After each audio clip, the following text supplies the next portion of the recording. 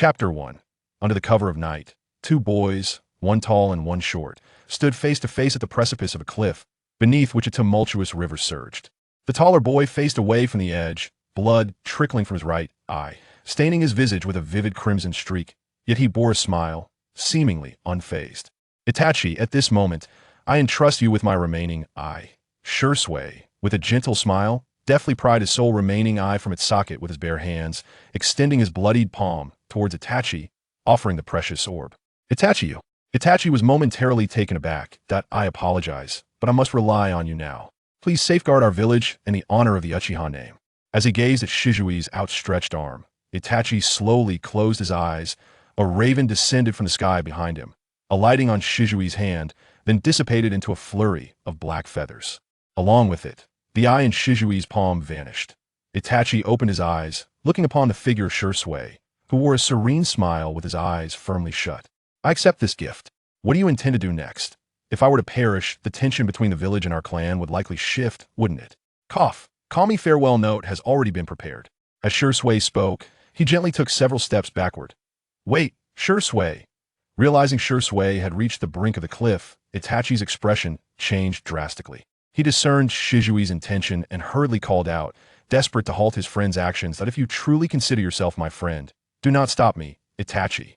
I am truly sorry, Itachi.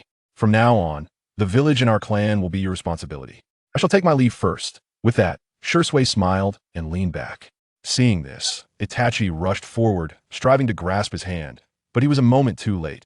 Itachi stood at the edge of the cliff, helplessly watching his dear friend's body plummet into the abyss. Shisui. Ah, what a truly poignant scene, remarked a boy with black hair and eyes, his dark locks tied into a bun adorned with the Leaf Village insignia, perched on a tree by the riverbank. Holding a small, exquisite crystal sphere that a faint glow emanated from the crystal, forming a view reminiscent of a telescope. His name was Uchiha Makoto. Through this remarkable jutsu, Makoto beheld the unfolding final farewell with crystal clarity. This moment was all too familiar to him that, in a previous life, this poignant farewell between friends had brought countless Naruto fans to tears. I could see this moment. The iconic triangular fan pattern, so familiar to countless Naruto enthusiasts, once again graced Itachi's gaze. The Mangekyō Sharingan of Uchiha Itachi made its appearance. Ming elegantly stowed away his crystal ball before leisurely making his way towards the riverbank. Along his path, he occasionally paused to admire the surrounding scenery, and soon he arrived at the riverside, where he halted to observe. Minutes slipped by 2, 3 until, before he knew it, over 20 minutes had quietly elapsed. At last, Ming spotted his target, Shisui, drifting in the water. That moment, Shisui lay face down, floating lifelessly with the current, appearing entirely devoid of vitality. Ming took a deep breath, stepped forward, and without hesitation, walked onto the surface of the river. Surprisingly, he did not sink like an ordinary person. Instead, he moved across the water, as if treading upon solid ground. A fundamental skill of a ninja walking on water. He approached Shisui step by step, eventually bending down to extend his hands and effortlessly lifted the lifeless form from the water. Just as he raised Shisui, two figures vanished without a trace, akin to a teleportation. In the depths of the forest, a branch stirred without wind, and several leaves fell, carried away by the breeze. Approximately 10 minutes later, a dark figure hurriedly arrived at the scene. It was none other than Uchiha Itachi. Yet upon his arrival, he found the area deserted, save for the tranquil flowing river and the surrounding silence. Itachi furrowed his brow, scrutinizing the surroundings before shaking his head in resignation, continuing his pursuit along the river's current. Ming cautiously carried Shisui through the dense woods and rugged mountain paths, ultimately arriving at a concealed cave. The entrance to this cave was narrow, obscured by lush vegetation without intimate familiarity. One would likely overlook its existence. Upon entering, several torches provided illumination within. Ming gently laid Shisui's body on a clean, flat surface. He gazed at Shisui's lifeless face, a wave of helplessness washing over him. Then, Ming slowly turned his head, his gaze falling upon the long-sheathed katana at his waist. This sword had accompanied him since the moment he arrived in this world. Though he had conducted numerous experiments with it, he had never had the opportunity to draw it formally. Now, as he regarded the blade, Ming found himself momentarily lost in thought, memories of his first encounter with Shisui flooding his mind. Hey Ming, that's a fine sword you've got. Why have I never seen you use it? Can't you wield it? Call me Big Brother, and he'll teach you. Shisui had playfully teased him back then, but Ming offered a faint smile and replied, "Do not rush, the time has not yet come." Yet, who could have anticipated that the moment to wield this blade had indeed arrived? Ming had foreseen it. Just as he had predicted, the first official use of this knife was destined to be against Shisui. Taking a deep breath, a complex smile graced his face as he murmured to himself, "Ah, Shisui, the time has come to use this blade. As I had estimated, the true first use is indeed against you." With that, he grasped the hilt of the knife and slowly drew it from its sheath. As the blade emerged, a glimmering cold light flashed. With a flourish, Ming performed a dazzling display of knife artistry, then stood poised, holding the blade steadily in one hand. He closed his eyes, calming his mind and attuning to his surroundings. After a moment, he observed the blade beginning to emanate a faint glow. Simultaneously, aided by this mysterious luminescence, Ming opened his eyes and perceived a unique wave of energy quietly materializing. This wave seemed to possess an enchanting allure, drawing the unconscious soul of Shisui, attempting to detach it from its corporeal form. With eyes sharp as a hawk and movements swift as a cheetah, Ming struck as the mysterious wave surged toward him, his long knife slicing through the air with sudden ferocity. In a flash of cold light, akin to lightning streaking across the night sky, accompanied by the fierce sound of the blade cleaving the air, he severed that ethereal wave, dispersing it into countless scintillating particles. And Ming gazed intently at the dissipating remnants of energy, feeling a quiet sigh of relief within. Seeing that the wave showed no signs of resurgence, a confident smile crept upon his lips. With a gentle flick of his wrist, he executed a graceful flourish with the knife. His movements fluid and effortless, he then slowly returned the long knife to its sheath, the entire process seamless, as if he had just completed a grand performance. Prior to this moment, Ming had conducted extensive research and experimentation on this enigmatic wave. Through relentless exploration and trials, he had finally unveiled the secret behind this phenomenon. It originated from the Pure Land's force within the world of Naruto, responsible for guiding the souls of the deceased to their final resting place. Since this was merely a passive pull, even though Ming had successfully interrupted the attraction, he would not raise the alarm of the ancient figure lurking deep within the Pure Land to ensure the utmost success in his rescue. Ming had invested considerable effort in preparation. He repeatedly conducted various simulations to verify the potential for unforeseen circumstances. Fortunately, every experiment had culminated in resounding success, bolstering his confidence. It is worth noting that, unlike the world of Inuyasha, there were no designated messengers in the Naruto universe to guide the souls of the departed into the afterlife. In the realm of Naruto, there exists a passive force derived from the Pure Land, known as the power of the Pure Land. Despite the differences in their manifestations, the essence of these two forces converges on a singular purpose, guiding the departed away from the mortal realm and onto the path of rebirth. In the hands of Ming lies the Tenseiga, a sword endowed with the extraordinary ability to sever this Pure Land's influence. With this blade, he can halt the soul's pull towards the Pure Land, thus performing the miraculous feat of resurrecting the deceased. Indeed, Ming's sword is none other than the Tenseiga wielded by Sesshomaru, the elder brother of Inuyasha from the anime series. This legendary blade is often referred to as the sword of the underworld. In Inuyasha, the Tenseiga bridges the worlds of the living and the dead, capable of vanquishing demons that do not belong to this realm, while also facilitating the passage of these beings to the afterlife through the technique known as Maid Zangetsu. Due to its unique properties, the sword's creator, Tsai, initially intended to name it the Sword of Non-Killing, but it was ultimately named Tenseiga by the Great Dog General. The Tenseiga in Ming's possession is the one returned to Inuyasha after the Tenseiga, which has now reverted to its original form as a healing blade, a sword of salvation. From this, it becomes evident that Ming is a time traveler. His full name is Uchiha Ming, born in the 40th year of Konoha, 3 years senior to Itachi and 1 year junior to Shisui, now at the age of 16. While his identity prior to his journey is best left unmentioned, it can be noted that he was engaged in evening runs for fitness, influenced by traditional Chinese swordsmanship. As for his post-transmigration identity, it is rather unremarkable. He is merely an elite jonin of the Uchiha clan, distinguished with 3 Sharingan, and is recognized alongside Shisui and Itachi as the Uchiha Trident, holding a certain level of notoriety within Konoha. Upon his arrival in the Naruto universe, Ming was endowed with a lottery system. This non-intelligent system operates on simple and unyielding rules.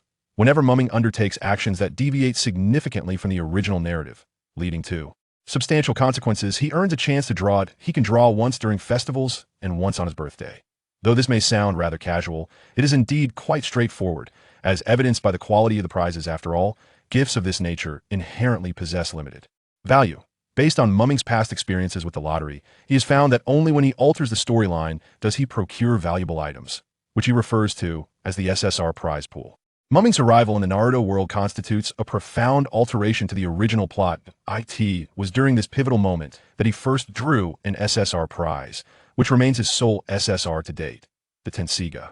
As for his regular lottery draws, they can only be described as disappointing. Rewards such as chakra boosts equivalent to what he might gain from merely 2 days of training, basic ninjutsu techniques, and extravagant lunchboxes are among the lackluster offerings. Occasionally, he might receive a ninjutsu he had previously employed, such as the telescope technique.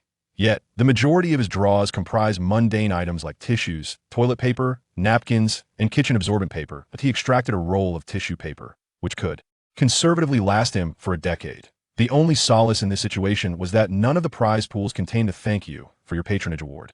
As a seasoned player of scratch cards, Ming expressed that as long as there were no empty prizes, even winning tissue paper was preferable to receiving the dreaded thank you for your patronage. If one were to inquire why Ming did not intervene during the final farewell between Shisui and Itachi, he could only reveal that he was merely a toothless blade, incapable of inflicting harm, and would only end up striking at Danzo's base.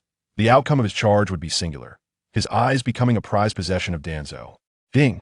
Altered the fate of Uchiha Shisui lottery attempts increased by 1. Let's draw.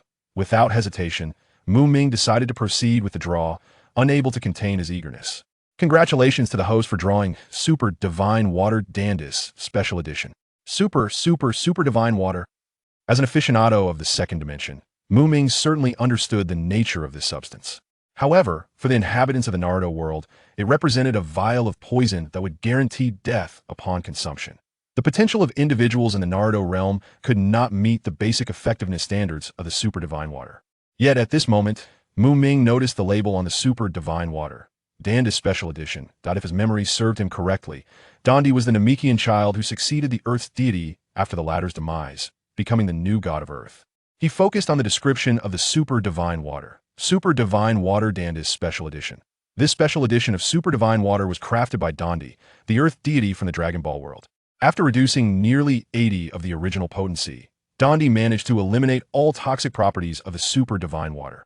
Due to the significant reduction in effectiveness and the overly complex manufacturing process, the side defect-free Super Divine Water became somewhat redundant.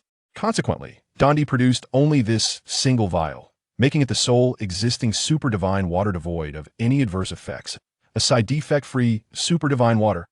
Upon reading this, Ming's eyes gleamed with excitement. Indeed, he was so thrilled that his Sharingan activated spontaneously. Without a moment's hesitation, he uncorked the vial and downed its contents. This vial contained approximately 200 milliliters, and at first, the taste was indistinguishable from ordinary tap water. Merely 3 seconds passed. In this fleeting moment, his face unexpectedly flushed with a vivid crimson hue, rapidly spreading at an astonishing pace.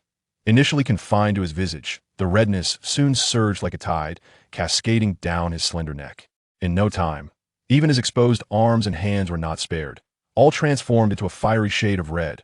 From a distance, Ming appeared akin to a freshly steamed crab, its entire form resplendent in a vivid crimson hue. Simultaneously, he acutely sensed that the chakra and mental energy, which had previously flowed within him in a tranquil manner, were suddenly ignited like a powder keg, beginning to churn and surge with frenzied intensity. This tumultuous force stirred restlessly, the energy emanating from his being escalated in magnitude, cascading outward in relentless waves. At this moment, Ming found himself powerless against the onslaught of excruciating pain that had beset him, collapsing onto the ground in a state of surrender. Following this, waves upon waves of piercing agony inundated him, overwhelming his senses.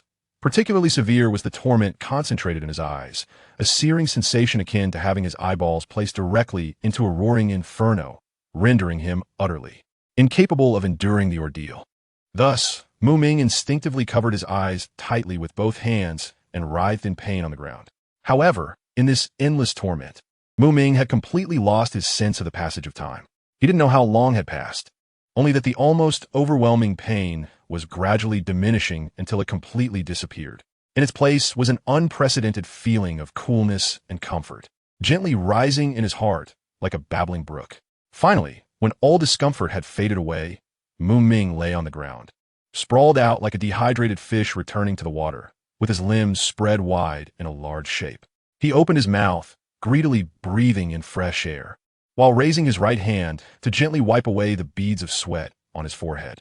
Once he confirmed that his eyes no longer felt unusual, Ming cautiously and slowly opened his eyes. However, this seemingly ordinary action of opening his eyes left Ming momentarily stunned, as what lay before him was a familiar yet strange new world. It was familiar because the environment was still the same, and the cave had not changed at all. It was strange because the clarity of the world he saw was different. His vision has become several times clearer compared to before. If it was only about smoothness before, now it feels like it has been switched to a high-definition mode.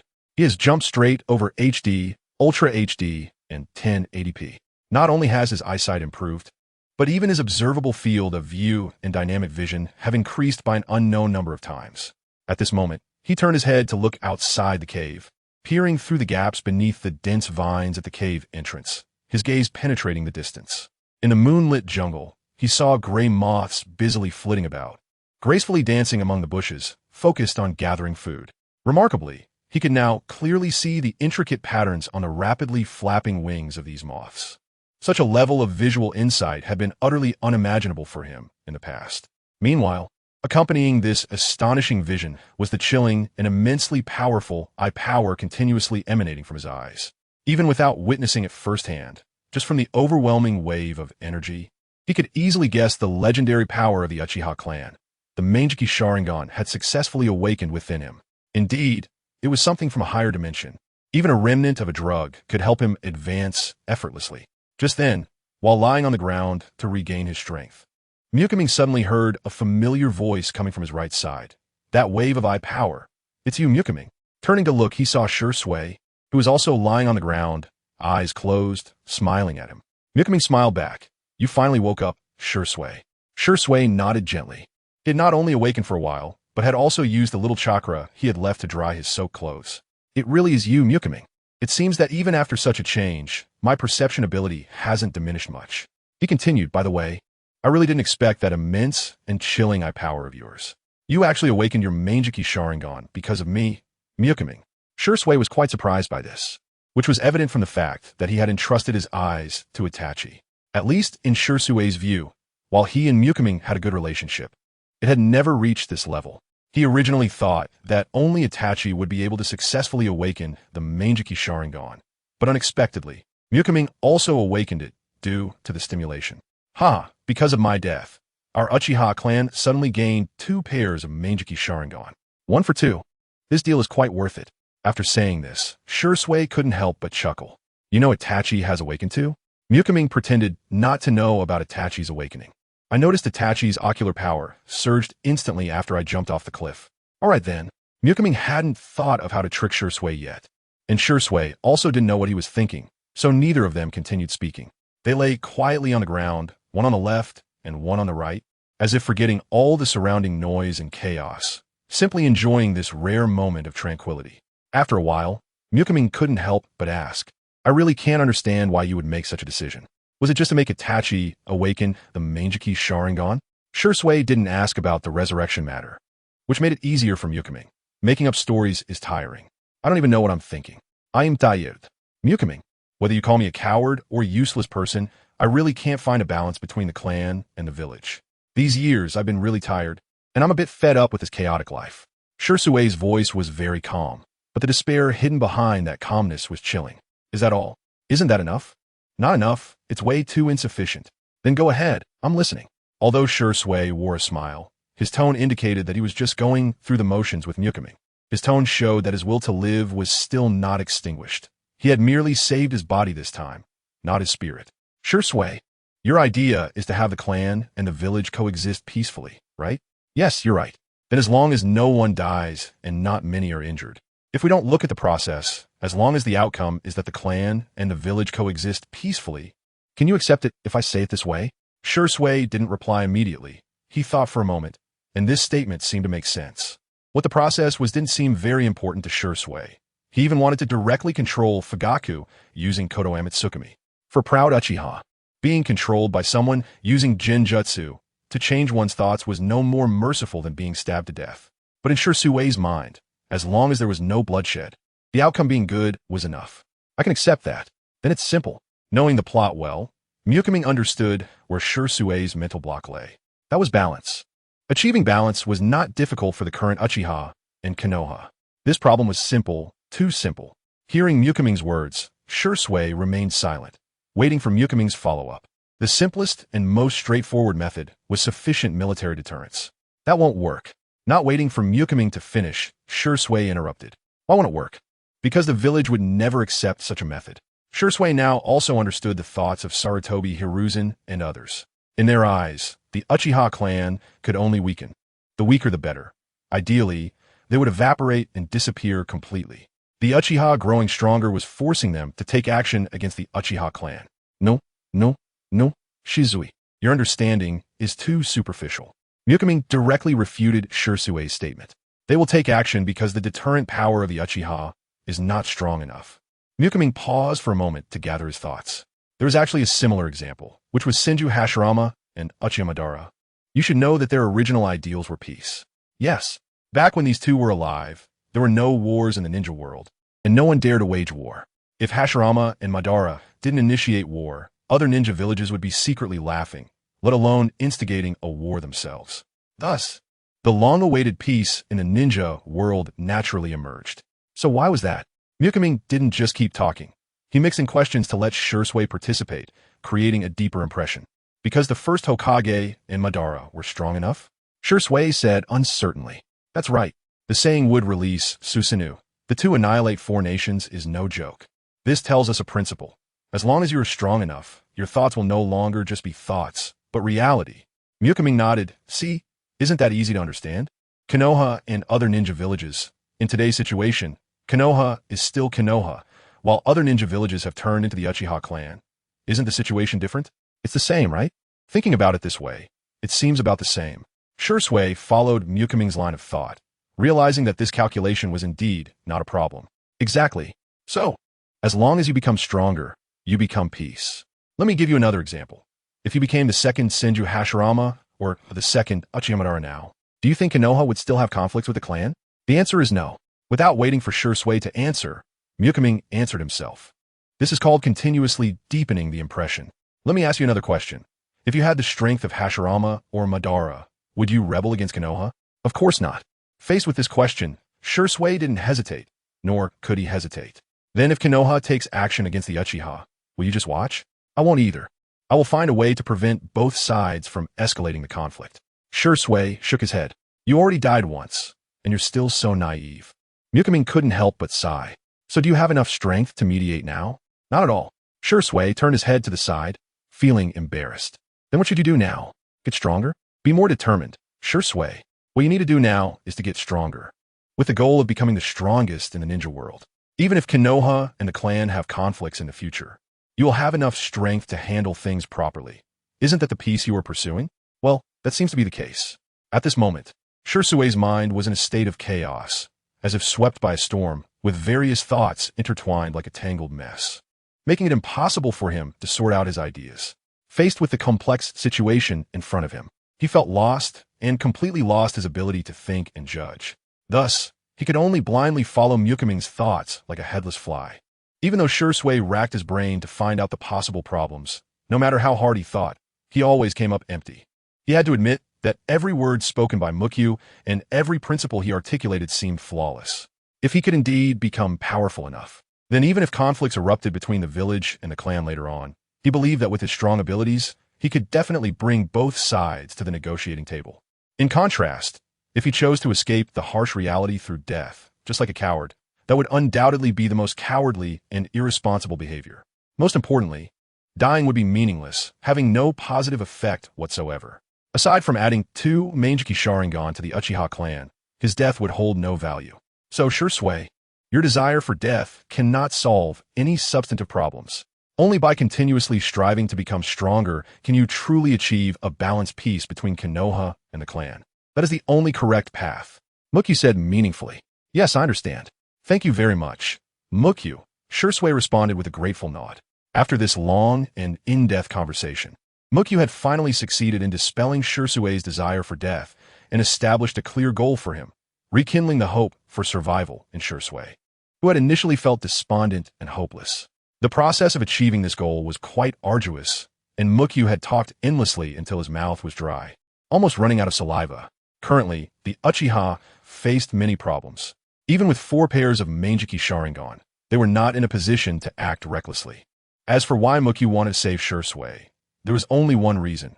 Shisui was a genius, a real genius, and his character was also very solid. So why not save him? Looking at his potential, he was not much inferior compared to his peers, Senju Hashirama and Uchiha Madara. Even Senju Tobirama and Uchiha Izuna did not have Shisui's developmental potential. In the entire known history of the Uchiha, Mukyu felt that there were very few who could match Shisui in terms of potential. Counting them, there were only 3. Uchiha Madara, which needs no explanation, is a well-known figure of the Uchiha clan.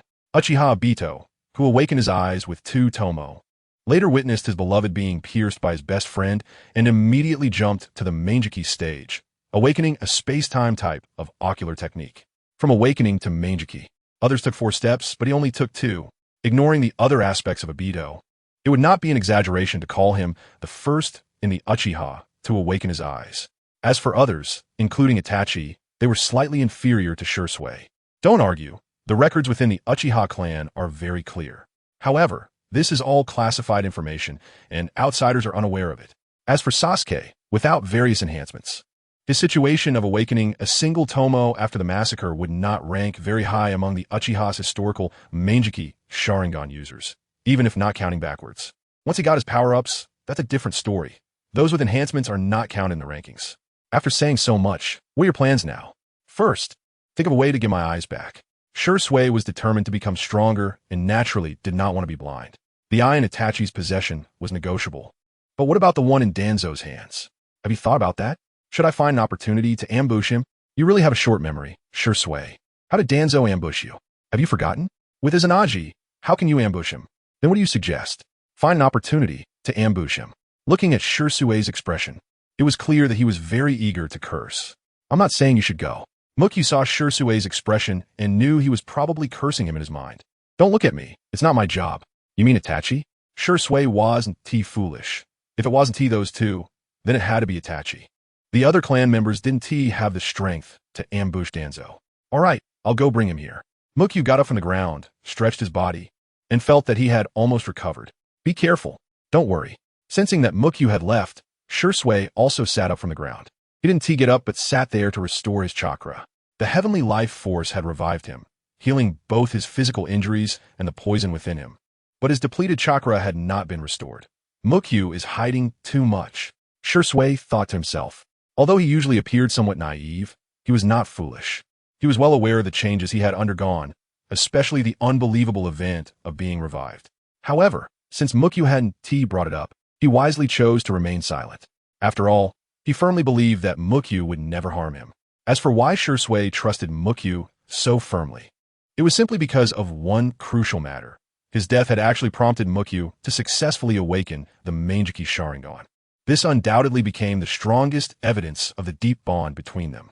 In Shisui's view, this matter was far more persuasive than Mukyu later reviving him, causing his trust in Mukyu to soar to its peak.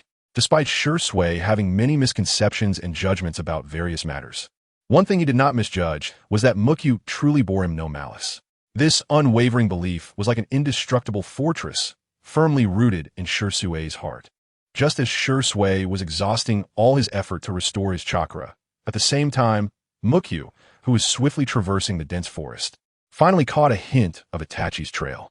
As Mukyu gradually approached his target, an astonishing scene unfolded before him. The usually calm and composed Itachi had completely lost that composure at this moment. He was anxiously pacing back and forth on the river surface, seemingly trapped in some deep predicament. However, what was regrettable was that Itachi was unable to find the correct direction to strive for.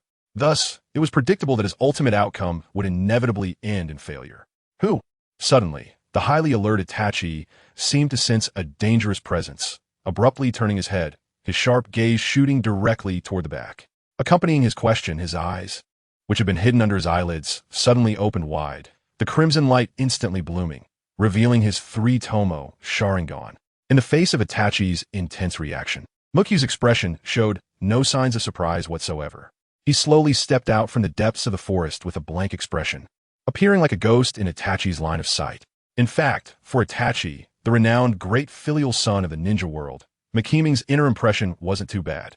In his view, Itachi had become what he was today mainly due to the indoctrination and brainwashing he suffered from a young age. Even in his previous life, in an era where information was highly developed and people generally possessed higher knowledge and intelligence, many elite university students from prestigious schools were misled by others with ulterior motives, leading them down the path of self-harm, self-abuse, and even suicide. And Itachi, a child who dropped out of elementary school and stepped onto the battlefield at 4 or 5 years old. His growing environment was extremely harsh. Internally, his biological father believed in tough love, offering no encouragement or praise, only criticism with a stern face, completely neglecting his child's mental health.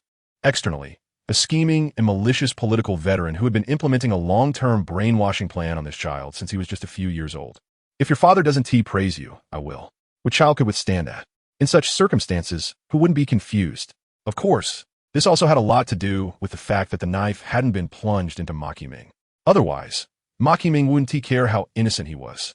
For Ming, as long as you dare to lay a hand on me, then you were asking for death. Uchiha Ming, what are you doing here? Itachi stared suspiciously at the person who suddenly appeared before him, pondering the other's intentions. Naturally, Itachi was no stranger to Ming. After all, he was a genius known as one of the Uchiha Trident, alongside himself and Shisui. However, despite their acquaintance, there was not much deep friendship between them. If there was any intersection between the two, it would probably only be the deceased Shisui. Thinking of Shisui, Itachi's expression darkened again, as if shrouded by a thick layer of dark clouds. He decided to ignore Ming and turned away to continue dealing with his unfinished business. Just then, Ming spoke up. No need to search, he's not here. This sentence hit Itachi like a thunderclap, echoing in his ears. How do you know what I'm doing?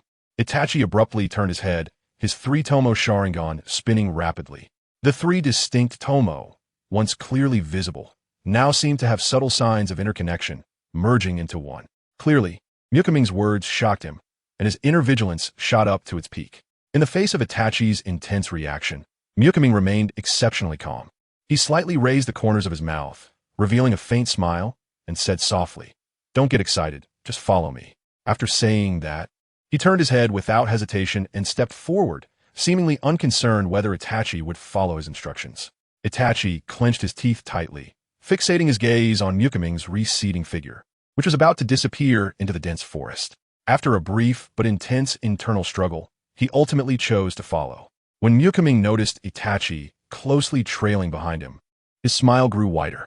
Then he suddenly quickened his pace, darting through the forest path like a flash of lightning, instantly widening the gap between him and Itachi. Once Itachi made a decision, he would never hesitate or waver. He felt the wind at his feet, his speed instantly increasing as he closely followed Ming. Before long, Ming led Itachi to the entrance of a mysterious cave. This chakra is, just as he arrived at the cave entrance, before stepping inside, Itachi's eyes widened in shock. He clearly sensed the incredibly familiar chakra and unique ocular power fluctuations emanating from within the cave. He didn't even wait for Ming to speak. His only thought at that moment was to rush in and investigate. In reality, he acted without hesitation. The ninja code of caution he had always followed was now thrown out of his mind. Shisui. As Itachi rushed into the cave, his exclamation suddenly rang out, louder than usual by several decibels. Although it wasn't an exaggerated scene like in movies where people cry and scream, even an inexperienced ordinary person standing there could easily perceive the intense shock deep within Itachi's heart. However, just a few seconds later, Itachi's excited emotions quickly receded like a tide, restoring his usual calmness and composure. At this moment, he urgently needed someone to provide a reasonable explanation. Thus, he sharply glanced at Ming beside him and asked in a deep voice, "What exactly is going on? Who among you can give me a satisfactory answer? You can explain." Shisui turned to Ming, clearly indicating that the instigator should step forward. Ming shrugged and stepped up. Then, he cleared his throat and began to explain the whole situation in concise and straightforward language. Of course, there were some embellishments and modifications, as he didn't want to stand out too much. In summary, Shisui was not dead. He had been saved by Ming, who happened to be nearby. So Itachi, you should return Shisui's eyes to him. Upon hearing this, Itachi fell silent for a moment and did not immediately do as Ming said. He squinted his eyes, instantly activating his Sharingan in the three-tomo state, which further transformed into the triangular windmill-shaped kaleidoscope Sharingan. The crimson eyes flickered with mysterious light, intently observing Shisui and Ming in front of him. With extreme caution, Itachi utilized his keen perception and the unique insight of his kaleidoscope Sharingan to closely examine the two before him. He missed no detail, from their subtle movements and breathing rates to the chakra fluctuations emanating from their bodies. After a thorough scrutiny, Itachi finally confirmed that the two standing in front of him were indeed not imposters, but the real Uchiha Shisui and Uchiha Ming. Once confirmed, Itachi let out a slight sigh of relief, and his tense nerves relaxed a bit. He then slowly raised both hands and quickly formed two complex hand seals. As a puff of smoke rose, a completely black crow appeared before everyone. Itachi reached out and took a small storage scroll from the crow's claws, gently unfolding it. The scroll was densely covered with various runes and sealing techniques, clearly containing important items. Itachi took a deep breath, placed his right hand on the scroll, and channeled his chakra into it. In an instant, the runes on the scroll glowed, and a faint energy fluctuation emanated from it. With a bang, a glass vial appeared, containing a Sharingan with a four-pointed windmill pattern. I originally planned to find a time later to attach Shisui's Sharingan to a crow. Now, it's returned to its owner. Itachi handed the glass vial to Ming. What for? Just attach it directly to Shisui. Why test me? Ming felt somewhat speechless when Itachi handed him the glass vial. No need to ask. This was Itachi's test. If Ming really took it over, he would probably be hit by Amaterasu. As Ming suddenly came to his senses, Itachi's cold face surprisingly revealed a hint of shyness and apology. I am Trudisore Mukiming. After all, in such a complex situation, it's better to be cautious, Itachi explained softly. However, at that moment, an unexpected event occurred. Itachi's wrist, holding the transparent glass vial, suddenly bulged with a vein, and then with a crisp crack, the incredibly sturdy glass vial was crushed into pieces. The Sharingan, which had been quietly lying in the vial, instantly turned into a pile of bloody and mangled remains mixed with glass shards, slowly slipping through Itachi's fingers onto the cold ground. In the face of this sudden change, Itachi appeared remarkably calm. At the same time, he crushed the glass vial. His mysterious and deep kaleidoscope Sharingan was fixated on Ming and Shisui's facial expressions, not missing any subtle details. Itachi felt somewhat reassured as Ming's expression revealed only deep confusion, devoid of any anger or frustration. As for Shisui, he remained as unresponsive as a statue. It seemed as if everything happening in front of him had nothing to do with him. Upon witnessing this scene, Itachi's heart, which had been hanging in suspense, finally eased a bit. He then leisurely took out a clean handkerchief from his pocket and methodically wiped the blood and glass shards off his hands. Once he had thoroughly cleaned his hands, before Makoto could even ask a question, Itachi nonchalantly began a new round of actions according to the previous procedure. You really can do it, Uchiha Itachi. Makoto couldn't help but speak up, his tone sarcastic. Thank you for the compliment, Itachi replied, without blushing, slightly nodding in acknowledgement. Then carefully laid Shisui down on the ground and swiftly completed the installation steps with extremely skillful techniques. The entire process was seamless, with no mistakes whatsoever. Finally, Itachi took a deep breath, formed hand seals with his hands, mobilized his chakra, and performed the healing technique. A green light enveloped Shisui's injured eye, with warm and gentle energy continuously flowing in, beginning to repair the damaged tissues and nerves. Shisui sat quietly, slightly closing his eyes, trying to adjust his state to adapt to this external healing power. After a moment, he slowly opened his eyes, attempted to move his eyeballs, and guided the chakra within him to run smoothly in the newly installed eyeball. After just 3 to 5 minutes, Shisui was already able to open his eyes freely, moving his eyeballs flexibly without feeling any discomfort, as if the newly inserted eyeball had never left his body. Seeing this, Makoto couldn't help but twitch the corners of his mouth, secretly complaining in his heart. The fact that this eyeball could be plug-and-play is truly terrifying. I didn't think much of it when watching anime before, but witnessing this scene in reality gives me a novel feeling as if my head is about to explode. At this moment, Itachi noticed Shisui's other closed eye and, seeing the obvious hollow depression around it, couldn't help but frown and ask, "Shisui, what do you plan to do with your remaining eye?" Shisui turned to Itachi and calmly replied, "I've discussed this with Makoto before. He suggested that you be responsible for ambushing Danzo." However, before Shisui could finish his sentence, Makoto hurriedly coughed a few times and interjected, "Ahem, I was just joking. Don't take it seriously." In fact, when he initially said this, he purely intended to tease Shisui, not expecting him to bring it up so seriously to Itachi. Although Itachi would indeed have interactions with Danzo in the future, that would be a long time later. And from the current perspective, it was too late. It was uncertain how long it would take for Itachi to reconnect with Danzo. Waiting for that opportunity would be like waiting for a long-gone opportunity. Seeing both Shisui and Itachi looking at him, Makoto decided not to keep them in suspense. Why always think about ambushing? Can't we just take it back openly? Openly? With Danzo? Shisui and Itachi exchanged glances, completely not understanding Makoto's words. Yes, openly, but not with Danzo, rather with Hiruzen Sarutobi. Makoto expressed his thoughts, make a big deal out of it, and boldly lead the elite of the Uchiha clan to the Hokage building. The bigger the commotion, the better. You want to force Hiruzen Sarutobi to demand Shisui's eyes from Danzo. Shisui realized this point. You want to take action against the third Hokage? Itachi's reaction was also within Makoto's expectations. His stance was still leaning towards Hiruzen Sarutobi. Is your allegiance to the village or the clan misplaced? Makoto had no intention of going in circles with Itachi. It was tiring, and he was also afraid that if he spoke too convolutedly, Itachi wouldn't understand. Without the village, there would be no major clans. The village is the foundation of everything. For Shisui's sake, I won't act against you this time, but be careful next time. Itachi's attitude was already very resolute.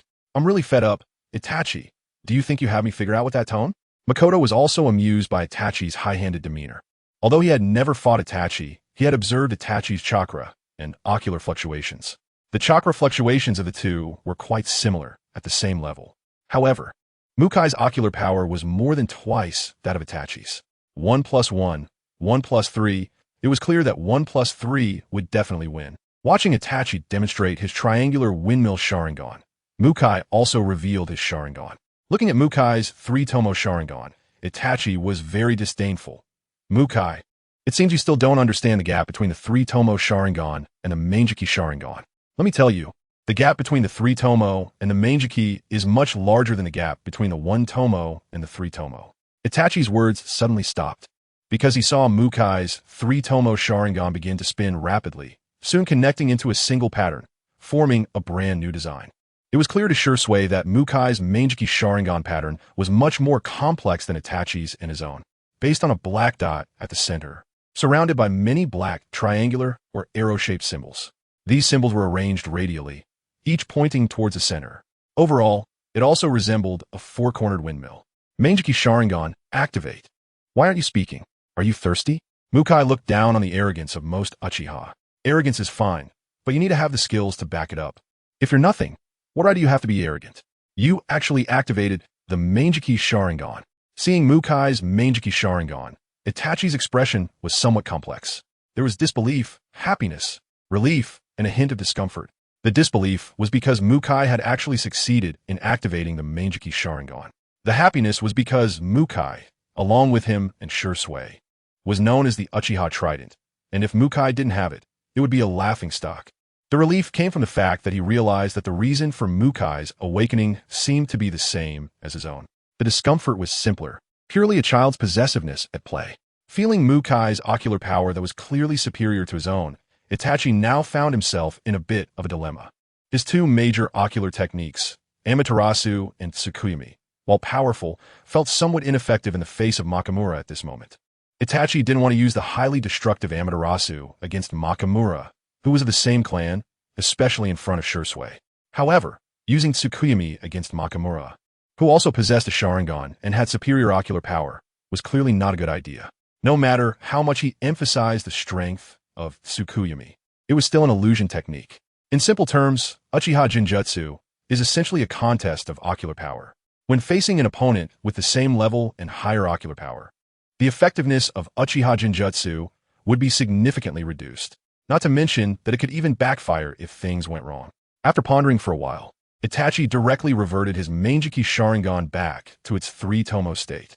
Seeing this, Makamura also deactivated his Mangekyō Sharingan. Shisui smiled.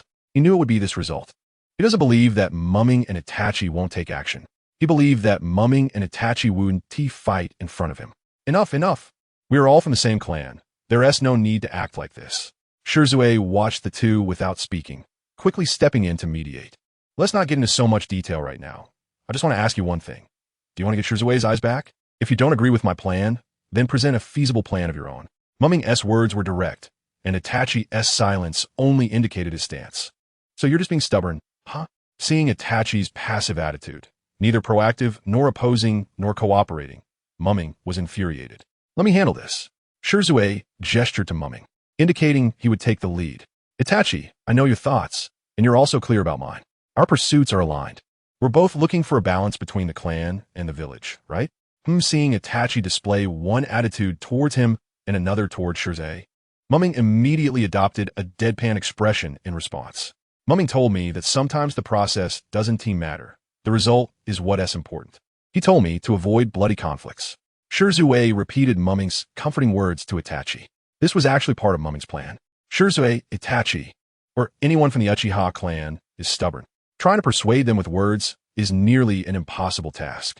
Not everyone has Naruto's extraordinary persuasive skills. But today is different. Today, Shisui and Itachi are experiencing the greatest emotional fluctuations in their lives, and they're also at their most psychologically vulnerable point in these past few years. This is the best opportunity to break through their psychological defenses with words. If they miss this chance, Shisui won't have another. Itachi, on the other hand, has completely closed off his heart, ready for a drastic course of action. At that point, the only option might be to use the Uchiha clan's forbidden secret, Izanami, to deal with them. Izanami, one of the ultimate genjutsu of the Uchiha clan. In essence, it traps the target in a genjutsu. And as long as the target does not genuinely accept the caster's viewpoint, they'll be trapped in this illusion until death. Convincing Shisui to convince Itachi is the best option. No one else, not even Ming himself, nor his father Fugaku, or Itachi's favorite foolish little brother, could do it. Itachi has always been indifferent to the words of others. No matter how hard they try to persuade him, he remains unmoved. If one wishes to make Itachi change his mind and heed advice, it seems only Shisui personally stepping in could have any effect. As expected, Itachi's reaction was entirely within Ming's expectations. With Shisui, this close friend, personally coming to mediate along with those heart-wrenching empty eye sockets, Itachi's originally unwavering belief began to waver. Shisui earnestly persuaded Itachi, yet Itachi merely lowered his head, remaining silent. At this moment, Ming, who had been observing from the side, knew the time had come. He stepped forward and said, Itachi, why don't we make a bet? Itachi looked up at the words, confused, and asked, What do you mean? At the same time, Shisui also turned his gaze to Ming, waiting for further explanation. Ming continued, You've always claimed that Hiruzen Sarutobi trusts you immensely. He even considers you his direct disciple and nurtures you, right? Itachi nodded without hesitation, a hint of Uchiha pride showing on his face. Being valued and nurtured by the third Hokage was indeed something Itachi took pride in. After all, this was a privilege that no other Uchiha had experienced before. If Ming knew Itachi's true thoughts, he might just throw the name of Uchiha Kagami in Itachi's face to wake him up to reality. All right, since that's the case, let us use this as a bet. I dare say, Hiruzen Sarutobi is merely using you. Don't even mention being included among his direct disciples. Even among his truly trusted subordinates, you probably wouldn't rank very high. To put it bluntly to him, you are nothing more than a disposable pawn that can be sacrificed at will. However, facing Ming's claims, Itachi immediately retorted, That is absolutely impossible. The third Hokage has never wavered in his trust in me. Clearly, Itachi could not accept what Ming said. At this moment, Ming replied confidently, Then why not give it a try? Do you have the courage to bet against me? If you win, I will leave the village like Madara and never return, and I won't interfere in any matters between Konoha and the Uchiha clan. But if you unfortunately lose, you will have to obediently follow all of Shisui's arrangements. So how about it? Do you dare to take this bet? After saying this, Ming openly revealed his chips, seemingly confident of victory. Just then, Shisui, who had been silent, finally couldn't hold back anymore. He suddenly stood up, looking at Ming in shock, and urgently shouted, "Ming, you." However, before Shisui could finish, Ming quickly waved his hand, signaling him to calm down. Then, Ming turned his attention back to Itachi, pressing on, "What's wrong? Are you suddenly at a loss for words? Do you really have no courage to take on this bet?" His words offered Itachi no opportunity to catch his breath. Seeing this situation, Shisui, despite having a million words he wished to express, ultimately chose to remain silent. After experiencing the thrilling life-and-death cliff jump incident and Ming's careful guidance, he had completely recognized the true face of the Konoha higher-ups hidden behind their hypocritical masks. Even today, his deep-rooted pursuit of peace remained unwavering. However, the peace Shisui wished to achieve at this moment was simply a harmonious coexistence between the village and the clan, distinctly excluding Hiruzen, Sarutobi, and the Konoha higher-ups he led. If one day he could find an excellent opportunity to deal a fatal blow to Danzo and others, Shisui would not hesitate to draw his blade, delivering a strike that would leave them feeling no pain. Shisui was indeed kind-hearted, but how could he easily let go of the grudge against those who had taken his eyes? After all, the name Shunshin Shisui, which struck fear across the ninja world, was not purchased with money, but earned through blood and battle on the battlefield. Moreover, the kind-hearted Shisui had already been killed by you all, hadn't he? Ming continued to provoke with words, while Shisui observed coldly from his side. After a series of provocations, Itachi finally couldn't hold back and asked, "How do we bet?" Seeing Itachi's reaction, Shisui couldn't help but sigh inwardly. The Uchiha clan, even Itachi, ultimately finds it difficult to escape their inherent pride. Perhaps, as depicted in the original work, the entire Uchiha clan will eventually head towards destruction because of this excessive pride. One cannot deny that most Uchiha clan members did not die unjustly, even if they had not faced the tragedy of clan extermination this time, given their mindset and way of doing things. It would be nothing short of a delusion to think they could live a peaceful life until old age. Simply put, Shisui and I will return to the clan first. You wait here until Sarutobi Hiruzen starts work at dawn, then go directly to the Hokage building and inform him about the conflict between Shisui and Danzo, as well as our future plans. Then, while he is pondering, tell him that you have also awakened the Mangekyō Sharingan. Moreover, your eye technique is exactly the same as Shisui's, both being Kodoame Tsukumi. After that, just focus on watching his subconscious reaction when he hears your words, and you'll know whether he trusts you or not. That's the gamble. Upon hearing Ming's words, Shisui bit his lip, trying hard to suppress his laughter, almost unable to hold back a laugh. He naturally knows how things will develop to a conclusion. Back in the day, he had personally experienced a similar situation. At this moment, Itachi couldn't help but feel a bit conflicted. He was indeed filled with confidence in the third Hokage, Sarutobi Hiruzen. However, faced with this unexpected situation, even he, who was usually calm and self-assured, began to waver in his firm belief. As for the notion of cheating in the bet, what a joke. As a member of the Uchiha clan, their innate pride would never allow them to stoop to such despicable acts. Even if this wager concerned his personal future and fate, he would never do anything that would bring shame to the Uchiha name. Of course, the reason this matter had escalated to its current state was also closely related to Shisui. If the bet had only required Itachi to become Mangekyō's underling, Itachi would certainly have refused the wager without hesitation. All right, I'll give you one last chance to reconsider. Do you want to take the bet with me? Do you have the guts to challenge me? If you're really too scared, just say I can't do it. Mangekyō provocatively looked at Itachi. Meanwhile, Shisui quietly turned away, his shoulders slightly trembling, clearly trying hard not to laugh. He understood very well that Mangekyō's words, which seemed to persuade Itachi to give up the bet, were actually a form of psychological manipulation, forcing Itachi to accept the challenge. With Itachi's personality, how could he possibly back down in such a situation? Unless the sun rose from the west. You bet. With this resolute statement, Itachi gritted his teeth and ultimately made his decision, accepting the seemingly insane wager. All right, a gentleman's word is hard to retract. Since that's the case, we can consider the bet officially agreed upon, and Shisui can serve as the witness. So Itachi, you just wait here for a moment. Shisui and I need to return to the clan grounds to handle some matters. Mangekyō felt a surge of joy in his heart upon Itachi agreeing to the wager, and his movements became incredibly swift. He grabbed Shisui's arm and turned to leave without looking back, as if fearing Itachi would suddenly change his mind. Watching Mangekyō and Shisui walk further away, Itachi couldn't help but fall into deep thought. Originally, he had only come to search for Shisui's corpse, hoping to give his once dear friend a proper resting place. Who would have thought that Shisui not only hadn't passed away, but was instead full of life and spirit? What surprised him even more was that he had inexplicably ended up making a bet with Mangekyō, an Uchiha he wasn't too familiar with, which could potentially cost him the rest of his life, and that he would lose to Shisui, who was acting as a witness. This series of bizarre experiences left Itachi feeling somewhat bewildered. At this moment, Itachi stood in place, his mind in a chaotic mess, constantly pondering what had just happened.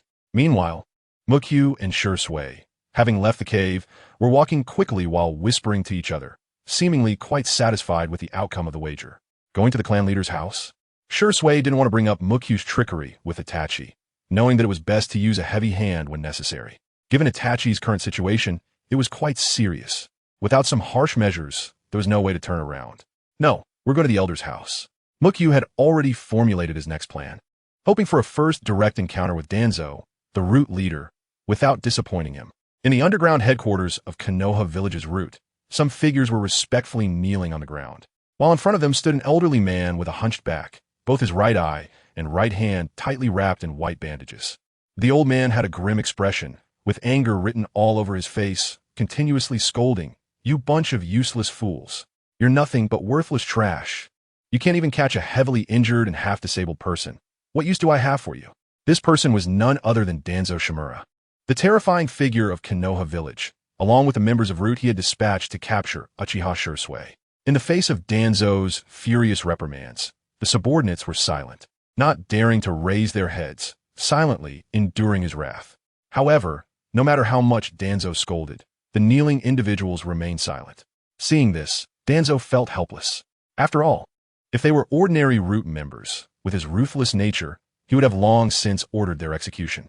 However, the group of Root members sent to execute the mission was not ordinary. They were the elite of Root, each one exceptionally skilled and powerful.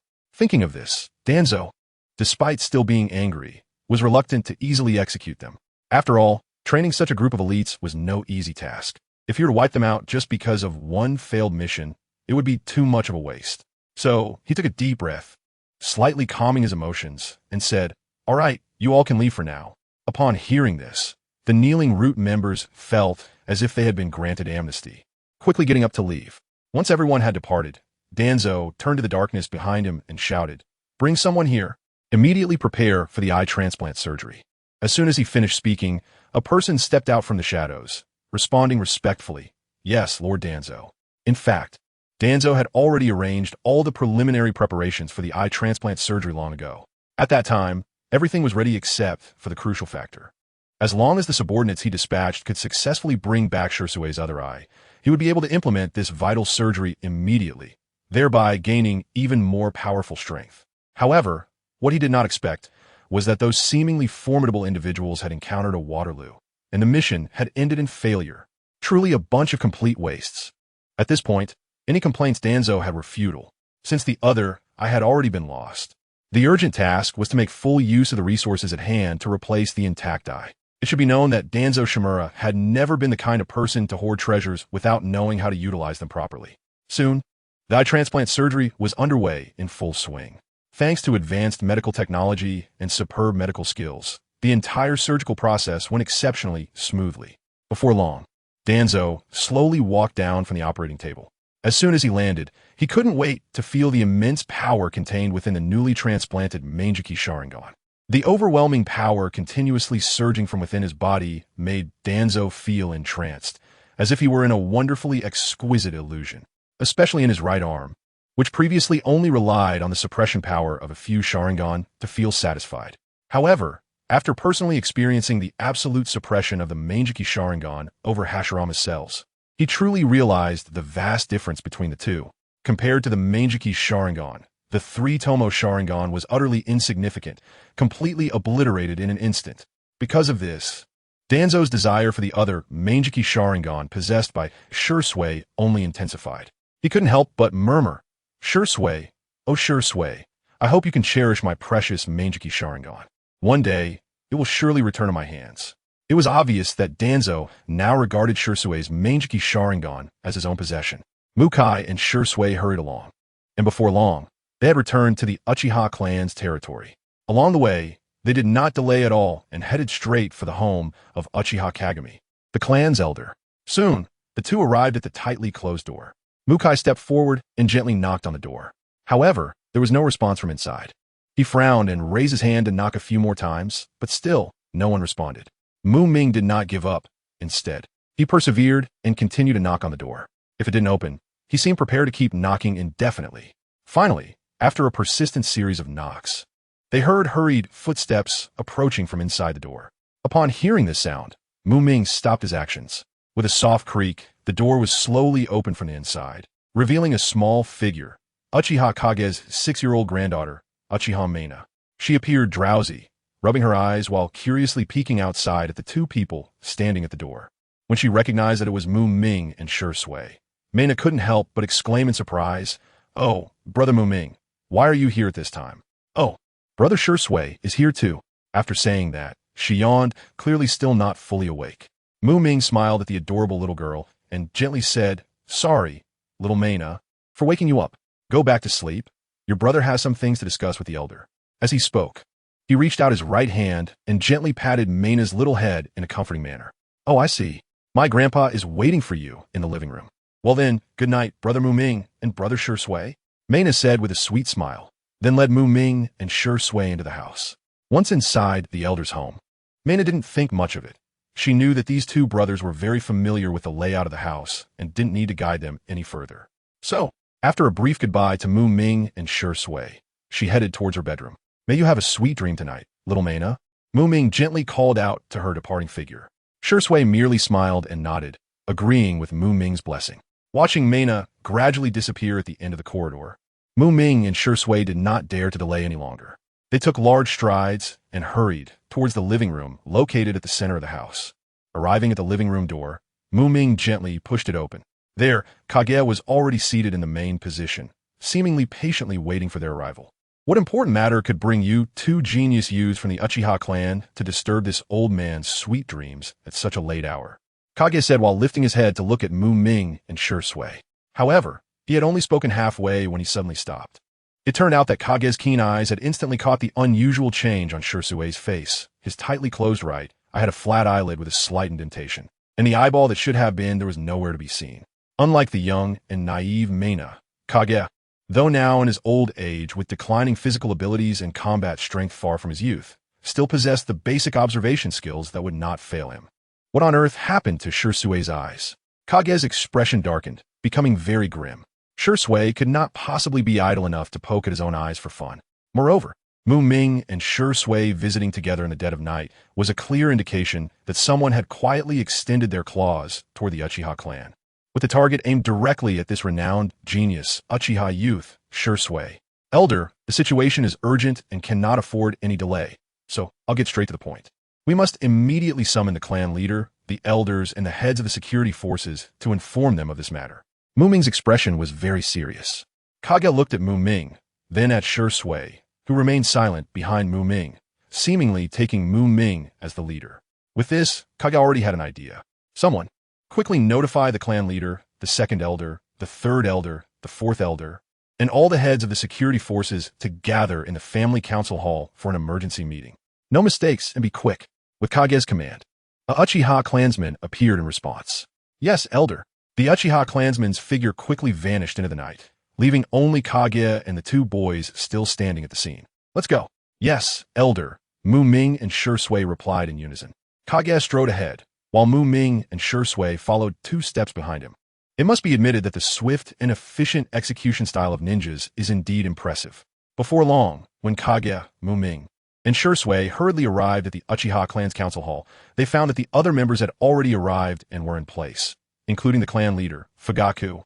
Just as Kage and the other two stepped into the council hall, the people who had been either quietly conversing or lost in thought all raised their heads and turned their attention towards them. When these gazes quickly swept over the three, without exception, they all finally settled on Shisui.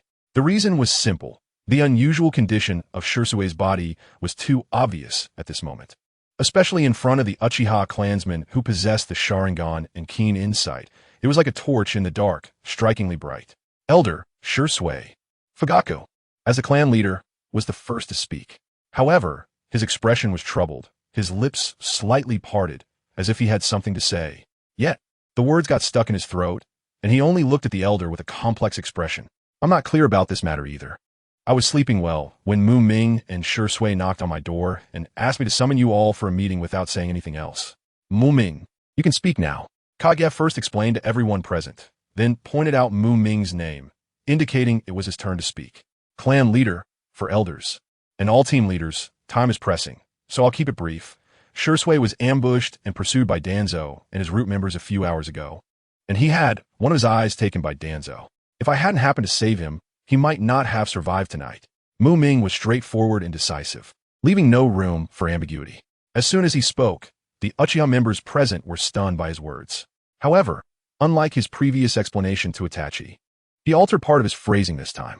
He didn't mention the current injuries of Shisui, who was full of life and cleverly omitted certain key information, completely avoiding the topic of Shisui, successfully evading the root pursuit through his own strength. Just as Ming finished speaking, the people who had been sitting quietly immediately sprang up like springs. Following that, pairs of crimson Sharingan opened in unison, their gazes sharply directed at Ming and Shisui. The piercing and fiery stares seemed to penetrate through Ming. Facing so many Sharingan, Ming showed no fear, not even feeling the slightest discomfort. At this moment, even Uchiha Ryu, the usually gentle elder from the Dove faction, had his anger fully ignited. It is known that regardless of whether they belong to the Dove or Hawk faction, the Uchiha clan, despite their differences in personal beliefs and conduct, undoubtedly would never treat the overall interests of the Uchiha clan as a joke. And Danzo's blatant act of seizing the eyes of Uchiha clan members was undoubtedly a gross violation of the clan's bottom line. Shisui, is what Ming said true? Fugaku asked seriously. His usually stern face now seemed even darker, as if it could drip water. Yes, Lord Clan Leader, Shisui replied calmly and steadily, perhaps the most composed person among everyone present in this tense atmosphere. However, the others were not as calm as Shisui. One by one, clan members gathered around, clamoring to ask Shisui questions. Faced with such a chaotic scene, Ming couldn't help but frown, feeling a twinge of impatience. What time is it? And you're still asking questions? What is there to ask? Hurry up and get to the point. He then took a deep breath and said softly, everyone, please hold your questions and listen to me. Shisui's eyes are not ordinary three-tomo Sharingan. He has successfully awakened the Mangekyō Sharingan. As soon as these words were spoken, it was like a heavy bomb dropped into a lake, stirring up waves. Everyone was stunned, and the scene fell into a dead silence. At that moment, Ming turned to Shisui and gave a slight nod. Suddenly, the three-tomo Sharingan in Shisui's eyes shone brightly and quickly transformed, morphing into the pinwheel pattern of the Mangekyō Sharingan in the blink of an eye. It really was the Mangekyō Sharingan. The elder Jinch, who had been standing silently by, could no longer contain his excitement. His eyes widened, his face flushed, and his body trembled involuntarily with excitement. His age is slightly older than that of the third Hokage, Hiruzen Sarutobi. As a member of the Uchiha clan, he has naturally witnessed the prowess of the representative figure of the Uchiha clan, Uchiha Madara, with his own eyes. He is well aware of Uchiha Madara's formidable power, especially that terrifying eternal Mangekyō Sharingan, not to mention Uchiha Madara's near-invincible Eternal Eye. After all, obtaining the Eternal Eye requires the perfect combination of timing, location, and human factors, making it quite difficult to achieve widespread adoption. Therefore, the Mangekyō Sharingan has always been the foundation for the Uchiha clan survival in the world. At this moment, a furious shout resounded through the conference hall. All units assemble. Target the root. Eliminate Danzo. The one issuing this command is none other than the usually retirement-seeking representative of the neutral faction, Elder Uchiha Kagami. Now, even this typically composed elder of the neutral faction is nearly in a state of frenzy. One can imagine the extent of the rage in everyone's hearts. Not to mention the hawkish faction led by 2nd Elder Uchiha Tuna and 4th Elder Uchiha Tfu. Hurry, fire the signal flares, assemble, assemble, assemble. They shouted anxiously, wishing they could immediately send someone to launch a signal flare and then lead their clansmen to rush towards the Hokage building for a life-and-death showdown with Sarutobi Hiruzen. At that moment, the pacifist elder Uchiha Otoya stepped forward. He opened his arms, trying to calm the surging anger of the clansmen, and kindly urged everyone to think calmly about a strategy. Everyone, please calm down and listen to me. Unfortunately, before he could finish speaking, he was met with pairs of Sharingan eyes glowing with crimson light. Faced with so many angry gazes, even the eloquent Uchiha Otoya found himself at a loss for words, unable to continue persuading them. He is not like a kaleidoscope like Ming. He is just an ordinary elite Jonin with 3 Tomo Sharingan. With so many experts of the same level watching him, the pressure he is under is immense. Ahem, Ming coughed lightly a couple of times. After successfully attracting everyone's attention, he slowly spoke. Here, I would like to announce an important piece of news, which is that I have also awakened the Mangekyō Sharingan. As he finished speaking, he slightly closed his eyes, and a powerful chakra suddenly surged from his body. Then, he abruptly opened his eyes, which had been pitch black, and they changed dramatically, first transforming into the 3 Tomo Sharingan. The 3 Tomo rapidly spun and merged, becoming a complex and brilliant kaleidoscopic pattern. In an instant, the entire scene was as if a heavy bomb had been dropped, creating an uproar. Everyone initially gaped in shock, and then erupted into deafening cheers and gasps of amazement. Bless our Uchiha. The elder Jincheng could no longer contain his excitement. He squatted down and used all his strength to leap straight up. Surprisingly, this elderly man, despite his age, jumped onto a nearby table with the agility of a nimble monkey. Standing on the table, he raised his hands to the sky and howled back, as if to release all the joy and excitement he felt inside through this roar. However, considering his advanced age and still being able to perform such feats, it was truly remarkable, and it was indeed a challenge for this old body of Jincheng. Fugaku, who was beside him, was equally excited. His usually calm face was now flushed with extreme excitement. Since becoming the clan leader, he had been dedicated to leading the Uchiha clan towards prosperity. Now, not only had several holders of the Mangekyō Sharingan emerged within the clan, but their overall strength had also received an unprecedented boost. Thinking of this, Fugaku could not help but feel passionate and shouted loudly. This is a great omen for the rise of our Uchiha clan. Influenced by the emotions of the two, the other clan members present also began to cheer and dance with joy. After all, for decades, the Mangekyō Sharingan, a top-tier bloodline limit, had been an extremely rare existence. Who would have thought that it would appear one after another before their eyes now, making it impossible not to feel ecstatic? However, at that moment, Ming's voice rang out again. Everyone, please don't get too excited. Let's not forget that we still have important matters to attend to. With this reminder, everyone seemed to awaken from a dream. Right, they almost forgot about Shisui. He is currently in a one-eyed state. The elder Jincheng's wrinkled old face turned bright red, looking extremely embarrassed and awkward. He trembled as he slowly crawled down from the table, and the movement was indeed quite awkward. This scene was so ungraceful that it was hard to watch. At this moment, the elder couldn't help but entertain a terrible thought. Should he simply kill everyone present to silence them? That way, he could keep this shameful secret safe. So, he first shot a fierce glare at Ming, then scanned the other people around him. However, after some deep contemplation, he had to admit that the feasibility of this idea was almost zero. Helplessly, the elder sighed to himself and decided to let it go. After all, as long as he didn't feel embarrassed, anyone else could feel awkward if they wanted to. With this thought, the elder mustered his spirits, cleared his throat, and said, "All right, Ming, since things have come to this point, why don't you tell us what to do next? Speak boldly, and we will all cooperate with you."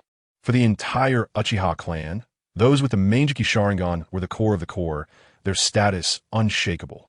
Originally, Ming, who didn't even count among the Uchiha upper echelons, was now receiving such special treatment from the elder, who not only allowed him, a person with no identity or background, to directly express his action plan, but also stated that he would lead everyone to cooperate with him wholeheartedly. Even more surprising was that, in the face of this unprecedented situation, the others present didn't raise even the slightest objection. After hearing the elder's question, Ming took a deep breath and calmly said, "My plan is as follows. Immediately summon all the upper ninjas of the clan. Of course, those who are currently on routine patrol duties to protect the clan's safety are excluded. The remaining upper ninjas must all gather together, and we will go to the Hokage building together to demand an explanation from Sarutobi Hiruzen." As soon as Ming's words fell, a stir arose among the crowd. The third elder, Uchiha couldn't help but ask, but shouldn't we be settling accounts with that guy Danzo? Why do we have to find the third Hokage? Danzo was merely a person supported by Sarutobi Hiruzen to handle those dirty matters that couldn't see the light of day. Even if we eliminate Danzo today, as long as Sarutobi Hiruzen remains firmly in the position of Hokage, characters like TZ and High Z might spring up like bamboo shoots after the rain in the future. Ming shook his head helplessly. In fact, regarding why Danzo couldn't be easily killed, Ming naturally had his own unspoken difficulties and reasons, but unfortunately, he couldn't disclose any of this to others. The system he possesses has special rules that limit alterations to the original plot direction, allowing him to gain opportunities for high-quality lottery draws. However, there are hidden intricacies within this. Shimura Danzo, as an important supporting character in the Naruto world, has too many plot points that could be exploited by Ming. Normally, it wouldn't be difficult to draw a lottery 10 or 8 times from Danzo, but if he kills him directly, there would only be one lottery chance. And such a killing the chicken to get the egg approach would severely harm Ming's interests. For this reason, unless absolutely necessary, Ming would never consider using such a self-damaging method to change the entire plot direction.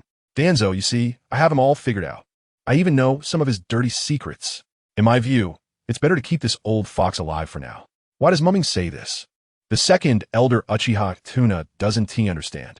ISNT Danzo, the perfect tool to pry open a gap in the seemingly impregnable defense of Sarutobi Hiruzen. Ming smiled and continued. Danzo is Sarutobi Hiruzen's Achilles heel. As long as we make good use of Danzo, we can occasionally bleed Sarutobi Hiruzen and create some chaos. Over time, Sarutobi Hiruzen will definitely be unable to sit still. When that time comes, the elder Kachung nodded in understanding and interjected, Exactly. Right now, Danzo is Sarutobi Hiruzen's soft spot.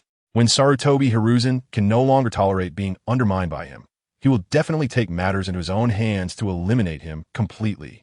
Upon hearing this, everyone present's eyes lit up, as if they saw the dawn of victory on the horizon. It's worth noting that in the past, the conflicts between the Uchiha clan and Sarutobi Hiruzen were direct and confrontational, without them ever gaining any advantage. Now, with this shift in strategy and thinking, everyone felt a refreshing and interesting change. At this moment, Ming looked out the window and saw the faint light emerging from the horizon. Dawn was approaching. If there are no objections, then it's settled. Elder, clan leader, please start gathering the personnel. We will set off for the Hokage building immediately. Ming's words were firm and powerful, carrying an undeniable authority. The elder Kachung and clan leader Fugaku exchanged glances and nodded in agreement, then immediately issued orders to gather personnel. This time, there were no so-called Dove factions, Hawk factions, or neutral factions. At this moment, all Uchiha clansmen stood on the same front line, united in their stance to defend the honor and dignity of the Uchiha clan. After issuing the gathering orders, Elder Kachung and clan leader Fugaku did not delay at all. They personally led everyone quickly toward the clan's gate. When they arrived at their destination, they found that the 3 Tomo Sharingan Jonin who were already in the clan and not on patrol had already gathered in unison, waiting for further instructions. As a prestigious clan with a legacy spanning 1,000 years in the ninja world, the Uchiha clan is quite large. The total number of family members far exceeds 1,000. However, among this population, the vast majority of clansmen have not awakened their Sharingan. After all, compared to the Byakugan, the conditions for awakening the Sharingan are much more difficult. It is roughly estimated that the number of clansmen who can successfully awaken Sharingan is not too many. Only about 1/3 of the total population, meaning there are about 300 individuals with this powerful bloodline limit. The number of elite Jonin with 3 Tomo Sharingan is even smaller, totaling only about 70 individuals. At this moment, the number of people gathered at the gate accounted for more than half of the total 3 Tomo clansmen, roughly estimated to be about 40 individuals. In front of the crowd, Fugaku, the clan leader of the Uchiha clan, spoke solemnly and loudly. Fellow clansmen, our once-in-a-century genius Uchiha Shisui has been sneakily attacked by that old bastard Danzo and his rude organization, and has cruelly lost a precious eye. Today, we must seek justice for Shisui. Upon hearing this, the clansmen who had just rushed to the scene and were still unaware of the circumstances were instantly in an uproar, turning their gazes toward Shisui behind Fugaku. When the crowd saw Shisui's obviously abnormal right eye, their anger was instantly ignited, and the crimson Sharingan that had been hidden deep within their eye sockets erupted with brilliant light, as if burning with endless rage and hatred. Immediately after, Fugaku waved his hand and shouted angrily, "There's no time to waste. Let us head to the Hokage building immediately and demand an explanation from the third Hokage, Sarutobi Hiruzen." Saying this, he took the lead and strode toward the Hokage building. Beside him, Ming and Shisui closely followed, positioned on his left and right sides, respectively. Thus, the Uchiha group set off toward the Hokage building with great momentum, showing no signs of backing down until their objective was achieved. However, at this moment, Ming suddenly heard a crisp system prompt sound in his ear. Ding! Uchiha Itachi has developed a strong suspicion of Sarutobi Hiruzen, changing the Hokage faction's stance. The plot of Uchiha Itachi slaughtering the entire Uchiha clan has been altered, lottery chances increased by 1. Hearing this, the corners of Ming's mouth slightly rose. Clearly in a good mood. System, lottery. Congratulations, host, you have obtained. On the other side, as the night gradually faded and the dawn began to break, Uchiha Itachi's deep-set eyes became even sharper with the brightening sky. He moved through the streets of Konoha like a ghost, his figure quickly approaching the Hokage building. At this moment, Uchiha Itachi felt a hint of anxiety in his heart. Finally, he arrived at his destination, the Hokage building. At that moment, a familiar figure came into his view. It was the third Hokage, Hiruzen Sarutobi, who was on his way to work. One must admit that Hiruzen, with his thinning white hair, was indeed a cunning old man. Although his character was lacking, his work ethic was truly exceptional. Despite the early dawn and a light mist lingering in the air, he had already arrived at the Hokage building to prepare for the day's work. Perhaps, as people often say, when one gets older, they tend to sleep less. "Ah, Itachi, good morning." Hiruzen Sarutobi greeted Uchiha Itachi with a warm smile instantly appearing on his weathered face. He leisurely puffed on his pipe a couple of times and then smiled to greet Itachi. With such performance skills, he truly deserved to be called a competent politician. In response to the third Hokage's greeting, Uchiha Itachi did not engage in small talk, but directly said, "Hokage-sama, I have an important matter to report to you." His tone was calm and firm, revealing an undeniable sense of urgency. The sharp Sarutobi Hiruzen immediately sensed the seriousness of the situation from Uchiha Itachi's serious expression, and quickly responded, "Follow me." After saying this, he turned and went first into his Hokage office. Uchiha Itachi followed closely behind and gently closed the door after entering the room. At this moment, his gaze was fixed on Sarutobi Hiruzen, who had already settled down, and he said solemnly, "Report, Hokage-sama. Last night, Uchiha Shisui from our Uchiha clan was ambushed by the route led by the Hokage's advisor Danzo, and he lost his right eye." After taking a deep breath, Itachi slowly began to report the details and outcomes of the incident to Sarutobi Hiruzen. However, when his words fell, the previously smiling Sarutobi Hiruzen suddenly showed a hint of barely concealed stiffness. Itachi had come this time primarily to observe Sarutobi Hiruzen's emotional response, so he naturally would not let this fleeting change in expression go unnoticed. Seeing the momentary stillness on Sarutobi Hiruzen's face, Itachi couldn't help but feel a jolt in his heart, a sense of foreboding rising within him, and his already anxious heart sank even further. After a moment of silence, Sarutobi Hiruzen finally broke the oppressive silence, furrowing his brows and gazing intently into Itachi's eyes, asking gravely, "Are you sure about this?" In response to Sarutobi Hiruzen's questioning, Itachi nodded without hesitation, answering in a firm and unquestionable tone, "Yes, Hokage-sama." Hearing Itachi's resolute words, Sarutobi Hiruzen seemed to be struck by something, his body slightly trembling. He instinctively raised the pipe in his hand and took a few hard puffs. As the smoke curled up, enveloping his face, it became difficult to discern his true thoughts at that moment. Watching Sarutobi Hiruzen fall into deep contemplation, Itachi knew that the moment mentioned by Makamura had indeed arrived. So, he steadied himself and spoke again. "Hokage-sama, there's actually one more thing I need to report to you." Hearing this, Sarutobi Hiruzen slowly raised his head, directing his gaze towards Itachi, ready to listen. At this moment, Itachi hesitated slightly, as if wanting to say something but holding back. However, he finally mustered the courage to continue. "I have also awakened the Mangekyō Sharingan. Moreover, my technique is the same as Shisui's, both being Kodoame Tsukumi." Although Itachi tried to keep his voice calm, a hint of barely noticeable hesitation still leaked through. Unfortunately, Sarutobi Hiruzen did not notice the subtle difference in Itachi's words. For when he clearly heard what Itachi said, his head, which had been slowly lifting, instinctively lowered as if pressed down by an invisible hand, fearing that his gaze would meet Itachi's eyes. It must be said that this old man, Sarutobi Hiruzen, was indeed a hidden, cunning political master. He quickly lowered his head, moving as swiftly as a seasoned fox. Then, his hand reached into the nearby drawer, skillfully and silently pulling out a tightly sealed document bag, which he gently placed on the slightly worn wooden table between the two. Sarutobi Hiruzen chuckled dryly, saying, "Congratulations, Itachi. Our Konoha village now has another outstanding talent. Oh, by the way, there happens to be an important financial document that needs to be handled by Elder Tsunade, so you should take it to her right away." "Yes, Hokage-sama." Itachi respectfully nodded in response.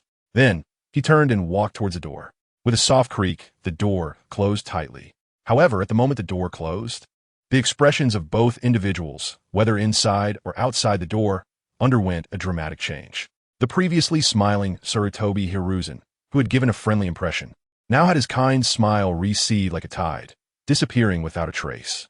Replacing it was a face shrouded in thick smoke, appearing exceptionally grim. His piercing gaze and tightly pressed lips sent shivers down one's spine. If an entire class of preschoolers were gathered together and saw him like this, they would probably be scared to tears. On the other side, Itachi isn't in a much better situation. He always has a face as cold as ice, devoid of expression. And at this moment, it feels as if a thick layer of frost has settled over him, chilling to the bone and making him seem unapproachable. He held a document bag and slowly walked towards the finance department, wearing that mysterious and fearsome dark mask. This layer of mask was like an impenetrable barrier, tightly concealing all his expressions, making it impossible for outsiders to glimpse even the slightest fluctuation in his heart. Because of this, he no longer needed to exert effort to hide his true emotions. Reflecting on this trial, a surge of indescribable anger welled up in Itachi's heart. Sure enough, just as that despicable guy, Makoto, had said, everything was developing just as he had anticipated. Shisui was suddenly attacked by that treacherous and cunning person, Danzo. Watching Sarutobi Hiruzen's reaction upon hearing this news, he could almost conclude that this person he had once respected so much, the Hokage, was certainly not unaware of this matter. Even if Sarutobi Hiruzen was unclear about how the entire event would ultimately evolve to this extent, at least regarding the initial attack, he was at least informed. As his thoughts continued to spread, he recalled how disappointed he felt when he later confessed to Sarutobi Hiruzen that he had activated his Mangekyō Sharingan. The other party's response made Itachi feel even more disheartened. From that moment on, Sarutobi Hiruzen dared not to look directly into his eyes again. He instinctively dodged his gaze, trying to avoid eye contact. Although he quickly made some remedial actions to cover up his initial embarrassment, Sarutobi Hizuchi never raised his head to look directly at his face. This series of details all hinted at one undeniable fact. Ming was right. He lost.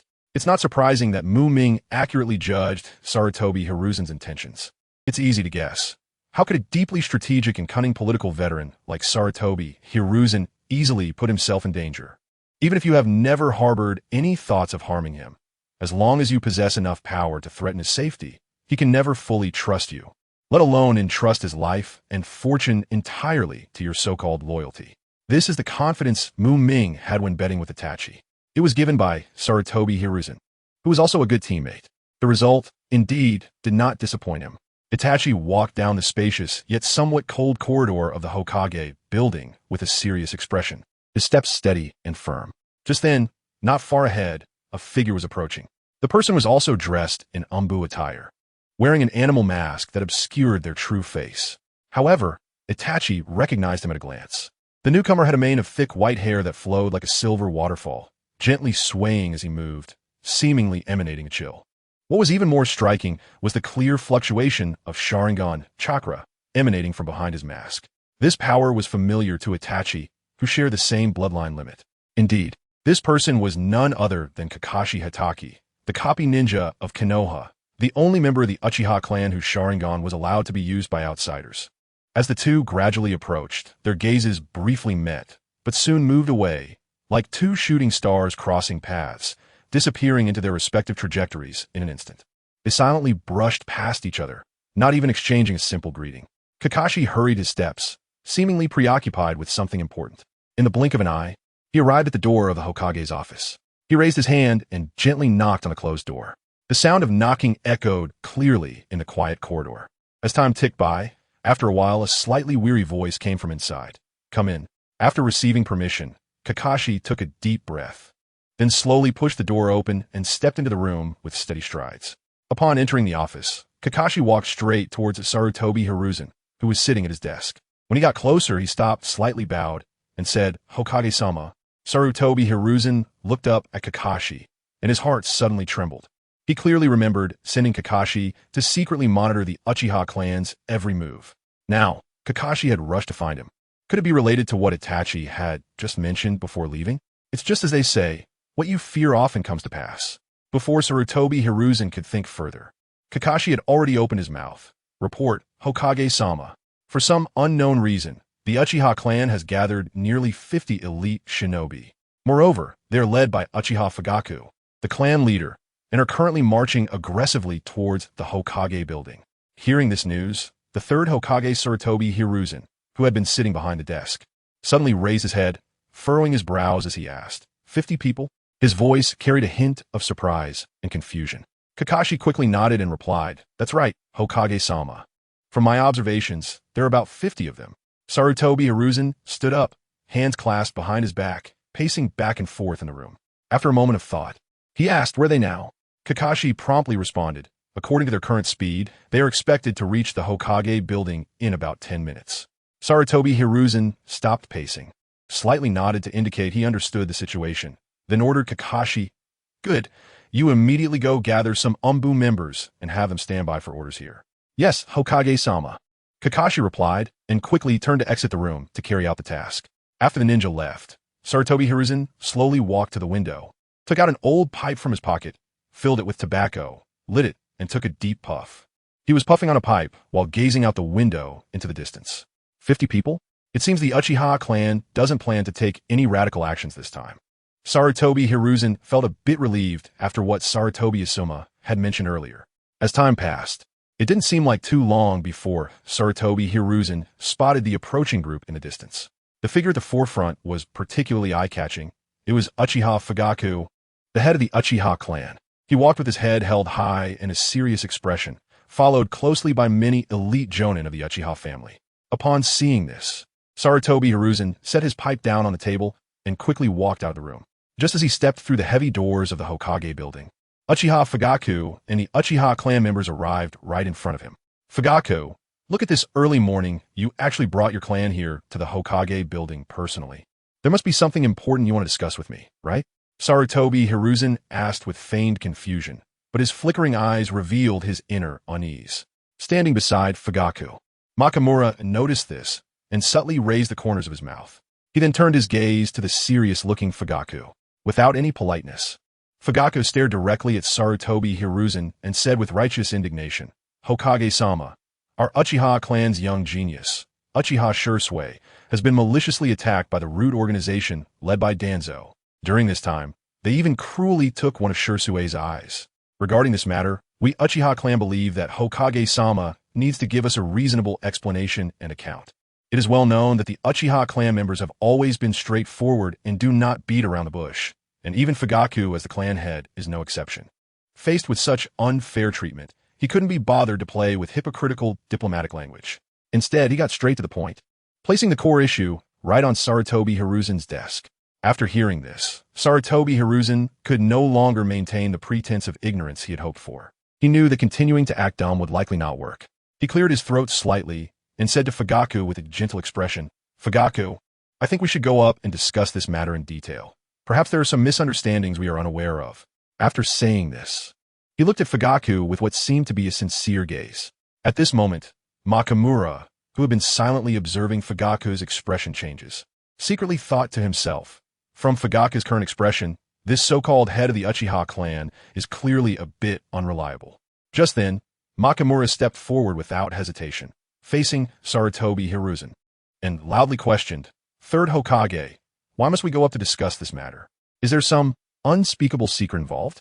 However, in response to Nakamura's questioning, Sarutobi Hiruzen didn't even glance at him, only frowned and said to Fugaku with some dissatisfaction, "Fugaku, it seems you need to properly discipline your younger generation. Being so ignorant of the rules and interrupting casually will only bring shame to your entire Uchiha clan. regarding Sarutobi Hiruzen's disregard and mockery. Nakamura showed no signs of anger or concern, because right after Sarutobi Hiruzen finished speaking, Fugaku had already decisively stepped in to clarify. Hokage-sama. This is our Uchiha clan's newly appointed elder, Uchiha Nakamura. He is qualified to speak on behalf of the Uchiha clan. It turned out that on the way here, Fugaku had already reached a consensus with other high-ranking members of the clan to give both Nakamura and Shisui, who possessed the Mangekyō Sharingan, each a position as an elder. And now was the moment for Fugaku to publicly announce this decision. Upon hearing Fugaku's words, Sarutobi Hiruzen was initially taken aback, then, as if struck by a thunderbolt, his body trembled violently, and he froze in place. At first, he widened his eyes, looking at Fugaku in disbelief, as if he couldn't believe what he had just heard. However, after just a moment, he felt a chill rising from his spine, quickly spreading throughout his body. At this moment, Sarutobi Hiruzen's gaze involuntarily focused on Fugaku, and he saw his pupils constrict sharply as if experiencing extreme fear. This change was clearly visible, as if it were telling of the immense shock and dread he felt deep within. It should be noted that among the many ninja clans, the position of elder is typically divided into two categories. One is the ordinary elder, and the other is the highly esteemed elder. Although the status of an ordinary elder is also quite high, their responsibilities are more focused on assisting the clan head with family affairs and possessing some power to a certain extent. These elders may have expertise in wisdom, experience, or connections. However, when it comes to their own strength, they are often not top-tier powerhouses. In contrast, the elder position is entirely different. The requirements for this position in terms of strength are extremely stringent. They do not have to worry about so many complicated affairs. Their only mission is to protect the entire clan with their absolutely powerful strength. Compared to ordinary clan members, the offering elders must possess terrifying strength that can crush others. It is no exaggeration to say that they're the most solid and reliable pillar of military strength for a ninja clan. Although different clans have varying criteria for selecting offering elders, one thing is common. If someone cannot meet those high standards and strict requirements, then even if the position of offering elder is temporarily vacant, no incompetent person is allowed to desecrate this position. The reason Sarutobi Hiruzen is so out of sorts is precisely because he is fully aware of the selection criteria for the offering elders of the Uchiha clan. It is precisely for this reason that when he hears Fugaku's words, it causes him such fear. Monkey, there's one thing you must keep in mind. You must remain highly vigilant towards the offering elders of the Uchiha clan, because in the Uchiha clan, only those who have opened the Mangekyō Sharingan are qualified to become offering elders. Once, his respected teacher, the second Hokage, Senju Tobirama, solemnly reminded Sarutobi Hiruzen with this important warning. And at this moment, this phrase resonates like a bell, echoing deep in Sarutobi Hiruzen's mind once again. Sarutobi Hiruzen instinctively lowers his head slightly, trying to avoid making eye contact with Makoto, fearing that he might accidentally see the other person's eyes. However, his gaze involuntarily drifts towards Makoto's direction. Seeing Sarutobi Hiruzen's attempts to cover up, Makoto understands fully. It is easy to guess that Senju Tobirama, who is regarded as the biggest black spot on the Uchiha, must have thoroughly informed this Hokage about the situation regarding the Uchiha offering elders. Third Hokage, may I ask if you are willing to calm down and listen to what I have to say? Makoto's voice comes slowly, but carries an invisible pressure. Hearing this, Sarutobi Hiruzen clenches his teeth tightly, trying to calm the turmoil within. Of course, Elder Makoto. However, it might not be appropriate for us to talk here in the street. How about we move to my office, sit down comfortably, and then speak at length? As Sarutobi Hiruzen speaks, he gestures for Makoto and the others to proceed to his office in the Hokage building. No need. I wouldn't dare to go to your third Hokage's territory. What if I just step in and you immediately signal for a bunch of umbu to rush out and gouge my eyes out? Although Makoto wears a smile, his words are filled with unreserved sarcasm and mockery, reflecting the Uchiha clan's usual arrogant and domineering style. Upon hearing this, Sarutobi Hiruzen's expression instantly darkens. However, before he can retort, Makoto interrupts again. Third Hokage, look at the current situation. Shouldn't you give us a reasonable explanation? Also, hurry up and have Danzo hand over Shisui's eyes. Otherwise, Makoto is well aware that today he intends to engage in a long-winded verbal entanglement with Sarutobi Hiruzen. His only course of action is to create a commotion and to make this farce as big as possible. After all, as long as the scene is chaotic and embarrassing enough, Sarutobi Hiruzen's hard-earned good reputation in Konoha village, that so-called undefeated image of his, will gradually dim. Of course, it's probably unrealistic to think that today's incident could completely shatter Sarutobi's undefeated status. But that's okay. Even if his image suffers some damage, it's still a good thing. As for whether Sarutobi Hiruzen would be provoked into directly attacking the Uchiha clan, with Shisui in the picture, other ninja clans would not dare to side with Sarutobi against the Uchiha, especially those ninja clans with bloodline limits like the Uchiha. Relying solely on Sarutobi and a few clans? The current Uchiha are not so easy to bully, if they are really pushed to their limits. A huge conflict is bound to arise between both sides.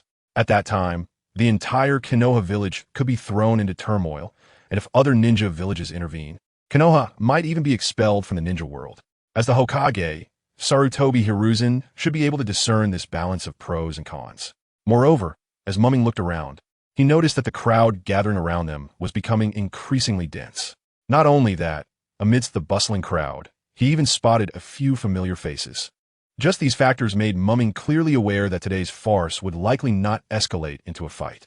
After all, as long as Sarutobi Hiruzen was present, based on his established persona, he would never allow a large-scale brawl to occur. It was even more impossible to publicly force the Uchiha clan to retaliate. The Uchiha could retaliate, but it must not be a public provocation. Third Hokage, what you need to do most right now is to summon Danzo. To be honest, I really do not want to see a ridiculous plot unfold where a person who is supposed to assist the Hokage ends up betraying the village. Ming smiled, but his tone was filled with sarcasm.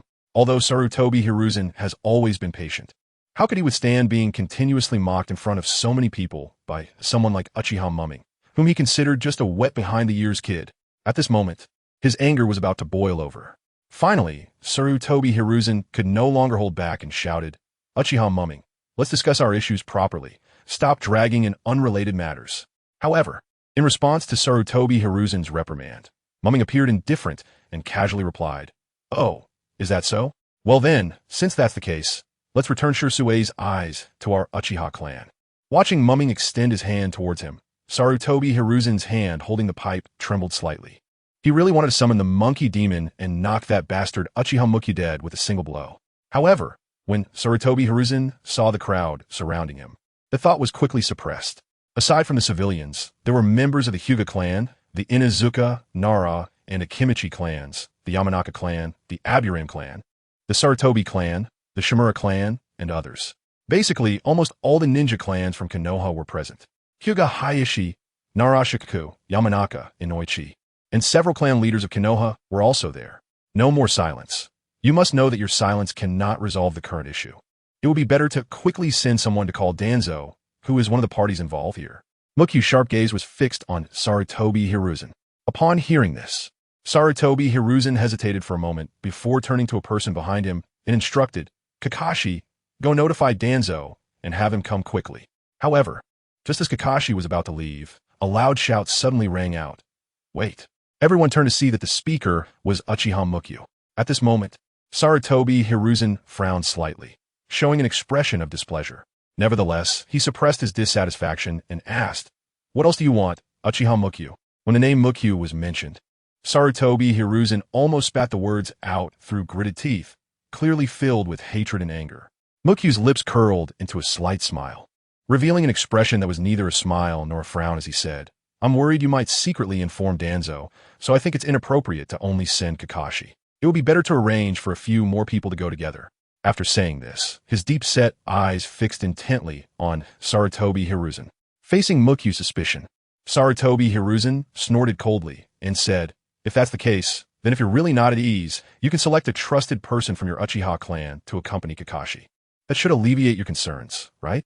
Mukyu gently shook his head and replied with a smile, "Thank you for the invitation, third Hokage, but I truly do not trust Danzo. Therefore, I kindly ask you to send a few more Umbu members. Moreover, I firmly believe that with your fairness and prestige, the Umbu will definitely not return to report that Danzo happened to leave the village at this crucial moment. Wouldn't you agree?" Though he said this, Mukyu knew very well in his heart that he could never allow the Uchiha clan members with Sharingan to venture into the route to find Danzo. Although logically, Danzo should not be crazy enough to attack members of the Uchiha clan at this moment. The world is unpredictable. Who can guarantee that he won't suddenly lose his rationality? However, upon careful consideration, the possibility of that was indeed very slim. Sigh, forget about these unnecessary thoughts. It would be better not to go. All right, Kakashi. Take a team of Umbu members and quickly go to summon Danzo here. As Sarutobi Hiruzen spoke, he stuffed his pipe into his mouth and took a few hard puffs, making a puff-puff sound. He urgently needs to use the power of tobacco to calm his restless heart a little. Otherwise, he feels he might truly be on the verge of an outburst. Time passes slowly, with each second feeling particularly long. Finally, under Kakashi's guidance, Danzo slowly arrived at this place. At this moment, Danzo was completely unaware of everything that had happened here. He and T slept at all last night. After completing the eye transplant surgery, he went straight to bed, and the root members hadn't yet had a chance to report this matter to him. When Kakashi found him, he merely conveyed the order from Hiruzen Sarutobi for him to go to the Hokage building, without mentioning any other information. As for why Kakashi acted this way, the reason is simple. Kakashi deeply despises Danzo Shimura from the bottom of his heart. Hiruzen, you called for me. With a steady and powerful sound of footsteps, Danzo slowly walked over. His slightly weathered face, wrapped in bandages, came into view. However, before he could finish his words, his gaze was drawn to a group of people across from him. Leading them were members of the Uchiha clan, each with a solemn expression, exuding an invisible pressure. Among this group, the most striking was Shisui, who had one eye closed. Danzo squinted slightly, carefully observing Shisui. Given the situation, things were likely not as simple as they seemed. With his experience and wisdom, he could discern the circumstances without needing to say much. Just then, a voice emerged from the Uchiha clan, directly addressing Danzo. Danzo, hand over Shisui's eyes. The voice belonged to Makoto. Upon hearing this, Danzo remained unfazed, and the corner of his mouth even curled into a barely noticeable cold smile. He replied slowly, "What do you mean by calm eyes? Are my eyes well placed in their sockets? Daybreak, what exactly do you come to find me for? And who are you to shout at me here? If you want to discuss this matter, let Uchiha Fugaku come and speak with me personally." Facing Danzo's tough attitude, the members of the Uchiha clan were somewhat angered. Seeing this, Sarutobi Danzo quickly lowered his voice and introduced, "This is Uchiha Makoto, the newly appointed elder of the Uchiha clan." Of course I know him." Danzo sneered at Sarutobi Danzo. As a genius youth who was on par with Shisui and Itachi in the Uchiha clan, Danzo, who paid close attention to the Uchiha clan, naturally recognized Makoto. However, Uchiha Makoto has now become an elder of the Uchiha clan. Danzo's previously relaxed brow suddenly furrowed tightly, as if being squeezed hard by an invisible hand. A glimmer of cold light flashed in his deep eyes, sending chills down people's spines. Danzo had always maintained a high level of attention towards the Uchiha clan, a level of attention that surpassed everything else aside from the Hokage position. As one of the hidden manipulators of Konoha, he was well aware of the power and potential threat that the Uchiha clan held. Furthermore, he was very clear about the standards for the elders of the Uchiha clan to ascend to their positions.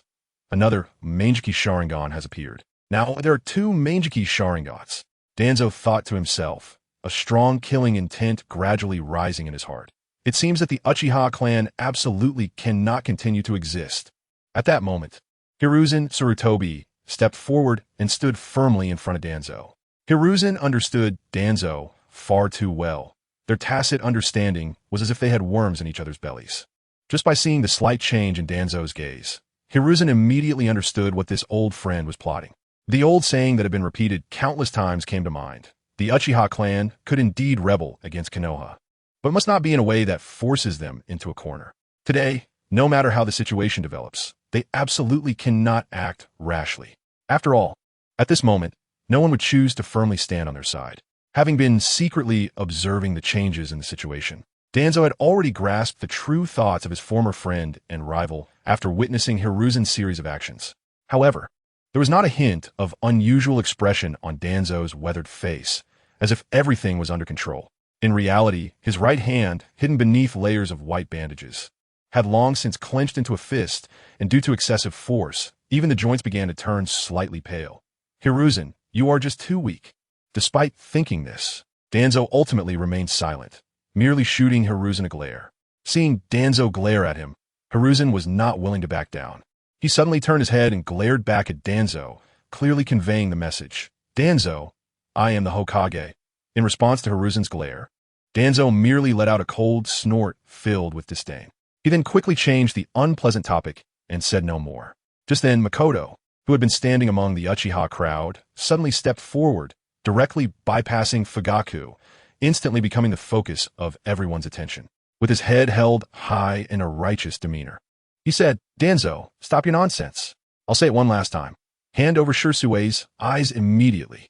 Facing Makoto's unceremonious attitude, Danzo still maintained his stubbornness, coldly replying, "You little brat from the Uchiha. Listen carefully. I've said it several times already. I have no idea what Shisui's eyes are." Seeing this situation, Makoto turned to Hiruzen, who had remained silent beside him, and questioned, "Third Hokage, are you just going to stand by and watch?" "Makoto, Uchiha, you need to present solid evidence to support your claims. You can't just rely on your unsubstantiated assertion for me to easily order the capture of my Hokage's advisor. Can you? That would be too hasty and unfair," Hiruzen said calmly, but his tone clearly revealed his impatience. Prior to this, the atmosphere between the two sides had already reached a peak of tension, just a little away from completely tearing apart and becoming confrontational. At this moment, Hiruzen felt he no longer needed to pretend, especially in front of the Uchiha clan.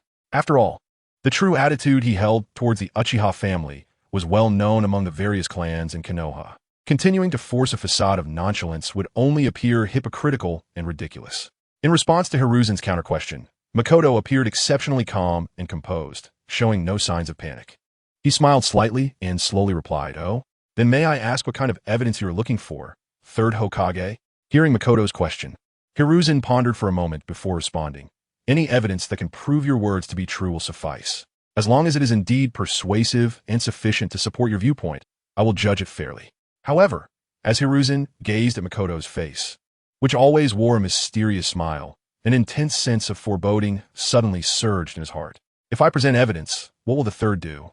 Looking at Makoto's handsome smile, Hiruzen's unease gradually expanded. "You should present the evidence first." Given his anxiety, Hiruzen did not make any promises to Makoto and the Uchiha. After all, better safe than sorry. Suddenly, a series of clattering sounds came from behind Hiruzen.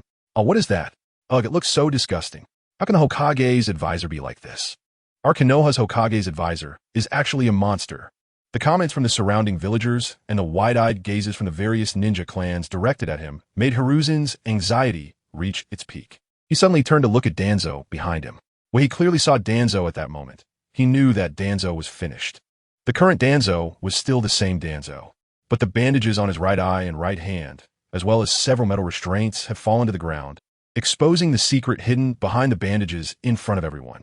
His pale arm, the hideous Sharingan on his arm, and the Sharingan with a special pattern in his right eye socket all proved that Makoto's words were true.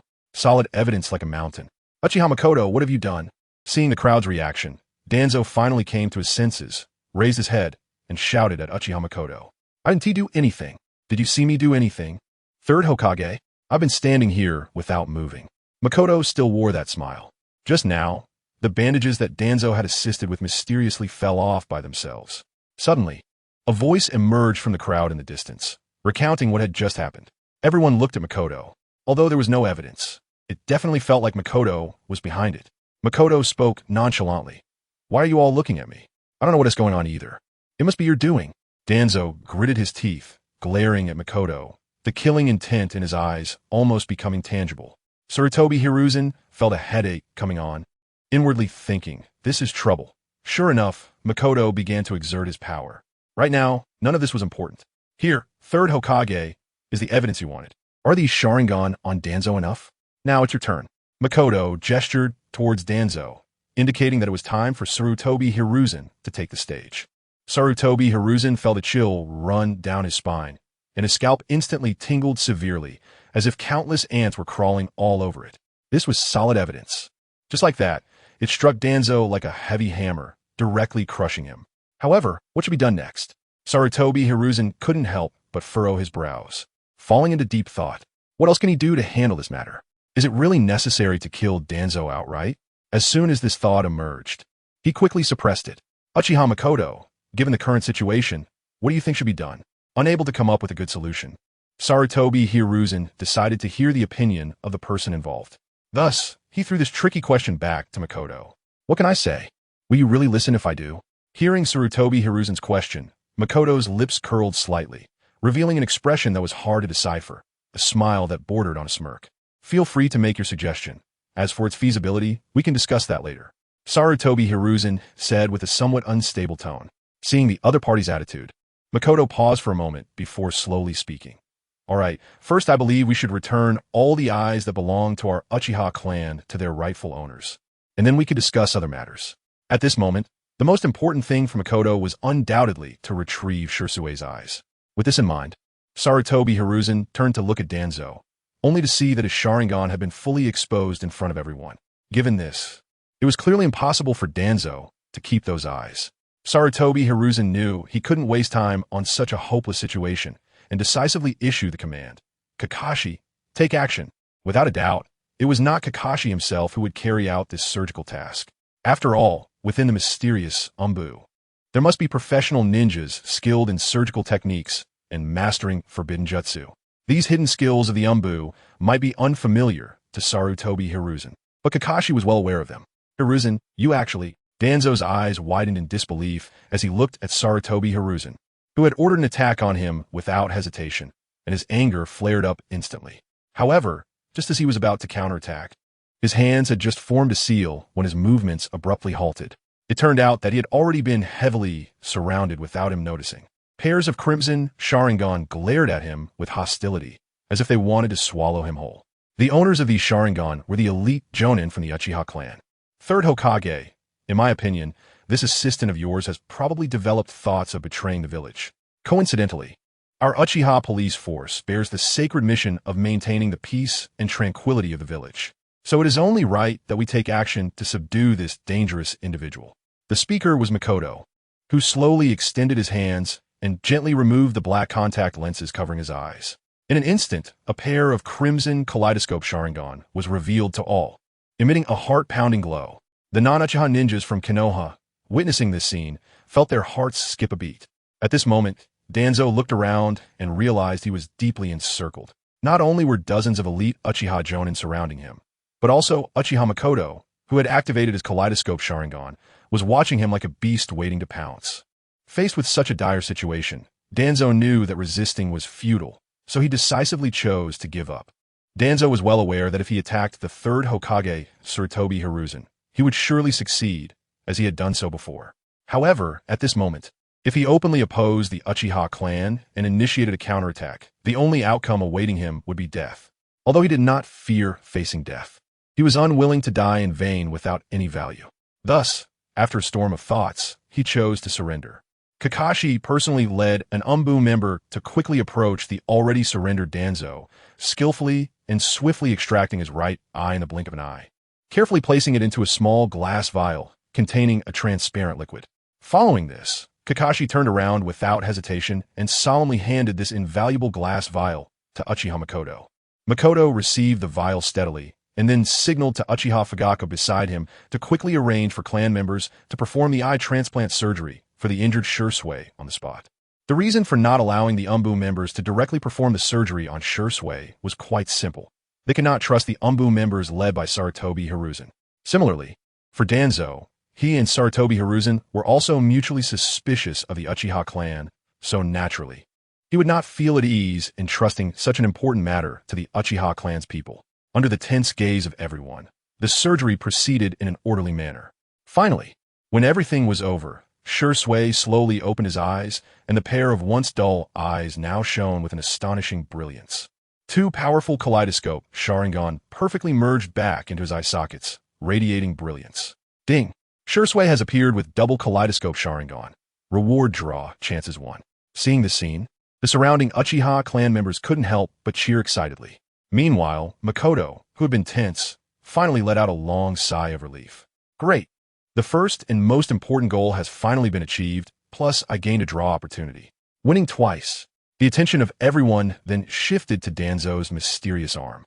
Just as Kakashi and the others were about to step forward to help Danzo remove the Sharingan from his arm, they were met with Danzo's resolute refusal.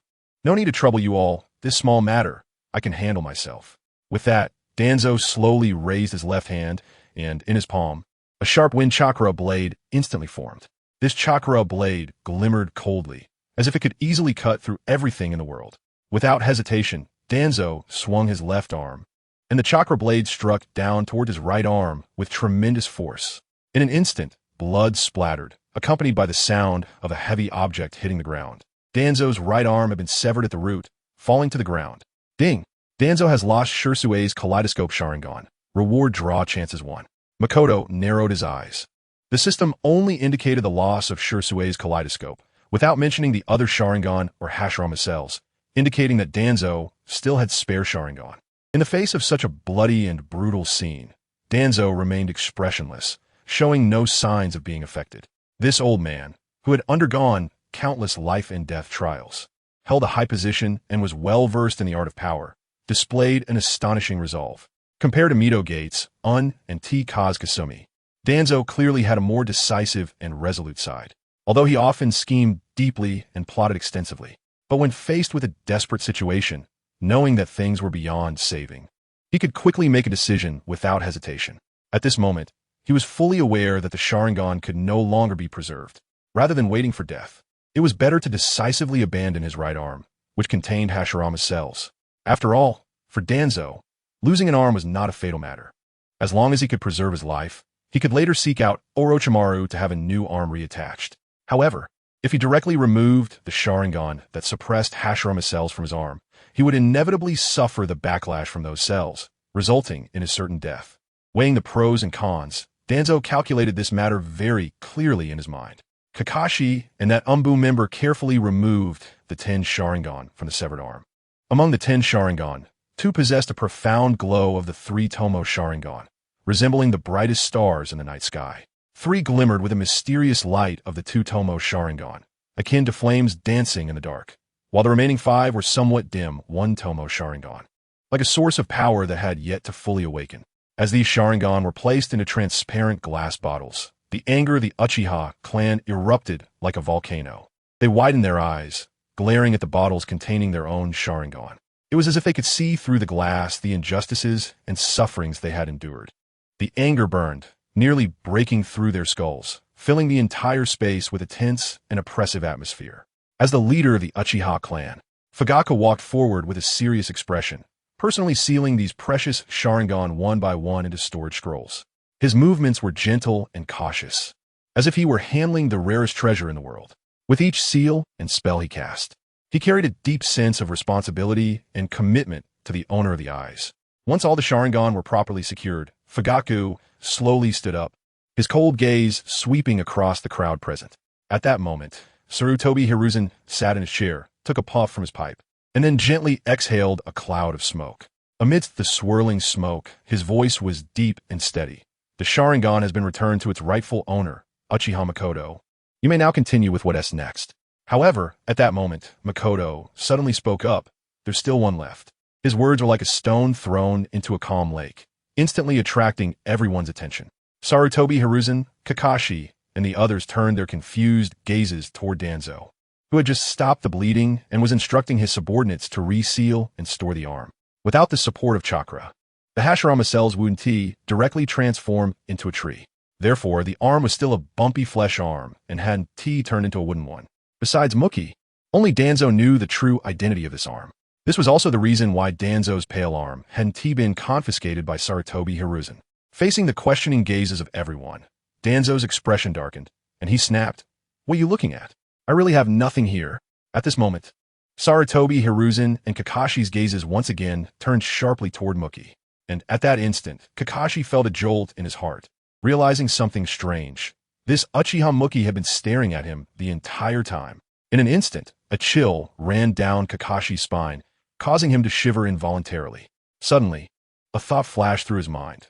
That's right, there was indeed a Sharingan at the scene that didn't belong to the Uchiha clan, which was the one embedded in his eye socket, gifted to him by his close friend Uchiha Bido. The others present were not foolish either. Mookie's obvious actions made it clear to everyone. Even the members of the Uchiha clan nodded in understanding, indicating that they too had grasped the situation. Fugaku remained silent. In fact, he had some resistance in his heart regarding the Sharingan that Kakashi possessed. However, after much persuasion from Sarutobi Hiruzen and considering various factors, Fugaku ultimately did not forcibly reclaim the Sharingan. Now, Seeing Muki wanting to take it back, Fugaku felt little opposition in his heart. At this moment, Sarutobi Hiruzen spoke up. Uchiha Muki, Kakashi's Sharingan was personally handed over to him by its owner, Uchiha Bido, when he was on the brink of death. And this matter was also approved by Fugaku. What you're doing now seems rather inappropriate. Faced with Kakashi, who was not only useful, but also extremely obedient like a loyal dog, Sarutobi Hiruzen had already made up his mind to do everything possible to protect him. After all, loyal and capable subordinates like this were truly rare. However, at that moment, Fugaku suddenly stood up and unceremoniously countered, "Hokage-sama, you may have remembered incorrectly. Although I did not clearly express opposition at the time, I also did not nod in agreement." Upon hearing this, Sarutobi Hiruzen felt as if an invisible hand had grabbed his throat, leaving him speechless. Recalling the issue of the ownership of Kakashi's Sharingan, almost all members of the Uchiha clan had strongly advocated reclaiming it. Thus, Sarutobi Hiruzen had to personally seek out Fugaku, who was then the clan leader, to discuss the matter. He remembered that day. He spoke passionately to Fugaku, trying to persuade him with various reasons and pros and cons. Fugaku, however, sat quietly and listened without saying a word. In the end, he remained silent, slowly stood up, and quietly left the room. And the Uchiha clan did not raise any further objections regarding Kakashi's Sharingan. He originally thought the matter was tacitly accepted by Fugaku, but now it was unexpectedly brought up again. Although it was somewhat embarrassing to do so, Fugaku's actions regarding the prestige of the clan's outstanding descendants were understood by the other high-ranking ninjas present. After some thought, Sarutobi Hiruzen had to admit that Fugaku was indeed correct. He neither nodded in agreement nor outright refused. Thus, this matter had been dragging on until now, seeming to be resolved but never truly settled. "So third Hokage, please." Muki's lips curled slightly upward, revealing a sly smile. He is a master at seizing opportunities to strike. And at this moment, he has found the perfect time to plunge his knife straight into the opponent's heart. The situation has become extremely delicate, and Sarutobi Hiruzen is caught in a dilemma. Danzo's Sharingan has already been taken, so next, Kakashi's Sharingan will likely be difficult to protect. Kakashi gritted his teeth, glaring angrily at Ming, his eyes seemingly ablaze with fierce flames, as if the anger could erupt at any moment and transform into tangible power. However, in the face of Kakashi's murderous gaze, Ming appeared completely unconcerned, still smiling at them. "Don't glare at me like that. I'm just reclaiming the bloodline limit that belongs to my family. No matter which country in the ninja world you look at, what I'm doing is completely reasonable," Ming said casually. In fact, Ming's determination to reclaim these Sharingan is not only because they originally belonged to his family. More importantly, in his previous life, he not only thoroughly read the original work, but also perused a vast number of fan novels. He is well aware of the amazing potential and possibilities of Kakashi's Sharingan with the Kamui ability. Those who choose to disregard this, I seem utterly foolish to Ming. After all, even if he cannot fully utilize its power at the moment, he must not allow it to fall into the hands of the enemy, especially someone like Bido, who stands in opposition to most protagonists. If this precious Sharingan is left to him, wouldn't that be equivalent to creating a powerful enemy for himself? Such behavior is nothing less than asking for trouble. Isn't that just foolish? As long as Bido does not obtain this eye, he will never have the chance to activate Susanoo in this lifetime. Better luck in the next one. Losing the ability to use Susanoo with a Mangekyō Sharingan is like having a leg brutally severed. Such a weakness is undoubtedly a fatal flaw. Of course, some might choose to sneakily launch an attack to snatch the Sharingan from Kakashi. However, if the perpetrator is not a member of the Uchiha clan, such methods are somewhat acceptable. But if one from the Uchiha clan chooses this route, it is simply redundant and asking for trouble. After all, they could openly and straightforwardly state their intention to reclaim the eye in front of everyone. As the party with a just cause, who would dare easily say no? Whether it's the third Hokage Sarutobi Hiruzen or Kakashi himself, neither can directly refuse to return the Sharingan. Just like at this moment, Ming resolutely stands in front of everyone, formally representing the Uchiha clan to demand the return of the Sharingan from Kakashi. In such a situation, who could step in to stop or refuse him? Even Kakashi, who is internally reluctant, cannot confidently refuse to return it. He can only remain silent in response. Stop being silent, Kakashi. Avoidance won't solve the problem. Instead of wasting everyone's precious time here, why not just be straightforward? Ming stands leisurely, arms crossed over his chest, a faint smile on his face as he watches the expressions of those before him filled with entanglement and dilemma. Seeing the other party in such a predicament, Ming feels an indescribable sense of comfort rising within him. Sigh, he doesn't really want to make things so absolute, but what can he do? After all, he is now an Uchiha, not a Hokage or a Sarutobi. Ming Uchiha, please listen to me. This Sharingan was a keepsake left to me by my dear friend Obito before he passed away. It holds extraordinary significance for me.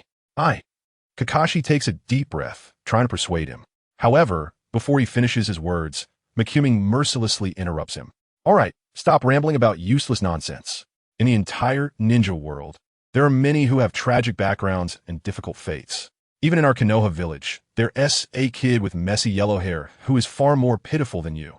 All right, let us end this topic here. I want to mention it again. I just want to reclaim this now, and I won't concern myself with anything else. Just then, when Ming mentioned the kid with messy yellow hair in Konoha, everyone in the Hokage faction, led by Sarutobi Hiruzen, immediately shifted their gaze to him, as if sharp arrows had pierced through Ming. Seeing this, Ming simply waved his hand casually, as if indifferent, lightly skipping over the topic of that yellow-haired kid. After hearing Ming's resolute words, Kakashi felt as if struck by lightning, deep despair showing in his eyes. At this moment, he felt utterly helpless and in desperation. He slowly turned his head, placing his last hope on Sarutobi Hiruzen beside him, hoping that this esteemed third Hokage would lend a helping hand. However, Sarutobi Hiruzen slowly turned his head, taking a few puffs from his pipe. He took a deep breath, exhaling a cloud of smoke, his gaze wandering deliberately, avoiding the desperate and pleading eyes of Kakashi. Kakashi stared blankly at Sarutobi Hiruzen's indifferent back. The last glimmer of hope in his heart instantly shattered. He felt as if he had fallen into an endless abyss, the infinite darkness and cold tightly surrounding him. His once straight back was now bent, as if crushed by a heavy mountain. The iconic inverted white hair had lost its former vitality and energy, lying weakly on his head, appearing messy and disheveled. Kakashi looked utterly dejected, as if he had lost his soul. Kakashi, try to look on the bright side. After a while, I will find a way to get you a suitable eye to replace it. But for now, just hand it over. Sarutobi Hiruzen finally spoke, his voice deep and helpless. In truth, he was reluctant to take the lead, but Ming remained silent, simply staring at him. The position of Hokage did not allow Sarutobi Hiruzen to bury his head in the sand and avoid this matter, so he had to brace himself and say these words. This was undoubtedly a carefully designed scheme by Ming. Both Kakashi and Sarutobi Hiruzen were deeply entangled in it, unable to find any way to break free.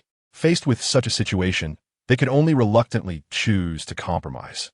Still the same Umbu ninja as before, today's eye extraction seemed particularly skilled compared to previous attempts. The person operated with precision, quickly succeeding in extracting the Sharingan from Kakashi's eye socket. The entire process was smooth and seamless. Even the bleeding was handled very well. This precious eye, Ming did not hand over to Fugaku like the previous ones, but chose to keep it for himself. The reason for this action was due to his doubts about Fugaku's ability to preserve it. When Fugaku and the others witnessed Ming's actions, they did not say much. After all, although the three-tomo Sharingan was considered a rare item in the entire ninja world for the Uchiha clan, which had numerous Sharingan legacies, such an eye was just that much. However, just after Ming had properly stored the Sharingan, a crisp and pleasant system prompt rang in his ears. Ding. Change the subsequent series of highlight plot directions related to Kakashi's Inui Sharingan. Reward limited draw, count 1. Hearing this sudden voice, Ming couldn't help but be slightly taken aback. Limited draw? Is there actually such a form of drawing? He pondered silently. Before this, Ming had never heard any information regarding the limited lottery. However, at this moment, these doubts were temporarily set aside by Ming. The more urgent matter at hand was how to deal with Danzo. Thus, Ming quickly collected his thoughts and focused his attention on Danzo. Third Hokage, do you think I still need to offer some suggestions on how to deal with Danzo? Ming calmly looked at Sarutobi Hiruzen. Sarutobi Hiruzen slightly nodded in agreement, saying, well, you might as well share your thoughts. As he spoke, he picked up his pipe and took a few puffs, as if contemplating something important. Previously, the matters concerning the Sharingan didn't seem to be a big deal. Even if discovered, it could simply be returned promptly. However, how to properly handle the personnel involved in this matter was truly a major headache. Ming took a deep breath and slowly said, oh, actually, this matter isn't difficult to resolve. First, for all personnel involved, a death sentence should be imposed without mercy. As for Danzo, as the mastermind, he certainly cannot escape. Moreover, we must demand that his root organization hand over those who participated in the ambush against Shisui. Speaking of this, Ming paused for a moment before continuing. If specific personnel cannot be found, then everyone in the root organization should be executed as well. However, Kakashi could be given some leniency. After all, this matter cannot be entirely blamed on him. As soon as Ming finished speaking, the expressions of Sarutobi, Hiruzen, and the others in attendance instantly turned extremely grim. However, they did not immediately interrupt Ming. Instead, they wanted to continue listening to see what Ming truly represented in the thoughts of the Uchiha clan. Well, it was finally clear. As expected, this simple, brutal, and merciless approach was indeed typical of the Uchiha clan style. Undoubtedly, they wanted nothing more than to put Danzo to death. This was absolutely impossible. Danzo was the assistant to the Hokage of Konoha village and an important figure among Konoha's upper echelons, who had dedicated himself to the prosperity and development of Konoha for many years. How could he be so easily executed? Sarutobi Hiruzen's attitude was exceptionally firm at this moment, his resolute demeanor suggesting that he would protect Danzo even if faced with 1,000 armies. Seeing Sarutobi Hiruzen's determination to protect Danzo, Ming couldn't help but retort. Since you asked me for suggestions, why do you completely ignore them after I present them? What do you want my advice for? Just to hear it and let it go in one ear and out the other? However, Ming was not particularly surprised by Sarutobi Hiruzen's reaction. After all, he was well aware that there was a deep friendship between Sarutobi Hiruzen and Danzo. Even after Danzo had attempted to assassinate him, Sarutobi Hiruzen had ultimately not had the heart to deal with Danzo harshly. Moreover, this was merely because Danzo had taken action against the Uchiha clan. At this moment, Danzo appeared quite calm, even unflustered. He knew one thing. Sarutobi Hiruzen would do everything in his power to protect his life. Even though the Sharingan he possessed would not receive Sarutobi Hiruzen's support, his life was something Sarutobi Hiruzen would staunchly defend. Danzo was completely confident in this, firmly believing it. No matter what, Danzo absolutely could not die. The contributions he had made were enough to offset any possible death sentence. Someone shouted loudly, and, judging by the attire, it was a member of Danzo's root. Danzo's lackeys, get lost. Who the hell do you think you are to speak? A voice from the Uchiha clan followed. At this moment, everyone knew that Danzo's life was the bottom line that Sarutobi Hiruzen was protecting, which had already left a deep impression in the hearts of all the ninja clans present. Seeing this, Ming unhesitatingly threw this tricky problem back to Sarutobi Hiruzen, seemingly wanting to test the other's attitude and thoughts. Third Hokage, since you don't agree with what I said, then it's your turn now. For a moment, the entire scene fell into silence. After a long while, Sarutobi Hiruzen finally spoke slowly. Strip Danzo of his position as Hokage's assistant, transfer all his root forces, and impose house arrest on him so that he can reflect on his actions and enjoy his old age. However, as soon as he finished speaking, another unbearable silence ensued. After quite some time, Sarutobi Hiruzen still did not add anything else. Ming couldn't help but feel puzzled and asked, "Is that it? Aren't there any other punitive measures or conditions?" In response to Ming's question, Sarutobi Hiruzen simply nodded firmly, indicating that it was indeed just that. Of course, Ming was not satisfied with this outcome. He raised his voice and retorted, "Is that all? Can that really be considered a severe punishment?" Sarutobi Hiruzen frowned slightly and replied, "Isn't this enough? For the mistakes Danzo has committed, such punishment is already quite serious." Ming sneered and continued to question, "So, according to you, if I were to do something of the same nature as Danzo, would it just be a matter of resigning from my position as the clan elder and then being placed under house arrest like Danzo?" Upon hearing this, Sarutobi Hiruzen's previously calm expression changed slightly, his face instantly darkening, and an invisible pressure emanated from him, causing the surrounding air to seem to freeze. He gritted his teeth and questioned with an unusually serious tone, "What do you mean by that?"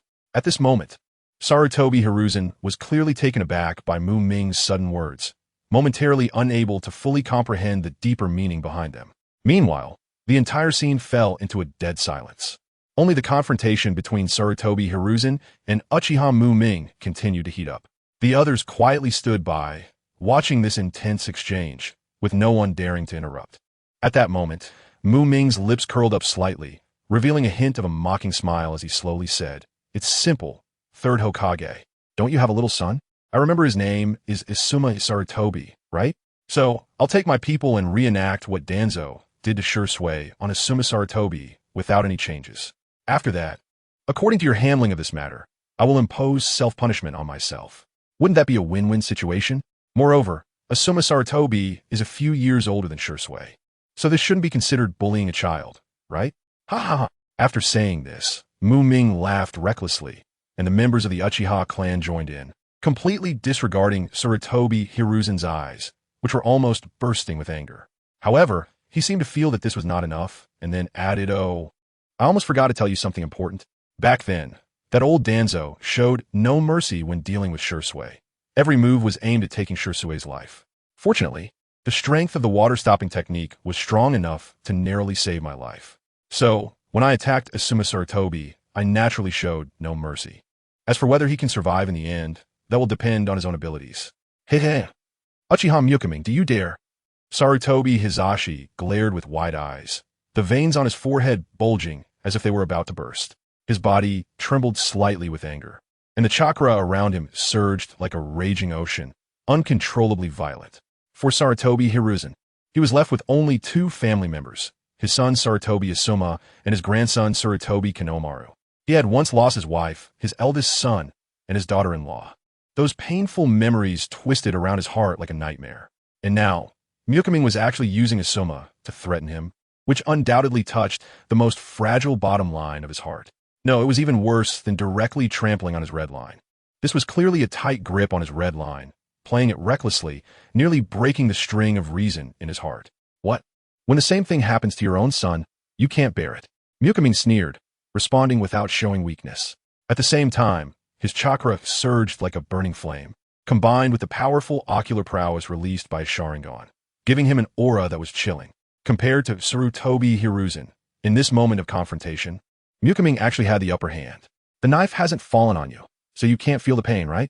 If that's the case, then I'll let this knife strike you hard, so you can taste this feeling too. If you still insist on your original approach, then watch closely what will happen next.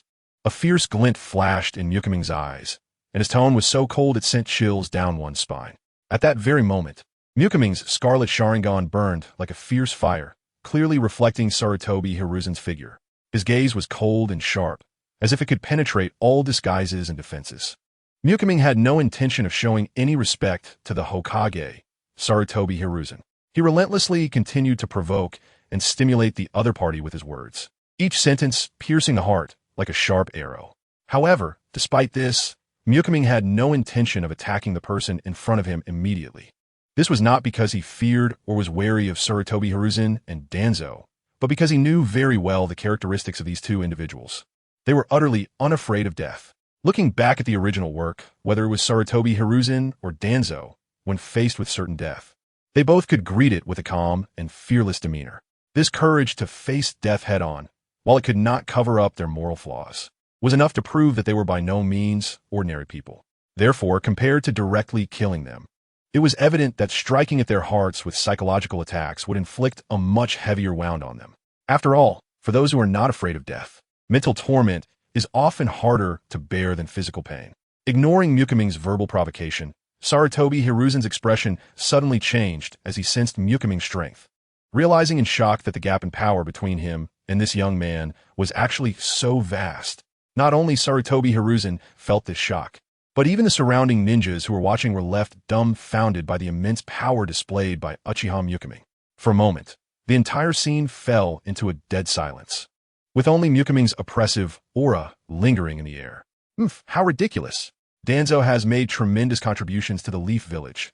What gives you, a kid who has hardly been on the battlefield, the right to compare yourself to him? After a moment of silence, Sarutobi Hiruzen finally gritted his teeth and spoke. And let's not even mention what contributions Danzo has made to Konoha and what that has to do with my Uchiha clan. Can these easily erase the deep-seated hatred between him and us Uchiha?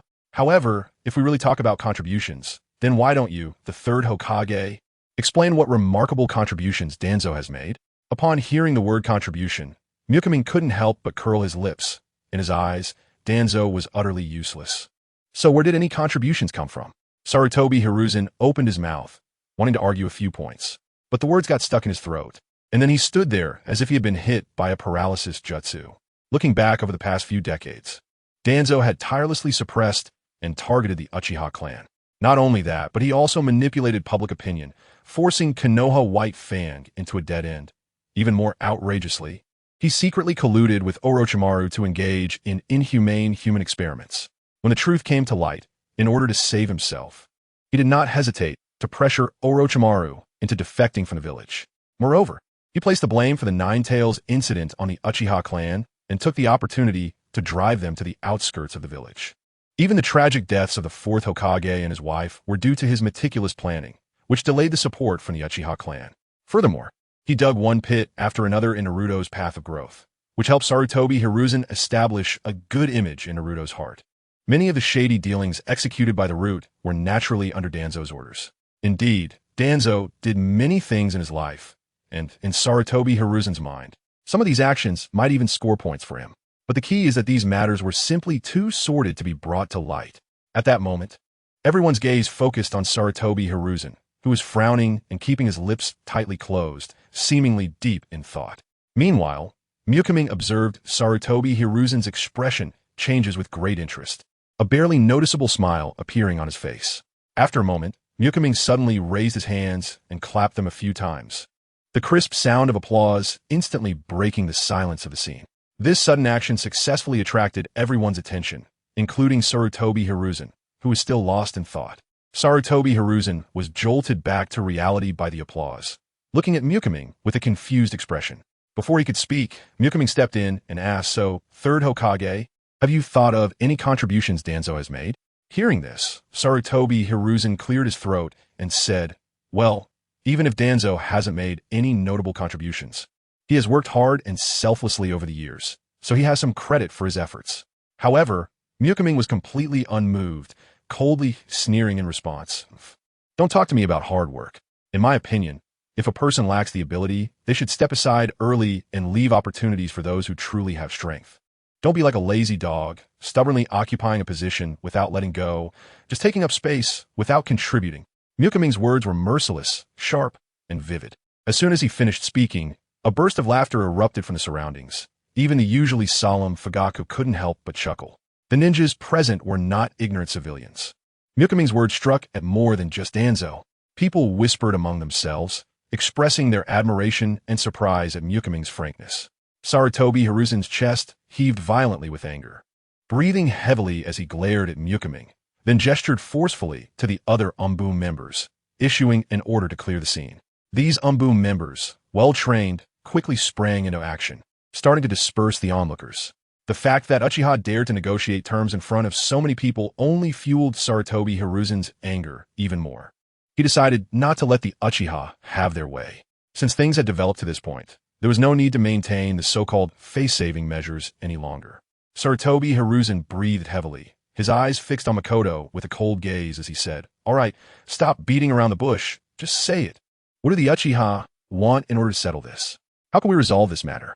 With the movements of the Umbum members, the surrounding civilians were quickly dispersed, leaving only a few members of the ninja clan at the scene. At this moment, the atmosphere felt particularly desolate and oppressive.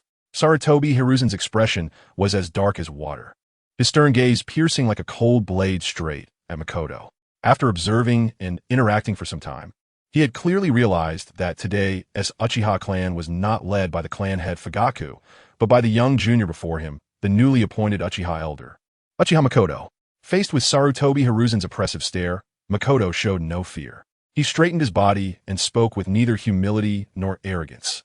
"It's simple. Just compensation will do. The other 10 ordinary Sharingan, each one does not count as having separate value, but together total 500 million Ryo, while Shisui's Mangekyō Sharingan is worth 1 billion Ryo. The total for all the Sharingan comes to 1.5 billion Ryo, and this amount is to exchange for Danzo's life. As for the other root members involved in this matter, none of them can live. There is no room for negotiation on this point." Makoto firmly stated the compensation plan agreed upon within the Uchiha clan, his eyes revealing an undeniable determination. Fugaku, Shisui, and others who attended the initial meeting looked at Makoto in astonishment. While it was true that they had agreed to compensate, the amount was no longer what the Uchiha had initially set.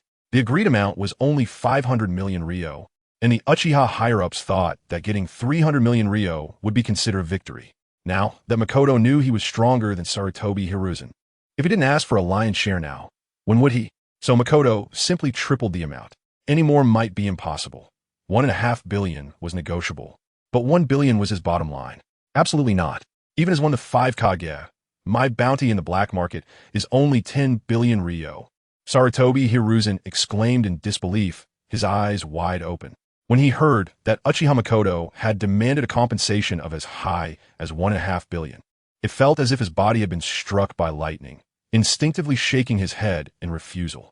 I'm not here to bargain with you or negotiate, Makoto said expressionlessly, his tone calm enough to send chills down one's spine.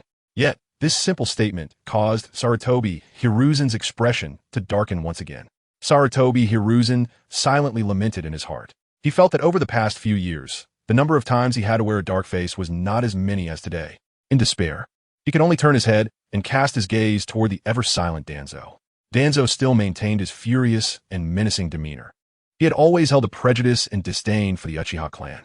Now, being openly blackmailed by this person he had always looked down upon, the anger in his heart naturally burned like a volcanic eruption, difficult to contain. If you are unwilling to pay up to avoid disaster and refuse to eliminate Danzo, then you better pray every day that you don't encounter any accidents in the future. Mukai's cold gaze swept slowly over everyone like a tangible force, and his words were filled with blatant threats that sent shivers down the spines of the Hokage's faction, causing cold sweat to pour down.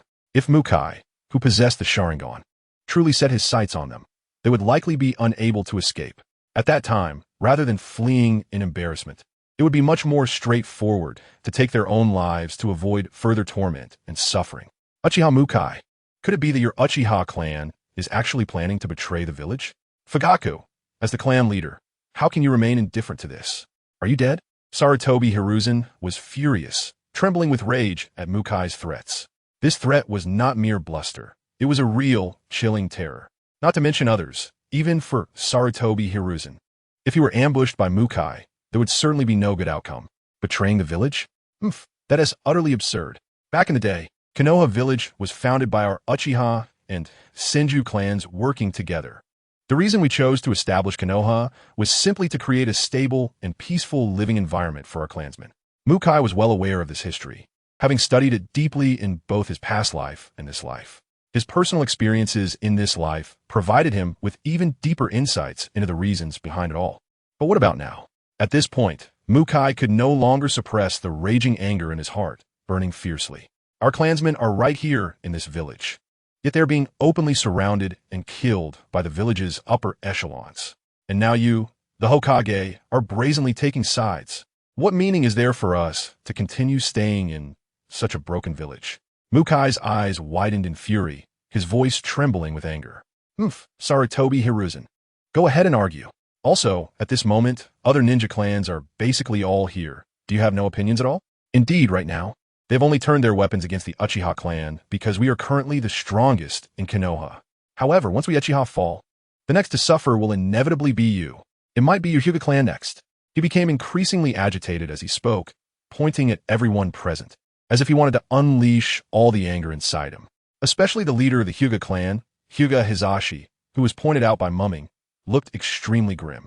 Even if this matter were placed before Senju Hashirama and Uchiha Madara, or even in front of Senju Tobarama, it would still be in favor of our Uchiha. At this point, he couldn't help but clench his fists, his knuckles turning white, seeing that Mumming's emotions had reached a boiling point. The Uchiha clan members nearby began to show signs of empathy, their faces filled with indignation. Shisui saw this and quickly stepped forward, trying to calm the agitated Mumming. Mumming, please calm down. Let me handle this matter, Shisui said softly, gently patting Mumming's shoulder. With Shisui stepping in, Mumming's emotions slightly settled, but his chest was still heaving violently. Shisui turned to face Sarutobi Hiruzen, took a deep breath, and slowly began to speak. Hokage-sama, as one of the parties involved in this incident, I believe it is reasonable for me to say a few words. Although he was deeply disappointed in Sarutobi Hiruzen's actions, Shisui still maintained the necessary etiquette. Shisui's calm demeanor, as if nothing had changed, successfully led Sarutobi Hiruzen to misinterpret the situation, firmly believing that the person before him was still the loyal and reliable Shisui of the past. Sarutobi Hiruzen, with a look of guilt, said softly, "Of course, Shisui, I sincerely apologize for what Danzo has done. However, Shisui interrupted without hesitation. No need for that, Hokage-sama. Verbal apologies are meaningless. It would be more practical to provide financial compensation. Upon hearing this, Sarutobi Hiruzen was taken aback, clearly not expecting Shisui to be so straightforward about asking for money. After a brief hesitation, he slowly responded, Shisui, it's not impossible to discuss compensation, but could we negotiate the amount? Shisui shook his head expressionlessly and explained firmly, Hokage-sama, although the Sharingan belongs to me personally, the Mangekyō Sharingan is not just my eye. It is a precious treasure passed down through generations of the Uchiha clan. Therefore, this compensation is for the entire Uchiha clan, and as a member of the Uchiha family, I must uphold this stance and attitude. As soon as he finished speaking, Sarutobi Hiruzen's previously calm expression instantly turned cold. He fixed his sharp gaze on Shisui and, after a moment of silence, coldly said, I understand. In that case, this matter will need further negotiation. Sarutobi Hiruzen knew very well that Shisui was no longer under his control. This was clear from Shisui's unwavering words. The Uchiha clan had always been known for their stubbornness and obstinacy. Once they set their sights on something or a goal, they would charge forward without hesitation, refusing to give up until they achieved their objective. Sarutobi Hiruzen's light-hearted words inadvertently hurt Shisui's heart. Deep down, Shisui had always harbored an indescribable sense of trust towards Sarutobi Hiruzen. However, at this moment, that trust had vanished without a trace. Negotiate? What is there to negotiate? Either let Danzo die, or hand over 1.5 billion as compensation for us. Choose quickly, Ming said, stepping forward and throwing down these harsh words without reservation. Negotiate? What is there to negotiate? One of the members of the Hokage faction could not help but angrily shout at Ming. You Uchiha Ming, you're going too far. What benefits do you think this relentless pressure will bring you? There are plenty of benefits. Having money can make me happy. Isn't that enough? Even if there are no substantial benefits, as long as I see you guys unhappy, I feel quite satisfied. Isn't that reason sufficient? Ming responded disdainfully, with his words filled with provocation and mockery. Hearing Ming's unabashed remarks, everyone in the Hokage faction, including Sarutobi Hiruzen, turned red with anger, their eyes wide and teeth gritted. If looks could kill, Ming would have already been torn apart. I, Uchiha City, firmly stand with Elder Ming. A tall, resolute-looking man shouted loudly. His powerful voice seemed to penetrate the skies, making it impossible to ignore. I, Uchiha D, fully support Elder Ming. Immediately after, another young man with a strong physique and sharp eyes stepped forward, unabashedly expressing his support for Ming. Uchiha. In an instant, the venue was filled with a chorus of shouts, as many Uchiha clan members voiced their willingness to follow Ming. When they heard Ming's passionate and inspiring words, the Uchiha clan, who had long been repressed, suddenly erupted like a boiling pot, and the atmosphere on site became extraordinarily fervent. For a long time, the Uchiha clan had suffered oppression and exclusion from Sarutobi Hiruzen and his faction. Even the clan members responsible for security had endured grievances, feeling stifled in their hearts. Now, finally, there were clan members who could respond so boldly. How could they not feel a sense of relief? This exhilarating feeling had not been experienced in a long time. At this moment, the reason why the Uchiha clan members were so resolute in supporting Ming was not only because of his powerful strength, but also because his actions resonated deeply with everyone's sentiments. Ming faced the Hokage faction with a fearless attitude, showing all Uchiha a glimpse of hope and courage. Just then, Ming slowly turned around to face the emotionally charged members of the Uchiha clan behind him. He slightly raised his hands and gently pressed them down. In an instant, the originally noisy Uchiha crowd fell silent as if under a spell, each person fixated on the young clan elder. With his own strength, decisive decision-making, and actions against the Hokage faction, Ming successfully began to establish his own reputation within the Uchiha clan. At this moment, he couldn't help but feel fortunate to have Sarutobi Hizashi, a seemingly difficult yet actually supportive good teammate, as a backdrop, which made him appear even more dazzling in this endeavor to assert his authority. If you are still hesitant, then we will have to leave first. Ming looked expressionlessly at the various faces across from him, his calm, watery gaze cutting through each person's face like a chilling wind. Those who met his gaze felt a cold wave surge up their spines, involuntarily shivering. Ming's intention was very clear, although it seemed like they were leaving. This matter could not simply end here. Undoubtedly, the members of the Hokage faction had become the primary targets of Uchiha Ming's attention. The Uchiha clan was notoriously impulsive and reckless, lacking in strategy, much like mindless brutes. Moreover, possessing the Mangekyō Sharingan indicated extreme emotional instability, possibly having fallen into some kind of extreme state. Adding to this was the fact that the Uchiha elder in front of them was just a boy of around 10 years old, in his youth, and filled with passion.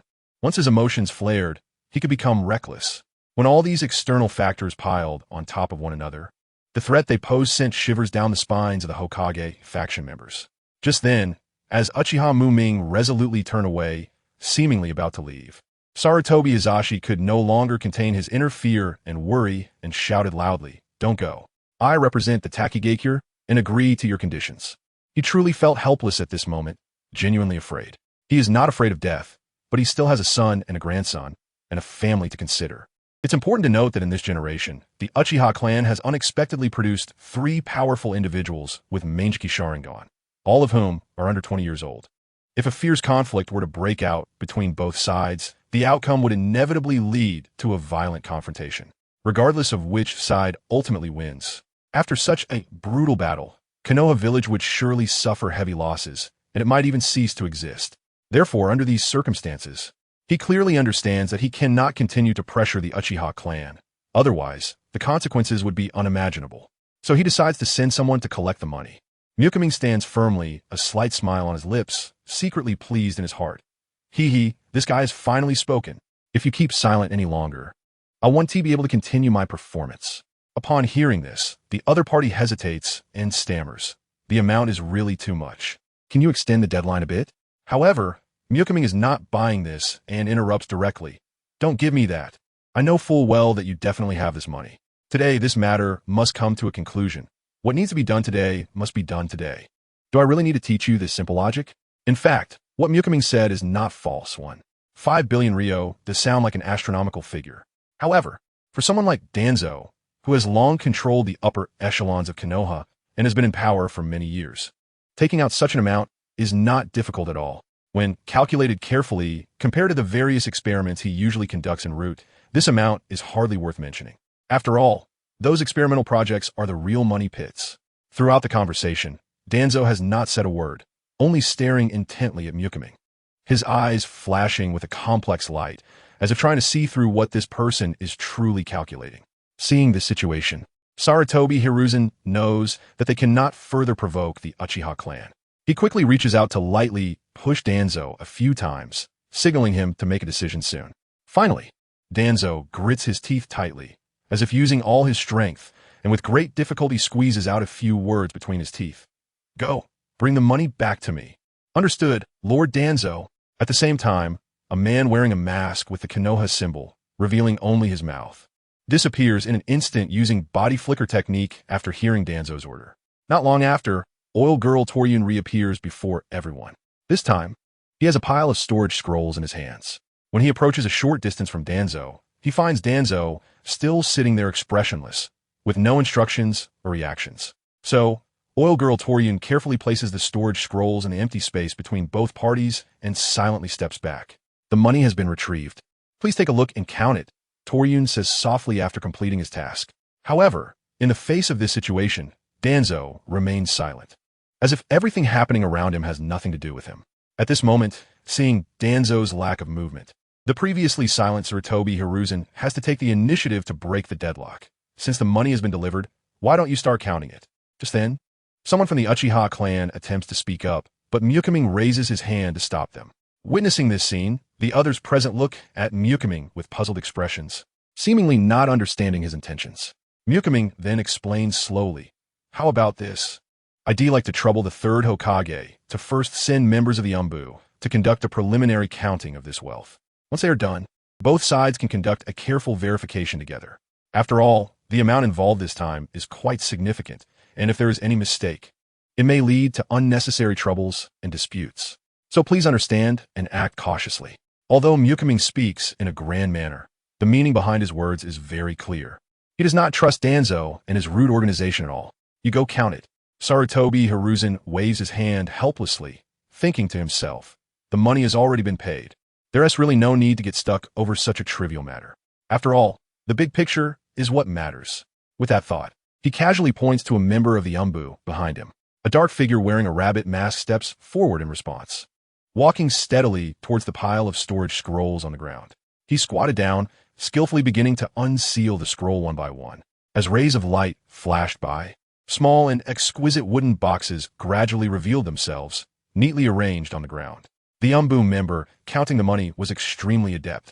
His fingers moved like phantoms, swiftly flipping through the bills at a speed that dazzled the eyes. At first, everything seemed normal, but when he had counted about halfway, an unexpected change occurred. His body suddenly trembled, as if struck by an invisible force, and then he fell straight back, crashing heavily onto the ground. Third Hokage, seeing this, Maki narrowed his eyes slightly, a hint of confusion and vigilance in his gaze. How dared Danzo cause trouble at this moment? Meanwhile, several Uchiha clan members, who had originally prepared to step forward to check, also took action. Without hesitation, they successively activated their Sharingan, their red pupils flashing with mysterious light as they scanned the person opposite them. Quickly send someone to see what happened.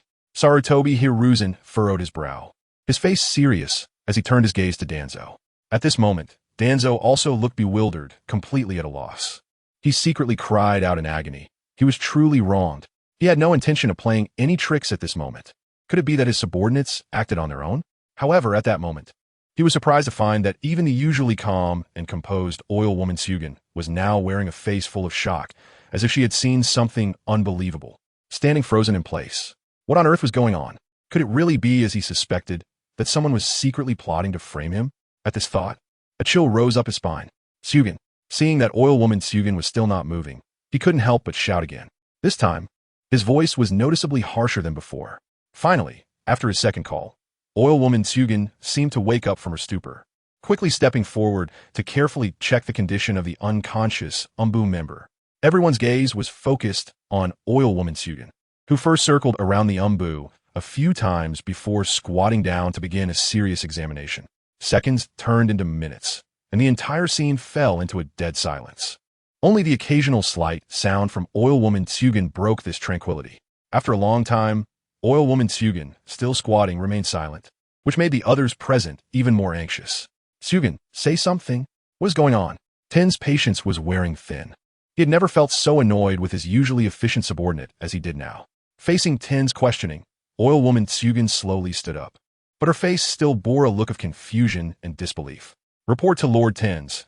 After the preliminary examination, this Umbu member does not have any major issues. He simply fainted. As for the specific reason for his fainting, I am not a professional medical ninja, and it is difficult to determine, oil woman Sugen replied honestly. Upon hearing this, Ten's brows furrowed tightly, clearly dissatisfied with this result. Just then, a few ninjas skilled in medical techniques stepped forward from the crowd, volunteering to take over from oil woman Sugen and continue further diagnosis on the Umbu member. However, not long after, these originally confident medical ninjas also stood silently to the side after their examination, just like oil woman Sugen, not uttering a word. You all should hurry up and speak. Now, even the usually composed third Hokage, Sarutobi Hiruzen, could no longer contain his temper, loudly reprimanding, if something is wrong, just say it. What does it mean to be silent? Report to Lord Hokage. After our preliminary examination and inquiries, this Umbu member suddenly fainted due to low blood sugar. After exchanging glances, one of the Umbu personnel stepped forward with an awkward expression, explaining the reason for his comrades fainting to the Hokage. Upon hearing this, everyone present was first taken aback, then fell into silence. Low blood sugar? Fainted for such a reason? This was an Umbu ninja. Shouldn't they be elite individuals with strong physical fitness and rigorous training? How could one so easily collapse from low blood sugar? In an instant, various doubts and surprised gazes were directed at the Umbu member lying on the ground, still unconscious.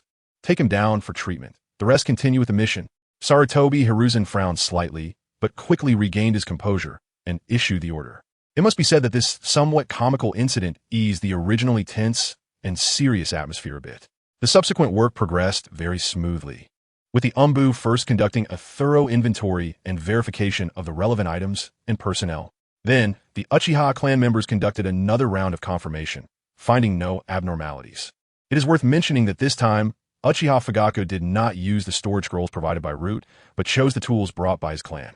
Uchiha Makoto did not hear the system's prompt. Isn't paying compensation a big deal? Alright, Everything should be fine now, right, Uchiha Makoto? As the whole process was about to conclude, Sarutobi Hiruzen let out a sigh of relief and turned to Uchiha Makoto beside him.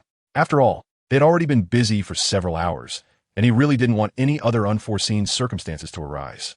However, what no one expected was that in response to the Hokage's inquiry, Uchiha Makoto shook his head and calmly replied, "No, third Hokage." This statement not only surprised Sarutobi Hiruzen himself, but also left everyone else present, including Uchiha Fugaku, in shock. What else was unresolved?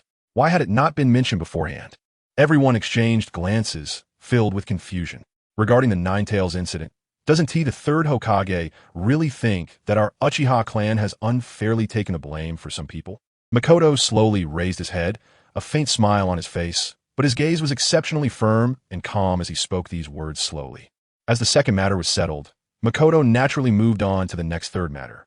And when the words Ninetales incident came out of Makoto's mouth, it was as if a thunderclap had exploded in everyone's hearts, instantly shattering the previously relaxed atmosphere, replaced by a suffocating heaviness. It is known that the Ninetales incident is undoubtedly a taboo topic for the entire Konoha village. On that terrible night, the shadow of death loomed over every corner. Whether ordinary civilians or skilled ninjas, no one could escape this catastrophe. On that night, there were no longer any identity differences. There was only a shared fate of becoming innocent victims of the Ninetales incident. Civilians suffered a devastating disaster, with many losing their lives in that calamity. Corpses littered everywhere, and rivers of blood flowed. Ninjas were not spared either, as many brave warriors fell in fierce battles against the Ninetales, with casualties beyond imagination. Even those renowned, powerful ninjas also made it onto the list of the deceased. For example, the wife of the third Hokage, Sarutobi Hiruzen, Sarutobi Bawako, and the fourth Hokage Minato Namikaze, regarded as the hope of Konoha, along with his wife Kushina Uzumaki, both perished that night. Faced with Makoto's straightforward questioning, Sarutobi Hiruzen's expression instantly darkened, his sharp eyes fixed intently on Makoto, as if he could see through to his innermost thoughts. At this moment, the tension that had just eased became heavy and oppressive once again, as if a storm was about to arrive. That night, we Uchiha were also victims. Why must all the blame be placed on us, making us bear this heavy burden? Makoto's emotions were somewhat agitated, his voice trembling as it echoed in the air. And the people present fell into a brief silence upon hearing this. In fact, those present knew some of the inside story about what happened back then. But upon hearing these words at this moment, they couldn't help but feel a ripple in their hearts and began to reassess this past. Just then, Danzo, who had been silent, suddenly snorted coldly, breaking the silence. "Humph. The power to control the Ninetales originally came from your Uchiha clan's unique Sharingan, an undeniable, ironclad fact." His words struck like a heavy hammer against the person who had just spoken. Ming responded without backing down, saying, "There have been defectors in the Uchiha clan before. Moreover, Uchiha clansmen can still be seen outside of Konoha."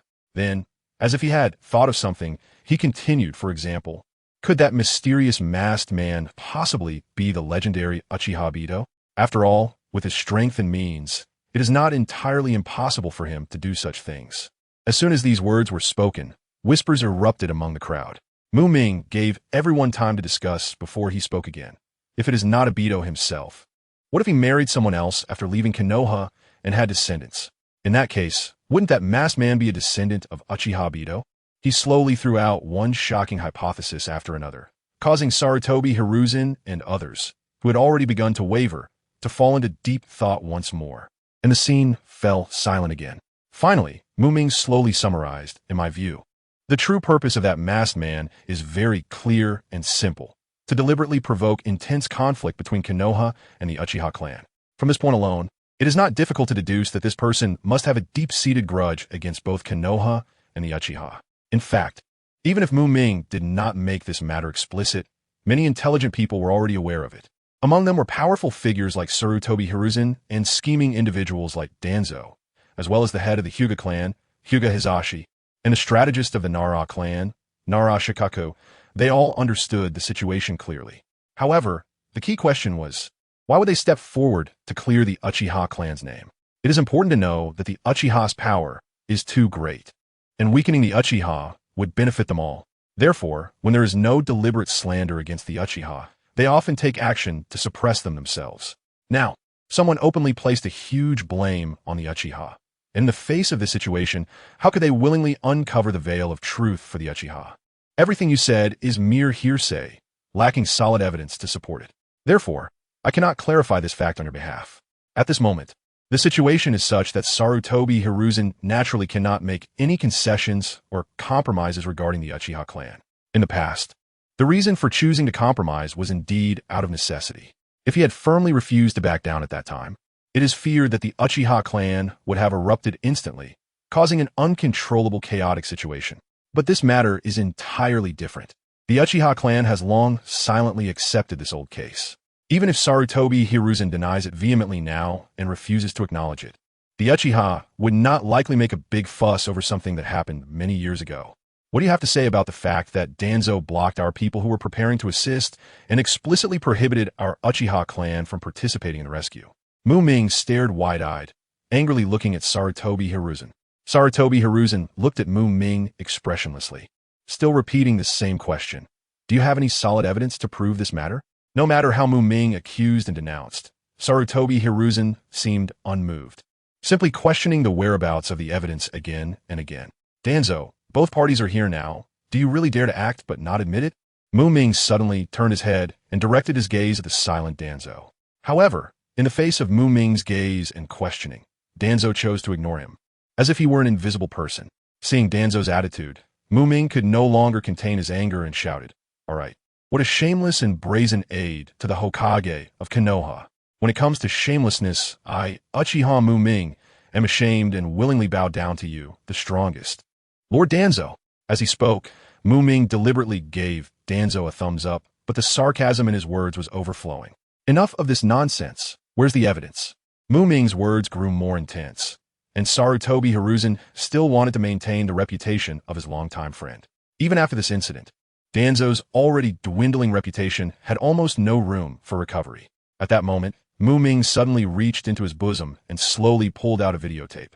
All right, here's the evidence you wanted. This is the footage of the night when Danzo intercepted our Uchiha support personnel. Do you want me to play it now? Sarutobi Hiruzen's eyes widened as he quickly looked at Danzo, whose only remaining eye was also wide open. You were recorded? I didn't notice. Think again. It's been so many years. How could I possibly remember? So, was there or wasn't there? There is or isn't there? I'm asking you. I really can't remember. Then find a chance to destroy it later. Okay. The gazes of Sarutobi Hiruzen and Danzo briefly met in the air, like two bolts of lightning colliding instantly. Although it was just a fleeting moment, their deep mutual understanding developed over the years seemed to have completed a silent exchange. However, this exchange ultimately did not lead to any substantial results. That night was dark and chaotic, with so much happening, and given that so many years had passed, who could still remember whether there was a recording of everything that occurred? Perhaps only Uchiha Ming could provide the correct answer. Fortunately, after a difficult exchange of glances, Sarutobi Hiruzen and Danzo finally reached a consensus of sorts. They must find an opportunity to completely destroy that potentially existing videotape. If that's the case, then let's start playing it. Everyone, please follow me upstairs. Sarutobi Hiruzen enthusiastically invited everyone present to go upstairs. No need to trouble yourselves. I was already prepared. Ming smiled slightly, quickly took out a delicate storage scroll from his bosom, and carefully laid it flat on the ground. As he unsealed the scroll, a faint light flashed, the seal was lifted, and a small, convenient projector appeared before everyone. Just as Ming was about to insert the videotape into the projector, Danzo, who had been standing silently to the side, suddenly moved his eyes, quietly giving a subtle signal to his trusted subordinate, Inuzuka Kiba. As Kiba received the hint and was about to take action to destroy the videotape discreetly, Ming exclaimed, "Oh, I almost forgot to tell you. This videotape is just a backup. The real original has long been properly stored by me." As if seeing through the thoughts of Danzo and the others, Ming spoke slowly. Suddenly, a violent coughing fit broke the originally quiet atmosphere. Sarutobi Hiruzen and Danzo both choked on their own saliva almost simultaneously, their eyes wide open in shock as they looked at each other, momentarily at a loss for words. At that moment, the projector emitted a soft, buzzing sound and began to run slowly. A scene gradually emerged on the screen, revealing a massive orange-red beast, as large as a small mountain. Its strong limbs, sharp claws, and the 9 enormous tails swaying behind it evoked feelings of shock and fear. Nine-tails fox, someone exclaimed uncontrollably. The name seemed to carry a certain curse, instantly casting a heavy shadow over the hearts of most people present. They couldn't help but recall their terrifying experiences, bloody scenes flashing in their minds. Time passed second by second, and a tense and oppressive atmosphere pervaded the crowd. As the tape continued to play, that bloody night reappeared before everyone. Scenes of brutal battles, blood splattering everywhere, and the desperate cries of people intertwined, forming a chilling sight. That's enough. No need to continue. Sarutobi Hiruzen finally shouted to stop the tape. He looked solemnly at the representatives of the Uchiha clan, silently pondering how to respond to this sudden turn of events. At the same time, Danzo subtly gestured to him, indicating that he should pay attention to the part where his own figure would appear.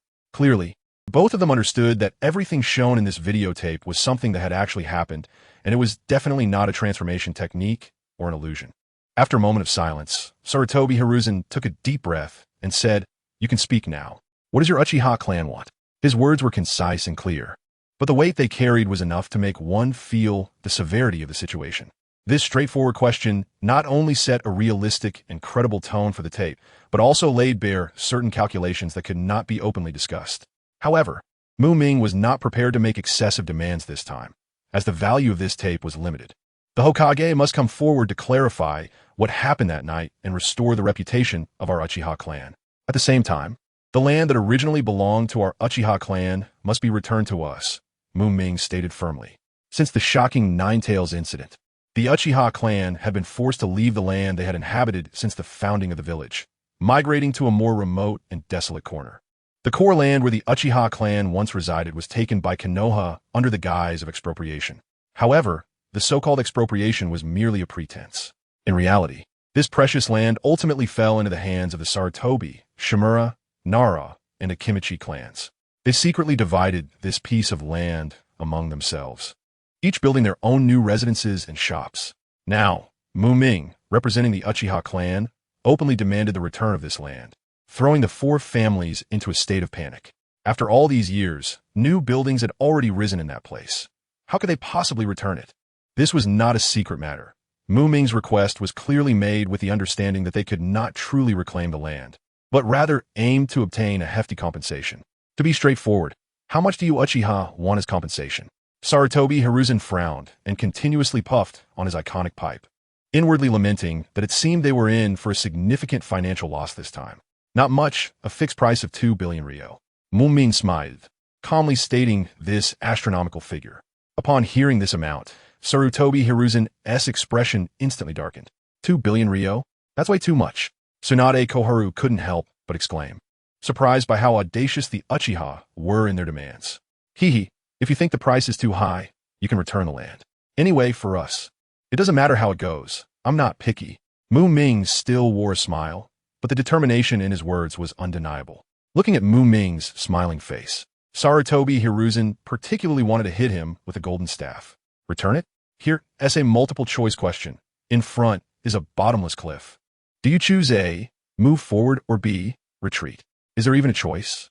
Sarutobi Hiruzen slowly turned his head, his gaze landing on Danzo, Mito Gaidun, and Tsunade Koharu.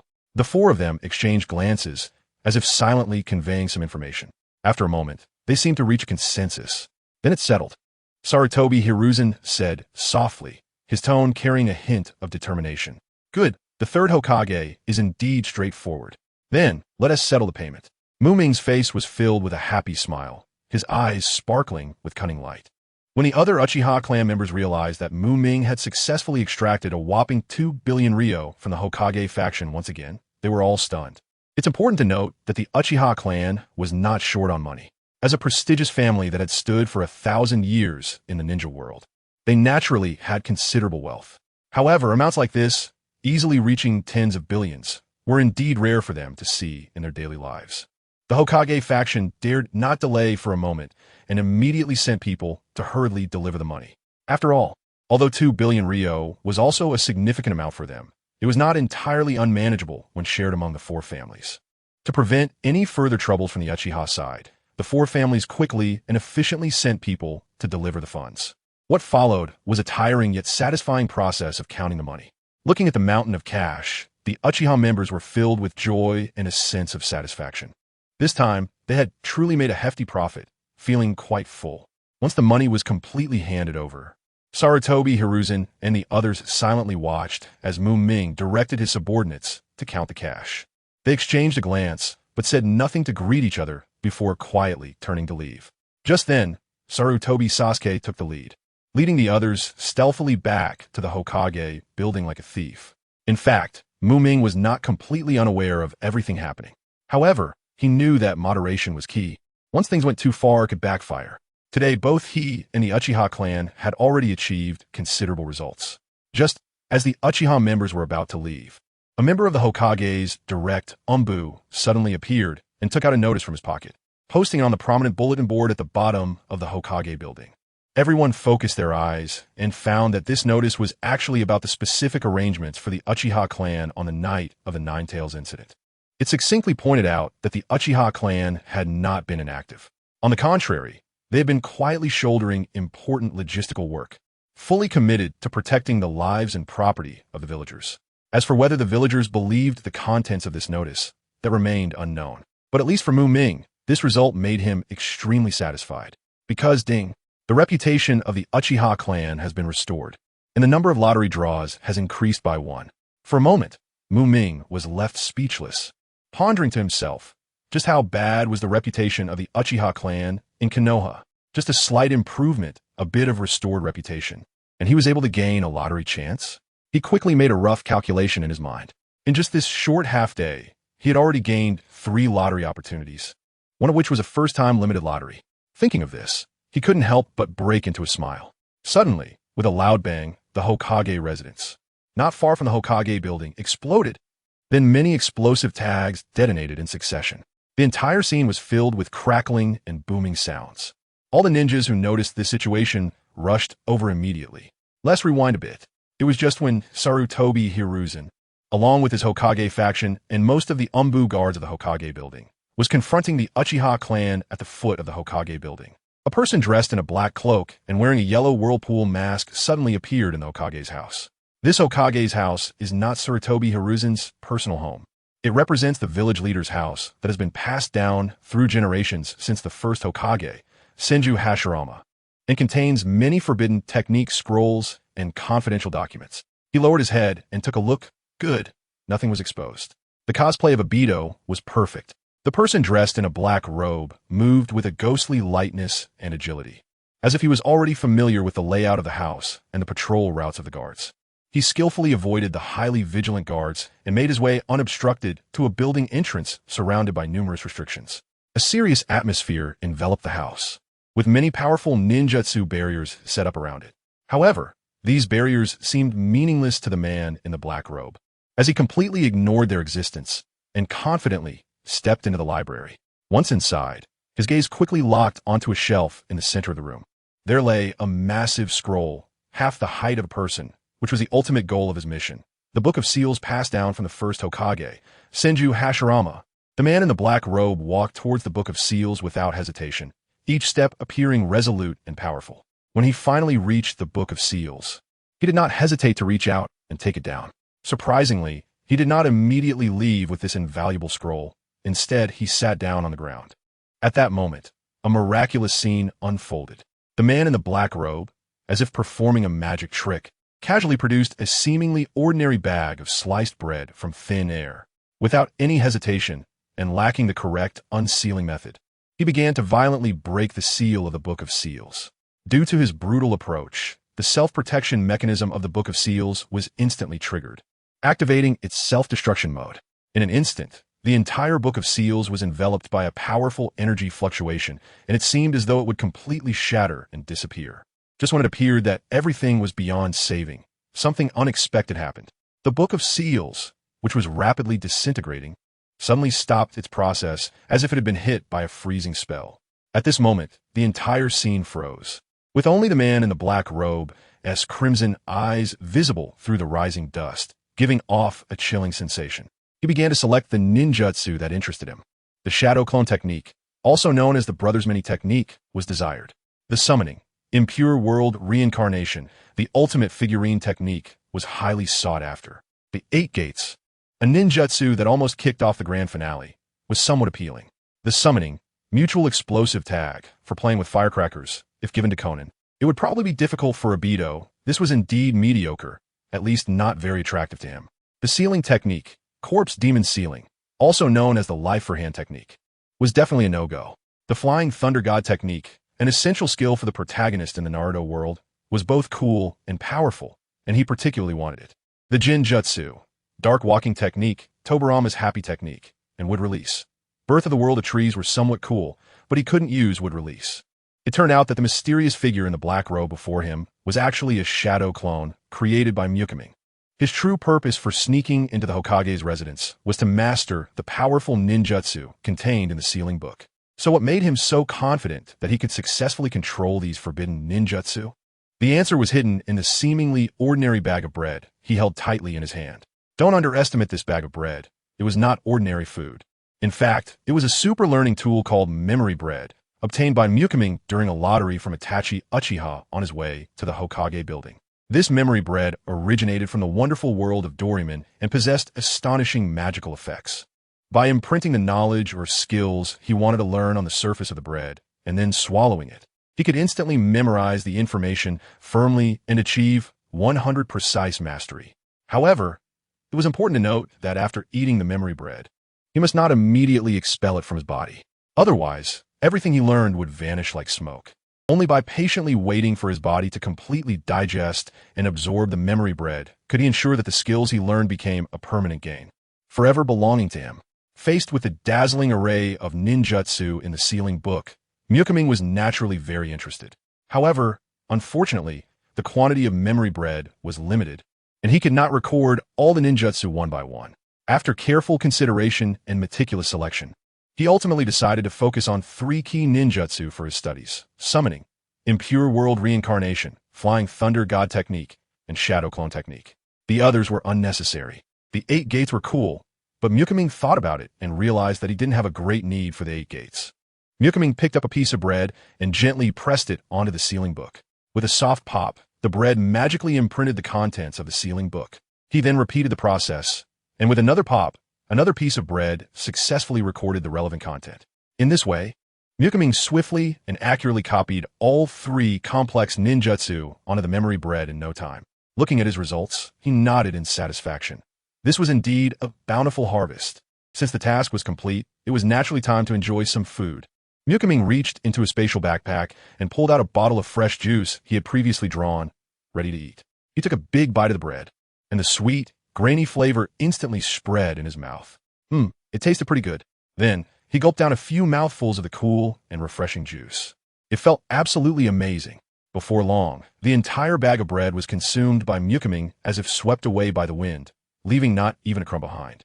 Finally, he contentedly let out a loud burp, the sound echoing in the air, as if announcing the end of this delicious feast.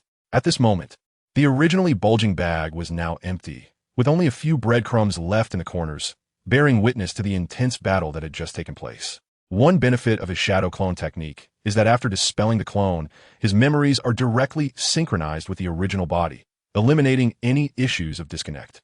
The things he has learned are permanently mastered, which also enhances the efficiency of learning. He dispelled his kaleidoscope eye technique, and the Book of Seals was completely destroyed.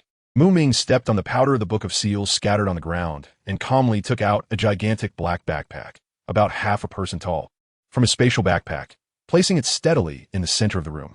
Then, with swift and skillful movements, he took out a large stack of explosive talismans that he had painstakingly collected from the smoke-filled battlefield and carefully them all around the room, in every corner and crevice.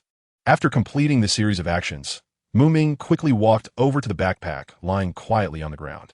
He took a deep breath, reached out to gently pull the zipper of his backpack, and his gaze immediately focused on a square object placed on the top layer of the bag.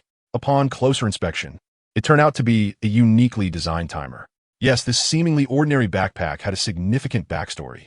It actually contained a large amount of powerful explosives that could be detonated precisely at a preset time. Interestingly, this was a prize that Ming had won unexpectedly in a lottery. However, due to its countdown lasting a full 3 hours, 180 minutes, he had always tossed it into some forgotten corner, gradually fading from memory. Ming couldn't help but mutter to himself.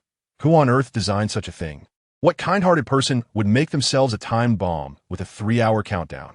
That leaves way too much time for escape. Did they plan to use that time to flee the country? Even if it had the terrifying power of a nuclear warhead, giving you 3 hours to escape after detonation would certainly be more than enough. However, the reality was that the countdown of this time bomb had been firmly fixed by its designer, and no matter how Ming tried to operate it, he couldn't change it by even a second. Fortunately, in this urgent situation, what he had once considered a useless item turned out to be quite useful. After all, within this so-called Hokage house, there were numerous valuable ninja technique scrolls and a wealth of important documents. These items held little value for Ming. It's not like before. Now he was selective about learning S-rank ninjutsu. As for those below S-rank, they were not worth his precious time. There was no need to master too many jutsu. Having a few handy ones that he could use well was enough. Too much is as bad as not enough. And as for the documents, he couldn't be bothered to look at the unimportant ones, and the important ones were ones he already knew more about than anyone else. However, thinking about leaving them for Sarutobi Hiruzen and others, they might turn into tools against him in the future, so he decisively decided to destroy them. At this moment, Ming suddenly remembered that he had a large bag of powerful explosives with him, which could come in handy. So, there are no worthless prizes, only hosts who don't know how to use them. After carefully checking everything and confirming that all arrangements were in place, Ming revealed a satisfied smile and nodded lightly. With a thought, there was a bang, and the shadow clone was dispelled. Meanwhile, Ming, who was facing Sarutobi Hiruzen on the other side, suddenly trembled, momentarily dazed. But soon, he realized what had happened, and a hidden smile appeared at the corner of his mouth. He looked directly at Sarutobi Hiruzen and coldly said, "If I present evidence that proves certain truths, what will you do, third Hokage?" With that, Ming no longer hesitated and directly activated his hidden Mangekyō Sharingan technique. However, since he had already put on a pair of black contact lenses beforehand, to outsiders, his eyes still appeared completely black. As we all know, the unique dojutsu awakened by each person with Mangekyō Sharingan stems from the most intense and desired emotions deep within their hearts. Just like Shisui, who hoped to create peace through powerful jinjutsu and ultimately successfully awaken the so-called strongest jinjutsu, Kodoe Tsukumi, or Abido, who awakened the space-time ability Kamui due to his extreme desire to escape this hypocritical and despair-filled world. Ming, having been immersed in various wonderful fictional worlds in his past life, was inevitably influenced by many elements from those novels. In his unique cognitive framework, he firmly believed that time possesses a more powerful and mysterious force compared to space. When he thought of Abido's astonishing spatial ability, Ming decisively chose to pursue a different, yet even more shocking power of time. Thus, with the help of Super God Water, Ming successfully awakened his own left eye's time dojutsu, time domain. This magical dojutsu allows Ming to precisely manipulate time in a specific area for a short duration. He can accelerate the passage of time at will, causing everything in the area to operate at an astonishing speed. He can also slow down the flow of time, making the entire scene move at a fraction of the normal speed. Or he can simply pause time altogether, plunging the surroundings into a bizarre and tranquil state of stillness. Not only that, but if the situation becomes critical, Ming possesses a unique skill that allows him to cleverly hide himself behind time, thus avoiding deadly attacks from enemies or completing seemingly impossible tasks. It is no exaggeration to say that this eye technique, which can manipulate the rules of time at will, is a godly existence akin to a game-breaking bug. If Ming were placed in an anime world, there is no doubt he would become one of those characters whose overwhelming power leads to their demise in the plot. Meanwhile, the influence on Ming does not stop there. One of the Uchiha clan's forbidden techniques, Izanagi, with its powerful ability, has also deeply inspired Ming. Because of this, Ming's right eye technique is straightforward and brutally named virtual reality domain. As the name suggests, once this eye technique is activated, Ming can create an absolute domain under his control within a certain range. Within this domain, the material form can freely transform according to Ming's will. Solid entities can easily become illusory, and vice versa. Everything moves at his command, with no rules to speak of. The downside is that it cannot transform other living beings aside from himself. However, it must be acknowledged that both the left eye's time domain and the right eye's virtual reality domain belong to the category of extremely powerful eye techniques. Powerful to an outrageous extent. The former involves the profound laws of time, while the latter pertains to the arbitrary manipulation of the real world. Together, they forge Ming into a being that can be considered monstrous. Previously, Danzo's bandages and restraints were turned into illusory objects by Ming, falling directly from Danzo's body. Time seemed to flow backward as that invisible timeline was slowly pulled back to its original starting point. Everyone's expression turned serious as they hurried to the place where the Hokage's residence once stood. However, the scene that presented itself before them was shocking. The Hokage's residence had completely vanished without a trace, replaced by a massive pit several meters deep. This pit looked like a monstrous mouth opened by the earth, mercilessly swallowing everything. Even more shocking was that the entire scene was still shrouded in thick smoke and a scorching atmosphere, caused by the powerful destructive force of over 100 pounds of explosives. The once solemn Hokage's residence no longer existed. It had been completely erased from the map of Konoha village, leaving only desolation and silence. It is worth mentioning that the Umbu, responsible for maintaining the village's safety, did not seal off the site of this disaster. Perhaps, in the face of such a tragic situation, sealing off the scene had lost its practical significance, as almost nothing remained here except for that shocking pit. What exactly happened? What on earth is going on? Sarutobi Hiruzen stared wide-eyed at the ruins before him, unable to believe it, with anger brewing inside him like a volcano ready to erupt. Just a short while ago, he had been suffering from the Uchiha clan's endless extortion, their unreasonable demands almost causing him to have a stroke on the spot. And now, just when he had managed to calm the Uchiha clan down, his own Hokage residence had inexplicably been blown to smithereens. This series of unbelievable events plunged Sarutobi Hiruzen into deep confusion, who deliberately wanted to make things difficult for him. Why was he being targeted like this? Just as he was pondering this, suddenly, the words Uchiha flashed through his mind like a bolt of lightning. Today, the Uchiha had suddenly come over with people, and instead of going anywhere, they had left him and a large part of the Umbu stuck at the Hokage building. The ninja clan members and those from the Hokage faction had all gradually gone over, but where were the Uchiha? Only about 50 Uchiha had come. Where were the others? A series of Uchiha conspiracy theories floated through Sarutobi Hiruzen's mind. But before long, he dismissed this idea. First of all, the reason the Uchiha came over today was that Danzo had attacked Shisui first. This timing was not under Uchiha control. Looking at it this way, Danzo had the bigger problem. Moreover, the methods of this conspiracy did not match the Uchiha style at all, especially since the Uchiha had just recently made their move. If something went wrong, anyone with clear eyes would know that the Uchiha would be the prime suspect, just like on the night of the Nine-Tails incident. Sarutobi Hiruzen squinted his eyes. Was this another attempt to frame the Uchiha? Smart people often trust the problems they discover, and Sarutobi Hiruzen was no exception. Uchiha Ming. Ah, yes, you're so smart, simply brilliant. Usually, they were quick to accuse the Uchiha. But as the old saying goes, only those who wrong you know how wronged you truly are. Those who are extremely averse to the Uchiha are also the ones who understand the Uchiha the best in Konoha. Right now, the most important thing is to find the culprit, not to blame the Uchiha. Watching Sarutobi Hiruzen's face, which was shifting between moods and colors, Ming couldn't help but secretly chuckle to himself. He was so close, just a little bit away from bursting out laughing. Luckily, he possessed an extraordinary willpower, forcefully suppressing the urge to laugh, and mercilessly pinched his thigh. The sharp pain instantly brought him back to reality, successfully avoiding the embarrassing situation of laughing out loud on the spot. In fact, this explosion incident was not as simple and smooth as it appeared on the surface. There had been an unexpected situation. It was originally expected that the explosives would detonate immediately after the countdown ended, but that was not the case. Ming had meticulously planned and sent not only a shadow clone to execute the task of the Hokage's residence, but also a transformed crow clone. This crow clone was tasked with a crucial mission to closely monitor the explosives, ensuring that no unexpected situations would arise, allowing the explosives to detonate successfully. It is important to know that the Hokage's residence has always been a heavily guarded place, with countless patrolling ninjas. So, what if, after dispelling the clone, any complications arose with the explosives? Therefore, a foolproof backup plan had to be prepared, and this crow clone was the final safety measure that could ensure everything would go smoothly. Just about an hour before the explosion time, suddenly, a mysterious Umbu member appeared without any warning. The Umbu member swiftly entered the room where the explosives were placed, and after a brief pause in another adjacent room, he quickly walked out and vanished without a trace. However, the matter did not end there.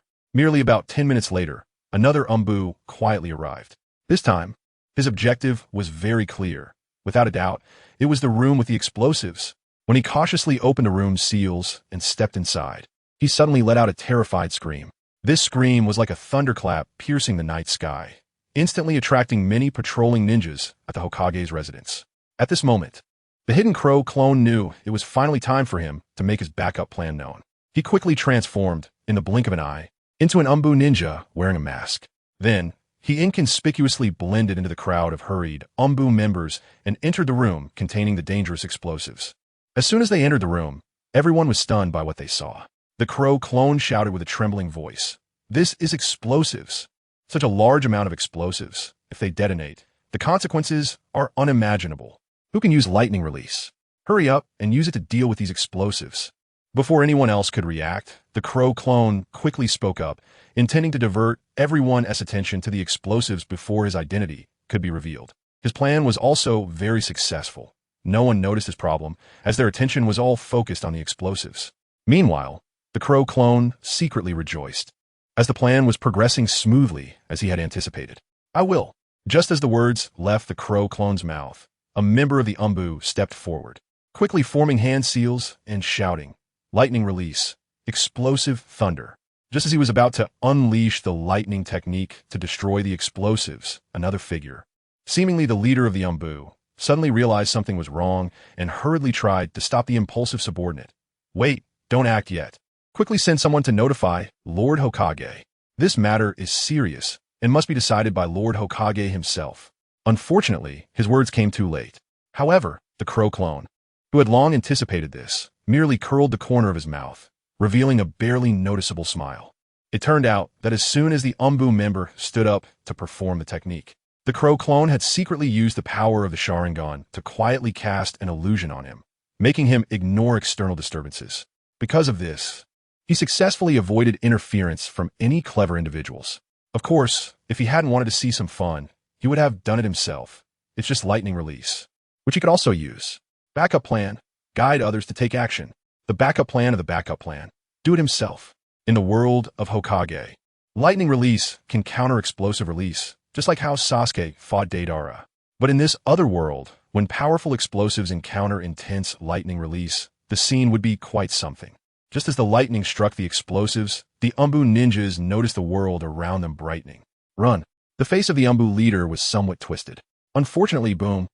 Ninjas are inherently a profession with high attack and low defense, commonly known as fragile professions. This intense explosion directly took down all the Umbu ninjas present, as well as the crow clone of Ming. Following this, the well-known events unfolded. At this time, Vegapunk noticed that Ming was quietly standing to the side, seemingly lost in thought, looking somewhat dazed. So he walked over and gently asked, "Ming, do you have anything else to do now?" Awakened by Vegapuk's sudden question, Ming quickly came back to his senses and replied, "Oh, I don't have anything else, clan leader." Hearing this, Vegapunk nodded and said, "In that case, let's return to the clan grounds. I have important matters to announce to the clansmen." "Okay, clan leader," Ming responded softly. Originally, finding the culprit behind the explosion should have been the job of the security department. However, since the scene had already been taken over by the Umbu, the Uchiha clan was naturally happy to take it easy. The Uchiha had made a big profit today and had seen enough of the Hokage's faction's jokes. Sarutobi Hiruzen had a tough day today, so they decided not to poke at him, fearing he would explode and splash blood on the Uchiha. Therefore, the Uchiha group left the explosion site quietly. The return journey was noticeably much faster than the arrival.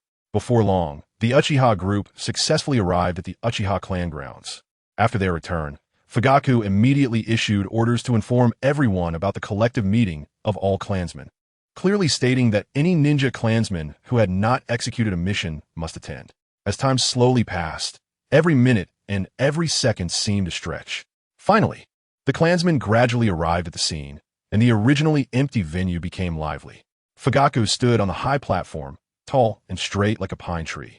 He looked around at the gathered clansmen below, took a deep breath, and began to recount the events of the day. At first, the Uchiha below seemed a bit impatient, with whispers rising and falling. But as Vegapuk's narrative deepened, the crowd gradually quieted down. When they heard the key points, expressions of surprise appeared on their faces. And by the time they learned the whole truth, it turned into uncontrollable joy. Uchiha mumming, someone shouted first. Then, this shout spread rapidly like wildfire. Waves of cheers grew louder and louder, and the entire scene fell into a frenzy. The clansmen repeatedly shouted Mumming's name, their voices echoing through the sky. Clearly, Mumming's actions today deeply resonated with the Uchiha clan, fully aligning with their values and expectations. At this moment, Fugaku raised both hands, signaling everyone to calm down. Once the noise settled, he announced loudly, "Now, I want to solemnly announce an important matter. From this moment on, Uchiha Mumming will officially serve as the deputy minister of our security department." As soon as he finished speaking, a system prompt sounded in Mumming's mind. Ding. The host has successfully been promoted to deputy minister of the Uchiha security department. Bonus, 1 lottery draw. In response to Fugaku's decision, the other Uchiha clansmen present had no objections. After all, Mumming possessed an incredibly powerful Mangekyō Sharingan, and his way of doing things was a typical Uchiha style. Not only that, he had also secured a substantial financial compensation for the Uchiha clan. Such a person with numerous achievements taking on the role of deputy minister of the security department was truly a consensus, and how could anyone possibly oppose it? At this moment, Fugaku, smiling, slowly walked down from the high platform and finally stopped beside Mumming. He gently raised his hand and placed it on Mu Ming's broad shoulder, giving a couple of firm pats. "Mu Ming, go ahead and say a few words to the clansmen." Mu Ming nodded in understanding, then took a deep breath and stepped onto the high platform with steady and determined strides. When he finally stood firm on the platform, he scanned the crowd below and saw many clansmen passionately shouting his name, Uchiha Mu Ming. The cheers rose higher and higher, as if they were about to break through the clouds. Faced with this scene, Mu Ming couldn't help but feel a surge of emotion and pride within him. He slightly spread his arms, palms facing down, making a downward gesture. With this action, the originally noisy and bustling crowd gradually quieted down, everyone looking up with eager eyes at the tall and spirited young man on the stage. Once the venue returned to calm, Mu Ming took a deep breath to settle his excited heart, and then said loudly, "I want to sincerely thank the clan leader and all the clansmen for their trust and support. Here, I just want to solemnly say one heartfelt thing. I will do my utmost to let the glory of the Uchiha clan shine throughout the ninja world. I want the world to know that Uchiha is undoubtedly the strongest name." As soon as he finished speaking, thunderous cheers and applause erupted from the audience. Wow, wow, wow. The deafening sounds rose and fell. Uchiha Mu Ming. Uchiha Mu Ming. The call of Uchiha Mu Ming echoed through the skies again. In fact, there was nothing particularly significant to discuss or decide at this meeting. The main purpose was for Fugaku to announce Mu Ming's promotion to the position of Deputy Minister of the Security Department. However, aside from this matter, there was one issue that troubled everyone: how to handle the compensation of 3.5 billion. After all, the specific owner of those Sharingan could no longer be determined. In the collective meeting of the Uchiha high-ranking officials, Mu Ming, as the newly promoted high-ranking member, was also the biggest contributor to obtaining this money. He proposed to distribute the money equally among all the clansmen, and the higher-ups approved this proposal, deciding that the clan would not take a single penny. The Uchiha clan was not short of this tens of billions of funds. However, many Uchiha clansmen without ninja abilities were in need of money. Once this announcement was made, Mu Ming's reputation in the Uchiha soared. That night, Mu Ming unhesitatingly declined numerous enthusiastic invitations from the Uchiha higher-ups and set off alone on his way home, ultimately arriving safely at his personal little home. Speaking of Uchiha Mu Ming's previous identity, his background was quite turbulent. When he crossed over, the original owner of this body was already a lonely orphan, and when he arrived, it was just at the time of the shocking Nine Tails chaos. Time passed, and now 6 years had gone by. He had long since adapted to and gotten used to this empty, neglected residence. After stepping into the house, Mu Ming wasted no time and went straight to the bathroom. He quickly shed his dust-covered clothes, turned on the shower, and let the warm water wash over his body, as if trying to cleanse away all the fatigue and turmoil from his journey. After finishing his shower, he changed into a brand new blue onesie and walked lightly to the center of his spacious and bright living room. There, Mu Ming sat cross-legged on the floor, as steady as an old monk in meditation. At this moment, just before the lottery, the calm lake of his heart stirred with ripples, mixed with a hint of uncontrollable excitement. This level of excitement surpassed even the joy he felt when he was appointed as the deputy minister of the security department. System. What does limited lottery mean? Ming furrowed his brows and asked in his mind. Since he heard the term limited lottery, he had been filled with questions about it. However, at this moment, the answer was about to be revealed, and his curiosity and anticipation grew stronger. Just then a cold, mechanical voice echoed in Ming's mind. The limited lottery is a key anchor point based on a specific prize produced by this system, which serves to lock onto a unique world associated with it. Thus, the prizes obtained from this lottery must come from rare items in that specific world. After hearing this explanation, Ming couldn't help but raise his eyebrows slightly, with a hint of surprise in his eyes, thinking, this sounds quite interesting. In other words, if he took the Tenseiga as the anchor point, the items drawn from this limited lottery would definitely be from the Inuyasha world. But wait, there's no rush. It's better to use up the other lottery chances before making a decision. Ming's gaze slowly fell on the system's reward record and began to examine it carefully. Double Mangekyō Sharingan Shisui has appeared in the world, lottery chances 1. Danzo lost his Kodoe Tsukumi Sharingan, lottery chances 1. Successfully retrieved Kakashi's Kamui Sharingan, limited lottery chances 1. Successfully cleared the name of the Uchiha clan, lottery chances 1. Ming himself successfully promoted to the position of Deputy Minister of the Security Department, lottery chances 1. In summary, in just a short half-day, Ming had consecutively gained 4 precious lottery chances and also received an additional rare limited lottery chance. In this situation, Ming couldn't help but feel secretly delighted. Very good, very good. Since that's the case, let's take a gamble. System, reserve the limited lottery for the rest. Go all in. Congratulations, host. You have obtained the horse talisman. Congratulations, host. You have obtained the pig talisman. Congratulations, host. You have obtained observation hockey. Congratulations, host. You have obtained the devil fruit, the gum fruit. Silence is tonight's Cambridge. It's surprising that such a situation would occur during a consecutive draw. Is the probability of drawing items from the same world during a consecutive draw really that high? This is hard for him to believe.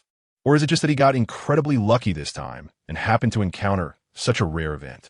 But upon closer thought, it didn't seem right. After all, this coincidence is a bit too coincidental. Moreover, what's even more surprising is that he could draw skills from it. However, it should be noted that Ming had previously drawn the telescope technique from this world. Since ninjutsu can be considered a type of skill, then observation hockey is also understandable. However, things like talisman and observation hockey are relatively easy to comprehend. Yet what puzzled Ming the most was this devil fruit. Drawing a devil fruit is fine, but drawing the gum fruit is a huge problem. This fruit, which appears to be a paramecia type, is actually a zoan type. The human fruit, mythical type, Nika form, a pillar of the neighboring One Piece world, also known as the Savior. System. What will happen to the One Piece world if you give me this thing?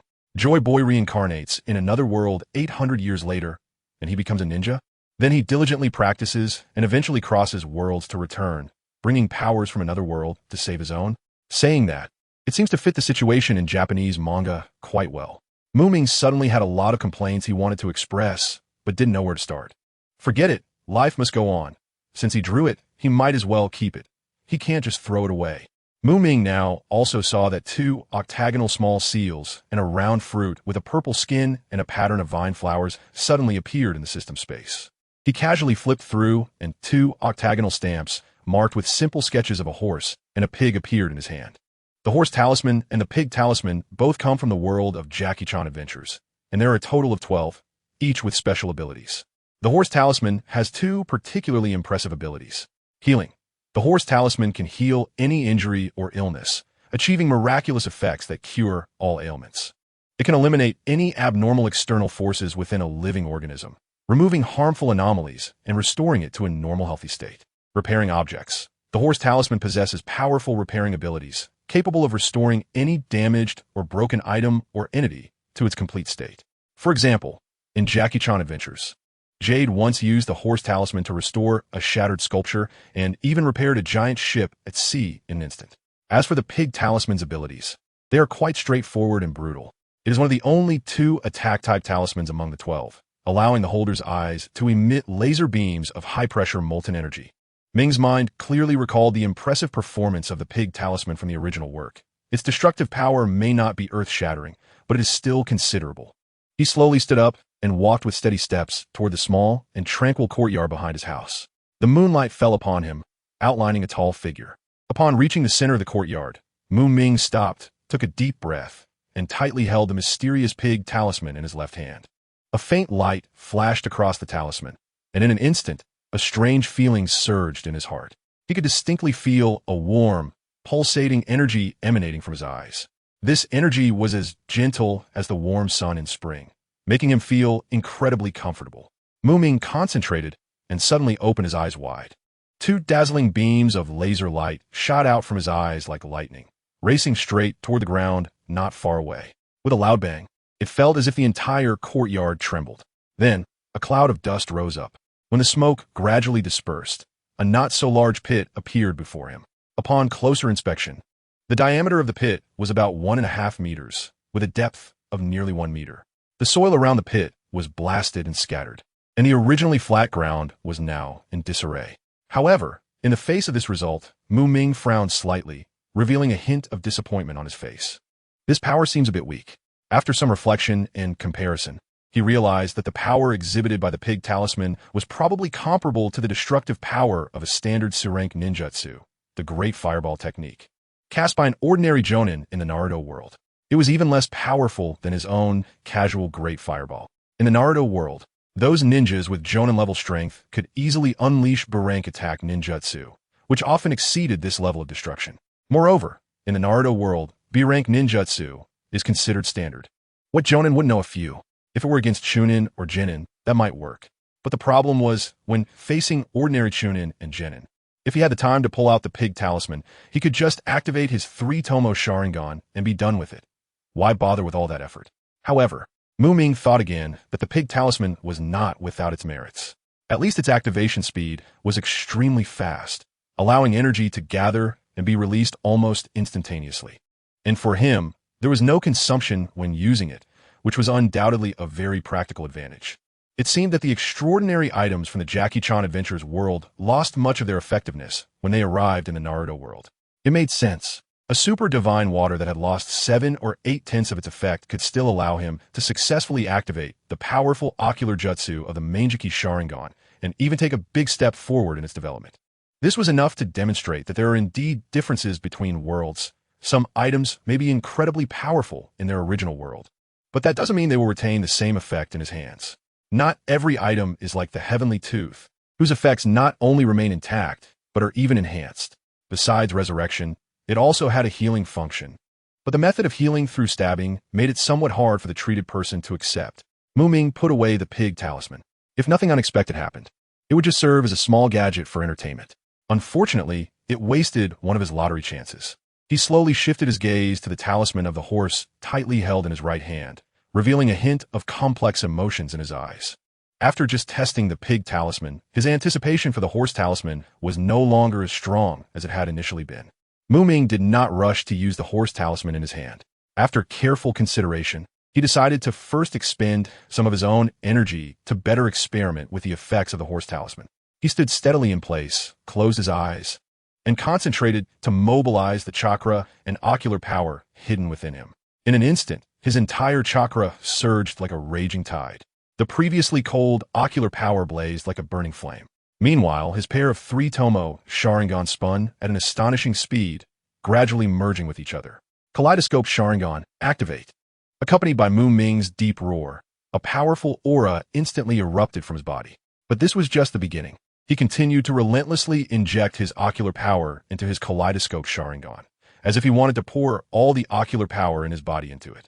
Suddenly, several objects resembling human ribs appeared out of thin air beside Ming.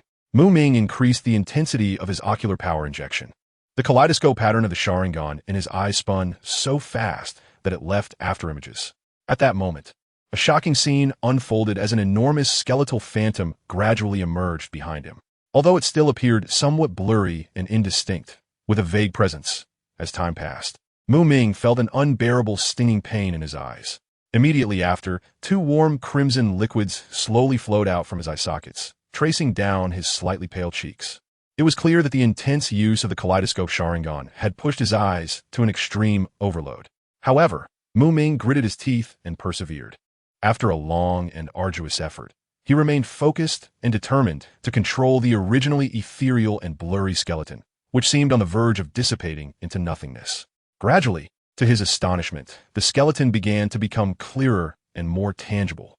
Finally, with the last trace of ethereal energy dissipating, a black and red half-skeleton towering over 10 meters tall fully materialized behind Ming. This massive skeleton resembled a tall building, exuding an indescribable sense of majesty and oppression. Upon closer inspection, the fearsome visage of the black and red skeleton revealed hollow eye sockets that flickered with eerie light, as if capable of piercing through one's soul. Its jagged, sharp teeth were arranged unevenly, emanating a chilling aura. Its gigantic body was adorned with alternating black and red colors, exuding a strong aura of death, as if it had emerged from the depths of hell, sending shivers down one's spine. Meanwhile, a surging wave of black and red chakra continuously poured out from the skeleton, quickly enveloping Ming's entire body. This chakra resembled burning flames, dancing and swirling, forming a thick protective barrier that made Ming appear as if he were surrounded by a raging inferno. From a distance, this scene was filled with shock and mystery, imparting a profound sense of oppression.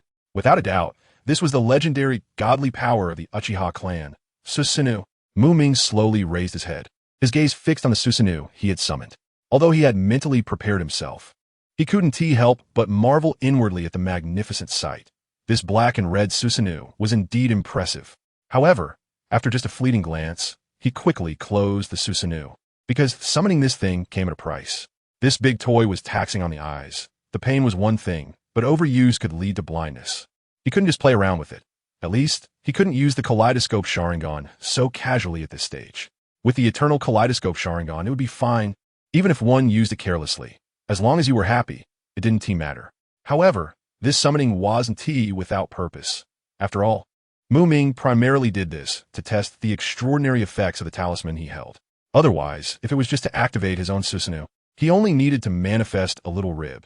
There was no need to go to such lengths. In his previous life, Ming had seen posts stating that the Uchiha Susanoo required both eyes to be activated for the first time. Once activated, it wouldn't matter for future uses whether it was both eyes, Itachi and Sasuke, or a single eye, Shisui. Even without eyes, Madara, it wouldn't prevent one from summoning a powerful Susanoo. Just like Obito, his Kamui Kaleidoscope had nearly been overused, yet he still summoned Susanoo. The former Ming had no right to evaluate this claim, but now he could. His personal experience, this statement, is correct. Ming slowly walked into the room with a slightly tired body, closed the door behind him, and walked straight to the washstand. He turned on the faucet, and cool water flowed out with a rush. He cupped his hands to catch the water and rubbed his face vigorously, washing away the bloodstains while seemingly trying to wash away all his fatigue and discomfort. After washing his face, Ming dried his face with a towel and looked up at himself in the mirror. At that moment, he suddenly noticed that the talisman he had been tightly holding in his hand began to emit a faint glow, which gradually intensified. As the light grew stronger, Ming could clearly feel a warm and gentle energy continuously flowing towards his eyes. The sharp pain that had arisen from overusing his abilities was now being soothed, as if a spring breeze had brushed over it.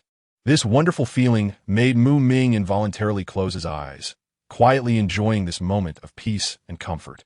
After a few minutes, Ming finally slowly opened his eyes. Although there was still some slight discomfort around his eyes, compared to the unbearable pain he had felt at first, the situation had improved significantly. He blinked a few times to adjust to the light in front of him, while raising his hand to check the clock hanging in the living room. He noticed that the hands had only moved a few minutes, still a distance away from 10 minutes.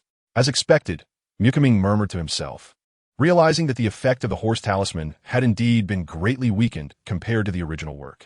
Based on this recovery progress, the consumption speed caused by his use of Susanoo was almost on par with its recovery speed. Thus, if he encountered an emergency requiring frequent use of Susanoo, he would likely fall into a passive situation. With this thought, Ming frowned slightly and began to contemplate a countermeasure. After pondering for a moment, he turned back to the bedroom, walked to the cabinet by the bed, squatted down, and carefully searched through it. Before long, he found a deep blue arm ring with a sealed pocket.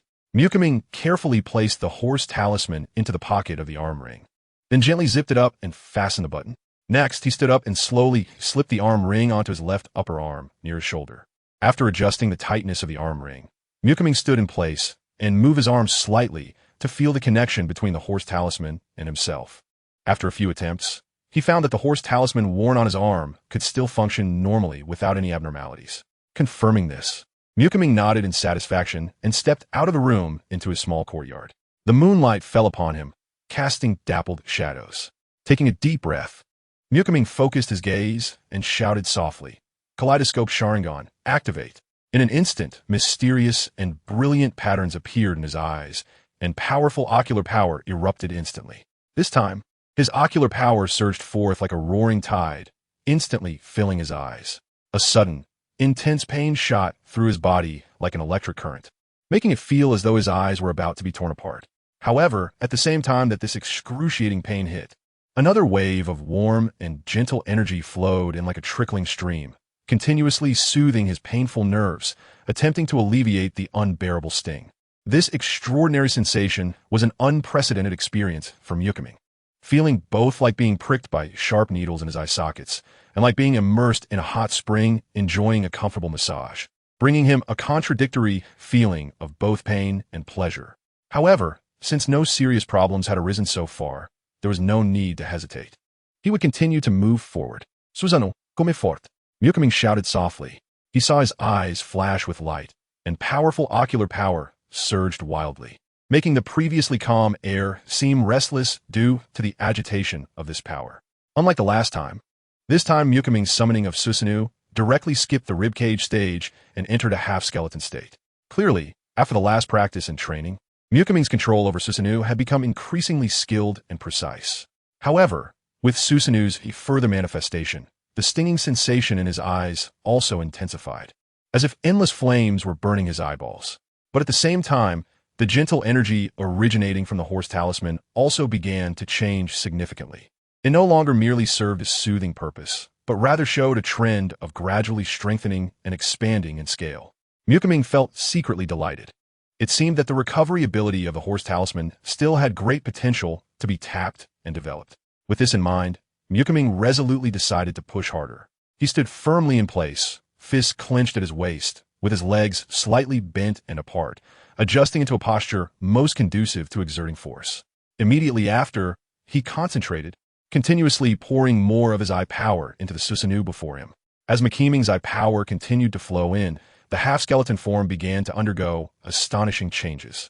The first change was the emergence of thin, yet incredibly resilient meridians, which spread rapidly at an almost imperceptible speed, covering the entire half-skeleton in the blink of an eye. Subsequently, these meridians intertwined and connected, forming a complex network, and based on this, a thin layer of flesh began to grow, filling in the gaps. Ultimately, a layer of black-red chakra, resembling an outer garment, surrounded the outer layer. Undoubtedly, this was the remarkable advanced form of Susanoo, also known as the chakra, cloak form of the second stage. Ming casually raised his hand to gently wipe away the tears streaming down his cheeks due to intense pain. At this moment, the conflicting sensations of stinging pain and comfort in his eyes grew increasingly intense. Clearly, this was good news. At this stage, the horse talisman could still withstand such a powerful force and provide sufficient recovery energy for support. After all, if even the horse talisman couldn't bear it, then what flowed from his eyes wouldn't just be ordinary tears, but likely a stream of fresh blood. Despite the stinging sensation in his eyes, Ming chose to ignore it, standing steadily in place, raising one hand to gently rub his chin, lost in thought.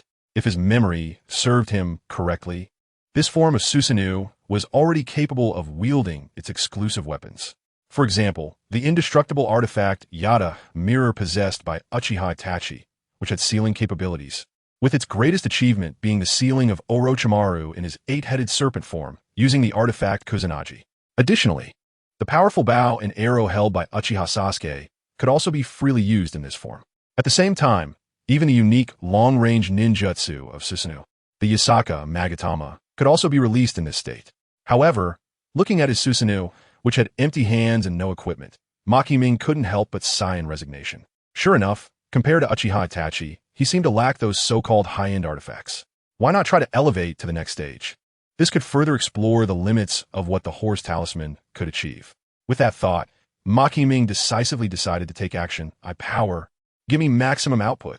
Accompanied by a roar in his heart, his kaleidoscope Sharingan began to spin rapidly, as if about to break through its limits. At the same time, Streams of blood began to seep slowly from his eye sockets, trickling down his cheeks. However, this blood did not flow in vain, for at that moment, the originally enormous Susanoo behind him underwent an astonishing transformation. A heavy set of black-red Karasu Tengu armor quickly formed, enveloping the entire massive Susanoo like an impenetrable shield. This armor was intricately designed, leaving a narrow gap for eyes at the head position, revealing a chilling gaze. Soon after, the enormous Susanoo brought its hands together and then slowly pulled them apart. In an instant, a stick-shaped object appeared between its palms. Ming squinted his eyes, which ached from excessive use of eye power, concentrating to control Susanoo to firmly grasp the stick with its right hand. Then, he exerted all his strength and suddenly pulled outward. With his action, the stick was unexpectedly pulled out to a long length. However, the portion still unknown in length remained quietly suspended in the void.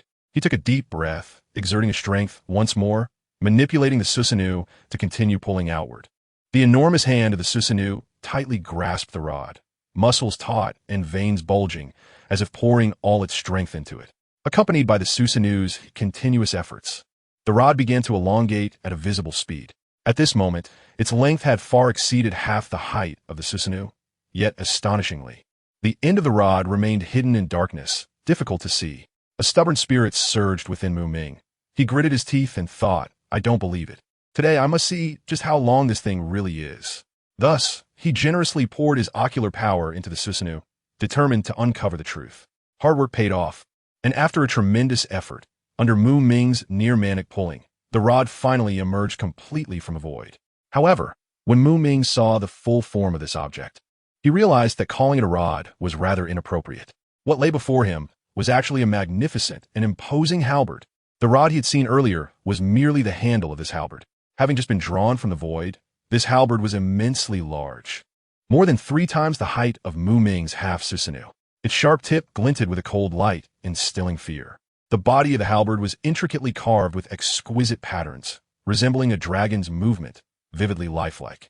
Just as Ming thought this colossal object would pose great difficulty in operating the half Susanoo, a miraculous scene occurred.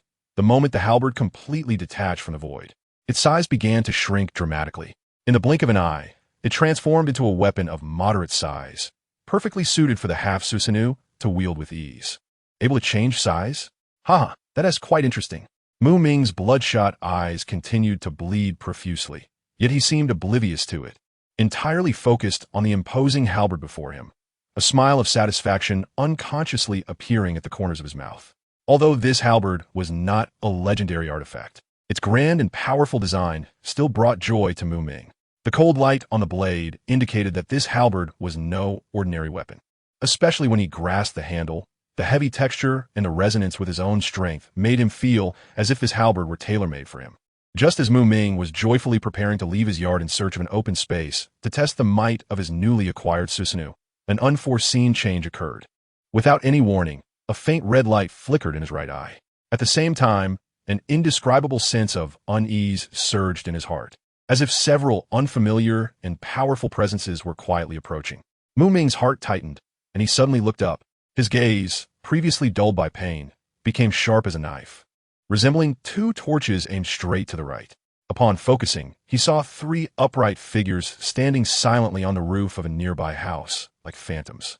He focused his gaze and saw that the 3 people were none other than the renowned figures of the Uchiha clan, the clan leader Vegapunk, the genius Shisui, and the great filial son Itachi. Ming remained expressionless.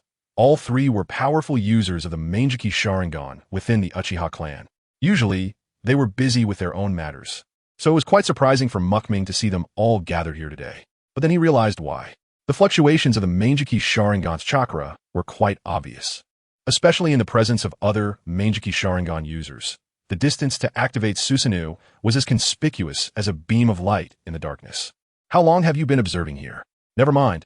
Since you're here, come on in, Ming said, shaking his head helplessly. He pondered silently in his heart, realizing that he had been too relaxed in the clan's territory.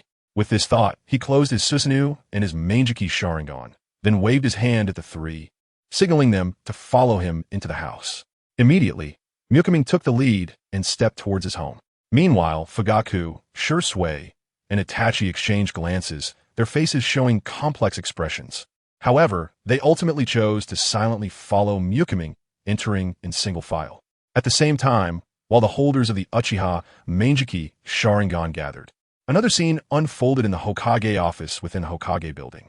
The entire room seemed to be ablaze, thick smoke billowing everywhere, to the point where one could barely see their own hand. Cough, cough, cough. A series of violent coughing sounds erupted. It was Koharu, the only female member of Konoha's F4 and one of the two non-smokers, who could no longer endure such a terrible environment. Her originally relaxed brows knitted tightly, resembling two deep ravines across her aged face, and her expression was filled with anger that seemed ready to burst forth.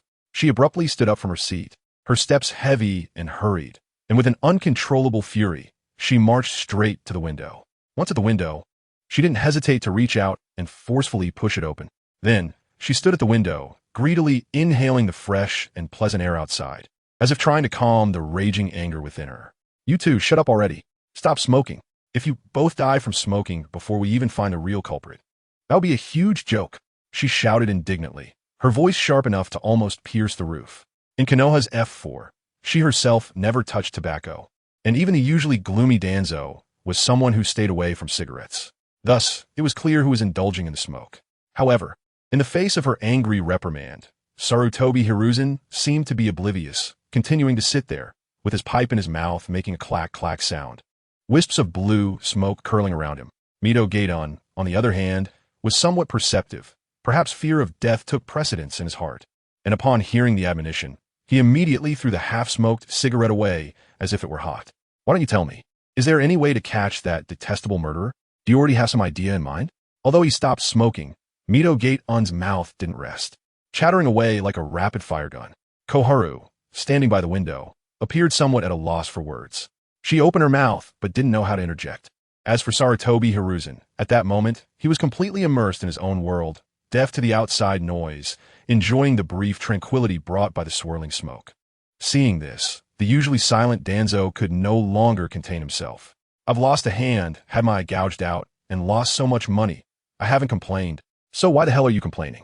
Just get in line behind me. Shut up and stop babbling here. It's pointless. If you're so bored, hurry up and take the umbu to investigate. Don't keep rambling in front of me, Danzo said darkly, showing no mercy to Mito-Gaton. Hearing this, Mitogata and Shoto fisklerotonsu, Tonsu. But he also knew Danzo's temperament, realizing that saying more would be pointless. So he grunted and sat back down in his chair, falling silent. Danzo, seeing this, was even less inclined to pay attention to him and turned his gaze to the leisurely smoking Sarutobi Hiruzen, his eyes sharp and urgent. Hiruzen, we need to prepare manpower immediately and take action against the Uchiha clan. This is the last opportunity. If we miss it now, the consequences will be unimaginable. What Danzo had in mind were two major matters. Firstly, the Hokage position he yearned for. Secondly, the Uchiha clan, which he had long viewed as a thorn in his side. Now, with the Hokage position firmly held by Sarutobi Hiruzen and hard to shake, the only target he could act against was the Uchiha clan. However, when Sarutobi Hiruzen heard Danzo's words, he merely replied dismissively, "It's already too late." His voice was not loud, but struck Danzo's heart like a heavy hammer. Danzo frowned, his face filled with anger, clearly dissatisfied with Sarutobi Hiruzen's response, and coldly huffed. What do you mean it's too late? Are you going to just watch the Uchiha clan continue to grow stronger until they threaten the village's safety? Seeing Sarutobi Hiruzen's indifferent expression, which clearly showed he didn't want to engage, Danzo snorted coldly in his heart, thinking, I want to give up so easily. He stepped forward, his eyes fixed on Sarutobi Hiruzen, and loudly said, why don't you say it? Or is it too late? The Uchiha clan indeed has two young ones with Mangekyō Sharingan, but Shisui's strength has not fully recovered. Doesn't that mean there is practically only one in their prime? Such a rare opportunity. Are you really going to let it slip by? Now is the best, and the Uchiha clan is at its weakest. Even if our losses are a bit larger, it doesn't matter. It's all worth it. Compared to what we put in, the gains after taking down the Uchiha clan will obviously be much greater. This is such a simple math problem. Can't you figure out, Hiruzen? Danzo's spittle was almost spraying on Sarutobi Hiruzen's face.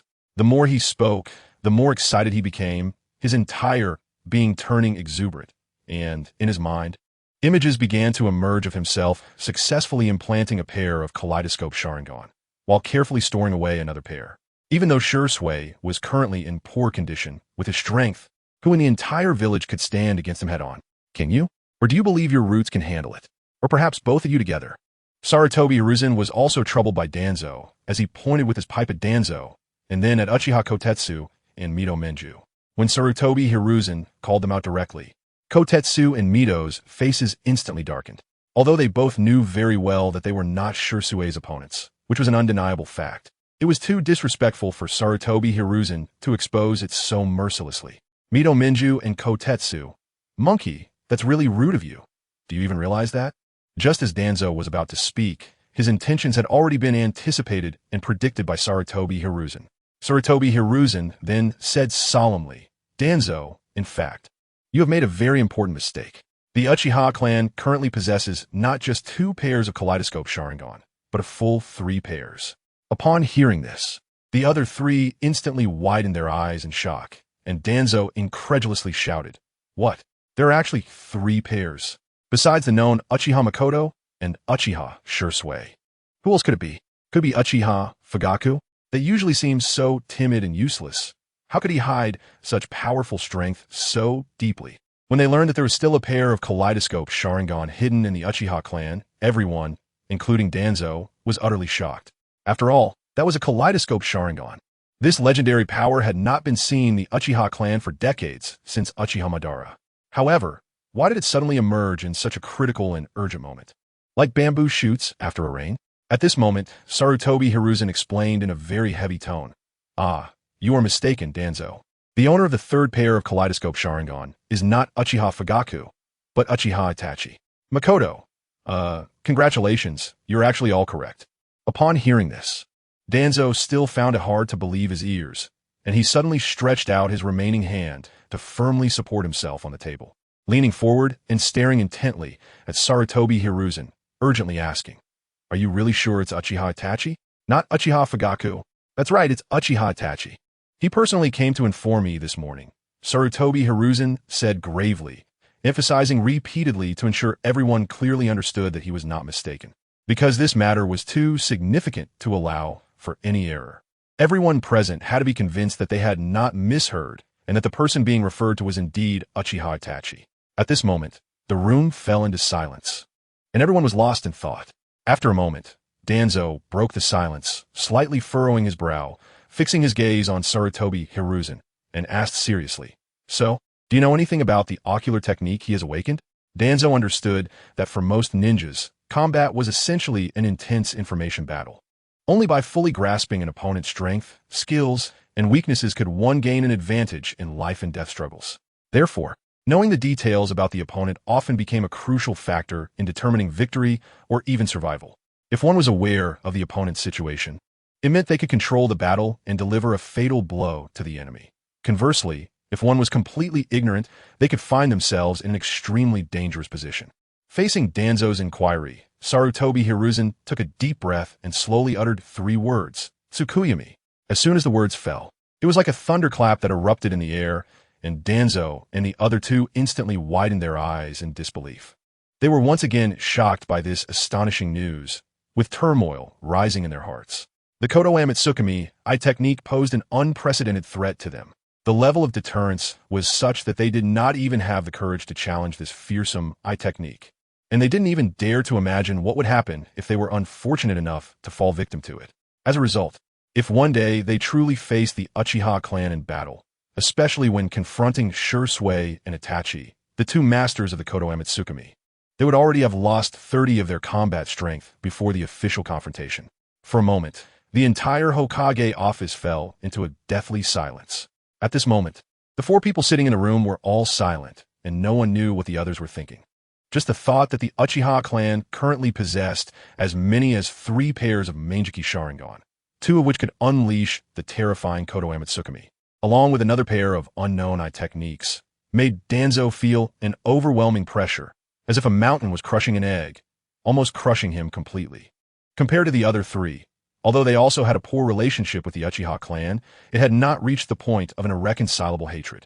However, the situation for Danzo was entirely different. He had already completely turned against the Uchiha, and their relationship was as opposing as water and fire.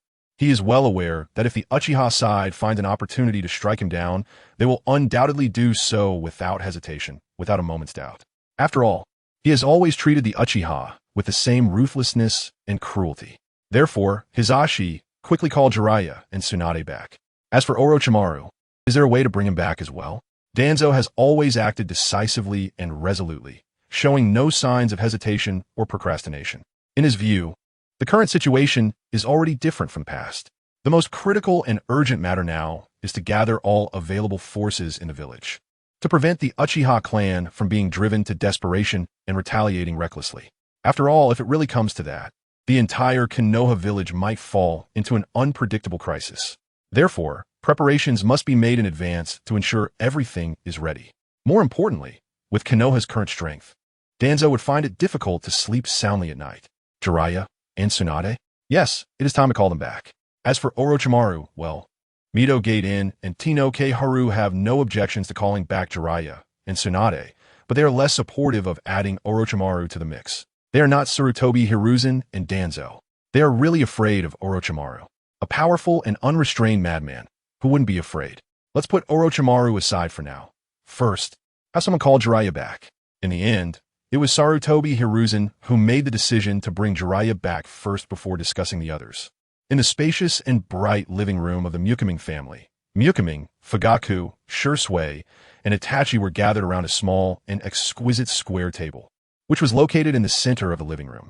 In front of each person was a beautifully crafted teacup filled with steaming, fragrant tea. However, time quietly passed, and the originally boiling tea had gradually cooled, no longer giving off any rising steam. Don't you have anything to say? You came all this way just to sit here in silence? Ming broke the silence first. As he spoke, he picked up the cup of now lukewarm tea in front of him and drank it down without hesitation. Hearing Ming's words, Fugaku, Shisui, and Itachi exchanged glances, communicating silently. Their expressions were quite serious, as if they were bearing a heavy burden in their hearts. In fact, the three of them had not agreed to come here together beforehand. They had coincidentally run into each other as they approached this place. When they saw one another, a hint of surprise surged in their hearts. But they quickly regained their composure. They were not foolish individuals, with a little thought about their current situation. They could guess why the other two had appeared at this moment. Shisui and Itachi had a close relationship, and they were both aware that the other had successfully awakened the Mangekyō Sharingan. However, Fugaku's sudden appearance caught them off guard, leaving them unsure of how to respond to the current situation. On the other hand, Fugaku was indeed quite surprised by Itachi's presence at this moment. He looked at Itachi with a complex expression, his eyes revealing emotions that were hard to describe. After all, this eldest son, who he had always felt proud of, had unknowingly awakened the Mangekyō Sharingan, and as a father, he was completely unaware of it. All right, since all of you are silent, let me speak first. Seeing the three remain silent, Ming could no longer bear it. He was truly unable to tolerate the suffocating atmosphere and the way they seemed to be staring into each other's souls. You all look like mutes standing here. What are you trying to do? Do you have telepathy or something? Is this staring contest really interesting? With their attention now focused on him, Ming decided not to beat around the bush any longer.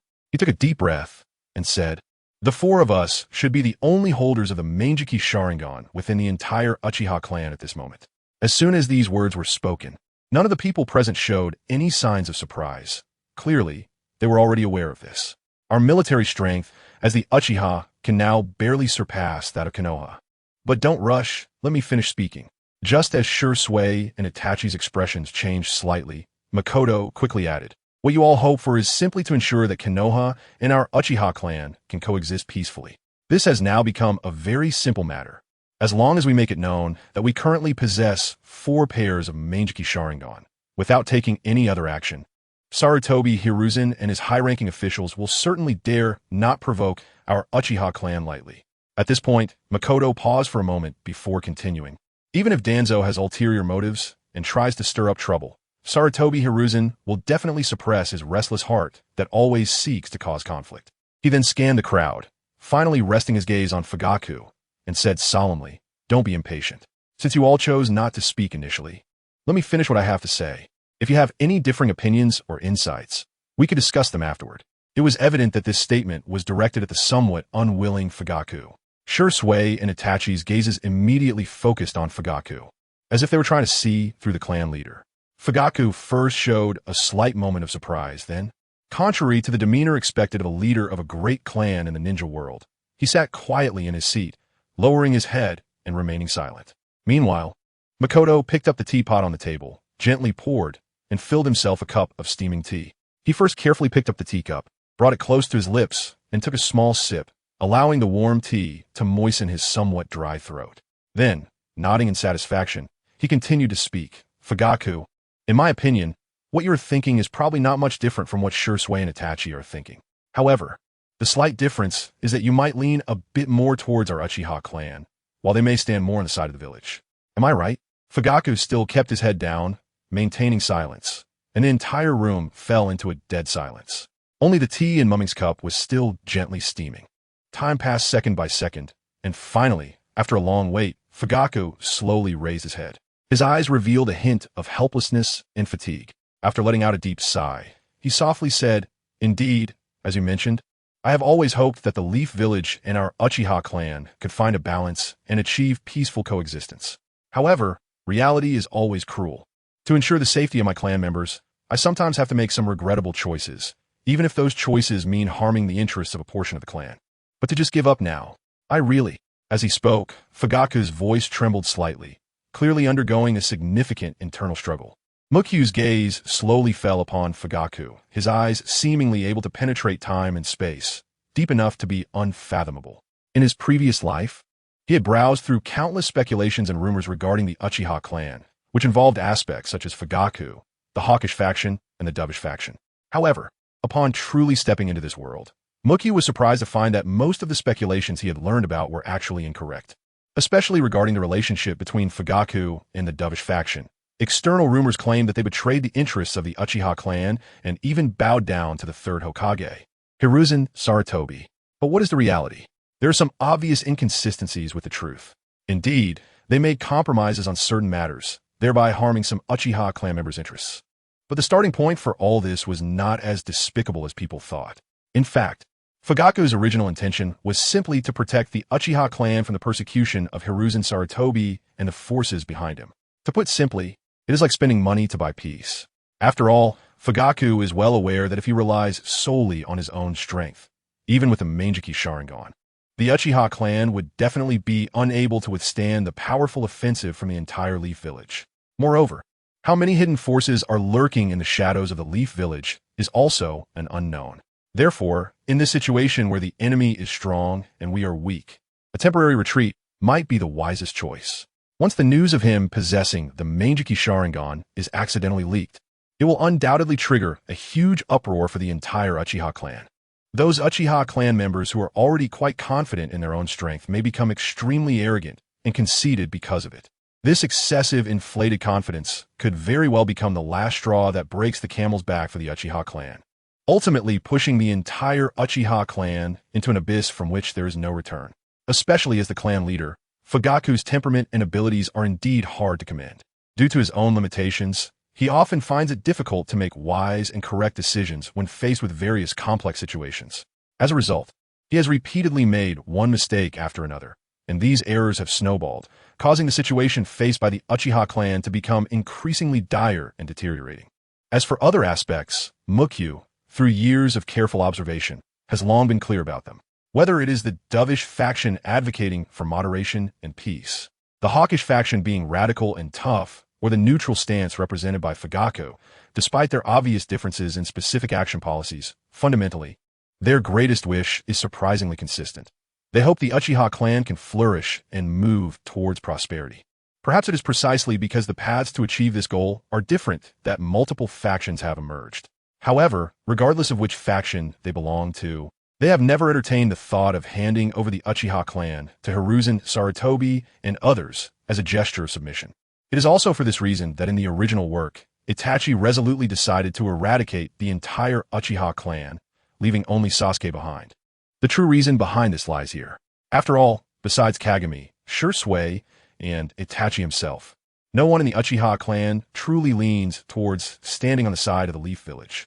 On ordinary days, There may be some clan members who treat the people of the Leaf Village slightly more kindly than other Uchiha clan members.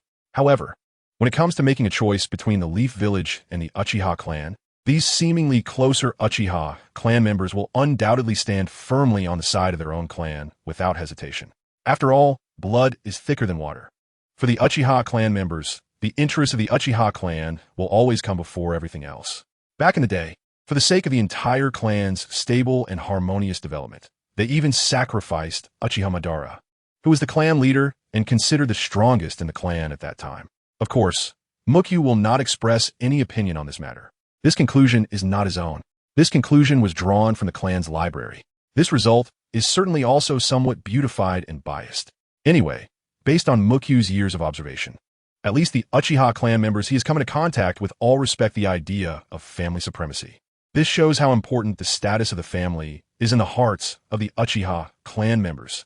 And how can the current Leaf Village be compared to the former Uchiha Madara in the eyes of the Uchiha? The answer is clearly negative.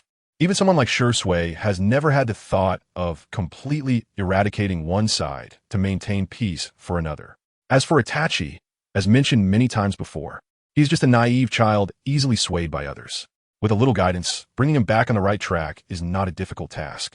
Moreover, with the inconsistent actions of Hiruzen Sarutobi and others, achieving this goal is not an unattainable task. Look, the signs are already emerging, aren't they? I understand the predicament you face as clan leader, Lord Fugaku, but I must say that you also have significant issues yourself. Tonight, Mangekyō did not plan to beat around the bush with them. He intended to say whatever needed to be said. Just speak frankly, I'm listening. Fugaku let out a slow breath, as if the emotions he had repressed for a long time finally found an outlet. He raised his head, his gaze firmly fixed on Ming in front of him. Ming met Fuyue's gaze without flinching and said, "Your idea is certainly good. You have worked hard to preserve the family's strength, but you have significant issues when it comes to decision-making. Since Fuyue has encouraged him to speak frankly, he naturally won't hold back anymore. Sometimes, making certain compromises for the benefit of the entire family is understandable. However, if every time there's a compromise, even for an unfounded excuse, and you hand over your own ancestral land without a fight, what does that mean?" At this point, Ming couldn't help but raise his voice, his tone tinged with doubt. If it weren't for knowing that Fuyue was not the kind of traitorous clan leader who would sell out his family and country for personal gain, Ming would almost suspect that he was a spy planted by Sarutobi Hiruzen. Without mentioning other absurd actions, just this time, easily discarding the ancestral land that has been passed down for generations over a baseless excuse is truly hard to comprehend. Even a spy lurking in the enemy camp would probably not dare to be so blatant. However, unexpectedly, Fuyue actually did just that. Fuyue could only sigh helplessly and softly say, "Everything I do is for the family. I certainly understand this matter, but the question is whether the other members of the family will agree with you. The Uchiha clan today has long lost the proud bloodline they once had. If that's the case, then what significance does the so-called Uchiha hold? If it truly becomes like this, I feel that this cowardly and incompetent Uchiha has lost its value to continue existing. If it were me, I would rather die heroically than live in humiliation." Don't interrupt. This is a conversation between me and clan leader Fuyue. Don't worry, you will have your turn later. Tonight, no one can leave. Ming unceremoniously interrupted Shisui, who was about to speak. For a moment, the scene fell into a dead silence, with only a few faint breaths heard. Fuyue's brows furrowed, his lips slightly parted as if he wanted to say something in defense. However, his mind was a chaotic mess, unable to find any strong arguments to counter the other's points. Thus, he could only remain silently quiet.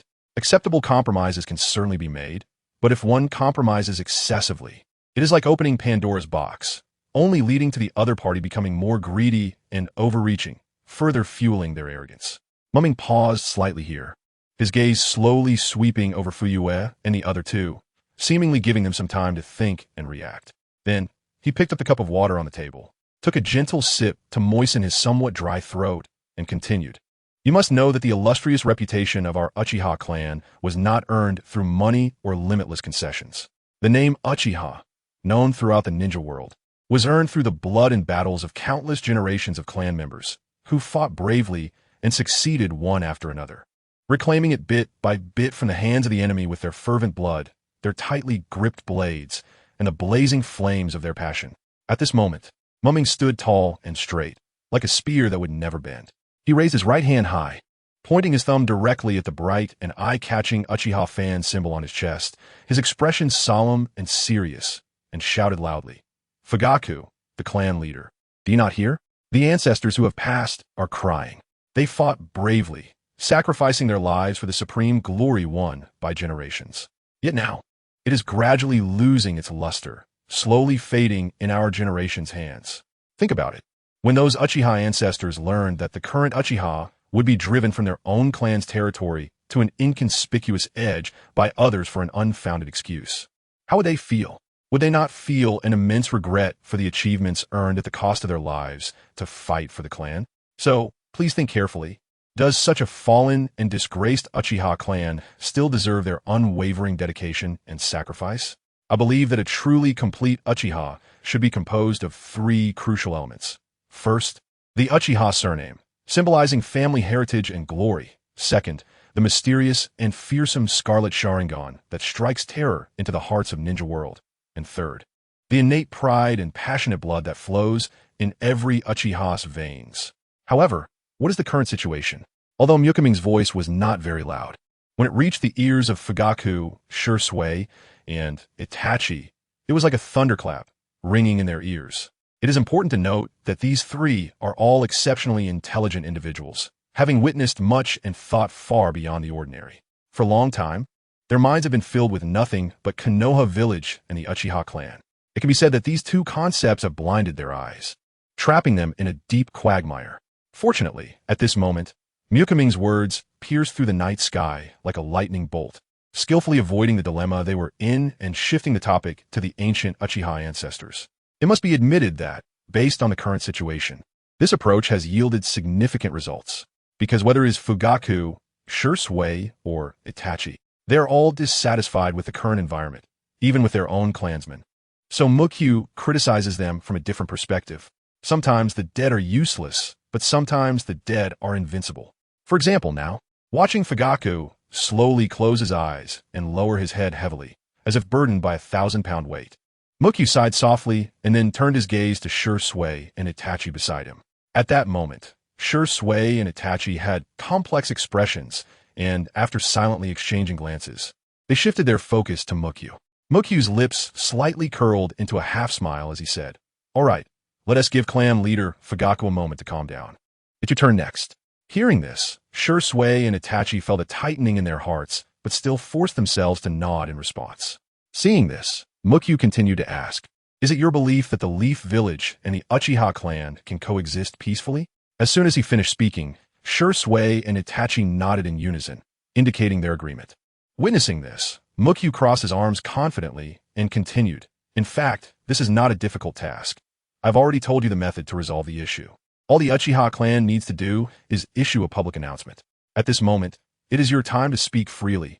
Please do not hold back." Recalling what Mangekyō had just said, Shisui had prepared many rebuttals and questions.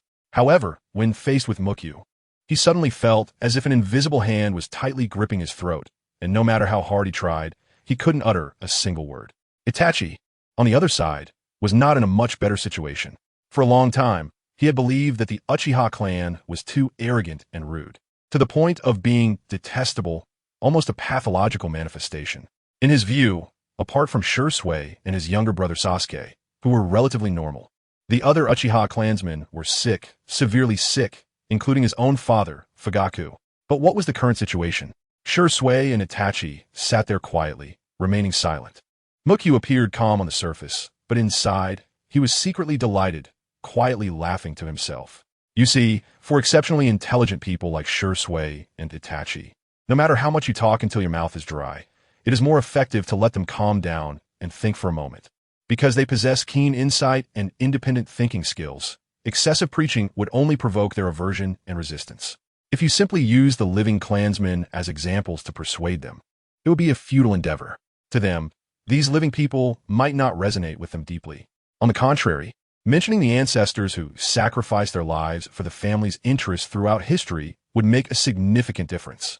After all, they hold deep respect and remembrance for these deceased heroes and would not easily develop resistance toward them. In this way, it would be easier to touch the softest corners of their hearts, prompting them to begin self-reflection and gradually shake or even overturn their original beliefs and ideas. At this moment, Shisui and Itachi were likely secretly pondering, is the path I've always insisted upon truly free of guilt? Have my choices betrayed those ancestors who once shed blood for the entire family? If one day I were to die, how would I face those heroes in the afterlife? In this suffocating silence, time seemed to freeze, and it was unclear how long had quietly passed. Suddenly, a series of crisp sounds broke this prolonged silence, like a heavy hammer striking the hearts of the three, instantly awakening them from their contemplation. Today, for some reason, I seem to have spoken quite a lot. Perhaps it is due to the strong sense of mission and urgency in my heart, which has led me to elaborate on many thoughts. Now, I hope that after you return, you can calm down and carefully reflect on everything I just said. In the coming days, I will organize my thoughts, and then at the security department, I will officially announce the latest policies. Of course, this is not something that can be achieved overnight. I plan to spend about a year gradually advancing to realize our grand goal. At this moment, Mangekyō's gaze was extremely serious and solemn as he looked at Fugaku, Shisui, and Itachi. Since you have not come up with effective solutions, I will take on this heavy burden. What you need to do is to firmly stand behind me and provide me with full support, rather than becoming a stumbling block.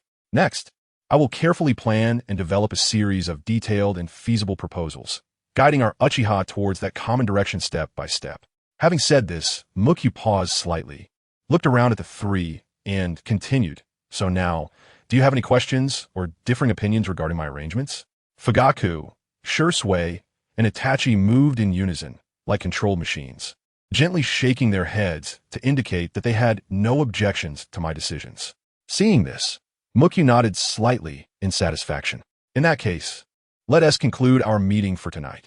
Everyone, please return home and take advantage of this quiet time to think things over. After saying this, Mangekyō personally stood up to see them off, watching as their figures gradually blended into the boundless darkness until they completely disappeared, before he turned back inside with a smile. After a whole day and night of busy work and brainstorming, Mangekyō's body was already exhausted. At this moment, Mangekyō just wanted to quickly climb into bed, sleep comfortably, and let his body rest and relax fully. So, he walked toward the bedroom on the second floor with slightly heavy steps, collapsed onto the bed, and soon fell into sweet dreams.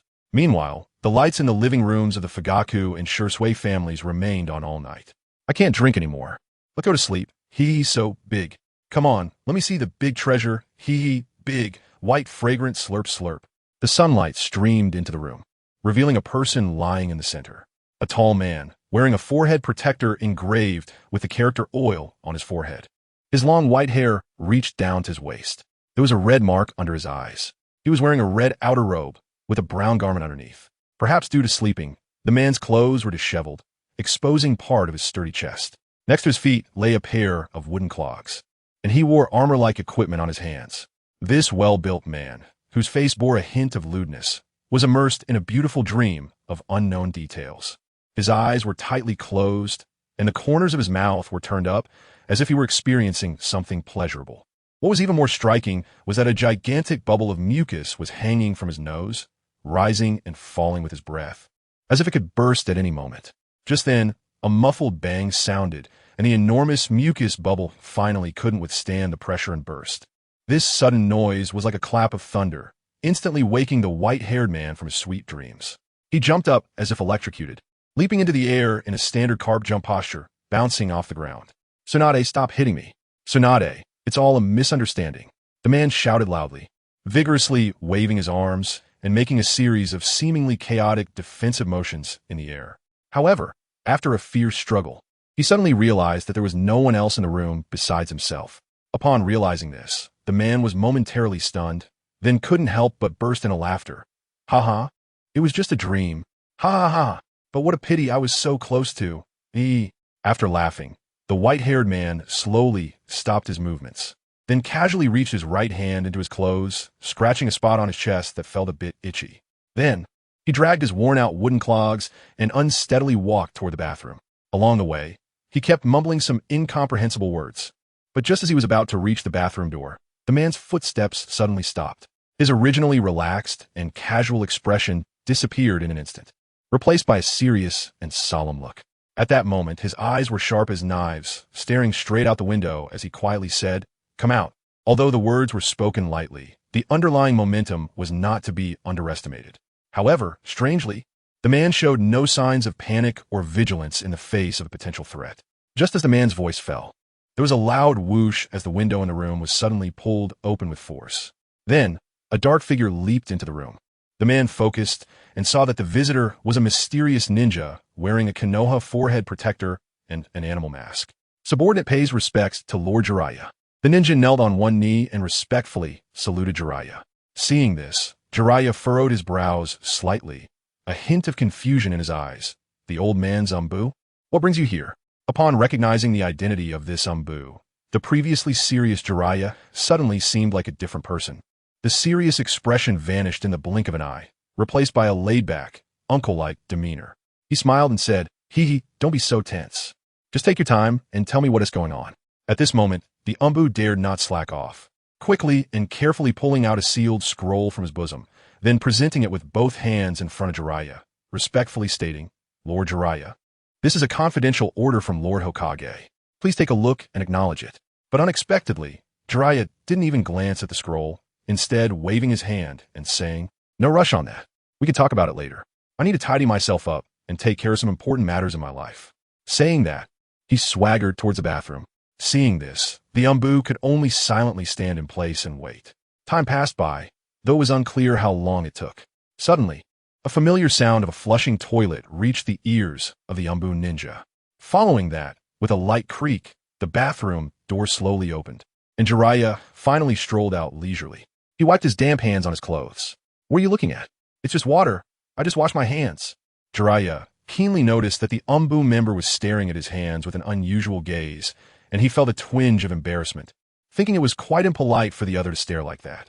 The Zambu member, as if caught in the act, quickly lowered his head, not daring to say another word. Seeing this, Jeriah couldn't be bothered to fuss over such trivialities, casually reaching out his right hand to grab the mysterious scroll from the Zambu ninja's hand. He then swiftly formed a series of specific hand seals, and with a faint flash of light, the seal on the scroll was instantly broken. Without hesitation, Jeriah slowly unfurled the scroll and began to read the contents carefully. At first, he appeared nonchalant and indifferent, but as the information on the scroll gradually unfolded before him, the expression on his face began to change. From his initial relaxed demeanor, it slowly grew serious, and the seriousness deepened. By the time Jeriah finally read through every word on the scroll, his face had darkened as if it could drip water, his expression extremely grave and serious, no trace left of his usual carefree attitude. Meanwhile, the Zambu ninja, who had been quietly observing from the side, finally realized at this moment that he had not mistaken the person. The man before him, who seemed to behave a bit carefree and even somewhat lewd, was indeed the legendary Jeriah, one of the 3 legendary ninjas of Konoha, known as the Toad Sage. Let's go. We need to hurry back to the village. Jeriah took a deep breath, trying to calm the turmoil within him. After saying this, he turned and left the room, went downstairs, and paid the innkeeper the bill for his stay. Then, he strode forward to catch up with the leading Zambu ninja, and the two set off on their journey back to Konoha.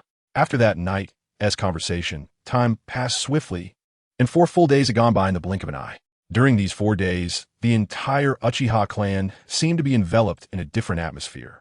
On this particular morning, sunlight filtered through the gaps in the leaves, casting mottled shadows. Maki had not been seen for a long time as he stepped out of his home.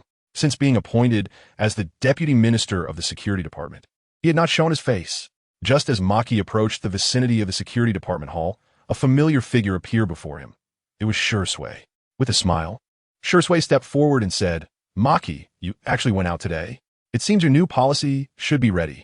Maki nodded slightly in response. Yes, that's right. I'm here to introduce this policy to everyone. In fact, ever since taking on the appointment, Maki had been diligently working, focusing on researching new policies and measures that could change the current state of the security department. As the clan leader, Fugaku explained to outsiders that Maki was deeply immersed in studying new security department regulations. Those in the know within the clan were all filled with anticipation for this matter.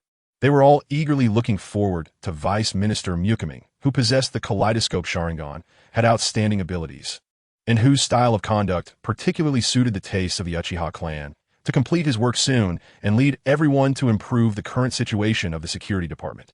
At this moment, Ming walked into the security department hall together with Shisui. In an instant, the somewhat noisy hall became quiet, followed by a chorus of greetings. "Good morning. Vice Minister. Vice Minister, long time no see. You finally made it? Vice Minister, have you had breakfast yet?" Many members of the Uchiha security department warmly greeted Ming. This enthusiastic scene was not solely due to Ming's awe-inspiring kaleidoscope Sharingan and his high-ranking position as Vice Minister. More importantly, the series of actions he had taken previously had truly made the clansmen feel proud and vindicated. "Good morning, everyone. Just a friendly reminder, at 9 o'clock sharp, all team leaders must not forget to come to our conference room for the meeting." Ming's loud voice echoed throughout the hall. "All right, Vice Minister, we will remember." Everyone responded in unison. Ming arrived early at the conference room, placing sheets of paper with text in front of each seat, and then chose a quiet spot by the window to sit down.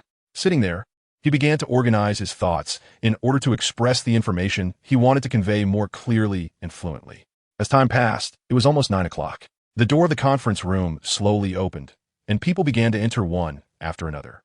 The first to walk in were the brothers Uchiha Tetsu and Uchiha Ina, followed by Uchiha Hokage, a robust man whose steps were steady and powerful, exuding confidence and authority. Then a few characters who had appeared in the original work entered the conference room in succession. Fugaku and Shisui followed closely behind. The conference room was still bustling with activity, as in addition to the familiar faces, many mysterious figures who had not appeared in the original work also arrived. These individuals were equally formidable, each possessing a 3-tomo Sharingan, clearly elite members of the Uchiha clan. Before long, about 30 people had packed in a conference room. Once the last member took their seat, Ming cleared his throat and formally began. "Good morning, everyone. I apologize for taking up your valuable time, but there are indeed important matters that need to be communicated today. First, please take a look at the papers I have placed in front of you. They contain the new policy directives I have carefully organized. After you have reviewed them, I will explain them in detail and answer any questions." The members of the Uchiha clan exchanged glances, then reached out to pick up the papers in front of them. "What does this mean?" Someone voiced their confusion first. "Huh? How can this be?" Another person exclaimed in surprise. "What? A fine? And a monetary guarantee? You can even use money to offset the punishment?" Gasps of astonishment rose from the crowd. Shisui stared wide-eyed at the text on the paper in his hand, feeling a buzzing in his head, as if the entire world had suddenly collapsed into darkness. He shook his head vigorously, pondering inwardly. Could it be that he had fallen under an illusion? Otherwise, how could he see such absurd things? Shisui could hardly believe his eyes, cursing inwardly. This guy Mukai has been cooped up at home for so long. And what he came up with is actually this kind of thing. Upon closer inspection of the content written on the paper, it wasn't particularly complex. As mentioned earlier, it could roughly be summarized into 3 aspects. The first was that all punishments originally meant to be served as physical labor were completely changed to fines. The second was that those who used to be confined for several days could now pay a certain amount of money to avoid punishment. And the third was that for those who originally needed to be imprisoned for several months as serious punishment, they could now just pay a fine and symbolically spend a few days in confinement to get by. If one couldn't even endure a short confinement of a few days, there was an option to pay for bail and then stroll out of the cell. Of course, the prerequisite was that after gaining freedom, one must not cause any more trouble. Otherwise, if one committed another offense, not only would the previously paid fine double, but the time to be served would also be extended. By that time, there would be no possibility of paying for an early release. Similarly, in extremely serious situations where one might need to serve over a year in prison as punishment, it would not be allowed to secure release through money. However, what surprised everyone was that the new policy allowed these individuals to use money to improve their living conditions in prison, making the originally difficult and harsh prison days relatively more comfortable. Then there was the difference in fines between civilians and ninjas. The fines for ninjas after committing offenses were several times, even dozens of times higher than those for civilians. In summary, if one were to encapsulate the new policy implemented by Mukai in one sentence, it would undoubtedly be, everything in the Uchiha security department seems to equate to money. Just as everyone had not fully grasped the true intention behind Mukai's words, Shisui suddenly slammed the table, stood up abruptly, and shouted, "This is not acceptable. This absolutely cannot be done." At this moment, everyone was startled by Shisui's sudden action, momentarily at a loss. Mukai, however, appeared quite calm, as he had already anticipated Shisui's strong opposition. Given Shisui's usual character and temperament, it would have truly been unexpected if he had unthinkingly agreed to this policy. Once this policy is officially implemented, our Uchiha security department's reputation outside will surely be greatly affected, and it is likely to attract more condemnation, Shisui said with a serious expression. Clearly, he was deeply concerned about the potential negative consequences of this policy. As expected, Shisui's concerns did not exceed Mukai's prior predictions. After all, he knew Shisui's thoughts like the back of his hand. Reputation? Shisui, why should we insist on pursuing such an ethereal thing that cannot possibly exist? Mukai said slowly, his tone calm and firm. Upon hearing this, Shisui was instantly stunned, his face displaying an expression of disbelief. Because it was completely different from what Mukai had previously anticipated he might do. Shisui had no grasp of Mukai's thoughts at all. He originally thought that Ming would try to explain to him the importance of reputation, or propose some ways to remedy the current situation to restore the so-called reputation. However, to his surprise, Ming decisively denied the concept of reputation. For a moment, the air seemed to freeze, and both fell into silence. Shisui stared at Ming, trying to read his true thoughts from his eyes and expressions. Ming stood there quietly, calmly meeting Shisui's gaze. Shisui, what do you think is the essence of our security department's work? To maintain peace in the village and create a good, living environment for everyone. Shisui looked into Ming's eyes, speaking without hesitation. This was also what he had always wanted to do. If someone violates the security department's regulations, what would you do? Stop their actions. How would you stop them? I would choose a more peaceful way to communicate with them. Communicate? What if he doesn't listen to you? What would you do then? Just as Shisui was about to speak, he was interrupted by Ming. Illusion control? Or directly subdue him? Which do you think is better? Ming fixed his sharp gaze on Shisui, the corners of his mouth slightly raised, revealing a half-smile expression. If you've already taken action against them, do you still expect them to speak well of you? Shisui was momentarily speechless, unsure how to respond to Ming's questioning. Ming didn't give him time to think and continued.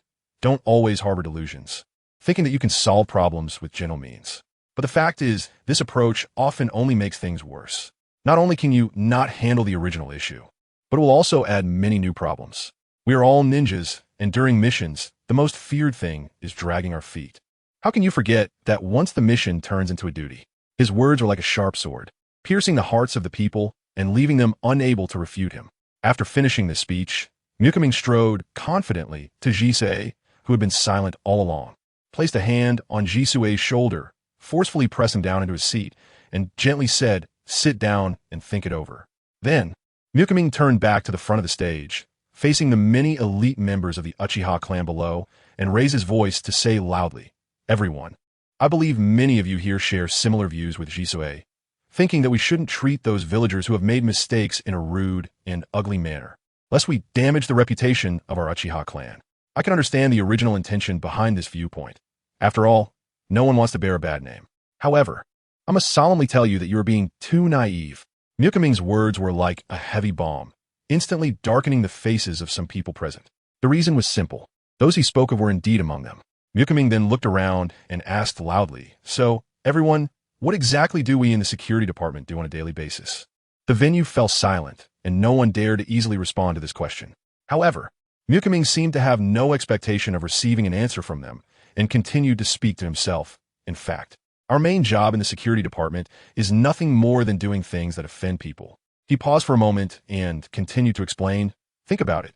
Everyone who interacts with our security department, whether directly or indirectly, is either someone who has committed a crime or a relative or friend of these criminals. And we, on the other hand, have to ruthlessly arrest them all. In this case, can you still expect them to greet us with a smile? If it were you who were arrested, would you greet your captors with kindness?" As he said this, Ming suddenly stepped towards Uchiha Inahoko and gently pat his shoulder. Feeling the weight of Ming's hand, Inahoko couldn't help but shiver. But he still obediently began to think under Ming's guidance. After a moment, Inahoko opened his mouth to say something, only to find himself at a loss for words. It wasn't just Uchiha Inahoko. The other Uchiha clan members also wore thoughtful expressions. This matter is actually very simple. If they just switch perspectives and imagine themselves being arrested and thrown into prison, they probably wouldn't be able to give a friendly expression either. Watching the changing expressions on everyone's faces, Ming secretly chuckled to himself, knowing that these guys had finally come to their senses. Therefore, our efforts from the very beginning have been misguided. no matter how we change or adjust our attitudes. It won't matter. As long as the essence of the security department remains unchanged, we will never gain the reputation you seek.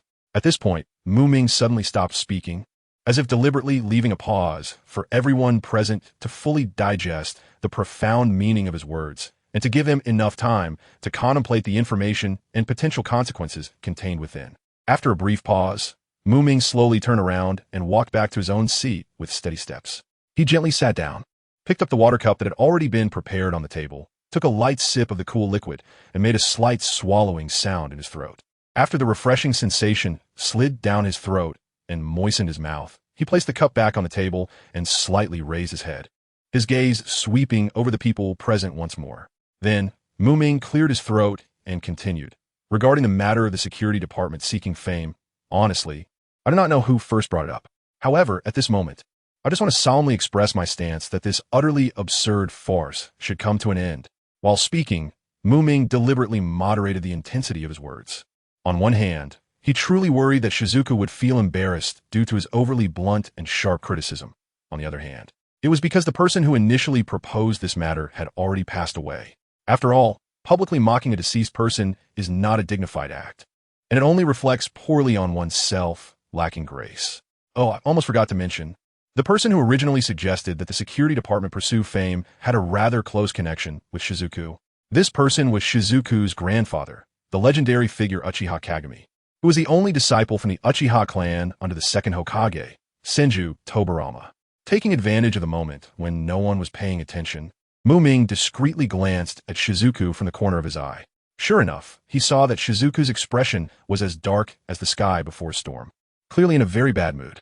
It was not hard to understand, considering the goal that their 3 generations had worked so hard to achieve was now completely denied by Ming. It would be difficult for anyone to accept, let alone someone as proud as Uchiha. The fact that Shizuku could still sit quietly there without losing control and activating his Sharingan was already a testament to his good temper. Then how should we handle the complaints we received? Uchiha Hokage suddenly broke the silence, turning to Ming and asking. Upon hearing this, Ming frowned slightly. Complaints? Where exactly were these complaints submitted? To our security department or to the Hokage building? To be honest, Ming knew very little about the complaints. After all, he had not yet joined the security department before this. Uchiha Hokage was quite familiar with this matter. He replied leisurely, both. Some were sent to our security department, while others were submitted to the Hokage building. It really depends on which place the complainants are closer to. After hearing this, Ming pondered for a moment and said, in that case, it's much simpler. As for those complaints sent to the Hokage building, we can just ignore them and pretend they don't exist. As for the complaint letters sent to our security department, we can gather them all at the end of each month and burn them in front of everyone to finish it off. Clearly, Ming did not take these complaints seriously at all. It should be noted that the security department no longer had any higher authority above it. Even the current Hokage, Sarutobi Hiruzen, could not directly intervene in the work of the security department. So who would care about these so-called complaints? Just not shouting who dares to accuse this official at the complainants on the spot was already giving them enough face. Burn them directly? Uchiha Hokage's eyes widened, his mouth agape as if he could fit an egg in it. Looking at Ming in shock, his facial muscles twitching slightly from the overwhelming surprise. It seemed he could hardly believe that what he had just heard was so absurd. At the same time, those Uchiha clan members who were originally just a bit worried about the complaints were now struck dumb, as if they had been hit by lightning after hearing Ming's words. They looked at each other, their eyes revealing disbelief and anxiety. Is that not possible? Ming raised an eyebrow and asked in confusion, seemingly surprised by Uchiha Hokage's reaction. That definitely won't work. Uchiha Hokage came back to his senses and quickly spoke up to stop Ming's bold and reckless idea. He spoke anxiously while waving his hands, and a fine layer of sweat appeared on his forehead. Ming frowned and thoughtfully asked, what substantial impact will these complaints have on us? Uchiha Hokage took a deep breath, trying to calm himself down, and then explained, if there are too many complaints, it could likely affect the funding allocated to our security department by Sarutobi Hiruzen. After all, the Hokage building has never looked favorably upon us, Uchiha. If there are too many negative evaluations, they will naturally have reasonable excuses to refuse us sufficient financial support. Ming nodded in understanding, but then raised another question. Has there been any noticeable change in the funding situation from Konoha that our security department received before? Upon hearing this question, Uchiha Hokage instinctively glanced at Fugaku, who had been silent all along. It should be noted that all financial transactions of the security department were personally managed by this security department head. Seeing this, Ming also shifted his gaze to Fugaku. For a moment, the other Uchiha clan members present also focused their attention on Fugaku, waiting for him to provide an answer. However, Fugaku remained tight-lipped, standing there like a statue, in complete silence. The entire scene fell into a suffocating silence. Fugaku clan leader? Ming couldn't help but raise his voice slightly, trying to break the silence. Cough, cough, cough. A series of intense coughs sounded, and Fugaku gently patted his chest and slowly said, Ming, I'm really sorry, but there is currently no funding. Although Fugaku's voice was not loud, it seemed to possess a special penetrating quality that allowed everyone present to hear what he said clearly. Ming's eyes widened in disbelief as he looked at Fugaku, asking in shock, What do you mean there is no funding? Clan leader Fugaku, what exactly does this mean? At this moment, Ming was completely stunned, his heart like a raging storm, as he could not have imagined receiving such a response. Because financial funding was crucial for their security department. It should be known that all Uchiha clan members in the security department relied on this financial funding for their salaries. Sitting at the front, Fugaku slightly lowered his head, a hint of helplessness on his face, and softly said, Since the terrible Nine Tails incident broke out a few years ago, the third Hokage has been emphasizing that the village's financial situation is very tight and not generous. So since then, our security department's operational funds have not been allocated anymore. After saying this, Fugaku gently sighed. He also thought of Sarutobi Hiruzen's face back then. Fugaku, there are places in the village that need money everywhere recently. You can see it too. Roads, villagers' houses, etc. are all under repair. I know your security department has it tough, but it's even harder on this side. I believe you Uchiha can understand my situation, right? Just overcome this difficulty, and once the village is back on its feet, it'll be fine. Fugaku wished he could punch Sarutobi Hiruzen's old face to a pulp, but he could only think about it. There was nothing he could do but grit his teeth and hold on, using the family's reserve funds to cover the gap. For the stability of the clan, he conspired with the pacifist elder Uchiha Oda to keep it from all the clan members. But from that point on, the operating funds that originally belonged to the security department were completely gone. Uchiha Hokage, who was nearby, furrowed his brows upon hearing this and asked in confusion, Then how did the operating funds for our security department and everyone's salaries come from before? I've always been receiving this salary on time as a longtime member of the security department. Fugaku sighed heavily, his face full of helplessness. That money all came from our Uchiha clan. Hearing this, Nakamura couldn't help but chuckle coldly. So it turns out that several years ago, our Uchiha had already started paying out of our own pockets to work for Konoha. This is simply ridiculous. Thinking of this, Nakamura, who felt somewhat mentally prepared, was now so angry he couldn't help but laugh. The absurd notion of having to pay to work was something people usually joked about during casual conversations. Who would have thought it would actually happen to them? And he himself, unfortunately, became one of the main characters in this joke. Not only Nakamura, even Uchiha Shisui, who usually had a good impression of Konoha and inclined to befriend them, was shocked into silence upon hearing this. Such an outrageous statement was too much to handle. Not only did they have to work hard and endure grievances for Konoha, but in the end, the wages for their labor had to come from their own pockets. Damn it, wasn't this like paying to go to work? In comparison, the Uchiha might as well go out on the street and beg. At least that would be less hassle, and they would get money. After calming the turbulent anger within, Nakamura took a deep breath, trying to ease his agitated emotions a bit, and then immediately followed up with a question. Clan leader Fugaku, regarding this matter, is there anyone else in the clan who knows about it besides you? Fugaku slightly squinted his eyes, his fingers unconsciously tapping lightly on the table. After a brief moment of contemplation, he slowly replied, If we're just talking about our Uchiha clan, then the only ones who know the inside story are probably just me and Elder Oda, who is responsible for managing the finances. Upon hearing Fugaku's words, memories in Nakamura's mind were instantly awakened. He immediately recalled who the third elder was. This third elder, Uchiha Dio, had always been a dove-like figure within the clan. Thinking of this, Ming couldn't help but hold his forehead, expressing his speechlessness at the situation. After all, given Uchiha Dio's dove-like style of doing things, such seemingly absurd actions were not entirely unexpected. It is important to note that among the entire Uchiha clan, gentle dove-like elders like Uchiha Dio are quite rare. Compared to those radical hawkish elders, his decisions often leaned more towards compromise and negotiation. Not to mention the Hawks. Even a neutral Uchiha would not directly go to the Hokage building to demand an explanation in such a situation. At the very least, they would not choose to conceal the matter from the entire clan alongside Fugaku. So, how much is the Hokage building actually owing us now? Ming eagerly pressed for an answer. He was secretly calculating in his heart that if he could successfully recover this debt, it would undoubtedly be a windfall for the Uchiha clan. Moreover, just thinking about how the funds saved by Konoha were being squandered by those old geezers like Hiruzen Sarutobi made Ming feel like his heart was being pierced by needles. So painful that it was nearly impossible for him to breathe normally. The detailed amount that could not be counted was not surprising. Fugaku had dropped the ball again. What do you mean by unable to count the detailed amount, my dear clan leader? Ming almost squeezed out this sentence word by word. As mentioned before, complaints would affect our financial department's budget allocations, which vary each year. The funds from these past few years weren't properly accounted for at the time, so it naturally became a muddled account. Fugaku still took the time to explain this to Ming and the other clan members. Since this issue had been exposed, Fugaku simply decided to clarify everything to everyone. So what is the minimum standard for each year? Or do we have any proof of the money that we Uchiha advanced ourselves? None at all. What do you mean by none at all? Ming was almost blown up by Fugaku's reckless operation. Uchiha fool, what have you done? What do you mean by having nothing? How can he demand the funds that Uchiha was supposed to receive from Hiruzen Sarutobi? Our financial department does not have a so-called fixed minimum allocation amount, as the number of members changes each year.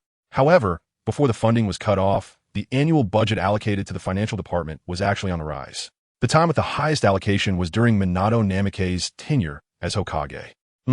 Not bad. This can serve as a reference standard. Ming nodded slightly, indicating his agreement. Hearing this, Ming finally heard some good news. As for the relevant payment proof, if it was just issued by our Uchiha, then the likes of Hiruzen Sarutobi would definitely not recognize it. Fortunately, Fugaku wasn't completely brainless. At least he had some understanding of Hiruzen Sarutobi and the others. Fine. I'll handle this matter from here on out. At this moment, Ming had already lost too many expectations for Fugaku. As long as this guy didn't cause him more trouble or hold him back, Ming would be grateful. All right, let us get back on track. Now, let us discuss this newly issued policy. I wonder if anyone here has any differing opinions? Ming crossed his arms and scanned the crowd, finally returning his gaze to the table where the policy document was placed. At this moment, Shisui in the crowd hesitated for a while before slowly standing up. He first glanced at Ming and then softly asked, Deputy Minister Ming, is there really no better solution? Ming looked at Shisui and replied, Shisui, I understand your thoughts. But why not consider this matter from a different perspective? You must know that those we VE captured have indeed violated the regulations of the financial department. In the face of such a situation, how can we turn a blind eye and ignore it? If we allow such criminal behavior to go unchecked, wouldn't that be extremely irresponsible to the other innocent villagers? Don't you think that that's the case? After hearing Ming's words, Shisui nodded thoughtfully in agreement. Seeing this, Ming seized the opportunity to continue. All along, there have been criticisms from the outside that our Uchiha clan is too strict in law enforcement. But in reality, all of this is to maintain the peace and stability of Konoha. When it comes to strict law enforcement, we absolutely cannot show any slack or relaxation. Otherwise, the consequences will be unimaginable. After all, lax law enforcement is playing with the safety of Konoha. So, do you see any issues with this viewpoint? Shisui looked up at Ming, paused for a moment, and then gently shook his head, indicating that he had not found any problems. Very good. Since you agree with this, then the earlier part naturally poses no issues. Ming nodded and continued to prepare to persuade Shisui, or rather, to continue enlightening him. Next, we need to discuss the matters regarding bail and using money to offset penalties. In fact, this is merely to make the other party learn a lesson. If they are unwilling to pay, then as long as they don't cause trouble, they should just behave. After all, we Uchiha are not forcing them to engage in illegal activities, right? Shisui, you must understand that whether it's fines or other forms of punishment, the fundamental purpose is the same, to make these wrongdoers deeply learn their lesson so that in the future, they can more consciously abide by the various rules and regulations set by the financial department. Looking at the conflicted expression on Shisui's face, Ming's smile grew even brighter. So, Shisui, fines are just one of many means. They are not our ultimate goal. The ultimate goal of our financial department is to ensure that the villagers of Konoha always live in a stable and peaceful environment, right? I believe you can understand me. right? While this is indeed the case, at this moment, Shisui felt as if his mind was a chaotic mess, as if there was something wrong somewhere. But frustratingly, he racked his brains, but could not accurately pinpoint where the problem lay. So, how should this fine be handled appropriately? The 8th generation of Uchiha did not show any obvious resistance to paying the fine. In fact, not only he, but other Uchiha clan members also largely held the same attitude towards the fine. As long as someone dared to violate the rules, we just need to capture them. As for how to handle it afterward, that's entirely up to the higher-ups of the financial department to decide. And all we have to do is strictly follow the instructions from above to carry out the respective tasks. I had actually considered this proposal long ago. For the fines submitted by those captured criminals, we can divide it into 2 parts for handling. Ming paused, scanning the Uchiha below, and then continued. 30% needs to be submitted to the financial department for operational funds and various expenses. The remaining 70% will be distributed as a reward to the clan members who participated in the capture operations. Ming smiled as he slowly finished this decision. Upon hearing this, the room erupted in an uproar. Really? This is amazing, someone asked incredulously. Deputy Minister, you're not joking with us, are you? Another person immediately followed up with a question. Awesome. Long live the Deputy Minister. Cheers erupted one after another, and the entire conference room instantly became lively. Whether it was the Uchiha clan members who were already inclined towards Konoha or those with a relatively neutral attitude, all had excited smiles on their faces. After all, who wouldn't like the joy that money brings? The policy proposed by Ming undoubtedly equates to indirectly increasing everyone's salary. As a result, everyone will be more motivated when carrying out tasks, and it will also enhance cooperation and unity among the clan members. Faced with such a popular policy, everyone present is naturally filled with joy. Even someone as calm and composed as Shisui does not perceive any issues at this moment, because essentially, they're still capturing criminals as usual. It's just that now, there is an additional means of replacing other harsh punishment with fines. A small portion of the fines goes to the clan, while the majority is given to the clan members who assign tasks, improving their lives. From Shisui's perspective, this behavior seems to pose no significant problem. So at this moment, does anyone still have differing opinions or thoughts? Ming scans each person present and slowly asks. Everyone slightly nods, indicating acceptance of the proposal. Even Shisui, who had previously stood up twice to try to oppose him, is now quietly sitting there without any intention of standing up to oppose a 3rd time. Thinking of this, Ming can't help but ponder. It seems that my eloquence, although not as powerful as Naruto's legendary talk, no jutsu, still seems to have some effect. Well, since there are no objections, I would like to ask the logistics department to work hard and organize the relevant content. Make sure to post this announcement before the end of the workday today, and officially implement this plan starting tomorrow. Ming issues his commands in an orderly manner. Understood, Deputy Minister, responds Uchiha Hokage. Due to his advancing age, he has now moved away from frontline departments, and the logistics work of the security department is now fully entrusted to him. After the rest of the personnel leave, only Ming and Fugaku remain in the room. At this point, Ming casts an inquiring glance at Fugaku and says, Clan leader Fugaku, should we go to your place or to my office for a detailed discussion? Fugaku nods in understanding and replies, let's go to my place. I have more complete relevant materials there, making it easier for us to discuss subsequent matters. Clearly, he is well aware that Ming's true purpose in coming is to ask Sarutobi Hiruzen for the previously overdue funds for the security department. The 2 figures slowly walk through the bustling security department, one in front and one behind. They head towards Fugaku's office. Throughout the journey, both remain silent, but a tense atmosphere can be felt in the air. Finally, they arrive in front of Fugaku's office door. Fugaku directly pushes the door open and walks in, with Ming closely following behind.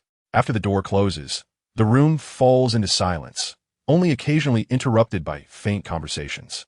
Time passes minute by minute, and after about 2 hours, Ming walks out of Fugaku's office with a gloomy expression. His footsteps seemed a bit heavy, tightly holding a large bag of documents in his hand. When he returned to his office, he forcefully slammed the door, making a loud bang. Entering the room, Ming walked straight to his desk and, without a word, slammed the large bag of documents onto the table. The documents scattered everywhere, covering the entire surface of the desk. At this moment, Ming was trembling with anger, his fury seemingly about to erupt. The reason for Ming's rage was that Fuyu actually allowed the 3rd Hokage, Sarutobi Hiruzen, to owe their Uchiha clan such a large sum of money. It should be noted that the security department is not a small department. There are currently many members registered, totaling 1,067 from top to bottom. It can be said that the vast majority of the Uchiha clan members work in the security department. Among these people are not only ninjas, but also many ordinary Uchiha clan members responsible for logistics. The bonuses, basic salaries, and various expenses for daily ninja tools of these people add up to quite a significant amount. After careful calculation, Ming found that the security department's recent annual expenditure is roughly between 470 million to 490 million Ryo. If we take an average of the last 6 years' expenditures, it is about 470 million Ryo per year. Rounding it up, that is equivalent to 500 million Ryo each year. Since the Nine Tails incident occurred, it has been a full 6 years, which totals to 3 billion Ryo. Damn it. That old monkey, Sarutobi Hiruzen, actually embezzled 3 billion Ryo of operational funds from the Uchiha. That old bastard is really a piece of work. Ming looked out the window. The bustling scene of people coming and going in the distance somewhat calmed his heart, which was racing with anger. Perhaps he could make that old monkey voluntarily bring the money over. The next morning, sunlight filtered through the gaps in the leaves, casting mottled shadows. The door of the Uchiha security department slowly opened, and a person dressed in Uchiha clan attire quickly walked towards the bulletin board outside, holding a piece of paper. He skillfully then turned and left. This latest announcement quickly caught the attention of some passing Uchiha clan members. However, aside from that, the hurried passers-by seemed completely uninterested in it. Even the Umbu ninjas who were secretly observing everything just took a glance and continued with their surveillance tasks. However, announcements are not just a pile of words. While most people turn a blind eye to it, some would genuinely follow the instructions on it. Jinglin Tushir, as usual, got up early and after washing up began to get busy. He skillfully opened the door of his snack shop, arranged the tables and chairs neatly, and prepared to welcome a new day of business. However, today was a bit special. As time ticked by, it had already been over an hour since opening, and not a single customer had come in. Jinglin sat behind the counter, bored and listless, staring at the door, hoping that a customer would appear soon. Just as he was about to doze off, he suddenly heard a series of crisp knocks on wood. Knock, knock, knock. This sound acted like a shot of adrenaline, instantly revitalizing the previously lazy Jinglin. He quickly stood up, a warm smile on his face. Hello, guest. What would you like to eat? However, when he saw who had come, the flicker of hope that had just ignited seemed to be doused with a bucket of cold water. It turned out to be Mangekyō. What brings you here today? Please have a seat. What would you like to eat? Feel free to order anything. It's on me. Jinglin Tushir's originally calm expression changed instantly upon seeing that the visitor was Mangekyō. But after a brief pause, he seemed to remember something and managed to force a strained smile, pretending to greet him warmly. Without saying a word, Mangekyō slammed his palm down on the counter with a loud bang, and then loudly shouted without any courtesy, "Don't give me that. Jinglin Tushir. We've been classmates for many years. I'll lend you money out of goodwill. Wasn't that a huge help for you? So now tell me, when are you planning to pay back the money you owe me?" Hearing these words, Jinglin Tushir trembled with anger, his hands clenched tightly under the counter, revealing bulging veins from a force. The man in front of him, named Mangekyō, appeared to be just over 20 years old, with an average height and build. What stood out, especially, was the ninja headband tightly wrapped around his right arm, emblazoned with the symbol of the hidden leaf, which undoubtedly represented his special identity as a ninja. He was not wearing the iconic green ninja vest of the Leaf Village, and he appeared somewhat slouchy and lazy, giving off a vibe of being careless and unkempt. Not only that, but there was also a large crust of eye discharge at the corner of his eye, as if he didn't care about his appearance at all. Looking at his sharp features, he didn't seem like a serious person at all. We must admit that judging a person's character solely based on appearance is indeed extremely inappropriate and one-sided. This method of judging by looks does not accurately reflect a person's true character. However, using it occasionally is not entirely wrong. Indeed, as everyone can see, this guy named Shimizu Hayubai is not a serious person. That being said, due to the need for funds to operate his shop, Inokashi Toshiyuki borrowed 100,000 Ryo from Shimizu Hayubai about 2 months ago for emergencies. Thanks to good business, just 3 days ago, Inokashi Toshiyuki successfully repaid the 100,000 Ryo principal and even paid an additional 5,000 Ryo as interest. It's worth mentioning that this interest is already slightly higher than the usual legitimate lending rates in the Leaf Village market. Back then, Shimizu Hayubai claimed he had temporarily forgotten where he put the IOU and promised Inokashi Toshiyuki that once he found the IOU, he would immediately tear it up and destroy it. At that time, Inokashi Toshiyuki didn't think much of it. After all, they had been classmates in ninja school and shared a certain friendship. Moreover, when Inokashi Toshiyuki originally borrowed money from Shimizu Hayubai, he had readily agreed. Based on these factors, Inokashi Toshiyuki chose to trust Shimizu Hayubai's words. However, he never expected that he would misjudge someone this time. Just the next morning after he had finally repaid all his debts, Shimizu Hayubai unexpectedly showed up at his door, claiming he had found that crucial IOU. At that moment, Inokashi Toshiyuki, full of joy, reached out his hands, eager to take the IOU that symbolized relief and freedom from the other person. But who would have thought that just as he was about to touch the IOU, Shimizu Hayubai suddenly, and without warning, pulled the IOU back. He arrogantly said, "Humph, Toshiyuki, you haven't repaid my debt, so why should I give you the IOU first?" Inokashi Toshiyuki was still in shock when he heard this, standing there as if struck by lightning. He widened his eyes in disbelief, looking at his once familiar old classmate Shimizu Hayubai, filled with astonishment and anger. He clearly handed over the money to Shimura Hayub in full yesterday, so how could he dare to go back on his word and turn black into white today? Jinglin Tushar was so angry that he trembled all over and shouted angrily, "You're talking nonsense. I clearly and truly gave you the money yesterday. How can you speak with such a guilty conscience? We're classmates, after all. Haha, classmates?" Just like that, an intense argument broke out between the two. They refused to give in to each other, their words becoming increasingly sharp, and the atmosphere reached a boiling point. Unfortunately, Jinglin's anger was nothing more than a hollow display, lacking any real power to counter it. He does not possess the talents of a ninja. He is not a ninja. In contrast, Shimizu Hayubai has not only already become a formidable chunin, but he also has the strong backing of one of the powerful clans of Konoha, the Shimizu family. In the face of such a stark disparity, Inuzuka Tashiki, an ordinary commoner with no background, clearly cannot confront him head-on and gain any advantage. Nevertheless, he is reluctant to hand over more money to Inuzuka Tashiki. After all, that money was hard-earned. Seeing Inuzuka Tashiki's conflicted expression, wanting to act but not daring to, Shimizu Hayubai couldn't help but laugh. He stepped forward and gently patted the face of Jinlin Tushar, saying, "Tushar, take your time to think it over. I'll come back in a few days." And so, today arrived. "Morningstar, look over there. It seems like something unexpected has happened." At this moment, Uchiha Morningstar and Uchiha Wind were slowly walking along the patrol route set by the security department on the bustling streets. Suddenly, Uchiha Wind abruptly grabbed Uchiha Morningstar's arm and pointed in a direction, indicating him to look at a store not far away. They saw a crowd gathered in front of the store, with many people watching the commotion. Let me think. I seem to have some impression of it. All right, it should be a snack shop."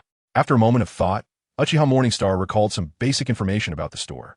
"Wait, why do I remember it being an izakaya? Never mind, whatever kind of store it is, let's go take a look first." Uchiha Wind speculated based on his accumulated experience. After all, he believed that disputes or disturbances were much more likely to occur in izakayas, while snack shops were generally more calm and peaceful. Without hesitation, the two quickly walked forward as if the ground beneath their feet had become wind. As they walked, they forcefully pushed through the crowd blocking their way. After some effort, they finally managed to squeeze to the front of the crowd. Those who had initially been somewhat displeased by their pushing and were about to complain turned around and found that the newcomers were from the Uchiha security department.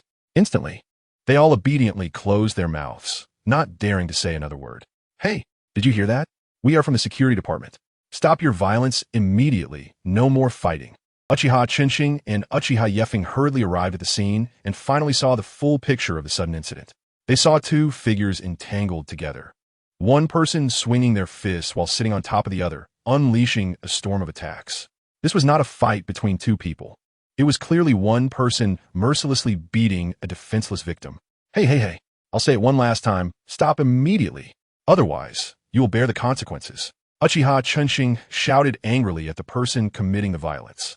However, that person seemed to have completely lost their rationality, ignoring Uchiha Chunxing's warning and continuing to beat the person beneath them furiously. Seeing this, Uchiha Chunxing exchanged a glance with Uchiha Yeffing, and they instantly understood each other. In a flash, they used the body flicker technique and darted towards the assailant like lightning. Before the assailant could react, Uchiha Chunxing kicked out, landing a powerful blow to the person's chest. With a scream, The assailant flew out like a kite with a broken string, crashing heavily to the ground. After taking down the assailant, Uchiha Chinshin quickly bent down to check on the injured person lying at his feet. When he recognized the face of the injured, his heart tightened. "Hey, aren't you the owner of this shop, Jinglin Tushir? Are you feeling okay? Do you need me to call someone from the Leaf Hospital to come help?" "Thank you, but no need," Jinglin Tushir grimaced as he got up from the ground. Seeing that Jinglin Tushir could still get up on his own, Uchiha Chinshin nodded in relief. Uchiha Chinshin knew this owner Jinglin Tushir and had visited his snack shop multiple times. Although the snacks here weren't cheap, they were quite delicious. Overall, it was a very good snack shop. While Uchiha Chinshin was talking to Jinglin Tushir, Uchiha Yefeng approached the unconscious Shimizu Heibei, who had been kicked away by Chinshin. After observing closely, he found that there was nothing serious, just that he had been knocked out by Chinshin's kick. However, Shimizu Heibei looked a bit familiar to him. "How is it? Should be fine, right? I remember I held back," Chinshin said as he walked over, not waiting for Yefeng to respond, and bent down to check on Shimizu Heibei's condition. "See, I told you I definitely held back," Chinshin said, relieved to see that Shimizu Heibei was only knocked out. "Chinshin, he is from the Shimizu clan." Yefeng suddenly recalled Shimizu Heibei's identity. The Leaf Village is big, yet small at the same time. People from the Uchiha security department can't possibly recognize all the villagers in the Leaf, but they definitely know the Sarutobi, Shimizu, Mido, and Uchiha clans, especially those of legal age. As the saying goes, kindness can be forgotten, but grudges are remembered for life. The Uchiha security department has certainly remembered the people from these four clans well, even not letting go of the collateral branches like Shimizu Heibei. The Shimizu clan? Chinshin squinted his eyes, looking coldly at Shimizu Heibei, who had not yet regained consciousness. "You take him back to the security department, and I will inform the vice minister about this matter. Yefeng, look at our security department's newly issued decree. If we want to implement it smoothly, we need someone to set an example, right? I think the Shimizu clan is a perfect target," Chinshin said with a gleam in his eyes. Hearing this, Yefeng's heart stirred, and his thoughts drifted far away, as if envisioning a series of possible events. A moment later, the corners of his mouth lifted slightly, and he exchanged a knowing glance with Chinshin, both of them unexpectedly wearing a remarkably similar smile. At this moment, in the security department, Ming was sitting in his spacious and tidy office. In front of him, an old projector was placed on the desk, playing a video of an interrogation. Ming focused intently on the scene, where a carefree man was being escorted by two guards for a magical interrogation. As the video progressed, a slight smile appeared at the corner of Ming's mouth.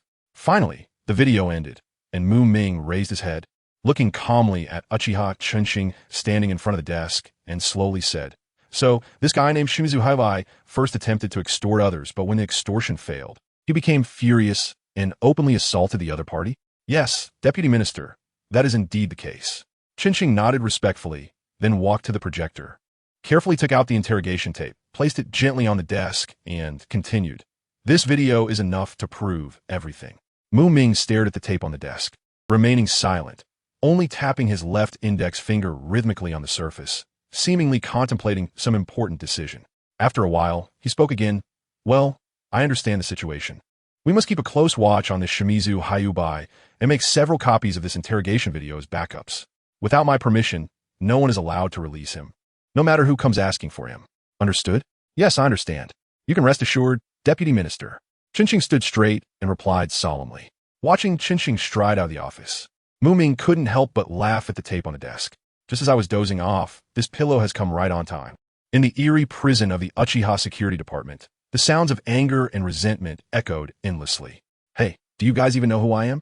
You dare to arrest me? I will definitely complain to Lord Hokage. I am a member of the Shimizu family, and I will inform our esteemed Elder Danzo." Shimizu Heibei, who was locked up here, shouted furiously. However, in response to his outcry, the Uchiha guards responsible for the prison showed no reaction. They had already received clear instructions from Ming. There was no need to be polite to someone so ignorant of their situation. One of the Uchiha Jounin expressionlessly activated the terrifying three-tomo Sharingan.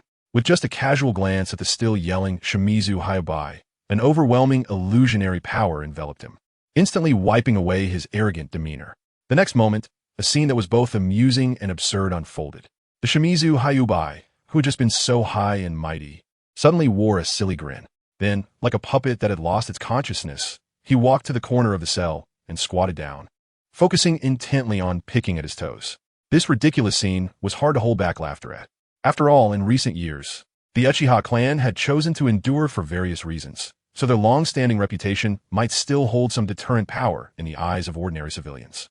But for major clans like the Sarutobi and Shimizu families, they had long since disregarded them, especially the Shimizu family led by Danzo. Danzo is not the true patriarch of the Shimizu family, but through his strength and means, he has also earned the title of elder within the family. However, his thoughts are almost entirely focused on the root organization he controls, filled with vigilance and hostility towards the Uchiha clan. A fool who cannot see the situation. The Uchiha Jounin guarding the cell snorted coldly, not taking the ways that a Shimizu Hyubai is shouting to heart. Just wait, there will be ways to deal with him later. Lord Ming, this is the information you order me to investigate. Please review it carefully. Uchiha Yefeng respectfully placed a thick document gently on Ming's large and tidy desk. Ming slightly nodded, extended his right hand, and leisurely flipped open the document. When he saw the content presented, his eyes lit up. It was detailed information about Shimizu Hyubai. This document was extremely comprehensive, not only containing the character traits and daily habits exhibited by Shimizu Hyubai, but also clearly listing his intricate web of interpersonal relationships. Of course, the most crucial part was the precise record of his personal assets and financial situation. However, just as Ming was flipping through these materials page by page, suddenly, a line of text caught his attention, closely related to the second elder of the Shimizu family, Shimizu Naomichi.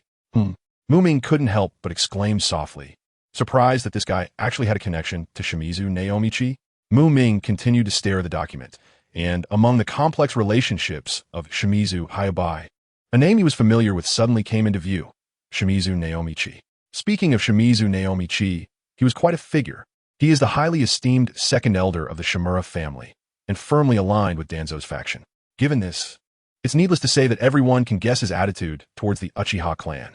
At this moment, Uchiha Rakufeng respectfully reported to Ming, Vice Minister, after my thorough investigation, I found that Shimura Naomichi had a deep friendship with Shimura Heibei's father, and they were close friends. Since the passing of Shimura Heibei's father, Shimura Naomichi has consistently treated Shimura Heibei as if he were a direct descendant of his own family, taking care of him attentively. Because of this, Shimura Heibei has had the audacity and confidence to extort ordinary citizens. One must say that Uchiha Rakufeng indeed performed exceptionally well in this investigation, thoroughly uncovering the complex and intricate relationships within Shimura Heibei's network. Ming nodded slightly, indicating his approval. Ming pondered to himself, It seems this guy is quite a useful tool. With this in mind, Ming decided to increase the punishment originally planned for Shimura Heibei even further. He didn't think much of Shimura Naomichi at all, let alone his insignificant subordinates. Earlier, Ming was merely a bit surprised. After all, who would have thought that a small-time thug like Shimura Heibei would have connections to Shimura Naomichi? Just then, another piece of news successfully caught Ming's attention. Shimura Heibei's wealth amounts to 2 million ryo, not inheritance. What? This guy Shimura Heibei actually has as much as 2 million ryo? Are you sure it's not inherited? Upon seeing this information, Ming could hardly believe his eyes. This amount isn't large. Ming had dealt with much more money before. Not to mention, recently he handled 5 billion ryo. However, this amount coming from a Chunin who had never executed any tasks was indeed shocking.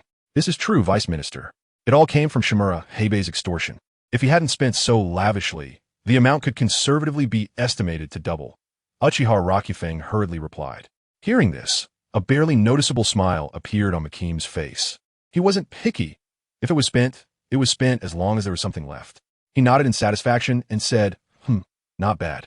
From now on, this money will be under the Uchiha name. Immediately after, Ming issued an order without hesitation.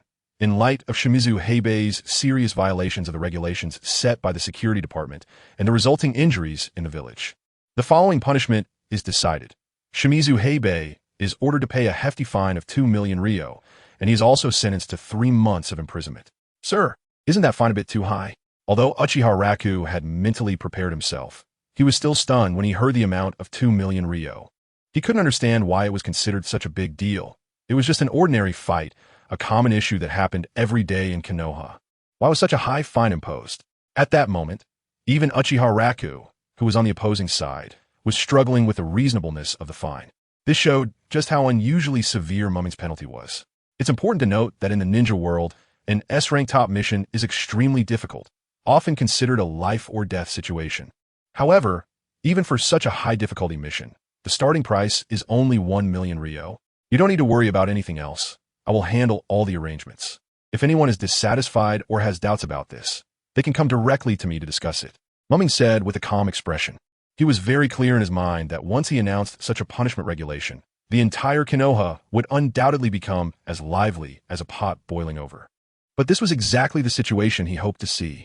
Sure enough, once the punishment notice was announced, the entire Konoha was immediately thrown into an uproar. People whispered to each other, discussing fervently, as if a storm was about to sweep through. In the Hokage building, in the Hokage's office, a loud bang was heard as Danzo, who had already recovered from his injuries, slammed his hand on the table in anger. He stared wide-eyed at the third Hokage, Hiruzen Sarutobi, and yelled in exasperation. Look at this, Hiruzen! What the hell does that damn Uchiha Mukai want? It was just an ordinary fight, and now they're not only imprisoning people, but also imposing a fine of 2 million Ryo? Did someone from the Shimura clan kill someone in the street, or what? In fact, Danzo had never really cared about someone like Shimura Benkei, whom he considered a waste.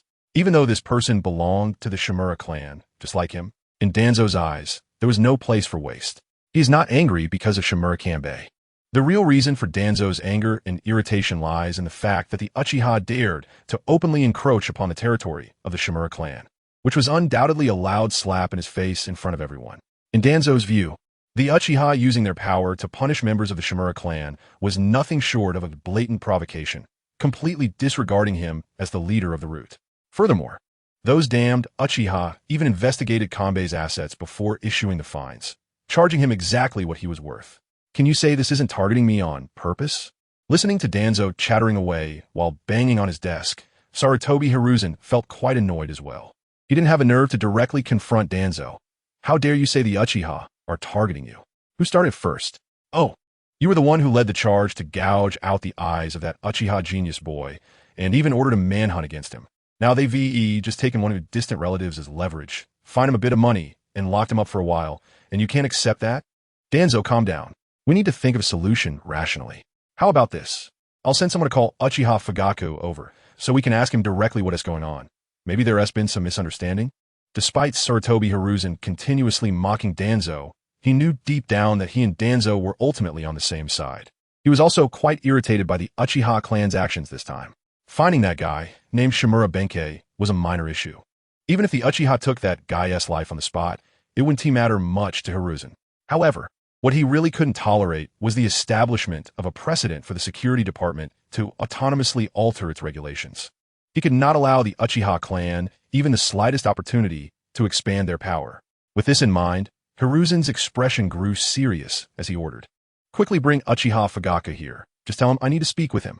After hearing Hiruzen's command, an Umbu ninja quickly responded respectfully, "Yes, Lord Hokage," and then swiftly turned to leave. Not long after, the Umbu returned. But following him was not Uchiha Fugaku, but the instigator of the whole matter, Uchiha Makoto. "Uchiha Makoto, what are you doing here? Is there no one left in the Uchiha? Where is Uchiha Fugaku? Is he dead? Shut up, old man. Clearly, you're getting old and have too much energy to waste. I can introduce you to our Uchiha clan to help with the manure. All the clan's manure will be yours." In the face of Danzo's unabashed provocation, Makoto's lips curled slightly, revealing a disdainful smile. He is not a soft persimmon like Fugaku that can be easily bullied. When faced with such baseless provocations, he never chooses to tolerate or back down. Being rebuffed so rudely by Muki made Danzo's face turn pale with anger, his eyes bulging as if they were about to pop out of their sockets. He trembled as he pointed at Uchiha Makoto, shouting furiously, "Damn you, Uchiha Makoto! How dare you speak to me in that tone? It's utterly outrageous." However, Makoto remained unfazed, standing tall with a chest out, his eyes filled with contempt. At that moment, the third Hokage, Sarutobi Hiruzen, who had been silent, coughed lightly and said, "All right, everyone stop shouting. Let's talk about serious matters. Uchiha Makoto, regarding the announcement released by your security department, what exactly is going on? Is there some misunderstanding or error in it? If so, correct it as soon as possible to avoid making our village a laughingstock." Sarutobi Hiruzen knew very well that the Uchiha Makoto before him was completely different from the Uchiha clansmen he had seen in the past. It wouldn't be easy to control and suppress him. If handled improperly, he could end up like Danzo, getting burned by his own flames. Therefore, he decided to stop wasting time and get straight to the point to avoid giving Makoto more chances to explode. The situation was already quite clear. Although both sides were on edge, it was impossible to actually start a fight. Since that was the case, it was better to resolve the important issues first. Makoto smirked. "You run fast." Ahem, Makoto cleared his throat, deliberately raising his voice, seemingly trying to draw the attention of the two people present. He furrowed his brow and said seriously, "How could there be any problem with the announcement we released?" "Absolutely no problem." With this statement, Ming officially opened the topic of discussion. Without any hesitation, he strode over to where the chairs were placed. Once there, he reached out and forcefully pulled one of the chairs over to the table in front of him. Then, as if nothing was out of the ordinary, he sat down confidently, casually crossing his legs, looking completely at ease, as if he were at home, not regarding himself as an outsider at all. However, this was just the beginning. Next, Ming leisurely reached into his chest, or rather, into the mysterious space he carried with him. After rummaging around for a while, he surprisingly pulled out a beautifully packaged bottle of juice. He skillfully twisted off the bottle cap and tilted his head back, gulping down a large mouthful, using the juice to moisten his slightly dry throat from earlier conversation. After completing this series of actions, Ming nodded in satisfaction. It seemed he was fully prepared and ready to engage in a heated debate with his opponent. At this moment, Sarutobi Hiruzen, who had been silently observing Ming's every move, appeared quite calm. He seemed to have long been accustomed to Ming's spontaneous behavior and could even be said to be somewhat numb to it. At this point, Sarutobi Hiruzen simply asked, "But why suddenly impose a fine? I remember in similar situations before, physical labor was usually the approach taken." Clearly, Sarutobi Hiruzen was still not in favor of this change in rules. Upon hearing Sarutobi Hiruzen's question, Ming snorted lightly and replied dismissively, "Labor? Nowadays, how many labor tasks are there in Konoha for them to complete? You have to understand. The fundamental purpose of our security department's punitive measures is to instill a sense of reverence for the law and regulations in everyone. So, whether it's labor punishment or a fine, there is actually not much difference at its core." After saying this, Ming picked up the juice bottle again and gulped down a few more sips. In a relaxed manner, he casually explained the reason for replacing labor with fines. Sarutobi Hiruzen took a puff from his pipe and said heavily, "This is the legal foundation of Konoha. It absolutely cannot be changed lightly. Any reckless alterations will inevitably cause great chaos, so it must be reverted quickly." Sarutobi Hiruzen clearly did not buy Ming's argument. He only thought of one thing. He could not allow the Uchiha clan to gain any additional power, even in the security department, which had always been regarded as the Uchiha clan's territory. There could be no concessions. Ming furrowed his brow and retorted, "What legal foundation of Konoha? The real legal foundation should be clearly defined administrative clauses, which specify what kind of mistakes will lead to corresponding punishments. That is what constitutes the legal foundation. How can simply changing the form of punishment from labor to a fine be considered foundational?" However, Ming did not seem to waver in the face of the other's doubts. Instead, he responded vigorously, "Moreover, I have already told you that there are simply no suitable labor projects available to serve as punitive measures now. If we don't change to another method of punishment, are we supposed to just let the offenders go after scolding them?" Upon hearing this, Sarutobi Hiruzen pressed further. "Then what about those labor tasks that were previously set?" Ming's lips curled slightly into a disdainful smile as he replied, "Oh, you mean those tasks? It's nothing more than sweeping the streets, cleaning up the area around Hokage Rock, and pulling weeds from various places in the village. Those tasks have already been taken care of. We can't assign so few tasks to 10 or 20 people, can we? That wouldn't be a punishment at all." The debate between Uchiha Ming and Sarutobi Hiruzen escalated into a fierce exchange of words, with neither side yielding. At this moment, Sarutobi Hiruzen was left speechless by Ming's rebuttals. Indeed, his sudden idea could not compare to the carefully planned and long-prepared strategy of Ming. More importantly, Ming showed no mercy to Sarutobi Hiruzen. Whenever Sarutobi Hiruzen presented a different viewpoint or opinion, Ming would not hesitate to counter and refute it. His choice of words was sharp, like a sword piercing the heart, making it impossible for Sarutobi Hiruzen to defend himself. Ming's core principle was simple. You say your piece, but I will not listen at all. Just then, Sarutobi Hiruzen slightly adjusted his strategy and changed the topic, asking, "Is there an error in the amount of the fine?" However, facing this question, Ming did not retreat and decisively responded, absolutely no error. This amount was determined after thorough discussion by our security department and will not have any discrepancies. Ming's words struck like a heavy hammer on Sarutobi Hiruzen's heart, causing his already gloomy face to turn even darker. Everyone present knew that the Uchiha clan had already thoroughly understood the background of Shimizu Heibei, and this fine had not left a single penny for him. In such a situation, how could there be an error in the amount of the fine? It was simply a needless statement. Sarutobi Hiruzen stared closely at Ming and said in a serious tone, "That amount is simply too much. Such a hefty fine will severely disrupt the stability of Konoha. I believe it is reasonable to impose some punishment like a fine on those who err, but the amount truly should not be too high." However, in response to Sarutobi Hiruzen's earnest words, Ming merely glanced at him indifferently and turned his head aside, showing no intention of responding. Seeing that Ming refused to engage with his topic, Sarutobi Hiruzen had no choice but to get straight to the point. In any case, the fine has been imposed, but the amount must be modified. Such a large fine cannot be executed recklessly. I don't care what you think. I care about what I think. Ming coldly snorted and retorted without backing down. You, the busy Hokage, need not worry about this fine. All our measures in the security department are strictly executed according to the previously established laws and regulations, with not a hint of overstepping. While speaking, Ming straightened his back, his gaze firm and cold, as if declaring his stance and determination to Sarutobi Hiruzen. Sarutobi Hiruzen did not expect Ming to be so resolute, and for a moment, his face turned pale with anger. He took a deep breath, trying to calm the anger inside him, then threatened, "If you continue to be so stubborn, then the financial allocation for your security department will." At this point, Sarutobi Hiruzen suddenly felt as if something was blocking his throat. The harsh words he had prepared couldn't come out at all. He flushed red in the face, unable to utter a single word for a long time, because in that moment he suddenly recalled something crucial. Years ago, due to Konoha's financial difficulties, he had taken the opportunity to cut off the financial allocation for the Uchiha security department.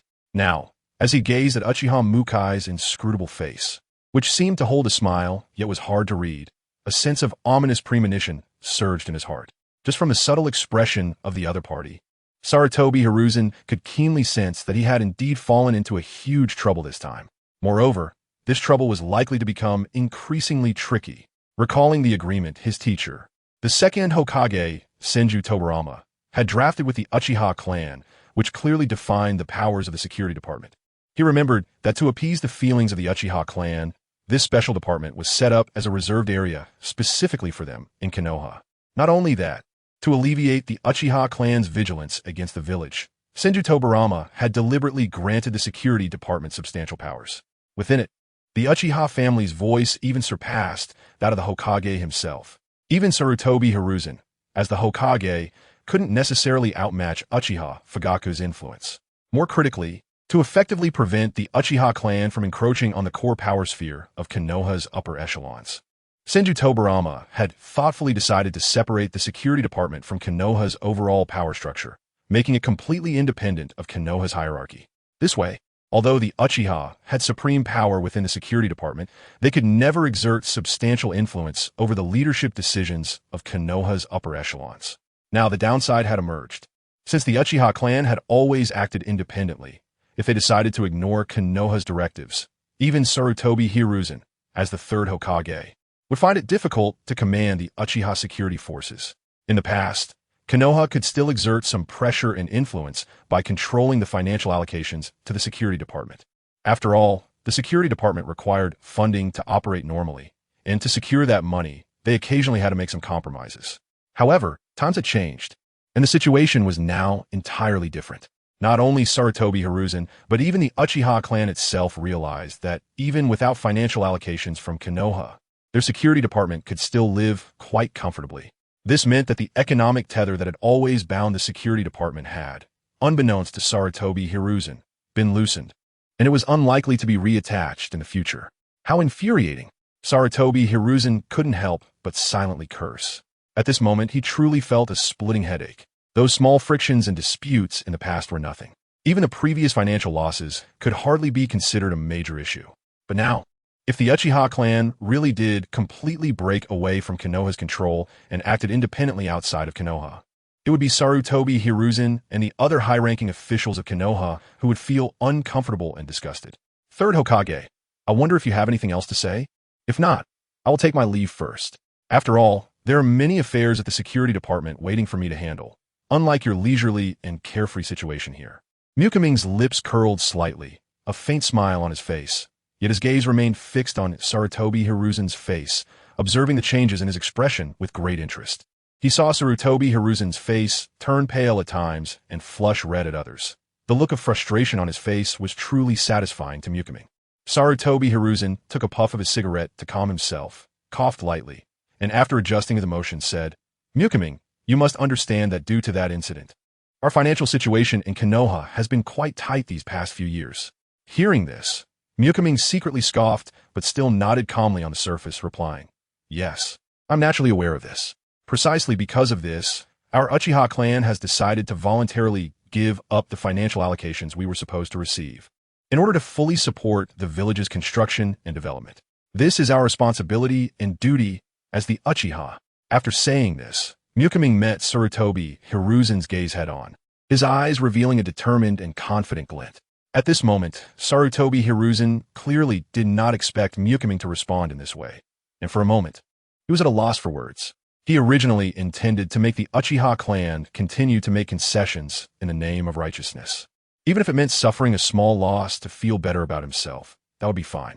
However, he never expected the other party to counter with righteousness as well. Now, the Uchiha no longer extended their hands to the village for money, and the one who should truly feel anxious and uneasy was not the Uchiha clan.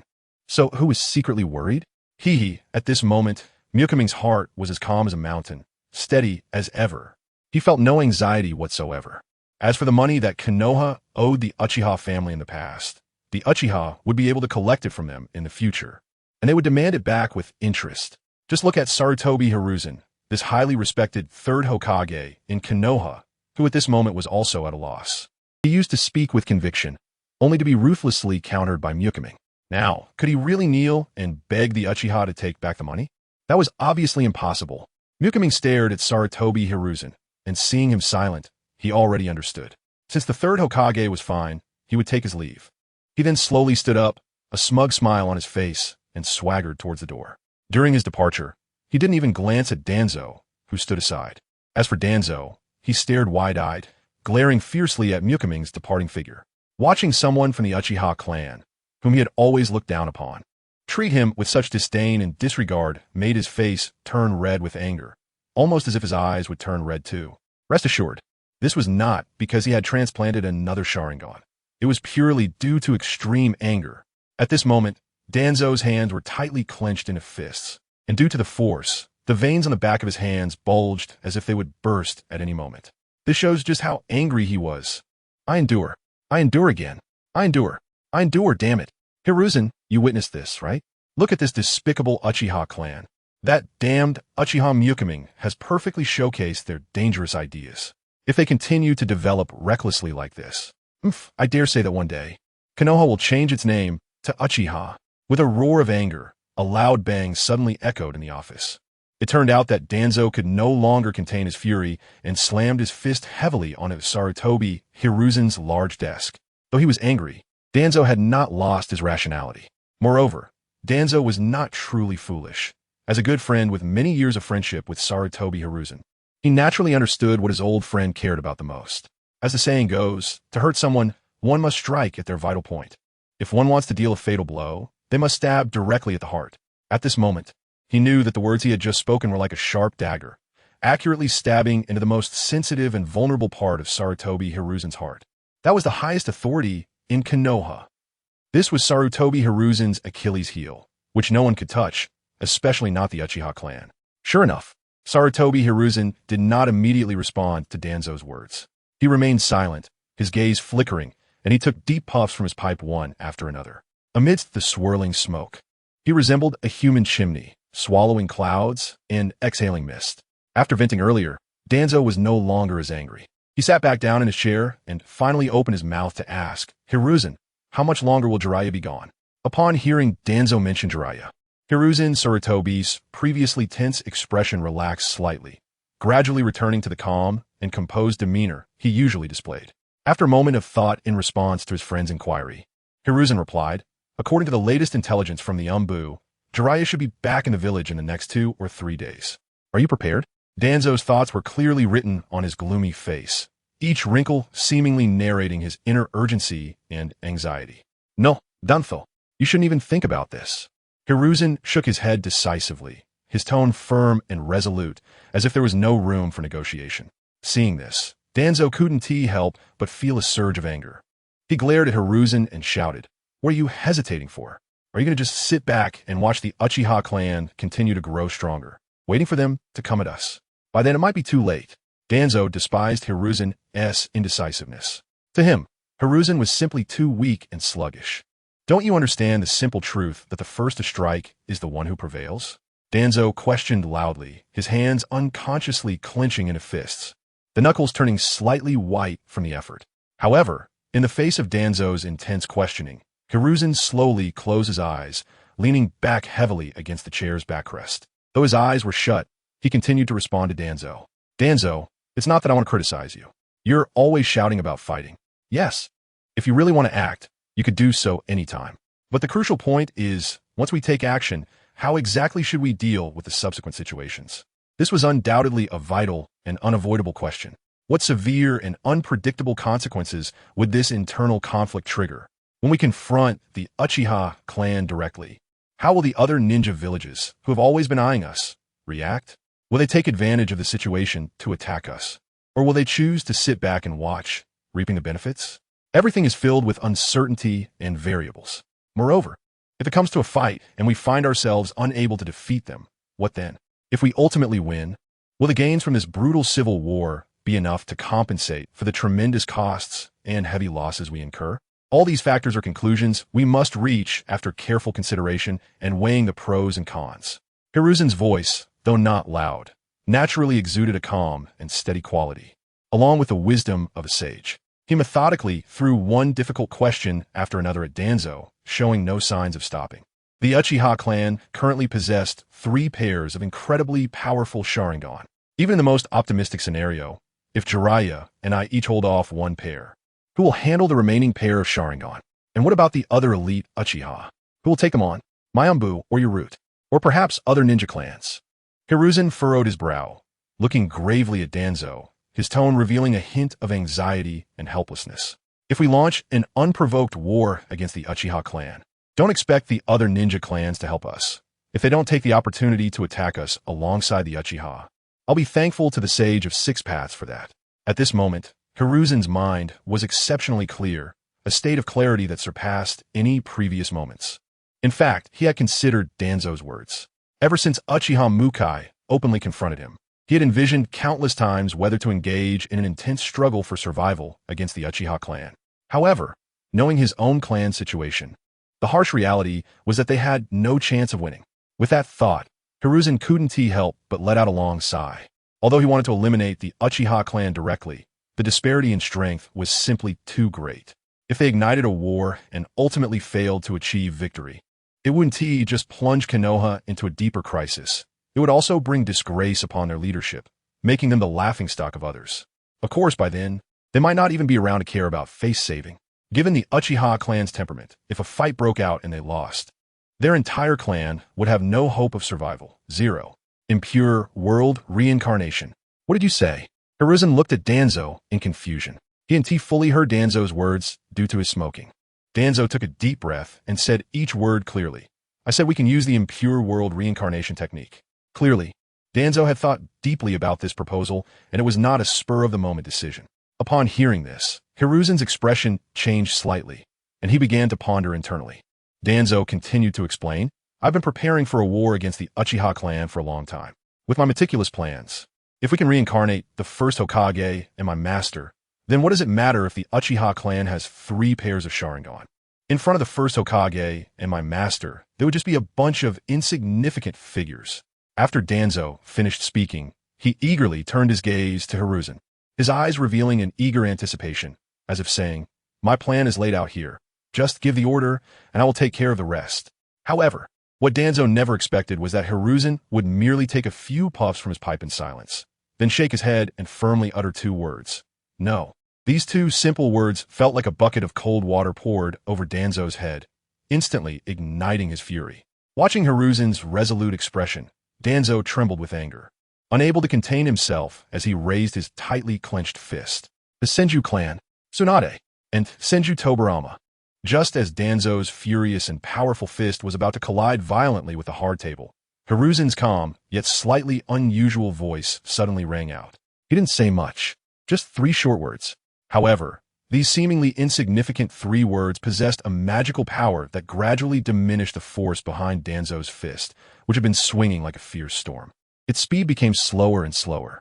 Eventually, that powerful impact completely dissipated into nothing, leaving only a gentle motion, as if a soft breeze were brushing over the surface of a lake, as Danzo lightly rubbed the surface of the table with his palm. At this moment, the room fell into a suffocating silence. Danzo and Sarutobi Hiruzen faced each other across the table, one sitting and the other standing, their gazes meeting. Yet neither spoke to break the silence. The air was thick with a tense and oppressive atmosphere, seemingly foretelling a huge dilemma laid out before them. Indeed, this was an extremely tricky and unavoidable major issue. They had intentionally or unintentionally chosen to avoid this sensitive topic, burying it deep within their hearts and pretending it didn't exist. But now, the situation had changed, and avoidance was no longer possible. These problems loomed like a high mountain in their path. No matter how they used the impure world reincarnation technique, they could not get around it. If they were to follow Danzo's plan to summon the first Hokage, Senju Hashirama, and the second Hokage, Senju Tobarama back through the impure world reincarnation technique, then these key questions would immediately become their unavoidable death questions. Could they directly tell the 2 deceased Hokage that the Senju clan had completely perished in Konoha? That the direct grandson of the first Hokage, Senju Ropiki, had tragically died in an enemy bombing? Moreover, his body had been horrifically desecrated, and Tsunade, as the last remaining member of the Senju clan in the ninja world, had chosen to leave Konoha due to her deep disappointment in the village founded by her beloved grandfather, starting a long life of wandering in the ninja world. How would they explain these harsh realities to the first and second Hokage if they were to ask?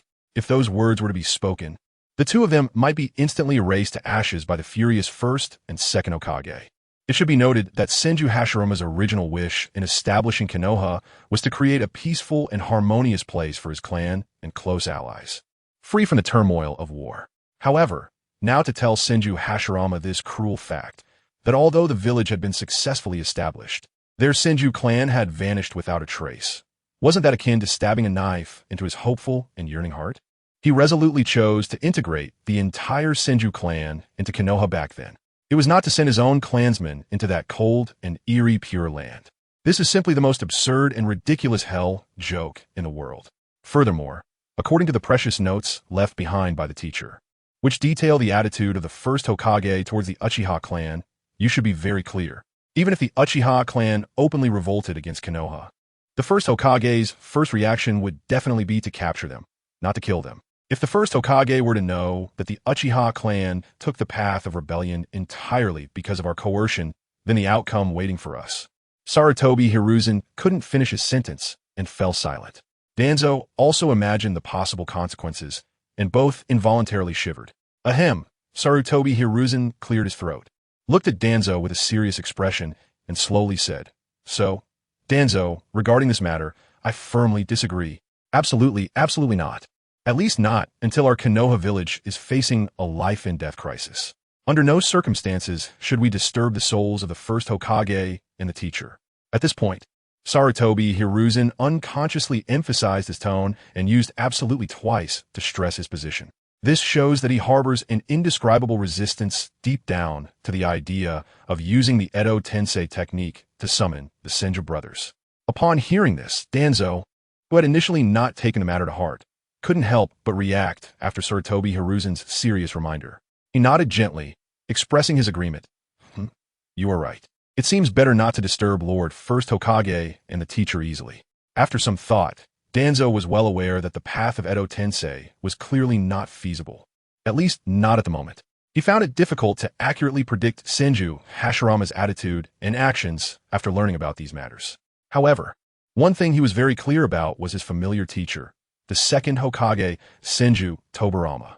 Given his understanding of Senju Tobirama's personality and abilities, it was likely that his current plans would be hard to conceal from that sharp gaze. If he truly summoned Senju Tobirama from the Pure Land, he could not rashly conclude whether the Uchiha clan would suffer a catastrophic disaster as a result. But one thing was certain. He himself would undoubtedly face a calamity. Danzo raised his head, a hint of unwillingness in his eyes, but said, "Hiruzen, if the Uchiha's power continues to develop, how should we balance it?" Sarutobi Hiruzen sighed. "We can also cultivate our own clan. If the Uchiha clan can grow strong, why can't ours? Whether in manpower or resources, our advantages far exceed those of the Uchiha. Moreover, now is a sensitive period of peace. We shouldn't always think about suppressing them excessively, as in the past." Danzo snorted coldly, looking at him with indifference, and said, "You are still so naive, Hiruzen. The so-called peace now is merely a fleeting illusion, even a kind of deceptive appearance." At that moment, a sudden commotion outside broke the atmosphere inside the room. The two exchanged glances and then stepped out together, ready to investigate what had happened. As soon as they stepped out the door, they saw a flustered Umbu ninja rushing towards them. When he reached them, the Umbu ninja was panting heavily but still forced himself to speak. "Lord Hokage, something terrible has happened. The Uchiha. At this point, the Umbu ninja seemed to stutter due to nerves. Standing beside him, the third Hokage, Sarutobi Hiruzen, frowned tightly and asked seriously, "Don't panic. Take a breath and explain clearly what happened with the Uchiha." In stark contrast to Hiruzen's worry was Danzo, whose mouth curled up slightly, revealing a barely concealed sense of glee. For Danzo, any trouble related to the Uchiha clan, even just hearing about it, brought him genuine joy and satisfaction. After taking a few deep breaths to calm his chaotic breathing, the Umbu ninja finally managed to explain the situation. "It's the second elder of the Shimura clan who caused a ruckus at the security department's entrance and even tried to fight. As a result, he was ruthlessly subdued by the Uchiha members and taken to the security department's prison." What? Upon hearing this news, Danzo, who had initially been watching with amusement, could no longer maintain his composure. He suddenly looked up at the Umbu ninja in disbelief. Let us rewind the time a bit. In the land of the Shimura clan stood a mansion belonging to Shimura Naozumi. On this day, sunlight filtered through the mottled leaves, casting light in the courtyard, and a gentle breeze brought a touch of coolness. Shimura Naozumi was sitting in his yard drinking tea and admiring the flowers. However, this tranquility was abruptly broken by hurried footsteps. A flustered member of the Shimura clan rushed to Naozumi's door, barely catching his breath before eagerly knocking on the door. Once the door opened, the clan member quickly entered the yard, bowed to Naozumi, and anxiously said, "Second elder, something bad has happened. The Uchiha have actually taken Shimura Heibei into the security department's prison." Hearing this, Shimura Naozumi, who had been leisurely sipping tea, suddenly stood up, nearly dropping his teacup. He widened his eyes and questioned in shock, "What did you say? Are you sure there's no mistake? How dare the Uchiha clan be so bold?" The clansman quickly nodded and replied, "It's absolutely true, second elder. The security department has already issued an official announcement." Shimura Naoto took a deep breath, trying to calm the shock and anger inside him. He understood that this matter was serious, but as an important figure in the family, he could not act impulsively. Thus, he suppressed his anger and calmly asked, "What is the reason? I cannot believe that the Uchiha would arbitrarily take members of our Shimura clan." The clan member hurriedly replied, "Second elder, according to the official announcement from the security department, it states that Shimura Heibei is suspected of extorting others and, after failing to extort, even injured the other party." Upon hearing this, Shimura Nataka couldn't help but frown and began to calculate in his mind. In his view, merely fighting was not a serious crime. After all, in a ninja world, filled with disputes and conflicts, occasional physical confrontations were inevitable. However, to say that Shimura Heibei was extorting others, that required solid evidence. Otherwise, how could a mere piece of paper from the Uchiha be convincing? You yourself said the extortion failed. Who knows if this is just an excuse the Uchiha made to target our Shimura clan? An excuse? An excuse. It seems that the Uchiha is simply trying to stir up trouble this time. Being caught is one thing, but how many days will they be locked up? Feeling that he had grasped the ins and outs of the situation clearly, Shimura Nataka picked up the steaming cup of tea on the table, took a sip, and casually asked, "Is this really worth my time to go to the security department and make myself miserable?" However, The Shimura clan member, standing opposite him, appeared hesitant, his mouth opening and closing for a long time without uttering a word. Seeing this, Shimura Nataka, already displeased from being interrupted, exploded in anger, slamming the table and shouting, "Speak up! Spit it out quickly! Stop dawdling like a woman! What kind of behavior is that?" At this shout, the clan member trembled all over and stammered, "The current punishment measures are..." "What is it? Speak clearly." Shimura Nataka glared with wide eyes. Finally, the clan member seemed to have made up his mind, took a deep breath, and said, "To the second elder, the security department has imposed a fine of 2 million ryo, plus a 3-month imprisonment." "What did you say? Say it again."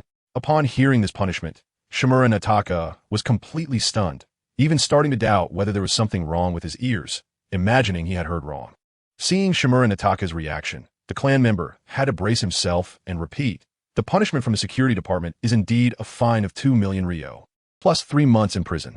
This is outrageous. This is simply too much." Coming back to his senses, Shimura Nataka was furious, suddenly standing up and slamming his hand heavily on the table in front of him. With a loud bang, the solid wood table instantly splintered, with chips flying everywhere.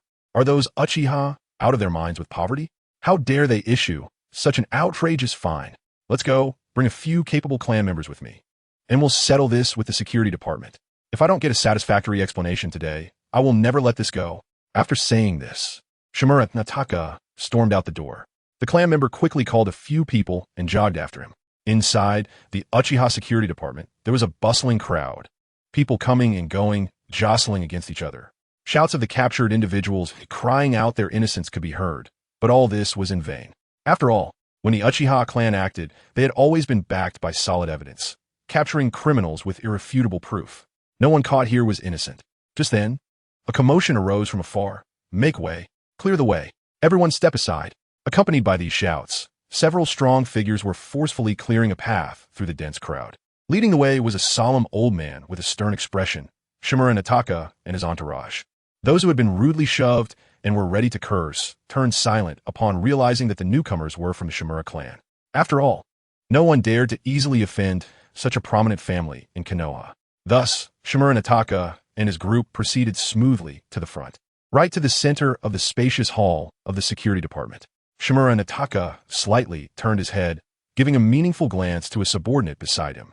The subordinate understood immediately, nodded, indicating that he grasped the elder's intention. Then the subordinate cleared his throat and shouted loudly, "Everyone listen up, quiet down." This sudden roar was like a thunderclap, deafening and resonating throughout the entire hall of the security department. The previously noisy scene instantly fell silent, as if a pin drop could be heard. All eyes in the hall were focused on Shimura Nataka and his group. Shimura Nataka remained calm, the corners of his mouth slightly raised, and slowly began to speak. "I am Shimura Nataka. I heard that a member of our Shimura clan has been taken by your security department. I have come to see what is going on." At that moment, Uchiha Hokage slowly descended from the upper floor. However, he did not completely reach the bottom, but stopped halfway on the staircase platform, looking down from a high position at Shimura Nataka and the others below. In fact, as soon as Shimura Nataka and his group approached the security department, a subordinate had hurried to inform Uchiha Hokage, worried that Shimura Nataka's visit was meant to provoke trouble. Uchiha Hokage did not dare to slack off, and quickly stepped out to maintain order. Uchiha Hokage looked down at Shimura Nataka with indifference, his tone slightly dissatisfied. "Since you only came to see the situation, there's no need to make such a fuss, lest others laugh at your Shimura clan for no reason." Uchiha Hokage and Shimura Nataka were of the same generation. However, the relationship between their two clans had always been tense, and naturally, their personal relationship was not good either. Hearing this, anger surged in Shimura Nataka's heart. He looked up angrily at Uchiha Hokage's condescending and overbearing demeanor, and retorted indignantly, "Humph, I didn't expect you, old man, to be doing just fine. I was thinking you might have already met your end on some battlefield. Our Uchiha clan doesn't have as many privileges as your Shimura, and we certainly don't have elders who do nothing all day but eat and stroll around." Shimizu Nataka's words didn't seem to affect Uchiha Hokage much, but what Uchiha Hokage said struck a nerve with Shimizu Nataka. "Humph, stop rambling here. Hurry up and hand over our Shimura family members. The so-called fighting and brawling is just a trivial matter for us ninjas. What does it even count as? Is this even worth mentioning?" Shimizu Nataka glared angrily, his tone unusually stiff as he forcefully changed the subject. His wrinkled face looked somewhat sinister due to anger, with veins bulging on his forehead. It seemed as if he was about to rush forward and fight desperately. Old man, you might as well stop dreaming. Shimizu Hayubai has clearly and unequivocally violated the rules set by our security department, and that's an undeniable fact. Moreover, this capture operation was personally ordered by our Deputy Minister Uchiha to execute. So you better follow the announcement we issued obediently and don't attempt to resist or play tricks. Otherwise, you will bear the consequences. Uchiha Hakadai responded defiantly to Shimizu Naomichi, his eyes revealing contempt and disdain. Recalling the words Uchiha Maki had said to the members of the security department not long ago, Uchiha Hakadai felt even more confident.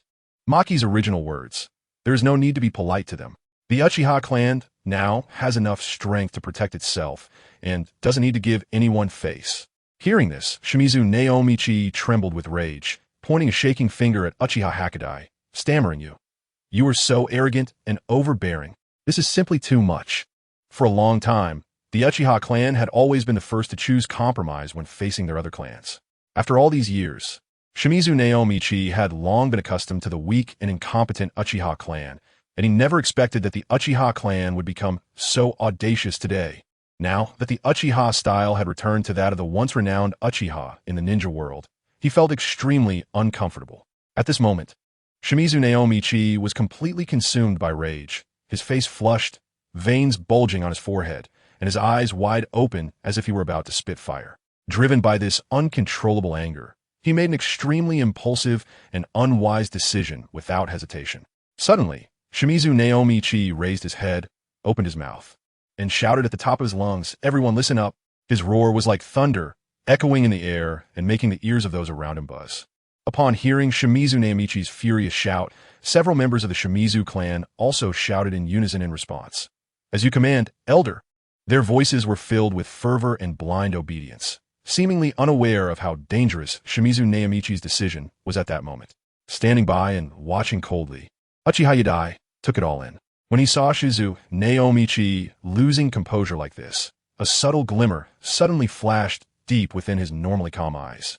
He couldn't help but recall what Ming had said to him before. At that time, Ming had asserted, 8th generation senior, in my opinion, that old guy, Shimura Naomichi, will most likely not be able to hold himself back and will rush over. When the time comes, you just need to provoke him a little. And with his domineering personality that's just like Danzo's and his tendency to lose his cool, he will definitely create an excellent opportunity for us. Looking back now, it truly seems like a prophetic statement. Thinking of this, Uchiha Hakadai's mouth slightly curled up, revealing a trace of a disdainful smile. He cast a sidelong glance at Shimura Naomichi and secretly thought to himself, "Humph, this guy, apart from having the strength of an elite jonin, is practically a useless piece of iron when it comes to brains. As for that so-called elite jonin strength, in front of the Uchiha's 3-tomo Sharingan, haha, get our clansmen out." With this roar echoing through the security department hall, Shimura Naomichi could no longer suppress the anger in his heart. His resolute gaze fixed firmly on the security department building ahead. He issued the command without hesitation. Charge in and spare no effort to rescue our kin. Faced with the choice of paying fines or going to jail, Shimura Naomichi chose to break into the prison. Hearing such a determined order from Shimura Naomichi, several of his capable subordinates responded in unison, "Yes, Elder." Before the words had left their mouths, they shot towards the security department's prison like arrows released from a bow, their movements as swift as lightning. Meanwhile, on the upper floor, directing the operation, Uchiha Hakadai saw that the opponents dared to storm the security department. A slight smirk appeared at the corner of his mouth, revealing a disdainful smile as he coldly said, "Fools who overestimate themselves, since you dare to seek death. We will dare to bury you. Bring them down, show no mercy." "Understood," Hakadai-sama responded the Uchiha clan members in the security department with a thunderous reply, each face brimming with confidence and contempt.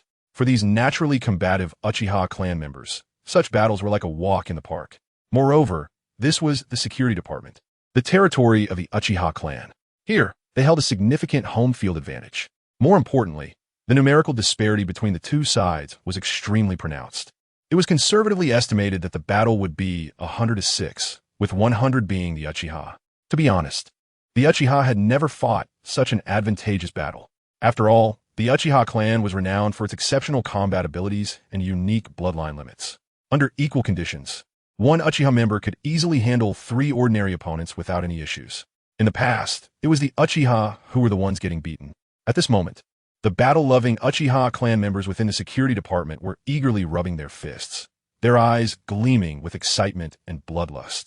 They couldn't wait to showcase the true strength of the Uchiha clan, making those who dared to provoke the Uchiha's dignity understand what fear truly meant. The Uchihas had not discussed or planned anything beforehand, yet surprisingly, they acted with a natural tacit understanding, their divisions of labor so clear and precise. Moreover, they did not swarm en masse to confront the enemy. Instead, they adopted a seemingly simple yet efficient strategy of 3 against 1. One person quickly dashed forward, firmly blocking their opponent, using their own immense strength and agility to successfully prevent the other from advancing even a single step. Meanwhile, another displayed their superb Genjutsu skills, instantly activating the iconic 3-tomo Sharingan. In the brief moment when their gazes met, after a simple exchange of glances, the opponent became as if struck by paralysis spell, frozen in place and unable to move. The last individual acted like a cold-blooded assassin, maintaining a high level of vigilance, eyes locked on the target. Once he noticed the opponent was completely entrapped in the Genjutsu, he leaped into action without hesitation, executing a fierce flying kick. The kick landed heavily on the opponent's back of the head, producing a dull thud, and the struck individual immediately collapsed to the ground like a deflated balloon, losing consciousness. The entire process was as swift as lightning, taking only a few seconds from start to finish. Jeriah watched helplessly as the 6 subordinates he had brought were easily subdued by the Uchiha and tightly bound, then stacked on top of each other like a pile of logs. Just as he regained his composure, he was horrified to find himself surrounded by a group of Uchiha clan members. In an instant, a chill ran down Jeriah's spine, spreading rapidly throughout his body.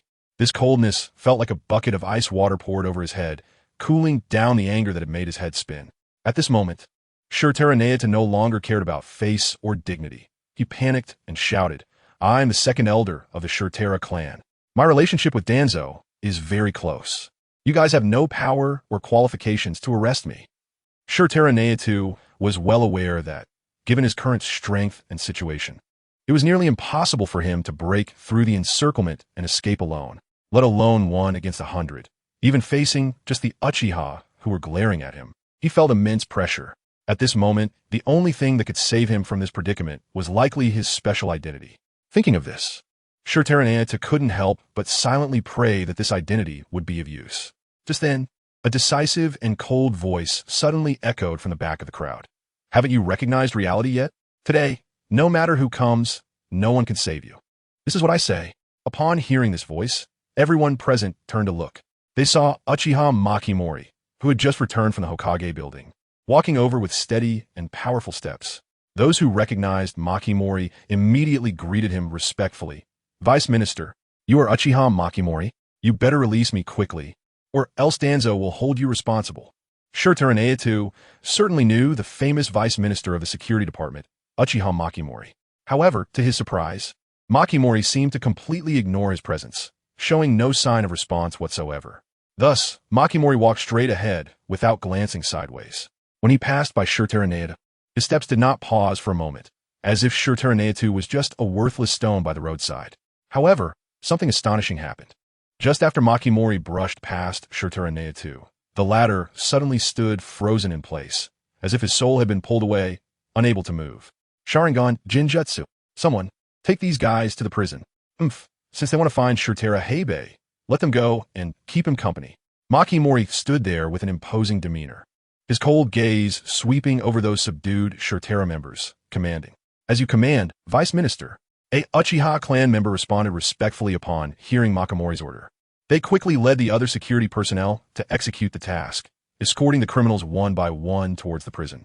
Watching this scene, Makimori nodded slightly, then turned to the remaining crowd and called out loudly, "All right, everyone, go back to what you were doing." After saying this, Makimori stepped over to Uchiha Hokage, who looked worried, as if he had something to say but was hesitant. Noticing this, Makimori patted his shoulder, reassuring him, "What's wrong, Hokage? If you have any thoughts, feel free to speak." Uchiha Hokage bit his lip and finally asked, "Vice Minister, you just directly arrested him like that? What if later?" Halfway through, Uchiha Hokage stopped speaking, not continuing. However, It was clear that Makimori understood what he wanted to convey. He smiled slightly and confidently replied, "Don't worry, Hokage. I've considered everything you're worried about. I'll personally handle this matter, and there will definitely be no mistakes." Upon hearing Makimori say this, Uchiha Hokage felt a little relieved and said no more. Makimori then glanced around and noticed a chair not far away. He strode over, pulled it, and dragged it to the railing on the second floor. Then he sat down leisurely, crossing his legs, quietly waiting for the impending guests. Hokage-sama. Respectful and urgent calls broke the previously calm atmosphere.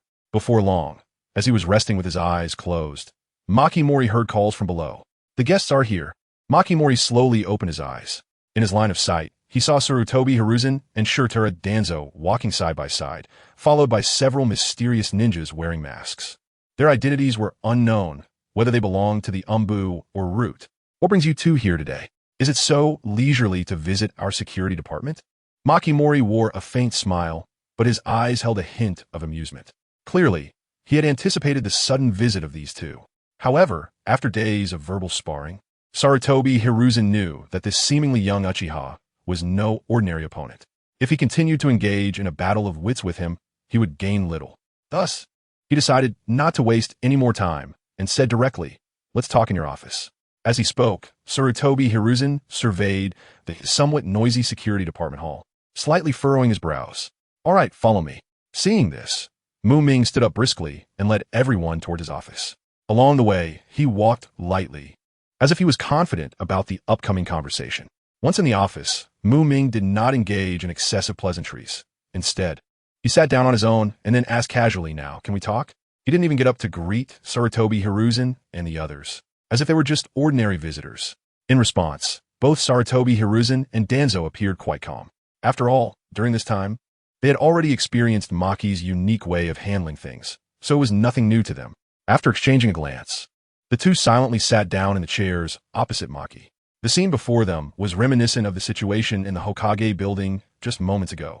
However, now they found themselves inside the security department. "Speak. What must be done to release Shimura Nato?" Danzo glared ahead with wide eyes, his face, which was already somewhat dark, now flushed red due to extreme anger. Seeing this, Sarutobi Hiruzen sighed inwardly, knowing that they could no longer rely on Danzo to solve the problem.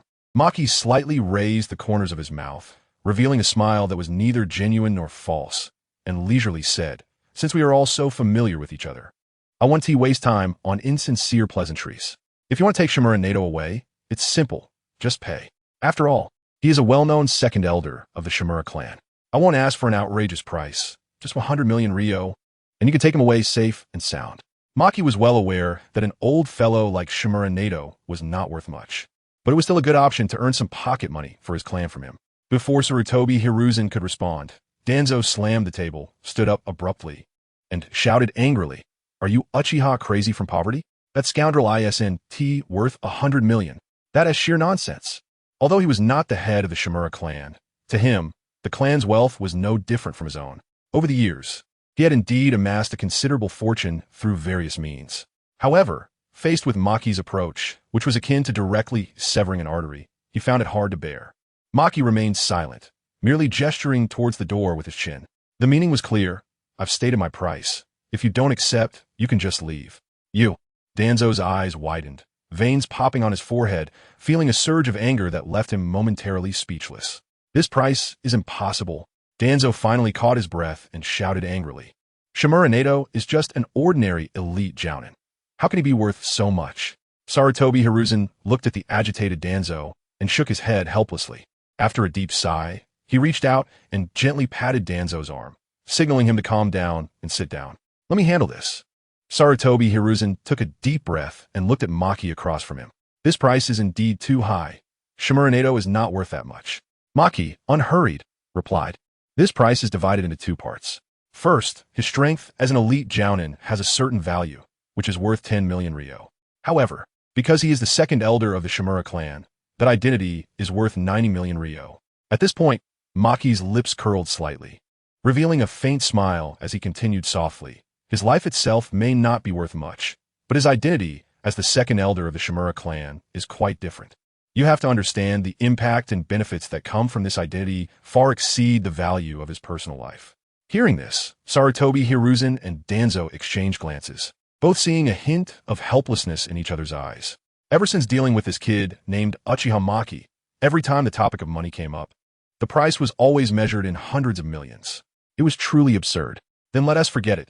Let him sit and learn a lesson, Danzo said, actually serious about wanting to give up on Iaido. If you don't redeem him, how could someone who dared to challenge the security department possibly have a chance to sit in prison? You dare to kill him? Danzo stood up again. Maki's words were equivalent to directly undermining Danzo's authority. Maki clearly stated that going to prison was out of the question. It was either pay the ransom or face execution. There was no third option. Furthermore, what was even more critical was that Maki had mentioned killing. If they refused to pay this price, who knew what would happen to Iaido? Relying on the Uchiha to show mercy to the Shimura would be less reliable than hoping the entire Uchiha clan suddenly dropped dead. Iaido could die, but the secrets he held could not be leaked. With this thought, both of them felt a deep sense of helplessness wash over them. Kill. Isn't that a bit too much? Sarutobi Hiruzen frowned and said. He was secretly pondering in his heart. Isn't it just causing a bit of trouble at the security department? Why take it so seriously? However, Ming responded without hesitation. Third generation. If you think this is not a big deal, then how about I reenact exactly what Shimizu Naomichi did right in the Hokage building? Upon hearing this, Sarutobi Hiruzen was instantly a loss for words, stammering in rebuttal. How can that even be compared? Ming sneered, pressing on with his questioning. Oh, why can't it? Does the security department get to be messed with at will in your eyes, while the Hokage building is off limits? Faced with Ming's sharp inquiry, Sarutobi Hiruzen found himself momentarily speechless and could only stammer, and no, it's nothing. In fact, in Sarutobi Hiruzen's heart, attacking the security department was indeed just a trivial matter. However, if someone dared to assault the Hokage building, then it would be entirely justified to eliminate them on the spot. They would have brought it upon themselves. It must be said that Ming had his own unique and effective way of dealing with someone like Sarutobi Hiruzen, who clearly had double standards. Since the other party considered this matter unimportant, why not throw this problem directly back at him and see if he would dare to continue to show favoritism and indulgence? It was guaranteed that he would remain silent. Suddenly, a series of urgent and powerful knocks echoed in Ming's somewhat quiet office, breaking the original tranquility of the room. Come in, Ming responded without looking up from his desk, seemingly unfazed by the arrival of the person outside, directly allowing them to enter. As the door slowly opened, a figure quickly walked in. It was Uchiha Morningstar, the Uchiha clan member who had once personally captured Shimizu Heibai. Deputy Minister, how should we deal with this group of troublemakers?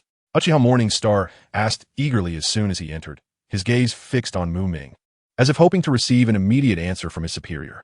However, Ming did not respond as he wished. Instead, he shifted his gaze from the ornaments on the desk, first glancing at Uchiha Morningstar standing in front of him, then turning to look at Sarutobi Hiruzen and Danzo sitting beside him. What have the two of you considered? Ming's voice was calm and steady, but it subtly revealed an invisible pressure. At this moment, Danzo was clenching his fists, his expression extremely grim, clearly filled with rage. He glared fiercely at Ming, his eyes flashing with ferocity, as if he could erupt at any moment. However, despite being at the peak of his anger, the little bit of rationality that remained in Danzo kept him from acting on his impulses. He knew very well that acting rashly at this moment would be a foolish act, even more foolish than Shimizu Naomichi. As soon as he takes action, he will also become a significant amount of compensation to the Uchiha. He no longer underestimates Uchiha Makoto's boldness. At this moment, Sarutobi Hiruzen is furrowing his brows, his mind in chaos, truly unable to come up with a better countermeasure. The recent confrontations with Uchiha Makoto have completely caught him off guard, each time bringing unexpected events one after another, leaving him no time to think and plan. As the saying goes, strike first to gain the upper hand, or be struck first and be at the mercy of others. And now, Sarutobi Hiruzen deeply understands the meaning of this phrase. Faced with such a passive situation, he feels somewhat powerless. After pondering for a moment, Sarutobi Hiruzen finally makes a decision. All right, Danzo, you immediately send someone to get the money and prepare to redeem the hostage. After saying this, he lets out a heavy sigh, as if wanting to expel the frustration in his heart. Sarutobi Hiruzen is no longer willing to entangle himself further with Makoto. He urgently needs time to calm down and carefully think about how things have escalated to this point. Danzo, who is beside him, also nods with a serious expression, agreeing with Sarutobi Hiruzen's decision. Recognizing the situation, Danzo unhesitatingly gives orders, arranging for his root members to notify the Uchiha clan to prepare a ransom of 100 million ryo. This sum of money naturally has to be borne by the Uchiha clan. After all, in Danzo's eyes, Uchiha Naruto is nothing but a useless good-for-nothing who is more of a hindrance than a help. His root will definitely not dip into their own pockets to rescue such a burden. For the wealthy Uchiha clan, a mere 100 million ryo is not a difficult task. Before long, the ransom is prepared. Next comes the moment of the transaction, exchanging money for the hostage. No problem with the money. Immediately bring Uchiha Naruto to me. Sitting at his desk, Makoto expressionlessly throws thick stacks of cash onto the table and then lightly taps his fingers on the surface, issuing orders to the clan members of the security department. Received, Vice Minister. The clan members who receive the order quickly respond and then jog off to execute the task. Before long, Uchiha Naruto arrives at Makoto's office, escorted by 2 Uchiha clan members. He has his head bowed, his body trembling slightly, seemingly very afraid, not daring to lift his head to meet Danzo's grim expression. Where are the others? Why is only Uchiha Naruto here? Danzo furrows his brows, his sharp gaze fixed on Makoto as he coldly questions. In response to Danzo's inquiry, Makoto merely smiles slightly, not answering, but instead gazing at Danzo with interest, as if waiting for the other to lose patience first. Sarutobi Hiruzen, on the other hand, maintains a calm expression when he sees that only Uchiha Naruto has appeared here. He already understands the general course of events. However, Danzo clearly does not catch on that quickly. The silence lasts for a while, and suddenly, it seems Danzo realizes it's something important, his expression instantly becoming extremely grim.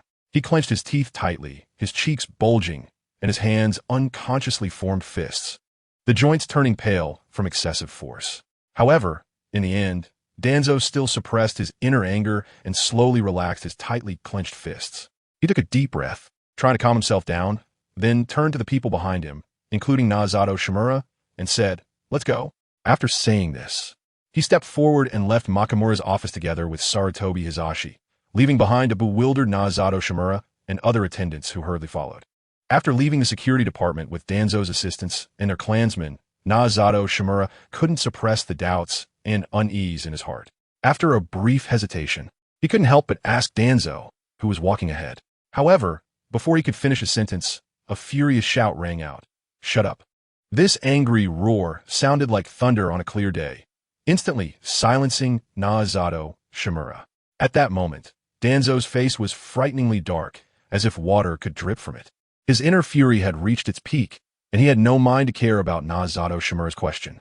Naozato Shimura was startled by Danzo's sudden reprimand, causing him to tremble all over, instinctively closing his mouth and daring not to say another word. Yet, his face still showed a cautious yet confused expression, his eyes closely fixed on Danzo's back, as if seeking answers from there. Seeing Naozato Shimura like this only fueled Danzo's anger further. He suddenly stopped, turned around, and glared fiercely at Naozumi Shimura, gritting his teeth and scolding, "You idiot! Can't you see it clearly now? You openly attacked the security department, which is undoubtedly a serious provocation to its authority. They will not let this matter go easily, and someone must pay the price for it, so that the Uchiha can take this opportunity to establish their prestige.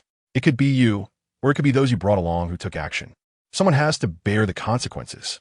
This matter cannot simply be settled with money. And don't ask what. Do you want to exchange yourself for your subordinates?" At this moment, Sarutobi Hiruzen, who had been silent all along, finally couldn't hold back any longer. He sighed lightly, stepped forward, and patted Shimurana Naomichi's shoulder, speaking softly, "Naomichi, Danzo is right. Someone has to stand up and bear the wrath of the Uchiha. It can either be you, the one who gave the order, or those who acted on it." So although Shimurana Naomichi seems a bit reckless on the surface, he is not completely without sense. After Sarutobi Hizashi and Danzo explained things so clearly, he finally realized. At that moment, his face turned pale as paper, as if all the strength had been drained from his body. He slowly lowered his head, lips pressed tightly together, remaining silent. What a useless waste. Danzo glared at Shimurana Naomichi's listless and dejected appearance with disgust, his anger intensifying. "Go back and tell Shimurana Yuhi that from today on, you, the second elder, don't have to serve anymore. The more incapable a person is, the greater the power they hold, and the losses they bring will be even greater. Maki, hey, we think alike. Danzo roared in fury, then turned and led his root ninjas away. Sarutobi Hisashi looked at Shimurana Naomichi, who appeared timid and in a pitiful state, shook his head helplessly, sighed lightly, and then left the scene with his Umbun ninjas. In the empty venue, only Shimurana Naomichi stood alone, head bowed, his soulless statue, motionless. A gentle breeze swept by, lifting his disheveled hair, adding to the sense of desolation and loneliness. "Good morning, Deputy Chief." A crisp and loud greeting broke the morning tranquility of the street. It was Maki walking leisurely down the road, holding a steaming breakfast and enjoying it. Today, he wore a neat Uchiha-style blue high-collared robe, with the Uchiha fan emblem printed on the back, clearly heading to the security department to start a new day of work. Hearing someone call him, Maki was about to turn around. At that moment, Uchiha Raku came rushing from behind like a whirlwind, his face beaming with a bright smile as he called out, "Deputy Chief." As he got closer to Maki, he slowed down a bit to walk alongside him, greeting him enthusiastically. Maki turned to see that it was Uchiha Raku and smiled in response. "Oh, it's Raku. Good morning. You look so cheerful. Is there good news?" Uchiha Raku chuckled and, feigning mystery, said, "Deputy Chief, can you guess what the good news is?" Maki, seeing this, teased, "Could it be that our Raku has finally found a girlfriend he likes?" At this, the previously excited Uchiha Raku instantly deflated like a punctured balloon, pouting and complaining. "Deputy Chief, how can you say that? It's really disappointing." However, seeing Maki's somewhat teasing expression, he could only shake his head helplessly. Maki couldn't help but secretly laugh, thinking to himself, "It seems today's source of joy has been secured." So he quickly comforted, all right, no more jokes. Tell me what the good news is." Uchiha Raku took a deep breath, calmed his mood, and then lowered his voice to say, "Deputy Chief, you won't believe it, but last night, that annoying Shimurana Naomichi actually died." After saying this, he couldn't help but reveal a genuine happy smile. "What? Shimurana Naomichi died?" Maki asked in surprise upon hearing this news. It was completely unexpected for him. He had no prior knowledge of it. Raku nodded, speaking calmly. "Yes, the news just came this morning. Apparently, because of the previous incident, he not only lost his power, but also, after he decisively abandoned those involved in the incident, his subordinates grew discontented and distanced themselves from him. Last night, perhaps he couldn't bear the immense pressure and the situation of being abandoned by everyone, ultimately choosing to end it all." After saying this, Raku's familiar, smiling expression returned. The reason was simple. Whenever he saw someone from the Shimurana clan suffer misfortune or bad luck, Raku would feel a sense of happiness. If there were anything that could excite him even more, it would be if something happened to the Sarutobi clan. And if one were to dig deeper, was there anything that could surpass the joy brought by the first two? The answer was yes. If both the Shimurana clan and the Sarutobi clan faced trouble simultaneously, that would be the scenery Raku most hoped to see. However, upon hearing this news, Maki remained calm, simply nodding in understanding, indicating that he comprehended the situation. In his eyes, it was not surprising that Shimurana Naomichi ended up in such a state. In fact, Maki had seen this coming when he made Danzo and the others choose. He just didn't expect it to happen so quickly. It had only been a few days. The 6 people who were not executed were still alive, and this one had already been taken out. That's right. Those 6 from the Shimurana clan who had directly confronted the security department were still alive. At that time, many Uchiha clan members advocated for executing these 6 immediately to establish Uchiha's authority, but Maki stopped them against the tide. Although it would be easy to kill these 6, doing so would not effectively deter those with ulterior motives who sought to engage in covert actions. Maki took a deep breath and slowly expressed the thoughts he had been brewing for a long time. As soon as he finished speaking, the conference room of the security department fell into dead silence, everyone looking at each other, none daring to speak first. However, just moments later, members of the Uchiha clan expressed their agreement, unanimously approving Maki's proposal. It turned out that Maki's plan was so simple and straightforward. He intends to publicly disable the chakra of those 6 people from the Shimura clan and imprison them in the death row specifically designated for serious offenders of the Uchiha clan. Not only that, but he will also immediately notify the families of these 6 individuals, informing them that they will have only one opportunity per month to visit their loved ones, and they can send a small amount of money for their basic living expenses. After all, the Uchiha clan will not support these criminals without reason. As for how long these individuals can survive, it completely depends on the support from their families and their own physical condition. If a family forgets to send money on time, or simply refuses to pay this fee, then they cannot blame the Uchiha clan for being heartless. At that point, if these prisoners end up starving to death, it is a choice made by their families. When Mikumi proposed such a suggestion, there were no opposing voices within the Uchiha clan. Everyone voted in favor. Subsequently, the relevant notifications were quickly issued. However, soon there were some differing opinions and waves of questioning. In the face of these dissenters, Mikumi coldly replied, "If someone thinks this is unfair, then what would you do if one day others imitate their actions and come to stir up trouble in your clan's territory?" This statement was like a thunderclap, instantly rendering those who originally held dissenting views speechless. From then on, no one dared to mention this matter in front of Mikumi again. "Vice Minister, look at that person." Just as Mikumi's mind was swirling with thoughts, Yeffing suddenly pointed ahead and shouted loudly.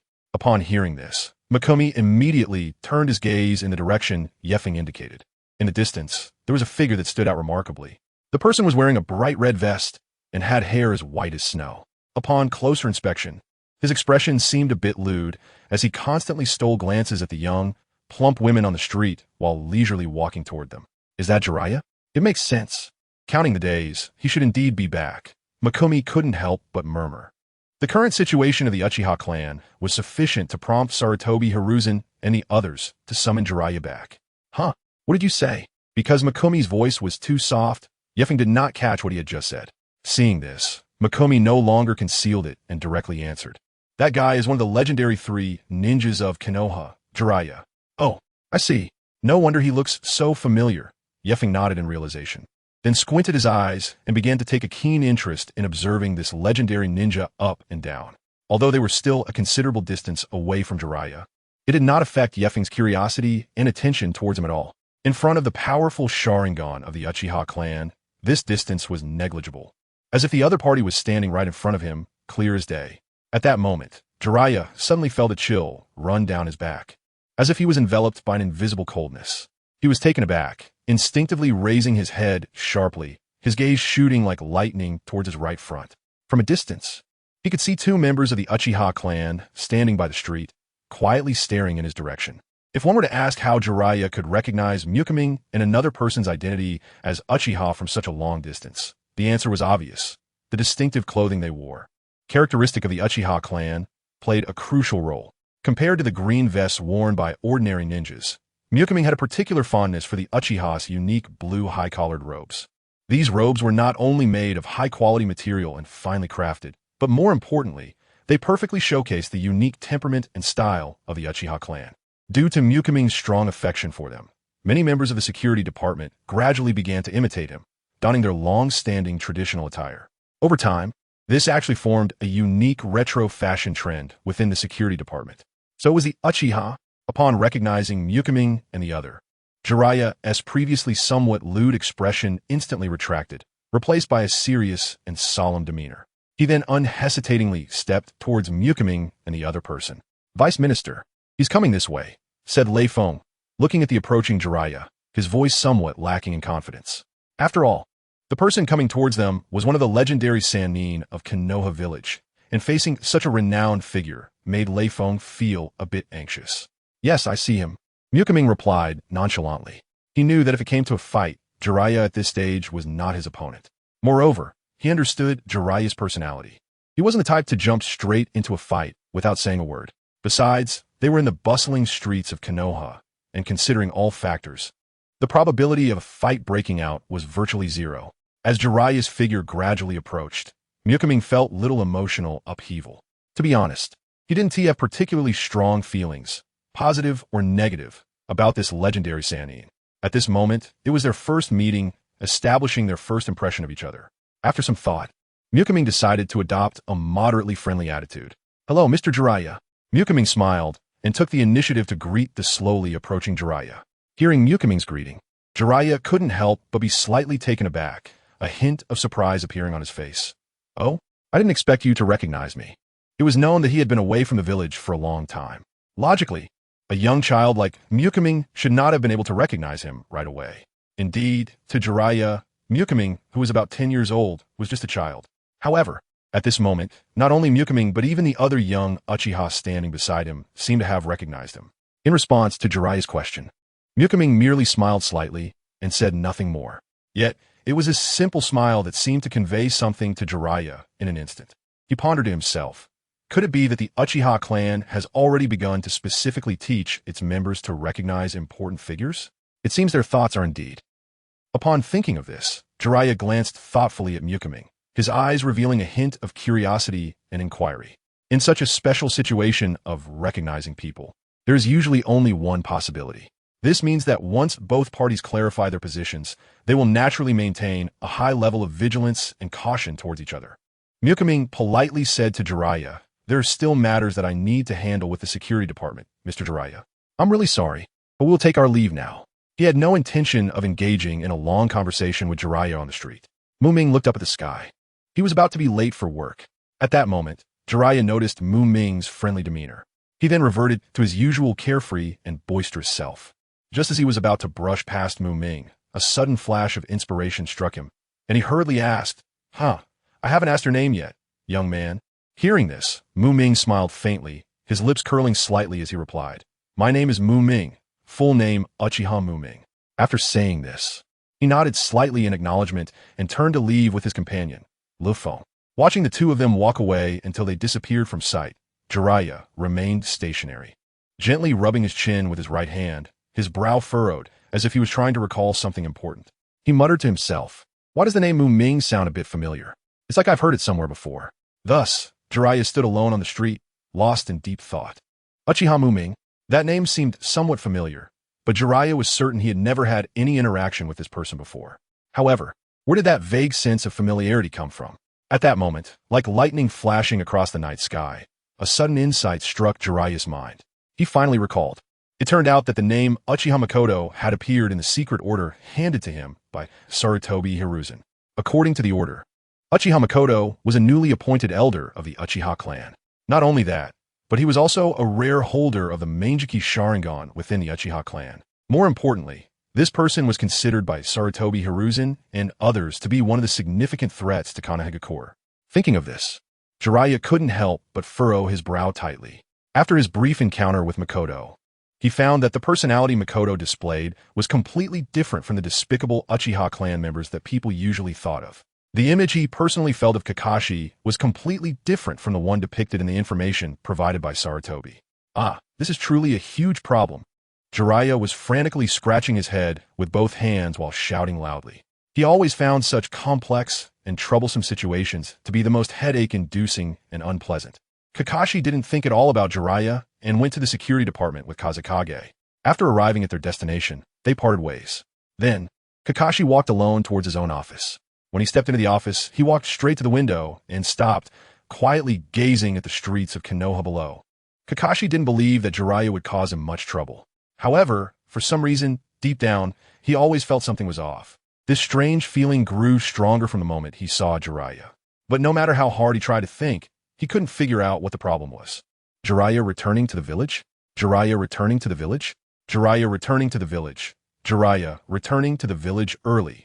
Kakashi murmured softly, and suddenly, as if a light bulb went off, he finally realized what had been bothering him all along. He couldn't help but start to ponder.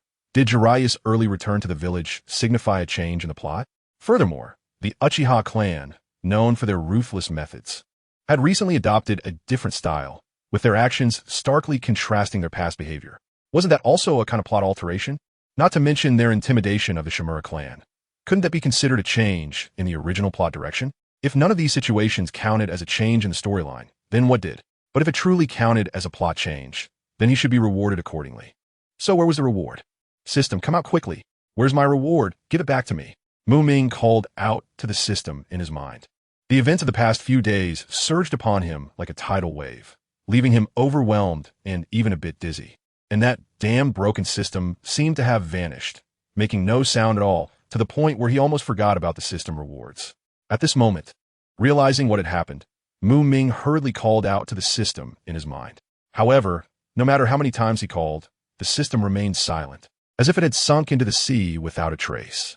Left with no choice, Ming concentrated and managed to bring up the system panel.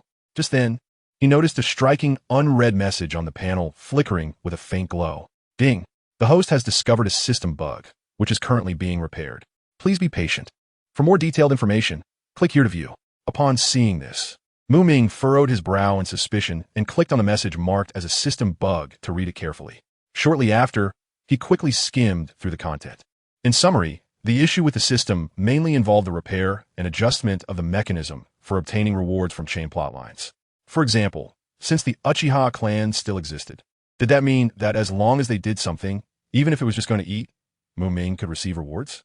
After the current modifications, significant changes in the plot would mean that subsequent ordinary chain plotlines would no longer yield any rewards. Only when truly significant plot changes occurred would rewards be given. Regarding the repair of this system bug, Ming didn't have much of a reaction.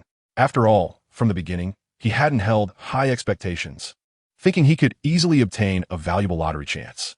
Moreover, even if he could get a so-called lottery opportunity, he wouldn't care much if it was something ordinary and unappealing. After all, he wasn't lacking in things like toilet paper at all. Then, Ming glanced at the remaining time for the repair and found it would take about 20 more minutes. So, he leisurely returned his seat, slowly sat down, gently closed his eyes, and began to rest, quietly waiting for the system to complete its repair. Just then, a clear ding sounded, signaling the completion of the system bug repair. Hearing this, Ming couldn't help but mutter to himself, "Finally over. But why is there no explanation at all?" Upon checking, it showed that during the system repair, the host had changed the plot direction twice. The rewards from these two plot changes would be issued to the host along with the compensation after the system bug was fixed, granting a 5-time draw. Only 2 times? Ming couldn't help but feel puzzled, then quickly clicked to view the details of the 2 recorded events. Soon, the screen clearly displayed the relevant information. It turned out to be just Jeriah's early return to the village and the overall change in the Uchiha clan style. As for other minor changes, they were not included. If it doesn't count, then so be it. After all, this broken system can't communicate with me properly. However, compared to that, this rigid system that purely relies on program settings is much more reassuring. Those so-called intelligent systems really have too many uncontrollable factors. They're just too dangerous. Ming muttered to himself, but there was not a trace of dissatisfaction or complaint on his face. He felt that whether the system rewards were more or less, it was still a gain, and Ming was very content. On the contrary, he was actually quite satisfied to receive such a generous compensation for repairs and the rare opportunity for 5 consecutive draws. After all, with these extra benefits provided by the system, he could lead a relatively comfortable and pleasant life in the crisis-filled and challenging world of ninjas. Perhaps with his own luck and strength, combined with this unexpected opportunity, he could even aim for the honor that symbolizes the strongest in the world in the future. This is the strongest in the world. Thinking of this, the originally calm heart of Ming began to stir, and excitement sparkled in his eyes. System. Give me a lottery. I want to go all in. Congratulations, host. You have obtained a full set of League of Legends equipment slots. Congratulations, host. You have obtained the Zonya's Hourglass. Congratulations, host. You have obtained the Death Cap of the Doomcaster. Congratulations, host. You have obtained the Shining Fruit. Congratulations, host. You have obtained Loyalty Talismans too. As expected, when drawing consecutively, the probability of getting items from the same world is relatively high. However, Ming did not show any disappointment at all. On the contrary, when his gaze fell on the prizes this time, his eyes instantly burst with a fiery light, as if he had discovered a rare treasure. With great anticipation and excitement, Ming couldn't wait to take out the prizes, wanting to immediately check their actual effects. First was the wonderful object called the League of Legends equipment slots. Although he had taken it out, Ming saw nothing. Despite the emptiness before him, he could truly feel a subtle change. So he slowly closed his eyes, calmed his mind, and focused entirely on experiencing this unique feeling. Before long, he easily detected the set of equipment slots hidden in the invisible. After taking a glance, Ming was pleasantly surprised to find that this set of equipment slots had a total of 7. But at that moment, he suddenly noticed that one of the slots had already been occupied, and the item placed in that slot was none other than the Oracle Lens, a familiar item to all LOL players, commonly referred to as scanning. Oh, I didn't expect to receive such an unexpected surprise. It seems my luck today is really off the charts. At the moment he saw the Oracle Lens, Ming felt a wave of joy in his heart, and in an instant, he understood how to use this mysterious item. He felt a slight movement in his mind, and a huge red radar scanning circle, with a radius of 50 meters centered around him, suddenly appeared. After scanning for 10 seconds, the red scan disappeared, and Ming did not notice anything different around him. He watched as the Oracle Lens fell in a cooldown and then went to check its related introduction. After reading it, he realized that this Oracle lens was significantly different from the original setting in the game. The original Oracle lens was designed to scan the surrounding environment, alerting users to hidden enemy units, revealing invisible traps, and making nearby guards visible. However, the current Oracle lens not only retained its original scanning function, it could effortlessly scan for anything that did not conform to reality. For example, if Ming accidentally fell into an illusion or wandered into a mysterious realm, and he was uncertain whether he had been affected, he could simply take out the Oracle lens to quickly determine if he was indeed trapped in an illusion or dream. After all, the illusionary world and the real world are worlds apart. One should never underestimate this seemingly inconspicuous little gadget. Knowing one's current situation clearly and precisely is definitely a crucial survival rule. Moreover, this surprising Oracle lens was merely a complimentary gift, completely free, at least for Ming. Receiving such a practical gift made him extremely happy. Furthermore, the Oracle lens could be used infinitely with a cooldown time of only 1 hour. However, there was one unfortunate aspect. Any unused charges could not be accumulated for future use. Ming looked at the Oracle lens, which had just finished its use and was now in cooldown, and thoughtfully shifted his gaze to the second prize, the Jeriah hourglass. Since the actual effect of the Oracle lens had changed, what would the actual effect of the Jeriah hourglass, belonging to the same world, be? This made Ming filled with anticipation and curiosity. He carefully examined the introduction to the Chrono Tuner. Chrono Tuner, once activated by the user, it grants a state of complete immunity to any damage and makes it impossible for enemies to target the user for a full 10 seconds. However, it is important to note that its cooldown time is fixed and refreshes precisely at midnight every day, and any unused uses do not accumulate. After understanding this information, Ming revealed a satisfied smile and gently nodded. For him, the most critical aspect of the Chrono Tuner is the skill called stasis, which is referred to by many players as invincible body. Nowadays, although some of the additional attributes have been reduced, the core function of invincible body has been retained and further strengthened, which undoubtedly made Ming feel genuinely delighted. Subsequently, he carefully placed the Chrono Tuner into his equipment slot. At that moment, a strong feeling surged within him. He felt he could activate the invincible body at any time and place. This feeling was akin to his powerful ocular technique, Susunu. It was a sunny day, and activating the Chrono Tuner recklessly seemed a bit extravagant and wasteful. But what if he suddenly encountered a life and death crisis today? After careful consideration, Ming decided to suppress his inner impulse and patiently wait for nightfall, planning to use it just before the daily cooldown refresh. After all, safety first. Being cautious never hurts. Next up was one of the top-tier equipment from the League of Legends world, the Death Cap. Death Cap increases spell damage by 300. When Ming witnessed this magical effect with his own eyes, his mouth instantly widened to his ears. Although this effect seemed simple, the boost it provided to Ming's strength was immense, resulting in shockingly violent outcomes. Specifically, this effect could directly triple the attack power of the ninjutsu he cast. For example, if the diameter of the fireball he previously released was 10 meters, then at this moment, with the same amount of chakra, he could easily create a massive fireball with a diameter of up to 30 meters. Such an increase in power was truly astonishing. Immediately, Ming unhesitatingly equipped the mysterious item known as the Death Cap into his slot and focused on sensing the changes in the power it contained. However, to his slight surprise, he did not feel any obvious special sensation arise. Nevertheless, he did not think much of it. Let's continue. An even more astonishing treasure was about to make its appearance.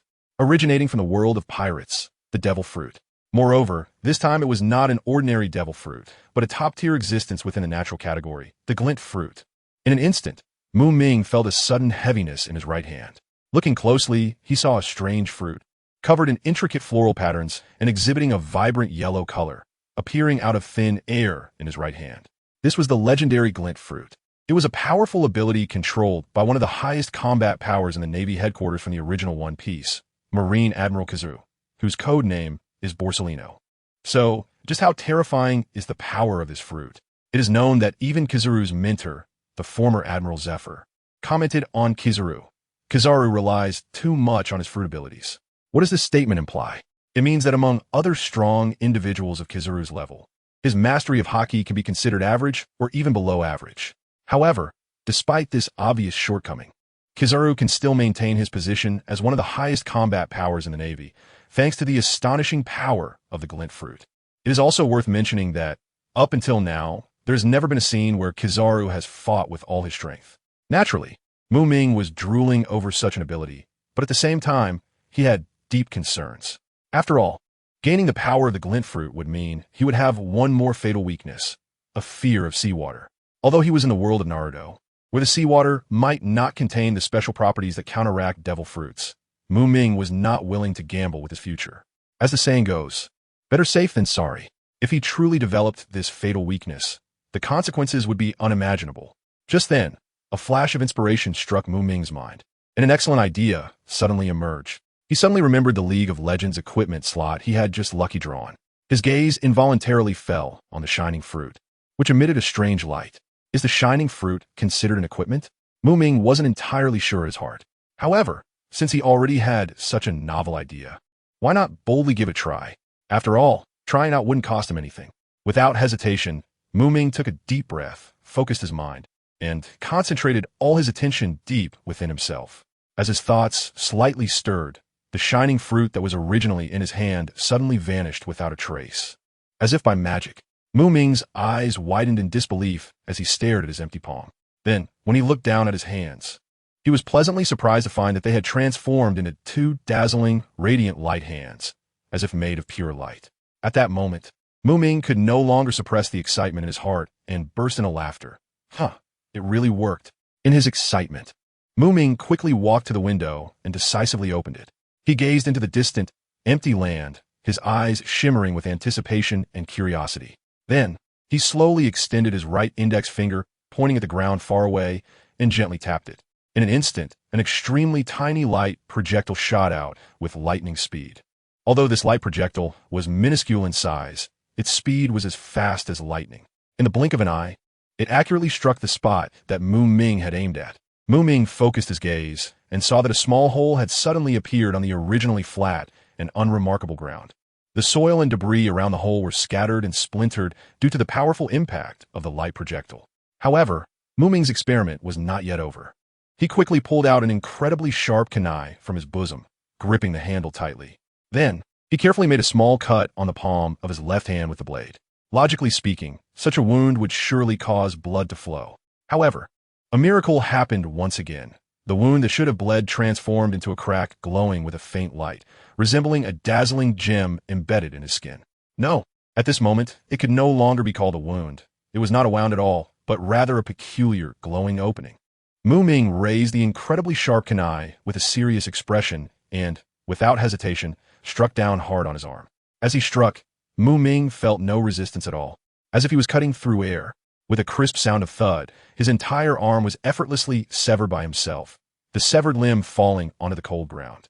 However, an even more bizarre occurrence took place. From the point of the severed arm, not a single drop of blood flowed out, nor was there any flesh to be seen. Only a dazzling brilliance remained. Immediately after, Ming's severed arm twitched slightly, and a miraculous scene unfolded. The severed arm on the ground instantly transformed into a stream of light, flying back to the place where his arm had been in the blink of an eye. As the light gradually faded, Ming's previously severed arm astonishingly restored itself, intact and undamaged, as if it had never been hurt at all. He gently raised his hand, flexing his fingers freely, feeling no discomfort or pain whatsoever. Moreover, even the sleeves of his clothes showed no signs of damage. Everything appeared so calm and normal. This unbelievable scene was simply hard to believe, as if the severing of the arm had merely been an illusion. In reality, this was the most well-known powerful ability of the nature-type devil fruit, elementalization. Ha ha ha! Ming could no longer contain himself, laughing in his office until he couldn't stand up straight. He can now freely roam the ninja world.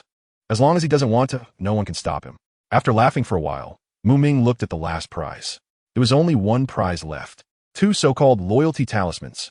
Loyalty talisman, produced in the cultivation world, crafted using special techniques from a puppet sect. The user needs to drip their own blood onto the talisman paper. Then, by sticking the talisman paper onto the target, they can obtain a subordinate who retains all their strength and thoughts and offers you 100% loyalty. Note, due to unknown reasons, the power contained in the loyalty talisman is continuously dissipating. It is estimated that after 1 hour, it will lose its permanent loyalty power, and after 2 hours, it will completely lose its original effect and turn into a worthless piece of paper. Please use it quickly to avoid waste. Mumin frowned, staring intently at the 2 yellow talismans in his hand, secretly muttering to himself, "Damn, this thing really doesn't look like anything serious. Wait, isn't this basically the cultivation version of a permanent loyalty spell?" At that moment, a sudden flash of inspiration struck Mu Ming's mind, and he remembered that he still had a precious opportunity for a limited draw. It's important to note that this is a mysterious and unpredictable cultivation world, filled with countless treasures and opportunities. By comparison, the worlds he had drawn from before were truly minor compared to this. For example, in the Inuyasha world, while there were indeed some decent treasures, their quantity was quite limited, and most were just external weapons and such. Looking at the Dragon Ball world, don't even mention it. While the Super God Water is quite good, unfortunately, Mu Ming had already used it, and he couldn't use the genuine one. As for that empty Super God Water bottle, it couldn't be used as an effective anchor point at all. Moreover, in the Dragon Ball world, the truly powerful ones are almost all the characters themselves, and there are very few excellent external items that Mu Ming could draw, and basically none that would be truly useful to him. After thinking it over, it seems that only the Spirit Tree fruit and the Immortal Beans could catch Mu Ming's eye. As for the Dragon Balls, even if he were lucky enough to draw one, how much use could a single Dragon Ball have? At most, it would just be a flashy ornament. If he happened to draw a Dragon Ball of the Super Divine Dragon, that would be something to celebrate. Other items like the Flying Nimbus, Rui Jingu Bang, Universal Capsule, Time Machine, and Patera earrings hold no attraction for Mu Ming. The Doraemon world has many gadgets, and Mu Ming is also quite envious. The problem is that he has already consumed those gadgets, and even the bread bag has turned to ashes. Of course, even if he had them now, they would probably be useless. It's likely that, like the Super God Water Bottle, the bread bag couldn't serve as an effective anchor point either. Other worlds like Jackie Chan Adventures, One Piece, and League of Legends have good items. But Mu Ming always feels it would be a pity to use them directly in this aspect, especially League of Legends. If only it were the world of Runeterra, there would be so many good things, countless artifacts and bug-level rule items. Ultimately, items from game worlds still feel a bit lacking. Now it's finally possible. The cultivation world, it's worth it. System immediately set the anchor point to the loyalty talisman, and then draw right away. Mu Ming urgently commanded the system. Soon, the mechanical voice of the system sounded. "Congratulations, host. You have successfully obtained 1 complete restoration pill." Hearing this name, Mu Ming couldn't help but feel puzzled, saying to himself, "Complete restoration pill? I've never heard of it before. I only knew about the complete restoration pill. Could this be a counterfeit?" Filled with curiosity, Mu Ming quickly retrieved the so-called complete restoration pill from his system space. When he focused his gaze, he couldn't help but be stunned by the sight before him. Exclaiming, "Damn, it's so big." He saw a pill the size of a mountain bamboo, round and brownish in color, with a few stripes on it, quietly lying in the palm of his hand. Such a large pill is truly rare, which is why Mu Ming was so surprised. Mu Ming instinctively leaned closer to the pill and gently sniffed it, but found he couldn't detect any scent at all. However, at that moment, an uncontrollable impulse surged within him. He suddenly really wanted to eat this pill. Moreover, as time went by, this desire to eat grew stronger and stronger. Regarding this situation, Mu Ming somewhat understood the reason. After all, as the saying goes, the more the body lacks a certain substance, the more desire it will have for related food or medicine. At this moment, having such a strong appetite for the complete restoration pill meant that his body was very likely in urgent need of the nutrients or energy it contained to replenish its deficiencies. Complete restoration pill, produced in the cultivation world, made from various herbs that strengthen and nourish the body. Consuming it has the effect of strengthening the foundation and replenishing deficiencies. If there are deficiencies, it will replenish them. If there are none, it will nourish the body. The complete restoration pill tastes extremely good. Liao. Mu Ming cautiously extended his finger, gently pinching the complete restoration pill. When his fingertip touched the pill, he felt a slight hardness. His heart tightened, not daring to apply too much force, fearing that he might accidentally crush it. After all, if he broke such a precious pill, it would truly be a loss. After a moment of hesitation, Mu Ming decided to be straightforward and bite it directly. He opened his mouth and slowly leaned towards the elixir. The elixir was not small and could not be swallowed whole in one bite. So, Mu Ming adjusted his position, preparing to take in 2 bites. For the first bite, Ming initially thought it would be difficult to chew. However, to his surprise, the elixir was not as hard to chew as he had imagined. As his teeth closed together, a portion of the elixir was bitten off, making a slight sound. Then, he quickly took the second bite and successfully got the entire elixir into his mouth. After swallowing the 2 bites of elixir, it wasn't long before Ming clearly felt a warm sensation starting in his stomach. The warmth gradually spread, as if a gentle power was nourishing his insides. However, apart from this warm flow, there seemed to be no other significant changes. Is that it? It feels just like when I drink a cup of hot water. Ming's eyes widened, his face filled with shock and confusion. He hurriedly checked the system panel on himself, hoping to find some signs of the medicine's effects. However, no matter how he looked, it was no different from before. Unwilling to accept this, he began to loudly call out to the system, hoping for a reasonable explanation. Yet, no matter how much he shouted, that unresponsive system remained silent, showing no intention of responding.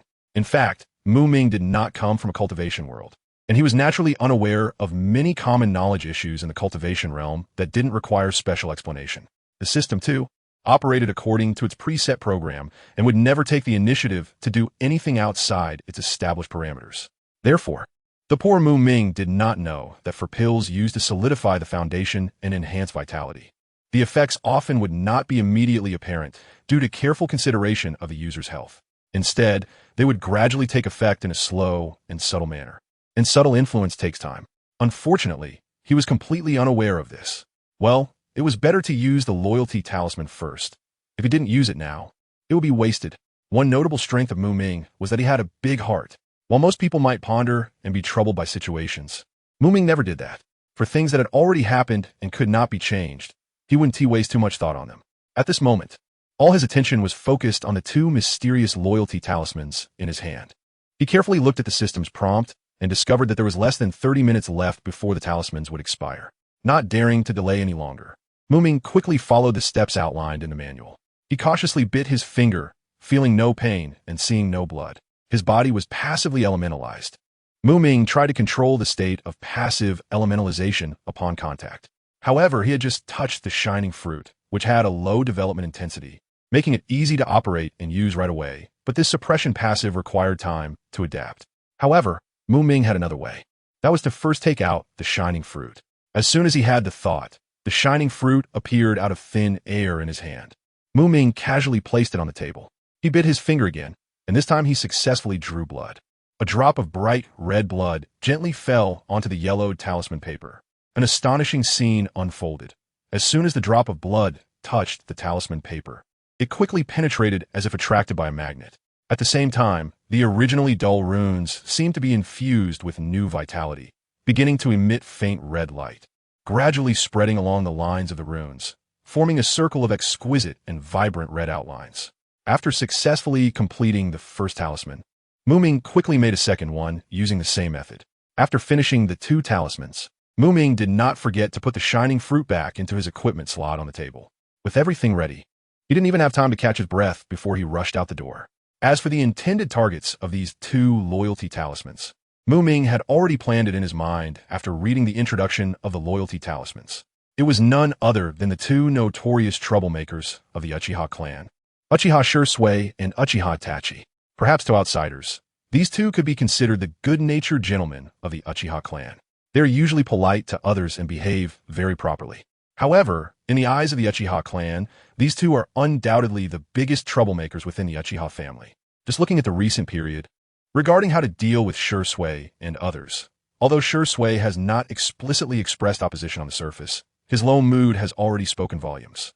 Even though he has not publicly raised objections to Itachi's actions, showing a tacit acceptance deep down, he has always found it difficult to fully accept and adapt to such a violent approach to law enforcement.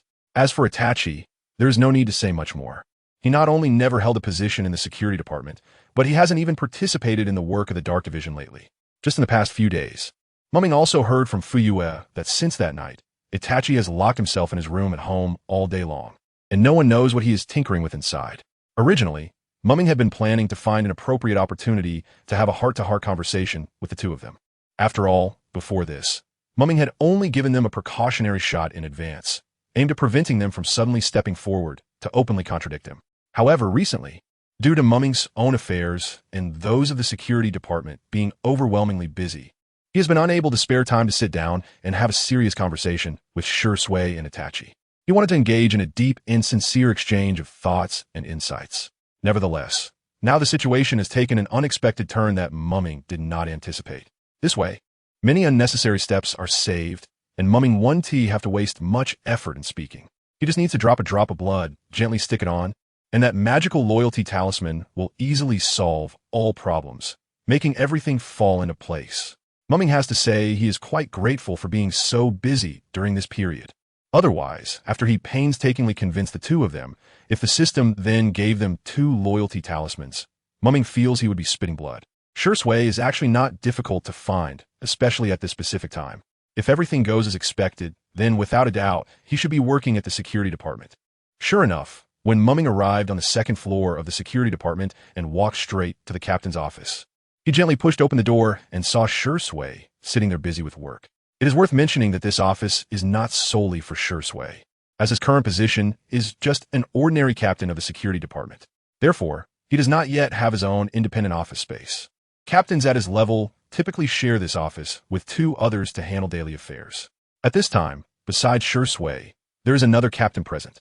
When that captain noticed that it was Mumming who entered, a look of surprise and respect immediately appeared on his face, and he quickly stood up from his seat, respectfully greeting Mumming. "Good morning, Deputy Minister." Seeing this, Mumming's mouth curved slightly, displaying a friendly smile in response to the captain. He then turned his attention to Shisui and said, "Well, you too. Shisui, come out for a moment. I have something I want to talk to you about." Upon hearing Mumming's words, Shisui was momentarily taken aback, but he quickly reacted, replying, "Oh, okay, Deputy Minister." He then unhesitatingly put down the documents he was handling, stood up, and quickly followed Mumming out of the captain's office. Since it was working hours, the security department was bustling with people, with busy figures coming and going everywhere. However, Mumming did not stop his steps. He skillfully navigated through the crowd, leading Shisui towards his office. Along the way, the two maintained a front and back arrangement. "Deputy Minister, is there something you need me for?" "Shisui, didn't I tell you before? Don't be so formal. Just call me by my name," Mumming said with a smile, looking like a cunning fox. Shisui didn't mind and casually replied, "All right, Mumming. In that case, just tell me what you need. I still have a pile of tasks waiting to be handled." Mumming chuckled, slowly leaned closer to Shisui, and said softly, "How about we have dinner at my place tonight?" As he spoke, he raised his right hand to pat Shisui's shoulder. Just as he lifted his hand, he didn't have anything in it. As his hand was about to touch Shisui's shoulder, a yellow talisman of loyalty appeared out of thin air in his empty palm. The mysterious loyalty talisman precisely stuck to Shisui at that moment. As soon as it was applied, the talisman disappeared without a trace, as if it had melted into water. "All right, if there's nothing else, I'll get back to my work," Shisui said, nodding calmly in agreement. "Great, see you tonight," Mumming replied with a smile. See you tonight," Shisui softly responded, a warm and gentle smile blooming on his face. That smile was as soft as the warm sun in spring, bringing warmth to the heart. He then slowly turned around and walked toward the door, his steps revealing a unique elegance. Watching Shisui's departing figure, Mumming couldn't help but smile slightly. There was a flicker of barely perceptible light in his eyes, as if he were contemplating something important. Just moments ago, during a brief exchange with Shisui, Ming keenly noticed a subtle detail. It seemed that Shisui only turned to leave after receiving his clear consent. The loyalty talisman had taken effect. The rest could wait until dinner tonight to test the true effect of the talisman. At this moment, his gaze fell on another loyalty talisman in his hand. Ming took a deep breath and carefully stored that loyalty talisman in the system space. Then, with a thought, he returned to his bedroom on the 2nd floor of his own home. He has a space marker for the Flying Thunder God technique. Moreover, isn't that how the Flying Thunder God technique is used? The Ming family isn't too far from the Fujiwara family. He pushed open the window and jumped out, darting across the rooftops like a ghost, his figure flickering in and out of sight. In just a few minutes, he quietly appeared at the doorstep of the Fugaku family. Once he stood still, Makoto raised his hand and politely knocked on the door. With a slight sound, the door slowly opened, revealing Fugaku's wife, Uchiha Makoto, the mother of Itachi and Sasuke. A warm smile immediately appeared on Makoto's face as he spoke. "Sorry to bother you, Makoto. I came to look for Itachi today." As he spoke, his gaze unconsciously fell upon Makoto's youthful and graceful face. Although it was customary for someone of Makoto's age to address Makoto as obeisant, aunt. He simply couldn't bring himself to do so in front of such a beautiful and gentle woman, and had to change it to Wani-chan's sister. Makoto seemed not to mind Makoto's address. Her lips curled into a gentle smile as she softly replied, "Oh, it's you, Makoto. Please come in. Itachi is inside." After saying this, she stepped aside to let Makoto in. Makoto quickly thanked her and followed Makoto into the house. They passed through the spacious living room and arrived at the foot of the stairs. Makoto looked up and saw the wooden staircase winding up to the second floor. So, he followed closely behind Makoto, stepping up the stairs one by one. Makoto led Makoto to the door of a room. She raised her hand and gently knocked on the wooden door, calling out to the inside, "Itachi, Makoto is here to see you." After waiting for a moment, no one responded. Standing aside, Makoto smiled gently and said to Makoto, "Wani-chan, I can take care of this. If you have other things to handle, you can go ahead and do your work." Hearing this, Makoto nodded, but her gaze remained fixed on the closed door, a hint of worry appearing on her face, as if she harbored many unspoken concerns.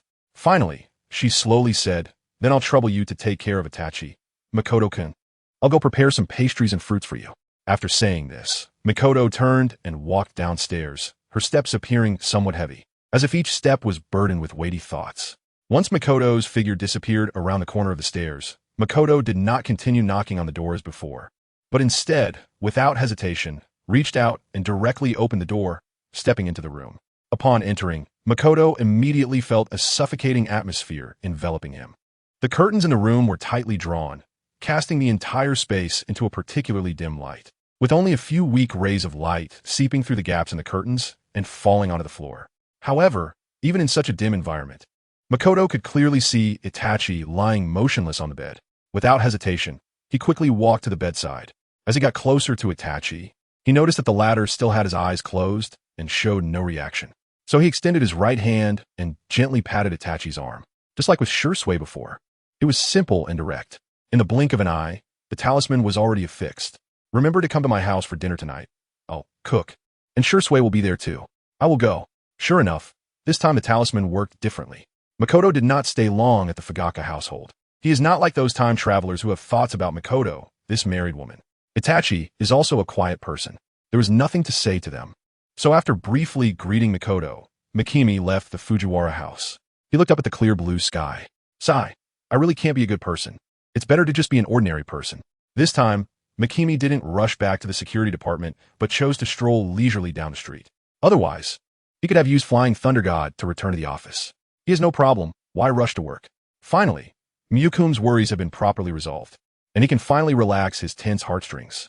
However, unlike Miyukum, there are some people on the other side who have many more worries than he does. At this moment, the atmosphere in the Hokage office of the Hokage building is unusually heavy. All members of Konoha's F4 are present. Not only that, but even Jeriah, who is usually unpredictable in his movements, has appeared here at this moment. It turns out that when Sarutobi Hiruzen urgently summoned Jeriah back to the village, due to the time constraints, many situations could not be explained to him in detail.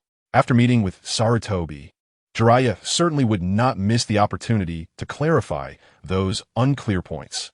Thus, a heated discussion ensues, with one person facing four. The two sides exchanged views and debated for a considerable amount of time. Finally, after a long exchange and analysis, Jeriah finally sorted out the ins and outs of the entire situation.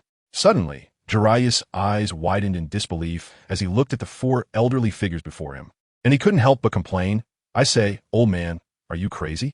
You actually call me back for such a trivial matter?" After saying this, Jeriah put on a standard dead fish eye expression, his gaze coldly sweeping over the four old guys who looked somewhat frail, inwardly sighing that dealing with these old geezers is really exhausting. Hearing Jeriah's words, Tsunade immediately stood up to refute. "What do you mean, trivial matter? The Uchiha clan is now openly posing a serious threat to the safety of our village. Do you really think this isn't a big deal? Jeriah, you are a part of Konoha village. How can you say such heartless things? Don't you care at all about the safety of the village?" Before Sarutobi Hiruzen could speak, Tsunade could no longer contain her temper, standing up abruptly with her hands on her hips, waving the so-called moral high ground, directly pointing at Jeriah and reprimanding him. "Humph. Jeriah, as a ninja of Konoha, you should always keep the village in your heart. But look at what you've done. It's simply disgraceful to our teachings and disappointing to our expectations of you." However, in the face of Tsunade's accusations, Jeriah did not back down, sneering, "Haha, old woman, don't think that just because you hold a moral high ground you can lecture me. Whether a person cares about the village or not cannot just be said with words. It needs to be shown through actions. Unlike you, who only knows how to talk all day, but when it comes time to actually do something, you are completely useless." Then, Jeriah continued, "I'm not one of those young fools who can easily be fooled by you old guys. I have my own judgment about the truth of the matter, and I don't need you to speak for me." Clearly, Jeriah showed no goodwill towards this elder who always liked to use his age to assert authority. In fact, Jeriah has always had complaints about these elders in the village, believing they were just occupying their positions without making substantial contributions, while often interfering in others' affairs. As for his teacher, Sarutobi Hiruzen, who always favored these elders, Jeriah's dissatisfaction with him gradually grew. The decision to leave the village and wander alone in the ninja world was influenced by many reasons, aside from the prophetic matters. At this moment, Tsunade was so angry that she trembled all over, her chest heaving violently as she gasped for breath, her fingers shaking as she pointed at Jeriah. Unable to say a word for a long time, she knew that in terms of strength and eloquence, she was no match for Jeriah, and confronting him head-on would only lead to her own humiliation. Helpless, she had to turn to Sarutobi Hiruzen, complaining, "Hiruzen, look at your good disciple. I just said one thing to him, and he has 10 things ready to retort back. This is just too unreasonable." Faced with Jeriah's blatant disregard, Tsunade found herself at a loss for words. Jeriah is a completely different existence from the Uchiha clan. When facing the Uchiha clan, they acted as a tightly united whole, responding to various situations together. However, once the target changed to Jeriah, the situation was entirely different. At this moment, the only one who could stand up to Jeriah was Tsunade alone. "All right, everyone stop arguing. Can we all say a few less words? Jeriah, look at Tsunade. She is already at such an age, as a junior. What harm is there in letting her have a little?" Tsunade couldn't help but speak out to stop them. And Sarutobi Hiruzen, who had been sitting aside watching coldly, felt that he could no longer remain indifferent. So he hurried to act as a mediator to resolve the dispute. Who would have thought that Jeriah, in a state of anger, had no intention of giving Sarutobi Hiruzen, the middleman, any face. Not only did he not restrain his words and actions, but he also intensified his attack on Sarutobi Hiruzen. Let her have a little? Since she knows her age is old, then she should promptly hand over the power she holds and obediently go home to enjoy her retirement and take care of her grandchildren. What's she still doing here, stirring up trouble? But to be fair, you old guys do have some use. After all, if the village lacked you, those messy worries would indeed be significantly reduced. As soon as Jeriah's unrelenting words came out, the faces of Konoha's F4 turned extremely gloomy, as if shrouded in a thick layer of dark clouds. Jeriah's words were indeed very harsh. "Jeriah," Sarutobi Hiruzen looked at the man before him with a serious expression, his voice low and heavy. "This is not the time for jokes. Our village is truly at a critical moment of life and death. As if standing on the edge of a cliff, any misstep could lead to Konoha being completely erased from the ninja world. Can you bear to watch our Konoha village destroyed under my watch as a teacher?" Sarutobi Hiruzen took a deep breath, slowly exhaling a puff of smoke, trying to calm his heart, which was racing due to tension. He stared at Jeriah, who had already transformed into the wild boy before him, feeling a sense of helplessness in his heart. What could Hiruzen Sarutobi do in the face of such an unruly disciple? Aside from offering kind advice and trying to soothe him, it seemed there was no other way. Konoha was currently in an extremely dangerous situation, desperately in need of strong combat power to support the situation. And Jeriah was undoubtedly one of the most crucial forces among them. As the Hokage, Hiruzen Sarutobi was well aware of this. He himself urgently needed this proud student to step up and protect Konoha alongside him. Among the 3 students he had taken in his life, although all of them had talent in terms of strength at this moment, the only one he could truly rely on and call upon was Jeriah. Moreover, for Hiruzen Sarutobi, Jeriah was not only powerful, but more importantly, his character was worthy of trust. He understands Jeriah very well, knowing that this person would never covet his power and would never betray him. Because of this, even though Jeriah has various little flaws, Sarutobi Hiruzen can tolerate them all and has always trusted him greatly. Even at this very moment, Jeriah stands before him without mercy, scolding him and his old friends for many years. He was at most just secretly angry in his heart after the incident. He would definitely not take any substantial revenge against Jeriah. Jeriah, looking helpless, said, "Old man, this matter is really too difficult to handle. At least with my abilities, I have no way to start." Jeriah was not at all afraid that Hiruzen Sarutobi would take a hard stance against him because he knew very well the temperament of this Hokage teacher. However, what he truly feared was facing the pitiful Hiruzen Sarutobi of the present. After all, seeing an once majestic old man become so destitute and helpless would make anyone feel compassionate, let alone kind-hearted Jeriah. Since returning to the village, Jeriah had learned about the situation of this incident through various channels.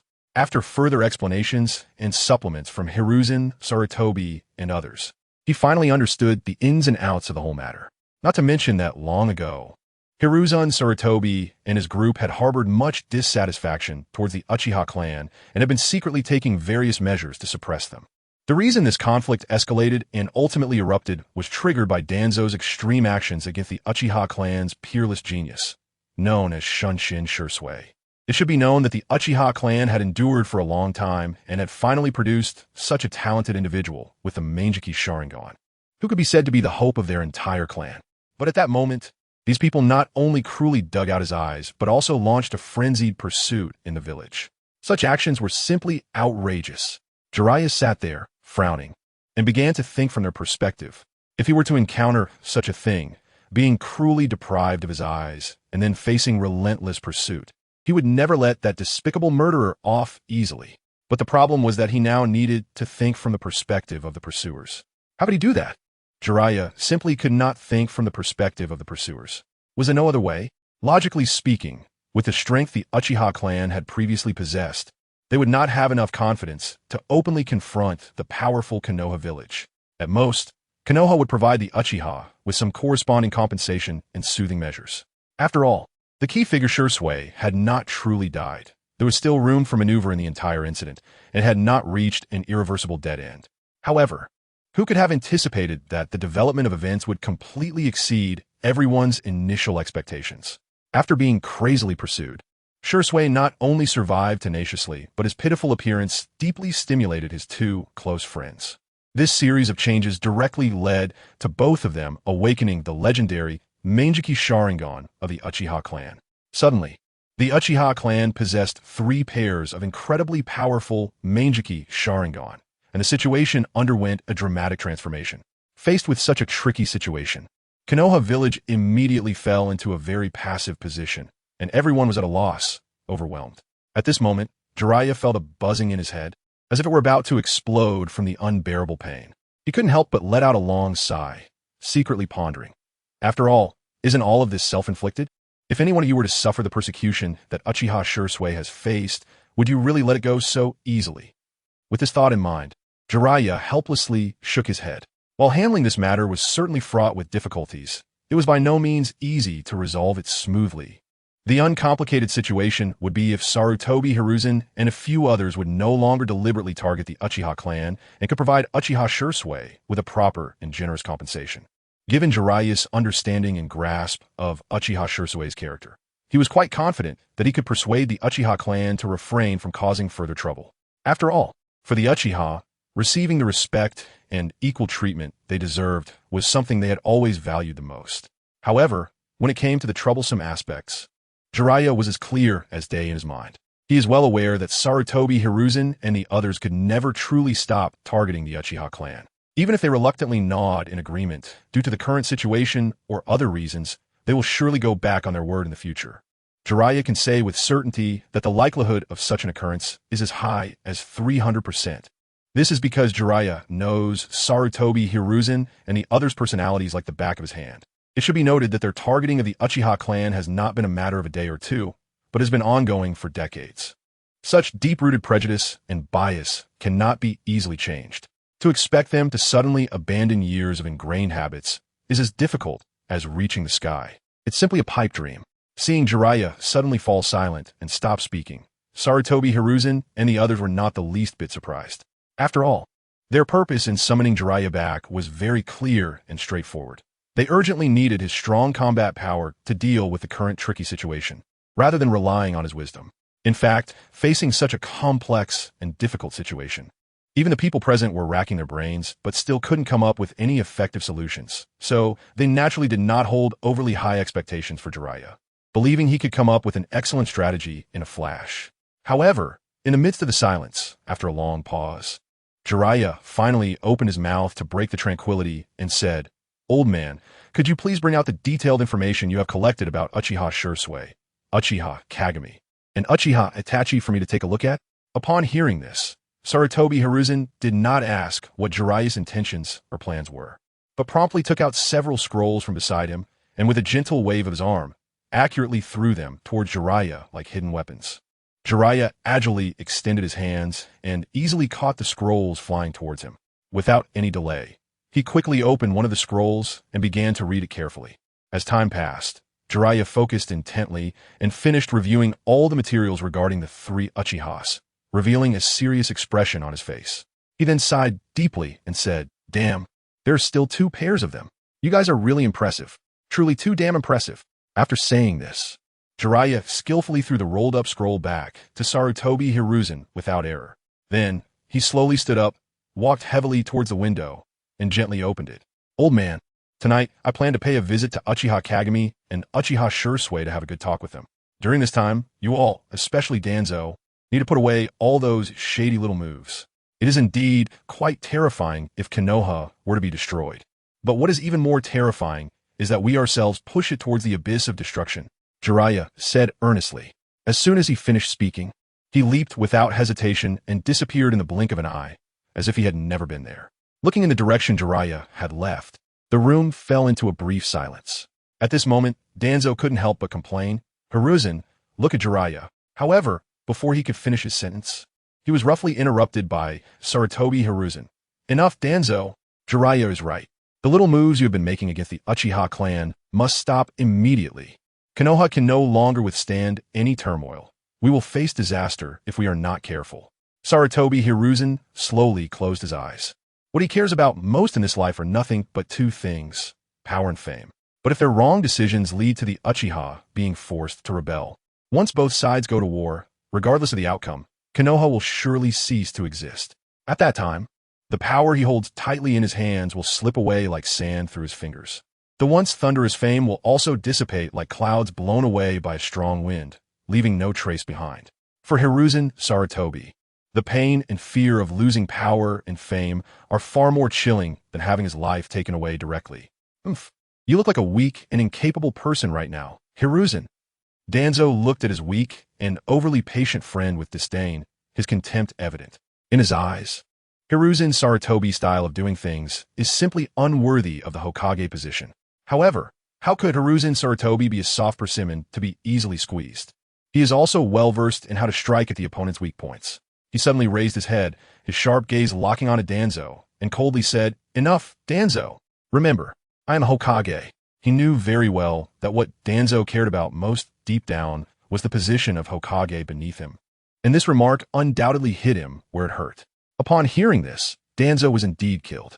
He snorted coldly without looking back, then turned and left, leaving behind an angry silhouette.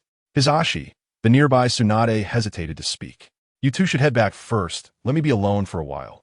Sarutobi Hisashi slowly closed his eyes and waved his hand gently at Tsunade and Mito, signaling them to leave. With a crisp sound of the door closing, the once bustling Hokage office instantly fell silent. At this moment, only Sarutobi Hisashi sat alone in the large office. In the tranquility, the sound of him smoking occasionally broke the silence, as if expressing the endless sorrow and frustration in the heart of this Hokage.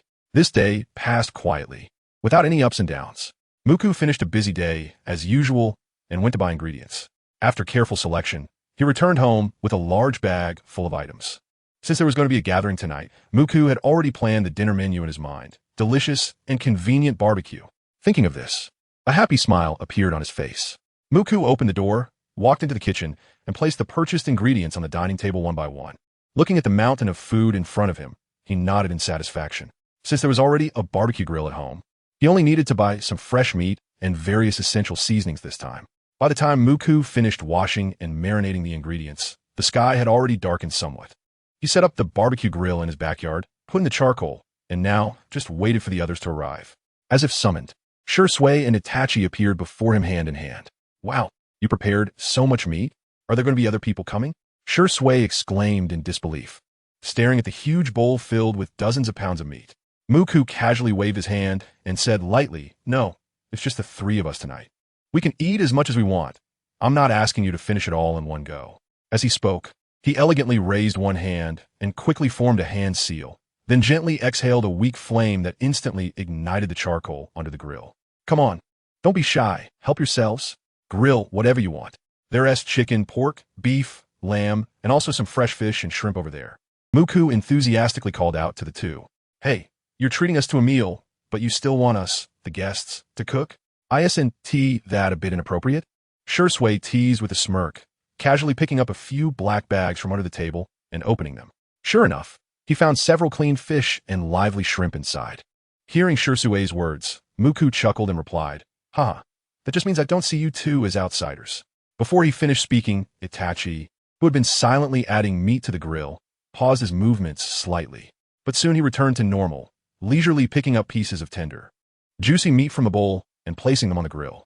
For a moment, the scene fell into a brief silence, with no one speaking, only the sizzling sound of meat being grilled. However, at that moment, a loud and hearty laugh suddenly came from the roof of Muku's house, breaking the surrounding tranquility. "Ha ha, looks like I arrived just in time. There's a feast." A robust, middle-aged man stood on the roof, his face beaming with excitement. "Come down, Jeriah. If you keep jumping around up there, you're going to collapse my roof. You'll have to fix it for me." Muku shouted helplessly at the person on the roof.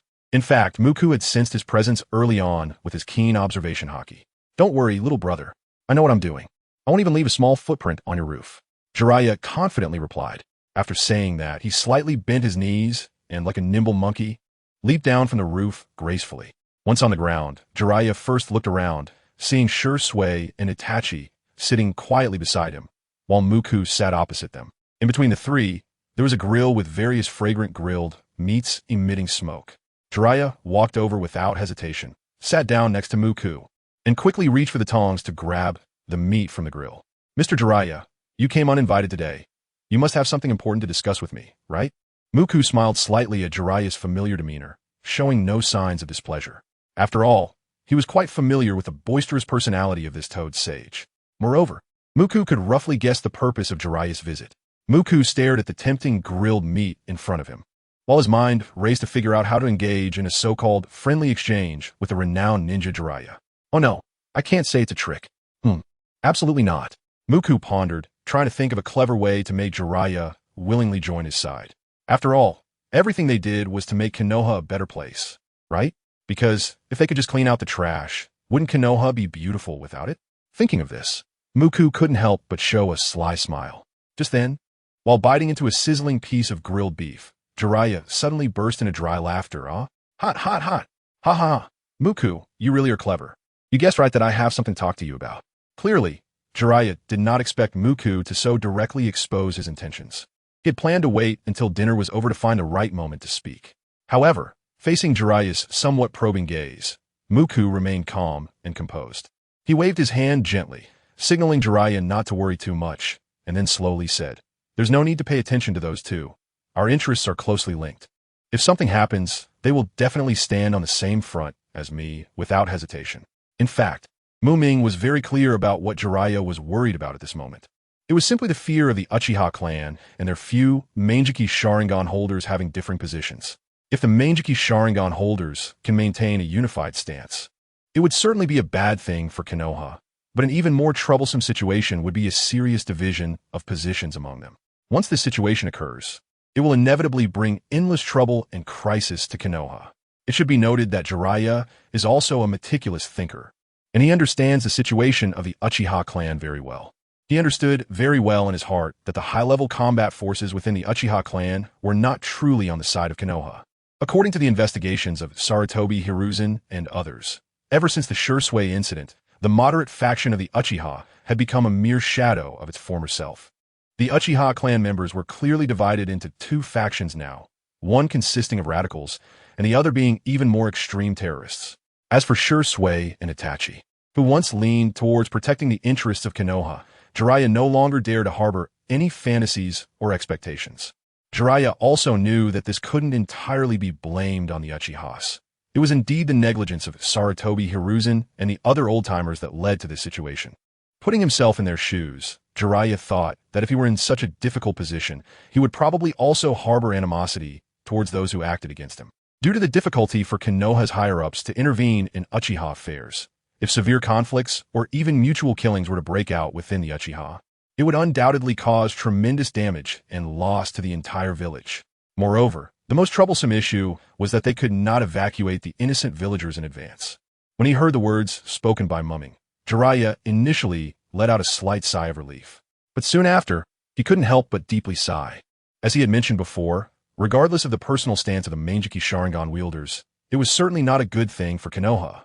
Jeriah slowly exhaled, hesitated for a moment, and finally, with a serious and solemn expression, asked, "I would like to take this opportunity to ask you guys, how do you currently view Konoha?" When Jeriah spoke those words, Ming appeared unusually calm, as if the question had no effect on him. However, in stark contrast to Ming, Shisui, and Itachi, sitting across from him, instantly paused their movements of tightly gripping their clips. The two of them slowly raised their heads, their gazes fixed directly on Jeriah. There was not a hint of emotional fluctuation on their faces, but their eyes were as cold and sharp as icy stars, silently staring at Jeriah. Seeing this, Jeriah couldn't help but feel a wave of astonishment, muttering to himself, "Did I say something wrong?" For a moment, the atmosphere fell into an awkward silence. At that moment, Ming suddenly broke the deadlock. He subtly gestured to Shisui and Itachi before saying, "Not at all. However, Mr. Jeriah, before you ask us, could you first share your thoughts on this matter?" As soon as he finished speaking, Shisui and Itachi nodded in understanding. They then resumed their focus on grilling the meat. Shisui skillfully flipped the pieces of meat on the grill while not forgetting to place the already cooked deliciousness onto the plate in front of Ming. The whole motion flowing smoothly and seamlessly. Jeriah clearly did not expect that Ming would not directly answer his question, but instead kicked the ball back to him. He was slightly taken aback, then revealed "Yes, that's right, it's you. I know very well that you, Mr. Jeriah, act differently from Sarutobi Hiruzen and others. That's precisely why I allowed you to sit here today," Ming said candidly, his words revealing his dissatisfaction with Sarutobi Hiruzen and others. Upon hearing this, Jeriah's brows furrowed slightly, as if he were contemplating how to respond to the young man's frank and sharp remarks. He listened carefully to every word that Ming said and quickly sensed a deep dissatisfaction towards Sarutobi Hiruzen and others from his words. This discontent was like a surging undercurrent hidden beneath a calm lake, seemingly silent but incredibly powerful. At this moment, he felt a heaviness in his heart, lamenting that this matter would likely become increasingly difficult to handle and resolve. The already complicated situation had become even more tricky due to Ming's unabashed attitude. Organizing his thoughts in his mind, Jeriah slowly spoke up. "Actually, the village is the village, and the leadership is the leadership. The village is fine. The problem lies with those who manage the village." Jeriah opened a bottle of drink, took a sip, and continued. "I also have many grievances towards the old man and the others. I have to admit that sometimes they lack deep thinking when making decisions." Jeriah was not merely venting his frustrations. He knew very well that if he wanted to create a harmonious and smooth communication atmosphere, it was absolutely unwise to confront the other party head-on, especially when he also harbored similar discontent towards Sarutobi Hiruzen and others deep down. At this moment, he just needed to go along with the flow and make some moderate complaints. Not only could this deepen their relationship, but it might also help to bridge the gap with the 3 Uchiha clan members in front of him. Truly a win-win situation. "Mr. Jeriah, you're still being too conservative. Sarutobi Hiruzen and the others are no longer the driving force pushing Konoha forward. On the contrary, they have become a heavy burden hindering Konoha's progress. If Konoha wants to develop well in the future, these burdens clearly need to be resolved first." Although Ming's words were sharp, Jeriah's expression did not show any obvious fluctuation. Clearly, deep down, he also agreed with this assessment. "Mr. Jeriah, I believe you understand that our Uchiha clan has come to this situation not out of our own will. Everything is due to being forced into this situation by Sarutobi Hiruzen and his group." Ming took a deep breath, his eyes flashing with anger and resentment. Since he had decided to have a good talk with Jeriah, he was well aware that he had to gain something today, no matter what. After all, he did not want to engage in futile efforts that wasted words without any results. "What? Are you saying that your Uchiha clan's ultimate goal is to seize the position of Hokage. Jeriah suddenly turned his head, staring seriously at Ming, who was happily devouring grilled meat. At the same time, Shisui and Itachi, sitting nearby, seemed to receive a signal, quickly putting down their food and locking their gazes tightly on Jeriah. However, in the face of such a tense atmosphere, Ming remained remarkably calm. He smiled slightly, waved his hand gently, and said, "Oh dear everyone, don't be so tense. Come on, continue eating, enjoy your food and drink. Don't let this delicious grilled meat get cold. Tonight, we're just sitting together to chat." After saying this, Ming even waved at Shisui and Itachi, signaling them to relax. Hearing Ming's words, Jeriah, Shisui, and Itachi exchanged glances, then picked up their chopsticks again and started eating the grilled meat. Although they seemed to have returned to calm on the surface, each of them had their own thoughts. The grilled meat, emitting an enticing aroma, was sent into Jeriah's mouth, but at this moment, the delicious taste felt as bland as chewing wax.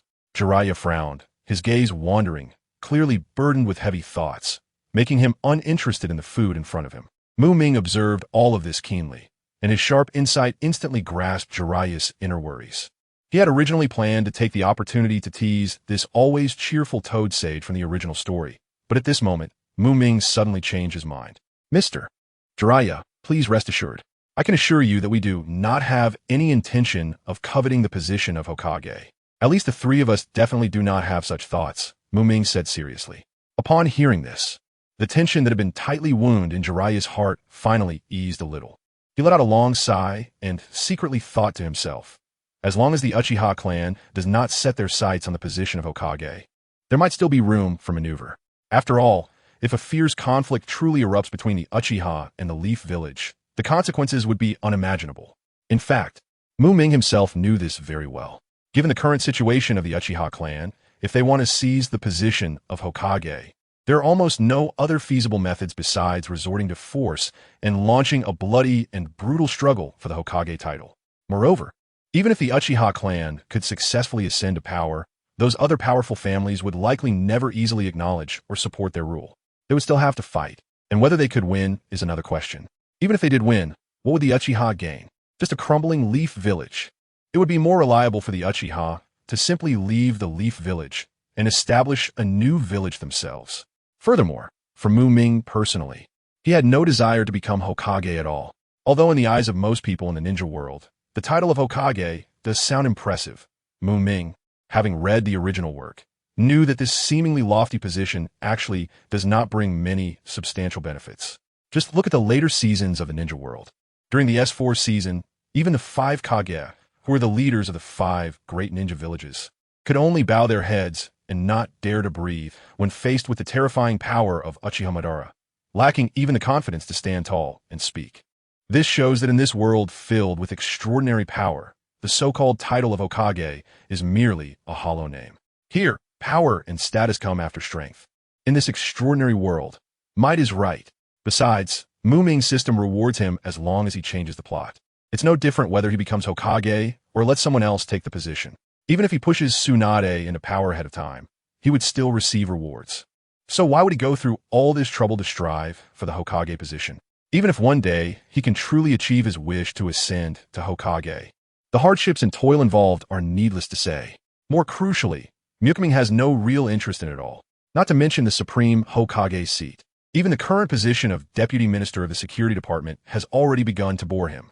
If it weren't for the fact that he had just taken office for a short time, resigning recklessly might draw criticism and damage his reputation. Perhaps he would have already unhesitatingly submitted his resignation to Fugaku. Ming has a clear plan in mind. After properly handling the affairs between Konoha and the Uchiha clan, he would resign from all positions and travel the world, exploring the ninja realm. By then, he could do whatever he wanted, such as delving into how to kick off the thrilling Ninja World S4 season ahead of time.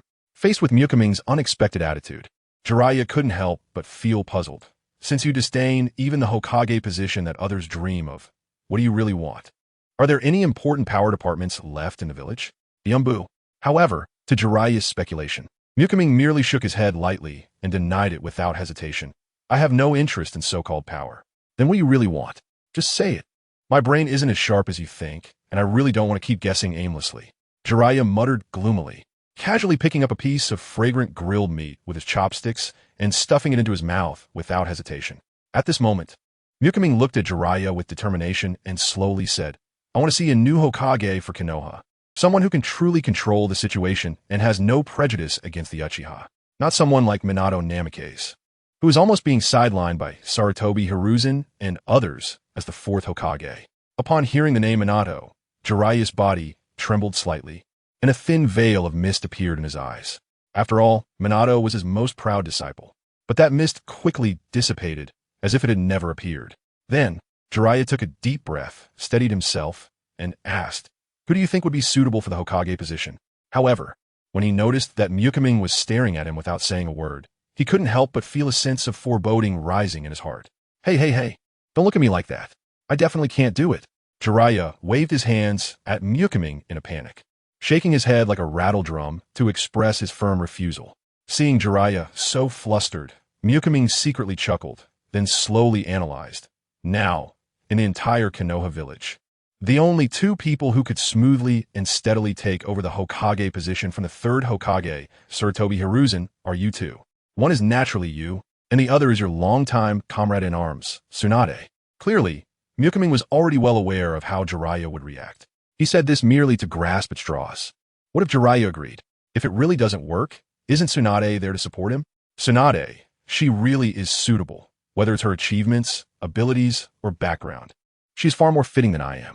Upon hearing about Tsunade, Jeriah couldn't help but nod. She's indeed very suitable. Moreover, thinking carefully, he hasn't seen her in a long time. Tsunade may be suitable, but this matter really can't be rushed. Jeriah shook his head gently while leisurely talking. Today, he came here with an important mission to ascertain the current true attitude of the Uchiha clan towards Konoha, especially to find out where their bottom line lies. At this moment, the task had been successfully completed, and the heavy stone in his heart finally fell to the ground. Through careful observation and clever probing, he had already confirmed that these few strong members of the Uchiha clan with Sharingan had no intention of rebellion, at least for now. As for the thoughts of the other ordinary Uchiha clan members, they were relatively less critical. After all, as long as he could keep a close watch on the intentions of these three Sharingan masters, even if the rest of the Uchiha clan wanted to stir up trouble, it'd be difficult to create much of a storm. This is really good. Don't just look at me. Hurry up and eat while it's hot. Otherwise, it will get cold later. In a great mood, Jeriah's appetite became particularly strong. He opened his mouth wide without worrying about his image and devoured piece after piece of tender, juicy meat, eating with great gusto. Occasionally, he would also take a big gulp of hawthorn juice beside him to alleviate the greasiness in his mouth. Watching Jeriah wolf down his food, with grease all over his mouth, the nearby shepherd couldn't help but squint his eyes slightly, secretly calculating. Perhaps I can think of a way to speed up Jeriah's enthusiasm. So, he deliberately pretended to be curious and asked, Jeriah-sensei, have you heard of the name Naruto? Hearing the name Naruto, Jeriah, who was busy stuffing his face, suddenly paused, his mind racing to search for related memories. Naruto? That name sounded a bit familiar. But for a moment, he couldn't recall exactly who it was. As Jeriah was shoving meat into his mouth, his actions suddenly halted, as if time had frozen at that moment. He was originally chewing his food when his mouth slowly stopped. The oil from the roasted meat flowed out, and he didn't wipe it, trickling down the corner of his mouth onto his clothes. A trace of confusion flashed in his eyes at first. However, just after a moment, that confusion receded like a tide, replaced by a glimmer of clarity. He finally remembered. The memory flashed like lightning, piercing through the dark night sky, instantly illuminating the blurry figure deep in his mind. Kushina, to be precise. It should be Kushina's bulging belly. The protagonist of this story never gives up until the end. It's really cool. This protagonist feels very much like the teacher. Is that so? Ha ha ha. So, teacher, can I borrow the name of the protagonist in this novel? Is that okay? Minato. That's just a name I thought of suddenly while eating ramen. Naruto. That's a great name. Kushina. How come you too? Jeriah, recalling some heart-wrenching memories, widened his eyes, a wave of complex emotions surging within him. He strained to stretch his neck, seemingly trying to force down the piece of meat stuck in his throat. After a difficult struggle, he finally succeeded in swallowing the meat. Then, he took a deep breath to calm himself before slowly asking, is he the child of the fourth Hokage? His voice was soft, but it carried a hint of barely perceptible trembling. Well, Haven't you been paying attention to him? Knowing the truth, Ming feigned ignorance, slightly furrowing his brow, as if surprised that Jeriah was unaware of such an important matter. Jeriah let out a gentle sigh and explained, at that time, the old man said he would take good care of Naruto, and I happened to be caught up in urgent matters, so I hurriedly left the village. In fact, his departure from the village wasn't simply due to dissatisfaction with Sarutobi Hiruzen and others. More importantly, he had received a mysterious prophecy from the great sage Fukasaku, which required him to search for the legendary child of prophecy throughout the ninja world. Thus, he resolutely embarked on this journey, full of unknowns and dangers, not even returning for the news of his apprentice's child being born. Little did he expect that that day of departure would turn out to be a farewell forever. Sigh, you certainly don't know about the tragic experiences Naruto went through in Konoha. Ming shook his head helplessly, as someone familiar with the original plot. He was well aware that the Jeriah before him had made many misguided decisions. Besides Ming, no one knew that the legendary child of prophecy was right in Konoha and had a close connection with Jeriah. If only he had paid a little more attention. After the death of the Minato and Kushina, and returned to the village to care for the child left behind by his prematurely deceased apprentice, then all problems would have been resolved, and it would undoubtedly have been the most perfect ending. However, things did not go as hoped. Fate always enjoyed playing tricks on people. He chose to believe in Sarutobi Hiruzen, and thus mistakenly missed the prophesied child. Not only did he fail to achieve his original goal, but he also left Naruto, the child of prophecy, living in the shadows throughout his childhood, deeply disappointing his early deceased teacher who had high hopes for him. Tragic? Encounter? Jeriah murmured to himself, while reaching out to wipe the oil stains left at the corner of his mouth, as if he couldn't believe the words he had just heard. The image of Naruto kept flashing in his mind, but he truly did not know what Naruto looked like. That child, who should have been raised and taught by him personally, had always been under the care and protection of Sarutobi Hiruzen, making it difficult to associate words like tragic and encounter with him. Upon thinking of this, Jeriah's originally light-hearted mood instantly vanished. He widened his eyes and questioned with a face full of suspicion. What exactly happened to Naruto? Clearly, he has the care of the old man. How could these two words be related to Naruto? At that moment, Ming, who was standing beside him, suddenly moved. His jet-black eyes instantly transformed into the three-tomo Sharingan. Just looking at it seemed too dry. Should they use Jinjutsu to experience Naruto's life? Or should you investigate yourself? Upon seeing Ming's stance, Jeriah couldn't help but feel a hint of hesitation. After all, the powerful bloodline limitability of the Sharingan is not to be underestimated. However, after careful consideration, he recalled the various exchanges and interactions he had with Ming that night, and combined with the information confirming that Ming was not someone who possessed the Koten Zanshuin type of overwhelming Jinjutsu, and that he had only activated the three-tomo Sharingan, Jeriah ultimately gritted his teeth and decided to take a gamble, choosing to trust this seemingly friendly Ming. This could be considered the greatest sincerity he could offer Ming. The three-tomo in Ming's Sharingan began to spin gently like lively spirits. As for Ming's Jinjutsu, Jeriah chose not to resist. At the moment their eyes met, something interesting happened. Jeriah's originally ordinary black eyes now also possessed a pair of three-tomo Sharingan, radiating a mysterious glow, just like Ming. It is important to note that the flow of time in the Jinjutsu world is vastly different from the outside. While Ming leisurely took just 2 bites of grilled meat, he looked over at Jeriah and found that the situation had undergone a dramatic change.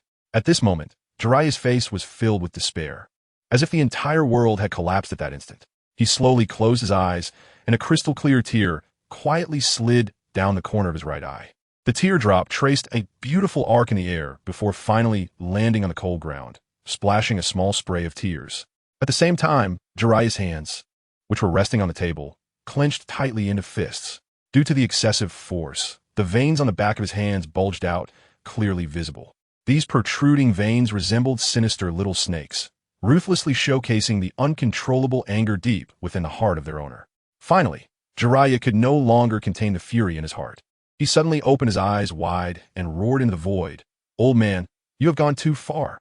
Accompanied by this roar, a wave of chakra erupted, instantly spreading a heavy pressure in the air around him, as if the very atmosphere had thickened due to his anger. "Thank you very much for your warm hospitality today. I am truly grateful, but I have some matters to attend to, so I will take my leave now." Upon learning about Naruto's past life and his current situation, a storm surged in Jeriah's heart, making it impossible for him to remain calm and sit here any longer. At this moment, those so-called Uchiha clan members, or the third Hokage Sarutobi Hiruzen, were all cast aside in his mind, completely forgotten. He just wanted to rush to Naruto's place and see his poor disciple. The images presented in the Genjutsu of Mukiming's Sharingan not only detailed the various bullying and injustices Naruto suffered daily, but even clearly showed Naruto's home address. Jeriah, like an agile rabbit, jumped several times before swiftly disappearing into the deep night. What a pity Sarutobi Kanomaru is still too young now. Otherwise, it would be even more interesting to compare the lives of these two Hokage descendants. Seeing this, Mukiming turned to Shisui and Itachi, a faint smile appearing on his lips as he casually said, "No need to pay him any mind. Let's continue enjoying the food. If we don't eat now, it will really get cold." Upon hearing Mukiming's words, Shisui and Itachi nodded in agreement. Thanks to Jiraiya's interference, Mukiming took the opportunity to gain insight into Shisui and Itachi's true thoughts deep down. Recalling earlier when he declared that their interests were closely linked and asserted that Shisui and Itachi would definitely stand firmly by his side and support him wholeheartedly, he had specifically observed their expressions at that moment. To Mukiming's satisfaction, neither of them raised any objections or counterarguments. Moreover, throughout the entire time, neither their facial expressions nor subtle demeanor revealed even the slightest hint of hesitation or unwillingness. This was sufficient to prove that mysterious and powerful loyalty symbol had indeed taken effect successfully. From now on, regardless of any issues they faced, Shisui and Itachi would give Mukiming their unwavering and unconditional support. Meanwhile, on the other side, Jeriah was like an enraged white-haired lion, charging forward with full force. His speed was so fast that it rivaled his desperate escape when he first stepped onto the battlefield and encountered an unbeatable enemy. The angry flames in his chest had not diminished at all with the passage of time. Instead, they burned brighter and more fiercely, like a rolling snowball. This anger blazed in his heart, as if it intended to consume everything, especially when he arrived at Naruto's residence and witnessed that Naruto lived in such a small and shabby single apartment. The once intangible fire within him erupted like a volcano, almost bursting forth into something tangible. Jeriah shot a fierce glare at the nearby lush tree. However, after just a glance, he quickly shifted his gaze away. Then, he took a few deep breaths, trying to calm his surging emotions. Just as Jeriah reached the door and was about to raise his hand to knock, a shadow suddenly appeared like a ghost, abruptly stopping his action. "Lord Jeriah, please hold on for a moment." The unexpected figure was a ninja from the Umbu, who spoke with a serious expression. Hearing this, Jeriah was slightly taken aback, but quickly returned to his usual demeanor.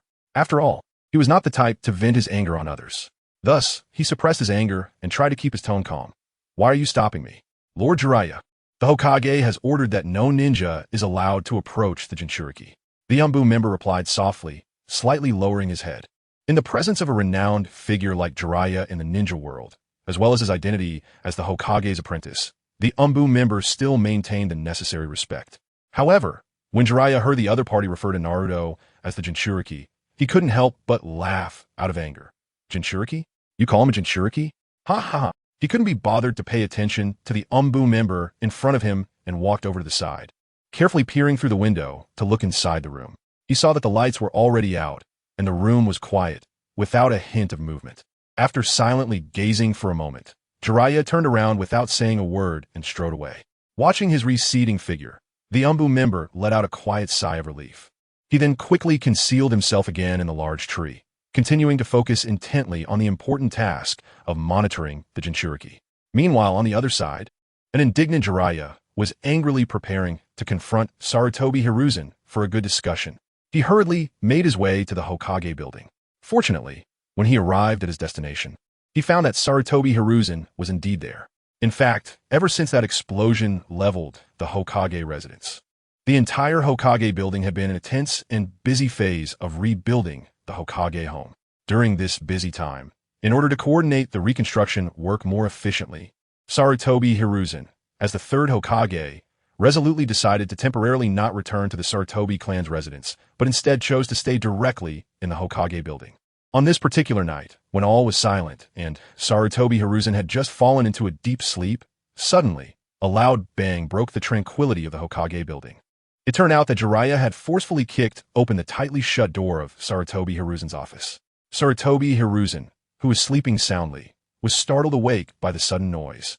And almost instinctively, he leaped out of bed with astonishing speed and agility, completing a perfect roll as if he were a nimble monkey.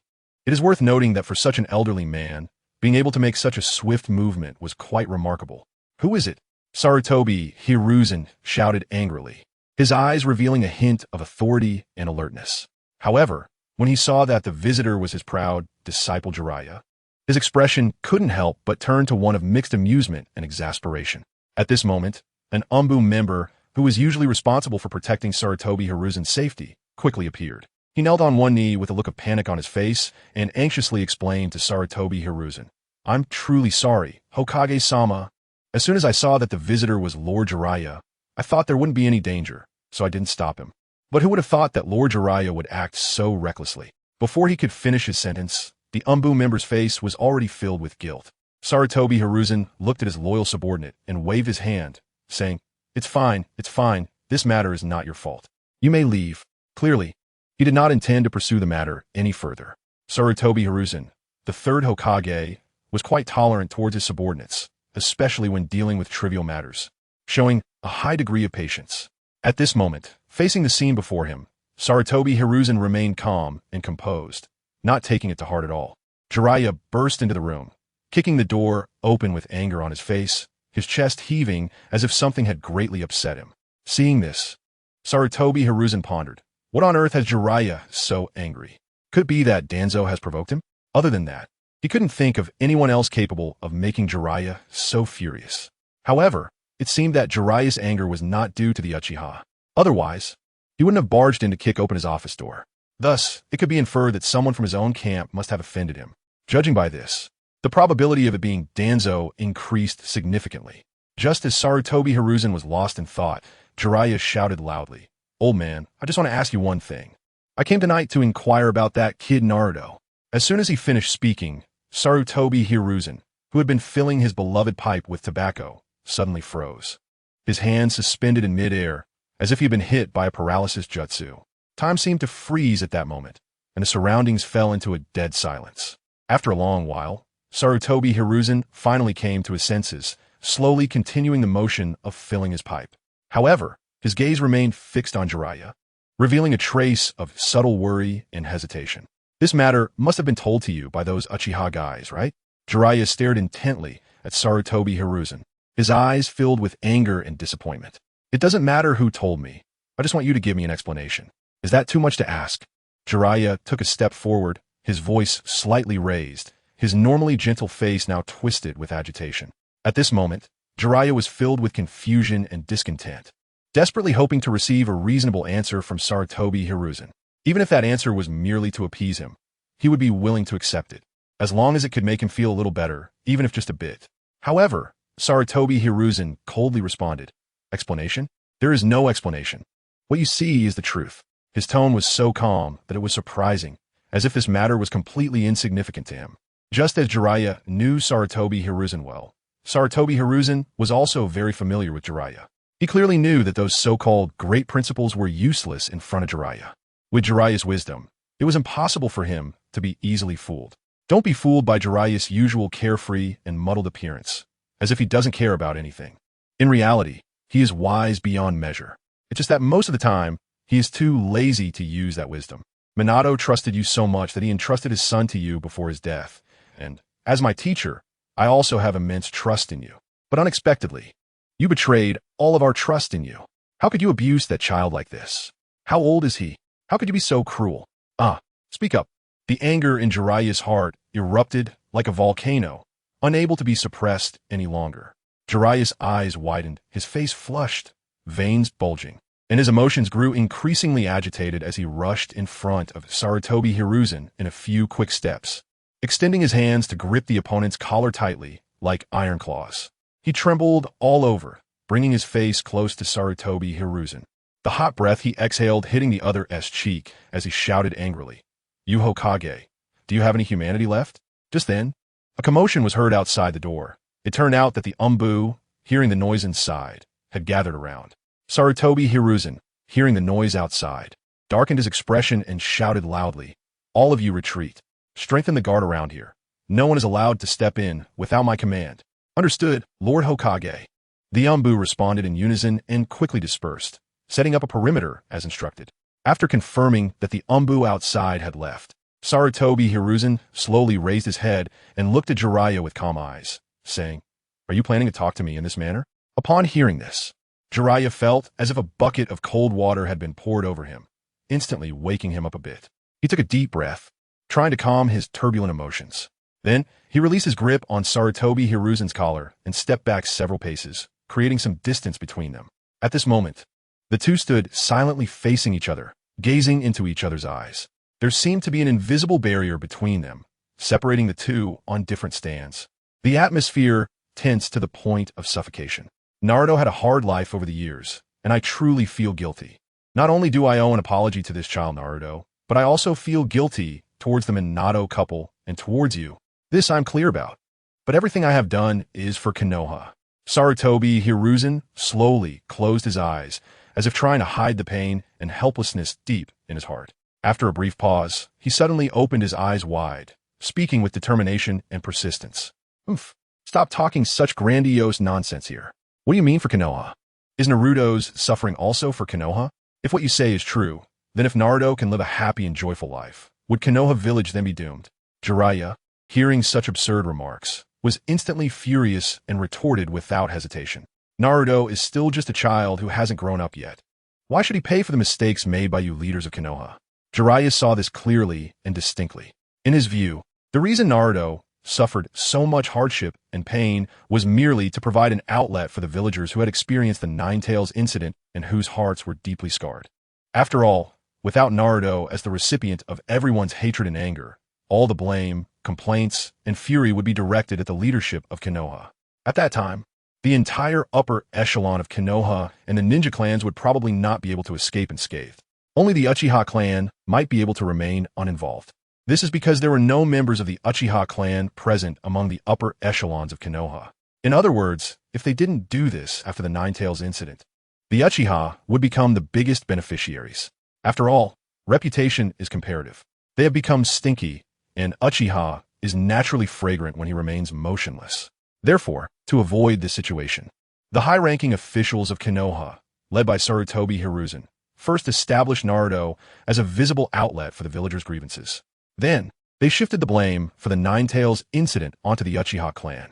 This way, the villagers had a channel to vent their frustrations, and the Uchiha clan bore the blame for the Nine-Tails incident, allowing the Konoha higher-ups to perfectly achieve a three no-touch accomplishment and extricate themselves from this mess. Jeriah could see through all these twists and turns. It wasn't exactly obvious, but it didn't take him much effort either. Jeriah clearly expressed all of this to Sarutobi Hiruzen. Sarutobi Hiruzen responded with silence. Seeing his expression, Jeriah knew that this matter ended here. Sarutobi Hiruzen could not admit any fault, and the Hokage could not be wrong. That's how it would be. I will take care of Naruto, and from now on, this child will not trouble the busy Hokage. After saying that expressionlessly, Jeriah turned around without hesitation, seemingly wanting to leave this place immediately. However, at that moment, Sarutobi Hiruzen suddenly spoke up. What will happen to the Uchiha clan if you plan to leave the village like before?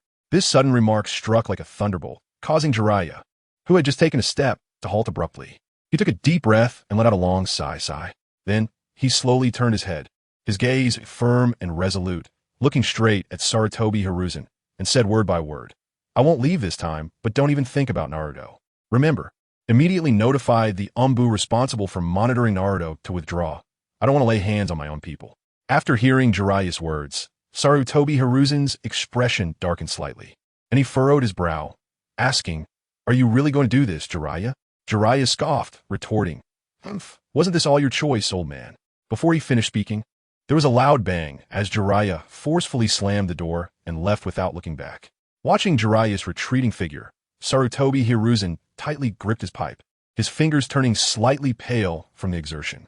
After a moment of silence, he finally sighed helplessly and called out to the outside, "Come in." Almost simultaneously, a member of the Umbu dressed in black and wearing a mask entered and respectfully bowed, saying, "Lord Hokage." Sarutobi Hiruzen calmed himself slightly and then gave the order, Immediately notify to withdraw all monitoring personnel sent to Naruto. As you command, Lord Hokage. The Umbu member responded and quickly turned to leave to carry out the task. The room was left with only Sarutobi Hiruzen, who sat quietly in his chair, lost in thought as he gazed ahead, secretly contemplating what might happen next. The situation in Konoha was intricate and ambiguous, making it impossible for him to openly sever ties with Jeriah. If he chose to confront Jeriah now, it would be tantamount to pushing Jeriah towards the Uchiha clan's camp. Sarutobi Hiruzen was clear-headed about this. He knew that for Jeriah, the most important thing was neither his role as a mentor nor the lofty position of Hokage, but the peace and stability of the entire Konoha. If a large-scale internal conflict truly broke out in Konoha, and Jeriah was powerless to quell it, as long as the conflict hadn't reached the limit that Jeriah could tolerate, he was very likely to side with the stronger party in an attempt to end the dispute as quickly as possible. After all, the faster the dispute was resolved, the less trauma it would inflict on Konoha.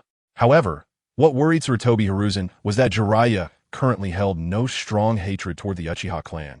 Instead, he seemed to have developed a distaste for his own side. Thus, if they truly engaged in a fierce battle with the Uchiha clan, no one could predict which side the powerful ally Jeriah would ultimately lean towards. Perhaps in the end, he would not only fail to become a strong support for his side, but might even become a powerful aid for the enemy. Ding!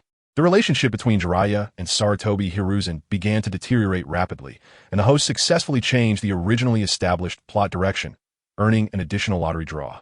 At this moment, Ming, who had tidied everything up and was comfortably lying on his cozy bed, was preparing to sleep.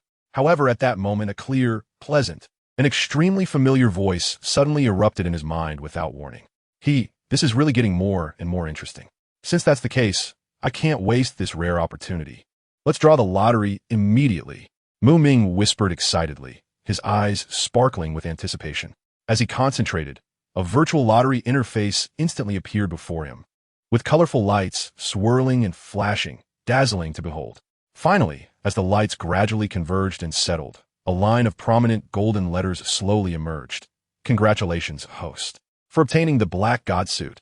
The moment he saw these words, Ming felt as if he had been electrified. He jumped up from the bed, half naked, with a complex expression of disbelief and extreme joy on his face. The Black God suit? No way. Is it really the Black God suit that I know?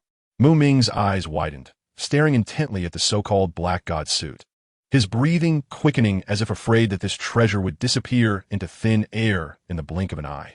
At this moment, his heart was like a stormy sea, unable to calm down. If this equipment was indeed what he imagined, it would undoubtedly have an immeasurable impact on his future adventures. The difficulty would change directly from hard to very easy. Thinking of this, Ming couldn't help but swallow his saliva, the corners of his mouth slightly rising as he looked at the Black God suit. Black God suit, originating from a world of swallowing the starry sky. It is an alien technological product, a battle armor that generally adheres to the skin. During battle, it can form protective battle clothing according to the user's will, with a maximum coverage area that can even reach 100%. Its power lies in its ability to ignore attacks at the level of a war god, making it highly favored by war god-level experts. Oh yeah, ha ha ha. Ming's face, which had been relatively calm, instantly lit up as if it had been ignited, instinctively displaying the unique manic laughter of the Uchiha. His laughter seemed to break through the roof, echoing throughout the space. He excitedly danced around, chanting, "This time I can really walk sideways in the ninja world. Ha ha ha." According to the detailed introduction in Swallowing the Starry Sky, this mysterious Black God suit possesses astonishing defensive capabilities.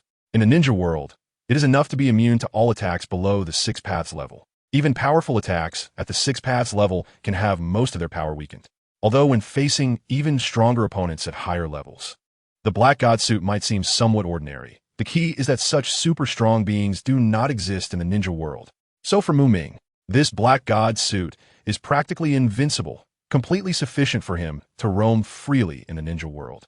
If no situations arise that allow him to travel to other worlds from now on, he even feels he can use this treasure until the end of his life. Thinking of this, Ming couldn't wait to quickly take out the Black God suit from his storage space. The Black God suit comes in various peculiar styles. Its initial form can appear as gloves, clothing, hats, and pants, and even in the shape of small, delicate rings. The Black God suit in Ming's hand took the form of a gauntlet. No way. because, in the original work, the protagonist Luo Feng's black god suit is indeed in the form of a gauntlet, and it's for the right hand. Ming carefully picked up the mysterious gauntlet, emitting an aura, and gently placed it on his right hand.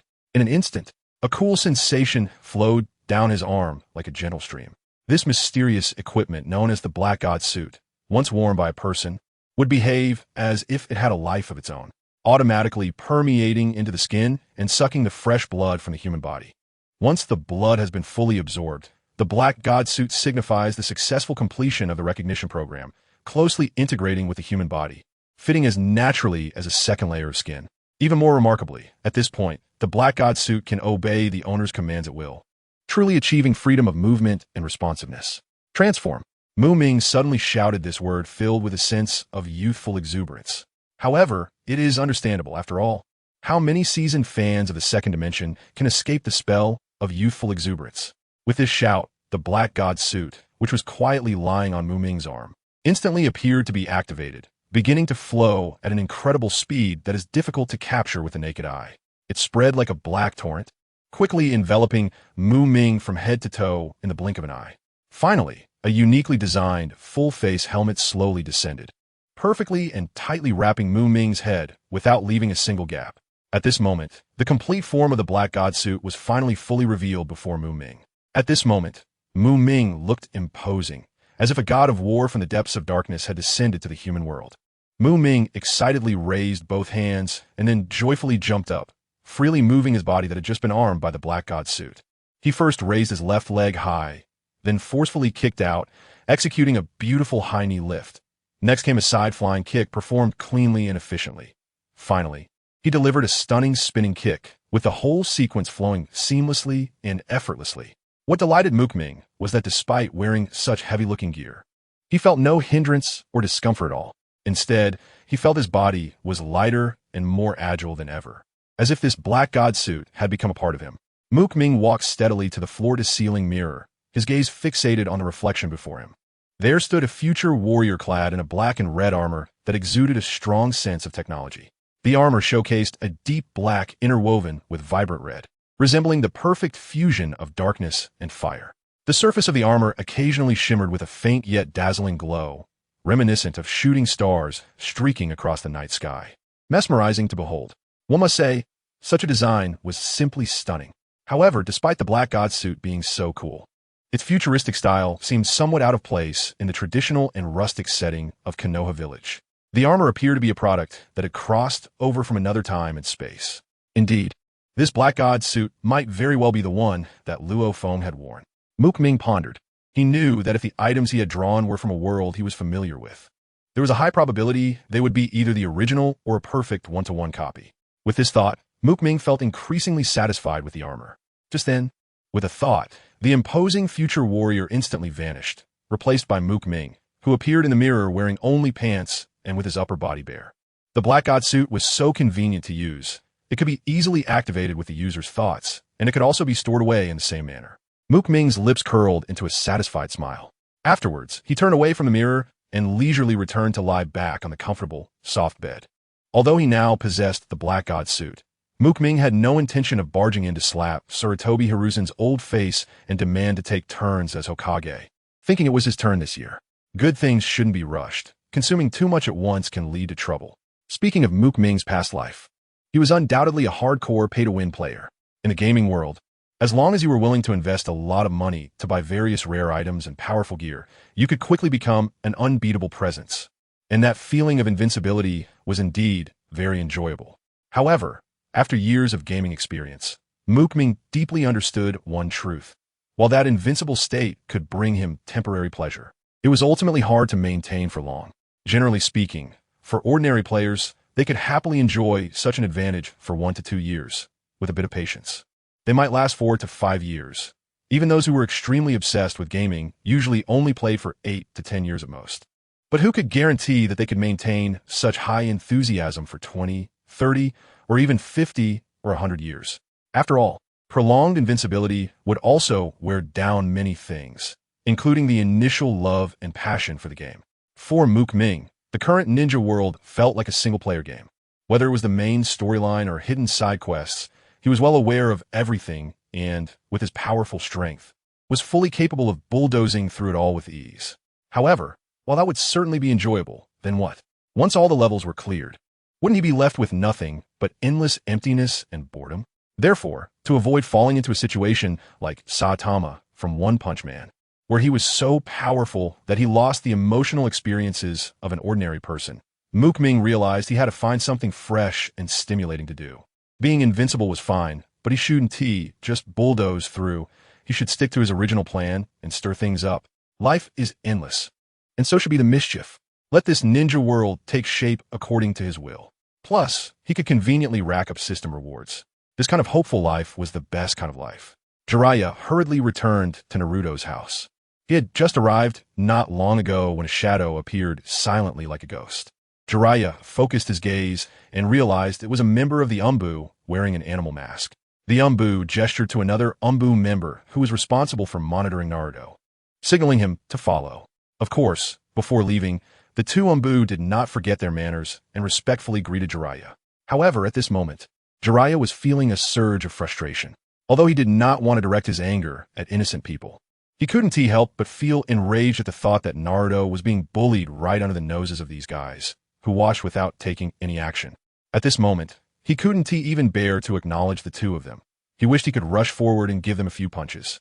If it weren't for the little bit of rationality he had left suppressing his urge to strike, he might have truly acted recklessly. Noticing Jeriah's terrifyingly dark expression, the two Umbu dared not linger any longer. They quickly turned and left, disappearing in the blink of an eye. Jeriah looked around at the scene, still shrouded in darkness, and then slowly walked toward the towering tree not far away. Once he reached the tree, he leaned against the sturdy trunk and slowly sat down, gently closing his eyes. But he was not asleep. He just sat quietly, as if merging with the surrounding darkness. Time passed second by second, and the eastern sky gradually brightened with a pale light. Finally, a golden sun slowly rose from the distant horizon, and the strands of morning light pierced through the heavy darkness like golden swords, announcing that light would soon replace the dark and illuminate the earth. Sunlight filtered through the gaps in the leaves, casting mottled patterns on Jeriah's weathered face. Feeling the warmth, Jeriah slowly opened his eyes. At that moment, a droplet of crystal-clear morning dew slid down from his slightly tousled hair and gently fell to the ground, splashing a tiny spray of water. Although the sky had brightened, the surroundings were still eerily quiet, as if the entire world contained only Jeriah. There were originally not many families living here, and ever since Naruto became famous in Konoha, those who could move away had chosen to leave. After all, Naruto's reputation had made many people disdain this area. Now, those who still lived here were mostly impoverished, aimless street thugs. They either cannot afford to buy a new home due to financial constraints, or they simply do not care about the opinions and evaluations of the outside world. Jeriah slowly raised one hand and skillfully formed several hand seals. With a light shout from his mouth, bang, a thick white mist instantly surged beside him. As the mist gradually dissipated, another figure identical to Jeriah stepped out from within. This was one of the most basic techniques of ninjas, the shadow clone technique. Jeriah slightly raised his head and focused his gaze on the newly appeared clone. However, before he could express his thoughts, the clone preemptively said, "I understand, prepare more food suitable for kids, right?" Clearly, as the original, Jeriah and his clone were in sync. Just a glance was enough for the clone to comprehend his intentions. Moreover, the two were of the same body and origin, and the clone knew very well why it was summoned. You do have a point. However, try by a bit more. I remember the Uzumaki clan has always had a big appetite, and with Naruto having the blood of the Uzumaki clan, his appetite probably isn't small either. Got it. I understand. The clone of Jeriah nodded eagerly in response, and before his voice faded, he vanished in a flash like a bolt of lightning. As time passed, and Jeriah began to feel anxious, suddenly, a figure rushed toward him at high speed. Jeriah squinted to see clearly, and it was none other than the clone of Jeriah that had just left to buy food. At this moment, he was carrying two bulging packages filled with all sorts of delicious food. Meanwhile, Jeriah happened to catch a glimpse of a figure moving around in Naruto's room. "Then I'll leave everything here to you." As the clone of Jeriah spoke, he quickly handed over the two heavy bags of food to Jeriah. Then, with a bang, a dense cloud of white smoke suddenly rose. Once the smoke slowly dissipated, the clone of Jeriah quietly disappeared without a trace. Jeriah hurriedly bent his knees and then pushed off the ground with force, leaping high into the air like an arrow released from a bow, landing directly on the roof a short distance away. Following that, he made several agile jumps, light as a swallow, weaving between the rooftops, and in the blink of an eye, he landed steadily in front of Naruto's door. After standing still, Jeriah suddenly felt his heart pounding like a drum, as if it were about to leap out of his throat. He took a few deep breaths, trying hard to calm his restless heart. But this tense emotion surged like a tide, wave after wave, and he couldn't suppress it. After a while, Jeriah finally managed to calm the turmoil in his heart a little, and cautiously took a few steps forward, extending one hand to tightly hold the two large bags of food, while freeing the other hand to gently knock on the tightly closed door in front of him. The muffled and powerful knocking echoed in the silent corridor. "Who is it?" A young voice, innocent and somewhat confused, came from inside the room. Jeriah, standing outside the door, hesitated, seemingly unsure of how to introduce himself. What should he say as the first sentence in their first meeting? "I am Jeriah." No, the child probably doesn't know who Jeriah is. "I am your father's teacher?" That doesn't seem quite right either. "I am a disciple of the third Hokage?" None of these seem very good. After a fierce internal struggle, Jeriah finally spoke. "I am a close friend of your father." After saying this, he couldn't help but breathe a sigh of relief, thinking that this identity should be easier for Naruto to accept. However, just then, a series of clattering sounds suddenly came from inside the room, mixed with a panicked shout, "Ah, hot, hot, hot!" Hearing this commotion, Jeriah's heart suddenly raced, and he began to worry about Naruto's safety. Soon after, he heard the sound of running footsteps inside the room, followed by a crisp sound as the door was suddenly pushed open from the inside. The first thing that caught Jeriah's eye was a small figure, a little boy with short golden hair. The boy was very short, even not reaching Jeriah's waist. He was wearing a cute green pajama set with frog patterns, the original green color of which had faded somewhat, and there were some wet oil stains on his chest, making him look a bit messy. Because Naruto was so short, Jeriah hadn't had the chance to see his face clearly before his gaze was involuntarily drawn to the peculiar layout of the room. Jeriah slowly shifted his gaze away from Naruto, looking over his small figure and landing on the table behind him. There lay a bucket of instant noodles that had been spilled on the table, with the broth continuously flowing down the surface, forming thin streams of yellow that eventually dripped onto the floor. The originally curled noodles had lost their confinement and were scattered everywhere, some hanging from the edge of the table, others lying quietly on the floor, resembling a chaotic celebration. Clearly, this bucket of instant noodles was a meal that Naruto had just prepared to enjoy, but it had suffered this disaster due to Jeriah's sudden visit. Looking around, the small room appeared particularly cramped and messy. Various clothes were carelessly thrown in the corners. Mixed with trash, the floor was covered with empty fast food packaging, making it nearly impossible to find a place to step. Even the utensils placed by the sink emitted a nauseating odor due to not being washed for a long time, attracting a swarm of buzzing flies.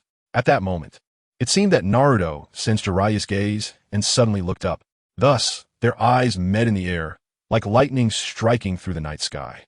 Jeriah instinctively withdrew his gaze, lowering his head, just in time to meet Naruto's clear yet slightly confused eyes. However, this casual eye contact left Jeriah momentarily stunned, as if struck by lightning. Minato, Jeriah, a well-known ninja in the ninja world and also the teacher of the man, known as the Yellow Flash of Konoha, had indeed seen photos of Minato when he was a child. As he gazed at Naruto's face, an indescribable feeling surged in his heart. He couldn't deny this fact. From any angle, Naruto as a child was simply a miniature version of Minato. Those bright eyes, that radiant smile, the sunny expression between his brows, and that signature golden spiky hair all convinced him without a doubt. "Hey, little guy, you really look like him," Jeriah muttered himself. At that moment, Naruto noticed Jeriah's unusual gaze and asked with a puzzled expression, "Hey uncle, what's wrong? Why are you staring at me?" Hearing Naruto's question, Jeriah snapped back to reality, quickly covering the back of his head with his hand and chuckling awkwardly. "Oh, ha ha ha, it's nothing, just suddenly remembered some past events." Naruto blinked his big eyes, seemingly not fully believing Jeriah's words, but he still warmly invited, "Oh, is that so? Then come in, uncle." Saying this, he stepped aside to let Jeriah through the modest entrance of his home. Once inside, Jeriah looked around and found the room to be quite messy, especially the bed, which was piled high with Naruto's unwashed clothes, leaving hardly any place to sit. However, Naruto was used to this and didn't mind at all. As for why Naruto led Jeriah in after just one sentence, It's worth noting that due to the powerful nine tails sealed within him, Naruto had an extraordinary sensitivity to the malice of others. However, Jeriah was completely different from the villagers he had encountered before. He exuded a reassuring aura with no hint of malice. Just because of this, Naruto genuinely welcomed Jeriah into his little home, even though it might not be as tidy and comfortable as one would imagine. "Uncle, please wait a moment," Naruto said eagerly, his eyes fixed on the doorway. He quickly closed the door once he saw Jeriah step inside and rushed to the bedside like a gust of wind. When he reached the bed, Naruto didn't bother to tidy up his messy and stained clothes. He simply pushed them aside with force. At that moment, he didn't have time to care whether the dirty clothes would fall to the floor. His only thought was to quickly clear a space for this uncle who didn't dislike him. "Uncle, you can sit here," Naruto beamed with a slightly shy and apologetic smile, pointing to the spot he had just cleared. Thank you, Naruto." Jiraiya smiled slightly and accepted Naruto's kindness. He walked steadily to the bedside, carefully placing the two heavy bags of food he was holding to the side before sitting down in the spot that Naruto had prepared for him. Just then, a loud and urgent grumble sound suddenly erupted. It turned out that Naruto's stomach was protesting because he was already hungry, making sounds as if it were shouting. "I want to eat. I want to eat. Oh no, my breakfast," Naruto exclaimed, slapping his forehead and looking at the spilled cup noodles with a face full of regret. However, just as he felt a bit down for missing his breakfast, a rich and mouth-watering aroma wafted into his nostrils like a lively little snake, sneaking in silently. Naruto instinctively twitched his nose and sniffed hard. Soon, he determined that this tempting fragrance was coming from the two bags that Jeriah had placed aside. It looks like our little Naruto is hungry. How about we tidy up the table first and happily have breakfast together?" Jeriah teased Naruto. Great. Naruto nodded vigorously. After all, for the hungry Naruto, nothing was more appealing at that moment than a hearty meal. Moreover, he realized that this food was likely specially bought by Jeriah for him, and this unfamiliar care made him feel warm and happy. "Then let's get started." At this moment, Naruto was already starving, his stomach growling. How could Jeriah just sit there and watch Naruto continue to be hungry? So the two of them, one big and one small, quickly sprang into action, preparing to enjoy this sumptuous feast. They quickly tidied up the messy items on the dining table. Naruto carefully placed the spilled cup noodles into a garbage bag. Then Jeriah slowly moved the table next to the bed. Once everything was ready, Naruto sat down on a small stool, while Jeriah sat on the bed. The two began to arrange food on the table. Before long, the small table was filled with various delicious dishes, fragrant roasted meat, enticing tricolored dumplings, steaming curry rice, and sweet, tasty milk, among others. Due to the large quantity of food, some items couldn't fit on the table and had to be temporarily left in the bags. "Wow, it's all delicious," Naruto exclaimed, his eyes lighting up at the sight of the array of food, and he couldn't help but drool. However, even though he was extremely hungry at that moment, he still held back his appetite and turned to Jeriah, asking, "Hey, can I really eat all of this?" In the past, some people had intentionally used food to trick him, so whenever he encountered such situations, Naruto always made sure to confirm with others beforehand. Fortunately, Jeriah was completely different from those with ulterior motives. Naruto felt no trace of the overwhelming malice he had experienced from others. "Haha, go ahead and eat, little guy. Enjoy all this food. It's all yours. Eat as much as you want. If you still feel hungry, I can buy more. I've got plenty of money," Jeriah said with a hearty laugh. However, as he looked at Naruto being so well-behaved and understanding, a wave of indescribable sorrow and guilt surged in his heart. He deeply understood that Naruto had lost his parents at a young age and had gone through many hardships under the manipulation of Sarutobi Hiruzen before growing up to this point. As a teacher and a father figure, he felt he had not provided Naruto with enough care and attention. This guilt made him feel increasingly uneasy, and he could only mask his inner turmoil with loud laughter. After hearing Jeriah's words, Naruto nodded happily and said, "Then uncle, I'm going to dig in. Wow, this barbecue is really delicious." Saying that, he eagerly picked up a large piece of meat with his chopsticks and stuffed it into his mouth. His small mouth instantly puffed up like a cute little squirrel. "Slow down. Be careful not to choke. Here, drink some milk to moisten your throat," Jeriah hurriedly reminded him, quickly opening a box of milk and placing it within Naruto's reach. Sure enough, because he was eating too fast, Naruto accidentally choked on his food. He was seen coughing violently while frantically grabbing the milk box and gulping down a large mouthful. After finally catching his breath, he hurriedly thanked Jeriah. Cough. "Thank you, uncle. Uncle, you should eat too. I definitely can't finish all this by myself." After saying that, Naruto stuffed another piece of barbecue into his mouth, his face beaming with a happy and satisfied smile. That uncle is also starting to eat. Jeriah smiled, picking up a skewer of dango and starting to eat. At that moment, Naruto was wolfing down various foods, his cheeks bulging like two round balloons, his mouth completely stuffed with no gaps left. With so much food in his mouth, he was mumbling incoherently, only able to make some indistinct sounds. "Ha, you greedy little guy, slow down. I can't understand what you're mumbling about at all." Jeriah laughed at the sight of Naruto's gluttonous appearance. However, Naruto didn't care to respond to Jiraiya's teasing and continued to chew desperately on his food. After quite a while, he finally managed to swallow the pile of food in his mouth. Then, he eagerly spoke up. "I say, Uncle, this milk is really delicious." Hearing this, Jeriah leaned closer to Naruto with a puzzled expression, asking, "What did you just say?" I still didn't hear clearly. So, Naruto had to clear his throat again and loudly repeat word for word. "I said, Uncle, this milk is really super delicious." This time, Jeriah finally understood what Naruto meant. He casually picked up a box of milk next to him, took a sip, and examined it closely. He was secretly mumbling to himself, "The taste of this milk. I don't think it's much different from what I remember. Could it be that my sense of taste has degraded?" Thinking of this, he turned to Naruto and curiously asked, "You actually think this milk is particularly good? Why can't I taste any difference from other ordinary milk?" Naruto quickly nodded vigorously, replying, Uncle, this milk is indeed very good. It's just that it lacks those little beans. If only they could add those little beans. Then I could drink milk and chew at the same time." Little beans? What little beans? How could there be little beans in milk?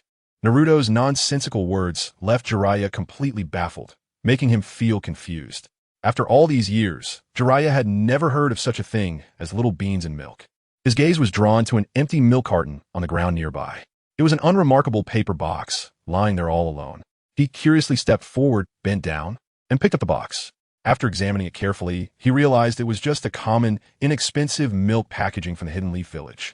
Jeriah had tasted this milk many times himself and hadn't noticed anything unusual, let alone any mysterious little beans. However, just as he was about to toss the box into the trash bag, a few drops of milk fell to the ground, and upon seeing this, a hint of doubt arose in Jeriah's mind. So, he re-examined the box in his hand, his gaze falling on the few remaining drops of milk inside. Something seemed off. Jeriah muttered to himself, his brow slightly furrowing. After a moment of observation, he finally found the problem. He noticed that the surface of the remaining milk seemed to have some extremely fine granular substances. These tiny things were nearly impossible to detect without careful inspection. "Naruto, do you remember when you drank this box of milk?" Jeriah turned around and shouted at Naruto, who was sitting at the table, devouring his food. Hearing the voice, Naruto looked up, his mouth stuffed full. However, this time he was smart. He quickly chewed and swallowed the food in his mouth before answering. "Well, it should have been yesterday or the day before." "Huh. Uncle, I forgot the exact time. Anyway, it was one of those 2 days." "Oh, I see." Jeriah nodded, indicating he understood, and then said, "All right, it's nothing. You can continue enjoying your meal, Naruto. It will be a shame if the food got cold. I definitely won't waste this delicious food. You know, this is the most sumptuous and luxurious meal I've had since I can remember." Naruto mumbled carelessly while happily feasting on the delicious dishes in front of him. His innocent and satisfied smile seemed to suggest that the whole world had been reduced to the food in front of him. However, Jeriah, standing nearby, did not share Naruto's lightheartedness. When he heard Naruto's seemingly indifferent words, his heart tightened suddenly, and an unnamed fury surged within him. He tightly gripped the empty milk carton in his hand, and due to the force, his finger joints even turned slightly white. What small beans? This is not small beans at all. This is clearly the sediment that has coagulated from expired milk. Jeriah's eyes widened as he glared at the milk carton in his hand, muttering softly to himself, "Sarutobi Hiruzen, Sarutobi Hiruzen. How could you let little Naruto drink this expired milk, being the Hokage? This is outrageous." Thinking about the various hardships and injustices Naruto had suffered since childhood, Jeriah's anger burned even more fiercely. The fact that he called Sarutobi Hiruzen by his full name indicated that his anger was about to explode. This poor child had lost the love of his parents at a young age and often faced bullying and insults from the villagers. Not only that, but he could only fill his stomach with expired milk and nutritionally empty cup noodles. Such harsh living conditions were incredibly cruel for a growing child, especially since his parents were heroes of Konoha. You enjoy the peace brought by this child's parents while bullying their child. Just thinking about it made Jeriah's anger soar. He is a bit afraid of dying now. He is afraid that after he dies, he will encounter the Watergate couple. He really has no face to see them. On the other side, while Ming was eating buns and walking to work, the system had another prompt. Ding! Jeriah encountered Naruto Uzumaki ahead of time, significantly altering Naruto's life trajectory and rewarded him with a mysterious prize. Walking on the road, Ming was instantly stunned by this. Recently, the changes brought by the system have been quite significant. The sudden appearance of a limited lottery was surprising enough. Now, out of nowhere, there's also a mysterious reward. Is this system from a terrorist background? Suddenly attacking so smoothly. System opened the mysterious reward. Since he was on the street, Ming didn't say it out loud, but instructed the system to act in his mind. The mysterious reward has been opened. After the system said that, Ming quietly waited for a long time, but the surroundings remained silent, with no changes occurring at all. He was very clear in his heart that he shouldn't expect that rigid and foolish system to come forward and explain the situation to him. As the saying goes, only by working hard can one secure a good life. Thus, Ming skillfully pulled out the system panel. Sure enough, on the originally empty system panel, a mysterious spiral symbol resembling the eye of a typhoon suddenly appeared. At this moment, the symbol was spinning rapidly without pause, while next to it, the words charging were clearly displayed. Behind this peculiar symbol, a series of steadily decreasing numbers were jumping. Is this a countdown? Upon seeing these numbers, Ming merely glanced at them and quickly calculated the exact time in his mind. Excluding the time he wasted, this number should have started at 720 hours, which translates to a full 30 days. Now that he understood the situation, Ming thought that since there was nothing else to do at the moment, it would be better to just wait quietly. The perspective slowly shifted back to Naruto's house. At this time, sunlight poured through the window onto the dining table, illuminating Naruto's satisfied face. He was leaning back in his chair, his stomach slightly bulging, clearly having eaten to his heart's content. A loud burp escaped Naruto's mouth, and he couldn't help but laugh heartily. Ha ha, I'm so full, it's so delicious. Thank you for the warm hospitality, uncle. Naruto's eyes squinted into slits as he seemed particularly pleased with his breakfast. Meanwhile, Jeriah was trying hard to force a somewhat stiff smile on his face. Scratching his head, Jeriah said somewhat awkwardly, Little Naruto, I just remembered that I have some things to deal with, so I might need to step out for a bit. Before he finished speaking, Naruto jumped off the stool like a nimble little frog, and with a light step, he ran over to Jeriah with a tap tap tap. He tightly hugged Jeriah's thigh, raised his head, and looked at Jeriah with his big, longing and reluctant eyes, pleading pitifully, Uncle, are you really leaving? Can you not go? Uncle, I promise I'll eat less in the future, really. Please don't go, okay? As Naruto spoke, he clung even tighter to Jeriah's leg, as if afraid that if he let go, Jeriah would disappear. For Naruto, today's breakfast was not just food. The array of dishes certainly satisfied his appetite, but more importantly, he enjoyed the relaxed and joyful atmosphere he felt while being with Jeriah. This feeling was something Naruto had never experienced before. It was like a ray of warm sunshine in winter, warming Naruto's heart and making him feel enchanted and reluctant to part with it. Every time Hiruzen Sarutobi came to visit Naruto, although his intentions often had a clear purpose or he deliberately got close to Naruto to bestow favors, he never stayed for long. In contrast, Shikamaru and a few other friends at school brought Naruto a completely different experience. However, even when spending time with these people, that feeling still could not compare to what Jeriah gave Naruto. At some point, Naruto noticed a strong sense of familiarity and a desire to get close to Jeriah deep within him. It was as if this seemingly carefree and casual man emitted a unique charm that made Naruto want to be near him. Moreover, this feeling had helped Naruto through difficulties many times in the past. Therefore, he was gradually getting used to following the guidance of his heart, closely pursuing this feeling. Naruto, don't cry anymore. Uncle just has some temporary matters to handle, so I might not be able to be by your side during the day. But we can still enjoy a delicious dinner together at night, okay? Jeriah slightly bent down, gently comforting Naruto while slowly extending his broad palm to softly stroke Naruto's somewhat messy blonde hair.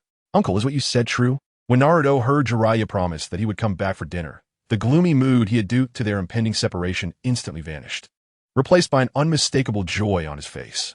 Of course, Uncle wouldn't lie to you. Seeing Naruto smile again, Jeriah couldn't help but show a kind smile. Then, Uncle, let's make a pinky promise. The one who lies is a toad. Naruto extended his pinky finger toward Jeriah. All right, then it's a promise. The one who lies is a toad. Jeriah extended his hand with a somewhat strange expression. Their fingers, one big and one small, hooked together. I'll buy food to come back tonight. Naruto, so see you in the evening. See you tonight, uncle. Then let's leave it at that. Hiruzen Sarutobi said slowly, sitting at his desk with a serious and calm expression. Yes, Hokage-sama. The Umbu ninja respectfully replied and slightly bowed to prepare to leave. At that moment, they were in Hiruzen Sarutobi's office in the Hokage building. The room was simply and elegantly decorated, yet exuded authority. The walls were adorned with portraits of past Hokages and important items like the map of Konohagakure. However, at that moment, a loud thud suddenly echoed. The sound was deafening, as if the entire Hokage building was shaking. Everyone looked closely, only to see the office door of Hiruzen Sarutobi had come off its hinges and slammed to the ground, making a dull thud before quietly lying there, seemingly recounting the violent impact it had just suffered. Hiruzen Sarutobi's gaze quickly turned to the door, a hint of surprise and confusion flashing in his eyes. Meanwhile, the Umbu ninja reacted swiftly, instantly drawing a kunai from his waist, taking a highly defensive posture, and without hesitation, positioned himself in front of Hiruzen Sarutobi to prevent any danger from approaching the leader of Konohagakure. You don't belong here, you go out first. A familiar voice rang out. Upon hearing this voice, Hiruzen Sarutobi's tense nerves relaxed slightly. It turned out that the newcomer was Jeriah. Indeed, since last night, this was the second time Jeriah had treated the poor door so violently. It seemed it could no longer withstand Jeriah's immense strength, and had to end its mission early, gloriously retiring, from guarding the Hokage's door to providing warmth for the Hokage building. All right, you step back, stay outside, keep a close watch on the surroundings, and no one is allowed to approach this place without my orders. Hiruzen Sarutobi instructed with a serious expression. His gaze was as sharp as that of a hawk, fixed intently on Jeriah before him. At this moment, Sarutobi Hiruzen was not confused. When he caught a glimpse of Jeriah's furious expression, as if he were about to breathe fire, he understood in his heart. The source of this anger must have something to do with Naruto. As for the specific reason, based on his years of experience and insight into the situation, Sarutobi Hiruzen could roughly guess the truth of the matter. In accordance with Lord Hokage's orders, a ninja belonging to the Umbu respectfully bowed to Sarutobi Hiruzen and then, as if completely unaware of the enraged Jeriah beside him, walked past him without a sideways glance. Striding out of the room, I must say, Jeriah, you really are quite the spectacle today. In just one day, you have kicked down the door to my office twice. I don't recall ever teaching you such rude behavior. Sarutobi Hiruzen crossed his arms and leaned back in his chair, feigning surprise on his face. Stop pretending here. Don't act like you don't know why I'm here. Jeriah glared at Sarutobi Hiruzen with wide eyes, speaking bluntly. Oh, is that so? Then I really am unaware. Sarutobi Hiruzen continued to feign innocence, playing dumb. However, Jeriah was all too familiar with Sarutobi Hiruzen's usual tactics. Since the other party was deliberately avoiding the question, he saw no need to beat around the bush any longer. So he took a deep breath, steadied himself, and stated directly, cut the nonsense. Hand over the house of Minato and Kushina, along with all the inheritance they left behind. That has long since been gone. After the Nine Tails incident, Minato's family was destroyed. Subsequently, the village faced the daunting task of post-disaster reconstruction, and I invested all the inheritance left by the Minato couple into that. Sarutobi Hiruzen said calmly. In fact, he had spent that inheritance long ago. There was nothing left to give even if he wanted to. What he just said wasn't entirely a lie. He had simply omitted part of the truth. Some of the funds were indeed used for the village's reconstruction. The remaining portion had quietly been funneled into the Sarutobi family. Now, this wealth had become an integral part of the Sarutobi family's deep foundation and could naturally not be returned. Upon hearing this, Jeriah trembled with rage, his eyes wide as he glared at Sarutobi Hiruzen, struggling to believe that the other party could be so shameless. After all, Minato had a child. For the sake of the village, if you spent a little, I believe Minato wouldn't have said anything about it. But you left this child not a single penny and spent it all. He knew nothing about the specific situation of the Watergate legacy. Before coming here, he had specifically visited the former residence of Watergate. As expected, it was no longer the house he remembered, and the person living there was no longer someone he knew. To take a step back, if you spent the money, you should take good care of that person. These should be points that help people better care for the heroes. But look at what kind of life Naruto is living now. Even the war orphans in the orphanage, whose parents are unknown, shouldn't have to endure such torment. At this thought, Jeriah's anger grew even stronger. Unable to endure any longer, he decided it was time to act. With a face full of fury, Jeriah strode over, each step seeming to carry immense weight, heavily and forcefully stomping on the floor, creating a series of muffled thuds.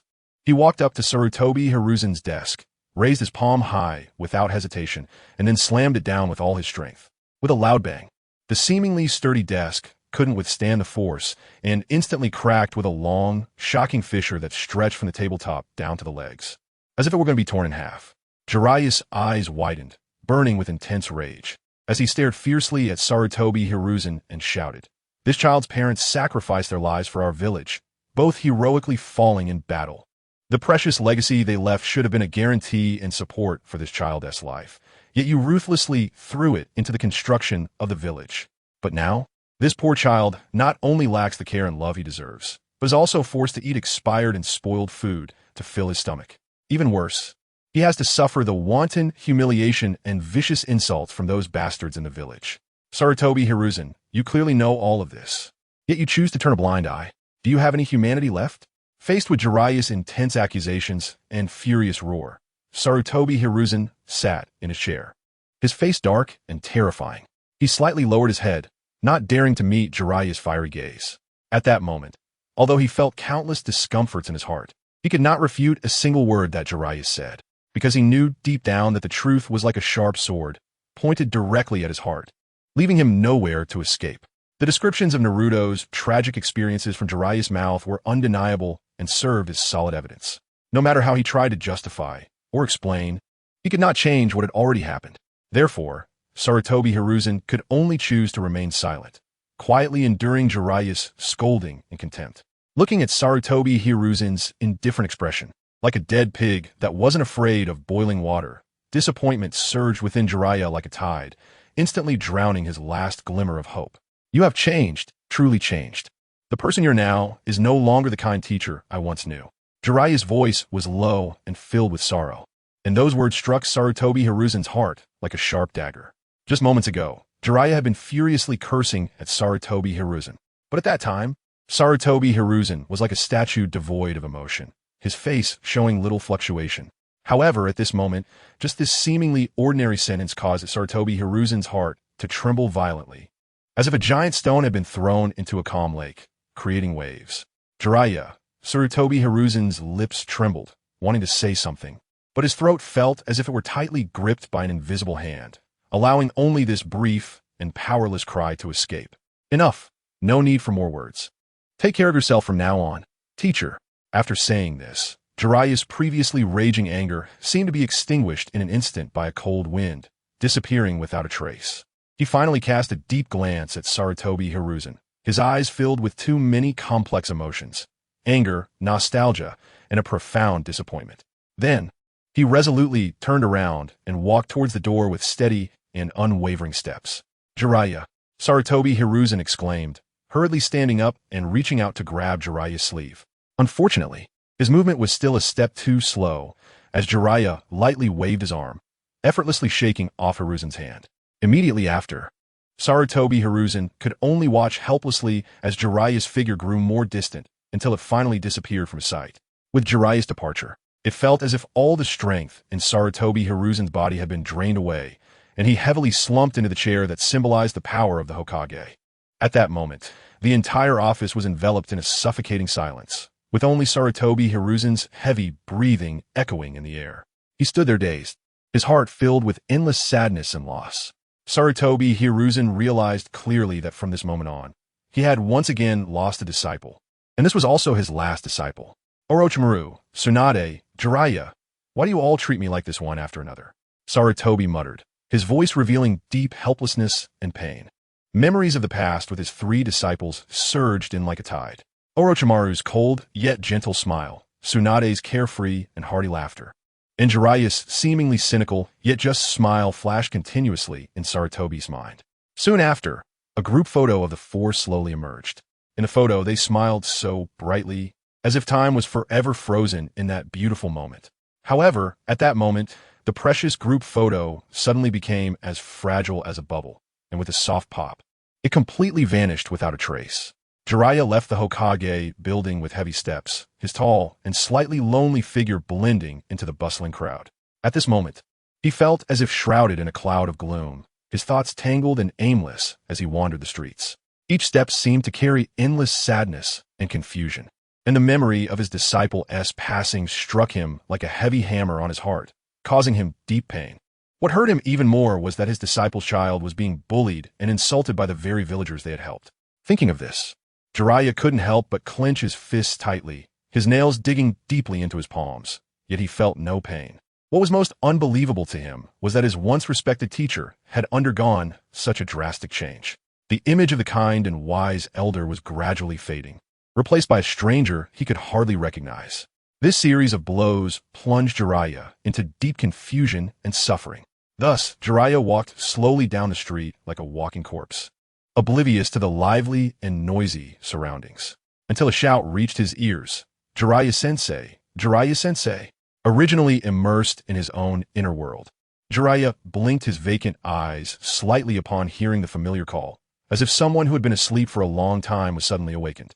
In an instant, his gaze refocused, filled with a hint of confusion as he looked in the direction of the voice. He saw Uchiha Makoto sitting by the window in the nearby barbecue shop.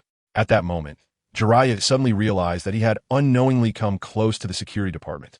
He raised his head, looking around in confusion, and murmured softly, "I actually ended up here." However, at that moment, he had no idea where he could possibly go next. His home was also destroyed in an instant by the Nine Tails on the night of the Nine Tails chaos. Even though Sarutobi Hiruzen later ordered its reconstruction, that so-called home had already turned into a house, and it had become unfamiliar to him. The last time he stepped into someone else's door, that sense of estrangement and unfamiliarity surged over him like a tidal wave, making even him, the host, feel a chill in his heart. The warmth he felt from the shabby little inn by the street far surpassed that of his so-called home.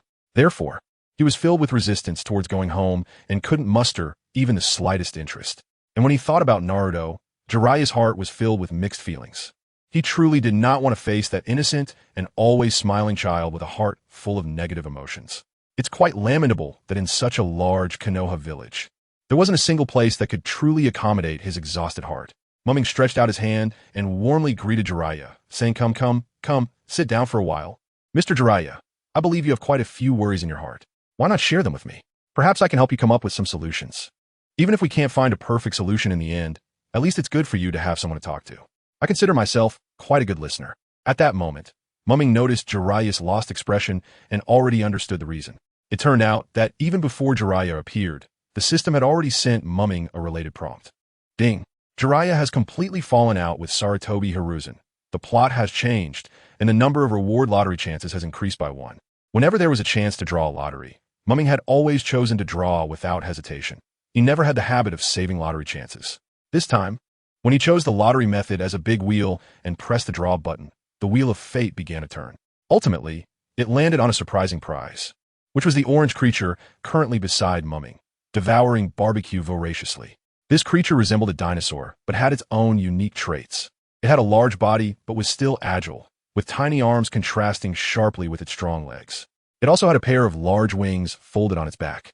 Its body was covered with a thick and hard layer of orange scales, shimmering brilliantly in the sunlight by the window, like a majestic golden armor. What was particularly eye-catching was the long tail behind this creature, which was constantly swinging back and forth. At the tip of the tail, a blazing flame burned fiercely, resembling the most dazzling meteor streaking across the night sky. Whenever this creature was happily satisfied with its meal, the flames on its tail would suddenly leap upward, seemingly expressing its inner joy and excitement in this way. From a distance, the dancing flames and the swaying long tail complemented each other, forming a spectacular and magical scene. Charizard, originating from the Pokemon world. Charizard is the final evolution of Charmander, said to be capable of spewing powerful flames, even able to melt rocks. Its tail flame burns vigorously, and its eyes are filled with fighting spirit. Charizard can unleash high-temperature flames that can melt solid rocks, but often inadvertently causes forest fires. Hence it is widely known. Ming's eyes widened, and his face was full of disbelief. It should be noted that prior to this, whether it was drawing skills or physical items, he had already felt quite surprised and unexpected. But now, he couldn't believe that even a living creature could be drawn. This was truly beyond imagination. This shows that the mysterious and somewhat foolish system harbors immeasurable potential for development. Although he didn't draw those highly coveted powerful skills or impressive equipment this time, when he saw that what appeared before him was a majestic and imposing fully evolved Charizard, Mumming's heart was not filled with any dissatisfaction or frustration. Instead, he couldn't hide his excitement. After all, if you randomly stopped someone on the street who loved ACG culture and asked them, it would be hard to find anyone who wasn't fond of Ash's incredibly cool, powerful, and distinctive Charizard. For Mumming, he had once also been full of yearning and desire for this powerful and handsome Pokemon. Therefore, successfully obtaining it this time undoubtedly fulfilled a beautiful dream buried deep in his childhood. Moreover, it is worth mentioning that after Mumming's careful observation and comparison, he found that the Charizard he obtained was much stronger than the one Ash had. According to his memories from his past life, even common Pokemon have clear level distinctions: 0 to 10 level, novice level 10 to 30 level, ordinary level 31 to 45 level, elite level 46 to 60 level, gym level 61 to 80 level, champion level 81 to 100 level, master level. Yet, the Charizard Mumming possessed had already reached level 88, which is master level. It should be noted that Pokemon of this level are rare in the entire Pokemon world. Not only that, its ability is a rare hidden ability, Solar Power. This powerful ability allows this Charizard to have combat burst power far exceeding other similar Pokemon in specific environments. With Charizard's strength, even in today's ninja world, it can undoubtedly be considered a true powerhouse. It is not an exaggeration to say that its strength is comparable to those at the peak of the Shadow level, even reaching the threshold of the Super Shadow level. At this moment, Mumming raised his hand and gently patted Charizard's shoulder. Interestingly, this Charizard, due to its excellent development, was much taller than Mumming, making it impossible for him to reach its head. Roughly estimating, this Charizard must be at least 3 meters tall, over a meter taller than other normally sized Charizards. However, despite its large and mighty stature, when Mumming gently touched it, it showed no signs of resistance. In fact, this Charizard had just been drawn by Mumming not long ago. Yet, it seemed to have a special affection for Mumming, the half-baked trainer. Of course, the title of trainer was somewhat inaccurate. If Mumming were to be given another title, perhaps caretaker would be more fitting. After all, in a sense, Mumming's help to it might just be limited to providing care. Subsequently, taking advantage of a brief moment of free time, Mumming quickly glanced at Charizard's skill panel. But after just a quick glance, he immediately realized that merely looking at it was far from enough. Scratch, Roar, Spark, Smokescreen, Dragon Breath, Flame Fong, Slash, Flamethrower, Scary Face, Fire Spin, Inferno, Flare Blitz, Heavy Slam, Wide Guard, Brick Break, Crunch, Dig, Dragon Claw, Dragon Dance, Dragon Pulse, Dragon Tail, Hang Tough, Endure, Blast Burn, Fire Pledge, Fire Punch, Overheat, Throw, Aura Sphere, Aura Punch, Heat Wave, Metal Claw, Intimidate, Burnout, Protect, Sleep, Roar, Rock Slide, Rock Tomb, Solar Beam, Shadow Claw, Dream Eater, Substitute, Sunny Day, Swift, Swords Dance, Body Slam, Takedown, Blast Burn, Thunder Punch, Weather Ball, Flame Burst, Bite Double Edge, Belly Drum, Iron Tail, Primal Force, Dragon Dive. That long list of dazzling and diverse skills truly made him feel a bit dizzy. Mumming was even embarrassed to compare his few pitiful ninjutsu skills with this. It could be said he was completely humiliated. At this moment, looking at the long list of skills before him, he couldn't help but feel that this thing was longer than his own life. When it comes to Ming's understanding of Pokemon in his previous life, it was quite limited. Although he had heard the name Charizard, he had no idea how many skills it could master. However, he guessed that it was probably just the ones he had seen so far. In his shallow understanding, aside from the legendary Mew and the so-called creator god, Alpaca Brother, who could master all Pokemon skills, even other legendary beasts would only reach that level at most. With a skill panel reminiscent of a Pokemon skill display board, perhaps influenced by the mysterious system's power, when Charizard was summoned, a wonderful connection of empathy was established between the human and the dragon. Just like that, when Charizard let out a couple of roars at Ming, he immediately understood that this big guy was hungry. Thus, Ming took Charizard to a barbecue restaurant near the security department. Other ninjas or ordinary people didn't find it surprising to see Charizard. At most, they looked at it with admiration, treating Charizard as a completely new spirit beast. However, what surprised Ming was that he unexpectedly ran into Jeriah there. At that moment, Jeriah was wandering aimlessly, having no clue about his upcoming itinerary. Just then, he heard Ming calling his name, which sounded like a guiding light. Since that was the case, he thought it would be better to go and see what was going on. So, Jeriah walked towards the barbecue restaurant.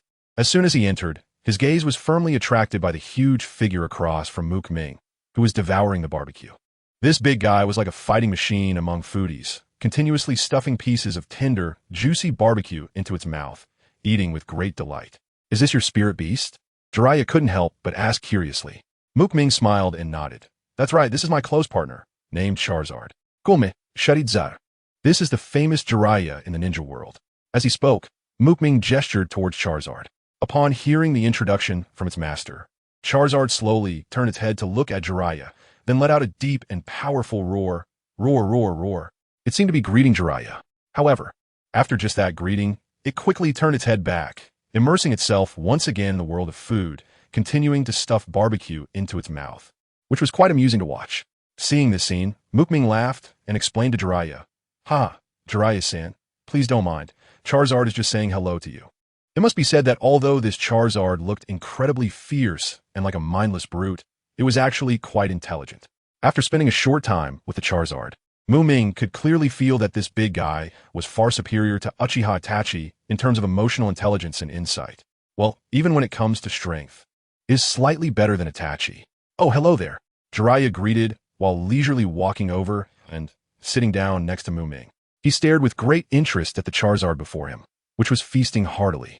Each of its tiny hands held a skewer fork. It opened its enormous mouth, quickly shoving piece after piece of aromatic grilled meat into its mouth with the speed of a whirlwind. Looking in front of Ming, there were actually 6 barbecue grills set up, each filled with tempting, sizzling meat. However, even with all 6 grills working simultaneously, the speed of cooking the meat could not keep up with the speed at which the Charizard was eating. In the blink of an eye, the large plate of grilled meat was swept away by the Charizard as if by a storm, leaving behind only an empty grill and some residual grease, telling tales of its former glory. Ming was seriously using tongs to flip the tender and juicy pieces of meat on the grill, releasing an enticing aroma. At the same time, he didn't forget to chat with Jeriah, who was beside him. "Mr. Jeriah, I see your face. Why do you seem a bit down?"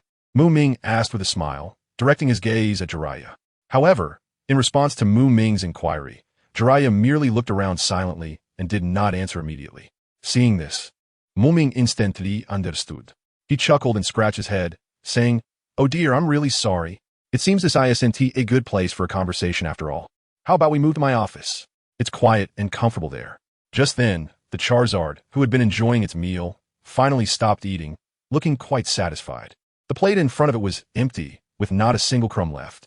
It opened its mouth contentedly and let out a loud burp. A hot gust of air accompanied by a few sparks erupted from it. If it weren't for Ming's quick reflexes, the curtains in the barbecue restaurant would have nearly caught fire. Hey, take it easy, will you? If you keep being so careless, my wallet is going to suffer." Ming shook his head helplessly, but his eyes were filled with affection. What could he do? It was his dragon, and he could only spoil it. After settling the bill, Ming, Jeriah, and the well-fed Charizard each took a cup of hawthorn juice and leisurely walked out of the barbecue restaurant. The Charizard was holding a specially made, oversized ice cup filled with cold and sweet-sour hawthorn juice. Thus, the 3 of them chatted and laughed as they headed towards the security department. "Now we can talk, right?" Ming said with a smile, leading Jeriah and the Charizard, which looked like a grandpa after a full meal, into his own office. As they passed through the security department, the Uchiha clan members around them cast curious glances. When they saw that Jeriah, a core figure of the Hokage, was walking alongside Ming, a hint of confusion appeared on their faces. However, since Jeriah was brought in by Ming himself, despite their questions, the Uchiha clan members did not step forward to stop Jeriah. This shows that Ming's prestige in the security department was already quite high. Upon reflection, this was only natural. After all, since Ming implemented a series of new policies, the Uchiha clan had gained considerable unexpected income, which indirectly improved their overall treatment. How could the clan members not be sincerely convinced by such an understanding and caring leader? Once in the office, Jeriah and Ming sat face to face on the sofa, while the Charizard found a sunny spot for itself and comfortably curled up, seemingly preparing for a nice afternoon nap. After a moment of silence, Jeriah broke the tranquility. "Honestly, I really don't know where to start." Ming nodded slightly, showing understanding, and then softly asked, "It should be related to Sarutobi Hiruzen, right?" As he said this, a barely noticeable glimmer flashed in his eyes, as if he had some kind of plan in mind. Hearing Ming mention Sarutobi Hiruzen, Jeriah nodded heavily and sighed. That's right, that old man. He has completely changed now. The transformation is so great that it makes me feel like the person in front of me is almost not the one I once knew. As soon as Sarutobi Hiruzen was mentioned, Jeriah's originally bright eyes instantly dimmed, losing their focus, as if he had been dragged into a world that belonged solely to him by an invisible force. This was perfectly normal, as the impact of power is indeed enormous. Ming nodded slightly, deeply empathizing with this phenomenon. Whether in this war-torn and tumultuous ninja world, on the complex and ever-changing political stage of the past life, or in the ancient dynasties of the past life, there are countless examples of how a person's character and behavior can change drastically due to power. So, what are your plans next? Ming directly asked. He had no intention of continuing to talk about Sarutobi Hiruzen. At this moment, Jeriah was feeling troubled. If he talked too much about the right and wrong of Sarutobi Hiruzen, it would only make the other party even more irritated. And it might even bring the anger back onto himself, which would be counterproductive. I don't know. Right now, I just want to take good care of Naruto. Jeriah shook his head in confusion, his voice sounding somewhat low and weak. He had already lost the direction to move forward and could not find the goal of his life. Even the matters related to the child of prophecy, which Jeriah had been desperately pursuing, did not pique his interest at all at this moment. Over the years, he had searched everywhere for clues about the child of prophecy, but had always come up empty. For this distant and elusive goal, he had sacrificed far too much. His home is gone. His most proud and excellent disciple is gone. Now he has also fallen out with his teacher. Even the person he secretly admires is drifting further away from him. Everything beautiful he once had has dissipated like smoke, leaving him with nothing but exhaustion and endless sorrow. Do you remember the matter I mentioned to you before? Ming stared intently at the dazed Jeriah in front of him and asked softly, Huh, what matter? Jeriah raised his head in confusion, his eyes hollow and lifeless, as if he had lost his soul. Seeing him like this, Ming secretly chuckled and decided to give him a strong dose of reality. Tsunade. Oh, Tsunade. What? Tsunade. Jeriah, who was still in a daze, instantly snapped back to attention upon hearing the name Tsunade, his eyes widening as he stared straight at Ming. As expected, just mentioning Tsunade immediately elicited a reaction from him. Ming nodded in satisfaction and continued. Yes, it's Tsunade. I have seriously considered it. The situation in Konoha is increasingly chaotic, and it's time to invite Tsunade back to take charge. Tsunade, Jeriah murmured the image of that fiery, bold, and incredibly brave woman involuntarily surfacing in his mind. Indeed, the village is now a mess thanks to those old fools, turning Konoha into a chaotic place. As the granddaughter of the first Hokage, Hashirama Senju, if Tsunade can step up now, she will surely seek justice for the village founded by her grandfather. As his thoughts became clearer, Jeriah increasingly agreed with Ming's idea, and his deep longing for Tsunade grew stronger. All right, if that's the case, I should quickly pack my things and set off to find Tsunade. With this thought, Jeriah could no longer contain his excitement, standing up to prepare for the journey. Especially when his thoughts involuntarily drifted back to that deeply buried memory. A graceful golden-haired figure unfolded before his eyes like a painting. So many years have passed. Her precious baby must have grown quite a bit by now. Jeriah mused inwardly, an expression of anticipation and eagerness appearing on his face. However, just then, a frantic shout suddenly came. Wait a moment. It was Ming, seeing Jeriah getting up to leave, hurriedly calling out to stop him. Hearing this shout, Jeriah was slightly taken aback, halting his actions and turning to look at Ming with a puzzled expression, asking, What's wrong? Ming looked at him seriously and said slowly, You still have a lot to deal with. You don't need to personally go for this task of finding Tsunade. What could I possibly have to deal with? Jeriah instinctively retorted, but as soon as the words left his mouth, he noticed Ming was staring at him intently, his gaze seemingly carrying deeper meaning. Then, he heard Ming softly remind him, Naruto. As these two words came from Ming's mouth, Jeriah's face instantly turned bright red. He just has thick skin, not a lack of shame. He decided to take care of Naruto, and then immediately forgot about him. Even with Jeriah's thick skin, he couldn't help but feel a bit flushed. I almost turned into a toad. He had been thinking about Tsunade, but he also had an unshirkable responsibility to take care of Naruto, especially since he had just had a falling out with Hiruzen Sarutobi over Naruto's matter.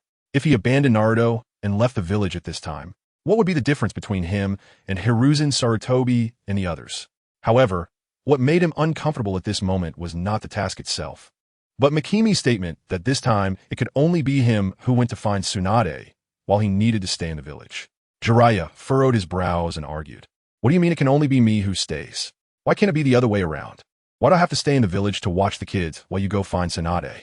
Oh, I'm sorry, I just misspoke. Mikimi admitted his small mistake without hesitation. Jeriah nodded with a smile, indicating his acknowledgement.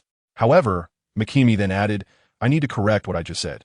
This time, it doesn't matter who goes to find Tsunade, but you alone cannot go. Jeriah, who initially did not care much about this matter, immediately widened his eyes upon hearing this. Questioning in confusion, Hey, what nonsense are you talking about? Why can't I go? You have to give me a reasonable explanation. Facing Jeriah's serious attitude, Mikimi remained calm and answered, Actually, the reason is very simple. Mr. Jeriah, you should know that the relationship between our Uchiha clan and Konoha is currently extremely fragile, like a delicate piece of paper that could be easily torn with the slightest disturbance. In this sensitive period, only you can play a key role in easing the conflicts between both sides. After all, as long as you act as that buffer zone, it can at least ensure that the Uchiha and Konoha will not completely tear apart and go to war. After saying this, Mikimi looked at Jeriah with a meaningful gaze. They could fight, and Mikimi was confident he could win against Hiruzen, Sarutobi, and the others. However, such a direct physical elimination of Hiruzen and others did not align with the script Mikimi had written in advance. What he wants is to kill both body and heart. Ming still remembers a popular post from his last life about endings. The high-ranking are humble to the dust. The proud seek but cannot obtain. The libertine dies of loyalty. The schemer dies of loyalty. The thief dies of dedication. The selfish die of sacrifice. Childhood sweethearts turn into enemies. Love at first sight, but unable to act. Mutual crushes, but forever missed. Spending time together, yet harboring ulterior motives. Suddenly awakened, yet unable to recover. Long-lost reunions, but everything has changed. The indulgent which dies of love. The schemer dies of loyalty. The traveler dies of returning home. The death god is trapped in the river of the underworld. The shepherd dies of faith. The giant of dusk falls before dawn. The blazing sun cuts down the light of the ancient sun. The dreamer never existed. The thief ultimately has nothing. The voyeur dies of knowledge. The sleepless fall into eternal sleep. The key of stars is trapped in the starry sky. The traveling mage never returns home. The serpent of fate is swayed by fate. The anchor can carry the Black Emperor, but can also overthrow the Black Emperor. The lost guide, the deceived god of deceit. The traveler never left his hometown. All of the above represents the saddest endings. Conversely, this also means the most cruel punishments for those people. In the carefully crafted script by Ming, the character Sarutobi Sasuke is endowed with multiple traits. He is extremely obsessed with a good reputation and has an uncontrollable fanaticism for power. Not only that, he is also a typical double standard holder who always blindly favors his own family and allies. Based on these traits, Ming is already confident about the direction of the subsequent script, with clear and targeted goals. In Ming's script, death for Sarutobi Hiruzen is not presented at the beginning, but is placed at the end. Before that, Sarutobi Hiruzen will go through a series of processes, such as the collapse of power, infamy, and family destruction. However, to ensure that these dramatic scenes are perfectly presented, an essential witness who has witnessed the entire process is necessary. Undoubtedly, Sarutobi Hiruzen, as the core figure of the entire event, has become the best candidate for a witness. At this moment, it is the opening act of Sarutobi Hiruzen's script where power dissipates. Seeing Jeriah fall into silence and stop speaking, Ming understood that the other party had obviously tacitly agreed to the proposal he put forward. If Mr. Jeriah has no objections, then the matter is settled. After a moment, I will arrange a proper residence for you and Naruto within the Uchiha clan grounds, and you two can move in with peace of mind. Ming calmly gazed at Jeriah in front of him and slowly said, Moving into the Uchiha clan grounds? Me and Naruto? Upon hearing Ming's request for him and Naruto to move into the Uchiha clan grounds, Jeriah couldn't help but widen his eyes, his face full of astonishment, as if he had been petrified in an instant, completely at a loss. This behavior is too dangerous. Jeriah frowned, shaking his head as he spoke. He could hardly imagine how Ming could propose such a crazy suggestion. Jeriah was well aware that Sarutobi Hiruzen and the other high-ranking officials placed great importance on Naruto. Now, Ming actually wanted Naruto to move into the Uchiha clan's territory openly and conspicuously, which was undoubtedly a direct provocation to Sarutobi and the others, continuously stimulating and challenging their limits of patience. This is exactly the effect I want. I want them to be as anxious as ants on a hot pan, restless and uneasy. Why should we work ourselves to the bone while they can live comfortably and peacefully? Dream on. Muming's lips curled slightly, a hint of cunning flashing in his eyes, not hiding his thoughts at all. Clearly, he was deliberately trying to create some trouble for Sarutobi and make them anxious. Mr. Jeriah, you really don't need to worry too much. Even if Naruto moves into the Uchiha territory, you will still be responsible for taking care of him. And once I leave the village, the Uchiha clan's combat power will naturally be significantly weakened. So, there's no way both sides could really end up fighting, Muming confidently analyzed. He certainly understood what Jeriah was worried about, but he himself was not afraid at all. If the Hokage had been that ruthless and impulsive Danzo, who often wasn't very clear-headed, there might indeed have been a possibility of a fierce conflict between the Uchiha and Konoha due to a moment of impulse. However, the one sitting on the Hokage throne now was not that old man Danzo, but Sarutobi Hiruzen, who was jokingly referred to as the ninja bear by people in his past life. Speaking of Sarutobi Hiruzen, let's set aside his other merits for now. In Mu Ming's eyes, the most outstanding feature of this third Hokage was his extraordinary patience. Because of this, with him in charge of Konoha, the probability of conflict erupting between the Uchiha and Konoha was almost negligible, especially when Mu Ming himself was not in the village. To Sarutobi Hiruzen, Mu Ming was like the sword of Damocles hanging over him, making him feel apprehensive. This seemingly calm, yet actually turbulent situation perfectly showcased the deterrent power of the Sharingan. All right, stop hesitating. Let's make a decision on this. Besides, as a single adult man, can you really take care of Naruto properly? At least here, I can arrange for people to help you look after him. Seeing that Jeriah's expression seemed to waver, Mu Ming seized the opportunity and threw out another bombshell. By the way, our clan leader's youngest son, Sasuke, is in the same class as Naruto, and they're very good friends. Having them go to and from school together, with peers around, will undoubtedly be very beneficial for Naruto's physical and mental health. Fine, then it's settled. But by the way, where do you plan to put me? It wouldn't be near the Fugaku family's place, would it?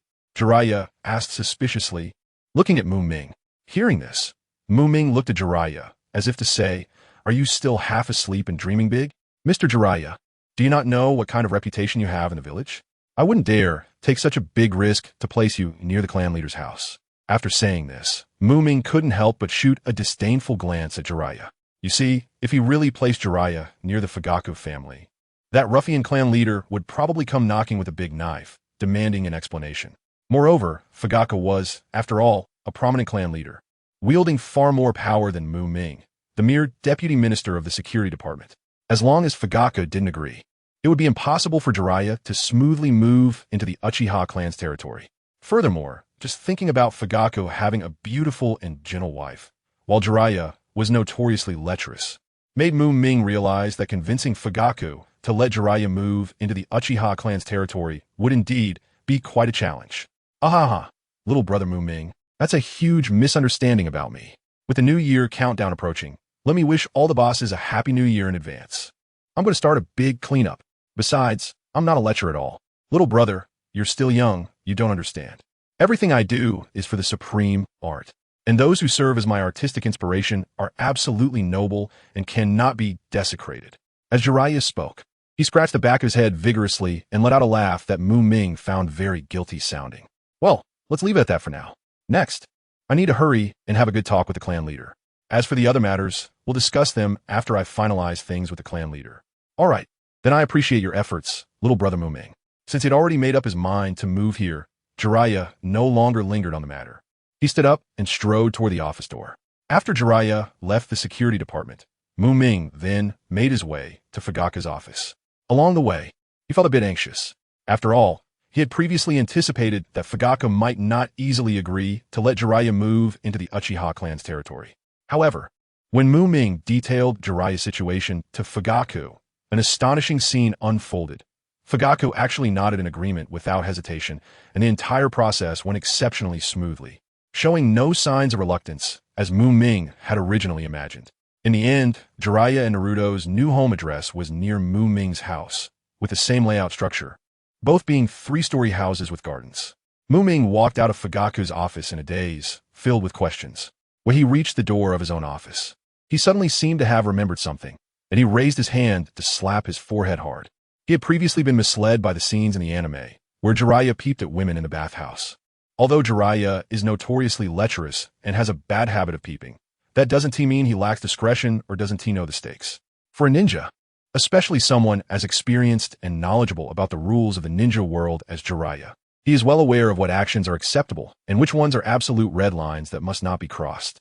For instance, occasionally sneaking a glance at the ordinary women's bathhouse in the village wouldn't cause too much trouble. However, if he dared to peep at Mikoto, it would be tantamount to openly provoking Fugaku, the head of the Uchiha clan. Such an incredibly foolish act would never be done by anyone with even a little sense. After all, if such a thing were to happen, the only possible outcomes would be either Jeriah would take down Fugaku, or Fugaku would take down Jeriah. In any case, one of them would have to die. And that is not all. If Jeriah were to die, it would just be over for him. But if Fugaku were to die, Jeriah would face even greater trouble. Because Fugaku has two sons, Itachi and Sasuke. Itachi possesses the Mangekyō Sharingan. By the way, Jeriah still doesn't know that Fugaku also has the Mangekyō Sharingan. But even without that knowledge, given Jeriah's way of dealing with the world, he would absolutely never do something so self-destructive. This time, Ming has worried for nothing, since even leaders like Fugaku and Ming have nodded in agreement. And the matter itself doesn't seem like a world-shattering event. The other clan members didn't pay too much attention or worry about Jeriah, a staunch member of the Hokage family, moving into the Uchiha clan territory. As for whether this might be a conspiracy orchestrated by Sarutobi Hiruzen behind the scenes, the Uchiha higher-ups merely scoffed at that idea, dismissing it. After all, there's an old saying, your teammates may not truly understand you, but your enemies will definitely know you inside and out. Speaking of Sarutobi Hiruzen, the Uchiha clan is very familiar with his usual style and methods. Although it cannot be ruled out that he might set up some schemes to test the Uchiha clan's reactions, it is absolutely impossible for him to use Naruto, the Jinchuriki of the Nine Tails, as a pawn to probe the Uchiha's attitude. Not to mention the absurd idea of having Naruto move directly into the Uchiha clan territory. Even the Uchiha elders speculated that Sarutobi Hiruzen must be completely unaware of Naruto moving to the Uchiha territory. Otherwise, given his usual way of doing things, he would never be so indifferent and inactive. As for why Jeriah would choose to live here, this question didn't seem important to everyone. They didn't care about the reasons and had no interest in exploring it. After all, the current Uchiha territory is located in a corner of Konoha, far from the bustling village center, and its advantage is that it is large enough. It wouldn't be a problem even if 100 or 80 people came. Jeriah's identity was even less important. The Uchiha clan values friendship not based on the friend's status, but on the friend themselves. In the eyes of the Uchiha people, as long as someone can make Sarutobi Hiruzen feel unhappy or even disgusted, they must be a good person. Regardless of that person's original identity and background, it doesn't matter at all. If anyone has a different opinion or view on this, that is fine too. There's a living example right in front of them. If you feel dissatisfied, you can always follow Jeriah's example. As long as you can bring back a Jinchuriki with a tailed beast and have them move into the Uchiha territory, there's no doubt you would also become a good friend of the Uchiha clan. The move was settled in such a light-hearted and pleasant manner. Well, that is how things are. Starting today, we'll be neighbors. Ming, with a big smile, went to Naruto's house and explained the situation to Jeriah and Naruto. At that moment, Jeriah was leisurely sitting at the table enjoying dinner, while Naruto was wolfing down food and curiously staring at the suddenly arrived Ming. After hearing this, Jeriah merely nodded slightly, seemingly not too surprised. After all, with his experience and wisdom, he had long anticipated this outcome. However, Naruto, on the other hand, instantly became excited, his big eyes sparkling with enthusiasm. Wait, does this mean I'm going to be neighbors with that stinky Sasuke who always thinks too highly of himself? Naruto eagerly asked, his words revealing an unmistakable joy. Stinky Sasuke? Ming couldn't help but be amused by Naruto's special nickname for Sasuke, raising an eyebrow and thinking that the name was quite vivid and fitting.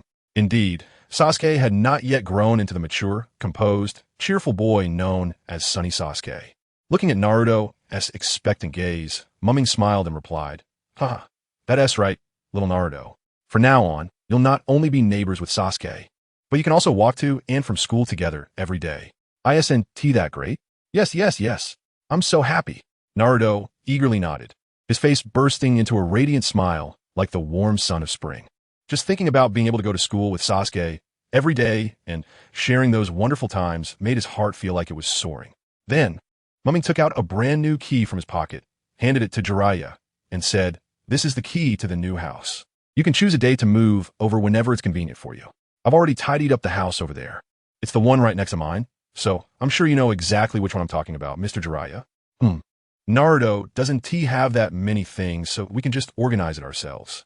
Jeriah squinted slightly, recalling the scenery near Ming's house, and quickly realized which house Ming was referring to.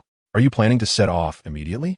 Jeriah asked as he took the key from Ming, feeling as if Ming's tone suggested he was about to embark on a journey.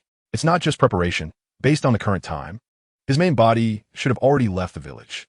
Ming looked up, his gaze falling on the slowly turning clock on the wall. Then he gave a somewhat uncertain response. "All right then." Jeriah casually nodded, indicating that he had no strong objections. After all, he had only asked casually.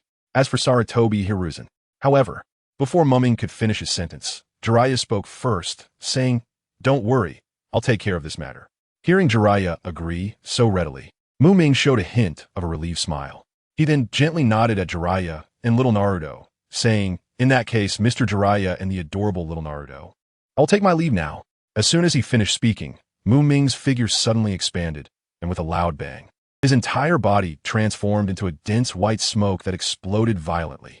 In the blink of an eye, the smoke quickly dissipated into the air, and Ming himself vanished without a trace, as if he had never been there at all. "Wow, so cool," little Naruto exclaimed excitedly, his bright eyes sparkling with a dazzling light like stars. Just now, he was completely astonished by the scene of the clone turning into smoke and disappearing. At that moment, Jeriah walked over with a smile, gently ruffled Naruto's little head, and said, "Little Naruto, do you like this? Actually, I could do it too. If you want to learn, I can teach you later." Upon hearing this, Naruto immediately looked up, his eyes filled with anticipation and joy, and eagerly nodded. Yeah, sure. Thank you, uncle. I will study hard." After saying that, he didn't forget to give Jeriah a brilliant smile, his pearly white teeth shining particularly brightly under the light. Meanwhile, not long after leaving Konoha, Ming suddenly sensed a familiar wave of energy.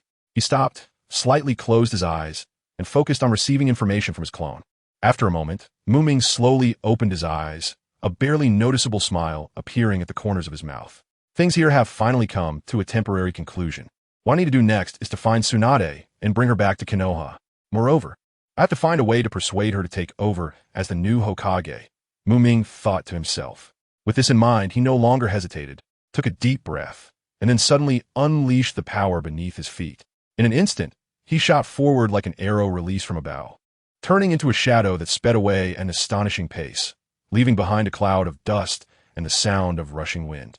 Time seemed to freeze as it quietly passed, and no one could accurately tell how long had gone by.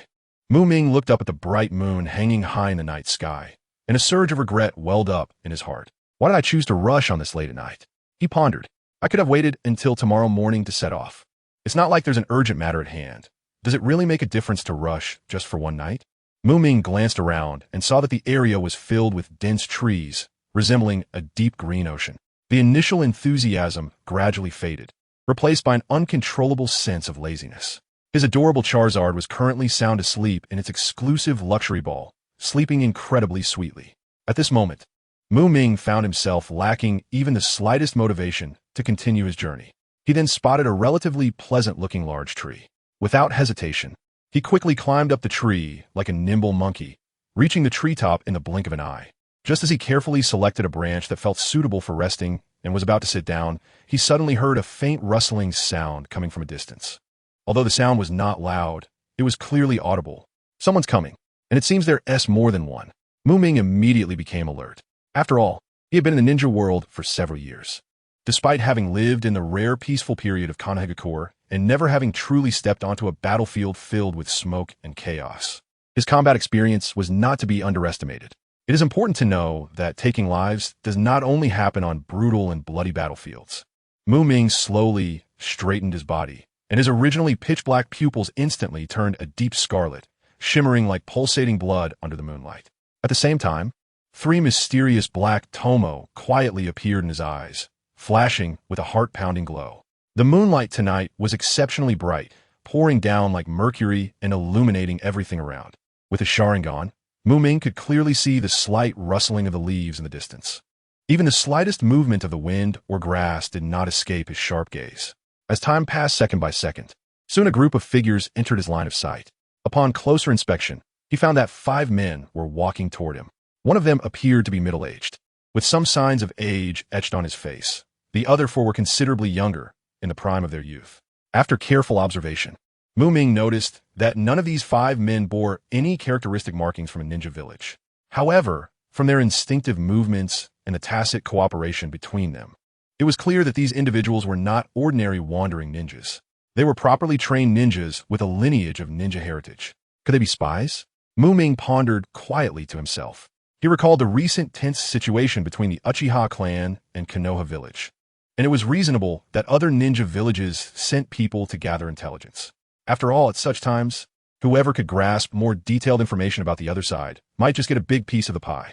As for how to obtain intelligence, sending spies is undoubtedly one of the most common and effective methods. Of course, spies are not necessarily top-notch experts, just like the 5 individuals that appeared before him. By sensing the chakra fluctuations emanating from them, Ming could quickly deduce their respective levels of strength. The middle-aged man at the front was clearly a standard J Nin, while the other 4 were all at the CH Nin level. It seems a good show is about to unfold, Ming thought, a hint of an imperceptible smile curling at the corners of his mouth as he mentally prepared to face them. Watching them approach directly toward his location, it was as if they were being guided by the threads of fate. Since that was the case, he might as well take a wait-and-see approach and present these uninvited guests with an unexpected surprise. With this in mind, Ming sat quietly like a mountain, showing no intention of getting up, resembling a silent statue, patiently waiting for the enemy to walk into his trap. 3, 2, 1. When the countdown in Ming's mind came to an abrupt halt, the 5 figures were just facing him directly. "Hi, everyone. Good evening," Ming greeted with a smile, sitting leisurely as he waved at the few in front of him. Konoha's ninja. One of them, with sharp eyes, immediately recognized Ming's identity, and a look of vigilance instantly appeared on his face. "Flame fan. Sharingan. It's Uchiha." Another person's gaze fixed tightly on the iconic flame fan on Ming's right chest, and upon seeing his Sharingan, he exclaimed in shock. "Not good. We cannot let our presence be exposed. Attack. Kill him."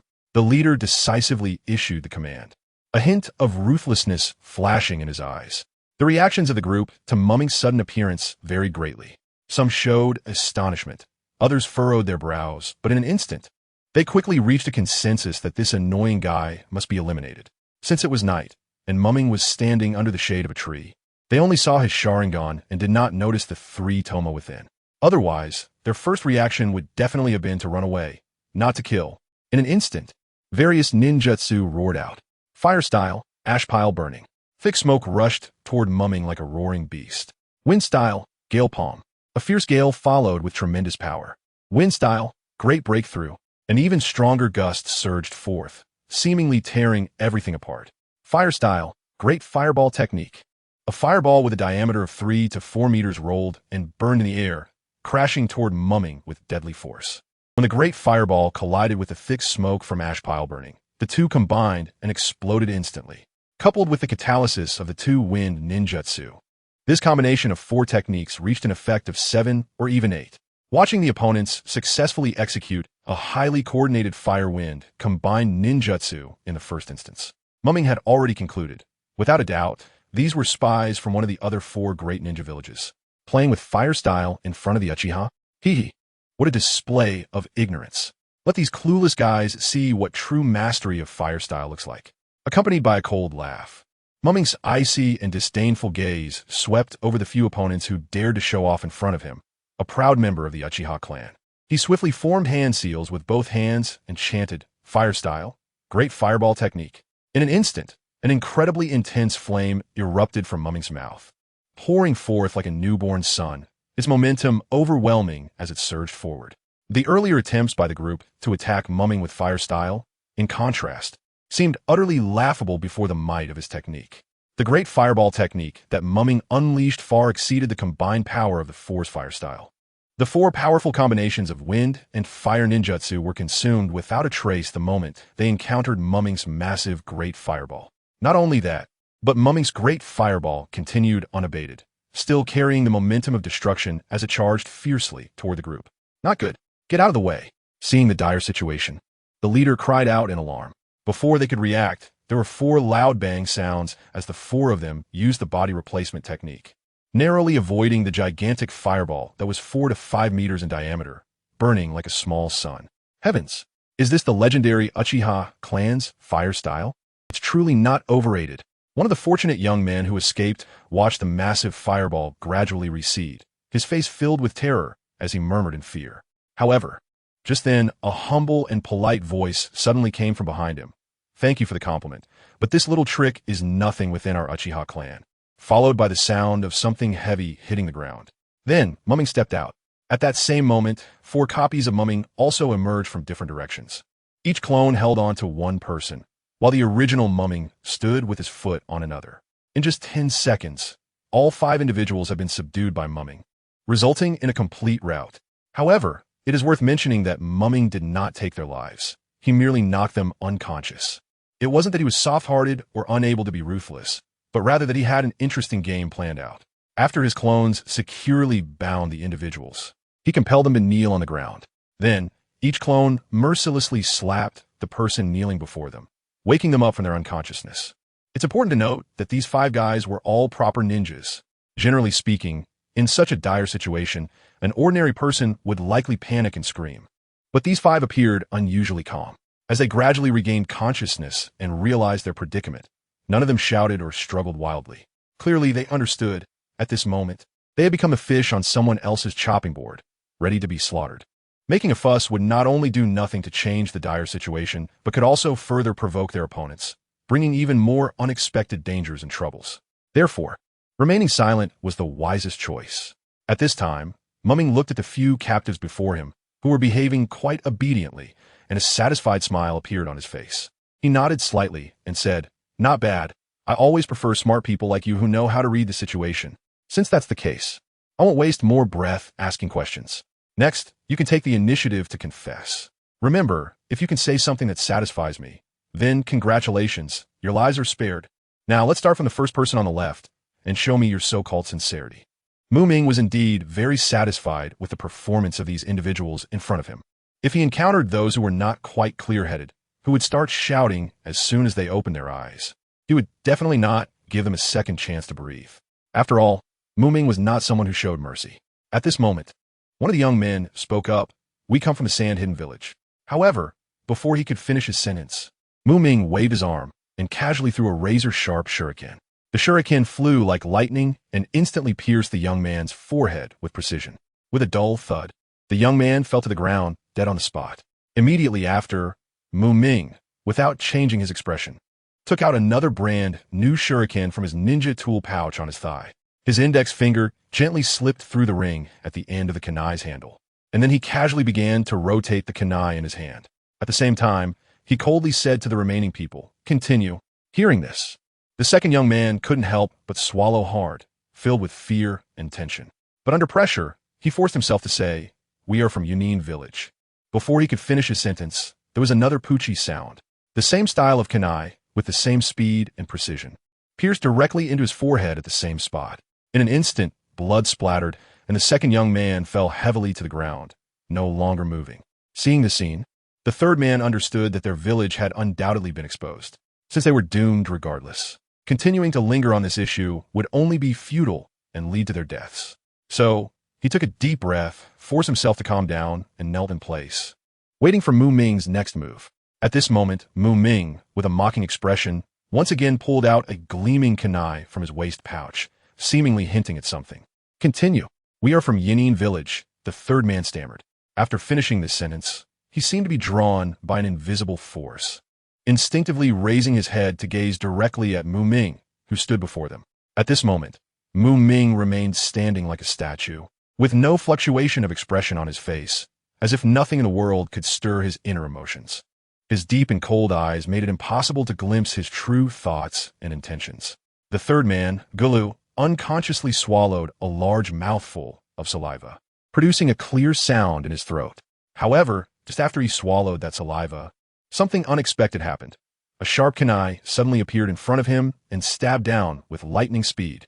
With a soft thud, The kunai embedded deeply into the third man's forehead, and he collapsed to the ground without even having time to scream.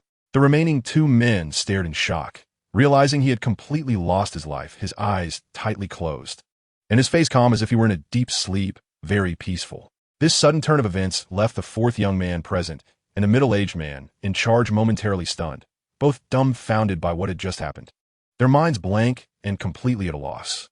After a long while, they snapped back to reality and simultaneously cast terrified glances at Mu Ming.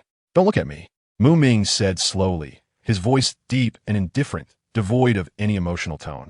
When he stated that they were from Rock Hidden Village, he appeared calm and unflustered, which was enough to prove that he was not lying. Hearing this, the fourth young man immediately trembled in fear, his speech becoming shaky, since he spoke the truth. "Why did you kill him?" As the shadow of death gradually loomed over him, his face turned pale as paper, cold sweat dripping down his forehead. After all, it was his turn to face interrogation next, and anyone in such a situation would feel fear and dread. "I already clearly told you before. As long as you honestly tell the truth and say something that satisfies me, you can live, right?" But he, on the other hand, if he had confessed honestly like before, why would he be so nervous now, swallowing saliva nonstop? It was obvious that his nervousness at this moment indicated that he had ulterior motives. Either he was planning how to deceive me or was preparing mentally to deceive me. Since that's the case, why shouldn't I take the initiative? This could also save him some saliva. After Mu Ming finished speaking, the remaining two people were instantly frozen in shock, as if struck by lightning, completely at a loss. "Sir, do you think there's a possibility that the current atmosphere itself is making him feel particularly tense?" The middle-aged man ultimately couldn't suppress his inner fear and confusion and mustered the courage to retort. "Oh, so there is such an explanation? It seems that it's my fault then. Well, I apologize to him sincerely. Private Marseille." As Mu Ming spoke, he casually clasped his hands together. However, there was not a shred of apology on his face. His expression was even more perfunctory than mere indifference. Watching Mu Ming's insincere apology, the other two fell into silence. At this moment, what could they do? If they had enough strength to defeat Mu Ming, then it would be Mu Ming himself kneeling here begging for mercy. Unfortunately, the reality was the exact opposite. They were like fresh fish on a chopping board, while Mu Ming was the cold butcher wielding a sharp blade. As the saying goes, the knife is in the hands of others, and I am the fish. Now, they had no choice but to endure. "Stop dawdling, hurry up and continue. It's your turn now." Mu Ming edited impatiently.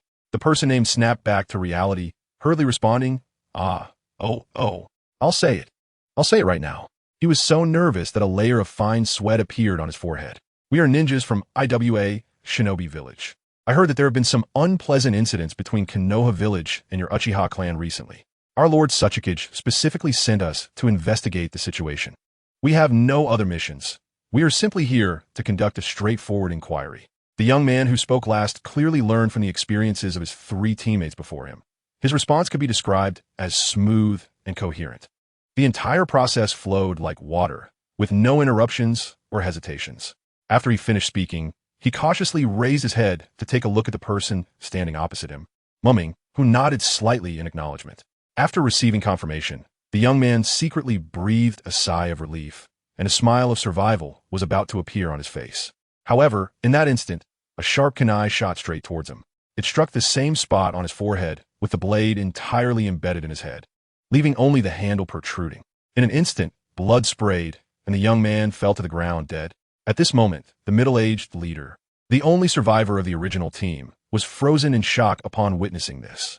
His expression turned into one of disbelief, as if he had been stunned by fear.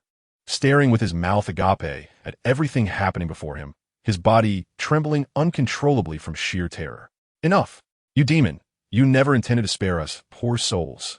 The middle-aged man shouted hoarsely, his eyes bloodshot, his face filled with despair and anger. At this moment, he finally realized that the guy from the Uchiha clan in front of him had never considered sparing them. Ming had treated them like a cat plays with a mouse, manipulating them at will.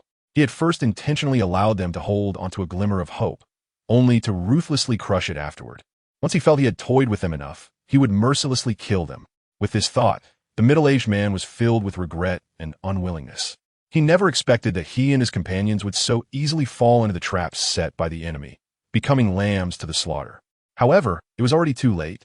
No matter how hard they struggled, they could not change the impending tragic fate. I have to say, you ninjas from Wagakure are truly naive to the point of being laughable. Come on, you're spies deep in enemy territory. Did you really think you could leave unscathed after being captured? I wouldn't even dare to dream such a naive dream. But now that things have come to this point, I don't want to waste any more breath on you. You should just obediently close your eyes and have good sleep. When you wake up, perhaps you'll find that this was just a terrible nightmare. And in reality, nothing happened. Mukyu's lips curled slightly, revealing a mocking smile as he coldly looked at the middle-aged man, who was now engulfed in extreme fear. As soon as he finished speaking, Mukyu seriously glanced at the middle-aged man. At the same time, a flash of bright red appeared in the man's eyes. In an instant, the middle-aged man's body seemed to suddenly lose support, collapsing to the ground, eyes tightly shut, completely unconscious. Seeing this, Mukyu couldn't help but shake his head, inwardly sighing. These guys' thoughts are surprisingly simplistic. In fact, it wasn't that Mukyu was not curious about the information they possessed. It was just that, prior to this, he had already extracted all the information he needed from them through means. Let's think carefully. Which clan does Mukyu come from? The answer is obvious. The Uchiha clan. You must know that the Uchiha are renowned for their Jinjutsu in the ninja world. So, the question arises, when did the Uchiha clan ever need to rely on the time-consuming and laborious method of interrogation to obtain information for captives? According to the normal procedure for Uchiha interrogations, usually it just requires casting a Jinjutsu, and the victim will obediently answer any questions asked. And that is exactly what Mukyu did just now. With his current strength, all it took was a casual glance at these people, and they would undoubtedly answer any question posed. After Mukyu's questioning, the last words spoken by that person contained not a shred of falsehood. They were indeed sent by Inoki, the Tsuchikage of a Wagakure.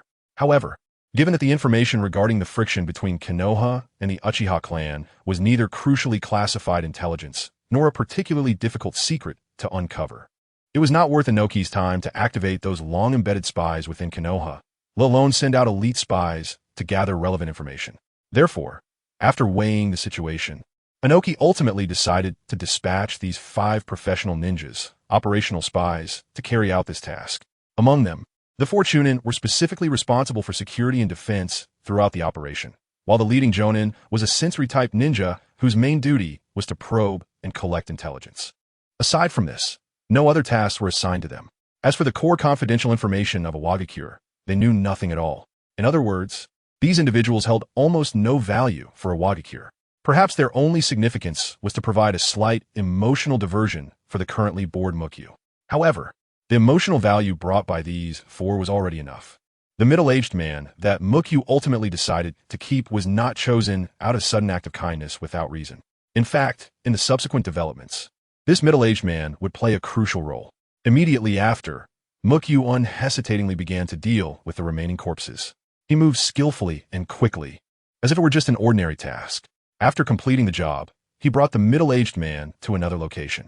Here, Ming performed a type of illusion specifically targeting memory, cleverly modifying the middle-aged man's recollections about himself. The man's task itself did not change, but the number of participants had reduced sharply from the original 5 to just him alone. Moreover, Ming had meticulously set up a powerful illusion deep within the man's mind, programmed to activate at a specific time. When the time came, this illusion would quietly start, and its effects would be quite interesting. After finishing all of this, Ming slightly curled his lips and softly said, "I wish you a wonderful dream." Then, he turned and left without a trace of reluctance. As time passed, approximately 2 hours after Ming's departure, the middle-aged man finally slowly opened his eyes. He stretched lazily and murmured to himself, "Ah, it feels so good to sleep, but I can't delay any longer. I need to get back on the road." At that moment, he was completely unaware of anything unusual. In his memory, all his experiences felt so natural. He simply felt tired from the long journey. So he chose to take a short rest here. Such reasoning was logical and reasonable. How could it possibly raise any suspicions in the middle-aged man? Thus, the middle-aged man, carrying that false memory he believed to be true, set off on his path as a spy once again. As the middle-aged man walked further away until he disappeared from sight, the scene returned to calm. At that moment, a faint sound of a thud came from a nearby tree, followed by a wisp of smoke escaping from the dense treetops. On the other side, Ming, who had found another treetop to rest in, also received information from his clone. The plan was just as he had envisioned. The middle-aged man didn't encounter any unexpected situations during his deep sleep. The clone technique was truly useful. Ming was starting to appreciate this technique that could serve as a real-time monitor. With a casual sigh, Ming closed his eyes. Big, big, big. The gamblers shouted hoarsely, their faces flushed with excitement or tension, appearing particularly fierce amidst the swirling smoke. Small, small, small. Another group responded in the same high-pitched voice, their eyes wide open, fixated on the rolling dice on the gambling table, as if it carried all their hopes and destinies. Ha ha! Leopard, the dealer wins all. With the dealer announcing the results loudly, the entire casino erupted in chaos. The dealer wins all, yet no one cheered. Some pounded their chests in despair, while others cursed loudly, impossible. You're cheating. This was an indoor place filled with smoke, noise, and a dense crowd. The strong, pungent smell of tobacco permeated the air, making it almost impossible to breathe. The area around the gambling table was packed with all sorts of people, some ragged, others dressed as ninjas. Yet, none were without an excited expression, their eyes gleaming with greed. In the middle of the hall, the VIP section was similarly surrounded by a circle of people. It was relatively quieter here, but the atmosphere was still tense to the point of suffocation. A beautiful dealer dressed in a black-made uniform stood expressionless at the center of the gambling table, skillfully manipulating the dice and cards. Among this group of people, apart from the dealer, the vast majority of those who came to have fun were men. They either had stubbly faces or slick-back hair, each person showing an excited and greedy expression, trying to showcase their skills in this gambling game to win huge fortunes. However, at that moment, there was an exception. Lady Tsunade, please stop after this round, okay? A girl with black hair and black eyes softly said. She was holding a cute little pink pig, her eyes revealing a hint of worry and helplessness. The woman known as Lady Tsunade wore a green coat, her golden long hair tied into a ponytail, cascading like a waterfall behind her. She had an alluring figure, and her ample bosom attracted the attention of many men around. Hearing the girl's words, Tsunade impatiently waved her hand and shouted, "Oh, Hiruzen, I'm about to win. Go away and leave me alone." It turned out that these two were the famous Tsunade and her little sidekick Hiruzen. Lady Tsunade, please, don't gamble anymore. We really can't continue like this. If we keep this up, we'll be sleeping on the streets tonight. At that moment, Hiruzen was no longer the same girl who had left Konoha with Tsunade. Faced with Tsunade, who had already fallen into a crazy gambling spree, Hiruzen knew that every word she said would be treated as background noise by the already intoxicated Tsunade and would have no effect. After all, for a gambler like Tsunade, who was addicted to gambling, how could a few words make her change her mind? If someone naively believed Tsunade's so-called last-round claims, there would undoubtedly be only one outcome waiting for them: curling up on the street in the cold night, enduring the biting cold wind and the stares of passers-by. And these experiences were hard-earned lessons Hiruzen had learned after being left penniless by Tsunade's gambling, forcing them to sleep on the streets time and again. Of course, hoping Hiruzen could convince Tsunade to give up gambling was simply a pipe dream. In just half an hour, from Hiruzen's earnest persuasion for Tsunade to quit, to the two of them leaving the casino in defeat, everything happened so quickly. The price they paid was evident. They couldn't even scrape together enough money to buy a bun. Ha ha, Hiruzen, don't be mad. I calculated this time. I thought I was sure to win, but who would have thought I still lost? Sigh, it must be this cursed place that doesn't suit me. It's specifically against me. That's right, this place is no good. Next time, let's find a better location to fight, and I will definitely win big. I'll take you to enjoy the delicacies of this world. Haha. Tsunade laughed heartily, looking at Hiruzen with a big smile. However, Hiruzen just stood quietly to the side, not saying a word.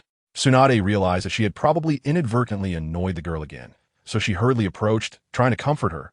Oh, Hiruzen, don't be so gloomy. Believe me, next time I won't let you down. Unfortunately, Hiruzen had long been accustomed to Tsunade's so-called comforting words. After all, Tsunade's legendary title of Big Cash Cow was not just for show. Over the years, she had followed Tsunade around, hearing countless empty promises. Every time Tsunade vowed to treat her to delicious food, in the end, she never saw a single thing. Over time, Hiruzen had become immune to such meaningless promises. Lady Tsunade, what are we going to do tonight? After a long silence, Hiruzen finally asked slowly. Hearing Hiruzen's voice, Tsunade secretly breathed a sigh of relief. Since she was speaking, it seemed the girl was no longer angry. So she immediately broke into a bright smile and replied, Haha, as long as I'm here, everything will be fine. Don't worry, Hiruzen. To be fair, the reason Tsunade could laugh heartily after losing was simply because she was used to such situations. After all, In her life dictionary, losing at gambling didn't seem to be a rare occurrence. Instead, winning was the real problem. Therefore, she didn't take losing all her money to heart, treating it merely as a small episode in life. I vaguely remember there's a cave not far from here. If we're lucky and it's not occupied by other people or beasts, we might be able to make do there for the night. Tomorrow, we can find a few bandit dens to clean out. Then we'll be able to get quite a bit of money. As the saying goes, out with the old, in with the new. Faced with their current penniless situation, both Tsunade and Hiruzen seemed quite calm. After all, such circumstances were already familiar to them. You see, Tsunade and Hiruzen had been wandering in the shinobi world for many years. Throughout these years, the sources of their living expenses and various costs relied mainly on two aspects. One was obtaining wealth through robbing bandits, a low-risk but profitable venture. The other was Tsunade's own expertise in treating the wealthy. Don't underestimate this job. With Tsunade's extraordinary medical skills and reputation, hiring her for treatment would cost at least as much as the commission for an S-rank mission, which starts at 1,000,000 Ryo. Because of this, even if the two often found themselves in embarrassing situations with no money, they could still live freely and comfortably in the ever-changing shinobi world for many years. There was no way around it. Tsunade's speed in making money was astonishingly fast, and the amount she earned was often staggering. Otherwise, with Tsunade being such a completely oblivious and gambling-addicted person, no matter how much property she had, it would be difficult to satisfy her insatiable gambling addiction. You have to understand that with her terrible luck, even if she threw billions into the casino, it would even make a splash. Let us go. My stomach is starting to growl, Tsunade said while stretching her arms and tightly hugging Hiruzen. With her bold and vigorous figure, she led Hiruzen into the distance, their silhouettes gradually fading away, eventually blending into the picturesque twilight scenery. Have you seen this person? No. Have you seen this person? No. Thus, Ming tirelessly repeated the same questions, hoping to gather clues about Tsunade's whereabouts from the many passers-by. Finally, when he asked that question for what felt like the 100th time, the other party gave a different response. I've seen her. They were here last year. Ming's eyes lit up, hurriedly asking, what about now? Where are they? I don't know. All right. Ming left the casino amidst the tense vigilance of the casino's enforcers, accompanied by his Charizard. His search for Tsunade was not aimless or blind. In fact, he had a unique and efficient method. Whenever he arrived in a new town, he would head straight for the largest casino in the area. Leveraging his powerful illusion abilities, he would easily take control of the casino's hall manager. Then, he would vividly present Tsunade's image in their minds and ask if they had seen her. Moreover, with a Charizard that could carry him soaring through the sky, he could quickly move between towns. This significantly increased his efficiency in searching for her compared to others. Often, he only needed to fly to his destination, use his illusions to control the target, and simply ask a couple of questions to determine if there were any clues about his search. Ming jumped onto the back of his Charizard, and with a powerful flap of its wings, the duo soared into the clouds. Although he hadn't directly found Tsunade, Ming didn't feel disappointed. After all, obtaining precise information about Tsunade already indicated that this mission had achieved significant results. He was rapidly closing the distance to her. Sure enough, the progress of events unfolded just as Ming had anticipated. He continued to ask in various casinos as before. Have you seen this person? The answers varied. Some said, I saw her about 9 months ago. Others said, I saw her roughly 7 months ago. The inquiries and responses intertwined. Today, when Ming asked, the other party replied, yes, I saw them here just yesterday. Hearing this, a sharp light flashed in Ming's eyes. After a series of questions, Ming learned that besides Tsunade, there was also a girl with black hair holding a small pig by her side. Ming nodded thoughtfully and continued to ask, so, will they come here again today? After pondering for a moment, the person replied, I think they should still come because they have been coming here often recently. Ming's lips curled slightly, revealing a barely noticeable smile as he softly said, very good. Then he saw the 3 tomo in his eyes gently spin, and the illusion cast on the casino manager dissipated like smoke. Only then did the casino manager, who had been under the illusion, slowly regain his consciousness. This esteemed and revered Lord Uchiha, I did not know you graced our humble abode. Is there anything small I can do for you?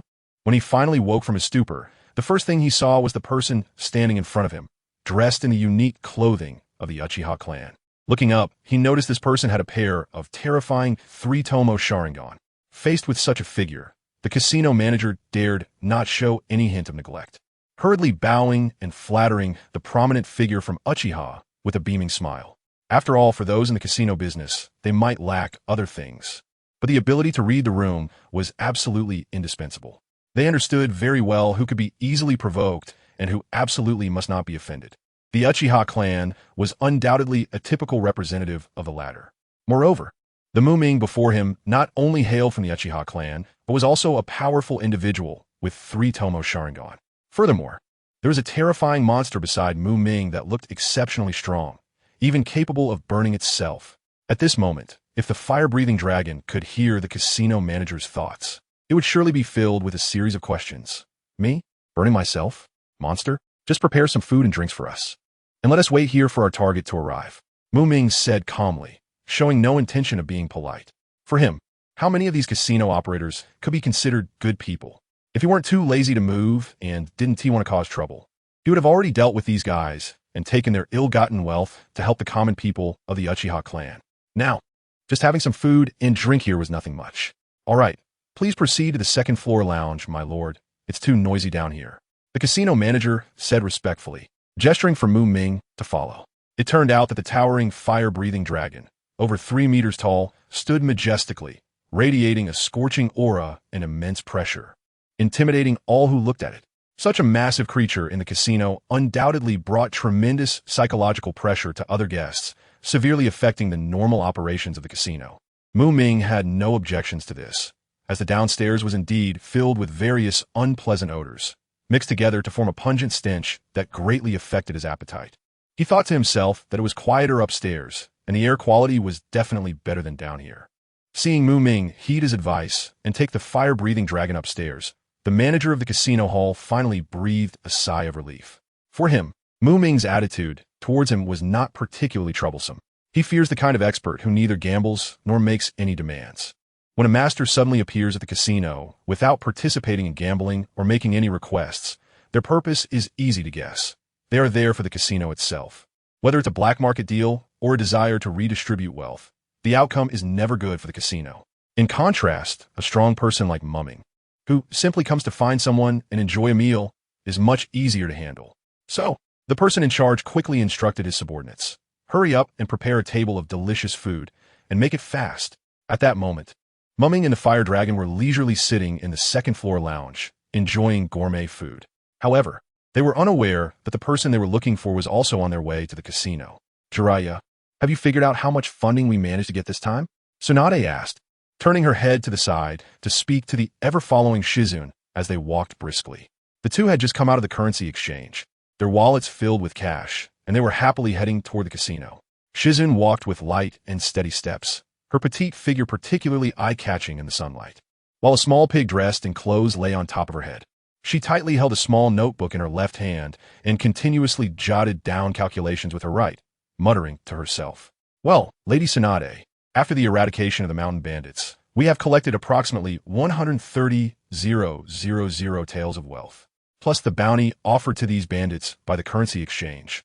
The total income amounts to 317,000 taels. Hiruzen reported the results to Tsunade with a joyful expression. However, upon hearing this number, Tsunade frowned slightly, a hint of dissatisfaction appearing on her face. Is that all? What can we do with this little money? It will be gone after just a few rounds. For Tsunade, such income was clearly unsatisfactory. After all, she was accustomed to earning a handsome reward every time she treated someone. In comparison, the revenue from exterminating the bandits was pitifully low. Hiruzen naturally understood Tsunade's thoughts and quickly explained, Lady Tsunade, it's different. Those mountain bandits are completely unlike the wealthy gentry.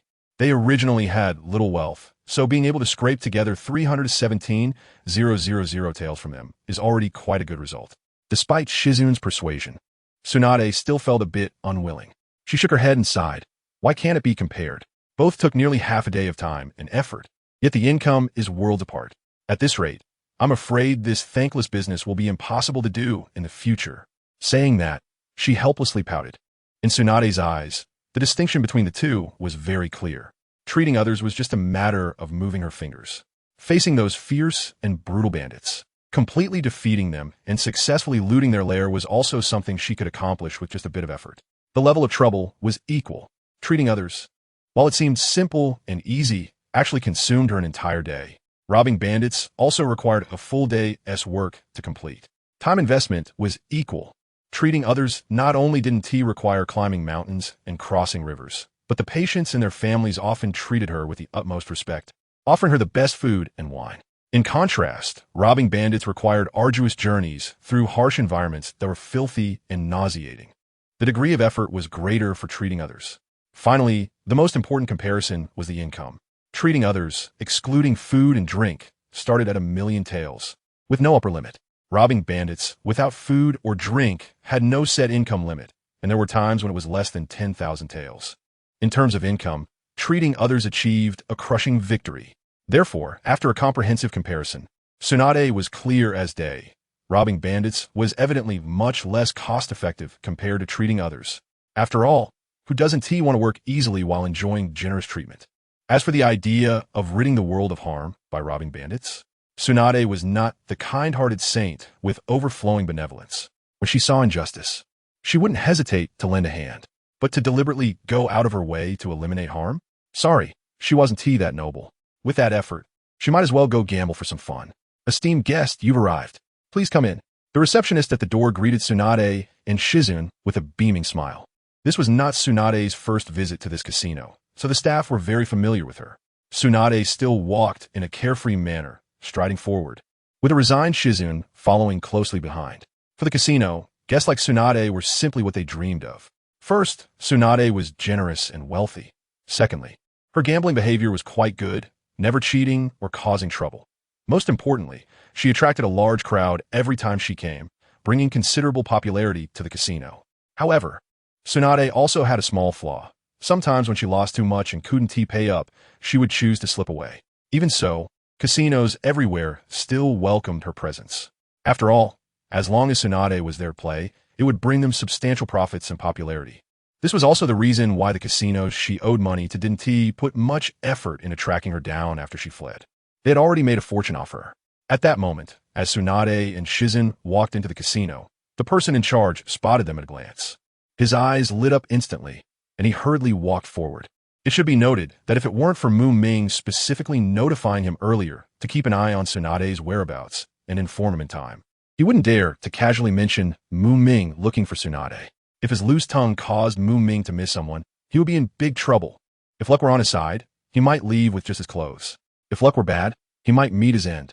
Someone's looking for me? Who? Tsunade slightly raised her eyebrow and asked the casino manager.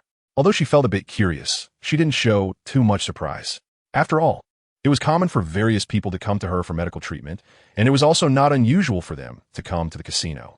Over the years, Tsunade had long been accustomed to this. She knew that, as an outstanding medical ninja, she was well known in the ninja world and would naturally attract many patients seeking her help. However, today, she just wanted to relax and enjoy her rare leisure time. Let them wait for now. I want to have some fun today. I'm not discussing any business. Tsunade waved her hand casually and said firmly. At this moment, her mind was completely off the so-called visitor and was solely focused on how to showcase her skills at the gambling table. For Tsunade, her work time had already ended, and the next moments belonged to her entertainment. She couldn't wait to dive into the thrilling gambling games and release her stress and fatigue. As for work, she would consider it after she had fully indulged in gambling and lost all the money in her pocket. However, the casino manager looked troubled and hesitated to speak. But that person. It turned out that the manager was unaware of Tsunade's true identity and background, merely seeing her as a big spender with bad luck. In contrast, another waiting guest, Ming, a member of the Uchiha clan with a 3-tomo Sharingan, made him feel more respect. Thus, between Ming and Tsunade, the casino manager unhesitatingly leaned towards the former. All right, stop the chatter. Let him wait patiently. If he asks, just tell him this is my decision, and if he has any matters, he can come find me, Tsunade said irritably, pushing aside the casino manager in front of her, and then, without looking back, she pulled Hiruzen and strode into the casino. Ha ha, dear little darlings, I'm here, Tsunade shouted excitedly as she hurried towards the gambling table. Her face was flushed, and her eyes reflected a sense of urgency and anticipation, as if she couldn't wait to start this thrilling gambling game. Watching Tsunade so eagerly, the casino manager could only shake his head helplessly, internally muttering, "Sigh, I really don't understand this divine person." Clearly, she loses every time she gambles. Yet she remains obsessed with it. Is the feeling of losing so addictive? Of course, the casino manager was well aware of the reality. He had long seen through that the guy named Ming was not here to seek revenge or cause trouble for Tsunade. Since Tsunade was unwilling to meet him, and even said she could push all the blame onto him, why should he foolishly play the role of the hated villain? With this thought in mind, the casino manager decisively turned and walked upstairs. At this moment, Tsunade, who was focused on the gambling table, seemed to sense the movement of the casino manager leaving. She slightly raised her head and glanced at the casino manager's back as he walked towards the stairs, then quickly returned her gaze, concentrating all her attention on the upcoming game. Confidently, she shouted, "Big. This round, I'm betting big.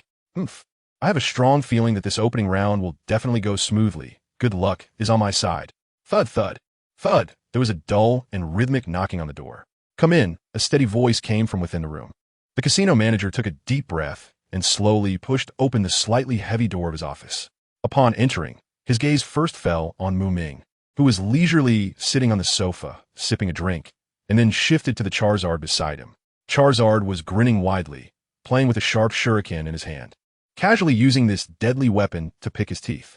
Looking at the once lavishly set large table, it was now left with a pile of empty plates, as if it had just experienced a feast that swept through like a storm. "Sir, the person you were looking for has arrived. She is downstairs. I also told her, as you instructed, that you were waiting for her here, but she is very stubborn and refuses to come up no matter what," the casino manager said cautiously, a thin layer of sweat appearing on his forehead, fearing that his inadequate handling would anger this important figure in front of him. Understood. In that case, I will go down myself," Ming said calmly as he stood up from his seat upon hearing that Tsunade had arrived. He tidied up his clothes slightly, then walked towards the door, closely followed by a fierce-looking Charizard. Seeing this situation, the casino manager dared not stop them and could only follow behind them step by step as they headed downstairs. At this moment, the first-floor hall was still bustling with noise and excitement. However, when Ming and the others appeared at the staircase, the entire scene instantly seemed to be paused, and the noise came to an abrupt halt. Following Ming's gaze, everyone's attention unconsciously focused on a woman who was holding a stack of cash high, ready to bet on the big area of the gambling table. "I'm still betting on big. I don't believe it. Can it really be small 6 times in a row?" Tsunade didn't notice the unusual atmosphere around her at all and continued to shout loudly, looking determined to win. At that moment, Tsunade suddenly felt someone gently tugging at her sleeve. She impatiently turned her head to see who was so clueless as to interrupt her betting. When she realized it was Hiruzen pulling her, she frowned and asked, "What is wrong?" "Tsunade-sama, look over there." Hiruzen pointed in surprise at a direction. Tsunade turned her head in the direction Hiruzen was pointing and saw Ming standing there alongside a massive, imposing orange beast. The originally noisy crowd around them quieted down, also due to the aura of the Charizard. Everyone looked at the Charizard, seemingly intimidated by its powerful presence, not daring to make sound. It's important to know that this was not an ordinary Charizard, but a dominant-level existence. The mere hint of its aura was already overwhelming for these ordinary people present. Uchiha! As soon as Tsunade saw Ming, an ominous premonition surged in her heart. She felt that the happy time she had finally gained today was about to shatter like a bubble with a pop. "Tsunade-senpai, this place is crowded and not suitable for conversation. Why don't we find a quieter place to talk?" Ming said with a faint smile, looking calmly at Tsunade. Tsunade quickly scanned her surroundings, knowing very well that since Ming had come to her, if this matter wasn't resolved properly, she would likely not be able to continue enjoying this happiness. After a brief moment of contemplation, she nodded and said, "All right, let us go." With that, Tsunade handed the large stack of cash she was holding to Hiruzen beside her.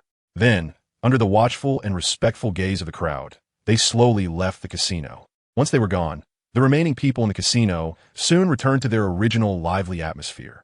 Ming and Tsunade's group left the peaceful little town and set off towards the wilderness. Along the way, everyone remained silent, with only the rustling of grass underfoot breaking the quiet. After an unknown amount of time, Ming finally stopped, turned to look back at Tsunade and the others who had followed him, and said, "I think we've walked far enough. It's time to tell you some things." After saying this, he quietly stood there waiting for Tsunade's response.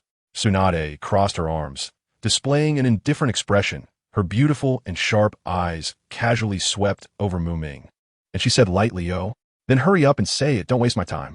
However, When Ming uttered the next sentence, Tsunade's expression suddenly changed dramatically. With a mysterious smile on his face, Ming softly said, "Tsunade-senpai, according to my sources, Konoha is about to face an unprecedented crisis, and it is very likely to be completely erased from the ninja world after this storm." What? Tsunade was taken aback. Her eyes widened in disbelief as she stared at Ming. Her previously nonchalant attitude completely vanished. At this moment, her heart was filled with shock and worry, and countless possible reasons for such a result flashed through her mind rapidly. For the moment, Ming stepped out of the village. He had been continuously pondering one question in his mind. What approach should he take to successfully persuade Tsunade to return to the village? It's important to know that Tsunade is a person with an extremely strong and stubborn personality. This is evident from her resolute decision to leave Konoha without looking back, abandoning everything, and then wandering alone in the dangerous and unknown world of ninjas for so many years without ever returning to Konoha. Moreover, Ming is well aware that he does not possess the incredible charisma and charm like the protagonist Naruto Uzumaki, who can easily change someone's mind through simple and direct communication. Therefore, if he only communicates with Tsunade using ordinary rhetoric, the result will likely be futile. Just when Ming felt a loss and had no clue, suddenly, a flash of inspiration struck him like lightning. He recalled a very famous theory from his previous life, known as the house demolition effect. To explain the so-called house demolition effect, let's use an analogy. Suppose you propose to someone that you want to open a window in a dimly lit room for light and ventilation. That person might very well refuse your request without hesitation. However, if you don't mention the window at all and instead insist on tearing off the entire roof just to cool down, the other person will likely want to find a way to compromise with you. And at that point, you can smoothly propose the request to open a window. In fact, there's a good chance that the other party will even take the initiative to suggest opening the window. In simple terms, it involves first putting forth a large, difficult, and somewhat outrageous demand. After the other party clearly rejects it, you then follow up with a smaller and more reasonable request that falls within the range of what you actually expect and is much easier to achieve. This way, the other party will psychologically compare it to the previous, more substantial demand, creating the illusion that the new request seems much more reasonable and easier to accept. Thus, their attitude will naturally soften, leading them to ultimately choose to compromise. In this way, the exquisite house demolition effect instantly became Ming's action guide and behavioral principle to deal with the difficult character of Tsunade. Ming simply watched Tsunade quietly, a faint smile on his face, but remained silent. This strange silence made Tsunade furrow her brows, pondering inwardly. Although she harbored disdain for certain people in Konoha, it did not mean she would hate the entire village. After all, Konoha is the place where her ancestors and family devoted everything and sacrificed all. The village of Konoha, laden with countless memories and emotions, always holds an important place in Tsunade's heart. No, even though I am not currently living in Konoha, I still understand the general situation of the ninja world quite well. There is no significant crisis that would warrant Konoha being excluded from the ninja world. The Uchiha brat thinks he can deceive me? How naive. Tsunade's sharp gaze locked onto Ming, quickly analyzing and judging based on the intelligence she possessed. And in an instant, she concluded that the probability of this matter being false was as high as 99%. However, in the face of Tsunade's skepticism, Ming still maintained that slightly irritating smile. The arc of his smile seemed frozen in time, unchanged in the slightest. He spoke firmly. "Tsunade-senpai, you are indeed mistaken this time. I can say with 100% certainty that this matter is real." Seeing Makoto so certain, Tsunade couldn't help but feel a bit of doubt, but more than that, she felt impatience. She said irritably, "I don't have time to beat around the bush with you. Just say what you have to say. I don't think you called me here just to play this boring guessing game, did you?" Although Tsunade was a woman, she was most annoyed by such coyness and fussiness. With her arms crossed, she impatiently said, "If you have something to say, just say it quickly and don't dawdle." At this moment, Makoto, standing in front of Tsunade, spoke with a serious expression. "The matter is actually not complicated. Our Uchiha clan no longer wishes to endure. Konoha village was jointly established by your Senju clan and our Uchiha clan. Therefore, before we destroy it, I believe we should inform your Senju clan." As soon as he finished speaking, Makoto turned his gaze toward Tsunade. Upon hearing this, Tsunade's expression suddenly became grave. "Are you serious? I don't have time to play with you." Tsunade stared at Makoto, her eyes revealing a hint of suspicion. Makoto's lips curled into a slight smirk as he coldly said, "Do you really think I would come all this way just to make a boring joke with you?" As he spoke, his originally indifferent gaze became increasingly sharp, directly targeting Tsunade, who frowned. Tsunade's heart sank, and she said in a deep voice, "Who are you to dare speak such wild words about destroying Konoha?" Makoto replied expressionlessly, "I am Uchiha Makoto." Upon hearing this, Tsunade was taken aback. "So you're the newly promoted elder of the Uchiha clan?" It was clear that Tsunade had heard of Makoto's name before. Makoto gave a slight nod, indicating acknowledgement. What do you do alone? Do you think you can overthrow the entire Konoha just with your Mangekyō Sharingan?" Tsunade questioned without backing down. Although Tsunade knew some things, she did not have subordinates specifically responsible for intelligence, and there were still some details she was unaware of. "Tsunade, I believe, is the granddaughter of Senju Tobirama.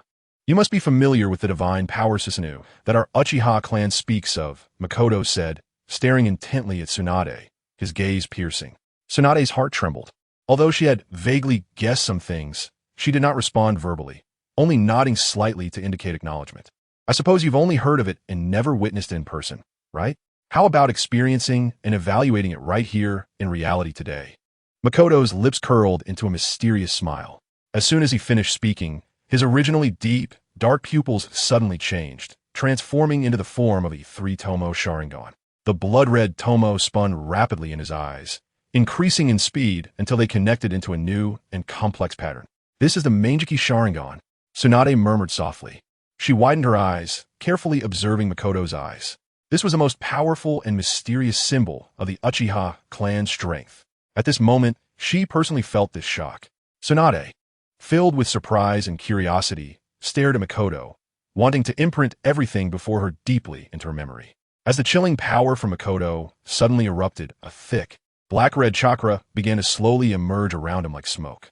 This black-red chakra rolled and surged as if it had a life of its own, rapidly spreading in all directions.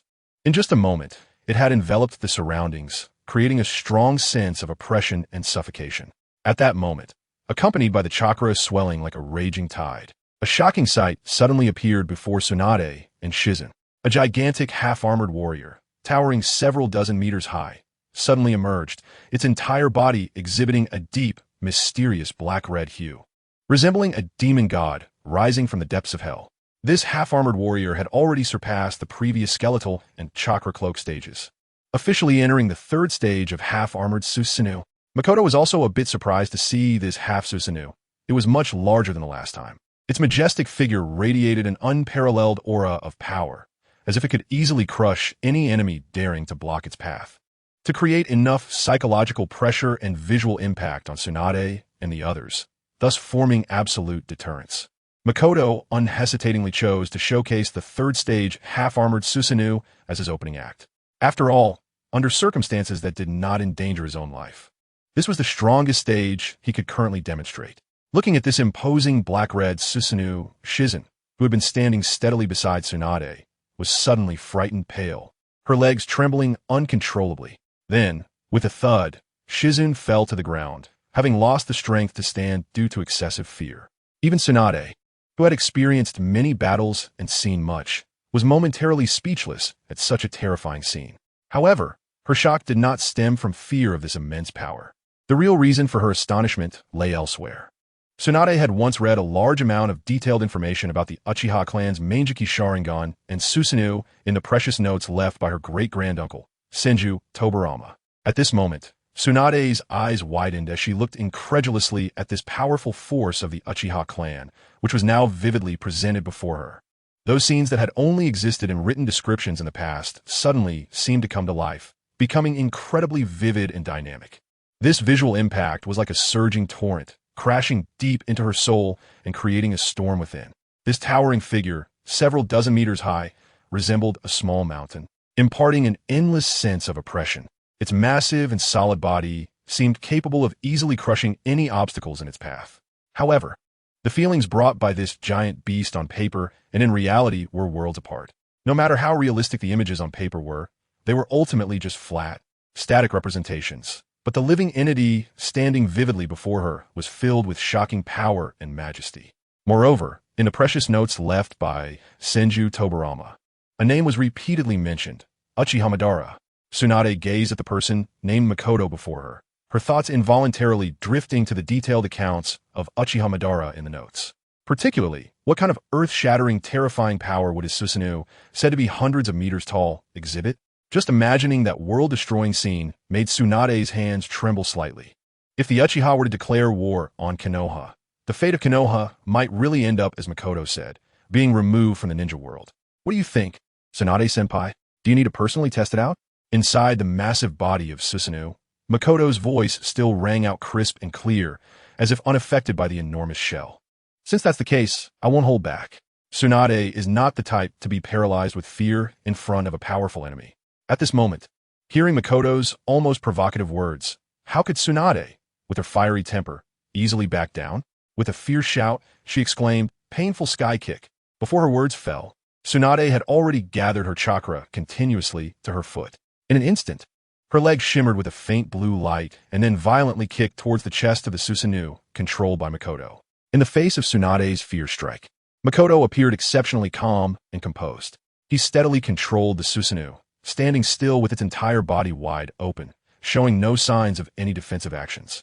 Suddenly, a deafening crash echoed, like thunder on a clear day. However, to everyone's surprise, when Tsunade's full-force kick landed on the Susanoo, it seemed to have no effect at all, as if a stone had sunk into the sea. The kicked area showed no cracks or damage, not even the slightest trace. How is this possible? Tsunade's face was filled with astonishment, her beautiful eyes wide open in disbelief as she looked at the completely unharmed Susanoo before her. Initially, when she saw Makoto's unguarded stance, she thought that the Uchiha clan Susanoo must have incredible defensive power, and her kick would likely be unable to hurt Makoto inside it. But even so, when she witnessed her all-out attack completely ineffective, Tsunade couldn't help but feel tremendous shock. Her eyes widened, her expression full of disbelief. She had put all her effort into this attack, yet it couldn't even cause the slightest damage to the outer layer of the Susanoo. Should I try again? Makoto smirked, casually challenging Tsunade once more. Of course, I refuse to believe this. Tsunade gritted her teeth, unwilling to concede easily. She took a deep breath and then let out a furious roar. Huh. Immediately, she dashed forward like lightning towards the unmoving and defenseless Susanoo. Huh. Accompanied by a series of angry shouts, Tsunade unleashed her ultimate taijutsu technique, the dual monster strength, Shockwave Fist. In an instant, her chakra-wrapped fist struck the Susanoo like a storm. Not just her fists, but her elbows, knees, and feet launched merciless attacks as well. Each impact produced a dull sound, as if she wanted to completely shatter the Susanoo in front of her. However, no matter how hard Tsunade attacked, her moves seemed to have no significant effect on the Susanoo. Yet she did not give up, continuously changing her attack methods and maintaining her relentless assault. Finally, after a series of dazzling attacks, a crisp sound of crack rang out like glass shattering. Upon closer inspection, it turned out that a piece of Susanoo armor, about a meter in size, had been broken by Tsunade and fell to the ground. She initially thought that breaking this layer of armor would injure Makoto inside. But when Tsunade looked at the damaged area, the hope that had just ignited in her heart was instantly extinguished. For behind the shattered armor was not an empty void, but the still incredibly solid body of the Susanoo, with muscles and bones intact. At that moment, Tsunade finally realized that the strength of her opponent far exceeded her imagination. She helplessly stopped her actions, no longer able to muster the will to continue attacking. Watching Tsunade take a few steps back, Makoto also retracted the Susanoo.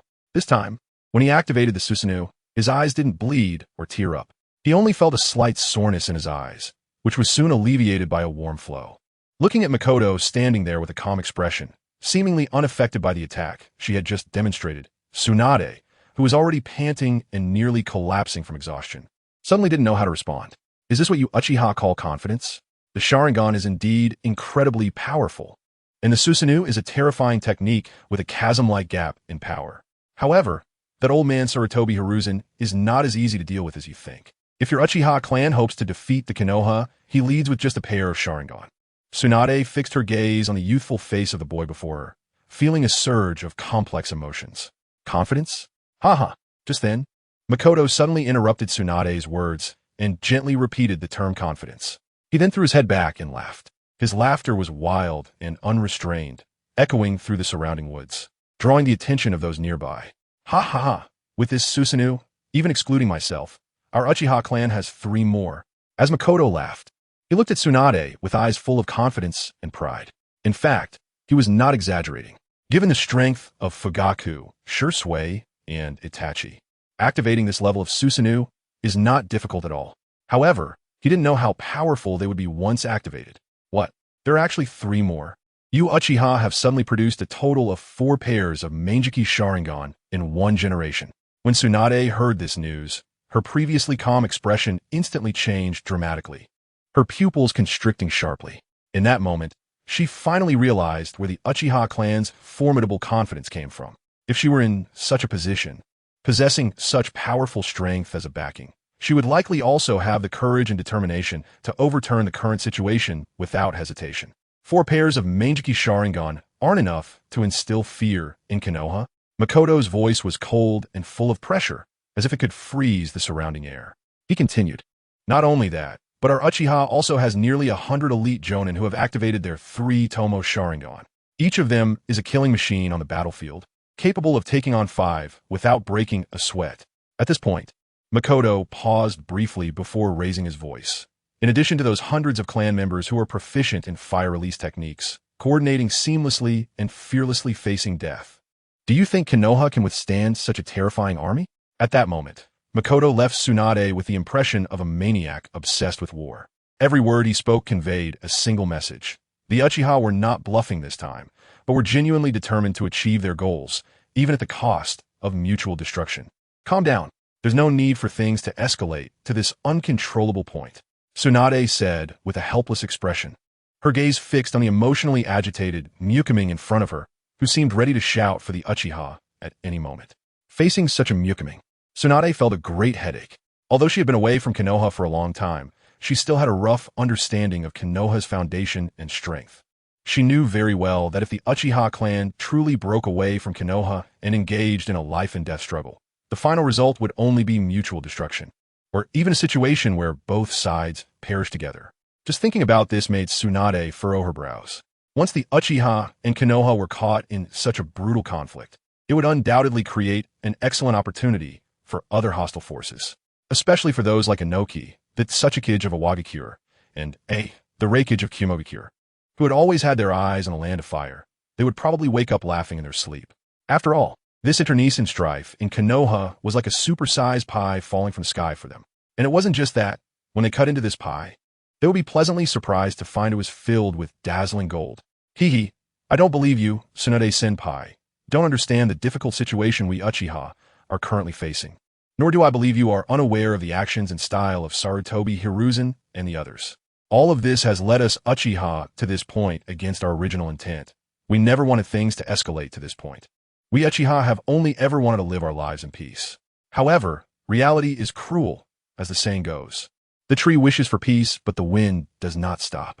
Ming's face was filled with indignation, his voice trembling slightly as he expressed the grievances and unwillingness in the hearts of the Uchiha. Ming's words struck Tsunade's innermost feelings like a sharp arrow, instantly plunging her into silence. How could Tsunade not be aware of the character of Sarutobi Hiruzen and the others? The various actions they took against the Uchiha clan were not something that had just recently arisen. This was an issue that had begun many years ago. She left Konoha precisely to avoid those dirty and rotten individuals, right? At this moment, Tsunade was secretly cursing Sarutobi Hiruzen and the others in her heart. "Damn, old man. Look at the good things you and your group of bastards have done. You've pushed the Uchiha to such a desperate situation, and now, not only have they been forced to open their Sharingan, but their first thought is to perish together with you." Tsunade stood there, frowning deeply, lost in thought. Time passed second by second, and the surroundings were so quiet that only her breathing and the sound of the wind rustling through the leaves could be heard. After careful consideration, Tsunade slowly raised her head, a hint of helplessness in her eyes. She had to admit that the situation before her was indeed tricky. It seemed that there was really no better or more appropriate solution than the existing plan. Since that's the case, Tsunade murmured to herself, "Let's do it the way ninjas have always done things." In the world of ninjas, when faced with problems that cannot be solved directly, they often take a simple and direct approach to eliminate the person who caused the problem. At this moment, Tsunade had a clear target in mind. The key figures causing the problem were Sarutobi Hiruzen and the Uchiha clan.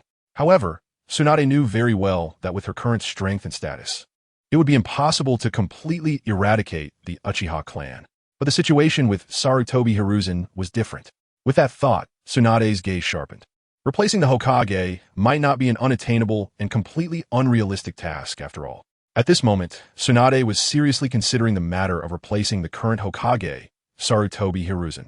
A stream of potential candidates for the next Hokage flashed through her mind. Jeriah? His carefree personality. Would he be able to handle this heavy responsibility? And Orochimaru, although he had defected, still had ties to Konoha. As for Kakashi, he was a talented young candidate. Among the many candidates, Tsunade did not include herself. In fact, at this moment, she had no intention of becoming Hokage at all. Tsunade-senpai, since I've said what I needed to say, I'll take my leave now. There are many matters waiting for me to handle. Ming turned his gaze to Tsunade, who had been silent all this while, and saw her frowning with a flickering gaze. Seeing this, Ming squinted his eyes slightly, paused for a moment, and then spoke to bid farewell to Tsunade. After saying that, Ming turned around and took firm steps forward. After he had taken 3 steps, Tsunade's slightly urgent voice suddenly called out from behind. Wait, I was thinking that perhaps we could change the Hokage and find someone who holds no bias against your Uchiha clan to take the position, just like the 4th Hokage.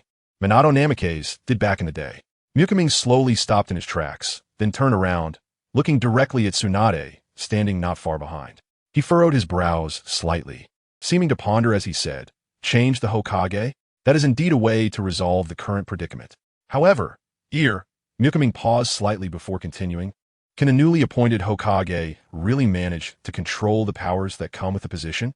If they cannot fully grasp this power, like the 4th Hokage Minato, who was secretly undermined by Sarutobi Hiruzen and others, then such a change in Hokage would lose its original practical significance.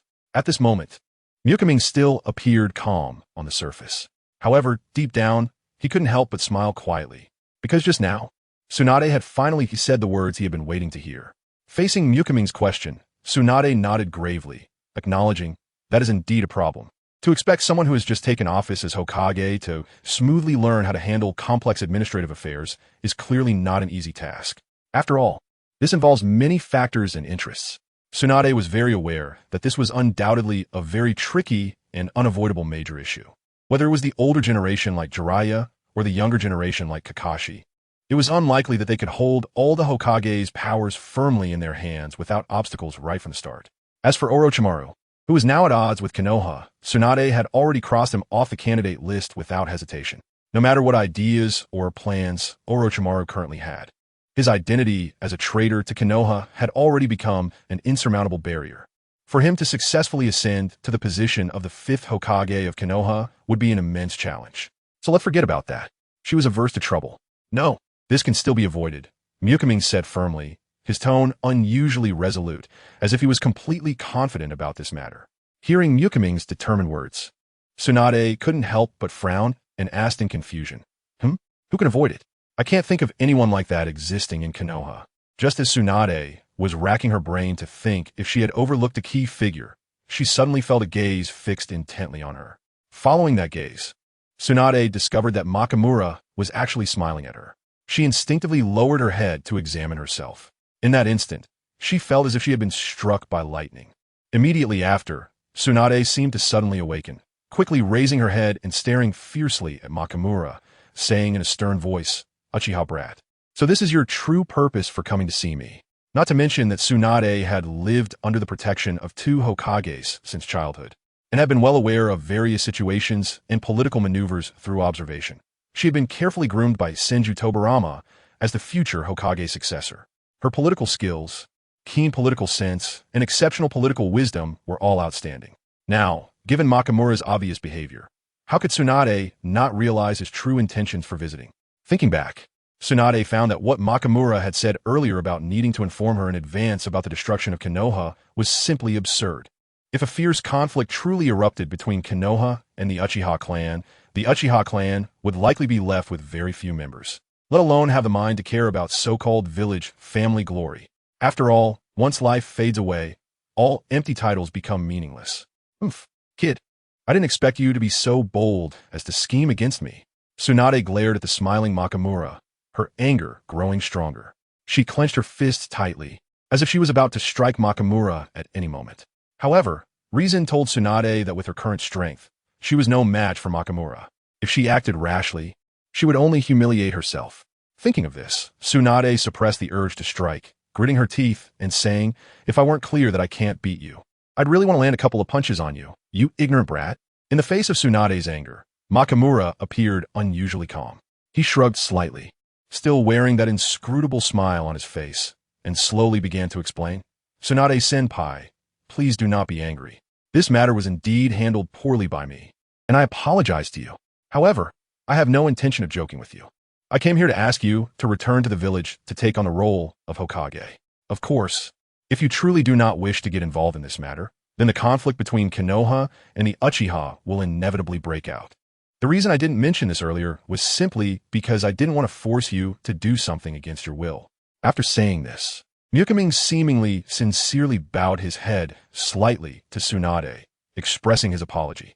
However, it was clear from his perfunctory nod that the so-called apology lacked any real sincerity.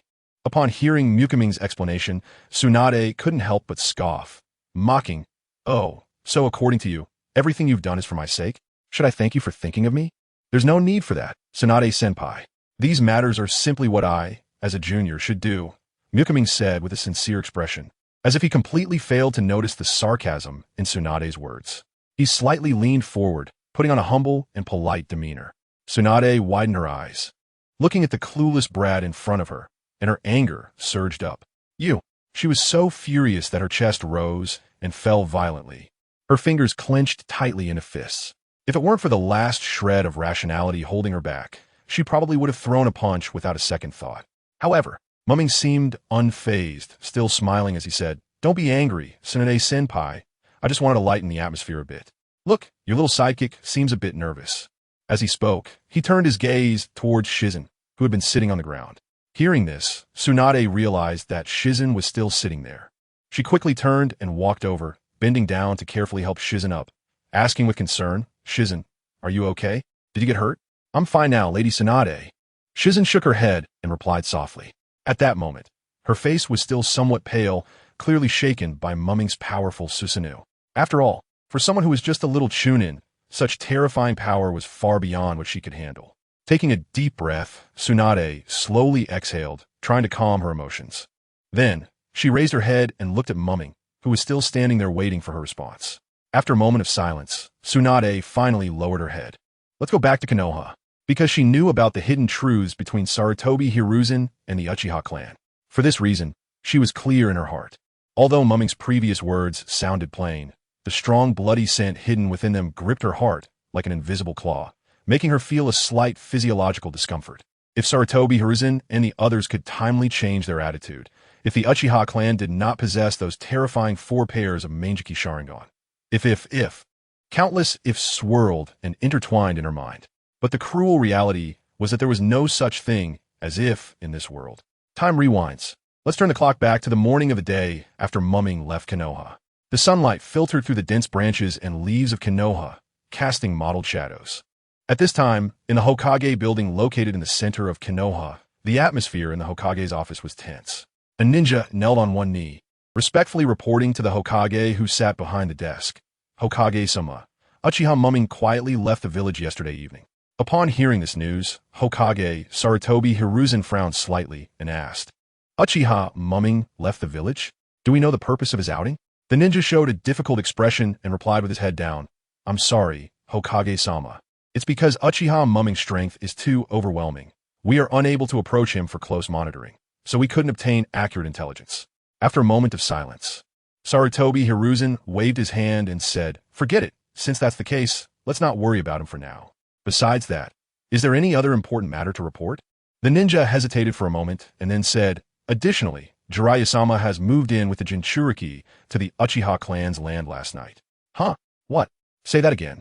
Sarutobi Hiruzen's face was filled with shock, staring incredulously at the Umbu member who came to report.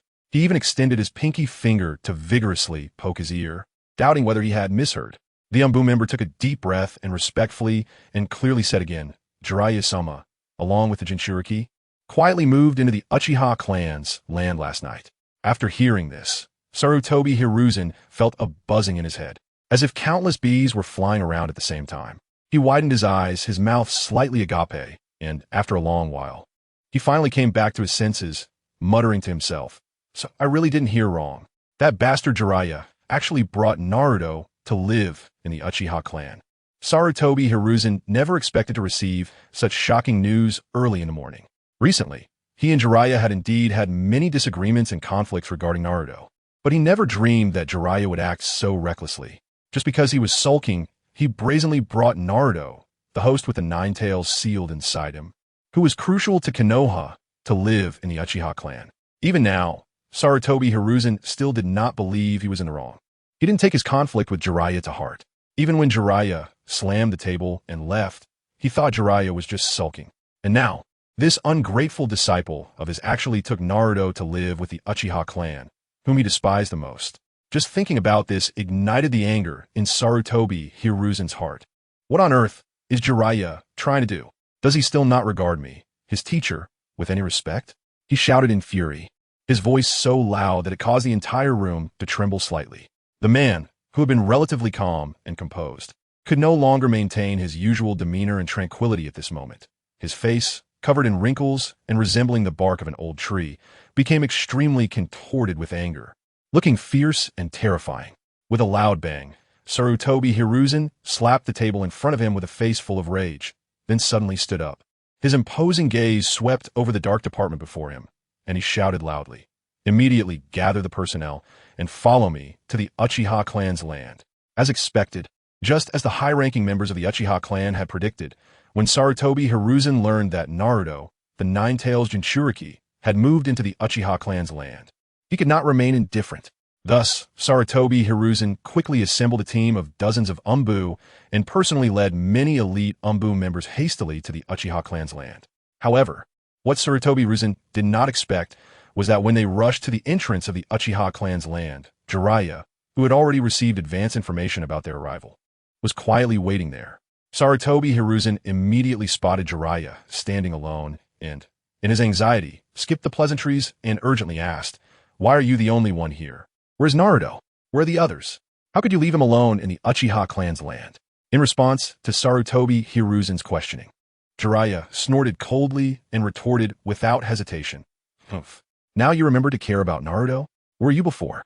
Let me tell you from now on, all matters concerning Naruto will be under my full responsibility. You, as the esteemed Hokage, should focus on your duties and not waste my time here." At that moment, Jeriah, who usually held great respect for Sarutobi Hiruzen, no longer indulged or tolerated his former master as he had in the past. His words were as sharp as a sword drawn from its sheath, causing Sarutobi Hiruzen's weathered face to flush red instantly. "Jeriah, I really don't have the time to bicker with you today. Hurry and take Naruto out of the Uchiha clan's land. You could choose any place in this large village of Konoha to stay. Just tell me where you want to live, and I will do everything I can to help you move in. If that doesn't work, after my Hokage residence is repaired, you can move in there with Naruto."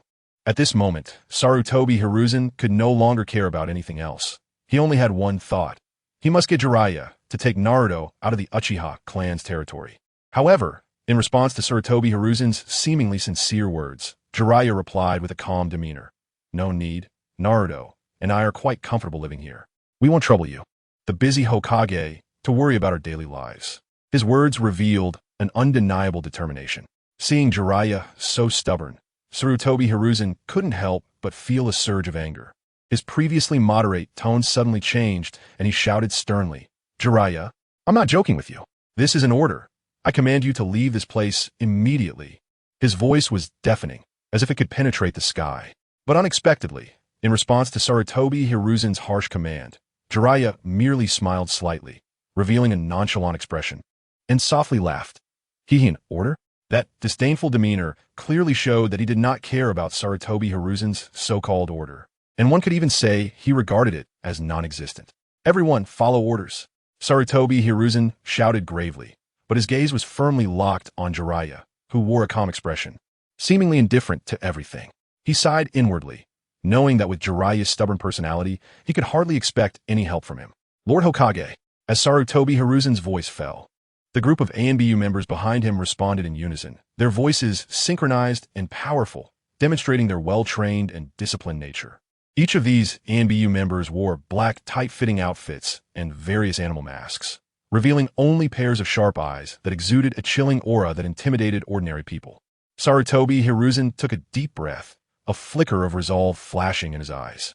He decided not to hesitate any longer, to cut through the chaos decisively, and directly ordered his ANBU subordinates to forcefully break into the Uchiha clan's territory to take Naruto away. However, just as he was about to speak, shadows suddenly flashed out from within the Uchiha territory like lightning, appearing in front of everyone in the blink of an eye. Uchiha Fugaku, Uchiha Shisui, Uchiha Itachi. Sarutobi Hiruzen looked at the figures that appeared one after another, whispering their names, and his expression grew darker with each utterance. On the first day of the Lunar New Year, welcoming the Spring Festival, I wish all the bosses and myself in the days to come family health, and everything goes smoothly. These individuals were all high-ranking members or top experts of the Uchiha clan, each one formidable in strength, especially Uchiha Shisui and Uchiha Itachi, who stood at the forefront. Their presence gave Sarutobi Hiruzen an invisible sense of pressure. At this moment, Sarutobi Hiruzen found himself in a dilemma. To advance meant leading the ANBU members recklessly into the heavily guarded Uchiha territory in front of numerous Uchiha clansmen. Given the Uchiha's traditionally strong and proud character, they would certainly not let them pass easily, and a bloody, brutal battle was bound to unfold. To retreat meant abandoning Naruto, who was in the Uchiha territory, and Sarutobi Hiruzen's ever-cautious heart regarding the Uchiha was unwilling to simply go back. Thinking of this, Sarutobi Hiruzen furrowed his brow tightly, and beads of sweat even began to form on his forehead. He felt restless and anxious, like an ant on a hot pan, unable to sit still. In utter helplessness, he subconsciously cast a hopeful glance at Jeriah beside him, yearning to gain a firm support from this once-favored student. However, to Sarutobi Hiruzen's shock, when he looked at Jeriah, he suddenly found that Jeriah was standing side by side with Uchiha Shisui. Although there was no verbal communication between them, just from their current stance, it was clear that Jeriah had unreservedly chosen to stand with Uchiha. Seeing this scene, Sarutobi Hiruzen's already heightened heart sank to the bottom, completely chilled. It's important to remember that they had personally summoned Jeriah back, full of hope that he would become a powerful support for them. Who would have thought that things would turn out this way? Now, Jeriah not only failed to become the ally they wished for, but instead transformed into a significant obstacle for them against the Uchiha clan. This situation had truly become troublesome, just as Sarutobi Hiruzen was still struggling internally.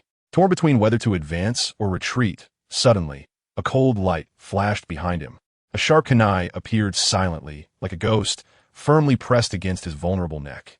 This sudden turn of events made the unprepared Sarutobi Hiruzen's heart race, as if it were about to leap out of his throat. He widened his eyes, cold sweat trickling down his forehead, filled with astonishment. However, the combat instincts cultivated through countless life and death tests over the years left him no time to think in this critical moment. Almost instinctively, he quickly raised one hand and began to form seals at an astonishing speed. His fingers danced skillfully, like playing a beautiful yet deadly melody. The techniques of the Shadow Clone Jutsu, Body Flicker Jutsu, and Clone Jutsu were executed with such smoothness and naturalness, without the slightest hint of sluggishness. In just the brief span of 2 blinks, Sarutobi Hiruzen's figure vanished from the spot like lightning. The next moment, he had already appeared on a distant rooftop. Moreover, to everyone's amazement, there were not 1, but 3 Sarutobi Hiruzen standing there. They leaned back to back, forming an impeccable defensive posture, vigilantly watching the movements around them.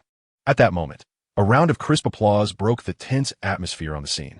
As the applause sounded, Shisui walked out slowly with a smile on his face. He clapped his hands while exclaiming, truly worthy of the title doctor of ninjutsu, the 3rd Hokage. This ninjutsu is indeed as impressive as rumored. Upon hearing Shisui's praise, Sarutobi Hiruzen did not relax.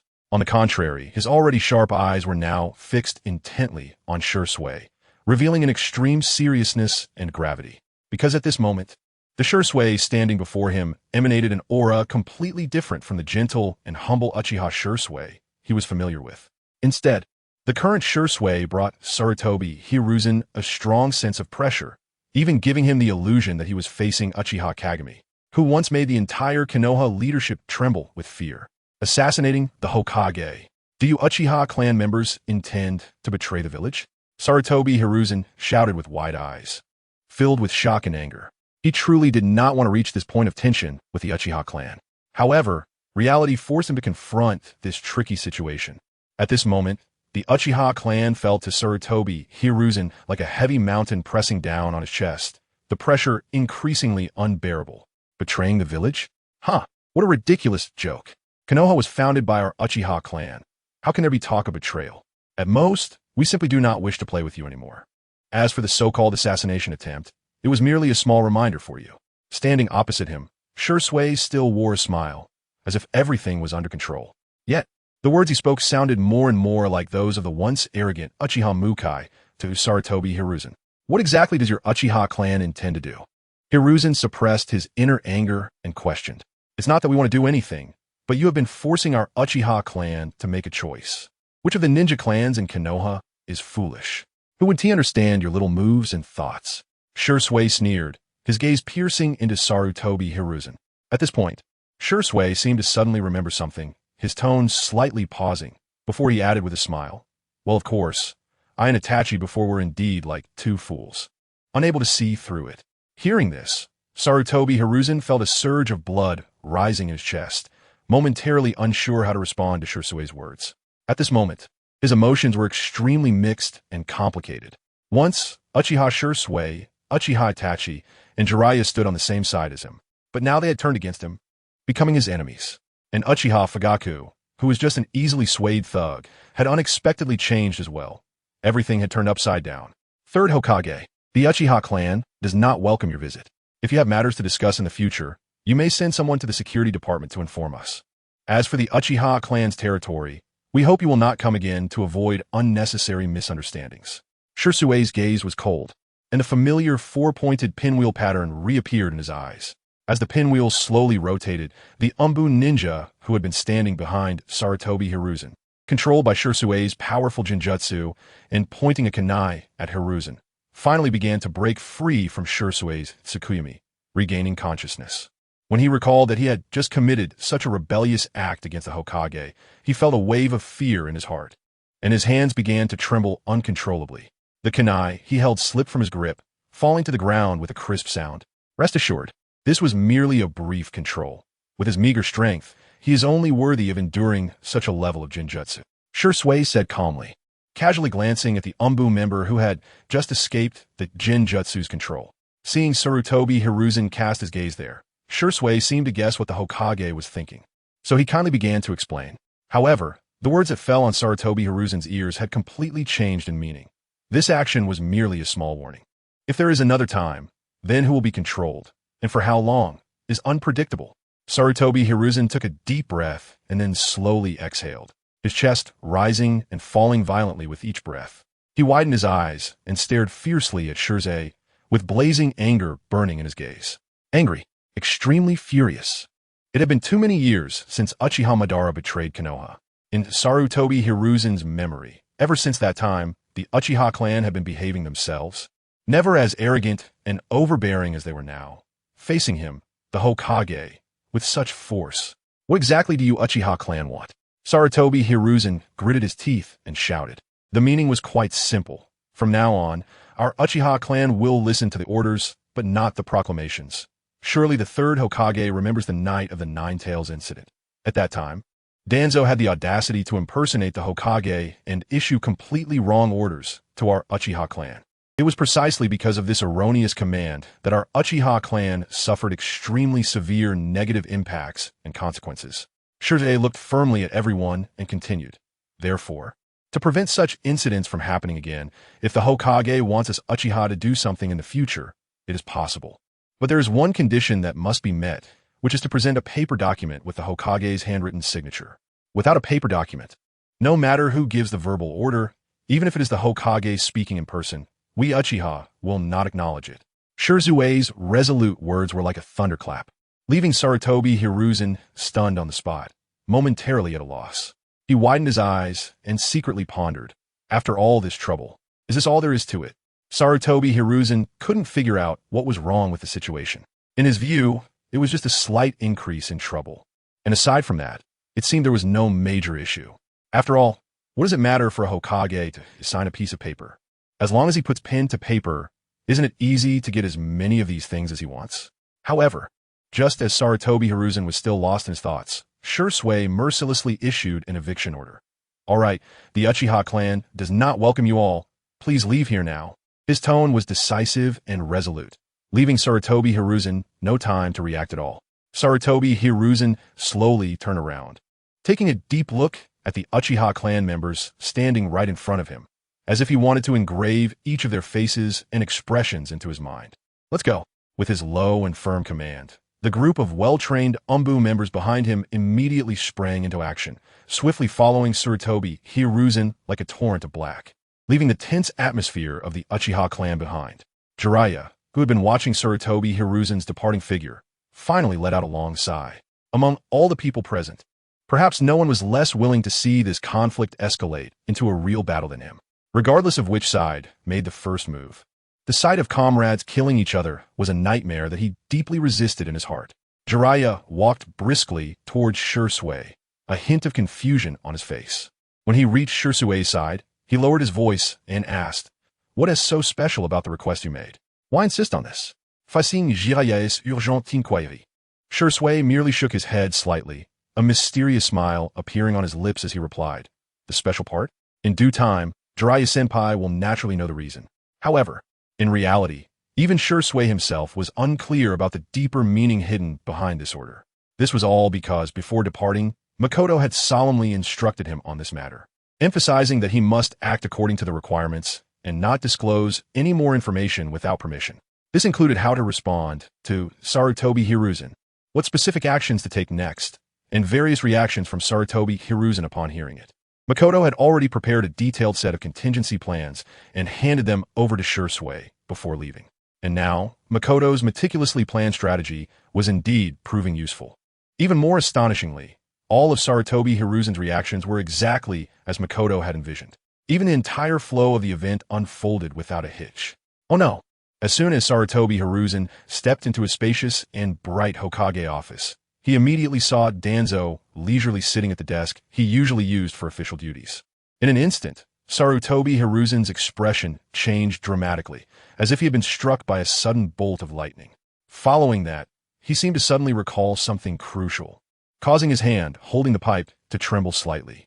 His purpose for going to the Uchiha clan settlement this time was to safely bring Naruto, the Jinchuriki, back to Konohagakure. However, the current situation was that not only did he fail to bring Naruto back, but the Uchiha side also took the opportunity to throw him a particularly tricky problem. At this moment, he heard Danzo speak in a somewhat cheerful tone. "Hisashi, in my opinion, it's better for my root to take control of this Jinchuriki. Don't worry, I will do everything I can to make the Jinchuriki an indestructible blade to protect our village. As for Jeriah, he's always been an unreliable person." That's right. Danzo hurriedly came with the goal directly aimed at Naruto. His desire for Naruto has existed for a long time, and if one must trace its origins, it would probably start from the night Naruto was born. However, due to the strong opposition from the third Hokage, Hiruzen Sarutobi, this plan was forced to be shelved until now. Today, Danzo believes the time is ripe. He is now closer than ever to successfully controlling the Jinchuriki. Hiruzen Sarutobi said in a deep voice, "Stop dreaming. Naruto is still in the Uchiha clan's territory. If you believe your root strength is strong enough, feel free to go and bring Naruto back. I won't interfere. But I must warn you in advance, don't mess around. The current Uchiha clan is not to be trifled with. They really dare to take action against you." Hiruzen Sarutobi had no desire to get entangled with Danzo on this matter. Since Danzo was so determined, let him go. As long as Danzo can successfully bring Naruto out of the Uchiha clan with his own abilities, what does it matter if he hands Naruto over to Danzo? At least, having Naruto in Danzo's hands would make him feel more at ease than having him in the Uchihas. Of course, necessary warnings should not be lacking. After all, even he, as Hokage, had just received threats from the Uchiha. If it were Danzo, the Uchiha might skip the threat step altogether and go straight to attacking him. You personally went to retrieve the Jinchuriki, but still couldn't bring him back? What do you mean by that? Did the Uchiha clan actually act against you? Danzo's sharp gaze fixed on Hiruzen, trying to capture more information from the other's expression and words. Hiruzen Sarutobi frowned slightly and said in a deep voice, "The god of shinobi truly lives up to its name." His expression was exceptionally complex, filled with both fear of this powerful illusionary ability and an indescribable sense of anxiety. Upon hearing this, Danzo was startled, suddenly standing up with a whoosh, looking at Sarutobi Hiruzen with a face full of vigilance, as if the other party had instantly transformed into an extremely dangerous figure. Don't think too much. Before the Uchiha clan has firmly decided to completely sever ties with us, they would never dare to casually use a forbidden illusion like Kodoame Tsukumi on me, the Hokage. Moreover, I can be quite certain that I am not under that damned illusion. Sarutobi Hiruzen quickly explained, knowing that he must dispel Danzo's doubts at this moment. Otherwise, the fragile balance they had managed to maintain between them would likely be broken.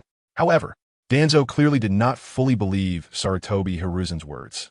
He carefully examined the former companion, now turned Hokage, in front of him, and after several moments, he slowly sat back down. However, this time, he deliberately chose to sit a bit farther away from Sarutobi Hiruzen to maintain a certain distance for safety. So who exactly fell victim to Kodoame Tsukumi?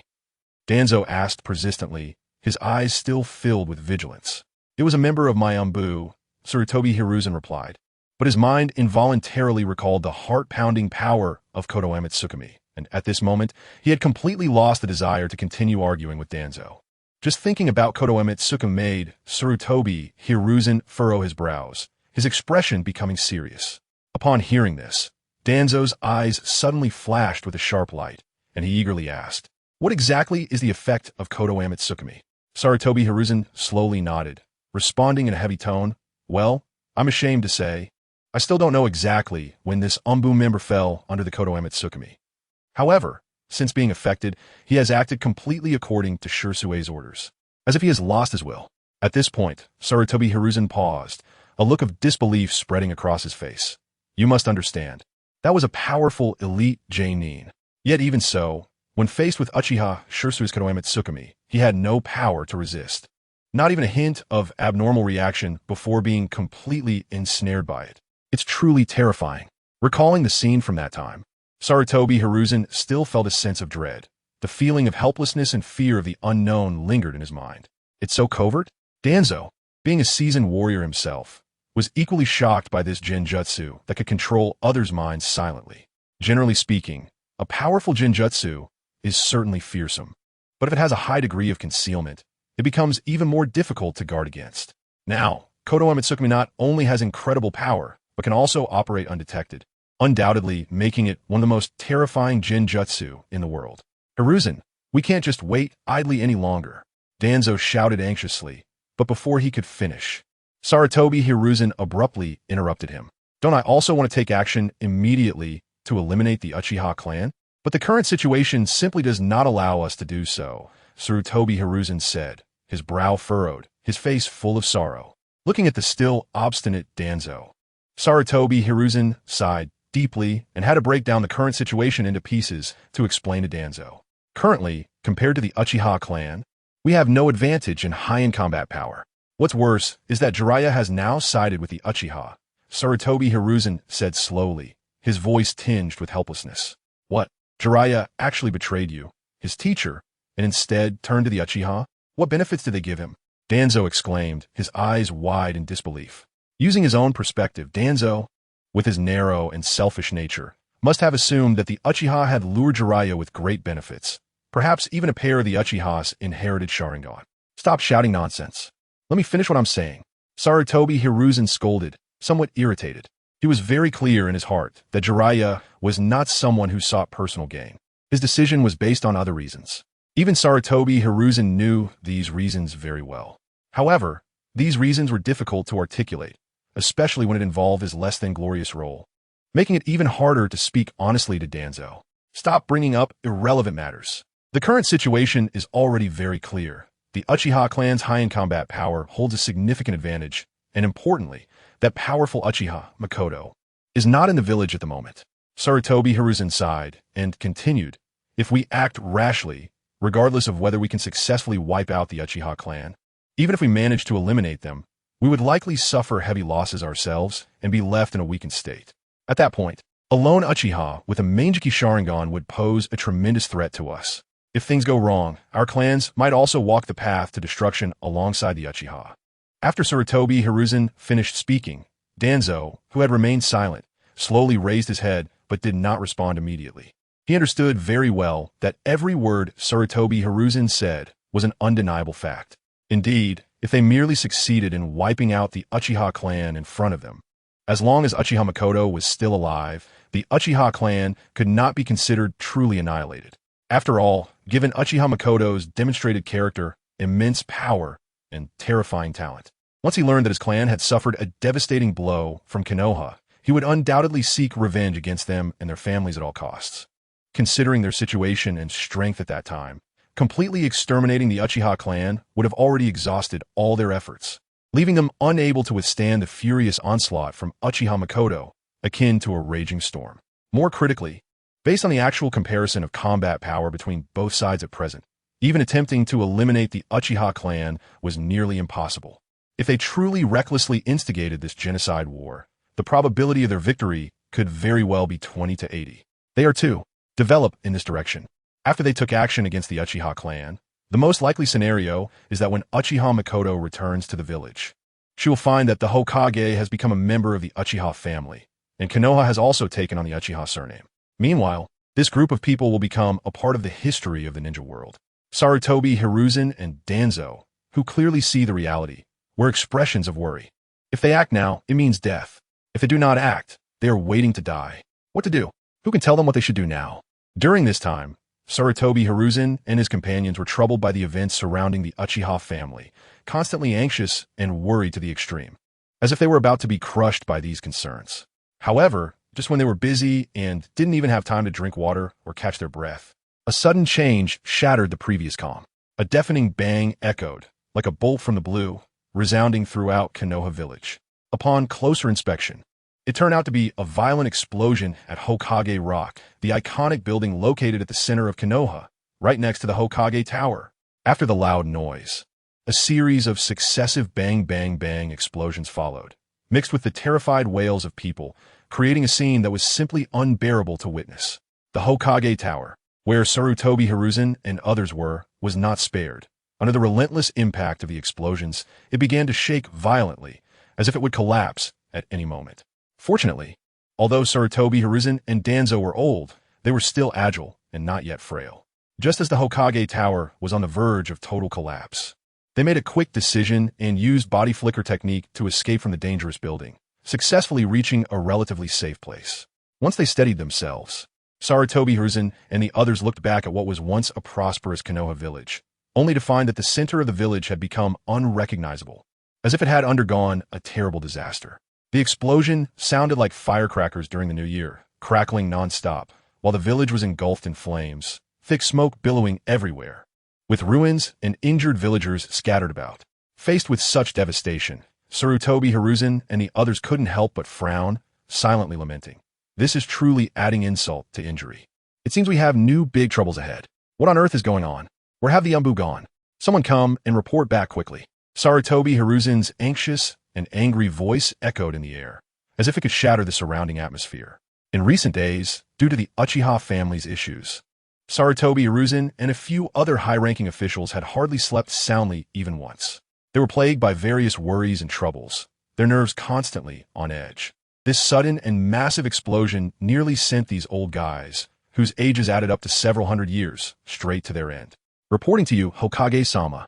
A series of violent explosions have occurred in the central area of the village. A member of the Umbu appeared before Sarutobi Hiruzen and the others like lightning, then knelt on one knee, respectfully reporting the current emergency situation. I saw all of this. Now tell me what you have found out. Sorry, Hokage-sama. We haven't found any information regarding the culprit yet. Could it be that the Uchiha clan is behind this again? Upon hearing the Umbu's report, Sarutobi Hiruzen's first reaction was to associate it with the Uchiha clan, which had been unusually active and restless recently. He couldn't help but feel suspicious, secretly pondering, could it be that the Uchiha clan is deliberately causing trouble, trying to give us a severe warning? However, in response to Sarutobi Hiruzen's questioning, this Umbu ninja did not easily agree, nor did he make reckless guesses and blame the Uchiha clan. On the contrary, he answered seriously and solemnly, to Lord Hokage, the true culprit behind this explosion is still under deep investigation, and it cannot be determined at this moment. Obviously, This Umbu ninja maintained a pragmatic attitude, providing accurate and reliable intelligence based only on existing clues and evidence. First, save the people. The matter of finding the culprit can be set aside for now. Sarutobi Hiruzen furrowed his brow, looking solemnly at the chaotic scene before him. Centered around Hokage Rock, the area within several kilometers had suffered extremely severe damage. Houses collapsed, roads broken, and thick smoke billowing into the sky. Just from a distance, he could imagine the casualties caused by this disaster would surely be shocking. Sarutobi Hiruzen dared not delay any longer and decisively commanded, "Everyone present, listen up.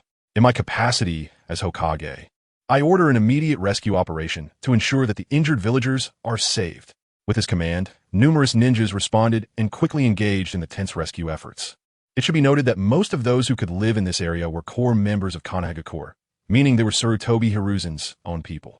Those who were not part of their group had long been arranged in the outskirts of the village, such as the marginalized Uchiha clan. Just then, a sharp and hostile voice suddenly rang out. "Hiruzen, I think this must be the work of the Uchiha." Everyone turned to see that the speaker was Danzo, who had always harbored dissatisfaction towards the Uchiha clan. His sinister eyes were fixed firmly on the ruins in the distance, as if he had already concluded that this disaster was a conspiracy orchestrated by the Uchiha clan. Hearing Tuan Zhang's words, Sarutobi Hiruzen couldn't help but feel a slight heaviness in his heart.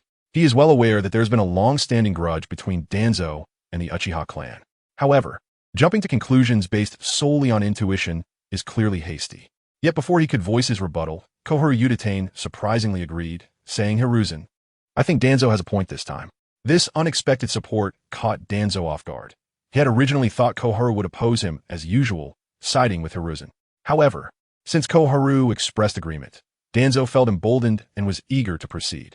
Hiruzen Sarutobi frowned slightly and gestured to Koharu, saying, "Koharu, please share your thoughts." Although we currently lack concrete evidence to confirm that this incident was caused by the Uchiha clan, if we trace back the various results that have already emerged, the answer is actually quite apparent. After all, which side would be most adversely affected by such a violent explosion in the heart of the village? Conversely, which side would stand to gain the most benefit from it? Upon deeper reflection, isn't the true culprit already glaringly obvious? What Koharu expressed could not be more straightforward. In her view, whoever stands to be the ultimate beneficiary of this incident is undoubtedly the one or the family that is most likely behind the scenes. After all, this explosion occurred in the core area of the village, which undoubtedly inflicted significant damage and loss on their Hokage lineage. Other ninja clans have also suffered to some degree due to this sudden disaster. Yet only the Uchiha clan emerged completely unscathed, setting aside the heavy blows suffered by the Hokage line in this matter. The other ninja clans all have shops or properties in the central area of the village. But the Uchiha clan, in such a crucial location, has not even occupied an inch of land or a single building. Could all of this merely be coincidence? Or is there some hidden conspiracy at play? In this explosion, the Uchiha clan has become the most apparent winner, and the likelihood of them being the culprits has increased significantly. I believe you were thinking the same thing just now, right? Koharu finished speaking and looked at Danzo. Yes, you're right. That's exactly what I was thinking." Danzo responded somewhat awkwardly, as it was late and others had not noticed this detail. "All right, let's put this matter to rest and not mention it again. The urgent task at hand is to rescue the people." Hiruzen sighed heavily, furrowing his brow in worry. Gesturing for everyone to stop the debate and began to methodically command the Umbu members to start the rescue operation. He was acutely aware that time was of the essence at that moment. Every second wasted could put more innocent lives in jeopardy. Therefore, he was unwilling to waste any more energy on meaningless arguments. "Yes," everyone replied in unison, quickly following Sarutobi Hiruzen's instructions. However, the atmosphere remained exceedingly tense, as each person harbored doubts and concerns about the truth behind the incident. Koharu was right. The Uchiha clan indeed had no assets in the center of the village. But why was that? Could it really be as simple as it seemed on the surface? If it was because the Uchiha themselves didn't want to have any, that was clearly impossible. After all, who wouldn't want a place in a prosperous area? As the largest noble clan in Konoha Corps, the Uchiha were certainly not a family lacking funds. Hence, there was only one answer. The Uchiha were prohibited from doing so. Once again placing the blame on the Uchiha, anyone with a bit of sense could figure out why the Uchiha had no assets in the center of the village.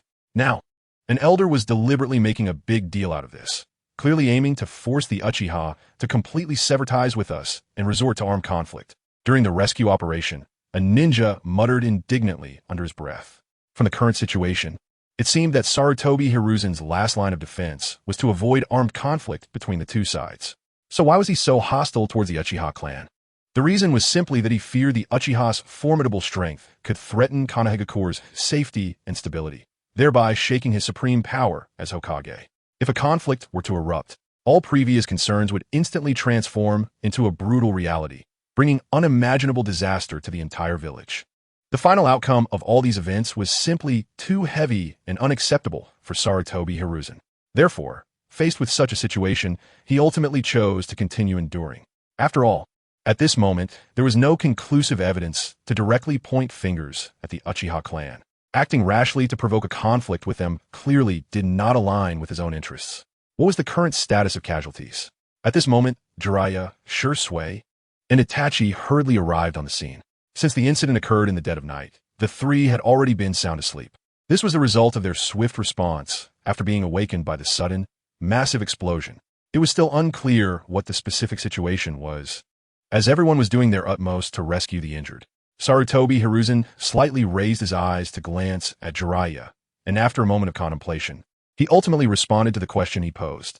Upon hearing this, without a second thought, Jeriah bit down on the thumb of his right hand and swiftly made a small cut with the blood that flowed onto his left palm. Immediately after, he began to rapidly perform various hand signs, chanting, summoning technique. Save them.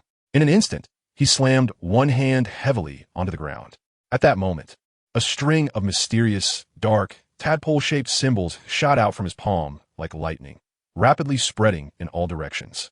Meanwhile, a loud bang suddenly echoed as a thick substance like white mist erupted forth. Within this white haze, several indistinct black shadows could be seen, seemingly ready to burst forth at any moment. As the mist dissipated, several giant toads appeared, taller than a person. Everyone, there's no time to chat. Please help rescue the injured, Jeriah said before rushing out ahead. Seeing this, the giant toads quickly jumped to assist in the rescue. Shisui exchanged glances with Itachi, and they also teamed up to help. After a whole night of tense and orderly rescue operations, dawn finally arrived. At this time, the morning light broke through the clouds, illuminating the devastated and ruined Hokage building. Since the explosion was confined to a small area in the center of the village, with everyone working together, the damage and casualties were quickly accounted for. A serious-faced Ombu captain in a black uniform quickly approached Sarutobi Hiruzen and knelt on one knee to report. Hokage-sama, according to our investigation, the explosion originated from the Hokage rock, with immense power that destroyed all buildings within a 3-kilometer radius. Furthermore, the shockwave extended to places 5 kilometers away from the center. The captain then took a deep breath and continued. Unfortunately, since the incident occurred late at night, most people were asleep, and this sudden disaster resulted in 29 deaths, 41 serious injuries, and 163 minor injuries. As for property damage, we cannot yet accurately assess the total amount. At this point, he couldn't help but lower his head slightly, a hint of guilt appearing on his face. Facing such grave statistics, the atmosphere was exceptionally heavy, especially when this information reached the ears of those present. Most people's moods inevitably turned somber. However, there was one exception, Danzo. He stood expressionless to the side, seemingly indifferent to everything happening before him. After all, the rude organization he controlled had not been affected at all. In fact, it could be said to be unscathed. Although the Shimura clan also suffered some losses for Danzo, who only cared about his own route, even this minor loss was of no consequence. The Uchiha clan also had not been affected, but when they suddenly heard about the deaths of so many villagers, Shisui and Itachi's expressions instantly turned extremely grave. Shisui's brows furrowed deeply, his eyes revealing profound worry, while Itachi pressed his lips tightly together, the muscles in his face trembling slightly, clearly experiencing immense internal turmoil. At this moment, Sarutobi Hiruzen said sternly, "Investigate. This matter must be thoroughly investigated, and the truth must be uncovered to give a satisfactory explanation to the injured villagers. We must also provide justice for those who tragically lost their lives tonight." While he was speaking, he subtly glanced at Hiruzen and Itachi out of the corner of his eye. At that moment, a very distinctive, mature woman's voice came from behind the crowd. "What's going on?" Hearing that voice, which was too familiar to him, Jeriah was taken aback and couldn't help but murmur to himself, This voice is. Immediately after, it was as if he was drawn by an invisible force. And he suddenly looked up. His inquisitive gaze quickly darted through the crowd like lightning, landing directly on the woman in the green top standing behind everyone. Tsunade, you finally returned. Jeriah looked at Tsunade in front of him, a hint of nostalgia unmistakably showing in his eyes. His voice trembled slightly, as if containing 1,000 words, but unsure of where to begin. Meanwhile, Sarutobi Sasuke looked at Tsunade's face with a complex expression, a mix of surprise, relief, and a hint of barely noticeable concern intertwined. However, not everyone present welcomed Tsunade's return, with Danzo being the most obvious among them. His gloomy face was now as dark as the bottom of a pot, coldly staring at Tsunade, with his eyes revealing undisguised disdain and hostility. He is not foolish. He knows that the position of Hokage currently occupied by Sarutobi Hiruzen is no longer as solid as it once was. Now, with this shocking explosion occurring suddenly, the situation is developing more and more towards the direction that Danzo hopes for. As the Hokage throne, symbolizing supreme power, seems to be getting closer and closer, almost within reach, he never expected that a strong opponent, Tsunade, would suddenly emerge. As for competing fairly with Tsunade for the coveted Hokage position, the cunning and ruthless Danzo is not naive enough to entertain such unrealistic thoughts. If Tsunade had no interest in the Hokage position, that would be one thing. But at this crucial moment, Tsunade chose to return to the village, and behind her followed the formidable Uchiha Makoto. All signs clearly indicate that Tsunade's true purpose for returning to the village is singular, to stabilize the situation amidst chaos. Simply put, she is eyeing the Hokage position. Such an obvious matter is clear even to Danzo. So how could Sarutobi Hiruzen not understand it? It is precisely because of this that Sarutobi Hiruzen's expression is so complex and difficult to read at this moment. However, even though he feels helpless in his heart, he knows very well that his era as Hokage has come to an end. Of course, if Tsunade ultimately replaces him as the next Hokage, he would not be completely unable to accept it deep down. After all, with Tsunade's abilities and prestige, she might indeed be qualified to take on the heavy responsibility of protecting the village of Konoha. Speak. What exactly happened? Is there really someone so bold as to attack Konoha?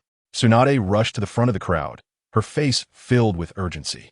When she saw the scene before her, which had turned into ruins, her brows furrowed tightly. The once lively and peaceful center of the village was now in shambles, with debris and thick smoke everywhere. What made Tsunade feel most uncomfortable was that even the Hokage rock, standing tall in the village, symbolizing the glory of the Hokage, had lost all traces of the rock carvings of past Hokages. These carvings not only represented the spirit of Konoha, but also embodied the achievements of Tsunade's ancestors. They witnessed the rise and fall of the village. Now that they have suffered such misfortune, how could she not feel heartbroken? Recalling the previous discussion with Makoto, the group hurried back without stopping. Thanks to the fire-breathing dragon beside Makoto, which possessed excellent flying abilities, they were able to return to the village so quickly. However, what Tsunade never expected was that even at such high speed, they were still a step too late. Tsunade was burning with anxiety, desperately wanting to find out who had the audacity to deal such a heavy blow to Konoha. Thus, she loudly asked the people around her, while quickly moving towards the center of the ruins. However, in response to Tsunade's inquiries, the scene fell silent. No one answered her. Standing beside her, Jeriah stared at Tsunade with wide eyes, as if he were dumbfounded. As for the others, they all directed their gazes towards the fire-breathing dragon next to Makoto. This giant fire-breathing dragon exuded a powerful aura of dominance.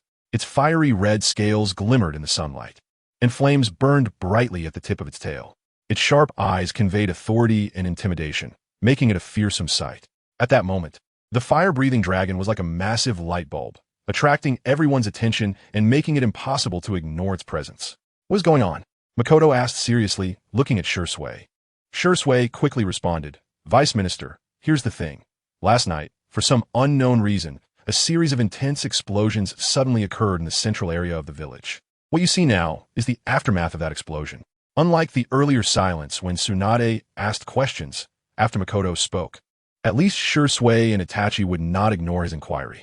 However, before Makoto could respond, Tsunade jumped in eagerly, loudly accusing Uchiha Makoto. Isn't this a serious dereliction of duty by your security department? Clearly, this old fellow still harbored resentment over the last time Makoto didn't give them face. And now he sees the opportunity to attack. Faced with Tsunade's accusation, Makoto did not back down. He suddenly turned his gaze, fixing it on Sarutobi Hiruzen, and pressed. Dereliction of duty by the security department? Third Hokage, do you hold the same view? Sarutobi Hiruzen never expected Makoto to counter him like this. But at this moment, all eyes were focused on him. If he remained silent, it would be difficult to resolve the situation.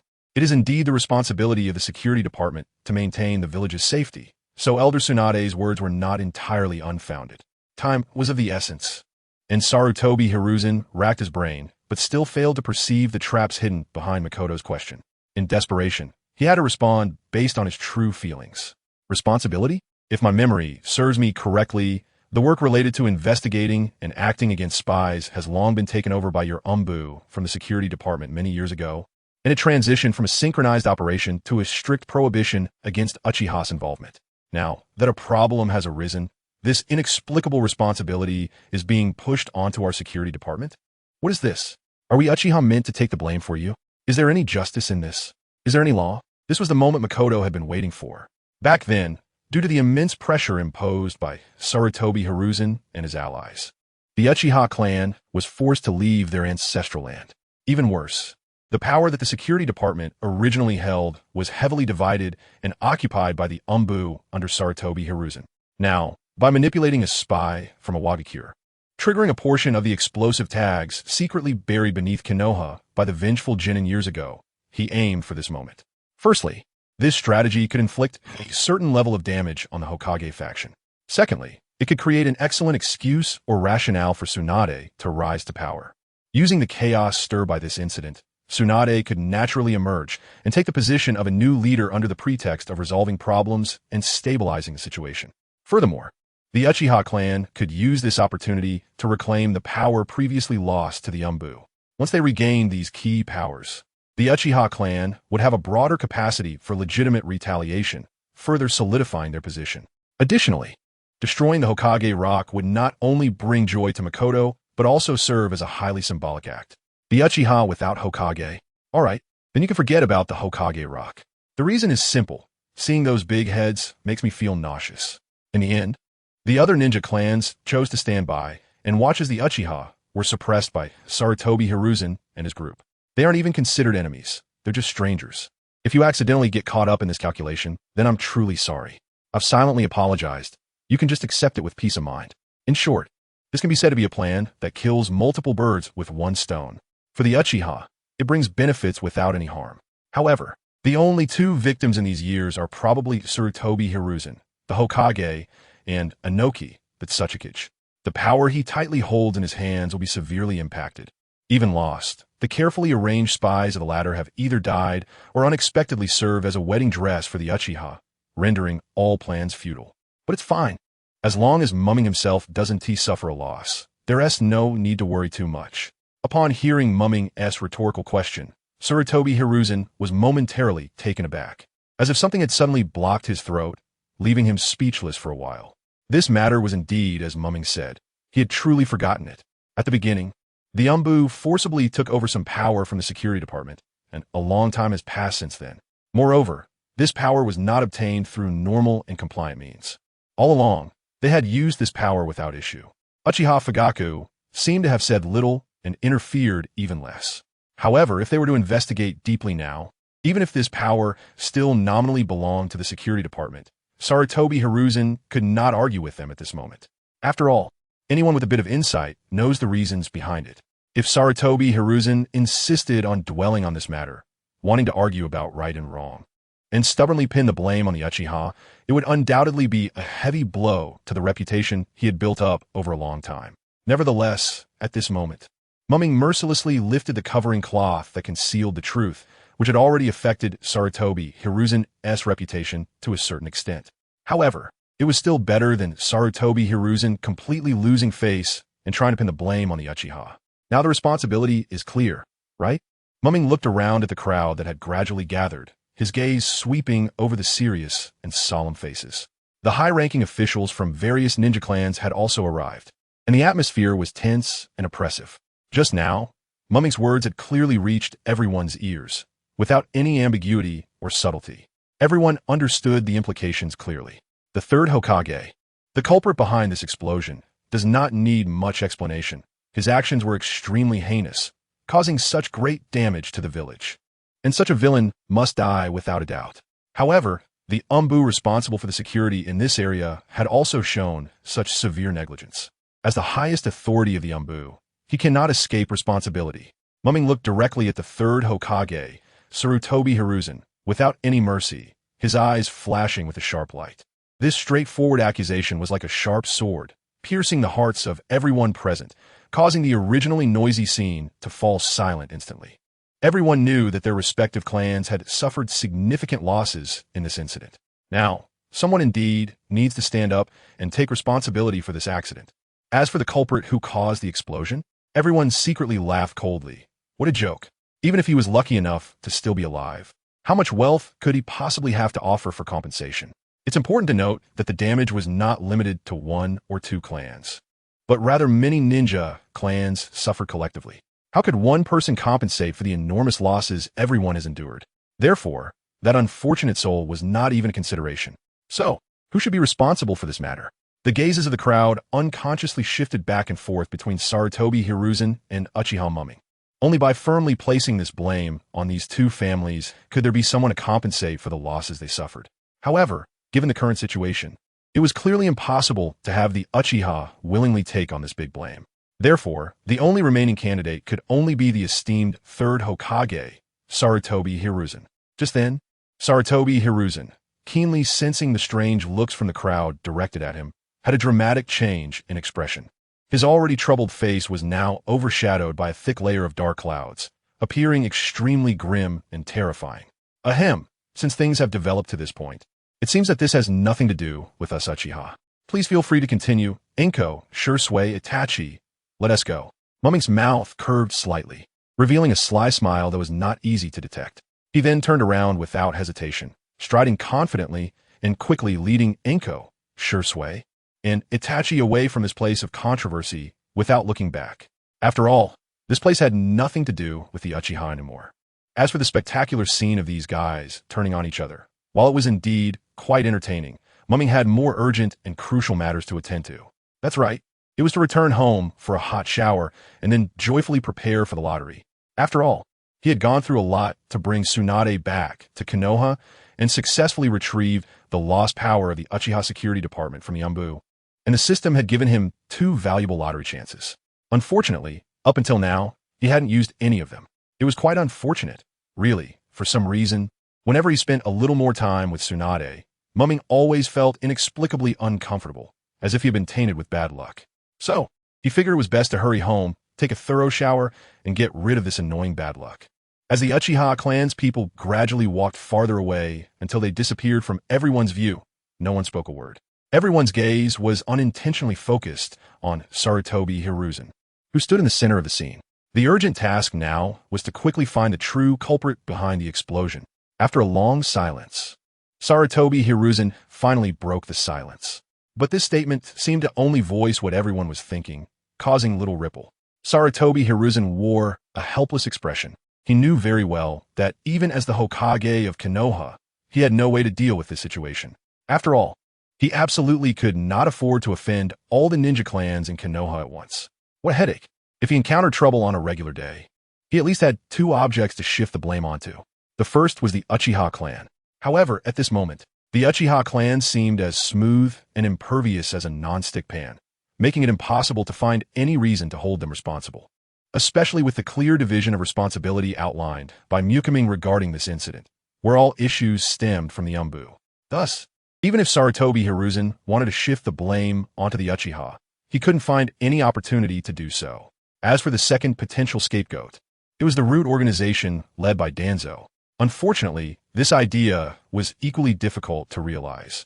While it might be acceptable to have Root carry out some attack missions, to insist that they were responsible for the village's defense was simply absurd and pure nonsense. Such a far-fetched excuse would likely not convince even the most foolish person in Konoha. Upon realizing this, Sarutobi Hiruzen couldn't help but let out a deep sigh. knowing that this massive blame would have to be shouldered by him alone. Umbu, listen up. The situation is urgent, and you must use all your strength to capture that damned murderer. There can be no slackening.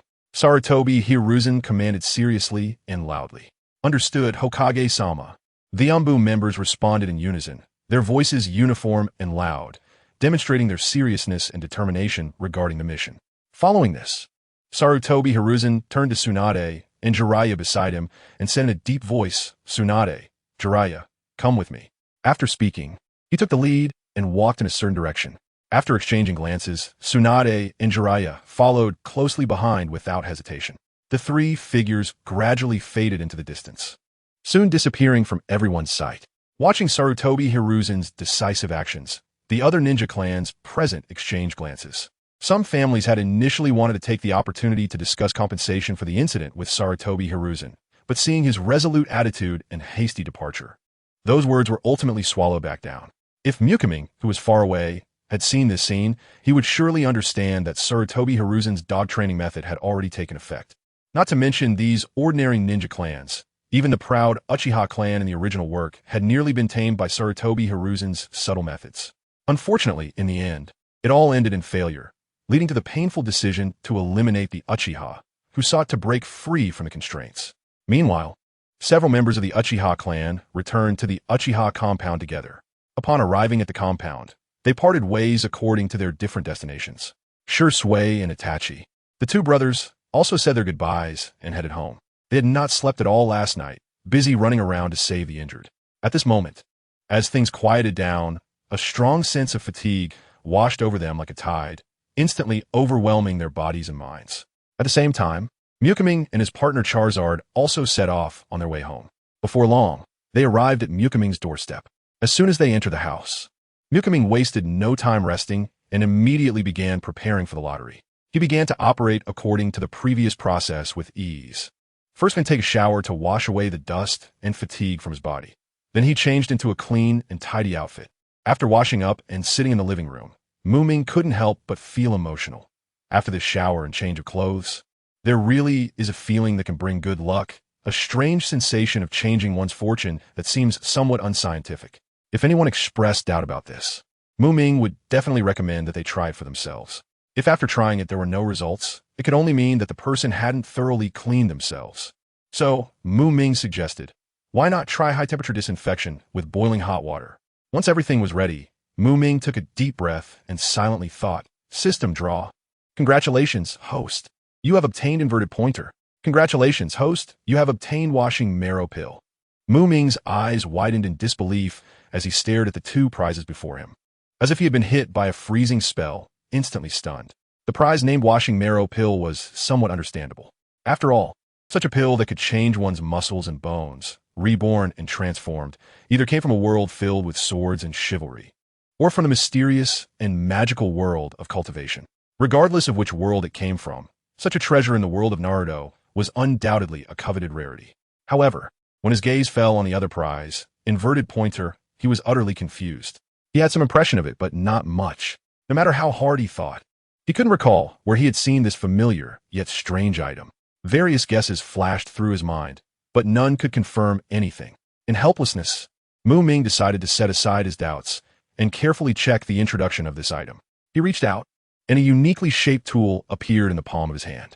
This tool was about the length of chopsticks, with arrows at both ends. One end had a bright yellow arrow, while the other had a striking red one. As soon as Ming picked up this tool, a sense of déjà vu surged in his heart. But no matter how hard he tried to remember, he couldn't clearly recall where he had seen it before. With curiosity and anticipation, Ming finally shifted his gaze to the introduction text. As he read deeper, his expression shifted from confusion to clarity, and finally to a sudden realization. Inverted pointer, from the world of Doraemon. It is a two-ended arrow with different colors. Touching anything with the red arrow will cause that thing to become the opposite. However, how it becomes opposite is actually quite uncertain. Its function, performance, nature, weight, and appearance could all change. The yellow arrow can be used to restore items inverted by the red arrow. It is a tool that can create chaos if not used properly. Oh, so this is what it is, Ming said in realization. He was naturally aware of this tool, but his memory was a bit fuzzy when he only saw the name. So, in what scenario should this thing be used? Ming muttered to himself while carefully examining the tool before him. He had never doubted the powerful abilities of this tool. However, what puzzled him at this moment was, in what kind of situation could this tool fully exert its effects? It should be noted that this tool must be activated through close contact, which somewhat limits its practicality. Perhaps it would be best to store it in the equipment slot for now, Ming thought to himself. As soon as this thought flashed in his mind, the tool named inverted pointer seemed to be summoned and quickly settled into the equipment slot. At that moment, a wonderfully strange feeling surged in Ming's heart. He instinctively raised his right hand and, upon closer inspection, was surprised to find a small, exquisite red arrow had appeared on his right index finger at some unknown time. Immediately after, as if drawn by some mysterious force, Ming slowly raised his left hand as well. Unsurprisingly, at the same position on the tip of his left hand, a bright yellow arrow materialized. Ming took a rice ball out of the fridge. Holding it in his right hand, he activated the inversion power. Then, nothing happened. No light, no stars, no special effects. Even with Ming's Sharingan, he could not detect any difference at all. Without further thought, Ming stuffed the rice ball, which he had imbued with the inversion power, into his mouth. As he chewed slowly and forcefully, the rice ball gradually broke apart in his mouth, and its taste was unchanged compared to usual. After swallowing the entire rice ball, time passed quietly. Before long, however, Ming's expression began to look somewhat strange. He frowned slightly, his lips parted as if he wanted to say something, but hesitated. Finally, he couldn't help but mumble to himself. So this is how the effect of the rice ball has changed. It should be known that the primary function of this rice ball was to eliminate hunger. But now, after undergoing some changes, its effect had fundamentally transformed from a filling food to an appetizer. In other words, eating this rice ball not only did not give Ming a feeling of fullness, but instead made him feel even hungrier and increased his appetite. At this point, Ming understood that there was no need to continue testing the inversion pointer. At least for him, it was unnecessary to personally experience the feeling of becoming hungrier with each bite. However, through this experience, Ming was able to roughly infer some uses for that mysterious inversion pointer. He smiled slyly with the corners of his mouth slightly raised, secretly pondering in his heart. In the future, when he encounters those whom he deems as enemies, there will be plenty of interesting things to properly entertain them. Ming only regretted one thing, which was that at this moment, his equipment slots were already filled. This item was just too useful. Currently, aside from the initially obtained equipment slot bonus item called Oracle Lens, which steadily occupied a special slot, the other 6 slots were also occupied. They contained Chrono Pendant, the Doomsayer's Death Cap, Shimmer Fruit, Horse Talisman, Pig Talisman, and the recently drawn magical inverted pointer. In the game LOL, those pitiful 6 equipment slots are simply a perpetual pain for players. Every time they reach the late game, looking at their 5-digit gold, and then at the fully packed slots that can no longer accommodate any more equipment, the feeling of frustration is hard to describe. At this moment, Ming's frustration was no less than that of those players. He still has a lot of equipment he can put in. For example, the Natural Tooth, or the Black God set. If nothing else, there's also that rubber fruit sitting in the corner, almost forgotten by Ming. It would be great if he could draw from the various equipment slots found in other games in the future. For instance, weapon slots, accessory slots, and armor slots in certain role-playing games. That way, he could freely combine various powerful equipment, and just thinking about it makes him feel delightful. Of course, for now, Ming can only fantasize about this, but who knows what the future holds. Maybe one day it will really come true. So, Ming is not too concerned about this right now. He just needs to look a bit further ahead. At that moment, Ming casually reached out and flipped his hand, and suddenly a small, exquisite white porcelain bottle appeared in his hand. Upon closer inspection, there's a vividly printed plum blossom pattern on the bottle, making it look particularly elegant. Cleansing pill, originating from a low-level cultivation world. He continued to read, and the description of the effects of this cleansing pill made the corners of his mouth curve slightly upwards. Purifying the body. The most significant effect of this pill is its ability to completely purify the practitioner's constitution. Once taken, the various impurities that have accumulated in the practitioner's body over time will be swiftly eliminated, greatly enhancing their constitution, thus significantly accelerating their future cultivation speed. Unlocking potential. This cleansing pill also possesses the miraculous ability to unlock the latent potential of the practitioner. When the practitioner consumes this pill, it can activate their potential and improve their cultivation aptitude, enabling them to successfully reach a higher level of cultivation. Upon reading this, Ming showed no hesitation, decisively removing the cork from the small porcelain bottle and gently pouring its contents into his palm. In the blink of an eye, a round pill, brown in color and about the size of a longan, rolled into his palm. This so-called cleansing pill was worlds apart from the previous complete recovery pill.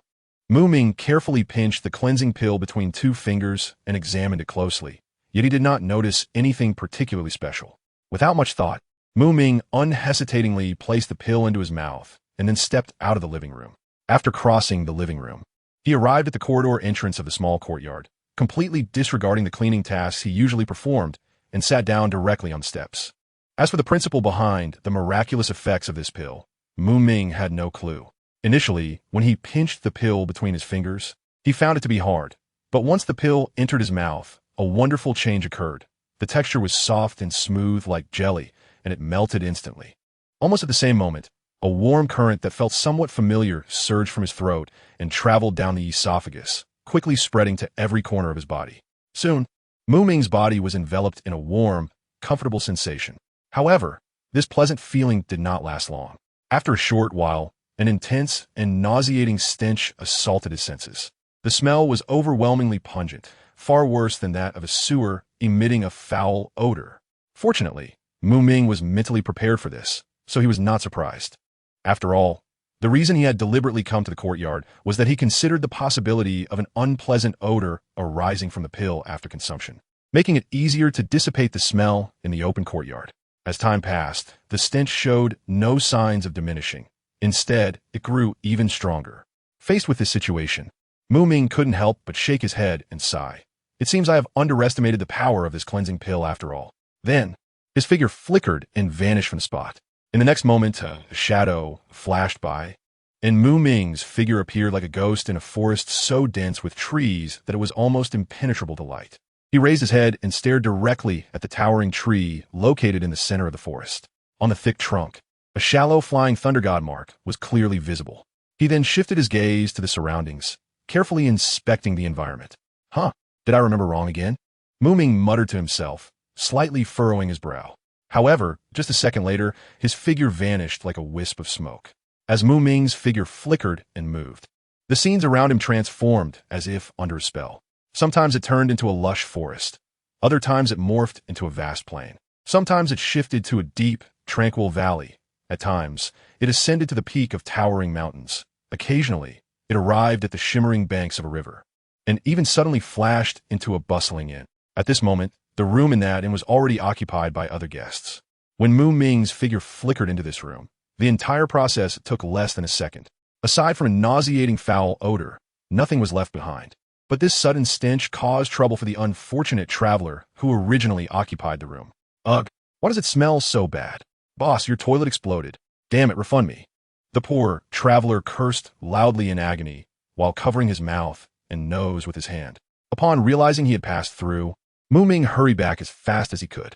Finally, he successfully flashed back to the clear-bottomed riverbank. However, at this moment, the intense foul odor emanating from him had become increasingly unbearable. Helpless, he quickly stripped off his clothes. Then, like a nimble fish, he dove straight into the cool river water and quietly soaked, hoping to wash away the unpleasant smell. Fortunately, the weather was still warm. Thus, when Ming's body immersed in the slightly cool river water, the feeling of comfort was indescribable. Looking around, he saw that in the center of the river, from where he was, circles of dark water ripples were slowly spreading outwards. If this were not a flowing river, but a serene hot spring, it would likely have been rendered completely unusable due to the black impurities. At this moment, Ming clearly felt that the power of his eyes and chakra was rapidly increasing at an unimaginable, extraordinarily abnormal rate. If the rate of his power increase during his past self-training was compared to 1, then at this moment, this growth rate had soared to an astonishing 1,000. Thus, Ming lay leisurely in the river, allowing his body to drift slowly with the current. As for the bathrobe he had been wearing, it had emitted a foul smell after being soaked in the black impurities for a long time, so he simply discarded it aside without a second thought. Time quietly passed, and gradually, Ming could keenly sense that both his chakra and eye power had reached a critical point. Just at this crucial moment, he suddenly opened his eyes without warning. In an instant, his kaleidoscope Sharingan uncontrollably activated. At the same time, Ming could vividly perceive that his kaleidoscope Sharingan was operating at an incredibly high speed, like a high-performance machine. Ming slowly lowered his head, gazing at the calm, mirror-like surface of the water. Beneath the gradually clear and transparent water surface, his own reflection appeared. However, unlike usual at this moment, his striking kaleidoscope Sharingan was spinning wildly at an astonishing speed, as if it wanted to pull everything around it into its vortex. Just then, a powerful and mysterious force surged continuously from the depths of his pupils. This force was so overwhelming that his eye power was gradually approaching a critical point. As time passed, the pressure increased. It was like a volcano on the verge of eruption, ready to unleash earth-shattering energy at any moment. Suddenly, there was a pop, and the critical point burst like a fragile bubble. Immediately, the heavy feeling that had been weighing on him vanished without a trace. Ming clearly felt that his eye power had finally broken through that seemingly indestructible critical point, stepping into a brand new realm. He widened his eyes and carefully observed the reflection in the water, only to see the once familiar kaleidoscope Sharingan pattern undergo a marvelous transformation once again. The image is in the comments. The outermost part of the pattern presented a perfect circle, resembling a red sun radiating intense light. Its base color was vibrant and striking, as red as burning flames. Surrounding this outer layer was a large black ring. This ring resembled a bottomless chasm, exuding a chillingly profound aura. It was like a dense fog that concealed all truths, filled with mystery, and like a towering mountain, its imposing presence evoked a sense of awe. At the very center of the ring, 3 black magatama-shaped patterns were evenly distributed around the absolute center. These magatama extended outward like the intricate blades of a windmill. Not completely straight, but elegantly curved, resembling the silk ribbons waved by a dancing fairy. The tips of each magatama pointed in different directions, forming angles of exactly 120 degrees with one another. Such precise layout was akin to a masterpiece crafted by nature, presenting an unparalleled beauty of symmetry. At the center, there was a pattern composed of numerous red concentric circles, resembling the pupil of a lively eye. This pupil was a small, exquisite, and tightly packed red dot, like a dazzling ruby embedded within. Arranged from the inside out were several increasingly larger red rings, linked together tightly, resembling the gentle ripples that spread across a calm lake, gently and soothingly radiating outward. In the center area, tightly surrounded by the 3 magatama, there was also a small concentric circular structure similar to an eye's pupil. This structure cleverly fused red and black tones, intertwining and complementing each other, forming the core part of this eye pupil. Looking at the area between the magatama facing outward and the outer black ring facing inward, the pattern presented a curious combination reminiscent of the kaleidoscope patterns of Dodo and Shizen. This unique combination retained the characteristics of both while creating an entirely new visual experience, captivating the viewer. The new pattern, with its stark red and black contrast, was visually striking, symbolizing the powerful and unique bloodline limitability of the Uchiha clan. This was mine, the one and only eternal kaleidoscope Sharingan. Mangekyō slowly extended his right hand, gently touching the slightly warm eye socket, as if he were caressing a rare treasure. At the moment his fingertip made contact with the eye socket, an unparalleled belief erupted from the depths of his heart like a volcanic eruption. In an instant, the calm flowing river was suddenly stirred up by the chakra surging from Mangekyō, creating enormous waves and splashes. Immediately afterward, a massive black and red figure rose thunderously from the river. Its form continuously stretched upward, first to 10 meters, then rapidly climbing to 50 meters, then to a jaw-dropping 100 meters, and even as high as 500 meters, but this was just the beginning. Accompanied by the tremors of the earth and the howling of the wind, the giant's body continued to rise, like an unshakable mountain piercing into the clouds. Finally, when it stopped growing, its enormous feet firmly planted in the surging river, and its head broke through layers of clouds, reaching the vast and boundless sky. The complete Susanoo made its appearance. Mangekyō stood at the center of the towering giant's forehead, filled with indescribable excitement. The once distant white clouds now floated beneath him. This feeling was dreamlike, causing him to involuntarily open his arms and let out a high-pitched and passionate shout towards the sky. Ah! That voice echoed through heaven and earth, reverberating endlessly. After releasing the long-suppressed emotions within, the uncontrollable excitement slowly receded like a tide. Mukyu's previously impulsive reason finally regained control. He dismissed the breathtaking, complete Susanoo. As the light gradually faded, the enormous armored figure vanished, leaving Mukyu standing in place. Then, with a thought, Mukyu reached into the system space and rummaged around, then took out a brand new set of short-sleeve shirt and shorts, quickly changing into them. In the next moment, his figure flashed like lightning, instantly crossing the distance of space, reappearing in his familiar yard. Mukyu walked lightly into the living room and immediately saw the Charizard still lying on the ground, soundly asleep. This guy was sleeping soundly, with his mouth slightly open, occasionally letting out soft snores and even drooling a little. Looking at its adorable appearance, Mukyu couldn't help but shake his head helplessly, thinking this guy must be sleeping so deeply that he didn't notice I just went out. So he ignored the sleeping Charizard and turned towards the table. Arriving at the table, Mukyu slowly sat down cross-legged, closed his eyes, and began to reorganize his thoughts. After activating the eternal kaleidoscope Sharingan, the biggest change for Mukyu was not just the ability to summon the powerful complete form of Susanoo at will. More importantly, he discovered that the consumption of his Sharingan techniques had significantly decreased. It is worth noting that prior to this, due to the overwhelming power of his kaleidoscope techniques, the amount of ocular power required for each use was immense, unprecedented. Because of this, after using his kaleidoscope technique in the confrontation with Danzo, Mukyu no longer dared to use this skill lightly. After all, frequent use of such a power-intensive technique would soon plunge him into a crisis of blindness. However, the situation was now different. The kaleidoscope technique that had once only been used as a last resort had successfully transformed into a regularly usable starting technique. Thinking of this, a surge of confidence and anticipation welled up in Mukyu's heart. This was a significant boost to Mukyu's actual combat power. Now, should he speed things up for them?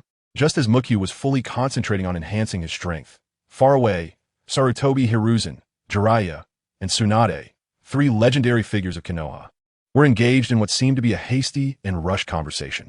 They arrived at a quiet and secluded spot beneath a large tree, surrounded by silence. Only the gentle breeze rustled the leaves, creating a soft sound. At this moment, the straightforward Jeriah could no longer contain his impatience and broke the silence by saying, "Third Hokage, what do you want to say by calling us here? Feel free to speak your mind." However, when Tsunade heard Jeriah address Sarutobi Hiruzen in this way, a look of surprise crossed her face, and she looked at Jeriah with a puzzled expression. In her memory, Jeriah and Sarutobi had always had a close relationship and had never addressed each other so formally. Upon hearing Jeriah's words, Sarutobi understood that the events from before had left Jeriah's anger unresolved. Jeriah's arrival last night was not out of support for his teacher, but rather to protect Konoha and the innocent villagers who suffered from the disaster. Faced with this situation, Tsunade chose to remain silent. Although she was very confused by the sudden rift between Sarutobi and Jeriah, her keen intuition allowed her to sense that there were underlying issues and conflicts between the two that even she did not fully understand. She thought to herself that the most urgent matter was to gather relevant intelligence. Only by fully grasping the situation could they better respond to any potential changes ahead. At that moment, Sarutobi, looking weary and serious, said, "I have decided to step down. As for the position of Hokage, you two should discuss who would be the most suitable to take over." With that, he let out a slight sigh, as if burdened by a heavy load, appearing extremely haggard and weak. However, unexpectedly, when Jeriah heard this, he showed no reaction at all. He merely let out a soft tsh, then turned his head away without hesitation, seeming completely unconcerned about the situation, even unwilling to spare a glance at Sarutobi Hiruzen. He then raised his leg, ready to leave. Seeing this, Tsunade couldn't help but frown. It seemed that the issue between these two was quite serious. However, she couldn't just let Jeriah walk away like that. So she called out loudly, "Hey, Jeriah, where are you going?" Tsunade's voice was filled with confusion as well. In response to Tsunade's call, Jeriah stopped and turned to look at her, a faint smile appearing on his face as he softly said, "Oh right, Tsunade, it's been a long time since we last met. How about we find a quieter place to catch up and chat? This isn't really a suitable place for a conversation." Throughout his speech, he never once glanced at Sarutobi Hiruzen. Tsunade first directed her gaze at Jeriah, then quickly shifted to the side where Sarutobi Hiruzen was silently smoking. Not saying a word, the atmosphere felt somewhat heavy, as if an invisible pressure enveloped everyone present. After a while, Tsunade finally broke the silence and said softly, "All right then. Since that's the case, We don't need to run around anymore. Let's go to your place. Tsunade thought to herself that it might be best to start investigating the situation from Jeriah's side. After all, their years of friendship were there, and she firmly believed that as long as she raised her questions, Jeriah would definitely provide her with a clear and satisfactory answer without reservation. After hearing Tsunade's suggestion, Jeriah replied, "Then come with me."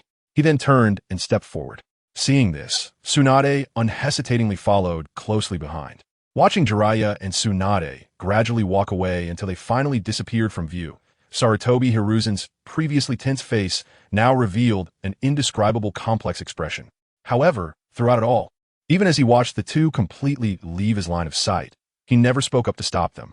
Thus, Jeriah led Tsunade onward until they arrived at the residence he shared with Naruto, located within the Uchiha clan's territory. Tsunade actually didn't know the true identity of this place, but the prominent flame fan symbols visible everywhere instantly made her understand where they were. Noticing the look of confusion in Tsunade's eyes, Jeriah did not rush to explain, simply saying, "Tsunade, the backstory of this matter is quite complicated, and it's hard to explain clearly in a short time. But don't worry, once we get inside, I'll tell you everything in detail." After slowly walking into the house with Tsunade, they were greeted by a vacant living room, with Naruto not at home.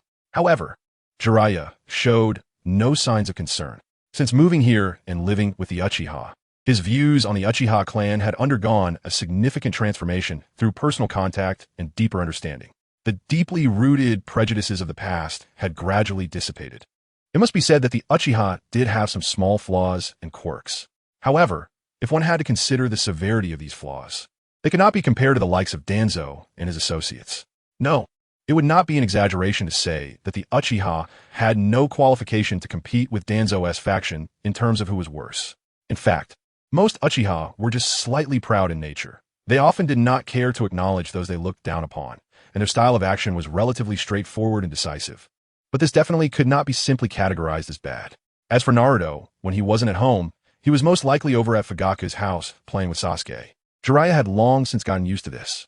He first warmly invited Tsunade to take a seat, then quickly took out several plates of delicious dried fruits and snacks from the cupboard, neatly arranging them on the antique wooden table.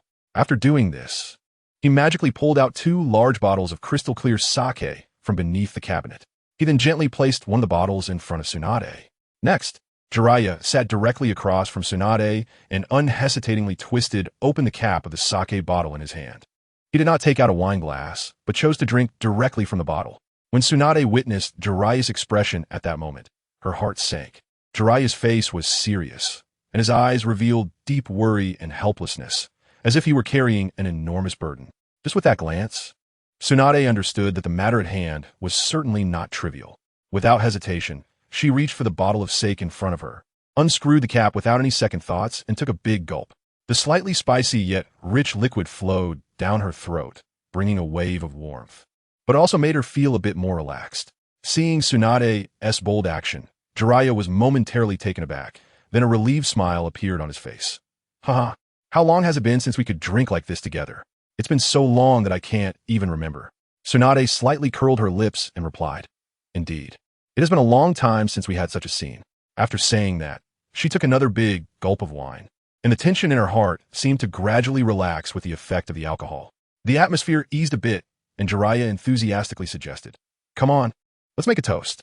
Saying this, he raised his bottle high. Seeing this, Tsunade naturally responded with enthusiasm, gripping her bottle tightly and gently clinking it against Jeriah's. The crisp sound of the clink echoed, like 2 hearts resonating at that moment. Then, the two of them tacitly tilted their heads back and drank deeply at the same time. After putting down the bottle, Tsunade casually grabbed a handful of peanuts from the table and began to chew slowly. She quietly waited for Jeriah to tell the stories hidden behind the scenes. This matter, after all, is something I owe to Sarutobi Hiruzen and Minato Namikaze. Jeriah finally began to speak slowly, his voice filled with guilt and self-reproach. He took a deep breath and began to recount to Tsunade the various twists and turns he had experienced during this time. Ever since the unfortunate passing of the 4th Hokage and his wife, Naruto's fate had been sealed. He not only suffers from bullying and discrimination from the entire village, but is also secretly plotted against by the 3rd Hokage, Hiruzen Sarutobi. The poor Naruto can only barely fill his stomach by drinking expired milk. In this large and prosperous hidden leaf village, Naruto seems so small and helpless. He faced the indifference and malice of those around him alone. Each step was exceptionally difficult. However, even in such a harsh environment, Naruto still lived tenaciously, striving to adapt to this world full of suffering. Alas, I am truly sorry for them, Jeriah said with deep sorrow, his voice trembling slightly. I have betrayed the trust that Minato and Kushina placed in me. I can hardly imagine what kind of heartbreaking scene it would be if one day they knew that their child, little Naruto, was living such a miserable life. At this point, a tear quietly slid down the corner of Jeriah's eye, as if it were a release of the endless guilt and pain deep within his heart. He instinctively raised his hand and gently wiped away the tear filled with sorrow. Then, as if he wanted to numb himself with alcohol, he picked up the bottle next to him and tilted his head back to gulp down a large mouthful of liquor. Tsunade, who had been listening nearby, now fully understood the situation. Her keen political instincts quickly revealed to her the role Sarutobi Hiruzen played behind this series of events and his true intentions. A deep sense of contempt surged within Tsunade for the seemingly virtuous Hokage. Umph, how could he be considered a good person? No truly kind and upright person would spend their days mingling with treacherous scoundrels like Danzo. Looking at Jeriah's fragile appearance, as if he had lost all strength to support himself, a mix of bitterness and helplessness welled up in Tsunade's heart. She truly couldn't think of any appropriate words to comfort her old friend of many years. After a moment of silence, Tsunade sighed softly. Sigh. Well then, since it's like this, I'll drink with you. Saying this, she reached for the bottle, clinked it with Jeriah's, and drank it in one go. Between them, unknowingly, 2 bottles of sake had already been finished. However, for heavy drinkers like Jeriah and Tsunade, 2 bottles of sake were merely an appetizer. Without a word, Jeriah turned around and pulled out a whole box of sake from the corner, placing it heavily on the table, and cheerfully declared, "Today, let us drink freely." Thus, the two began to drink deeply, as if in a competition, pouring sake into their mouths. Before long, the air was filled with a strong smell of alcohol.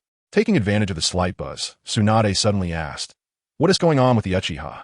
Although she had previously understood the conflict between Jeriah and the third Hokage, Sarutobi Hiruzen, the various mysteries surrounding the Uchiha family still lingered in her mind. Hearing Tsunade's question, Jeriah slowly set down his bottle, looked at her with slightly drunken eyes, and replied, "What aspect do you want to know about?" Tsunade shook her head, indicating that she knew almost nothing about the Uchiha. "I have paid little attention to news from Konoha over the years, let alone the Uchiha clan, which has never had a good relationship with our Senju clan. I have heard some widely circulated rumors, but for other matters that haven't been spread widely, I'm truly in the dark. So, just tell me everything you know about the Uchiha. Thank you in advance." After saying this, Tsunade raised the bottle again and took a big gulp. "Well, I really know very little about the Uchiha, just a bit here and there," Jeriah said while gently shaking his head, seemingly feeling helpless about what he knew. However, after a brief pause, he decided to share everything he knew with Tsunade. First of all, after the Nine Tails incident a few years ago, the Uchiha clan experienced a large-scale relocation. As for the specific reasons, I can't say for sure, but it's definitely complicated. Jeriah spoke slowly, his gaze deep and distant, as if his thoughts had drifted back to that time. Also, it seems that the Uchiha security force has been suppressed and restricted by Sarutobi Hiruzen and some other Konoha higher-ups. Besides, this internal power struggle is really annoying. At this point, Jeriah couldn't help but frown, a hint of worry appearing on his face. Another important thing is that Danzo had once put a death mark on the only member of the Uchiha clan who possessed the Mangekyō Sharingan at that time, Uchiha Shisui. But what's unexpected is that after all his meddling, the Mangekyō Sharingan in the Uchiha clan went from 1 pair to 3 pairs. That is quite satisfying. Jeriah unconsciously raised the bottle and took a sip. If I didn't know about the complicated, deadly feud between Danzo and the Uchiha, I might mistakenly think that Danzo was intentionally trying to help the Uchiha rise. What was that saying again? Oh right, pushed to the brink of death to be reborn. Haha, it's really quite ironic when you think about it. At this point, Jeriah finally couldn't help but laugh. He really looked down on Danzo and sneered at his consistent way of doing things. Whenever he saw Danzo suffer setbacks or misfortune, he felt particularly delighted. At this moment, Tsunade, who was sitting quietly beside him, couldn't help but laugh upon hearing this. Her hearty laughter echoed in the room, lingering for a long time. However, in the next second, the smile on Tsunade's face suddenly froze. If she didn't have the identity of Hokage and didn't plan to take the Hokage position in the future, then the strength of the Uchiha clan would have nothing to do with her. After all, her Senju clan no longer existed. For Tsunade, who was alone, the future of the Uchiha clan was indifferent to her. Whether the Uchiha grew stronger or completely disappeared, or if anything else happened to them, she could remain completely unconcerned. However, the current situation was entirely different. Upon returning, Tsunade's plan was to succeed Sarutobi Hiruzen as the Hokage of Konoha and clean up the mess they had created. In this case, if the Uchiha clan became too powerful, it would undoubtedly bring her many tricky problems and troubles as Hokage. It's important to note that the innate arrogance of the Uchiha clan is deeply ingrained in their bones. As a descendant of the Senju clan, which had fought against the Uchiha clan for over 1,000 years, Tsunade certainly had enough authority to evaluate this. At this moment, Tsunade looked intently at Jeriah and asked seriously, "Jeriah, you've been living here for quite a while. What do you think of the people in the Uchiha clan?" Seeing Tsunade's extremely serious expression, Jeriah immediately understood the real concern behind her question. Clearly, she was also afraid that the Uchiha clan would rebel or even use force to seize power. In response to Tsunade's inquiry, Jeriah was momentarily taken aback. Then a slight smile appeared on his lips. "Tsunade, you can rest assured about the Uchiha clan. While I can't guarantee that there aren't any individuals within the Uchiha clan who would attempt to seize power through force, I can confidently say that anyone with such thoughts simply doesn't have the ability to succeed. It's quite strange, actually, that the few pillars of strength in the Uchiha family today are not the type who are eager to pursue power. What they truly desire is quite simple: to live a smooth and stable life like ordinary people.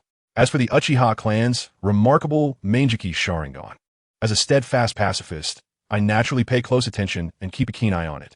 The Mangekyō Sharingan of the Uchiha clan is an incredibly powerful and mysterious force, and those who possess such power have been few and far between throughout the Uchiha clan's 1,000-year history. When it comes to speaking authority within the Uchiha clan, the holders of the Mangekyō Sharingan are undoubtedly Uchiha Shisui, Uchiha Itachi, and Uchiha Kakashi. Jeriah has a clear understanding of their attitudes towards Konoha. Overall, their attitudes are quite mild and calm. They showed none of the arrogance and pride typically associated with the Uchiha clan, especially Uchiha Shisui and Uchiha Itachi, who always silently protected the village and contributed to maintaining the peace and tranquility of Konoha to the best of their abilities. Of course, there is also the more hot-headed and famous Uchiha Mikoto. Although he had once targeted Sarutobi, Hiruzen, and Danzo, these matters had long been intentionally or unintentionally downplayed or ignored in Jeriah's eyes. After all, in his heart, someone like Danzo was hardly considered a real person. Now, he added Sarutobi Hiruzen to that list. From Jeriah's current perspective, damn it, that group of beasts doesn't even deserve to share the title of human with him. Upon hearing Jeriah say this, Tsunade's tightly wounded heart instantly relaxed, as if the heavy stone pressing on her chest had finally been moved. The reason she felt such a sense of relief was not complicated. First of all, in Tsunade's mind, Jeriah was absolutely trustworthy. She firmly believed that Jeriah would never deceive her. Moreover, Tsunade also had a considerable level of trust in the Uchiha clan. This was not baseless. After all, Uchiha clan members had always been straightforward and honest, looking down on the idea of deceiving others through disguise and performance, let alone going against their true feelings to put on a show. At this moment, Jeriah shifted the topic to the matter of the Hokage position. The position of Hokage should belong to you. You know my nature. I have no interest in that lofty position. Besides, I have other missions to undertake. Faced with Jeriah's candid words, Tsunade did not show any signs of surprise. After all, the two had gathered here today, and it was inevitable that this crucial matter would be mentioned. It was just a matter of who would bring up first. At the same time, Tsunade was well aware of the important matter Jeriah had mentioned that belonged to him. Since that's the case, I've decided to take on the position of Hokage. When discussing serious matters with Jeriah, Tsunade never needed to beat around the bush or be vague. Their familiarity and deep friendship made it unnecessary. They were not family, but they were closer than family. Upon hearing Tsunade's decision, Jeriah smiled and nodded in agreement. Yes, I will fully support you, and I believe the Uchiha clan will also stand by you in support. Why is that? Tsunade asked, her face full of confusion and curiosity. The reason was not complicated. Uchiha Mikoto was an extremely intelligent person. He was clear as day about the current situation of the Uchiha clan and knew that, given their circumstances, it would be nearly impossible to ascend to the position of Hokage. Furthermore, They were also unwilling to engage in a fierce struggle for the position. Therefore, choosing to fully support the next Hokage was undoubtedly the best path for the Uchiha clan to take at this moment.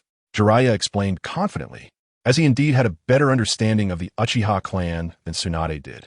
In the depths of Tsunade's mind, the Uchiha clan still retained the image of being rebellious and arrogant from years ago. However, she had not realized that time had passed and the world had changed. It was no longer comparable to decades ago. Most of the Uchiha members who had left a deep impression on her memories had gradually faded into the long river of history. The new generation of Uchiha children had significantly changed in character compared to their predecessors, especially those in leadership positions. Otherwise, why don't I go and call them over? And we can sit down face to face and have an open discussion? Jeriah noticed the conflicted expression on Tsunade's face and straightforwardly proposed his idea. All right then, let's do that. It's good to invite them for a talk. After thinking for a moment, Tsunade finally nodded in agreement with Jeriah's suggestion. As one of the legendary figures of Konoha, Tsunade had hardly any interaction or connection with the new generation of the Uchiha clan. In her limited encounters, the only one who left an impression on her was Uchiha Mikoto, who had previously brought her back to the village. He was an incredibly powerful individual. But what surprised her even more was that he was completely different from the traditional Uchiha clan members. He actually used his brain, and she felt a bit of a resemblance to her great-uncle, completely breaking her preconceived notions about the Uchiha clan. Because of this, Tsunade left a deep impression on him. On the other side, Jeriah swiftly performed hand seals with one hand, and with several crisp explosions, 3 identical shadow clones of Jeriah suddenly appeared in the living room. You all understand the details of this mission, right? So, from here on out, I'll leave everything to you, Jeriah said with a serious expression. Rest assured, the 3 clones responded in unison. As soon as they finished speaking, the sound of whooshing air could be heard as the 3 Jeriah clones dashed out the door like arrows released from a bow. Each of these clones had a clear target. One was heading straight to Shisui's home. Another was rushing to Fugaku's house. As for the last clone, he didn't seem in a hurry, strolling leisurely as if taking a casual walk. In this manner, he meandered to Mikoto's doorstep. Upon reaching the entrance, this clone first looked around and, seeing no one, firmly gripped the low wall with both hands, then used his hands and feet to effortlessly climb over the wall, successfully infiltrating the yard. However, just as he landed and steadied himself, he suddenly felt a chill creeping up his back, sending a shiver down his spine. The clone of Jeriah's heart raced, and he instinctively looked up, only to discover a massive, orange-red creature perched by the living room window, staring intently at him with its big, bell-like eyes. At this sight, the tense heart of the clone Jeriah finally relaxed, and he let out a long breath. With a smile on his face, he waved at the fire-breathing dragon and greeted it warmly. Hey, fire dragon, good afternoon. Previously, the fire-breathing dragon had already met Jeriah once and understood that this seemingly eccentric guy was a friend of Mikoto's. Therefore, when it saw Jeriah, the fire-breathing dragon naturally lowered its guard. It then lazily stretched its massive body as usual, before comfortably lying on the soft sofa, continuing to enjoy the peaceful and tranquil afternoon. Seeing this, Jeriah didn't stand on ceremony. He pushed open the door and strode into the house. As soon as he entered, he couldn't wait to shout, Mikoto, Mikoto, are you home? His loud voice echoed continuously in the room, as if it were going to shake the entire house down. At this moment, the Charizard, lying on the sofa with its eyes closed, preparing for a nap, could hardly stand such noise. So it opened its huge mouth and let out a series of low, angry roars. Roar, roar, roar. However, unexpectedly, the clone Jeriah, who often interacted with animals like toads, easily understood Charizard's intention. With a look of realization on his face, he excitedly said, Oh, so you mean he went out and isn't home right now? Roar. Upon hearing this, Charizard slightly lifted its head and nodded at Jeriah, indicating that he had guessed its meaning correctly.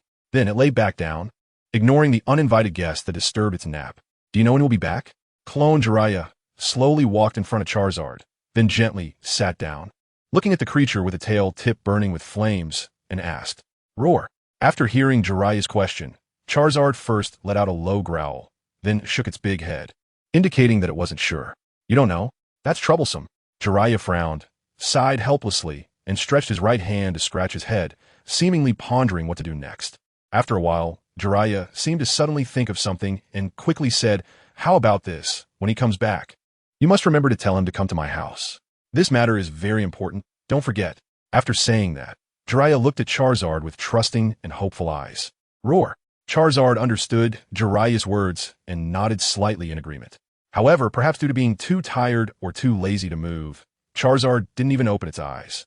Seeing Charizard's perfunctory attitude, clone Jeriah felt a bit uneasy, but there was no better option at the moment, so he had to choose to trust it. Thus, Jeriah took a deep breath, quickly formed a hand seal with one hand, and dispelled the clone technique. With a bang, a thick cloud of white mist suddenly rose up, enveloping clone Jeriah completely. Soon, when the white mist dissipated completely, clone Jeriah had vanished without a trace. Charizard, who had been half asleep on the sofa, was startled by the sudden noise. It opened its eyes wide in fear and looked around. When it found that clone Jeriah was gone, its eyes widened like copper bells. Charizard hurriedly scrambled up from the sofa, continuously letting out roar sounds. It waved its short arms, trying to grab the remaining white mist, as if wanting to pull clone Jeriah back to its side. However, no matter how hard Charizard tried, the white mist quickly vanished completely. Unwilling to give up, Charizard began searching frantically around the spacious living room. It rummaged through cabinets, peeked under tables, and even lifted the heavy sofa to see if Jeriah was hiding underneath. But no matter how much Charizard struggled, it couldn't find a trace of clone Jeriah. After a chaotic search, it stared with its big round eyes, looking around, jumping up and down, and even sniffing the air occasionally, trying to catch even a hint of Jeriah's lingering scent. However, no matter how hard it tried, it couldn't find any clues about Jeriah's whereabouts. Finally, after spending a lot of time and effort, it had to accept the unbelievable fact that Jeriah had disappeared without a trace with a bang. Roar? It lowly growled in confusion, its voice filled with disbelief and perplexity. But at this moment, the house was silent, and no one could respond to its questions, let alone give it a reasonable explanation. Roar, roar, roar. In helplessness, Charizard shook its head, mumbling some incomprehensible words, and then slowly walked to the nearby sofa. It found a comfortable position to lie down, resting its big head between its front paws, blinking at the ceiling, seemingly still pondering the mysterious disappearance of Jeriah. Gradually, the warm afternoon sunlight poured through the glass, shining on it, bringing waves of drowsiness. Before long, Charizard's eyes, which had been open, involuntarily closed, and its breathing became smooth and long. Thus, with a head full of questions, Charizard entered a sweet dream, hoping that when it woke up, everything would have an answer. Time: 3 days later morning. Location: Uchiha clan, in the courtyard of the Makoto family. Characters: Uchiha Makoto, Charizard, Uchiha Shisui, Uchiha Itachi, Uchiha Fugaku, Tsunade, Jeriah, and 2 others, Naruto, Sasuke. Everyone is finally here. Tsunade slowly scanned the crowded table of people before her and couldn't help but let out a soft sigh. The meeting, which should have had everyone present, had been delayed repeatedly due to various circumstances. That day, Makoto was absent, and Shisui and Itachi were exhausted after a night of rescue, trying to catch up on sleep at their respective homes. On the first day, Makoto, Shisui, and Itachi finally managed to free up some time, but Tsunade was dealing with her own issues. On the second day, both Makoto and Itachi were available, but it was Shisui's turn to execute a patrol mission. Then on the third day, both Makoto and Shisui could finally come, but unexpectedly, Itachi was caught up by his stubborn younger brother Sasuke, who asked Itachi to help him with special training. Thus, it went round and round until now, when everyone finally gathered, and an unexpected person, Uchiha Fugaku, also showed up. Since everyone is here, let's not beat around the bush and get straight to the point. Makoto looked sharply at Tsunade and said straightforwardly, "We Uchiha are willing to fully support you in becoming the new Hokage. However, what actual benefits can this bring to our Uchiha clan?" Upon hearing this, the other Uchiha clan members turned their gazes to Tsunade, who sat at the head of the table, waiting for her response. Tsunade's expression was unusually serious as she solemnly spoke. "I promise you, if I take on the position of Hokage, I will definitely give the Uchiha clan the respect it deserves. The previous phenomenon of the Uchiha being deliberately suppressed and targeted by the higher-ups of Konoha, I can guarantee with my integrity that it will absolutely not happen again." However, after hearing this, Makoto shook his head without hesitation, expressing his dissatisfaction, and bluntly said, "Is that all? That's far from enough." Suddenly, the atmosphere in the room became tense, as if an intense confrontation was about to unfold. "What else do you Uchiha want?" Tsunade's beautiful face slightly frowned, her long eyebrows quivering gently, seemingly displeased with the demands of the people before her. Mukai's lips curled into a faint smile, revealing an expression that was more of a smirk than a smile, as he slowly said, "It's not about what we want, but what you, Lord Hokage, can provide us." His words seemed a bit convoluted, but how could someone as wise as Tsunade not understand the deeper meaning behind them? Ming was very clear in his mind that if he were to actively propose demands that truly aligned with the interests of the Uchiha, Tsunade, with her straightforward and stubborn character, would most likely refuse without hesitation. Since that was the case, it would be better to do the opposite and directly have Tsunade present the conditions or promises she could offer. This way, either they would successfully reach an agreement, or even if it didn't work out, both sides could continue to discuss and find a balance acceptable to both. On what basis? Tsunade, as expected, did not back down. Her bright eyes fiercely stared at Ming, her tone strong and firm. Faced with Ming's slightly provocative attitude, she certainly would not easily compromise. At that moment, Ming smiled slightly and turned to look at Shisui, Itachi, and Fugaku beside him. They exchanged knowing nods and simultaneously activated their respective Mangekyō Sharingan. In an instant, 3 powerful and mysterious Sharingan lit up. Under the intense gaze of these 3 Mangekyō Sharingan, Tsunade suddenly felt an unprecedented immense pressure bearing down on her. She couldn't help but take a deep breath, trying to steady her mind as she met the oppressive gazes. The atmosphere was tense to the extreme, as if the very air had solidified. Were 3 pairs of Mangekyō Sharingan enough?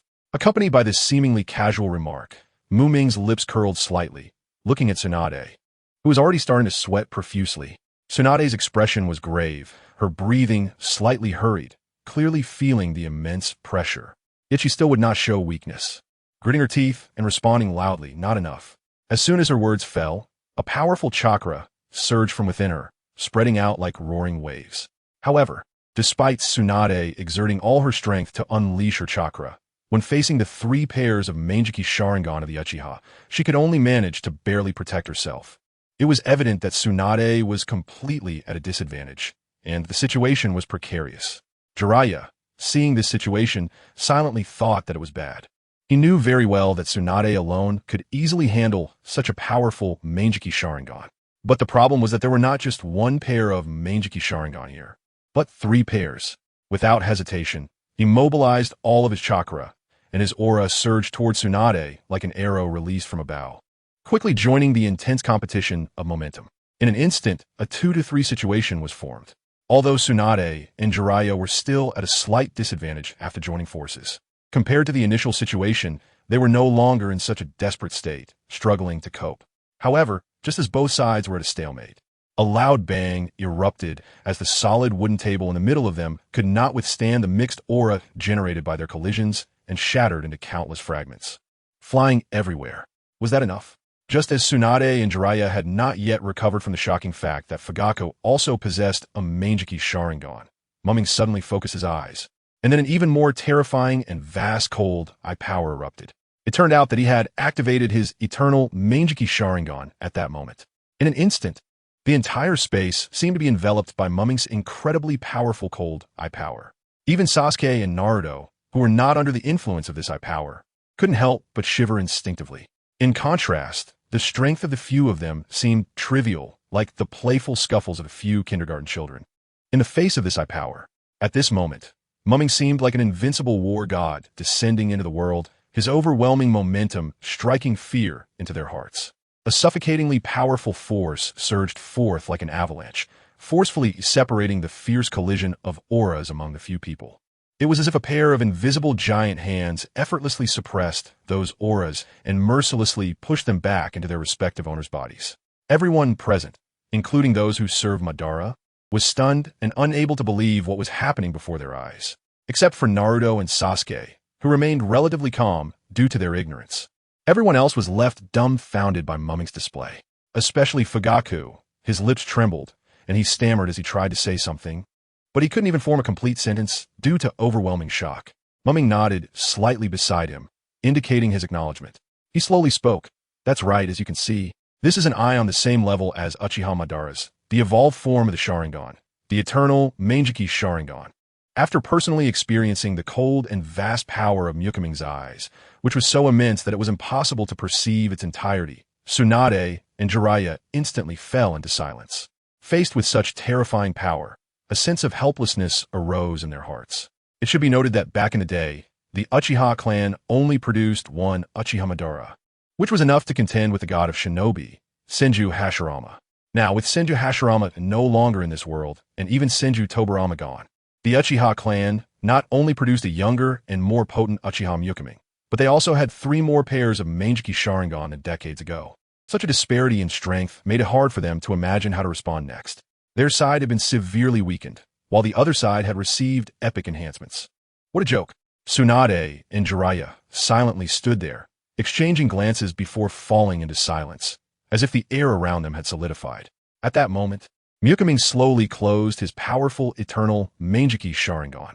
At the same time, Fugaku and the others also followed suit, closing their respective Mangekyō Sharingan. After a while, Tsunade took a deep breath and couldn't help but ask, "Since your Uchiha clan possesses such powerful strength, why not consider taking the position of Hokage?" Her gaze was fixed on Miyuki and the other Uchiha members, filled with confusion and curiosity.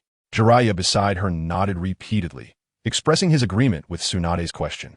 After all, based on the strength the Uchiha displayed now, if they truly wanted to compete for the Hokage position, they probably wouldn't need to make a big fuss.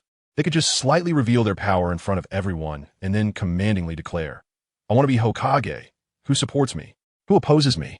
Surely, the other ninja clans in Konoha, including Tsurutobi, Hiruzen, and Danzo, wouldn't dare to openly oppose them.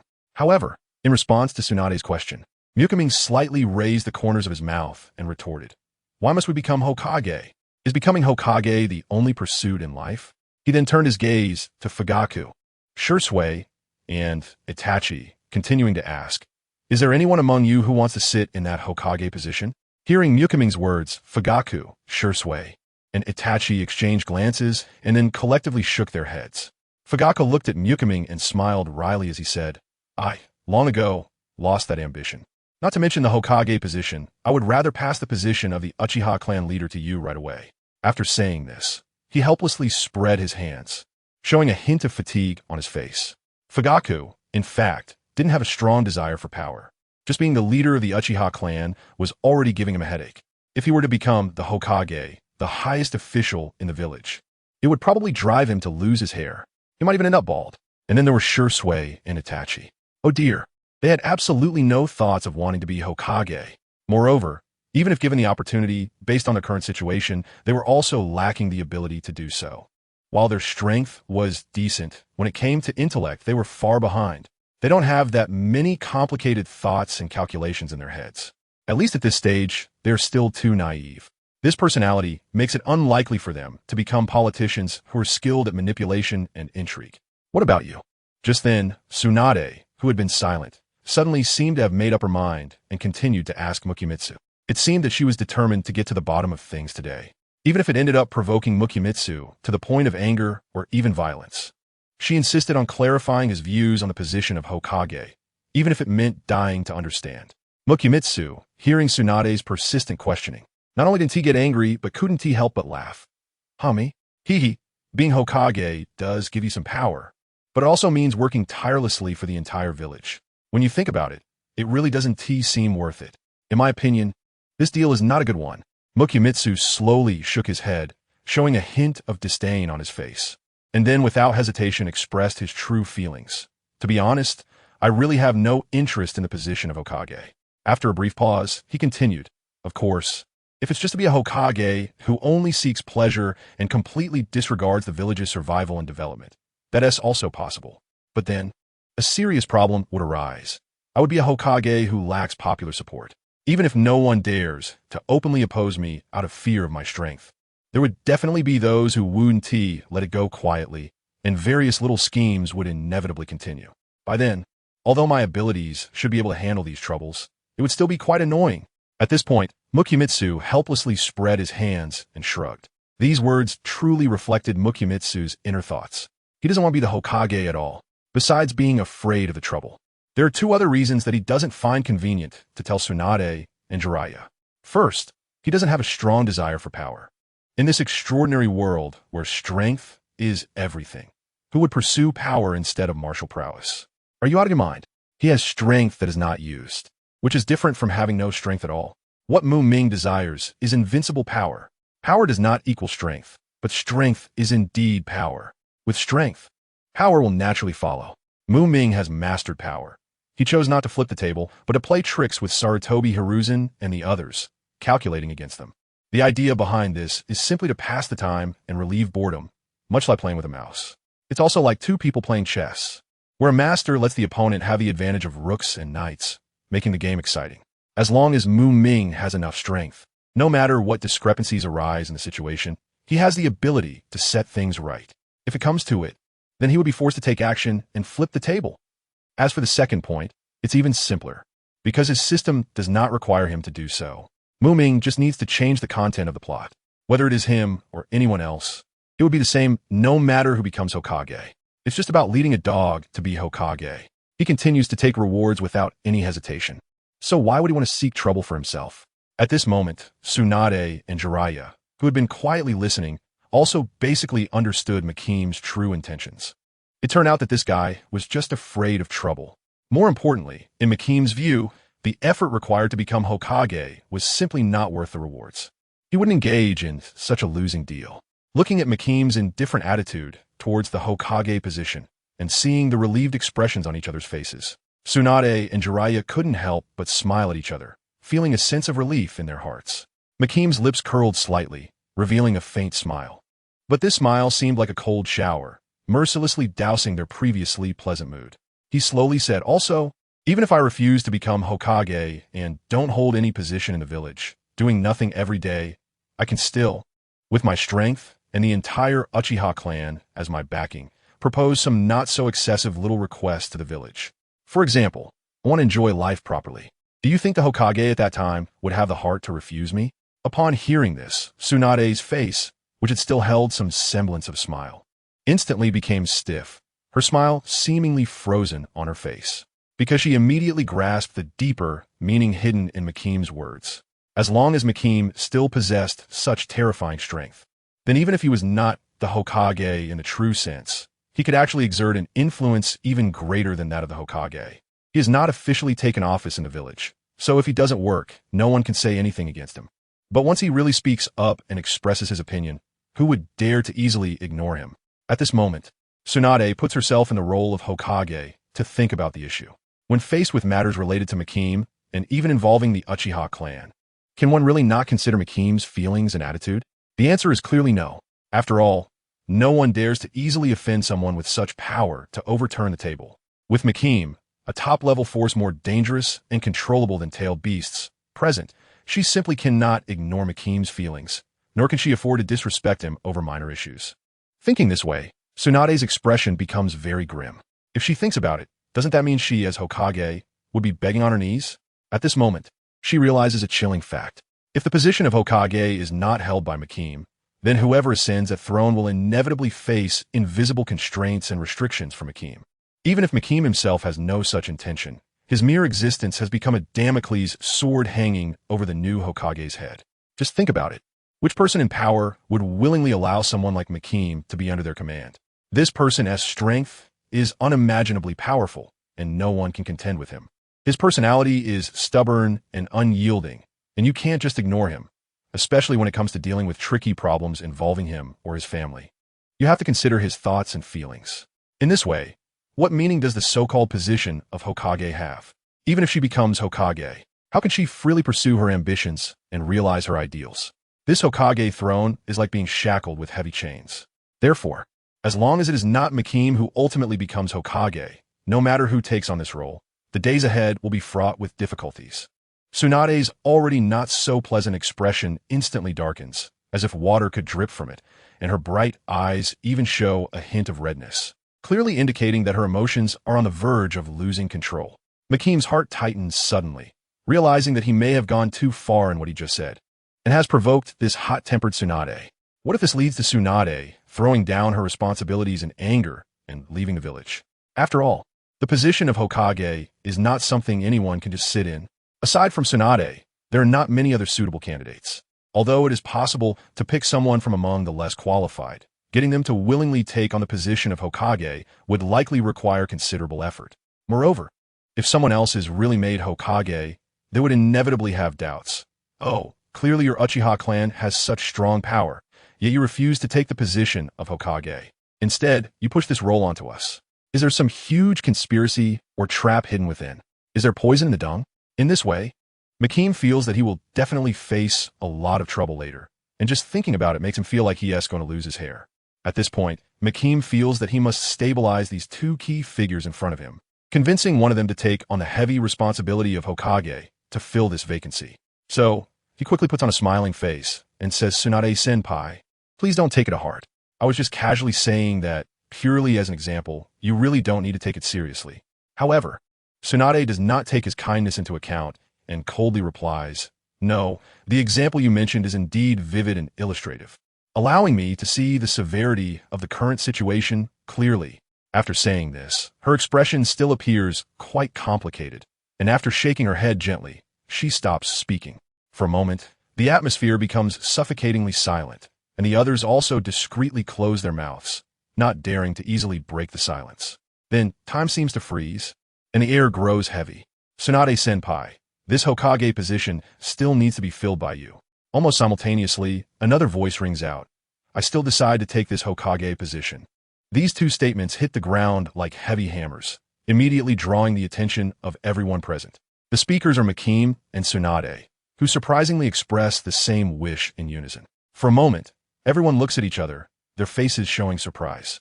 Especially Ming. He looks at Tsunade, his eyes revealing a hint of confusion, clearly not understanding why Tsunade would make such a decision. Tsunade does not avoid Ming's probing gaze. She slightly furrows her brow and states directly, since her Uchiha clan does not want to take this Hokage position, I think it is more appropriate for me to take on this role compared to others. Her tone is firm and decisive, making it difficult for anyone to refute. In fact, Tsunade's thinking is very simple. In her view, the current situation is complex and unpredictable. She finds it hard to trust those who might become the new Hokage. After all, power often distorts a person's mindset. If the newly appointed Hokage cannot maintain a clear mind, once the new official's 3 fires accidentally burn the Uchiha clan, then the entire Konoha village may fall into an irretrievable abyss. Moreover, even if the new Hokage can tolerate the Uchiha clan at the beginning, who can guarantee that over time, power will not gradually corrode their heart? Such potential risks make Tsunade feel deeply worried. Reflecting on her past experiences, Tsunade knows all too well how much power can influence a person's character. She has personally witnessed how someone, in pursuit of power, resorts to any means and ultimately loses themselves. Therefore, she can confidently assure that she will never be swayed by power and will always stay true to herself. However, when it comes to others, Tsunade is unwilling to gamble with the future of Konoha and lacks the courage to trust them. Just like what Ming said to her before, Konoha was established by the Senju and Uchiha clans working together. If the Uchiha really want to destroy it, with me from the Senju, there should be some room for maneuver. Being Hokage is like providing insurance for Konoha. Although she doesn't know if this insurance is useful, it's better than having none. Since you have agreed, then it's simple. When do you plan to ascend? Ming nods, and since they have reached an agreement, they move on to discuss the next matter. Ascend? Tsunade and the others look at Ming in confusion. Ahem, I mean take the position of Hokage. Ming realizes he misspoke and quickly clarifies. Then let us do it as soon as possible. Fugaku, after you become Hokage, I will need the strong support of your Uchiha clan. After all, I want to eliminate Sarutobi Hiruzen's faction, and I can't do that without your personnel support. Tsunade looks sincerely at Fugaku. Fugaku slightly nods in response, saying, Lady Tsunade, regarding this matter, our Uchiha clan has no objections. There's one more thing I want to inform you in advance. After careful consideration during this period, I have decided that when Sarutobi Hiruzen abdicates and Lady Tsunade successfully takes office, I will also pass the position of Uchiha clan leader to Ming simultaneously. Hearing this, everyone present was taken aback, especially Itachi and Shisui, who simultaneously cast concerned glances at Fugaku and exclaimed, Father, the clan leader. Meanwhile, sitting beside them, Makoto was also visibly shocked. He never expected Fugaku to make such a decision. Clan leader Makoto slowly spoke. To be honest, given my current situation, I truly do not have enough time to handle the complicated affairs of the clan. Even the position of deputy head of the security department, I did not intend to continue. In fact, for Makoto, the position of clan leader was akin to that of Hokage. As long as Fugaku was willing to step down voluntarily, it would not affect his entitlement to the rewards, no matter who succeeded him. Therefore, in a sense, he did not particularly care about who would take over the position of clan leader. However, Fugaku looked at Shisui and Itachi with determination, signaling them not to worry. Children, you can rest assured. I'm fine. This decision is not made on a whim, but rather after a long period of contemplation. Seeing Makoto activate the eternal Mangekyō Sharingan has further solidified my resolve to pass the position of clan leader to him. I believe that with his strength, he will lead our Uchiha clan to a brighter future. As for what Makoto had said, Fugaku responded seriously. I have never intended for you to waste your precious time and energy on trivial, inconsequential matters within the clan. That would undoubtedly be a great waste of your unparalleled talent. From the moment you take on the role of clan leader, I will serve as your deputy, managing the various complex affairs of the clan for you. After saying this, Fugaku paused for a moment, then turned his gaze towards Shisui and Itachi. It's not just Makoto. You two are the same. At an appropriate time, I will relieve you of all your duties, and you will only hold nominal positions within the clan. Your most important and urgent task right now is to continuously strengthen yourselves and do everything you can to enhance your abilities. You must become stronger than anyone else in this world. As for the other trivial matters, there is no need for you to worry about them. Those things do not deserve your time and effort, because the three of you represent the bright and brilliant future of our Uchiha clan and are undoubtedly the core of our Uchiha clan.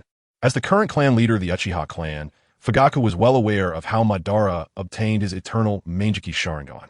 However, what left him perplexed was that Makoto could miraculously advance from the Mangekyō Sharingan to the eternal Mangekyō Sharingan without any direct relatives, all alone. Although Fugaku had many questions in his heart, he was willing to trust the extraordinary genius of the clan, Makoto. Fugaku firmly believed that Makoto's reasons for not disclosing how he upgraded to the eternal Mangekyō Sharingan must be due to the uniqueness and irreproducibility of the process. This uniqueness might stem from a rare opportunity, a mysterious inheritance, or other extraordinary factors. At the same time, Fugaku had no doubt that Makoto genuinely sought the welfare of the Uchiha clan. After all, as fellow Uchiha members, everyone's honor and disgrace, rise and fall, were closely linked. When one prospered, all prospered, and when one suffered, all suffered. Fugaku's heartfelt words struck a chord in everyone's hearts like a heavy hammer, causing Makoto, Shisui, and Itachi to nod solemnly in agreement, indicating that they would remember and put it into practice. They were all secretly pondering how to better contribute to their families and achieve the prosperity of their clans. Meanwhile, Tsunade was immersed in beautiful daydreams.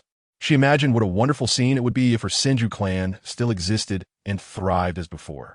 If these few extraordinarily talented young people were from her Senju clan, she would be overjoyed. She would even be willing to die, without complaint, just to see such a scene become reality. In contrast, Jeriah appeared much calmer and did not have any particularly special thoughts. At this moment, he was more focused on Tsunade's future as Hokage and his own departure from the village. His big event seems to have been delayed quite a bit. On the other side, the young Sasuke and Naruto are happily playing with that fierce and mighty fire-breathing dragon. They were completely engrossed in this joyful interaction, oblivious to what the adults were discussing nearby. Since that's the case, I won't decline any longer. Ming's lips curled into a slight smile, and a glint of cleverness flashed in his eyes. For him, becoming a mascot leader who doesn't manage affairs was simply too beneficial. With such a great advantage in front of him, how could he easily let it go? Tsunade-senpai, although our Uchiha clan can send people to help, our numbers are limited after all. If you want to secure the position of Hokage, relying solely on us won't be enough. You'll need to rally support from other ninja clans as well. Ming kindly reminded after a moment of thought. Tsunade nodded slightly upon hearing this, indicating her agreement. I don't need you to remind me of this. I am well aware. She quickly snapped back from her previous pleasant daydream.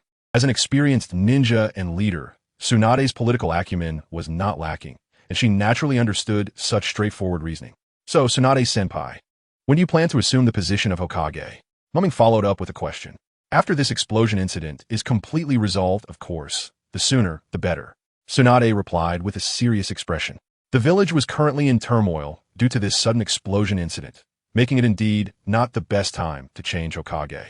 To ensure the stability and peace of the village, Tsunade knew that she must not act too hastily at this moment. Nor could she force Sarutobi Hiruzen out of the Hokage position now. Well, that's fine. Ming nodded, and the others had no objections.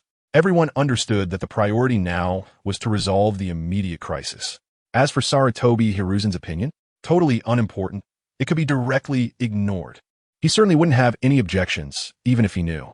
All right, then it's decided. Does anyone have other matters to discuss? Ming asked, noticing that Tsunade and Jeriah seemed ready to leave. Just then, he suddenly remembered something important and quickly called out to Jeriah, who was about to turn away. Jeriah-senpai, please hold on for a moment. Hearing Ming's call, Jeriah turned back in surprise and asked, What's wrong, Ming-kun? Facing Jeriah's puzzled expression, Ming smiled slightly and said softly, I would like to discuss some matters regarding the child of prophecy with you. When the phrase child of prophecy left Ming's lips, Jeriah's previously relaxed demeanor instantly changed, becoming serious and grave. He took a deep breath, then solemnly nodded and replied, Oh, in that case, please go ahead, I'm all ears. At this moment, the others around them, having heard them mention the mysterious topic of the child of prophecy, also cast curious glances, indicating their interest. Ming took a moment to organize his thoughts, then slowly began to speak. Actually, regarding the true identity of the child of prophecy, the only thing I can tell you at the moment is this. The blue-eyed boy calls out the names of the tailed beasts. After saying this, Ming quietly watched Jeriah, waiting for his reaction.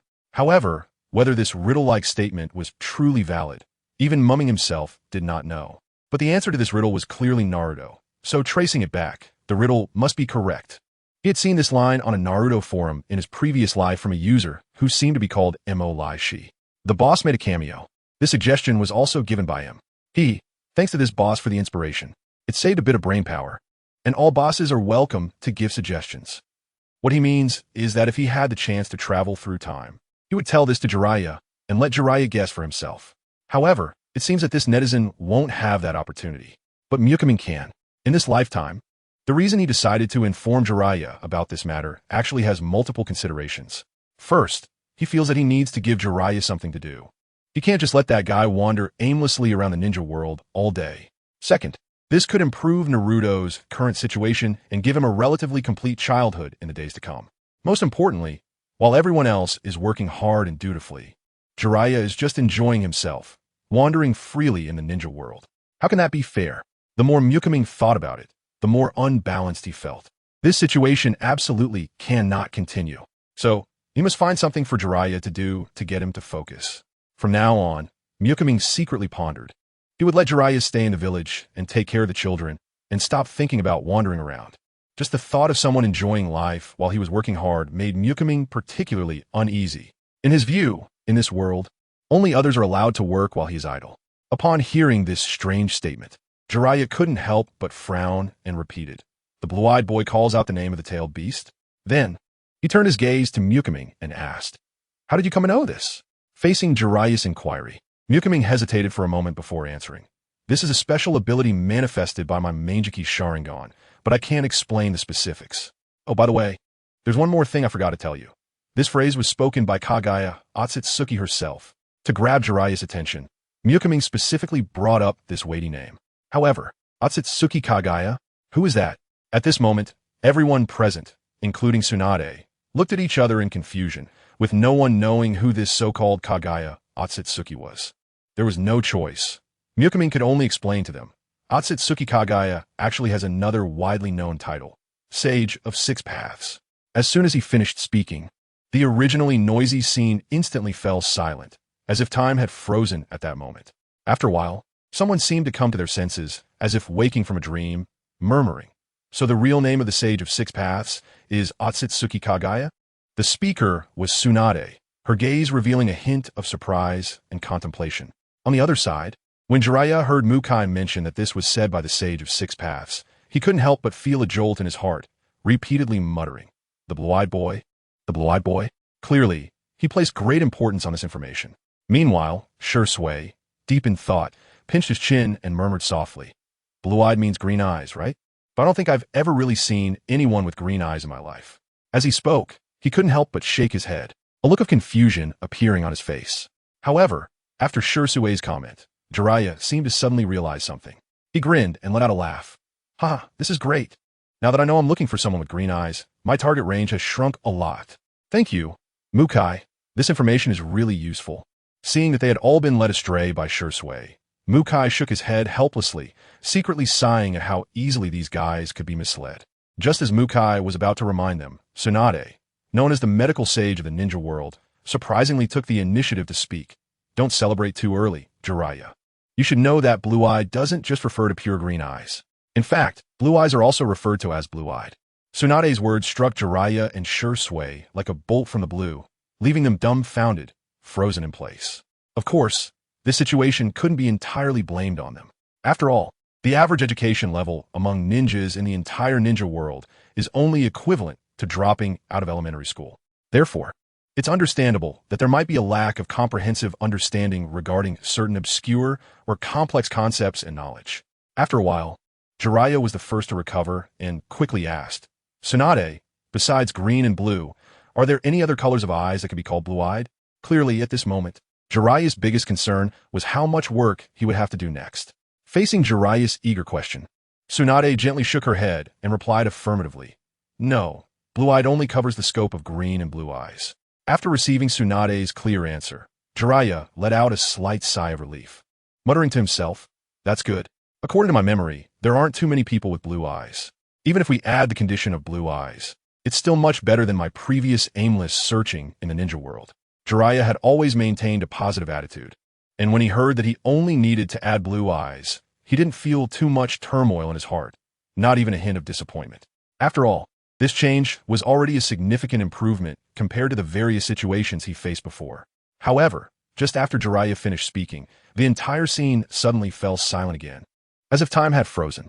Even Jeriah, who usually had a big heart, was momentarily stunned, standing there in a daze, unsure of what to do. No way. Jeriah's neck slowly and stiffly turned like a machine, finally fixing his gaze on the yellow-haired kid who was happily playing with Sasuke and a fierce fire-breathing dragon. In Jeriah's deep memory, there were very few people he knew who had blue eyes. The most notable among them were Minato Namikaze and Naruto Uzumaki, the father and son. At this moment, a thought flashed through his mind like lightning. Could it be that this seemingly ordinary yellow-haired kid is the mysterious being who can summon the tailed beasts? After searching for so long, suddenly turning back, that person is right in my own home? Blue-eyed, boy, summon, tailed beast name.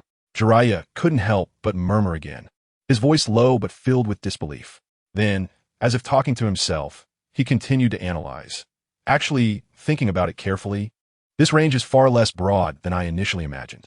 In the current situation, all tailed beasts are sealed within the Jinchuriki of various villages. Tsunade added to what Jeriah had not said. In this way, the people who can communicate with the tailed beasts are most likely those Jinchuriki who have sealed the tailed beasts within them. Shisui also thought of this and quickly followed Tsunade's words. Then, narrowing it down to those 9 Jinchuriki who are both blue-eyed and still boys, the target range becomes clear. After hearing Jeriah and the others' analysis, Fugaku slightly squinted his eyes, falling into brief contemplation. After a moment, he slowly spoke. To my knowledge, among the Jinchuriki in various villages, only the Jinchuriki of One Tail from Sunagakure and our Naruto from Konoha are still in their youth. At this point, Fugaku paused slightly before continuing. Moreover, coincidentally, that One Tail Jinchuriki from Sunagakure, known as Gaara, has a pair of unique green eyes. Conversely, our Naruto from Konoha has a pair of clear blue eyes. When it comes to the attention towards tailed beasts and Jinchuriki, as the head of the Uchiha clan, Fugaku is undoubtedly an authoritative figure and naturally has a significant say. At this moment, Jeriah was thoughtfully looking at Naruto, who was laughing uncontrollably and had no semblance of an image, while pinching his chin, feeling a bit dazed. However, Tsunade did not pay as much attention to Fugaku's discussion about the Jinchuriki as others did. Instead, she focused entirely on how Fugaku could know these confidential pieces of information so clearly.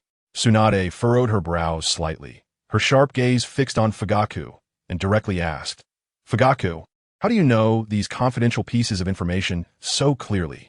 Facing Tsunade's blunt questioning, Fugaku showed no signs of panic. On the contrary, he appeared exceptionally calm and replied leisurely. The Uchiha clan has always paid close attention to the tailed beasts. Isn't that completely normal? As he spoke, Fugaku intentionally glanced at the person sitting beside him, as if he felt no fear of any potential trouble as long as this person was there. This subtle action of Fugaku did not escape Tsunade's sharp gaze. She discreetly glanced at the person beside her, and then lightly brushed over the matter without mentioning it again. After all, as long as this person was present. Even if the Uchiha clan could not control the power of the tailed beasts, they still possessed the strength to overturn Konoha. Naruto. At this moment, Jeriah thought about calling Naruto over to ask him something. However, just as he was about to open his mouth to shout, Maki suddenly spoke up to stop him. Jiraiya-senpai, there's no need to be so hasty. Facing Jiraiya's puzzled gaze, Maki shook his head helplessly and then patiently explained, Naruto is still young, and his mind is not yet mature. Even if you call him over now, it's unlikely you'll get any useful information. It would be better for you to take good care of Naruto and let him grow up healthily along a normal trajectory. Hearing this, Jeriah couldn't help but furrow his brow and ask, are you so sure it's Naruto?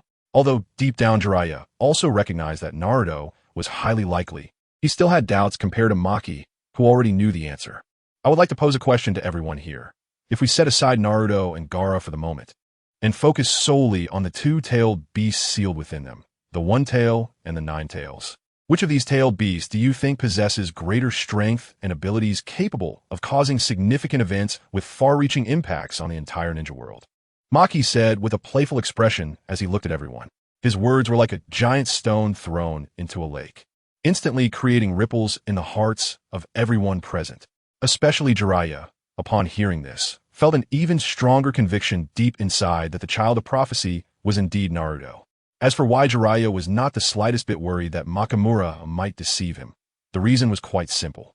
Although he hadn't known Makamura for long, in that brief period, Makamura had shown enough sincerity and frankness. Sometimes trust between people is such a wondrous thing.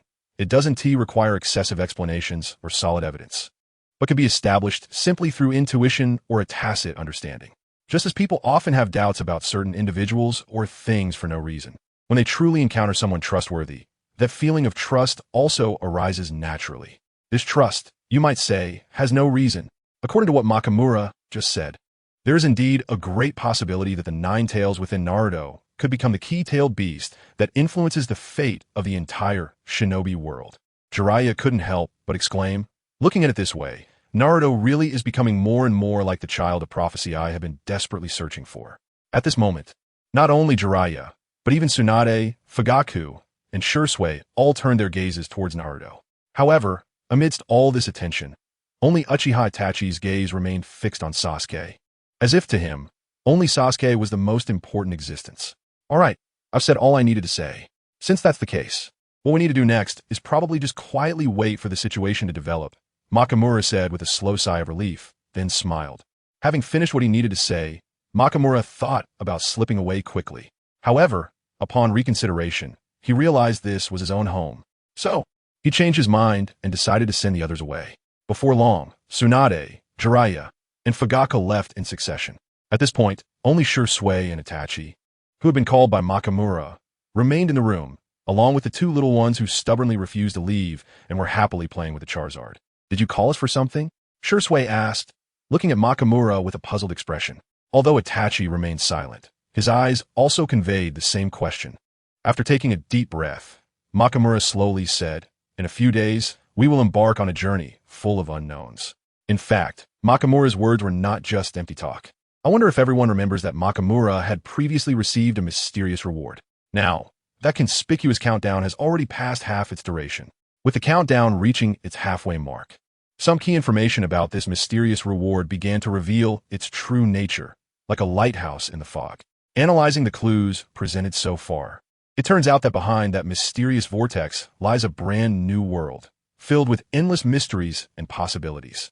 It turns out that the seemingly ordinary countdown is actually an important phase for Makamura to accumulate energy for his journey across worlds. According to the established rules, the entire energy accumulation process must last a full month, and once the energy is sufficient, Makamura will be able to step into that new world as he wishes, and stay there for up to a month. According to the rules, Makamura can additionally bring no more than 10 people with him. When the month comes to an end, he'll be ruthlessly pulled back to the familiar shinobi world by the system. In other words, this mysterious reward grants Makamura an unprecedented cross-world adventure. However, at this moment, Makamura still knows nothing about what kind of world lies beyond. Will it be a world he is familiar with and can recount like a treasured story?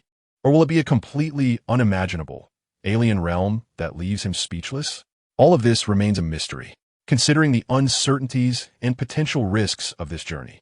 And to ensure everything goes smoothly, after careful consideration, Nakamura ultimately decided to bring Shisui and Itachi along on this unknown adventure.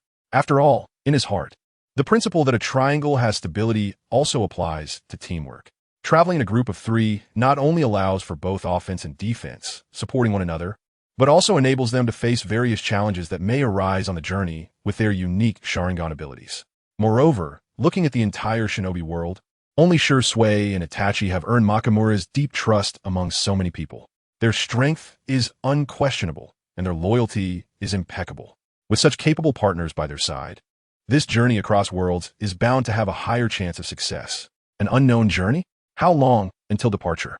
Shisui exchanged glances with Itachi, not asking about other matters, only inquiring about the time until they set off. 15 days. We have no problem with that. Then it's settled. Taima, what a marvelous thing. When you are idle and leisurely playing, it seems to gallop past like a wild horse, catching you off guard.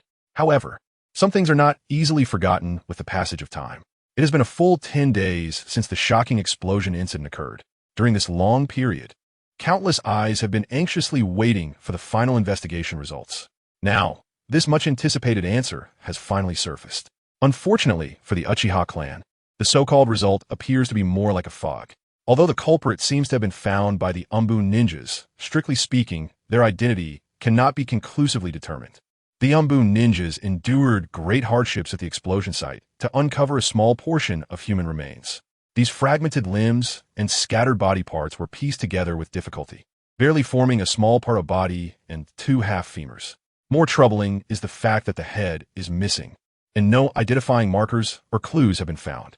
Faced with this situation, the Umbu ninjas felt as helpless as handling a porcupine, completely at a loss on how to conduct a thorough investigation. Currently, all conclusions about this person's true identity are based solely on speculation, deduced from the scene. It is inferred that this person should have been in the core area of the explosion that night. Yet even considering this incomplete remains as solid evidence of the perpetrator's existence. Uncovering their mysterious veil and restoring the truth of the entire incident remains fraught with difficulties. Not only is the identity of the culprit a mystery, but even the crucial weapon used in the crime is completely elusive. However, it is fortunate that the Umbu did make some discoveries. They found the explosion tags that triggered this disaster. But where did these explosion tags come from? How did they fall into the hands of the culprit? A series of questions still linger in the minds of Sarutobi Hiruzen and others, eagerly awaiting answers. Through careful observation, the Umbu ninjas discovered that the styles and characteristics of these explosion tags indicate that they were manufactured decades ago, truly a relic. Even if one were to go to great lengths to search for such ancient explosion tags today, they would likely be difficult to find. However, there's some good news. Thankfully, after thorough searches and investigations, the Umbu ninjas managed to recover the remaining unexploded explosion tags and successfully excavated them all through relentless efforts. When Sarutobi Hiruzen and others witnessed several large boxes filled to the brim with explosion tags, they were taken aback. Coupled with the knowledge that these explosion tags were almost scattered throughout the underground of the entire village. Those like Sarutobi Hiruzen, who understood the situation, felt a chill run down their spine, sweat instantly soaking their clothes. It is hard to imagine the severity of the consequences if all these explosion tags were to be successfully detonated by the culprit. It is no exaggeration to say that Konoha village might truly vanish from the ninja world. One must admit that this incident represents the closest threat of destruction Konoha has faced since its founding. A moment's carelessness could turn this once prosperous and talent-rich village into ruins. The powerful J-nin of Konoha gathered together for a tense and serious meeting. The atmosphere in the room was heavy, and everyone stared grimly at the third Hokage, Sarutobi Hiruzen, who sat in the prominent seat.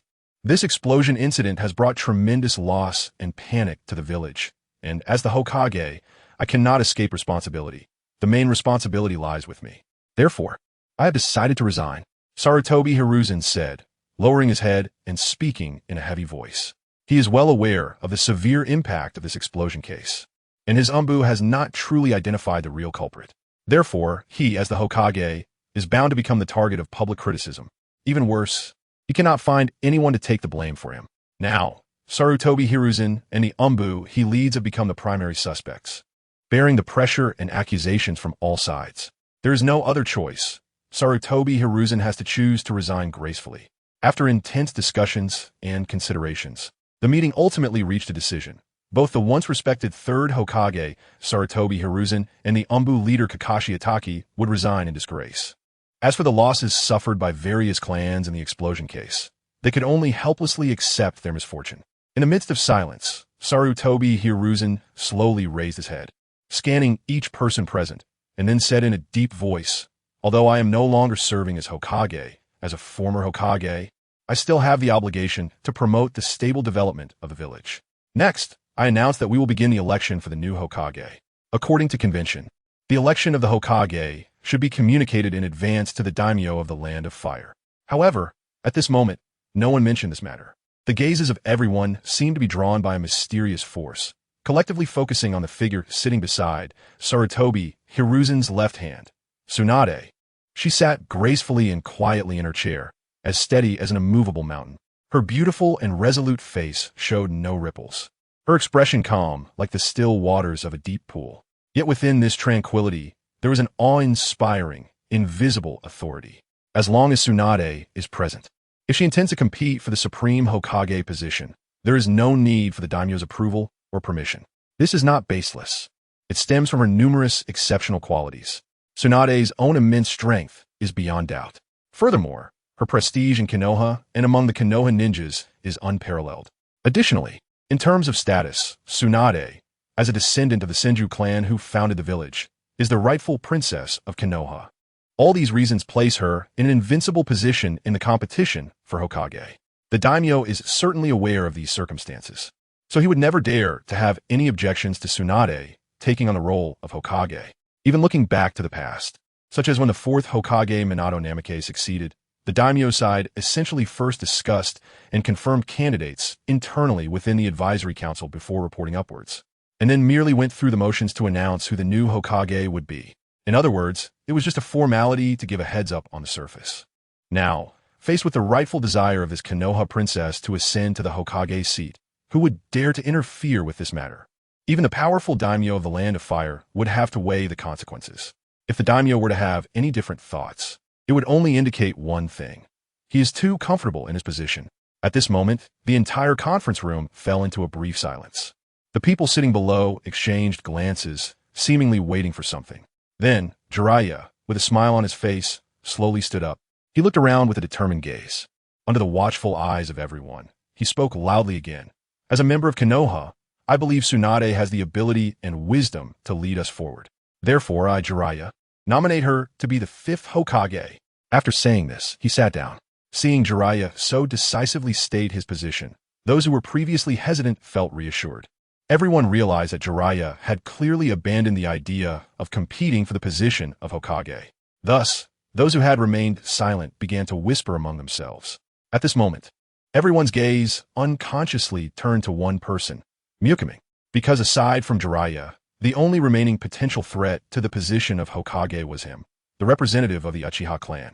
Faced with the gazes of the crowd, Ming did not feel any surprise. He took a deep breath, then stood up and shouted loudly, "Our Uchiha clan firmly supports Tsunade-sama as the 5th Hokage." As soon as he said this, it was like a stone stirring up 1,000 layers of waves. In the eyes of many clever people present, a glimmer of shrewdness flashed instantly. They couldn't help but recall the frequent interactions between Tsunade and the Uchiha clan since she returned to the village. It seems there might be a lot to unpack here. At that moment, the leader of the Hyuga clan, Hyuga Hisashi, also quickly reacted. He immediately stood up and said steadily, "The Hyuga clan fully supports Lady Tsunade to become the 5th Hokage." Following closely, Nara Shikaku from the Nara clan also stepped forward, declaring loudly, "The Nara clan likewise endorses Lady Tsunade for the position of 5th Hokage." Then, Yamanaka Inoichi from the Yamanaka clan also stood up without hesitation to express his stance. The Yamanaka clan nominates Lady Tsunade to be the 5th Hokage. The Akimichi clan supports Lady Tsunade. The Inuzuka clan, the Yamanaka clan. At that moment, seeing someone take the lead to express their support, the representatives from the other clans naturally did not want to be left behind. Each of them was sharp-minded, and soon they all echoed the sentiment. In an instant, the previously quiet conference room was filled with a chorus of voices. The representatives from various clans were all loudly expressing their support and backing for Tsunade. However, If one were to judge the true thoughts of those present solely from their expressions, it would be difficult to draw a definitive conclusion. Each person's demeanor appeared extremely calm, as if wearing a thick mask that deeply concealed their true emotions of joy, anger, sorrow, and happiness. Nevertheless, there was one exception, and that was Danzo. The thoughts and feelings in his heart were unreservedly displayed on his dark, gloomy face, which looked as black as the bottom of a pot. He pulled a long face, resembling an angry black donkey. This vivid expression undoubtedly indicated his extremely bad mood at that moment. Tien said coldly, then in an extremely dissatisfied tone remarked, "Humph. For some reason, this old body suddenly feels a bit uncomfortable and can't continue to accompany you all here. As for this election, I choose to abstain." Before he finished speaking, he abruptly stood up and walked straight towards the door without looking back, giving no face to Tsunade, the future Hokage. Seeing Tien leave so decisively, without caring for him, Mookie's lips unconsciously curved up slightly. After all, in his view, directly confronting those he looked down upon would seem too low-end and degrading. In contrast, skillfully stirring up conflicts between others while leisurely sitting aside, sipping tea and watching the fight, was much more comfortable, wasn't it? Forget about him. Let's continue, Sarutobi Hiruzen said with a furrowed brow, looking very irritated. At this moment, he was already quite troubled. Seeing Tien's disrespectful demeanor made him even angrier.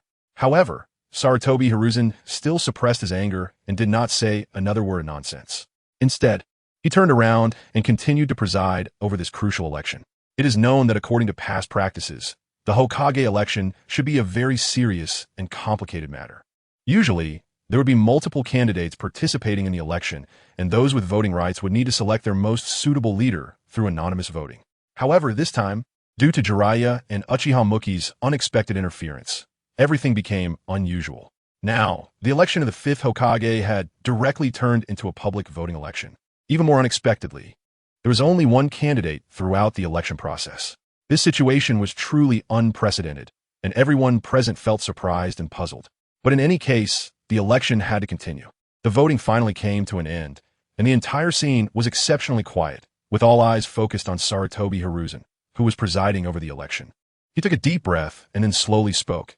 After everyone's fair and just voting, I officially announce that Tsunade has been elected as our Konoha village's 5th Hokage with unanimous votes. At this moment, Sarutobi Hiruzen's expression seemed somewhat complex as he gently picked up the Hokage hat, symbolizing the highest power and glory of Konoha, and slowly walked toward Tsunade, ultimately handing it to her. The result was so dramatic that everyone present momentarily failed to react. It is known that the last Hokage election went through many twists and turns and took a long time to finalize the candidate. However, this time, it happened right at the meeting where Sarutobi Hiruzen was stepping down, and in one meeting, the old Hokage stepped down, and the new Hokage was already decided. This rapid change of Hokage truly caught those who experienced the 4th Hokage's election off guard, because the event happened so suddenly. Tsunade's Hokage ceremonial robe had not even been arranged for production yet. But upon reflection, this didn't seem too surprising. After all, looking back at the history of Konoha's Hokage, very few were truly elected through the so-called formal procedures. No, as of now, there should only be one, Minato Namikaze. Let's look at the first Hokage, Hashirama Senju. His position as Hokage was entirely achieved through his unmatched strength, fighting and carving his way. The second Hokage, Tobirama Senju, inherited the burden from his brother as a matter of course. And the third Hokage, Sarutobi Hiruzen, took the highest position of the village during a critical time of war. Only the 4th Hokage, Minato Namikaze, could perhaps be considered as being elected by the villagers' votes. However, whether there were some unknown insider stories in this was probably a matter of personal interpretation. The meeting finally concluded, and the final result regarding the change of Hokage candidates was naturally to be publicly announced. After a series of intensive preparations and arrangements, Tsunade decided to hold her coronation ceremony 3 days later, where she would officially take on her duties and become the 5th Hokage of Konoha. It is worth mentioning that the unfortunately destroyed Hokage Rock had already been quickly and perfectly repaired immediately after the incident. The next 3 days were fully utilized to address 2 urgent tasks. One was to carefully carve out Tsunade's exclusive rock sculpture. The other was to work overtime to produce the ceremonial robe symbolizing the Hokage's identity. As this exciting news gradually spread throughout Konoha, The entire village appeared particularly calm and peaceful. In fact, such a situation was not difficult to understand. After all, Tsunade's assumption of the 5th Hokage position was entirely well-deserved, beyond reproach, and even reached a point where finding any dissenting voices was difficult. If one were to count those with opposing views, they might easily be numbered on one hand. As for others, even if they felt some dissatisfaction or unhappiness about this matter, they certainly wouldn't dare to show it on their faces. Time flew by, and in the blink of an eye, several days had passed since Tsunade's Hokage coronation ceremony. On that day, Tsunade, Jeriah, and Uchiha Fugaku received messages from Muki almost simultaneously. It turned out that Muki sincerely invited them to his home to discuss important matters. Coincidentally, when Jeriah, Tsunade, and her close attendant Hiruzen arrived at Muki's doorstep, they happened to run into each other. "Tsunade, it's only been a few days, and you've already become Hokage. I still feel a bit dazed. Wasn't this process a bit too fast?" Jeriah exclaimed, wide-eyed, looking at Tsunade, who was slowly approaching from a distance. Tsunade was not wearing the ceremonial robe, symbolizing the supreme status and authority of Hokage, but was still dressed in her familiar green coat. However, unlike usual, she was now wearing a pair of exquisite gold-rimmed glasses, adding depth and rationality to her already sharp demeanor. Following closely behind her was her inseparable little follower, Hiruzen. Looking at Tsunade, who appeared in a brand new artistic and disciplined outfit, Jeriah couldn't help but feel a bit dazed, as if time had stopped at that moment. He stood there in a daze, and it took him quite a while to come back to his senses. "We really have to thank you and Ming." Tsunade's lips curled slightly upwards. Indeed, if it weren't for Jeriah and Ming leading the charge, she, as the Hokage, would probably still be preparing for the election work. "Ha ha ha, not all, I just did a little bit of my part." Hearing Tsunade's words, Jeriah felt secretly pleased, but pretended to be modest and waved his hand. Regardless of what Tsunade meant by that, he took it as a compliment to himself and accepted it gladly. "By the way, do you know why Ming called us here today? Could it be because of the Uchiha clan?" Tsunade frowned slightly, pondering as she asked. After all, not only had she become Hokage, but Ming had also just changed his identity to become the new leader of the Uchiha clan. "Well, I'm not too sure either. We'll find out when we see him later." Jeriah smiled lightly, showing a carefree expression, and then shrugged casually. He pushed open the somewhat ancient door in front of him and stepped inside. Tsunade hurriedly followed behind Jeriah, and Hiruzen kept pace beside her. The three entered in succession, and upon entering the room, they were surprised to find that, besides their group, Shisui, Itachi, and Fugaku had already been waiting there for a long time. "You all have been here before, so there's no need to be formal. Just sit down." Ming smiled, his tone relaxed and natural. Just as they settled down, Tsunade couldn't contain her eagerness and blurted out, "Ming, you called us here today for something, right?" Her beautiful eyes, hidden behind gold-rimmed glasses, were fixed on Ming. Ming looked at the anxious Tsunade and couldn't help but shake his head and chuckle, teasingly saying, "Tsunade-senpai, ever since you became the 5th Hokage, your impatience has become even more obvious." His words revealed a hint of camaraderie and jest among friends. Hearing this, Tsunade raised her eyebrows and retorted unhappily, "You little brat really know how to talk back. Now that I am the 5th Hokage of Konoha, there are countless matters in the village, and I'm so busy that I'm overwhelmed. I really regret taking on this burden at first."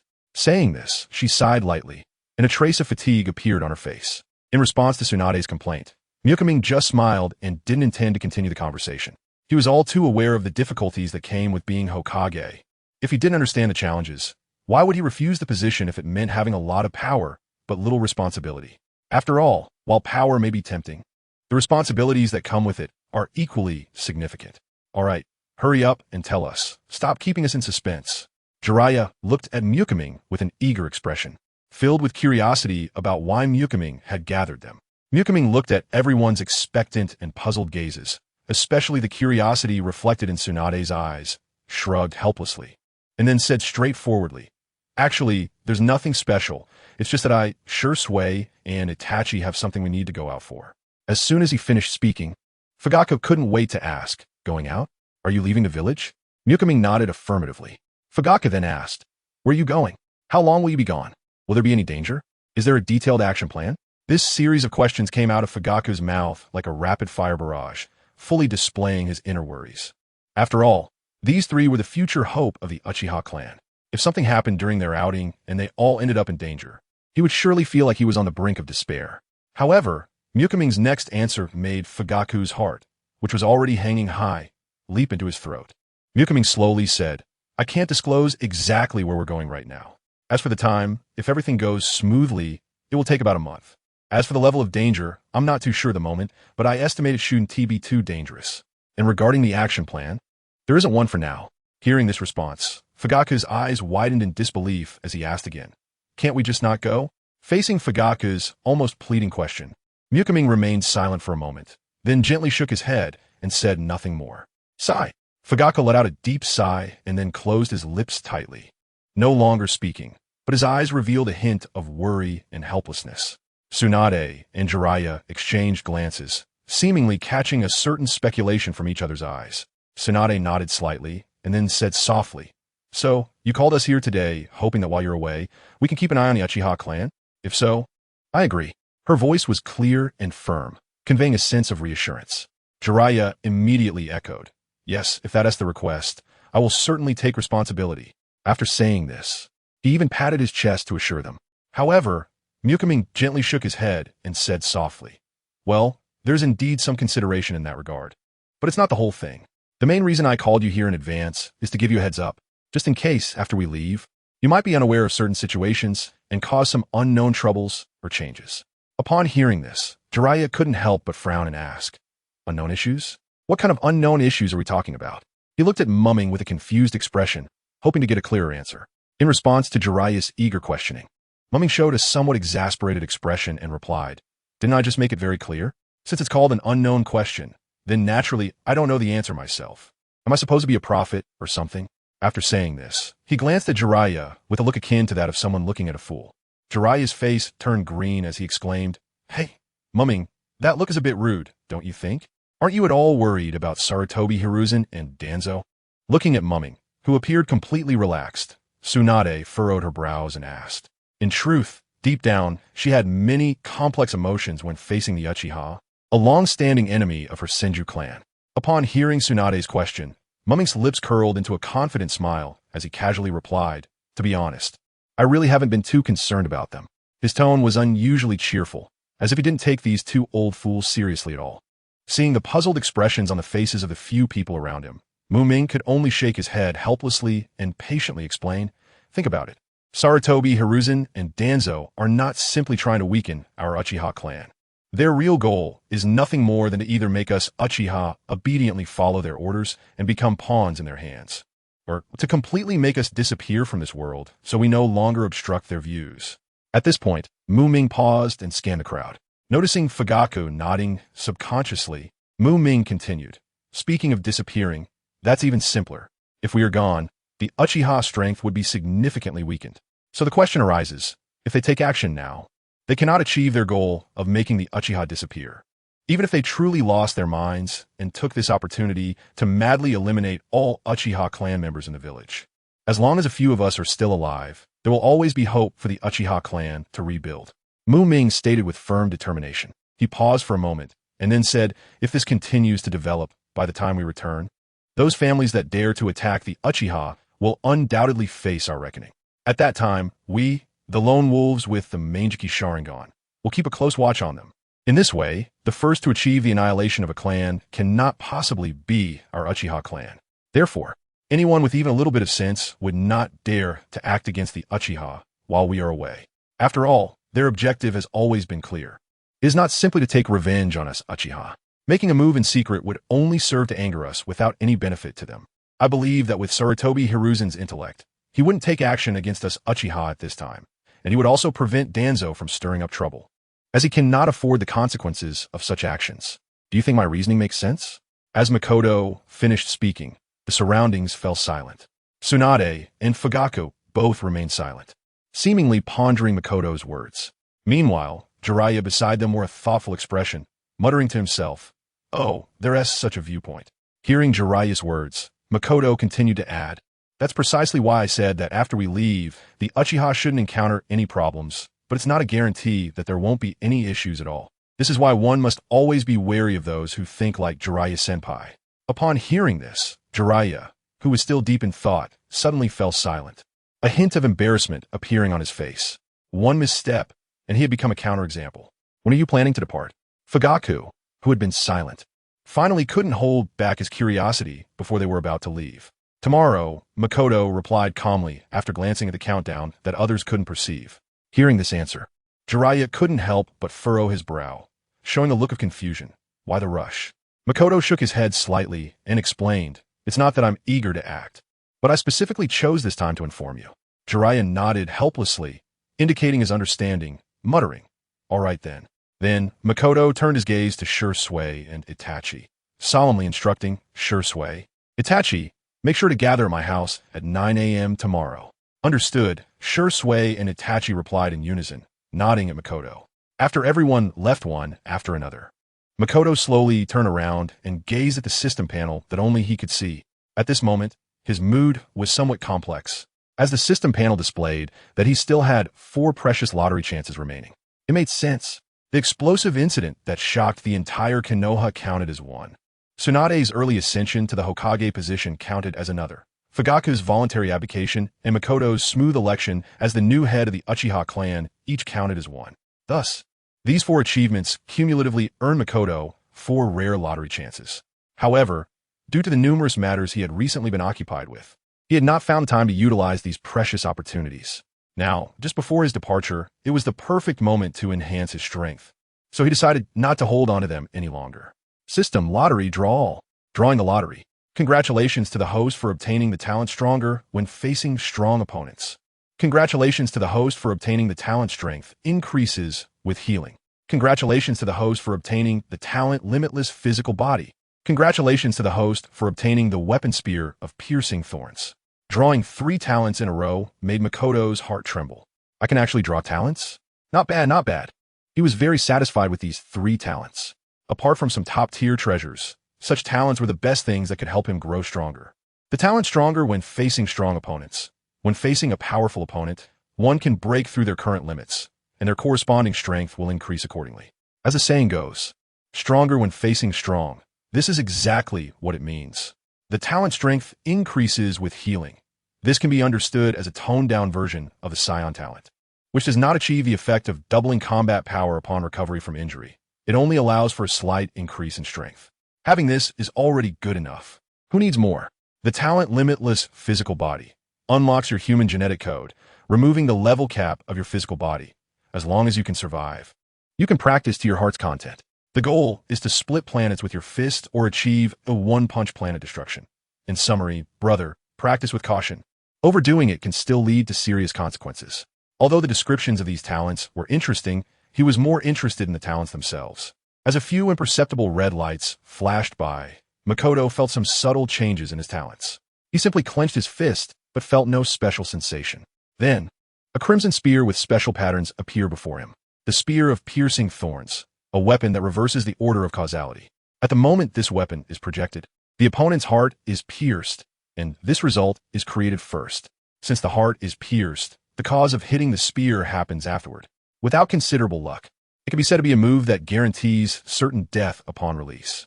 With low mana consumption, it doesn't require much mana to achieve such a strong effect of damaging the enemy's heart, making it a very useful treasure. Because the result of piercing the opponent's heart has already been established as soon as it is released, even if one kills the opponent beforehand, it cannot change this result.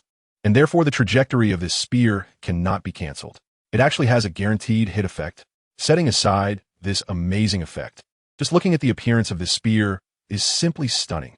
Makoto tightly gripped the crimson spear in his hand, his gaze intense, as if trying to see the mysterious power hidden within its surface. He carefully tossed the long spear, named Piercing Dead Thorn, upwards with a gentle motion, light and graceful. Just as the spear flew up and began to descend, Ming quickly gripped the spear handle with his other hand, his whole body resembling a volcano poised to erupt. He then abruptly lifted his head, his sharp gaze locking onto an eagle soaring high above. In an instant, Ming's arm shot upwards with great force, transmitting a powerful energy through his movements to the piercing dead thorn. In a split second, the spear shot out like an arrow released from a bow, its speed transforming it into a dazzling red lightning bolt. Just 0.01 seconds later, that red lightning accurately struck the eagle in the sky. However, due to the overwhelming power of the strike, Even Ming, who possessed the Sharingan and had vision far superior to ordinary people, could not see clearly whether he had pierced the eagle's heart, because at the moment of contact between the spear and the eagle, an unstoppable shockwave suddenly erupted. This shockwave was incredibly terrifying, instantly obliterating the poor eagle into a thick mist of blood. In the blink of an eye, that blood mist completely dissipated into the air, as if the eagle had never existed. After completing its mission, the piercing dead thorn did not stop there. It spun rapidly in the air for a few circles before plummeting downwards with residual force. Ming, already prepared, swiftly caught it in his hand. He looked down at the spear in his hand, and surprisingly, despite such a bloody kill, the spear was not stained with a drop of blood, still gleaming with a captivating crimson light. With a gentle wave of his arm, he flipped his palm, and the spear that originally radiated cold light instantly vanished, only to reappear in Ming's system space, securely placed there. As for Ming, he had not had many opportunities to take action lately. Therefore, this powerful weapon would not be put to use for the time being. Time passed swiftly, and in the blink of an eye, it was already 9 o'clock the next morning. The sunlight bathed the earth, draping the entire world in a layer of golden veil. Ming, Shisui, Itachi, and the fire-breathing dragon were already fully prepared, standing quietly together. The clothing worn by the four of them all bore the Uchiha clan's iconic flame fan pattern. Among them, Ming and the other three were dressed in the standard Uchiha blue high-collared long robes, which not only had a dirt-resistant and stylish color, but were also well-tailored, making them look particularly impressive. At the same time, Shisui and Itachi wore forehead protectors with the Konoha village symbol on their foreheads, which reflected a faint sunlight. However, looking at Ming, his forehead protector was not worn on his head like the others. Instead, he creatively used it as a hair tie. This unique way of dressing made him appear even more carefree and unrestrained. Lastly, there was the fire-breathing dragon. It was not to be outdone, as Ming had found a half-body armor with a warring state style of the Uchiha for it to wear. This armor was exquisitely made and also adorned with the striking Uchiha flame fan symbol, giving the fire-breathing dragon an imposing presence while also adding a touch of Uchiha's essence. Are we all ready? Ming slowly glanced at the people in front of him, his gaze steady and determined. Ready, Itachi replied succinctly. No problem. Shisui followed up, his face beaming with confidence. Roar. Finally, the fire-breathing dragon let out an excited roar, seemingly looking forward to the upcoming adventure. Hearing everyone's responses, Ming nodded in satisfaction and then shouted, "All right, let's set off." As soon as he finished speaking, he concentrated and used his mind to stimulate the mysterious vortex on the system panel, whose countdown had already ended. Just as he did so, at the moment his consciousness touched the vortex, an astonishing change occurred in his right eye. The originally pitch-black pupil suddenly transformed into a silver vortex pattern, shimmering with an unusual light, causing Shisui and the others present to look over in surprise. At the same time, a dazzling silver light suddenly illuminated the area, and a gigantic silver, circular teleportation gate appeared out of thin air before everyone. The gate emanated an enigmatic aura, as if it were a passage to another unknown world. Ming turned back to glance at the few people behind him and gently nodded to indicate they should follow. Then, without hesitation, he stepped forward and swiftly entered the shining silver teleportation gate. Following closely behind Ming were Shisui and Itachi, both with agile steps and focused expressions. The imposing fire-breathing dragon spread its large wings, let out a roar, and quickly flew into the teleportation gate as well. However, just as these few had just entered the gate, two small black figures rushed in like lightning. They rushed towards the closing portal at an incredible speed, and just as the portal was about to close completely, they successfully dashed inside. The portal closed successfully, leaving the scene empty, and Ming's small courtyard returned to its former tranquility. Is this the new world? Ming murmured to himself, his eyes revealing a hint of curiosity and anticipation. He cautiously stepped forward and walked out of the mysterious portal. As he completely exited the portal, the scene before him changed dramatically in an instant. They were in a dense forest, and it was hard to see anything useful at first glance. Even time seemed to have changed. They had originally set out in the early morning, but now, when Ming looked up at the sky, he found that the blazing sun was high overhead, clearly indicating it was already noon. Following closely behind him, Shisui, Itachi, and the fire-breathing dragon also entered this brand new world. Just as the portal behind them was closing, suddenly, two small figures appeared before everyone without warning. Everyone present was taken aback, their eyes wide in disbelief at what they saw. Sasuke? Naruto? How did you two end up here? Ming was the first to regain his composure, asking in astonishment. Naruto exchanged a glance with Sasuke, and then they both grinned widely, but neither spoke to answer Ming's question. Ming lightly tapped his forehead, inwardly lamenting his situation. Meanwhile, Itachi was also anxious, beads of sweat forming on his forehead. He quickly walked to Ming's side and said with a worried expression, Ming, the situation is urgent. Can we find a way to send them back first? Hearing Itachi's words, Naruto and Sasuke initially felt a bit disappointed. But when they heard what Ming said next, their smiles became even brighter.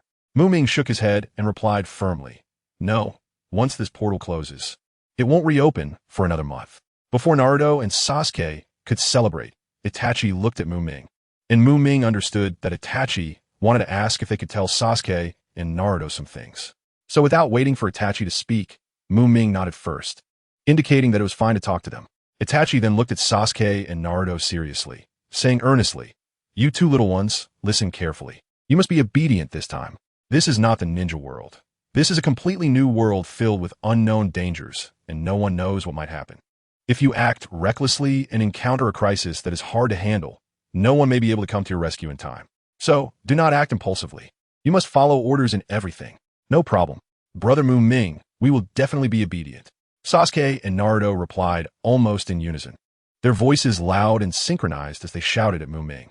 Their eyes were firm and full of expectation, as if they were trying to prove their determination to Ming.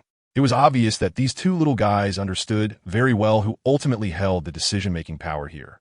However, when Ming saw the brilliant smiles blooming on their faces, a trace of doubt arose in his heart. He knew very well that these two little rascals were not that honest, and there must be a lot of hidden meanings in the words they had just eagerly agreed to. As for how much of that was genuine, perhaps only heaven would know. At that moment, Itachi seemed to suddenly remember something important. His expression changed slightly, and he quickly asked, by the way, did you two leave any messages for Father and Jeriah Sensei before sneaking over to find me? This was not Itachi being overly anxious. If they truly slipped out without a word, it would cause a huge uproar in Konoha. Upon hearing Itachi's question, Naruto first proudly lifted his chin towards Ming, then quickly raised his right hand high, giving a thumbs up and grinned widely, showing a row of white, neat teeth in a very standard toothy smile. He confidently replied, big brother Itachi, you can rest assured. I already left a letter for Uncle Jeriah. After saying that, he didn't forget to wink at Ming. Sasuke, seeing this, nodded repeatedly in agreement and quickly added, yes, big brother. I also left a letter for Father in advance to inform him about this. After hearing their explanations, Itachi let out a slight sigh of relief. However, he still exchanged a worried glance with Ming beside him. After Ming nodded slightly in acknowledgement, Itachi helplessly shook his head and said, all right, since that's the case, let's consider this matter settled for now. But you two must remember what you said today. You must obediently follow Ming's arrangements and must not act on your own, or else, Itachi deliberately elongated the last to warn the two troublesome little rascals in front of him. In the ninja world, Konoha village, Uchiha clan. In the early morning, sunlight streamed through the window onto the bed, and Jeriah lazily opened his eyes and stretched, preparing to get up. However, when he sat up, he suddenly noticed an unusual silence in the house. At this time, he would usually hear Naruto's energetic voice or the sounds of him playing alone. But now, everything was eerily quiet, without a sound. Naruto? Did that kid run over to the Fugaku's house to play with Sasuke so early? Jeriah muttered to himself as he got dressed and walked out of the bedroom. He went around the living room, kitchen, and various other rooms, confirming that there was really no one at home. Afterward, he didn't show much panic on his face. After all, for Jeriah, who had become accustomed to Naruto's energetic style during this time, this situation was not the first time it had happened, so he had long gotten used to it. Just as Jeriah was about to prepare some breakfast for himself, a sudden, urgent knock on the door rang out. He quickly walked to the door, reached out, and opened it, only to see Fyache standing outside. At that moment, Fyache's expression was terrifyingly dark, as if a storm was about to break. What's wrong? Jeriah asked in confusion, secretly wondering if the two little ones had gotten into trouble again. But from Fyache's expression, it seemed that the situation was much more serious than he had imagined. Without saying a word, Fyache handed over the tightly clenched letter in his hand to Jeriah with a grim face. Jeriah took the letter with a puzzled look, and after just a glance, he stood there like he had been struck by lightning. Then, without a word, he suddenly turned around and rushed towards Naruto's room like an arrow released from a bow. Moments later, Jeriah, with a similarly grim expression, slowly came downstairs. In his hand, he tightly held another piece of paper that was identical to the previous one, and the content on the paper made him feel extremely angry. "Uncle, I want to play with Sasuke.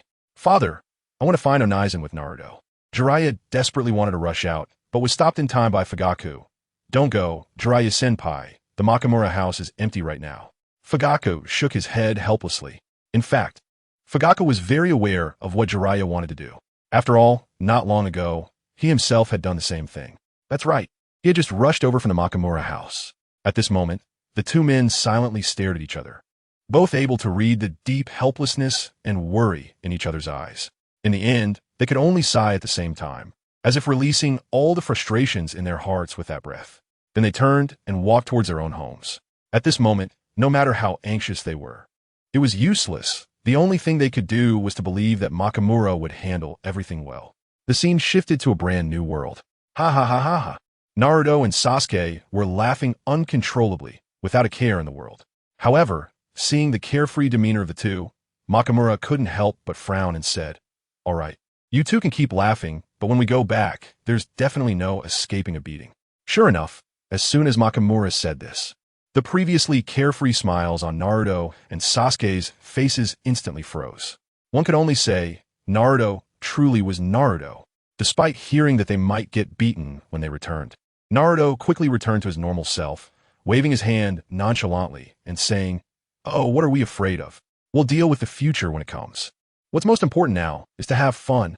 After saying that, he grinned and continued to laugh heartily. "In that case, let's hurry up and set off. We need to see what this brand new world is like."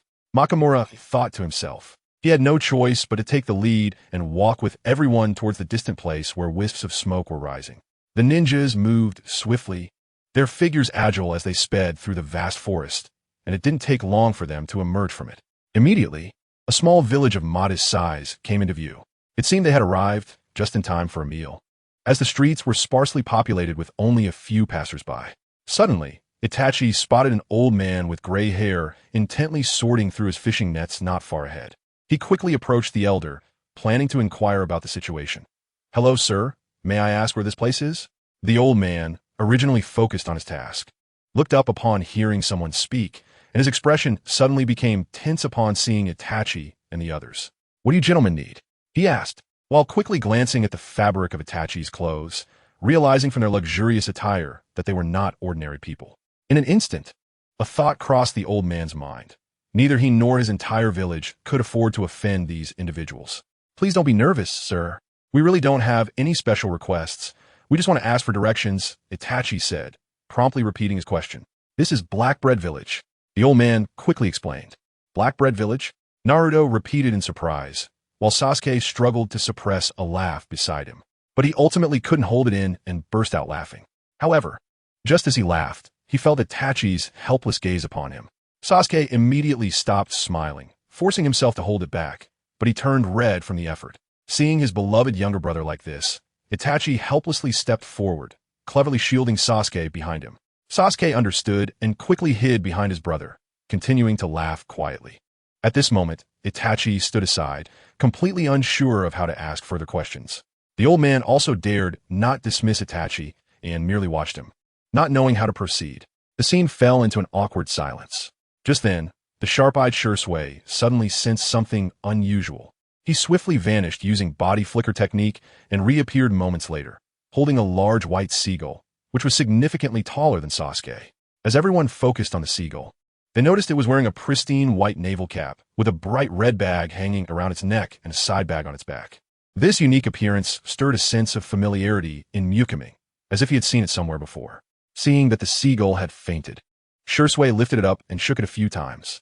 A stack of papers fell out from the seagull's side bag. Ming picked them up from the ground and discovered that they were real-time newspapers from this world. The headline prominently featured a red-haired figure that Ming recognized, wearing a straw hat that Ming was even more familiar with. In the year of the sea 1509, the infamous pirate Crew Red-Haired appears in the East Sea. In the year of the sea 1509, the legendary daughter country Amazon Lily Kingdom sees a change in monarchy, with the new king being Boa Hancock, the new captain of the Kuja pirates. In the year of the sea 1509, the most expensive devil fruit in history appears, valued at 5 billion berries. The contents of a newspaper instantly made Ming understand which world they were in. It turned out to be the world of One Piece, which was known as the Sea of Death alongside Naruto in his past life. Ming also discovered something interesting. The main character of One Piece, Monkey D. Luffy, set sail in the year of the sea 1520. He was 17 years old when he went to sea. There was still about a year until he ate that fruit. Interestingly, he was the same age as Sasuke and Naruto. These three protagonists from two different worlds coincidentally found themselves in the 6th year of their respective lives. Ming couldn't help but gently shake his head, trying to discard all his chaotic and useless thoughts. After figuring out which world he was in, a flash of inspiration struck him, and he instantly came up with a plan. He quickly stepped forward, took the position that Itachi had originally occupied, and politely asked, "I apologize for the intrusion, sir. I would like to inquire about where the nearest naval base is located." The old man raised his hand and slowly pointed southeast, saying, "If you row your boat straight in this direction, you will see a naval base." Upon hearing this, Ming quickly replied, "Thank you for the information." After obtaining the answer he wanted, Ming turned around, ready to lead Shisui and the others away from this place. However, at that moment, a hurried shout suddenly came from not far away. "Not good, not good. Something terrible is happening." Following this exclamation, everyone saw a slightly thin boy running over in a panic. "Village chief, it's bad. A pirate ship is heading towards our village with great momentum." Accompanied by this cry, the entire village seemed to be enveloped in a tense atmosphere in an instant. What? How could a pirate ship suddenly come here? After hearing this news, the old man, who had been calm until then, suddenly changed his expression, his face filled with shock and fear. His gaze quickly swept around. At this moment, he no longer cared about the people standing beside him, such as Ming. He hurriedly turned his head and urgently instructed the young boy in front of him, "Quickly ring the alarm bell and immediately notify everyone in the village to head to the shelter in the forest to take cover. Move fast." Before his words fell, the boy dashed away like an arrow released from a bow. At that moment, the usually silent Ming and Shisui exchanged a glance. Shisui slightly nodded in acknowledgement and then gently released the still unconscious seagull in his hand. In an instant, Jisui's figure vanished like a ghost, disappearing without a trace in the blink of an eye. Time passed second by second, and before long, Jisui's familiar figure reappeared in front of everyone. However, Ming and the others did not deliberately bid farewell or explain anything to the anxious old man. They simply turned around and left silently, their footsteps light and soundless, as mysterious as when they first arrived. Although the old man noticed the quiet departure of Ming and the others, he had no time to care about anything else at this moment.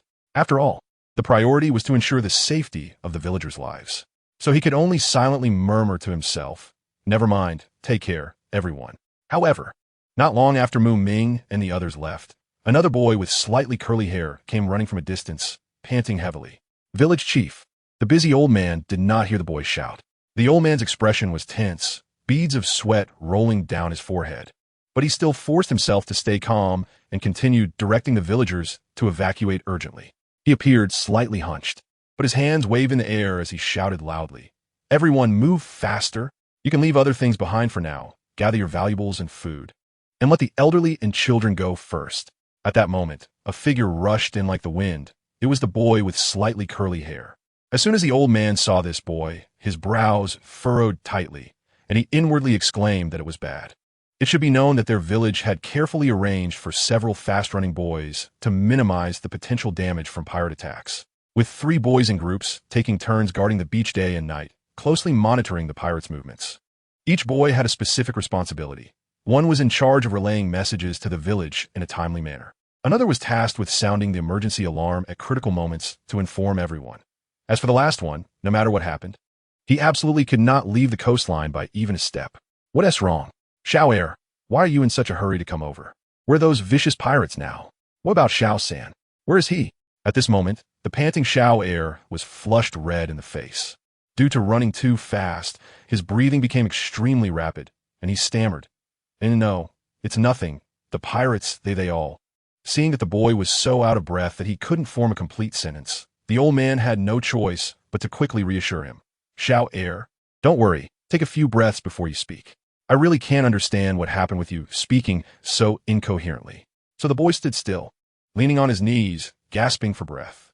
After a while, as his breathing gradually steadied, he finally regained some strength. Then he straightened up, took a deep breath, and said, "Village chief, there is really no need to evacuate.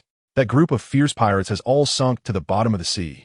Upon hearing this, the already worried old man was taken aback, his eyes widening as he asked, "What exactly happened? You need to tell me clearly." Not long after Xiao Yi returned, a person in blue appeared beside me and Xiao San, which scared us both. Xiao Air explained the whole situation to the old man, whose expression became somewhat complicated. It seemed we still owe them a favor after all.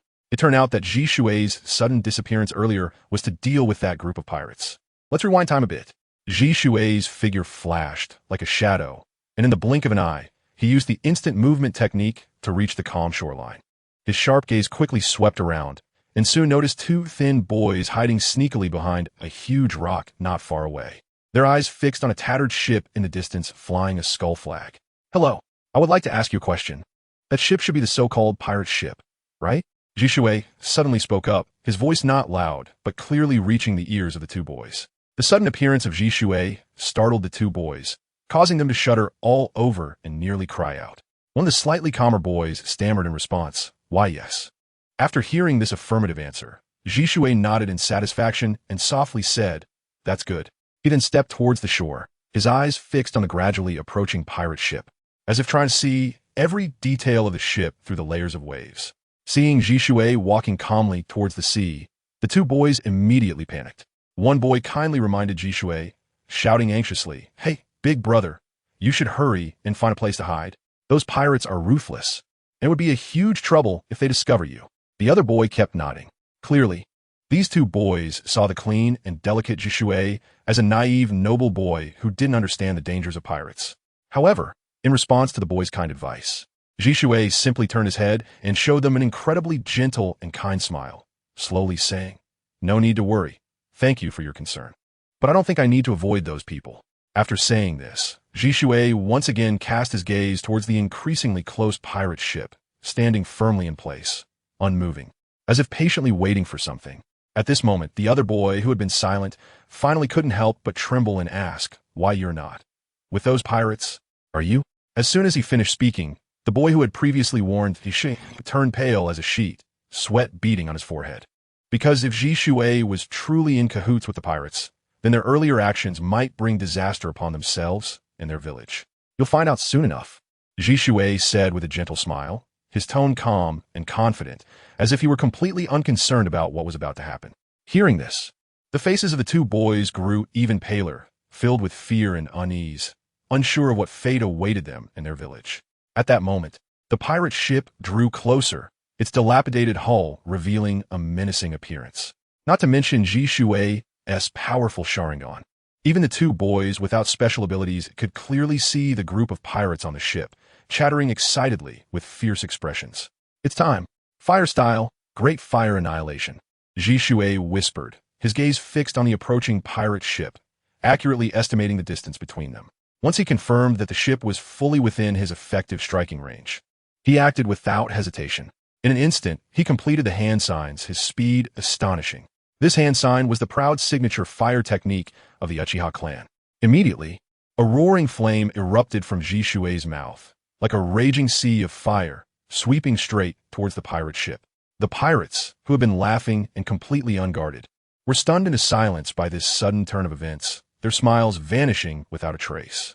However, faced with such a powerful and close-range attack of fire, any struggle they made at that moment seemed utterly futile. This raging sea of flames lasted for several minutes. It was as if time had been consumed by the fire, each second feeling unbearably long and torturous. The surrounding temperature was frighteningly high, the scorching heat gripping the hearts of the two boys like an invisible hand. The unbearable heat mercilessly scorched them, causing even their hair to slightly curl under the high temperature, as if it could ignite at any moment. Finally, when the sea of flames gradually extinguished, the sight before the two boys left them speechless. The once dilapidated pirate ship had vanished without a trace, like an illusion. Along with it, the fierce pirates had also disappeared from the vast sea. The calm surface of the ocean showed no signs of what had just occurred. At that moment, The nearby sea was still bubbling and gurgling, as if it were boiling. The air was filled with heat, enveloping the entire space. The two boys gazed at this scene, an inexplicable fear rising in their hearts. Where had the tranquility and depth of the sea gone? It was just like the large iron pot used for cooking in their home. What? What is this? One boy exclaimed wide-eyed, murmuring in terror.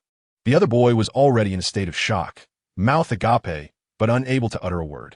After a long while, when they finally managed to recover from their shock, they realized that there was no one else around them, just the two of them. The mysterious boy had quietly left at some point, vanishing like the pirates who had just been ready to attack their village. Then, they witnessed the scene of one boy returning to the village to deliver the news. Meanwhile, on the other side, Ming led everyone back into the forest where they had previously appeared. Sunlight filtered through the dense leaves, casting dappled shadows on the ground, as if laying a layer of golden satin. Brother Ming, do we really have to build a ship first to reach that so-called naval base? Sasuke recalled Ming's earlier inquiry, scanning the lush surroundings with a contemplative look. Ming nodded slightly, affirming, we do need to go to the naval base, but we don't need to travel by ship. With that, he said no more, his eyes suddenly flashing with a crimson light. Eternal Mangekyō Sharingan, activate. Sasuke looked at this legendary eye of the Uchiha clan with longing, full of envy. In an instant, an immense power surged forth from Ming, like a torrent of waves, with chakra flowing continuously like a roaring river. Ming's eternal Mangekyō Sharingan spun rapidly, radiating light, accompanied by a deep rumbling sound that echoed through the sky. A towering, imposing black and red giant rose up with tremendous force. This complete body of Susanoo resembled an unshakable mountain, exuding a terrifying pressure that made hearts race. At this moment, Ming and the others stood steadily at the center of Susanoo's forehead. However, the sudden ascent startled the unprepared little Sasuke and little Naruto, causing them to scream in fright. The two of them screamed in terror. Ah! The sound echoed throughout the forest, startling flocks of birds that flapped their wings and scattered in all directions. In contrast, Shisui and Weasel appeared much calmer. Although they were equally shocked by the scene before them, they quickly adjusted their mindset and had the presence of mind to observe the structure inside Susanoo. Ming paid no attention to Sasuke and Naruto's panic. He was fully focused on controlling his Susanoo. With a loud whoosh, those enormous wings flapped violently, whipping up a howling gale. The towering Susanoo, reaching hundreds of meters high, shot into the sky like a released arrow, racing towards the direction indicated by the old man earlier. In the small village just moments ago, people were busy packing things in their homes. Suddenly, an enormous shadow loomed overhead, and everyone looked up in astonishment to see a gigantic, imposing black-red figure standing not far from the village. That was undoubtedly Ming's complete Susanoo, its massive body exuding a heart-stopping aura. The village chief squinted his eyes, trying hard to see what was happening inside Susanoo. However, the distance was too great and his vision too blurry to discern whether Ming and the others were inside. Yet, with years of experience and intuition, the village chief had a strong feeling that this mysterious and powerful giant must be connected to Ming and the others. Sigh, the village chief gently sighed, a hint of emotion appearing on his face. These adults were truly remarkable, but unfortunately, our little village simply lacked the ability to provide them with more help. Nevertheless, the village chief sincerely hoped that Ming and the others would have everything go smoothly and complete their journey. So he quietly closed his eyes, pressed his hands together in front of his chest, and earnestly sent his most sincere blessings to Ming and the others in his heart. May you all have a smooth journey, turn misfortune into good fortune, and achieve your wishes soon. With the astonishing flying speed of Susanoo, it wasn't long before Ming caught sight of the familiar seagull emblem in the distance. He focused his gaze and began to manipulate the Susanoo to slowly descend. As the Susanoo approached, the entire naval base was instantly thrown into chaos. The sharp, piercing sound of alarms echoed through the sky, accompanied by the cries of beep, beep, enemy attack, enemy attack. The cacophony of sounds intertwined, as if it would shatter eardrums. However, just as the Navy personnel were flustered and had not yet organized their ranks, Ming and the others had already landed steadily in the center of the naval base's square. Facing the panicked Navy, Ming showed no hesitation and directly fixed his gaze on the naval commander dressed in distinctive attire. Without hesitation, he unleashed the Sharingan Jinjutsu, sending a powerful mental force shooting out like lightning. In an instant, the naval commander felt a wave of dizziness and then lost all consciousness. Sasuke discovered that the unfamiliar Navy commander's eyes had transformed into exactly the same eternal Mangekyō Sharingan as Mumming's. This sudden change left the surrounding Navy personnel in shock, staring blankly at their commander. "Wow, cool!" exclaimed Naruto and Sasuke excitedly, their eyes shining with admiration. At this moment, Mumming appeared exceptionally calm. He coldly watched the naval commander who had been affected by the Genjutsu and said in a deep voice, "Immediately instruct your subordinates to remain calm and bring me a permanent record pointer from your Navy headquarters, Marineford." "Yes. Everyone quiet down. Please wait a moment." The tall, serious-looking naval colonel nodded in agreement, while letting out a roar that echoed throughout the base like thunder. His roar shook the surrounding air, causing it to tremble slightly. The originally noisy and clamorous Navy personnel instantly fell silent. After finishing his shout, the colonel abruptly turned around and strode hurriedly towards the interior of the base. His sharply tailored white military uniform billowed with his steps, and the cloak behind him rustled loudly. Seeing their most powerful colonel at the naval base being easily subdued by the newcomer with just one move, the other naval soldiers exchanged glances, each feeling a deep shock in their hearts. They were well aware of the strength of this colonel, yet at this moment they found themselves powerless in front of him, leaving them somewhat at a loss, especially when they noticed that Ming and the others did not seem to have any further malicious intent, but simply made a straightforward request to obtain the permanent record pointer of the Navy headquarters Marineford. The Navy soldiers dared not act recklessly. After all, if they angered the other party out of a moment of impulse, it might lead to more serious consequences, and no one dared to joke with their own lives. As everyone waited nervously, time passed second by second. Before long, the naval colonel returned quickly, holding something that looked somewhat like a small hourglass. "Here, this is the permanent record pointer of our Navy headquarters Marineford that you wanted." Saying this, he handed over the item in his hand.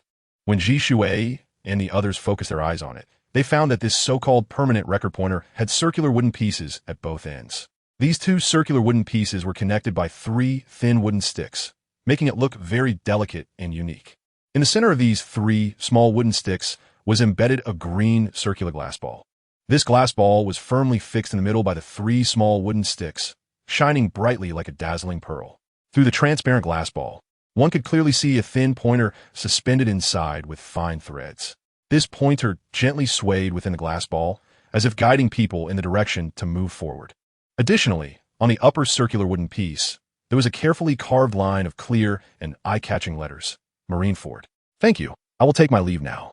After carefully examining the permanent record pointer in his hand, which reflected a faint green light under the sunlight and confirmed that it seemed to be fine, Ming decided not to linger here any longer. He waved his hand, and the others, including Shisui, immediately understood and followed closely behind. Just as they turned to leave, a massive and imposing black and red complete Susanoo descended upon the world like a divine being. Its wings suddenly flapped, stirring up a whirlwind that sent clouds of dust flying, causing the Navy in the square to be blown around. Then, Susanoo charged toward the vast sky with tremendous force. Meanwhile, the naval colonel, who had previously been controlled by Ming's powerful force, gradually began to awaken from his dazed state. He blinked his eyes, which had returned to their original state, looked around in confusion, and involuntarily shouted, "Enemy attack! Enemy attack!" Hearing this sudden cry, a Navy officer, clearly close to the colonel and considered his trusted aide, rushed over. As he approached, he noticed that although the colonel had regained consciousness, he was still in a state of shock. So he cautiously asked, "Colonel, have you come back to your senses?" However, at that moment, the naval colonel was completely unaware of everything he had just experienced and responded with a puzzled expression. "What do you mean?" The Navy officer, fully aware of the seriousness of the situation, dared not hide anything and quickly explained, "It seems you were just controlled by those people using some sort of strange ability." He spoke while pointing in the direction where Ming and the others had left. Due to the distance, the other Navy personnel couldn't see the specific situation that had occurred.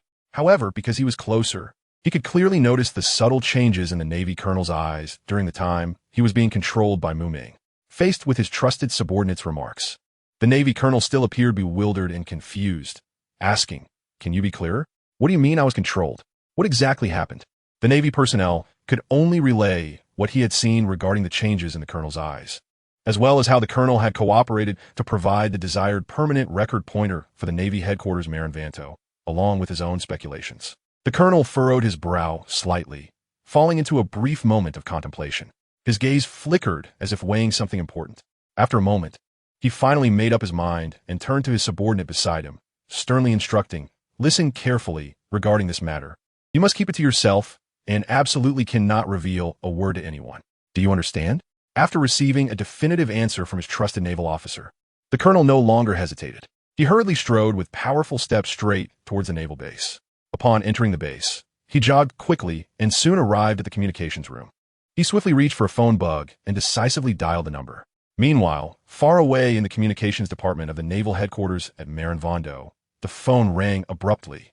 A naval soldier responsible for answering the call hurriedly picked up the receiver and politely said, "Moshi Moshi, this is the naval headquarters at Vondo." When he heard the news from the other side, a look of astonishment appeared on his face, and he couldn't help but exclaim, "Nanny, are you sure? This is not a trivial matter." He then eagerly asked, "Do you have their photos? If so, please send them over immediately." After receiving a positive response, the soldier breathed a sigh of relief and quickly said, "Okay, understood. I'll receive them right away." Shortly after hanging up the phone, another officer wearing the rank of naval colonel rushed into the communications room. He appeared anxious, with beads of sweat even forming on his forehead. After confirming the relevant information, he didn't dare to delay and immediately rushed toward a special room. The door to that room was tightly closed, but a prominent sign hung on it that read Admiral's office. Standing in front of the door, the colonel took a deep breath, trying to calm his emotions. Then, he slowly raised his right hand and gently, rhythmically knocked on the door, knock, knock, knock. A voice filled with authority soon came from inside. "Come in." After receiving permission, the naval colonel took a deep breath, slowly extended his right hand, and gently pushed open the heavy door. As a slight creak sounded, the door opened slowly, and he stepped inside. The room was very bright, and the naval colonel could clearly see a huge desk in the center of the room. Behind the desk sat a tall, imposing middle-aged man. He was draped in a navy cloak embroidered with golden patterns, wearing a pair of black sunglasses, exuding an aura that inspired awe. Without a doubt, this man was the renowned Admiral Buddha of the Warring States. Besides Admiral Buddha, there was another striking figure in the room. On the nearby sofa, a middle-aged man with graying hair was lounging at an angle. He had his eyes tightly shut, deep in sleep, completely unaware that someone had entered the room. What was even more amusing was that a large bubble of mucus was hanging beneath his nose, its size even exceeding that of his own head. From the way the bubble continuously expanded and contracted, one could imagine how sweetly he was sleeping at that moment. At that time, the naval colonel ignored the middle-aged man who was sleeping and walked straight to the desk, respectfully saluted the Buddha, and then quietly reported, "Report, Marshal. This is an urgent message just received from the East Sea Branch 12. It has been reported that not long ago, someone brazenly invaded East Sea Branch 12. Here is the information on those invaders." What? Upon hearing this, Sengoku was startled, and his expression instantly became serious. He hurriedly reached out to snatch the document from the hands of the colonel, quickly flipping through it, his eyes eagerly scanning every line. At the same time, he kept asking, "What are the losses of the East Sea Branch 12? What is the situation regarding casualties? Quickly tell me the detailed situation." His voice revealed a hint of tension. The colonel was startled by Sengoku's anxious demeanor, and after a moment of shock, he hurriedly replied, Marshal, according to the intelligence from East Sea Branch 12, they only lost a permanent record pointer that points to our Navy headquarters at Marineford." When he said this, the colonel himself found it hard to believe, and a look of doubt appeared on his face. "Huh?" Sengoku's eyes widened upon hearing this answer, and he suddenly looked up, staring intently at the colonel, as if trying to read something in his expression. "What did you just say? Say it again. What exactly are the losses from East Sea Branch 12? Sengoku's tone was filled with astonishment and disbelief. The colonel took a deep breath, composed himself, and then repeated, "Marshal Sengoku, you really did not hear wrong. After I confirmed it with them multiple times, East Sea Branch 12 indeed only lost a permanent record pointer to our Marineford. Although this sounds unbelievable, it is the truth." After listening to the colonel's words, Sengoku was silent for a moment, seemingly pondering the reasons behind it. Gradually, his previously tense face relaxed, and the corners of his mouth involuntarily lifted, revealing a somewhat strange smile. This smile contained both surprise at the unexpected outcome and seemed to hide some other indescribable emotion. He looked at the information in his hands again. However, this time there was no longer the tension and anger he felt before. The information in this report was indeed pitifully sparse. with the most critical parts consisting of only a few images. However, when Sengoku's gaze fell upon these images, he couldn't help but gasp. They clearly displayed the images of Muki and a few others. Moreover, there was a shocking scene of the magnificent, complete Susanoo, as grand as a mountain, taking off and landing. These people were all just kids. What's more, there were even 2 very young children among them. Sengoku's eyes were fixated on the youthful faces of Muki and the others, secretly speculating about the incredible power they possessed. When his gaze shifted to the image showcasing the massive black and red Susanoo, the entire room instantly fell into silence. The Susanoo stood tall, as if it could block out the sky and sun, its overwhelming aura sending chills down the spines of ordinary people. What kind of ability is this? Could it be a devil fruit of an unprecedented mythical beast? Or perhaps some special, superhuman-type devil fruit? Faced with this unprecedented special ability, even someone as well-informed as Sengoku couldn't help but extend his index finger and unconsciously tap on the table. He furrowed his brows, rapidly contemplating various possibilities in his mind. However, regarding this never-before-seen manifestation of abilities, it was indeed difficult to grasp thoroughly at the moment. As the Marine Admiral, Sengoku had naturally flipped through the world government's collection of devil fruit encyclopedias countless times. Yet even so, facing this towering Susanoo, he had no impression of it in his mind. After all, while the devil fruit abilities he had encountered in the past were numerous and complex, none had appeared in the form of a massive humanoid entity with the ability to fly, which was truly unheard of and unseen. Since they had not yet caused any substantial damage or losses, it was best to temporarily ignore them. From various signs, it seemed they were painstakingly searching for the record pointer leading to Marine Ford, which surely indicated they had plans to come here. In that case, it would be wise to wait and see, quietly waiting for them to come to them. All right, you should immediately start investigating to see if you can gather detailed information about them, Sengoku instructed in a methodical manner. Yes, Admiral Sengoku. The Marine Colonel saluted crisply before turning and quickly leaving the office. Once the Colonel's figure disappeared outside the door, Sengoku gently leaned back in his chair, slightly relaxing his body. He then set this matter aside for the time being. As a Marine Admiral, Sengoku had always been flexible and open-minded in handling various affairs. After all, neither Muki nor his companions had ever launched any aggressive actions against the Marine branch, nor had they shown any signs of hostility towards the Marines. If that was the case, it meant that there were no serious problems that required an urgent response from the Marines. Moreover, regarding that permanent record pointer pointing to Marine headquarters, it was not considered a confidential item. Therefore, in Sengoku's view, the priority was not to worry about others acquiring the pointer, but to deeply understand Muki and his companions' backgrounds. He secretly pondered whether it would be possible to recruit these young people into the Marine ranks, especially the one with the black and red giant figure resembling a small mountain, who possessed the devil fruit ability. Just a glance made one feel their immense power. Not to mention, this guy even had the ability to fly. Such outstanding talent was something Sengoku desperately wanted, wishing he could recruit them immediately. While the Marine headquarters paid no attention to Muki and his companions, they were racing forward at full speed. At that moment, the Susanoo, which had been flying at high speed, suddenly stopped its forward movement without warning. The Susanoo flickered its enormous wings and hovered steadily in midair. "What's wrong, brother Muki?" Naruto quickly turned his head, a look of confusion on his face as he asked. Sasuke beside him also stopped admiring the surrounding scenery and, together with Naruto, looked at Muki. It should be noted that since their birth, Sasuke and Naruto had never witnessed such a magnificent ocean view, especially below the sea surface. There were occasionally a few enormous shadows swimming by, leaving them dumbfounded. The shocking visual impact was an unprecedented experience for the two of them. It was simply too thrilling. Faced with the questioning gazes from Naruto and Sasuke, Muki smiled slightly and replied softly, "I just found an interesting person down there." With the powerful vision of his eternal Mangekyō Sharingan, even though he was currently thousands of meters above the ground, he could see the crowd on the ground and other stationary objects as clearly as if they were right in front of him. It was precisely for this reason that Muki had suddenly stopped in his tracks, because he keenly sensed that there were people living on the island below. Of course, the fact that someone lived there was not the key point. The truly important thing was that Muki actually saw a figure familiar to all sea fans, a person with a distinctive head of algae-like hair who had eaten the lost tourist fruit and turned into a lost person.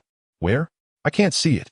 Upon hearing Muki's words, Shisui, Itachi, and the others immediately turned their gazes downward. They widened their eyes, trying hard to find that special presence.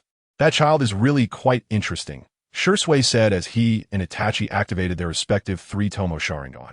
Although what they saw was not as clear as what Mangekyō had seen, it was enough to handle the current situation. However, unlike other open-eyed Uchiha, Sasuke and Naruto could only look down at the several small black dots moving around below, which were still blurry. No matter how hard they strained their eyes, they couldn't see the specific situation clearly. Oni-san, what exactly is happening down there? Sasuke asked anxiously. Although he couldn't see clearly, he was glad that his beloved Oni-san could act as a live commentator for him. Well, there's a little boy with green hair, who looks to be about your age, Itachi patiently explained to Sasuke in his usual gentle tone. At this moment, he is engaged in a fairly intense battle with another girl of similar age. What's so interesting about that? Sasuke looked at the scene in confusion, then turned to exchange glances with Naruto, who also felt puzzled. It's just an ordinary sparring match. From Itachi's previous words, they couldn't find anything interesting or novel about it that Mangekyō and the others could enjoy. To them, this scene was utterly boring, far less interesting than watching the huge shadow slowly moving under the ocean in the distance. At that moment, Shisui suddenly spoke up. Look, that little boy is really impressive. He pointed out that the boy was gripping 3 bamboo swords in his hands, while also biting down on 3 more bamboo swords. This way, he was wielding a total of 9 bamboo swords while sparring with the girl. Hearing Shisui say this, Sasuke and Naruto suddenly realized that there was indeed something unique about this seemingly ordinary spar.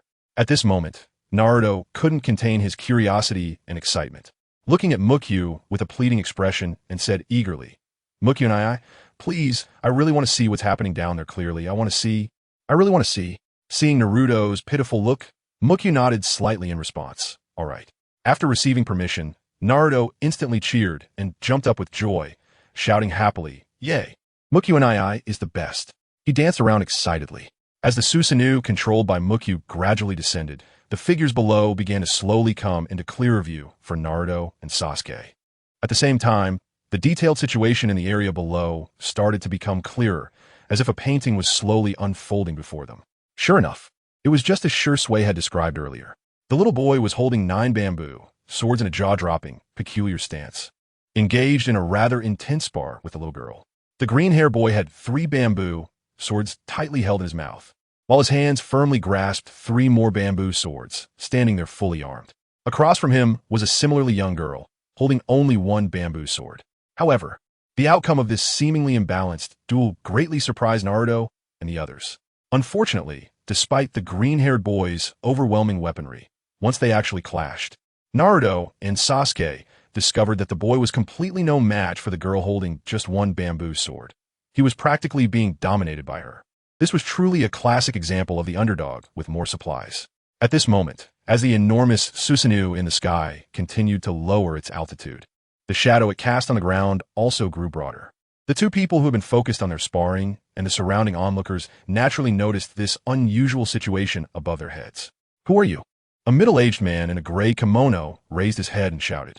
He had a ponytail and wore round, frameless glasses with narrow, slanted eyes that made it difficult to discern his expression. His right hand was tightly gripping the hilt of a gleaming katana at his waist, as if he would draw it at the slightest provocation.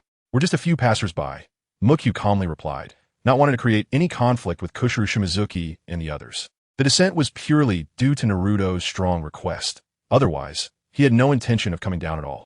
Passers-by? Kushiru Shimazuki continued to squint, his gaze fixed sharply on Mangekyō and the others, who had already deactivated their Susanoo state. His pair of squinting eyes, always half open, resembled a tightly sealed protective barrier, firmly concealing the true emotions deep within him, making it difficult for others to glean any insight from his gaze. Indeed, they were just passers-by. Have you ever seen an intruder bring a child along? Ming wore a look of indifference on his face, his words conveying immense confidence and assurance. After all, given his strength, there was truly no need to worry too much about the people before him. He didn't want to take action, but if it came to that, he wouldn't be the one to worry about. After hearing this, Xuangyue Gengsi Lang couldn't help but glance up and down at Sasuke and Naruto, who were standing next to Mangekyō. After some observation, he noticed that these 2 little guys seemed to be roughly the same age as his daughter Kuna and his disciple Zoro. Xuangyue Gengsi Lang narrowed his eyes slightly and shifted his gaze to Mangekyō and the other 2 in front of him. The leader, Mookie wore a calm expression, as if nothing in the world could stir even the slightest ripple in his heart. The other, Shisui, had a gentle smile that felt warm and approachable like a spring breeze, while the last person, Itachi, had a serious expression, making it difficult to discern his thoughts. Seeing this scene, Xuangyue Gengsi Lang unconsciously relaxed his right hand, which had been gripping the hilt of his sword. He took a deep breath and said softly, "Hello everyone. I am Kei Shimatsuki, the master of the sword dojo in Shimatsuki village." His voice was not loud, but it conveyed a sense of calm and authority. Upon hearing the introduction, Makamura politely nodded in response. "Hello, Master Shimatsuki. My name is Uchiha Makamura. The people standing beside me are my clan members and friends. This is Uchiha Shisui, that is Uchiha Itachi, and here are Itachi's younger brother Uchiha Sasuke and Naruto Uzumaki." As Makamura introduced each person, those mentioned gave a slight nod to Kei Shimatsuki. At this moment, Kei stepped aside, bringing forward the two people behind him, saying, "Everyone, this is my daughter Kuna, and this here is my disciple Roronoa Zoro." Seeing Makamura and the others being so courteous, Keishi's originally tense nerves gradually relaxed, and his demeanor naturally became much friendlier. After all, his character was quite similar to Shisui's. Both were kind-hearted and gentle with others.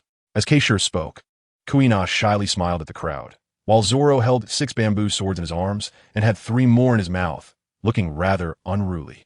"Hey, I say, this green-haired guy, why do you have so many bamboo swords stuffed in your mouth like you're holding a bunch of candied hawthorns? Doesn't your mouth feel sour?"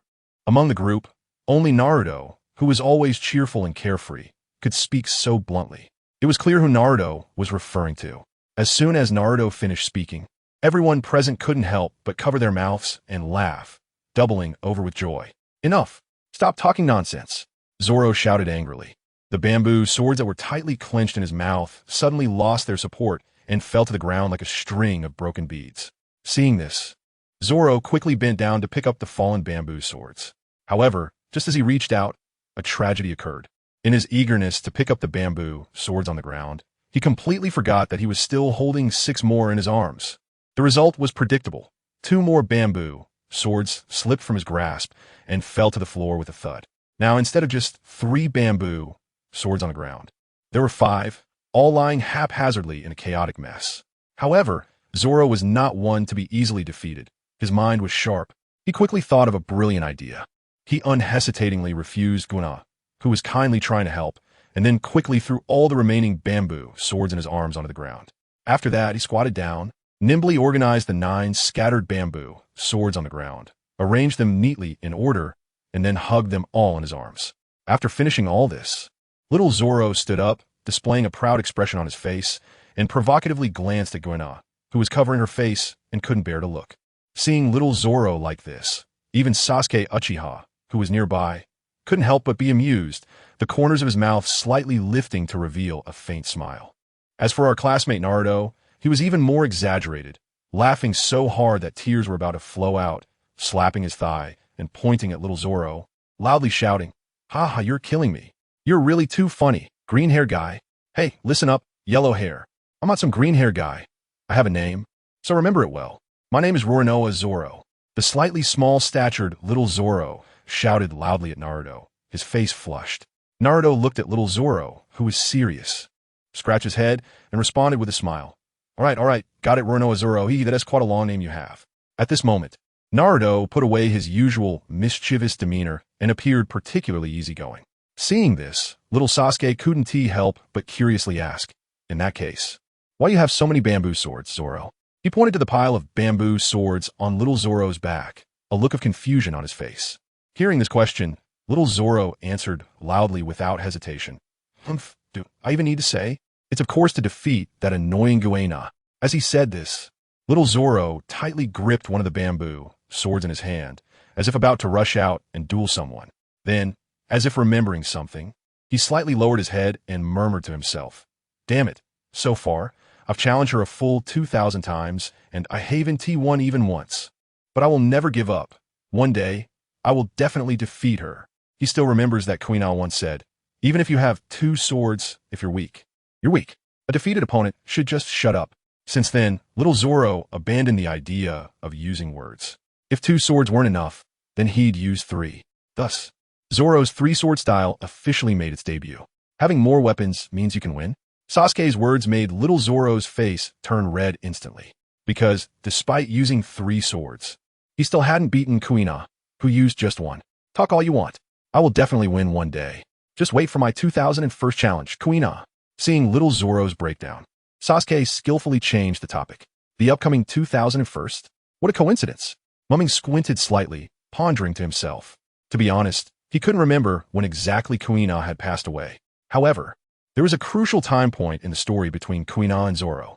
As for whether Kuina met her end on the Supreme Staircase or fell at the hands of that mysterious Supreme Whetstone, Ming's memory was indeed hazy. The only thing he could be sure of was that Kuina had definitely passed away thereafter. Well, whether this is a coincidence or not, since fate has brought me here to meet her at this moment, why should I be stingy in granting her an opportunity? Ming's eternal kaleidoscope Sharingan was already activated, and at this moment, he discreetly glanced at Kuina. In that instant, a flash of crimson light suddenly flickered deep within Kuina's eyes, but it was fleeting. This unusual color appeared so briefly that everyone present, including Kuina herself, did not notice it. Only Ming was aware that in that brief moment, he had quietly transferred a technique into Kuina's eyes. Friends, just ahead is my Kendo dojo. If you don't mind, how about resting at my place for a bit and tasting the tea I personally brewed? Xuanyue Jingsairo smiled warmly, extending a sincere invitation to Ming and others while gesturing for them to follow him to his dojo. Shisui and the others turned their gazes toward Ming, waiting for him to make a decision. However, Ming gently shook his head, indicating refusal. I'm really sorry, Master Xuanyue. We have urgent matters to attend to, and time is very tight, so we can't stay too long, Ming said politely, revealing a hint of apology in his words. Upon hearing this, Shisui and the others nodded in understanding, showing no objections to Ming's decision. After all, they all knew they could only stay here for a month. Seeing Ming's firm attitude, Xuanyue Jingsairo stopped insisting. Since these young people are on an important mission, I can only smile and say, I hope next time you have a chance, you can visit my humble abode. Yes, we definitely will. So goodbye for today. At this moment, little Naruto ran to little Zoro's side. Waving his fist to cheer him on, Zoro, I remember you. You have to work hard. You must defeat your opponent next time. Little Zoro raised a confident smile and replied loudly, Don't worry, Naruto. I will never lose. I will definitely win next time. On the other side, Sasuke, seeing this, deliberately went against Naruto. He walked up to Kuina and encouraged her, Kuina, you mustn't lose to that guy. Facing Sasuke's provocation, little Zoro stared back without backing down, secretly swearing to prove his strength in the next match against Kuina. Don't worry, at least for now, he won't be able to win against me. Kuina crossed her arms and slightly raised her head, her eyes filled with immense confidence. This confidence was not unfounded. It stemmed from her long and intense battles with Zoro, having defeated him a total of 2,000 times. With such an astonishing record, she had built up an invincible belief in herself when facing Zoro. Standing nearby, Ming understood from Kuina's unwavering words that King Sure must have told her the absurd theory that women would become weaker as they grew up and could not become the strongest swordsmen. Thinking of this, Ming couldn't help but have a fleeting thought of whether to stir up some trouble. He slowly lowered his head, gazing gently at Kuina, and said softly, Continue pursuing your dreams, Kuina. Don't be bound by those outdated and decaying notions. You must know that in this vast world, there are many awe-inspiring, strong women. Ming patted Kuina's shoulder, encouraging her to look up at the expansive sky, and continued, for example, Charlotte Linlin, who is revered as the Empress of the Sea in the New World. And there's also the Vice Admiral at the Navy headquarters, Guion, who has become a peak swordsman thanks to her exceptional swordsmanship talent. Just a step away from becoming a great swordsman. So, never lightly give up on your pursuits. Kuina quietly listened to Ming's words. At first, when she heard the names of these powerful women, a glimmer of hope flashed in her eyes, as if the candlelight in the darkness had been reignited. But soon, that glimmer faded just as quickly as a shooting star. But a woman's body ultimately can't compare to a man's, Kuina murmured, her voice slightly trembling. Although the achievements of those strong women that Ming mentioned made her yearn for more, the deep-rooted biases about gender instilled by her father were still hard to eliminate. At that moment, Ming decisively interrupted Kuina's impending words, his gaze firm and sharp, looking straight at her, and said seriously, Stop saying but. These problems can all be solved. If your physical condition has truly reached the so-called physical limit, then you can rely on the power of the devil fruit to further enhance your physical limits. Indeed, the mythical Zoan-type devil fruits are extremely rare. However, ordinary Zoan-type devil fruits are actually not uncommon in the vast ocean. I believe that when the time comes. With the strength you possess then, obtaining an ordinary Zoan-type devil fruit should not be difficult. Ming's words were like a lightning bolt that illuminated Kuina's previously dim heart. She widened her eyes in disbelief, staring at the confident figure in front of her, as the flickering hope within her reignited into a blazing fire. At this moment, Kuina was no longer as confused as before. She had clearly defined her future direction, to continuously train hard and strive to become stronger. Even if her body eventually reached the so-called limit, there would still be other ways to help her break through this constraint. As she thought of this, Kuina felt a rush of blood surging through her body, an unprecedented fighting spirit rising from deep within and quickly spreading through her limbs. King Shiryu, who had been silently observing his daughter, also noticed the subtle change in Kuina. She seemed to have undergone a transformation, exuding a chillingly sharp aura that even the ordinary civilians around could feel. Seeing this, King Shiryu understood that it meant his daughter had made a new breakthrough and progress in her swordsmanship training. When Kuina's once dull eyes suddenly shone brightly like stars, the aura she emitted instantly became as sharp as a drawn sword, enveloped in a high-spirited fighting intent. This astonishing change left little Zoro and little Naruto dumbfounded. Naruto turned his head in confusion to look at Ming, his mouth opening as if he wanted to say something, but ultimately he held back his words. Just then, little Sasuke seemed to have discovered something amusing, laughing uncontrollably. Kuina firmly walked up to Ming, deeply bowing in gratitude. "Thank you, Mr. Ming, for your guidance. From today on, I will work hard to become stronger than ever.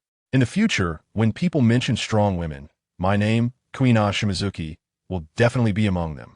Looking at the girl who had embarked on a completely different path from the original story, Ming felt a sense of relief. After all, how could someone who had continuously defeated the so-called monster Zoro 2,000 times be an ordinary person?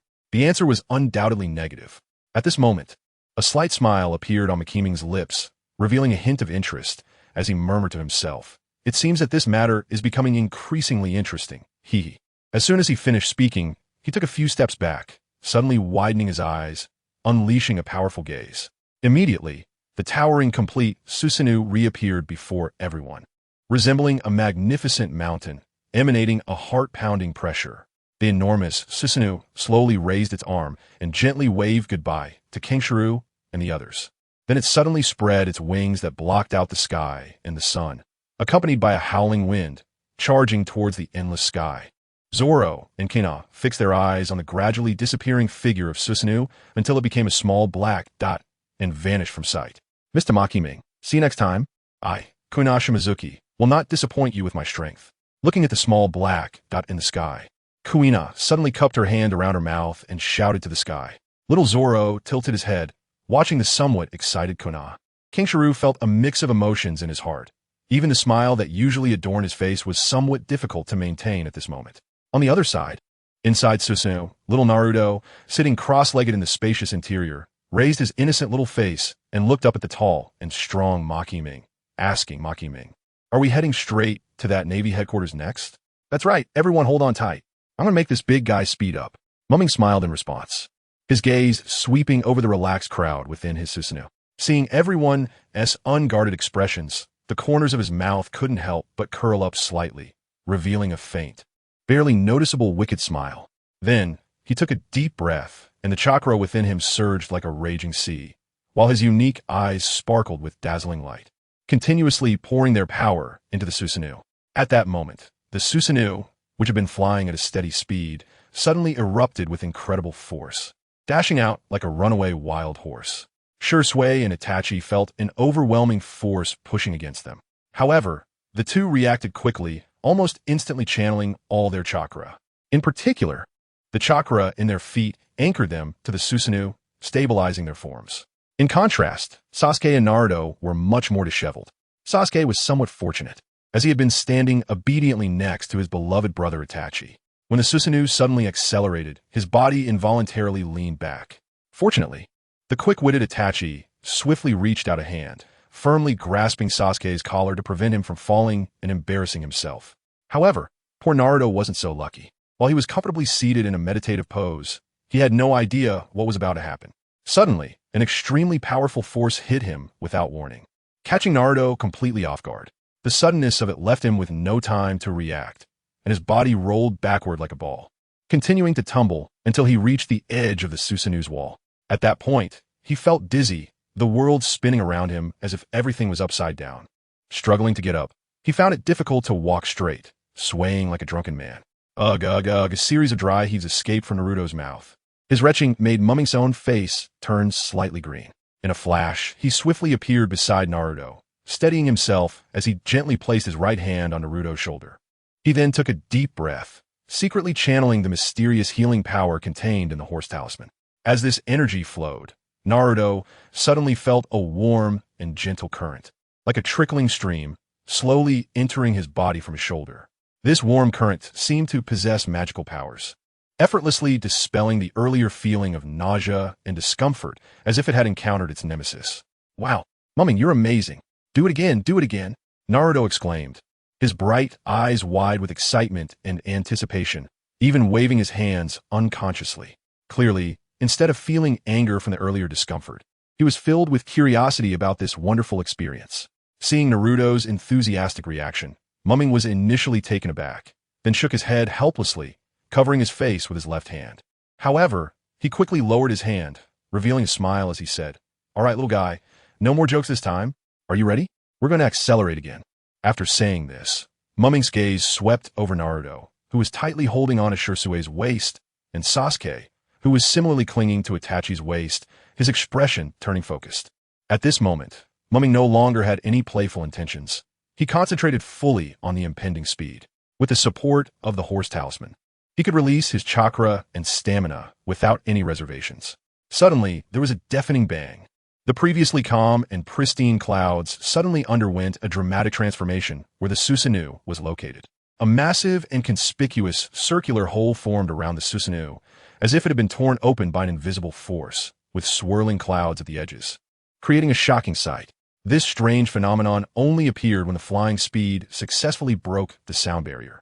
At this moment, the Susanoo not only broke through the sound barrier, but also sped forward like a wild horse, showing no signs of stopping. 1 times the speed of sound? Far from enough. In the blink of an eye, it soared to twice the speed of sound. Yet this was still not the limit, as it quickly crossed the threshold of 3 times the speed of sound. Thus, the speed of the Susanoo continued to rise, constantly breaking record limits. At thousands of meters in the sky, there was nothing but layers of pure white clouds. Such a vast and empty sky allowed the Susanoo to gallop freely, without worrying about colliding with any obstacles. If someone were standing on the ground and looking up at the sky, they would witness a breathtaking scene. Amidst the thick, snow-white clouds, a narrow, dark line was racing across at an unimaginable speed. This black line streaked across the sky like lightning, fleeting yet leaving an indelible impression. Meanwhile, Ming was fully focused on the permanent record pointer of the Marineford in his hand, pushing forward with all his might in the direction indicated. Above the vast, boundless sea, there stood a magnificent and imposing presence, the marine headquarters of Marineford. This is the core base of the Navy, a direct organization of the world government, where countless brave Navy soldiers uphold their mission of maintaining world peace and order. On this day, the sun was shining brightly, a gentle breeze blowing, and the azure sky resembled a giant sapphire, crystal clear, with white clouds drifting lazily within. The warm sunlight bathed every inch of Marineford, adding a touch of tranquility and harmony to this stern and iron-willed military fortress. Yawn, today as weather's really nice, perfect for a nap, came a lazy yawn, and a tall, upright, middle-aged man appeared in the sight of the people. His hair is black, but his hairstyle is quite strange. The hair on top is neatly combed, while the sides are a fluffy afro. He is wearing a finely tailored blue and white suit, with the cuffs of the outer coat in blue, well-cut and flowing, perfectly outlining the strong contours of his muscular body, draped in a cloak that symbolizes naval glory and justice. He also wears a green-eye mask on his head, adding a touch of laziness to his overall demeanor. In addition, he is holding a large sun umbrella, as if he is grasping the coolness of the entire summer in his hand. At that moment, another voice came from nearby. "Indeed, it's quite nice." a good weather for tea and reading the newspaper. The speaker is also a middle-aged man, tall and slender, with a light and leisurely gait. His hair is short black and curly. He wears a bright yellow striped suit that is eye-catching and vibrant. Stylish sunglasses rest on his nose, hiding his lifeless eyes. The cuffs of his admiral's coat are a striking yellow, complementing his overall outfit. Like the former, he also dons an admiral's cloak symbolizing naval glory and justice, fluttering in the wind with a crisp sound. However, compared to the former's dignified and solemn demeanor, this man's face appears somewhat lewd, with a smirk that is hard to decipher, making it difficult to grasp his true thoughts. At this moment, he casually has his hands in his pockets, slowly walking down the deck of the warship like a leisurely gentleman. You two are really too laid back. With a light reprimand, a figure slowly descends from another warship. This person is tall and upright, dressed in a striking red suit that is well-tailored, perfectly outlining his strong physique. He wears a very ordinary naval cap, the brim slightly lowered, adding a touch of authority that enhances his resolute and stern face. The cuffs of his admiral's coat are dyed a bold red, as dazzling as flames. A vibrant pink rose is pinned to the pocket on his chest, adding a subtle softness to his overall appearance. Additionally, the cloak symbolizing justice in the Navy flutters in the wind, making a crisp sound. These three are the three admirals of the Navy headquarters, renowned in the pirate world and instilling immense fear in countless pirates. They not only possess extraordinary strength, but also master powerful nature-type devil fruit abilities. The man with a lazy expression is Kuzan, a nature-type ice fruit user, known by the Navy codename Hokage. Wherever he goes, cold air radiates, capable of instantly freezing everything into ice sculptures, and even freezing the sea. The other man, who carries a slightly lewd air, is Borsalino, a nature-type light fruit user known by the Navy codename Kizaru, who moves as fast as a flash. His speed is unparalleled, making it difficult to catch a glimpse of him. Finally, the fierce-looking man with an imposing presence is the natural-type magma fruit user, Sakazuki, also known by his Navy codename Akainu. His ability allows him to become a human-shaped volcano with scorching magma that seems capable of melting everything in the world.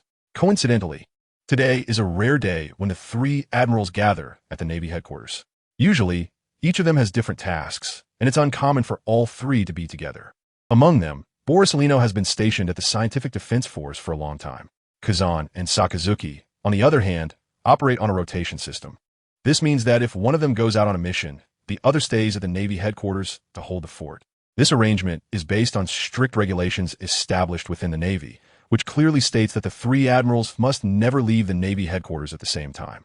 It is essential to ensure that at least one person remains to guard the headquarters, as the Navy headquarters is the core hub of the entire naval force, and its security is of utmost importance, leaving no room for error. Just as the three were about to speak, Borsalino's expression suddenly changed, and a strange red light flashed in his eyes. He quickly lifted his head, staring directly at the seemingly empty sky above, as if sensing something unusual approaching Marineford at an astonishing speed. Almost at the same moment, Sakazuki and Kuzan also immediately became aware of it. The two of them reacted extremely quickly, their movements perfectly synchronized, almost in unison as they raised their heads and directed their gazes toward the vast sky, as blue as a sapphire. From this brief moment, it was clear that when it came to observation hockey, Borsalino was undoubtedly the strongest among the three admirals. In contrast, Akainu and Kuzan's levels of observation hockey were roughly equal, hard to distinguish between them. Hey, what on earth is that?" exclaimed Borsalino. "I've never seen anything so strange in my life." Accompanied by Borsalino's astonishment, the Navy soldiers followed his gaze. Indeed, a small black dust slowly emerged in their line of sight. Initially, this small black seemed insignificant, but as time passed, it grew at an astonishing rate. Gradually, the small black dot became larger and its outline clearer. Finally, the Navy at the port could see that it was actually a giant, completely black and red, with wings. At this moment, Susanoo was rushing towards them like a giant eagle soaring through the sky. The roar produced by its flight sounded like rolling thunder, reaching everyone's ears from a distance. Could it be an invader? Just then, the usually silent Akainu suddenly widened his eyes, a terrifying red light flashing in his gaze. At the same time, a pungent and exceptionally strong smell of sulfur began to emanate from his arm. As Susanoo drew closer to the defensive perimeter of Marineford, showing no signs of slowing down, and with several figures inside that were not Navy, Akainu made a swift decision and shouted, "Meteor Volcano," without giving Borsalino a chance to react. In an instant, Akainu raised his arms high. To everyone's shock, his arms had completely transformed into two blazing, smoke-emitting streams of scorching magma. Following this, these two giant fists made of magma, carrying immense power and intense heat, shot towards Susanoo like two high-speed meteors. No, not just two fists. It was like a Gatling gun, continuously firing massive, scalding magma fists. These magma fists seemed endless, striking towards the Susanoo in the sky with a terrifying force and high temperature. Unlike the meteor volcano from the original work, which first launched into the sky and then fell, this time the meteor volcano was directly launched upward, hitting Susanoo head-on. Makoto, inside Susanoo, had already noticed the three admirals standing at the port. However, before he could successfully land on ground, the rapidly approaching magma fists were already about to smash into his face.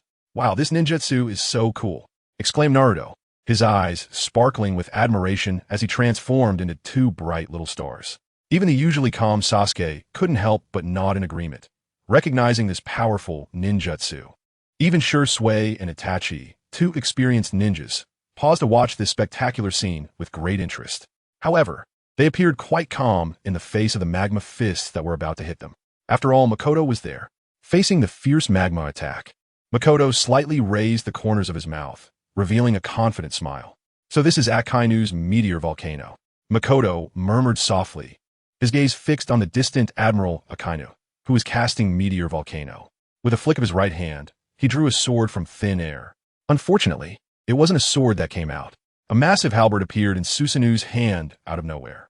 There was no need to use any special techniques. The gigantic, godlike Susanoo held the halberd with both hands and began to spin it rapidly in front of him. In an instant, the powerful rotation formed an indestructible whirlwind shield. At this moment, the rain of magma fists poured down like a torrential storm. But in front of the whirlwind shield formed by the spinning halberd, they were as fragile as tofu.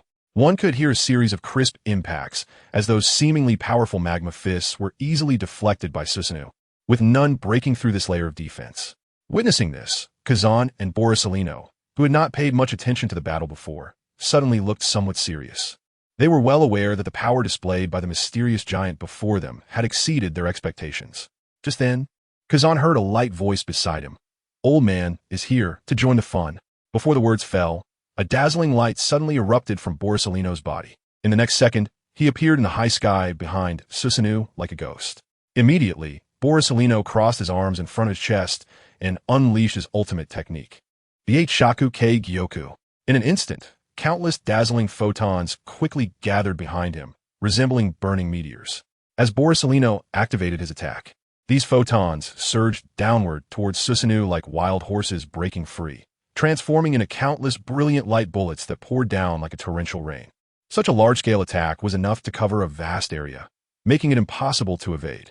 However, facing such a fierce offensive, Mangekyō, who was inside Susanoo, remained unperturbed. Not even blinking an eye, he controlled Susanoo, which quietly hovered there, blocking the meteor volcano in front of him, allowing those light projectiles to mercilessly bombard the massive body of Susanoo. Accompanied by deafening explosions, thick smoke billowed into the sky, instantly enveloping Susanoo. According to the famous no harm when there's smoke law in the anime world, when the surrounding smoke gradually dissipated, everyone was astonished to find that Susanoo stood there completely unscathed, without even a trace of damage. Its majestic and imposing figure still exuded a chilling aura. Within Kawa, the figure of Borsalino flickered like a flash, and in the blink of an eye, he landed steadily on the port once again. He looked down at the shining 8-foot Cheonghook jade in his hand, shook his head, and muttered to himself with a hint of frustration. "This thing can't break defense at all." Then, he raised his head and gave a helpless smile to Sakazuki and Kazan, scratching his head and complaining, "I've tried really hard, but it still doesn't work." As for what Borsalino said about the 8-foot Cheonghook jade failing to break defense, Sakazuki and Kazan did not show much surprise or concern. After all, they had worked with Borsalino for many years and knew each other's abilities very well. Although the 8-foot Cheonghook jade was quite powerful, its effectiveness was often limited when facing truly strong enemies. More often than not, it was just used to clear the battlefield against weaker minions. At this moment, Mikumi, who was standing above, was closely watching the movements below.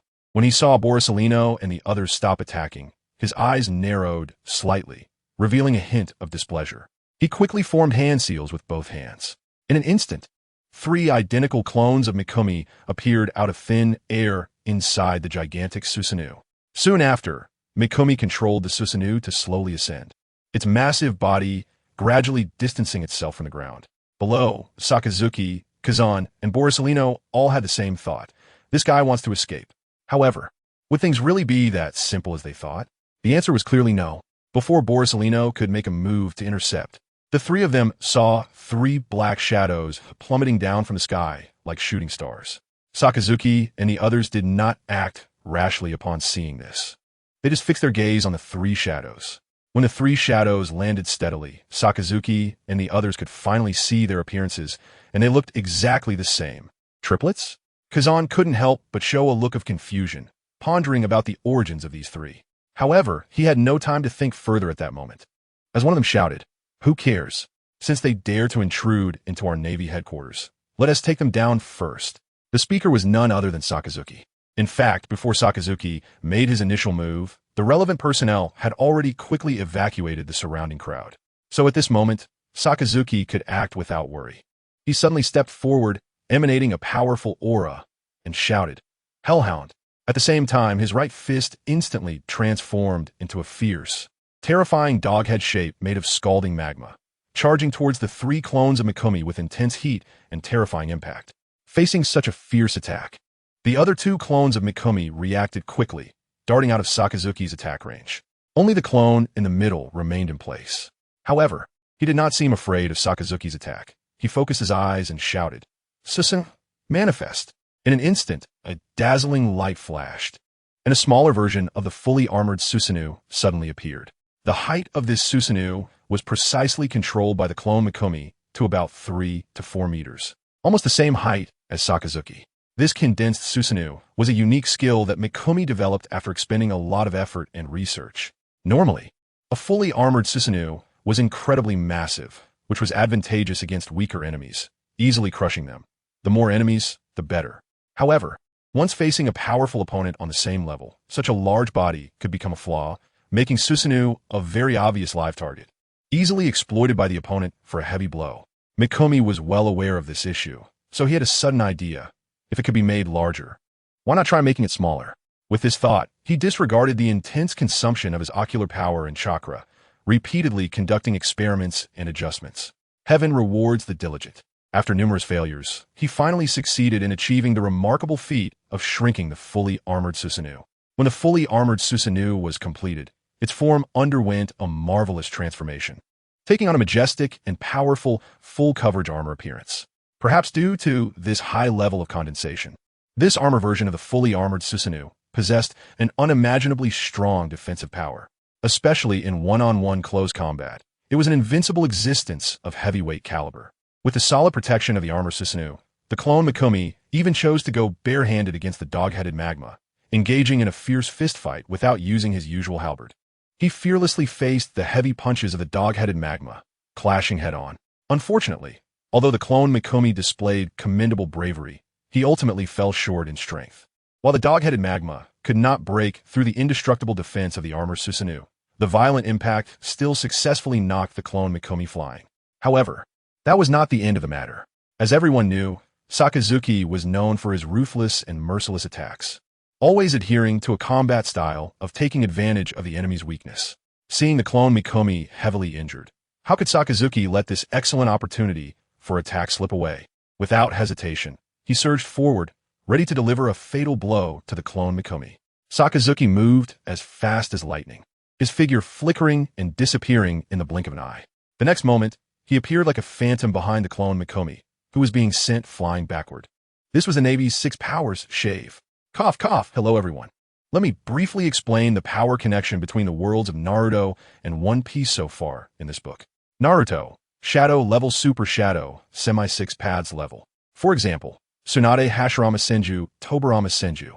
One Piece, 7 warlords, Admiral, Vice Admiral, Candidate, Admiral, 4 emperors. In my setting, Shisui and Itachi, with their current Mangekyō Sharingan abilities, are at the peak of Shadow level or half-step Super Shadow level. with strong attack power and bizarre, variable abilities, but their physical endurance is lacking. In a One Piece world, they would have destructive power equivalent to that of an admiral. However, considering their physical and endurance flaws, their overall combat strength barely reaches the level of Admiral Candidate or Admiral Vice. When a Mangekyō Sharingan reaches its peak, it achieves stable Super Shadow strength, even if their peak period is very short. Additionally, the combat strength of the four emperors and admirals has never had a definitive conclusion. Oda has always been vague about it, so I will set it based on past performances. May the bosses bless me, hoping I won't be backstabbed by Oda later. My new setting. The old admiral and the old four emperors are roughly at the same level. The new four emperors and new admirals haven't shown much yet, so I'll set that aside for now. But the four emperors are somewhat stronger than the admirals. In numerical terms, it's like a difference of 10 and 8. In simple terms, an old four emperor would win in a one-on-one battle against an old three admirals. But this process won't be any easier for the four emperors. Of course, I'm saying this assuming they're all at their peak. The battle between old Whitebeard and Akaina definitely has little comparative significance. Then there's the concept of the super shinobi in Naruto. To me, a super shinobi is basically equivalent to an admiral or a four emperor. In other words, in my setting, admirals and four emperors are on the same level as super shinobi in Naruto, such as Hashirama Senju and Nagato in a wheelchair with six-path powers. Characters like Madara Uchiha, Might Guy at the 8th Gate, Healthy Nagato, Dual Kinui Kakashi, and Obito with Kimui and Rinnegan, etc. belong to the quasi-six paths level. The current protagonist is at this level. As for One Piece, there hasn't yet been a character of this level. The Gorosei are on par with the admirals, but also fall into the same category as the four emperors and admirals. To express it numerically, the four emperors are 10, admirals are 8, and the Gorosei are at 6. So, in terms of overall strength, it's four emperors, admirals, Gorosei. It's just that their defense, recovery, and immortality abilities are quite bizarre, even a bit outrageous. As for the most mysterious Emu, there is currently no information available, so I 1T counter for now. In my plan, she 1TB taking action for the time being. That's about it for now. I can't think of more at the moment, but I can always add more later if I come up with anything. Great fire! With this low shout from Akainu, his aura suddenly surged, as if he were an active volcano about to erupt. He exerted force with both feet, leaving a deep footprint on the ground, and his whole body charged towards mumming like an arrow. At the same time, his right arm transformed into magma, swelled up high, the expanding magma fist becoming larger than Sakasuki himself, clearly gathering all its strength to deliver a fatal blow to mumming. However, just as Sakasuki swung his fist, about to strike mumming, something unexpected happened.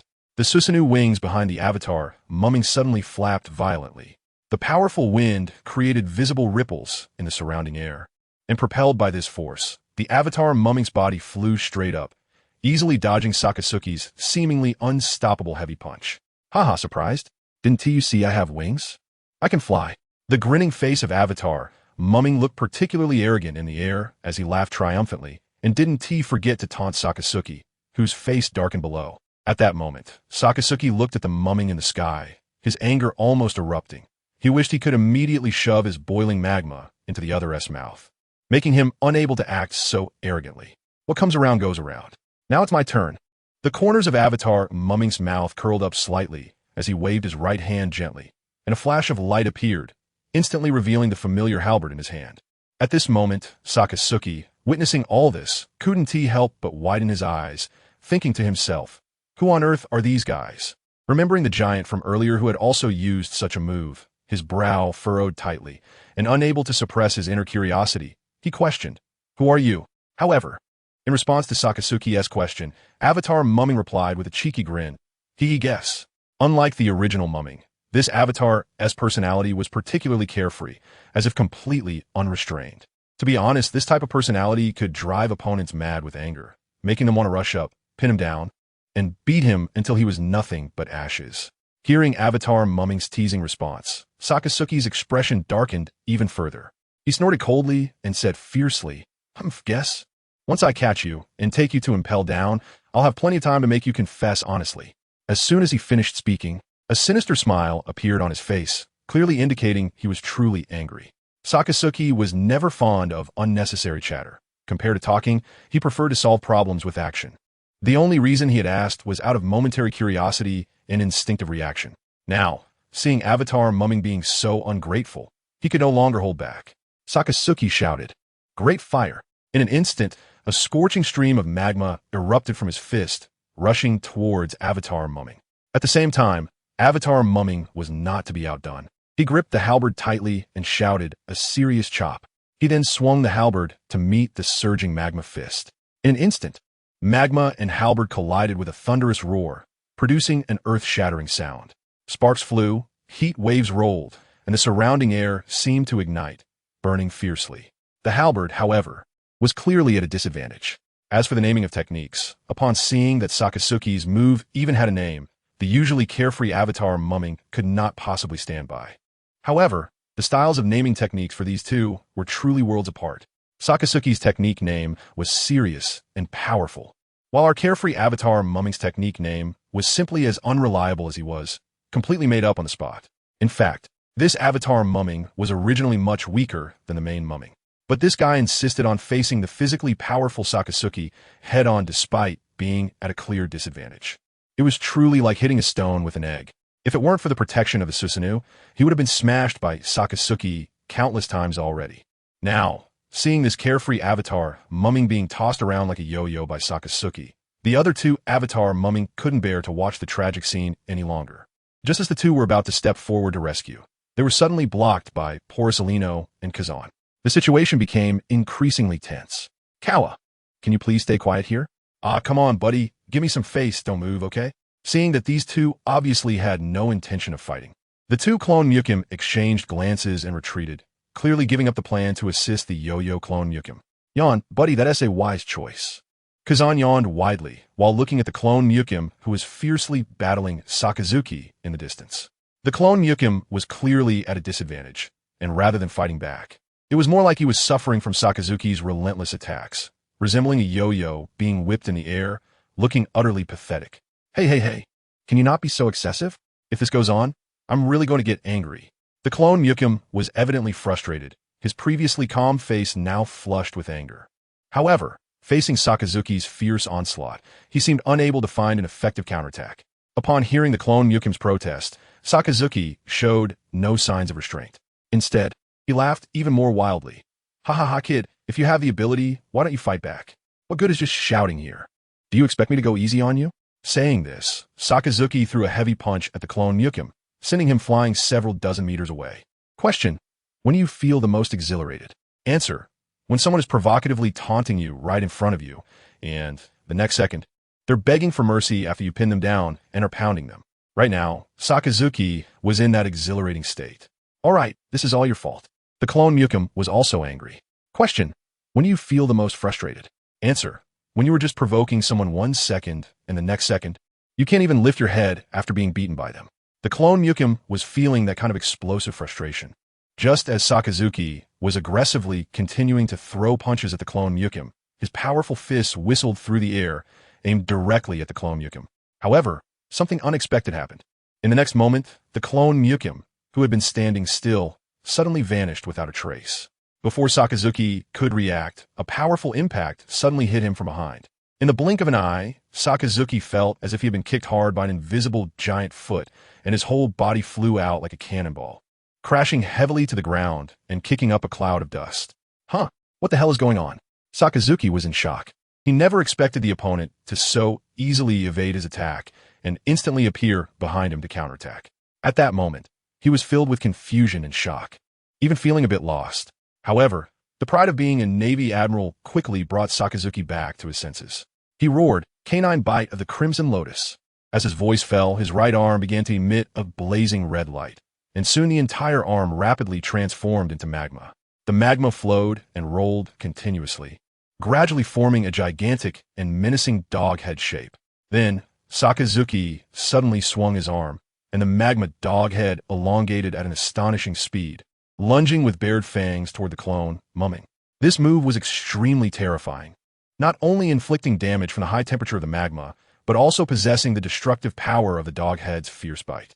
However, in the face of such a fierce assault, the clone Mumming didn't even spare a glance.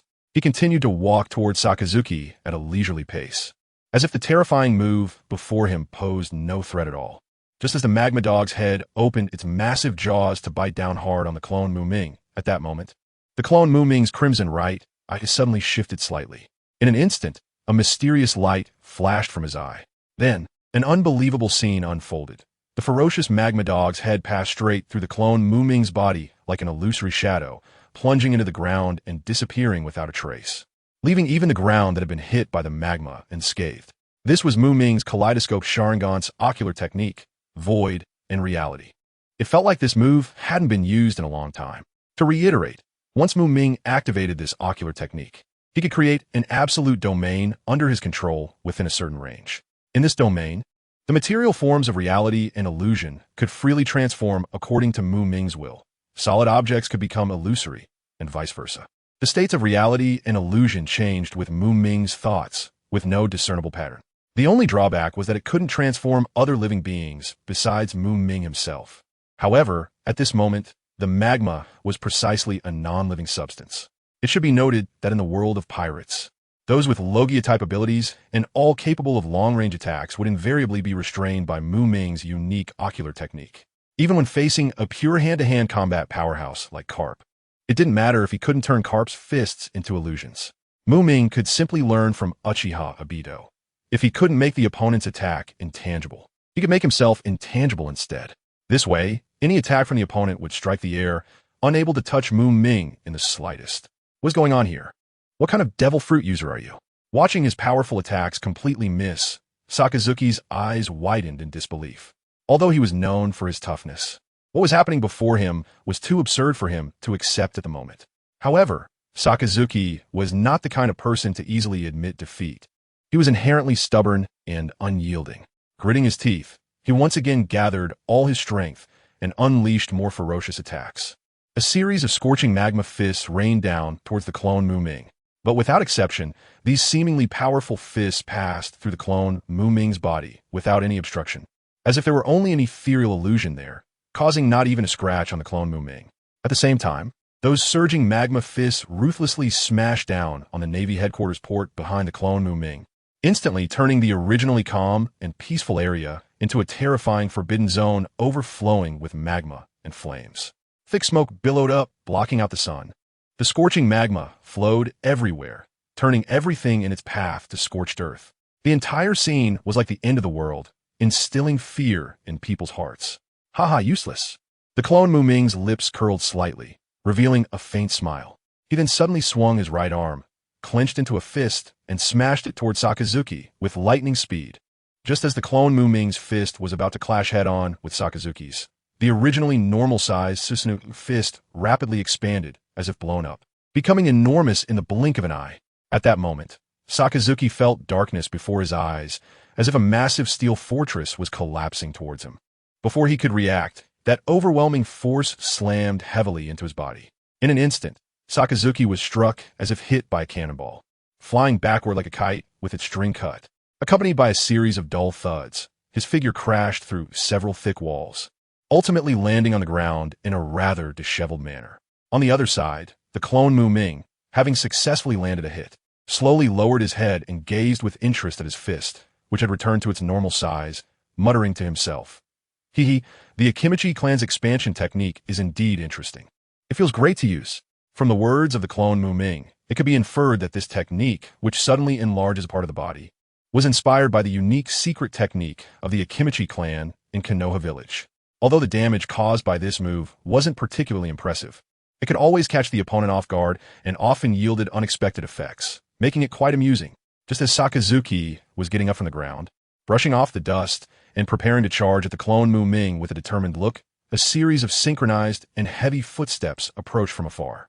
A group of figures dressed in white justice cloaks and navy hats appeared before everyone. Leading the way was the infamous Admiral Sengoku.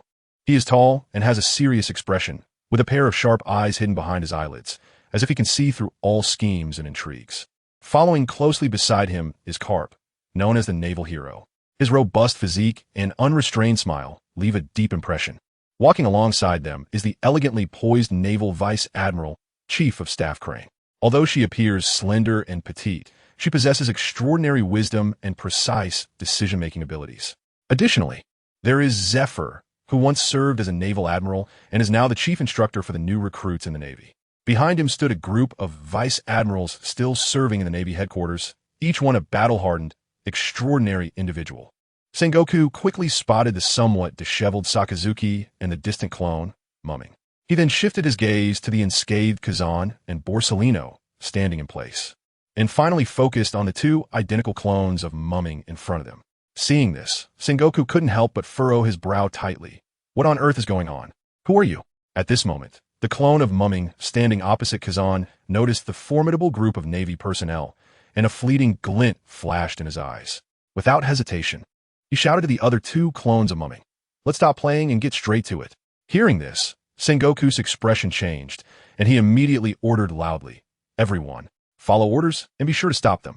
However, his commands seemed to have no effect, because they were facing Ming, who possessed the power of time.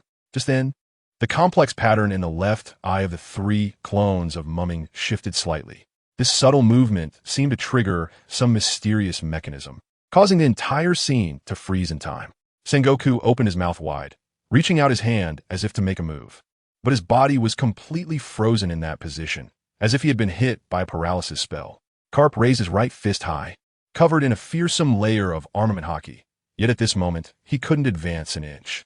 Sakazuki's magma arm, which had been extended with hot magma dripping from it, now also hung frozen in midair, forming crystal-clear magma beads, as if time had completely frozen them. Kazan's situation was equally bizarre. His right half had somehow turned into a beautiful ice sculpture, while the other half remained unchanged. Borsalino's right foot had transformed into a dazzling golden solid light pillar, standing there abruptly. However, despite everything around them being motionless, the three clones of Ming slowly raised their right hands as if unaffected. If one looked closely, they would notice a bright red arrow gradually appearing on the index finger of their right hands. Immediately after, the three clones of Ming moved in perfect unison, without the slightest hesitation, extending their index fingers with red arrows, pointing with astonishing speed and accuracy at Sakazuki's magma arm, Kazan's ice sculpture body, and Borsalino's shining right leg.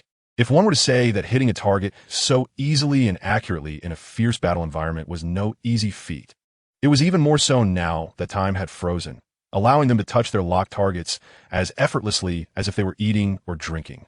Just as they successfully touched their targets, the patterns of their eternal kaleidoscope, Sharingan, began to rotate again.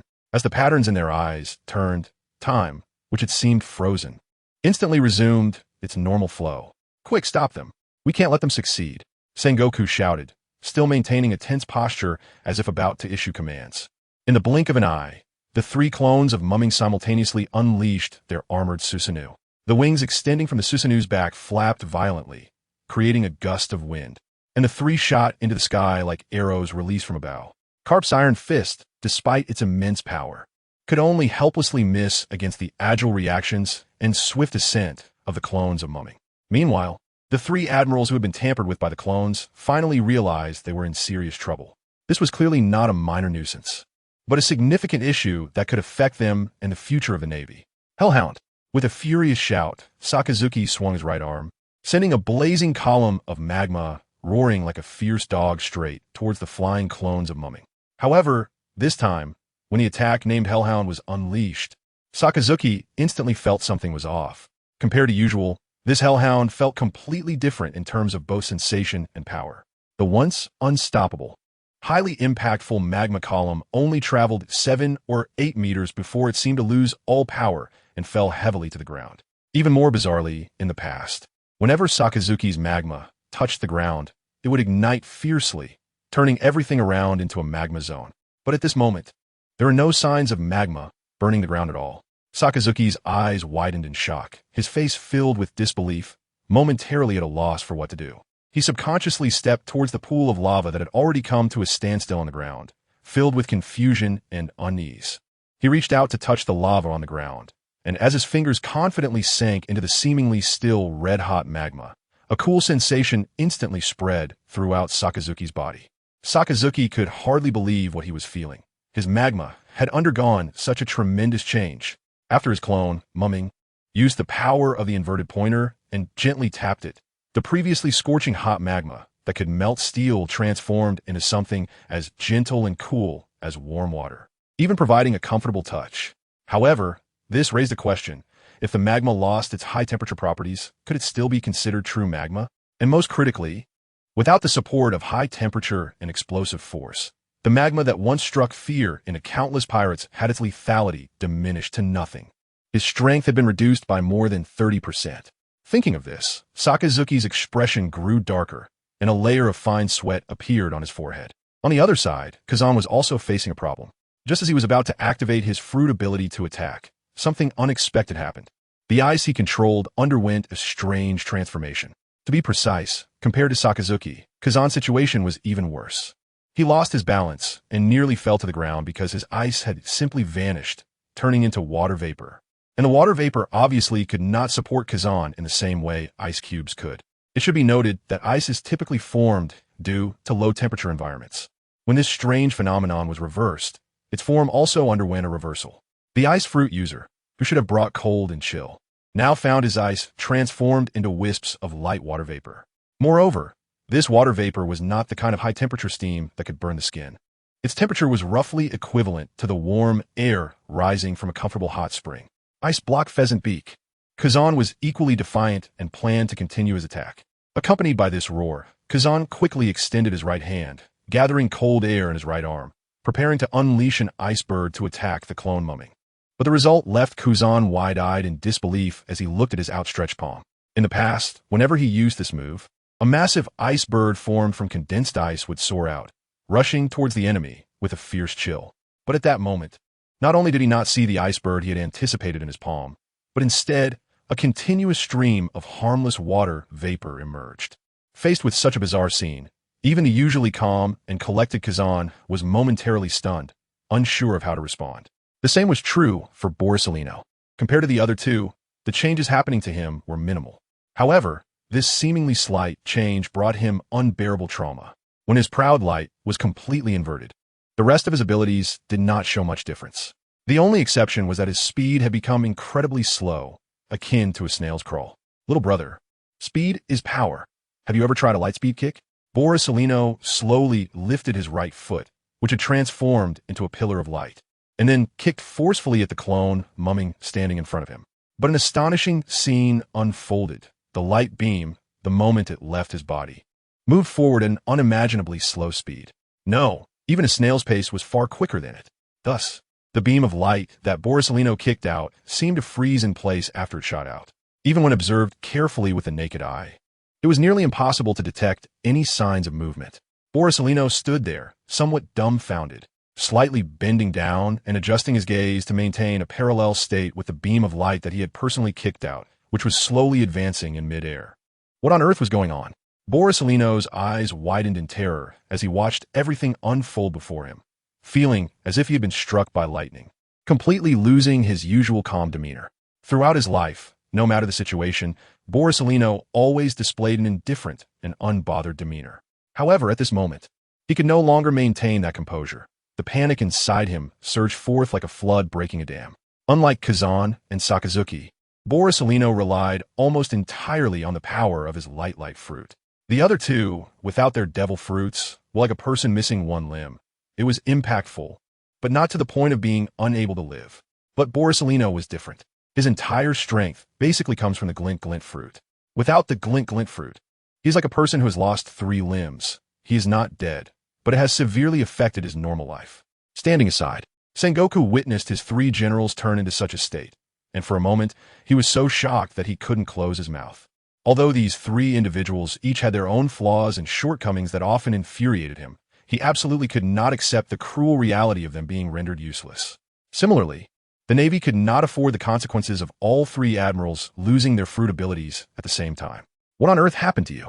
Sengoku anxiously shouted at Sakazuki and the others. However, at that moment, Sakazuki and the others were completely too preoccupied to pay attention to Sengoku's inquiry. The 3 of them were still immersed in constantly washing away their own powers with their strong observation haki, trying to regain their fruit abilities in this way, completely disregarding the movements outside. However, all of this was in vain. The scenes they had just experienced were not a fleeting dream, but events that had truly occurred. There was no doubt that their fruit abilities had been completely nullified by those several clones of Mukun. Even more serious was the problem they were unaware of. The special item known as the inverted pointer had a permanent effect. This meant that unless Mukun himself intervened to restore them, They would never be able to return to their original forms for the rest of their lives. It was even highly likely that these 3 originally powerful and fearsome natural-type devil fruits would thus become worthless, losing their magical powers and value. I know who you are. You are the ones who previously went to the Navy branch to ask for the permanent record pointer to Marineford. Who exactly are you? What is your purpose for coming here? From your current behavior, it doesn't seem like you are here specifically to cause trouble for our Navy. At this moment, although Sengoku was also shocked, he took a deep breath and managed to maintain the last shred of his remaining rationality. Sengoku hurriedly reached out to stop Carp and the others, who were about to attack again, and then turned his gaze to the several clones of Mukum hovering in the air. The 3 clones of Mukum all slightly raised the corners of their mouths in unison, followed by a series of muffled bangs. In an instant, the 3 clones of Mukum exploded like fireworks, turning into a thick cloud of smoke that quickly dissipated without a trace. At the moment the clone technique was released, the real Mukum and his companions, like shooting stars, streaked across the sky and slowly descended to the ground. Accompanied by the convergence of that powerful force, the complete Susanoo vanished like a dream, and their true forms were fully revealed to Sengoku. Admiral Sengoku, it is truly an honor to meet you today. I have long admired your great reputation, Mukum said, smiling with a tone that was neither servile nor overbearing. However, standing beside him, Borisolino, Sakazuki, and Kazan were currently too preoccupied to care about the fact that their fruit abilities had already been nullified. Their gazes were like burning flames, locking on him, mumming as if they wanted to devour him whole. At the same time, the overwhelming armed color haki surged out from the 3 of them, enveloping their arms like a heavy layer of black armor. Moreover, they all gripped their fists tightly, causing the veins on the backs of their hands to bulge and the joints to crack with sharp sounds. If it weren't for the fact that they knew they were no match for mumming, and that Marshal Sengoku had strictly forbidden them from acting recklessly, they likely would have already been unable to contain their fury and pounced on mumming like starving tigers. Sengoku's gaze was heavy as he watched the seemingly very young mumming and the others, a wave of complex emotions stirring within him. Although he could not precisely discern what kind of special abilities mumming possessed, the mere fact that mumming was able to manipulate the 3 strongest combatants of the Navy headquarters so effortlessly at such a young age was enough to prove his unfathomable potential. This potential was so immense that it surpassed anyone Sengoku had ever encountered. Stop being mysterious and speak clearly. Seeing mumming maintain such a calm demeanor, Sengoku's previously tense nerves relaxed slightly. After all, as long as both sides could sit down and communicate, it meant there was still room for negotiation. As long as there was room for discussion, then Kazan and the other admirals still had hope for recovery. I intend to make a deal with the world government. The moment Mumming said this, the expressions of Marshal Sengoku and Navy Chief of Staff Crane instantly darkened, their brows furrowing deeply. If you want to negotiate with the world government, why not go to Mangekyō? Why come to Marineford instead? Moreover, is this your so-called negotiating attitude? Sengoku questioned Mumming while pointing at Kazan and the other 3 who were furious and ready to erupt. The atmosphere became increasingly tense and oppressive, as if a storm was about to break. First of all, Mangekyō is not a suitable place to take children. The environment there is very complex, and it could negatively affect the kids if we're not careful, Mumming said, shrugging helplessly, then gesturing towards Sasuke and Naruto to show that his concern for the children was genuine. Following that, he looked at Sengoku casually and continued, secondly, we never intended to make a move at all. You can't blame us for this.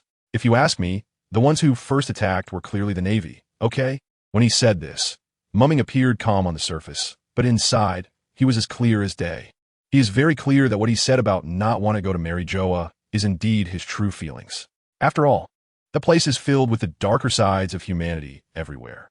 It is far too dangerous for 2 innocent kids like Sasuke and Naruto. He certainly did not want to cast a shadow over Naruto and Sasuke's young hearts because of this, nor did he want these 2 main characters to go astray, although the probability of them going astray was basically 0. However, to say that he completely did not want to take action would be pure nonsense. In fact, from the very beginning, Ming was well aware of the hawkish style of action of Sakazuki and his ilk. A group of unidentified strangers barging into the Navy headquarters at Marineford without a word was undoubtedly a blatant provocation of Sakazuki and others' bottom line, especially considering that Marineford had previously suffered a massive invasion from the Golden Lion. The entire Navy was in a state of heightened tension regarding such matters. In this situation, Facing uninvited and utterly rude strangers, it was not hard for Ming to guess what kind of intense reaction the hawkish, iron-blooded soldiers led by Sakazuki would have. Therefore, the outbreak of this conflict could almost be said to be within Ming's plan. This time, Ming decided to take action himself. And there were actually two main purposes behind it. The first was to take this opportunity to thoroughly test his true strength in this pirate world and see what level it was at. After all, only with a clear and accurate understanding of his abilities could he do better in this new world. From the current perspective, his strength was already sufficient. The first objective was successfully achieved. The second purpose was to give these Navy personnel a stern warning.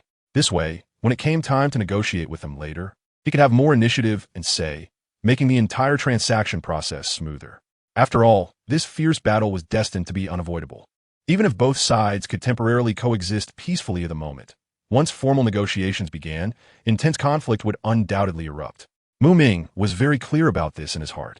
The reason Ming was so certain that a battle was inevitable was simply because he had already made up his mind to use the devil fruit that he had kept in a corner gathering dust as a bargaining chip for a crucial transaction with the world government. At that time, Lady Luck seemed to favor Ming particularly, allowing him to draw two extremely rare devil fruits.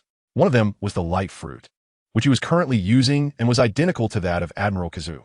The other was the Paramecia-type rubber fruit, a legendary existence in the pirate world. It was not only the same as the protagonist Luffy's, but more specifically, it was the Zoan-type human-human fruit, mythical beast form, Nika. Ming was clear as day in his mind. He knew that once he revealed this devil fruit in front of the world government, even if he did not actively attack the Navy at that moment, the world government would definitely issue orders to the Navy to take action against him afterward. Since that was the case, it would be better for him to take the initiative. After all, there has been an old saying since ancient times: the first to act is strong, the later to act suffers. Of course, according to Ming's speculation, even if he clashed with the Navy, the world government would probably not let it go easily and might very well send the mysterious intelligence organization known as CP0 to test him. At most, the Navy would no longer directly participate. Now you can tell me what kind of transaction you want to negotiate? Sengoku, upon hearing Ming's words, couldn't help but feel some interest. These young people actually dared to attack their Navy headquarters, not only defeating 3 of his admirals, but then opening their mouths to negotiate a deal with the world government. This matter, when considered carefully, was indeed a bit perplexing, yet also quite intriguing. Are you really going to negotiate here? Ming scanned the surrounding, capable Navy personnel, a smirk full of mockery appearing on his face as he fixed his gaze directly on Sengoku. When Sengoku saw Ming revealing that intriguing and meaningful smile, an indescribable feeling crept into his heart. It felt as if countless ants were gently crawling on his heart, making him uncomfortable all over. Sengoku narrowed his eyes slightly, his gaze sharp as he scrutinized Ming, not letting any details slip by. It was as if he wanted to see through the surface and uncover the secrets deep within the other party's heart. After observing for a while, he finally spoke slowly. In that case, let's go to my office for a detailed discussion. As for the rest of you, return to your duties, go. With Sengoku's command, the crowd that had gathered gradually dispersed. Sengoku personally led Ming and his accompanying personnel towards his office located in the core area of the Navy headquarters. When this large group of people streamed into Sengoku's office, the usually spacious office appeared a bit cramped at that moment. If it weren't for the fact that this office belonged to Sengoku, the highest commander of the Navy, and was spacious enough, it might have been difficult to accommodate so many people. At this moment, in this large office, the representatives from the Navy took their seats one by one. Leading them was Sengoku himself, along with Vice Admiral Tsuru, the Navy hero and legendary Admiral Karp. Of course, the 3 admirals whose devil fruit abilities had been rendered ineffective were also indispensable. In contrast, Ming entered the room looking extremely casual and relaxed, showing no sign of restraint. He walked straight to the sofa and plopped down, then skillfully poured himself a cup of fragrant tea and began to savor it leisurely. Not only that, but he even casually picked up an unopened pack of Sanbei and smilingly offered it to the nearby little Sasuke and little Naruto. Meanwhile, Shisui and Itachi stood quietly behind Ming, their postures straight as pines, their expressions serious and solemn, like 2 loyal and diligent guards silently protecting the 3 of them. Just then, Zephyr, who had gone to arrange tasks, walked in steadily, quickly closing the office door behind him. After completing these tasks, Sengoku finally turned his gaze to Ming, who had been sitting quietly, as if he were at home. and conveyed a clear message with his eyes that it was now his turn to speak. Ming, of course, was a straightforward person, not one to beat around the bush. With a seemingly casual yet not hidden move, a mysterious purple round devil fruit suddenly appeared in his palm. This devil fruit was intricately carved with beautiful arabesque patterns, making it particularly eye-catching. This is... As Sengoku caught sight of this devil fruit, he was electrified, leaping up from his seat in shock. He was visibly shocked, his eyes fixed intently on the devil fruit, as if trying to see through its exterior to uncover the enormous secret hidden within. Seeing Sengoku's intense reaction, Mukyu couldn't help but smile slightly and slowly said, "Hee." As expected, being the dignified admiral of the Navy, you are well aware of the true identity of this devil fruit. Sengoku first glanced warily around the office to ensure no outsiders were present, and only then did he let out a slight sigh of relief. However, he quickly bit down hard on his teeth and glared at Mukyu with an angry expression, growling, "Humph. I really have to thank you for being so thoughtful in considering us." The Navy. In the face of Sengoku's sarcastic words, Mukyu remained unfazed. Instead, he smiled even more brightly and responded, "Ha, Admiral Sengoku, thank you for your praise." In fact, Sengoku really did have to thank Mukyu. If Mukyu had truly revealed the devil fruit in front of the Navy without any reservations and casually mentioned a few inconsequential remarks, even if he hadn't disclosed any critical information, the shocking act of having incapacitated 3 admirals who possessed devil fruits would inevitably spread like wildfire. The devil fruit in his hands would certainly become a topic of discussion. However, the problem was that this devil fruit was tied to highly classified secrets of the world government. Once news about this devil fruit began circulating within the Navy, even if the lowest-ranking sailors knew nothing of the specific details, the world government's usual style and methods would certainly lead to a large-scale purge of the lower-ranking Navy personnel, which was a routine operation for them. In such a case, let alone ordinary sailors, even the well-known vice admirals, who were the backbone of the Navy, would likely find it hard to remain unscathed. After all, not every vice admiral possesses the formidable strength and high prestige of someone like Garp. It could be anticipated that by that time, the overall strength of the Navy would suffer a severe blow, leaving it greatly weakened. What was even more frustrating was that this loss would be caused by their own people, the world government. At this moment, everyone present was stunned and at a loss. Caught off guard by the exchange between Admiral Sengoku and Mukyu, they stood frozen in place like wooden carvings. The Navy's Chief of Staff, Crane, who was experienced in political affairs, had an astonishingly quick reaction.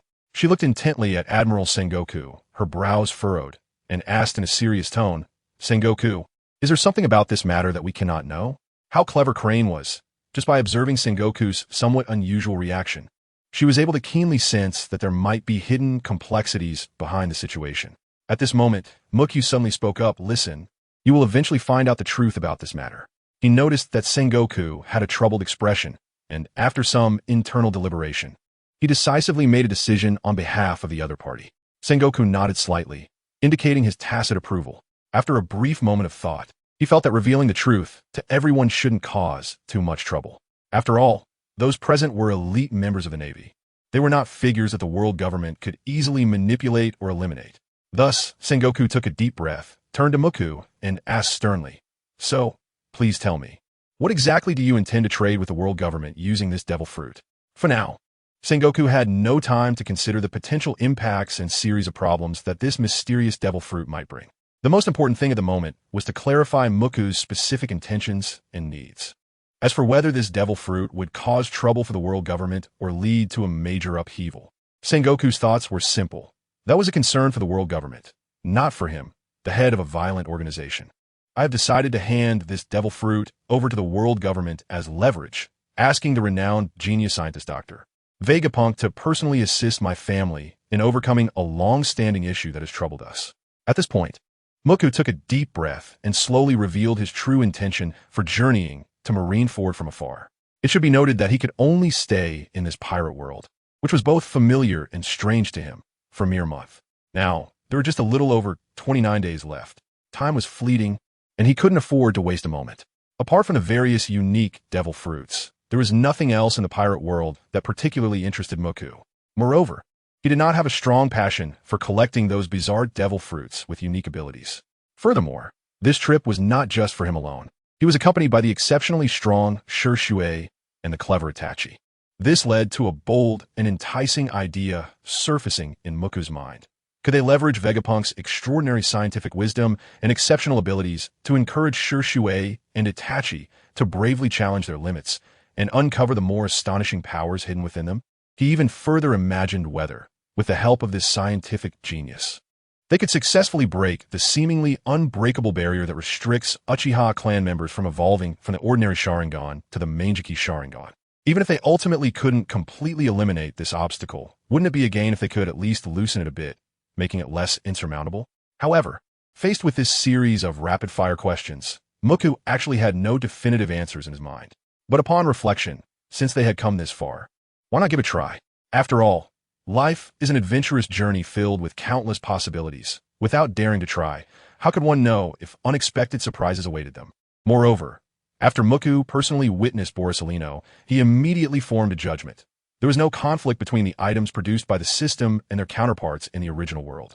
However, he never considered the question of whether the simultaneous appearance of two prophesied gum-gum fruits would lead the entire pirate world into chaos. After all, in his view, he had never considered himself a kind person. He had no interest in such grand issues regarding the stability of others' worlds. The only thing he cares about is his own interests and safety. You actually think you can get Dr. Vegapunk to come out just by relying on this devil fruit? Haha, I have to say, kid, your idea is quite naive. At this moment, Kizaru, whose fruit ability has been nullified, has long lost his usual calm and relaxed demeanor. He opened his mouth without mercy and spoke the above words in a slightly sarcastic tone. It is well known that among all the Navy, Kizaru is one of the people who has the most frequent contact with Dr. Vegapunk. Because of this, he understands Vegapunk's temperament very well. So, wanting to use just a single devil fruit to get this genius scientist to help is basically impossible, no matter how rare or precious that devil fruit is. Unless Dr. Vegapunk himself suddenly develops an extremely strong and uncontrollable interest in this devil fruit. Otherwise, even the world government, known for its power and authority, would not easily intervene in Vegapunk's incomprehensible scientific plans. They would not waste Dr. Vegapunk's precious time just because of someone's casual request. Even those ordinary celestial dragons, who are praised by the world government as godlike beings, cannot accomplish such a thing. It should be noted that every second of this genius doctor is incredibly precious and cannot be wasted at all. At this moment, Ming, with a very standard, toothy smile, said to the furious Kizaru in front of him, "Mr. Kizaru, don't you want to restore the amazing abilities of your devil fruit?" Upon hearing this, Kizaru seemed to completely forget that he had just been complaining and angry. But at this moment, Kizaru had no time to care whether Ming's smile was particularly annoying. All his attention was focused on Ming's words. Then, Kizaru widened his eyes and asked loudly in an eager and expectant tone, "Is there really a chance for my devil fruit ability to be restored?" At this moment, not only was Kizaru himself showing such excitement and tension, but even Kazan and Sakazuki, who were sitting beside him, also perked up their ears and listened attentively to Ming's next answer.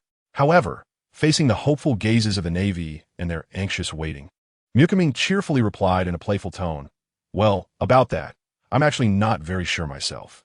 Maybe your devil fruit ability can really be restored one day, but might also never return to how it was before.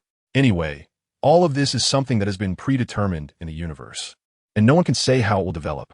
Well, after hearing Ming's words, they finally understood the situation.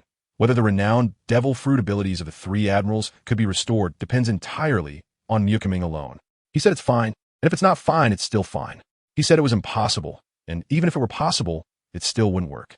At that time, the Navy would probably have to start making the worst-case scenario plans to select a new candidate to fill the vacancy. At this moment, Sakazuki, who had already seen through the true meaning of Ming's words, suddenly turned extremely grim. He slammed his palm on the incredibly hard desk, and with a loud bang, he shot up like an enraged lion. What infuriated him even more was the strange tone Ming used while speaking, which sounded utterly effeminate. This made the usually fierce and fiery Sakazuki extremely angry, to the point that his arms uncontrollably began to change, transforming in the blink of an eye into flowing hot magma that spread down to the desk. Unlike the terrifying magma of the past that could easily burn the desk to ashes, this surging magma, upon contact with the tabletop, surprisingly did not cause any substantial damage at all. It flowed like ordinary coffee, merely staining the originally clean surface a little. Other than that, the desk remained unscathed. without even a crack or a scratch. When Sakazuki witnessed this scene, the veins on his forehead popped out as if they were about to burst. Streams of cool magma continuously flowed out from within him, like a flood that had broken its dam. Just then, a faint red light suddenly flashed from the backpack at Mumming's waist. It turned out to be the Charizard that had been sleeping inside its Pokeball out of boredom. With a deafening roar, Charizard suddenly appeared, raising its head to the sky, opening its massive mouth, and letting out a roar that echoed throughout the office. Following that, thanks to its innate sensitivity to the smell of sulfur, Charizard quickly locked its gaze on the desk that held the flowing magma not far away. Its eyes sparkled with excitement. Without hesitation, it took a few steps forward and charged towards the desk like an arrow released from a bow. Upon reaching the desk, Charizard eagerly extended its small yet powerful claws, quickly scooping up a large handful of the cool magma and stuffing it directly into its mouth without a second thought. Then came the sound of it gulping and chewing, roar, while also letting out a series of incomprehensible roars. However, those around could only look on in confusion at these sounds. Only Mumming could understand their meaning. From what Mumming understood, Charizard was roughly trying to express that this cool magma tasted incredibly delicious, and its texture was as wonderful to Charizard as chilled yogurt was to humans, smooth and delicate. When the other Navy personnel saw Charizard appear, they couldn't help but widen their eyes, and their pupils suddenly constricted. Although, from the perspective of high-ranking Navy leaders like Sengoku, this Charizard might not seem particularly powerful, roughly at the level of an elite vice admiral. It was important to clarify that in Sengoku's eyes, Charizard was merely a pet, akin to the goats raised by Sengoku. If such a pet possessed such strength, one could imagine that the danger level of its owner, Mumming, and those associated with him would rise several levels. Everyone's attention was drawn to the very conspicuous flame fan emblem above Charizard's armor, and Sengoku and Crane exchanged glances, both pondering the implications. Which faction did this emblem represent? At this moment, Sengoku reached out and gently tapped the desk in front of him with his finger, producing a crisp and rhythmic sound. Then, with a serious expression, he brought the topic back to the main issue. If you want to negotiate with the world government, I must remind you seriously out of goodwill. If you don't want this negotiation to end in failure, you had better put away that arrogance of yours. Right now, the focus of the discussions between both sides is undoubtedly the transaction with the world government. Only if all subsequent negotiations can progress smoothly without error can it truly be considered the greatest support for the Navy. If the negotiations ultimately break down, the consequences and the losses the Navy would have to bear are something even Sengoku himself wouldn't dare to contemplate. That is why he did not hesitate to issue a warning to Mumming, emphasizing potential issues regarding his attitude. My arrogance? Is my attitude really that arrogant? Mumming widened his eyes, looking at Sengoku in disbelief. This was the first time he had heard such an evaluation, and for a moment, he was left stunned. He instinctively turned his head, casting his gaze towards Shisui and Itachi, hoping to get some explanation from them. However, to his surprise, both of them simply shook their heads lightly, indicating their disagreement with Sengoku's statement. Seeing this, Sengoku sneered and said, "Perhaps you come from a powerful family that has been hidden away, and due to being isolated from the world for a long time, you have developed this deep-rooted arrogance. I can assure you, if you maintain this attitude, it will be nearly impossible for you to succeed in your dealings with the world government. On the contrary, the chances of you both engaging in a fierce confrontation will become infinitely high." After saying this, Sengoku leaned back comfortably in his chair, as if he had seen through everything. In fact, he had already keenly sensed the issues with them when he first met Mumming and the others. Except for the lively and cheerful blonde kid, Naruto, the other black-haired, black-eyed youths, Mumming, Shisui, Itachi, and even the boy of similar age to the blonde kid, Sasuke. Each of them seemed to exude an intrinsic arrogance in their words and actions, a quality that appeared to be deeply imprinted in the depths of their souls. The arrogance they display is not as ostentatious and tyrannical as the celestial dragons, who look down on all life with an air of invincibility. On the contrary, this arrogance appears to be more subtle and implicit, much like how people feel an irresistible urge to gently pet and play with those adorable cats and dogs when they see them. Often, this feeling comes across as condescending. Especially when faced with a powerful figure like Sengoku, this sensation becomes even more pronounced. Sengoku, with a serious expression, stated, "I know you consider yourself exceptionally strong, powerful enough to toy with our 3 admirals. However, I want to solemnly inform you that the world government is far more complex than you imagine. You see, the world government has maintained control over this world for 800 years. Such a situation could not have arisen without sufficient military power to support it. Perhaps you should think carefully about this. It has been a long 800 years. At that moment, little Sasuke, who had been leisurely enjoying some delicious sunbae and quietly listening to the dialogue, suddenly burst out laughing. His clear laughter instantly shattered the tense atmosphere. Upon seeing this, Sengoku frowned slightly and quickly turned his gaze to the laughing Sasuke, asking, "What is it? Little guy, do you think there was something wrong with what I just said?" He then scanned the seemingly indifferent Nakamura and others, as if trying to catch some clues from their expressions. "Are you saying that the so-called history of the world government is only 800 years? Sasuke looked at Nakamura, and seeing no unusual expression from him, he turned to Sengoku and replied slowly, "Only 800 years? Hey, little guy, do you think that such a long 800 years is so insignificant?" Sengoku did not mind the slightly rhetorical tone of Sasuke. At this moment, he was solely focused on extracting more important information about Nakamura and the others from Sasuke. Sasuke raised his chin slightly and proudly said, "For us, it's just that. After all, our Uchiha clan has a history of over 1,000 years." This statement was like a thunderclap, suddenly exploding in the hearts of Sengoku and the others, leaving them in shock. No one expected that a mere exploratory inquiry would so easily unearth such a shocking landmine. You should know that, as far as Sengoku understands, aside from the lofty world government, among many nations, only a few countries like Wano in the New World and Alabasta along the Grand Line have survived for 800 years without collapsing, maintaining a continuous lineage to this day. After all, countries that have endured the erosion of time and countless trials to pass down their legacy to the present day are as rare as a phoenix feather. The families that have managed to carry on are even fewer compared to nations. Perhaps only a very few families of the celestial dragons might possess a lineage close to such a long history. However, even the well-informed Sengoku could not definitively know if there existed a family whose legacy had already surpassed 1,000 years.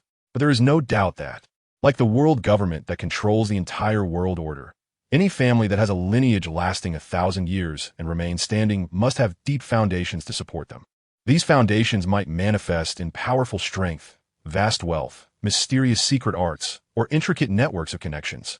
Therefore, when Sengoku realized that Nakamura and the others might be associated with such an ancient and powerful family, he unhesitatingly elevated the danger level of these individuals to the highest point. After all, facing such an unknown and unfathomable power, any slight misstep could lead to unpredictable severe consequences. And if a mysterious family with 1,000-year legacy were to clash with the world government, the ones who would suffer would undoubtedly be the common people. Nakamura did not take Sengoku's warning to heart. Although, in his previous life, the One Piece manga had not yet reached its conclusion, and he had no way of knowing how the power dynamics would ultimately break down. However, who is Nakamura? A seasoned fan of the second dimension, setting aside the scenes depicted in those web novels where the human emperor possesses unparalleled heroism that can dictate the ages, let alone the plots where behind-the-scenes masterminds manipulate the masses like chess pieces, even capable of controlling time and playing with reincarnation. Comparing these examples to the power dynamics of the One Piece world is nothing short of blatant oppression and bullying. Just consider those works that fall within the realm of spirited anime, alongside One Piece. For instance, there are characters who can directly explode stars with their physical bodies, easily obliterating entire star systems and even annihilating the vast universe. Now, Nakamura not only has a mysterious and powerful system as a solid backing, but is also equipped with an invincible Dark God suit that can be considered unbeatable in the One Piece world. With so many advantages at his disposal, expecting him to treat the world government with the same level of seriousness as a formidable enemy is quite unreasonable. After all, at this moment, Nakamura has already acquired enough capital and confidence to dominate the One Piece world, making it unrealistic to expect him to act submissively. He can play, but the rest don't need to take it too seriously. Seeing Nakamura's carefree and indifferent attitude, Sengoku found himself at a loss for words, unsure of how to respond. He shook his head helplessly, thinking that since it was like this, he could only let nature take its course and leave it to fate. Then, Sengoku slowly walked to his large and tidy desk. He solemnly extended his right hand and gently picked up the uniquely shaped Den Den Mushi placed on the table. Next, he skillfully dialed several specific numbers on the Den Den Mushi S dial. Beep beep. A series of urgent sounds came from the Den Den Mushi, as if eagerly calling the other party to answer. Time passed second by second, and finally, with a crisp click, The call was successfully connected. Hello, is this Sengoku? Why are you suddenly calling me? Is there something important? A deep and authoritative voice of a middle-aged man came from the other end of the line. Just through these brief words, one could feel the extraordinary identity and powerful aura of this person. Greetings, Lord Saturn. The situation is as follows. A few individuals from Marineford just arrived, claiming they want to negotiate a deal with the world government. Since they approached our navy directly, they hope we can relay the message to you. Sengoku did not dare to delay, quickly explaining the reason for his call concisely. Oh, someone actually wants to negotiate a deal with the world government? Interesting. Tell me, what kind of deal do they want to discuss? The previously calm Saturn suddenly became interested upon hearing this, asking with curiosity. Only someone like Sengoku, with a special status, would make a call like this. After all, not just anyone's words could pique the interest of a figure like Lord Saturn. Naturally, people as insignificant as those like the A dog would never be able to directly call Lord Saturn. Moreover, under normal circumstances, ordinary people could not find Sengoku to help relay messages like this. Therefore, it must be that either the caller is extremely powerful and has persuaded the Navy, or they possess something that the world government desperately needs. That is why Sengoku would take the initiative to help relay the message. One must commend Lord Saturn. As one of the elders responsible for the field of technology, his mind is indeed sharp and useful. Sengoku glanced slightly at the nearby Fujitora and said, "He happens to be here right now. I will hand the phone over to him, and you two can communicate directly. How does that sound to you?" In fact, Sengoku was clear that this matter did not sound like an easy task and could easily lead to trouble, something he did not want to be involved in at all. Upon hearing this, Lord Saturn slightly nodded and said, that works. At that moment, Fujitora, having heard this, did not wait for Sengoku to speak and stepped forward without hesitation. He quickly took the receiver from Sengoku's hand, then casually turned around to face everyone present. Next, he leisurely sat down on Sengoku's desk, even crossing his legs in a very casual and relaxed posture. Hello, is this Lord Saturn, the god of scientific defense among the elders? Just so happens, I have a deal that perfectly aligns with your responsibilities. Fujitora boldly called Saturn by name, completely omitting the respectful title Lord. For the lofty, celestial dragons, adding Lord or Sanctuary to their names is similar to how people in the Naruto world add your Highness or Master as a title of high respect. However, Fujitora did not believe that anyone in this chaotic and adventurous pirate world could bear the respect that came from him. Therefore, when he spoke, he almost instinctively omitted all subsequent respectful titles. At this moment, he seemed completely unaware of what his actions signified. In Mariewa, within the towering and solemn Panga City, Lord Saturn was seated in his office palace. At this time, the uniquely shaped Den Mushi in his hand transmitted a male teenager's voice. Initially, merely the tone in which Fujitora spoke made Lord Saturn feel displeased. However, when he finally understood what Fujitora was saying, Saturn couldn't help but narrow his eyes slightly, revealing a hint of coldness, and spoke in a tone that was almost indifferent. You little brat? Is this how you come to negotiate a deal with me? Meanwhile, the Navy personnel in Sengoku's office fell into silence after hearing Fujitora's words. They had long since given up any hope for this so-called deal. At this moment, their only hope was that both parties could maintain restraint and avoid a fierce conflict over this matter, which would be fortunate enough. In response to Lord Saturn's question, Fujitora on the other end of the line replied nonchalantly, "What? Did I say something wrong?" Clearly, he was unaware of the issues at hand. Lord Saturn let out a cold laugh and slowly said, "Little brat, since you insist on negotiating a deal with our world government, then why not tell me what exactly you want? You can start speaking now." After all, as one of the elders, Lord Saturn would not easily get angry like those ordinary celestial dragons who only know how to indulge and squander. Especially since he was in a relatively good mood today. He was willing to give this rude little brat a few more words. "I have the rubber fruit," Fujitora slowly began. "I know that your world government has been desperately searching for it. Today, I am willing to hand it over to you. But as a condition for exchange, I hope to receive help from Dr. Vegapunk to solve a tricky problem. I wonder how you feel about such a deal?" Fujitora did not hesitate at all, directly stating his intentions and needs. "Rubber fruit? How much do you know about its secrets?" Upon hearing the words rubber fruit, a sharp glint suddenly flashed in Lord Saturn's normally calm eyes, as if he wanted to see through Fujitora on the other end of the line completely. In response to Lord Saturn's question, Fujitora let out a light breath and replied carelessly, "Actually quite a bit. But to be honest, I have no interest in those so-called secrets. At this moment, I just want to hear your response." As he spoke, Fujitora slightly gestured to Itachi beside him. Itachi quickly understood and swiftly poured a cup of steaming tea for Fujitora, respectfully presenting it to him. Fujitora took the cup, gently blew on the rim a few times, and then leisurely took a small sip. However, at that moment, Lord Saturn unhesitatingly rejected Fujitora's request. Dr. Vegapunk is currently unavailable. His recent research schedule is packed, and he truly cannot attend to other matters. Therefore, we cannot agree to your condition. However, at this point, Satan paused briefly, then shifted his tone to one of absolute confidence, saying, "We can offer a substantial amount of wealth as compensation. A full 5 billion berries. This amount is no less than the sky-high price of the devil fruit that was sold before." Satan was certain that Mumming would not refuse the conditions he proposed. After all, someone of his high status, personally making the offer, was already giving the other party enough face. Moreover, he had shown great mercy by forgiving Mumming's previous disrespectful attitude and tone towards him.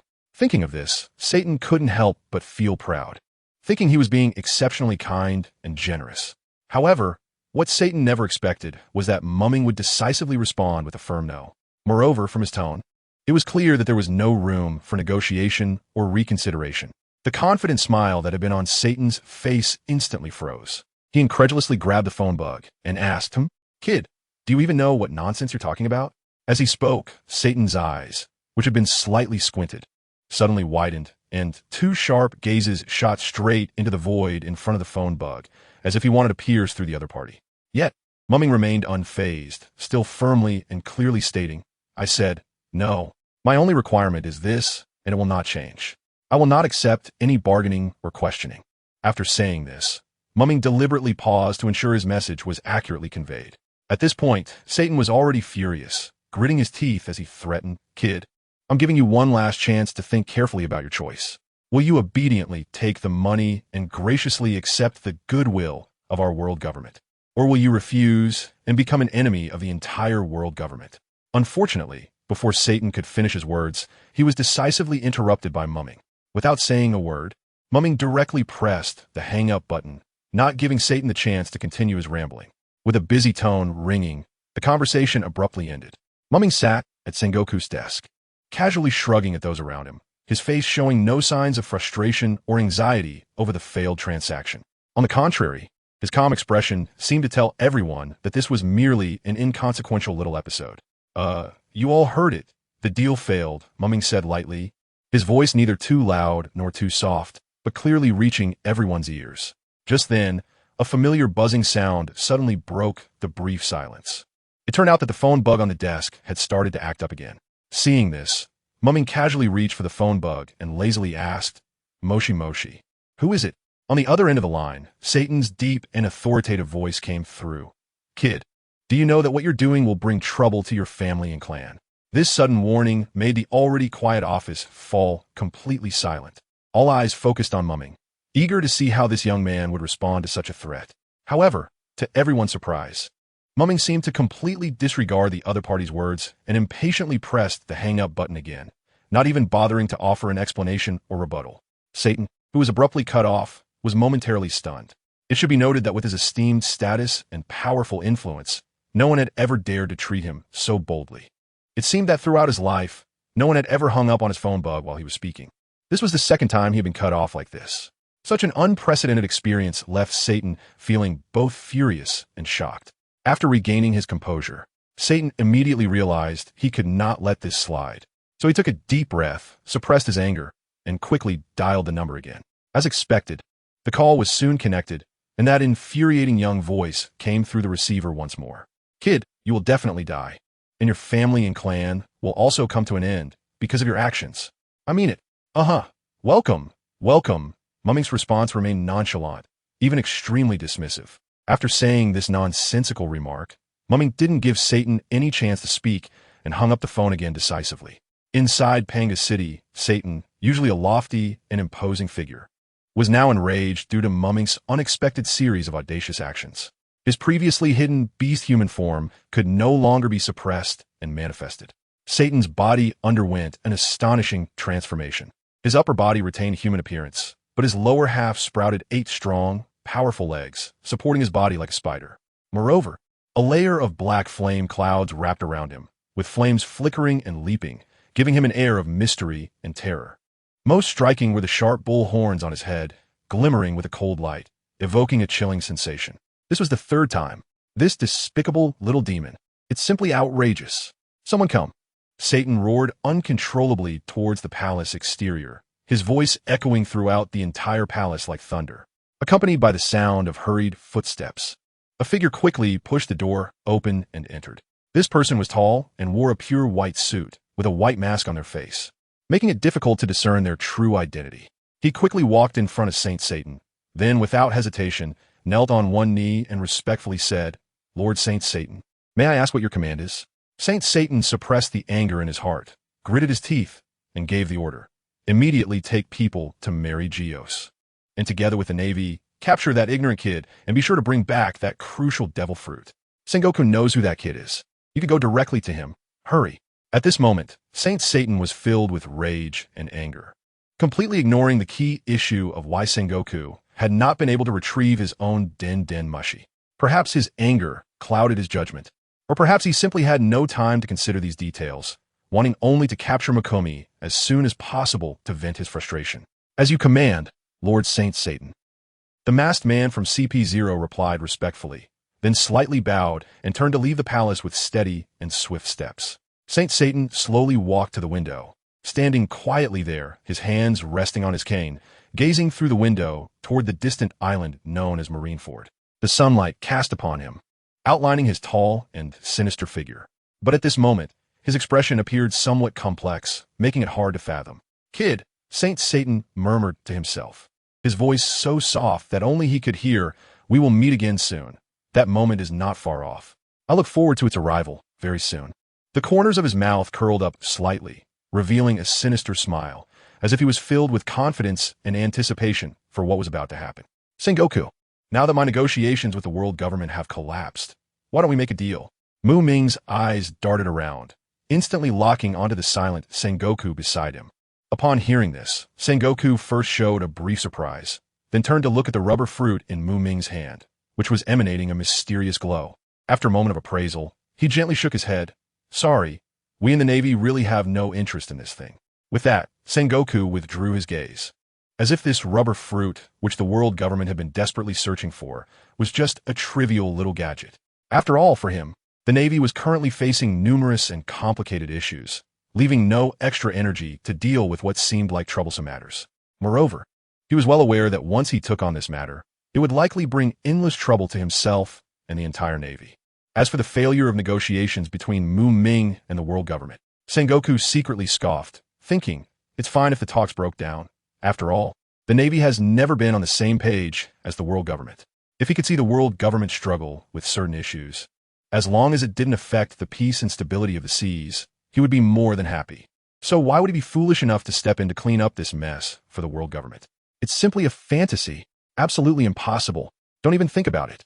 Ming casually held the rubber fruit in his hand and tossed it lightly upwards. The rubber fruit arced through the air before landing steadily back in his palm. Then, with a twist of his wrist, he executed an extremely clever motion, storing the rubber fruit into the system space, as if performing a magic trick, dazzling to behold. Not this. What I want to discuss is related to your Navy's 3 admirals.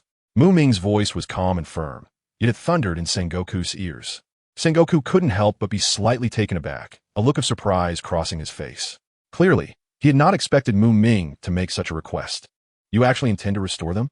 Sengoku's eyes widened, staring incredulously at Ming. In his view, since the negotiations between Ming and the world government had collapsed and their relationship had reached a freezing point, it would be impossible for Ming to take such actions to enhance the world government's power. However, Sengoku could not have imagined that Ming had his own plans in mind. For him, whether or not to restore the strength of the 3 admirals did not depend on the grievances between himself and the world government. He simply did not care about that. With the strength of the 3 admirals, what would it matter if they were restored? If a conflict were to arise again, couldn't they just jump back up and press down again? Sengoku had originally thought that once the negotiations broke down, Ming would refrain from restoring the powers of the 3 admirals and would instead request the world government to intervene. At that time, he would have an excuse. Against the powerful Ming, it wasn't that the Navy hadn't acted, but that it was simply too difficult to contend with the Navy's own strength. Moreover, if he could use this opportunity to show the world government that the Navy had done everything it could but still couldn't defeat the enemy, resulting in such significant losses, wouldn't that compel the world government to provide the Navy with some military funding while restoring the Admiral's powers? That would be killing 3 birds with 1 stone. Therefore, when the matter first occurred, Sengoku indeed felt very anxious. But after he collected his thoughts and reflected carefully, he felt that since he had the world government as a backing, there was no need to worry too much. Thus, not long after, he gradually relaxed and no longer focused on the loss of the Admiral's devil fruit abilities. However, Sengoku was ultimately still too overconfident. He firmly believes in the strength of the world government, yet is completely unaware that as long as Ming does not take action, even if the world government personally intervenes, it would likely be futile. If Sengoku knew this, he probably wouldn't be able to maintain his calm demeanor at this moment. Now, let's discuss this deal. As long as you can meet my conditions, I can help your Navy restore the abilities of the 3 who were incapacitated.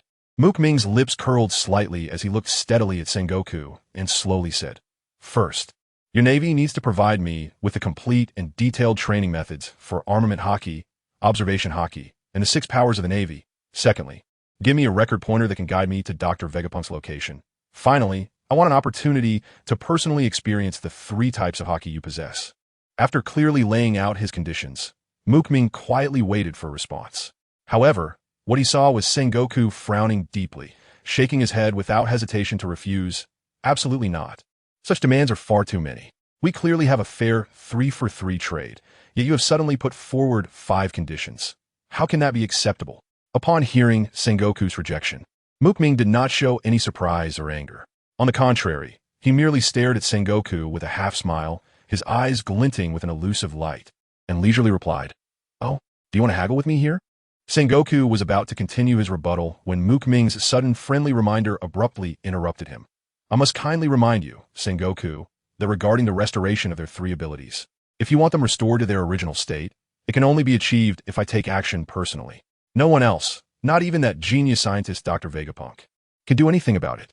I stand by this statement.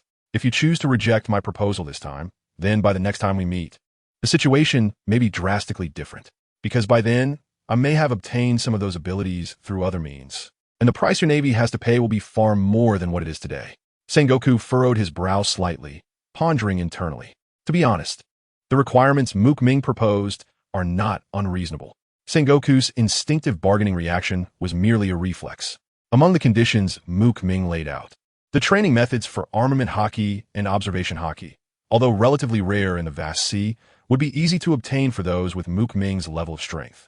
Moreover, regarding the 6 powers of the Navy, while the name Navy 6 powers sounds quite intimidating, many pirates can proficiently execute 1 or 2 of its techniques. Furthermore, there are those who have betrayed the Navy. They have mastered the entire set of 6 powers. As for having Sengoku demonstrate his 3 types of haki for Ming to experience, this holds no value for Sengoku, and there is hardly any necessity to mention it. In the past, during countless fierce battles, Sengoku had never hesitated to unleash his 3 types of haki, even if the opponent did not pay him a dime.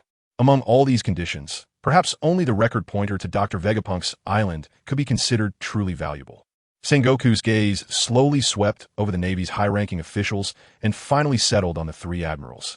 Although they had not spoken, just from their expressions, it was clear that they were eagerly anticipating this deal and hoped Sengoku would agree. Even Akainu, known for his resolute attitude, showed no obvious signs of opposition at this moment. The reason is simple. Akainu has always harbored a grand dream of eradicating pirates and restoring peace to the seas. And achieving this goal would undoubtedly be greatly aided by the powers his devil fruit grants him. Additionally, Ming and his companions are not true pirates. And compared to those ruthless villains, Akainu's aversion to them is not particularly strong. After careful consideration, Sengoku finally nodded slightly, indicating his agreement.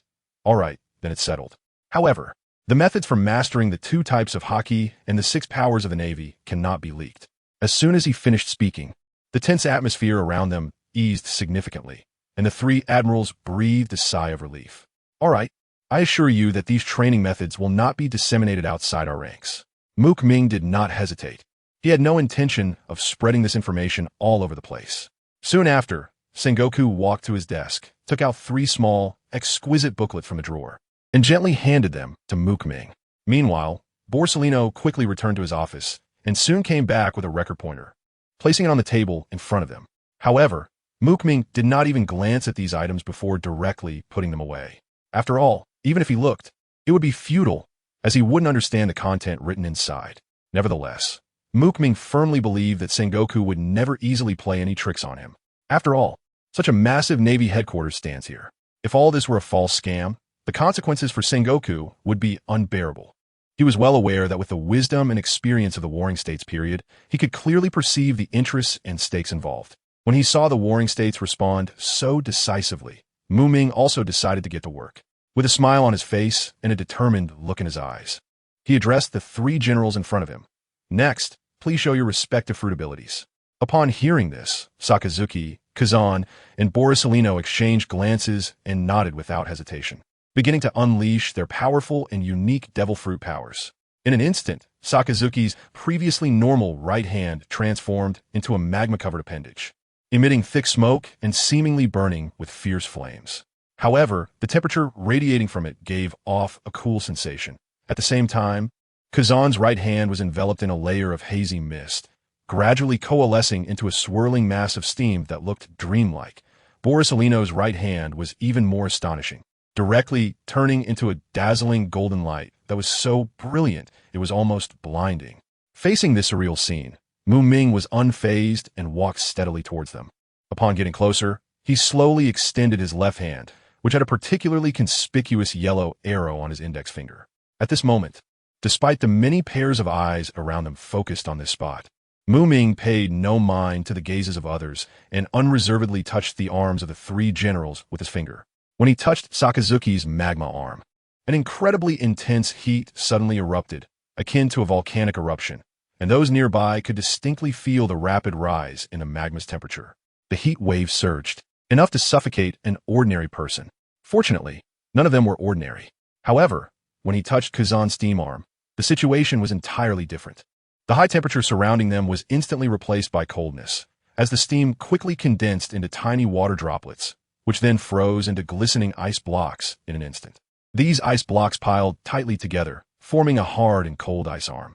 Borsalino, caught between Sakazuki and Kazan, instantly experienced what it meant to be in a world of ice and fire. Nevertheless, at that moment, Borsalino's thoughts were not on this temperature fluctuation. His physique was sufficient to ignore such changes.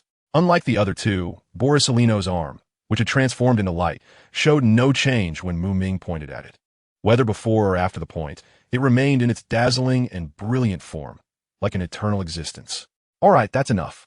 Now your abilities have returned to normal. You may want to test if there is anything unusual with your powers, Ming said, stepping back a few paces to leave them ample space for testing.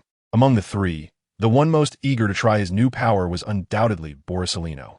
He eagerly directed his gaze towards the open window and then extended his right index finger, lightly pointing towards the window. In that instant, a brilliant golden light bullet shot out from his fingertip with lightning speed, streaking across the sky like a shooting star, disappearing into the distant horizon in the blink of an eye. At the same time, Kazan, who was sitting there, also made a new move. He first pulled the chair back a bit, creating some distance from the table. Then he placed his hands together in front of his chest and slowly spread his palms apart. Accompanying this action, a transparent military knife made of pure ice crystals gradually materialized before everyone's eyes. This knife was completely translucent, emanating a chilling aura with an incredibly sharp blade that gleamed with a terrifying cold light.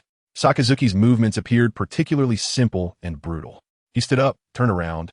Facing his chair, he slowly extended his strong fingers, and at the tip, a drop of scorching magma began to flow down, eventually dripping onto the wooden chair in front of him. The moment the magma made contact with the chair, there was a hissing sound, and a roaring flame suddenly erupted, engulfing the entire chair in a sea of fire in the blink of an eye. The flames were exceptionally fierce, and in just a moment, they had burned through the thick surface of the chair, continuing to drip down towards the ground. However, in the face of such a situation, Sakazuki showed no signs of panic at all. His eyes were sharp as lightning, and his movements were as swift as the wind. With a wave of his large hand, he accurately caught the falling drop of magma. Interestingly, when this drop of magma touched Sakazuki's palm, it did not cause burns or any other harm like it would to an ordinary person. Instead, it seamlessly merged into Sakazuki's palm, as if it had never existed. Witnessing the ability of the three admirals to restore their forms, Sengoku and the other high-ranking officers finally breathed a sigh of relief. The heavy stone in their hearts finally set down. At this moment, Muxing turned to Sengoku and said, "In that case, there's only the final task left. Completing this will signify the completion of our transaction." Now, Sengoku raised an eyebrow, not overly concerned about the remaining task of experiencing his conqueror's haki. After all, everything that needed to be given had been given, and this last part was the least valuable. Let's head to the training ground. Teacher Zifa stepped forward, leading everyone toward a remote and seldom visited training ground. This training ground, being far from the Navy base, was usually quite peaceful. Soon, they arrived at their destination. Sengoku walked steadily to the center of the training ground, standing calmly, while the others stood aside, watching intently. "Shisui, Itachi, you two better pay attention. The ability Sengoku is about to teach is extremely practical," Muxing said seriously to the two beside him. The reason for requesting Sengoku to personally demonstrate the conqueror's haki was because Muxing was well aware of Shisui and Itachi's remarkable talents. He believes that with their understanding, even if they can't fully master it, they can at least learn quite a bit. Ninjas have always possessed a sharp sixth sense. And for elite ninjas like Shisui and Itachi, mastering observation haki is not particularly difficult. As for armament haki, although it is not hard for them to awaken it, due to their current physical condition, they may struggle to make significant progress. However, Ming does not have high expectations. As long as they can successfully awaken it, that is enough. As for the luck-based conqueror's haki, he is 90% confident that Itachi can unlock it. Shisui's chances are a bit lower, around 50-50. As for Ming himself, he has never doubted whether he can awaken conqueror's haki. How could a Shinibi teenager not have conqueror's haki? With a system and a crossover, isn't that just following the protagonist script? What is a protagonist? Commanded by heaven, with eternal longevity. I am both unique and eternal. They understood. Shisui and Itachi nodded slightly, indicating they understood the current task arrangement. Meanwhile, Naruto and Sasuke were still young and found it difficult to comprehend a skill demonstration that wasn't a skill teaching. So Ming let them play on the side. That's enough. Ming calmly nodded at Sengoku, signaling that everything was ready to officially begin. Let's start with observation haki. You two attack me. Sengoku nodded in understanding. Then he closed his eyes, entering a focused state, and spoke to Shisui and Itachi. Upon hearing this, Shisui and Itachi both turned their gaze toward Ming. Ming calmly nodded, giving them an encouraging look, and said, "Just go for it." With Ming's permission, Shisui and Itachi had no more reservations. In an instant, their eyes underwent a remarkable change. Their originally black pupils rapidly transformed into a blood-red color, and 3 black tomos slowly appeared in their eyes, forming the pattern of the 3 tomo Sharingan. This sudden change caused many of the Navy present to change their expressions. They widened their eyes, staring in shock at Makoto one moment, and then at Shisui and Itachi the next. After all, there is a certain degree of similarity between the 3 tomo Sharingan and Makoto's eternal Mangekyō Sharingan, which made it hard not to draw various associations. In an instant, the entire training ground was enveloped in a tense and eerie atmosphere.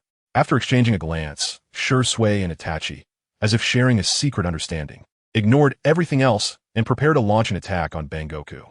The tacit cooperation between the two was seamless, allowing them to know each other's thoughts without the need for verbal communication. Just as the moment arrived, both of them simultaneously made their move, starting with the unique Uchiha clan ninjutsu, Uchiha-style shuriken technique. Shisui and Itachi intertwined their bodies, each rapidly throwing 5 or 6 incredibly sharp kunai towards Bangoku with lightning speed. These kunai streaked through the air like meteors, rushing towards Bangoku with a fierce momentum. However, Bangoku, who had his eyes tightly closed, merely twisted his body casually a few times and easily dodged the kunai that rained down like a storm. Just as Bangoku successfully avoided the kunai, those that missed him collided in midair. With a series of crisp sounds echoing around, the kunai changed their trajectory after the collision and once again aimed straight at Bangoku.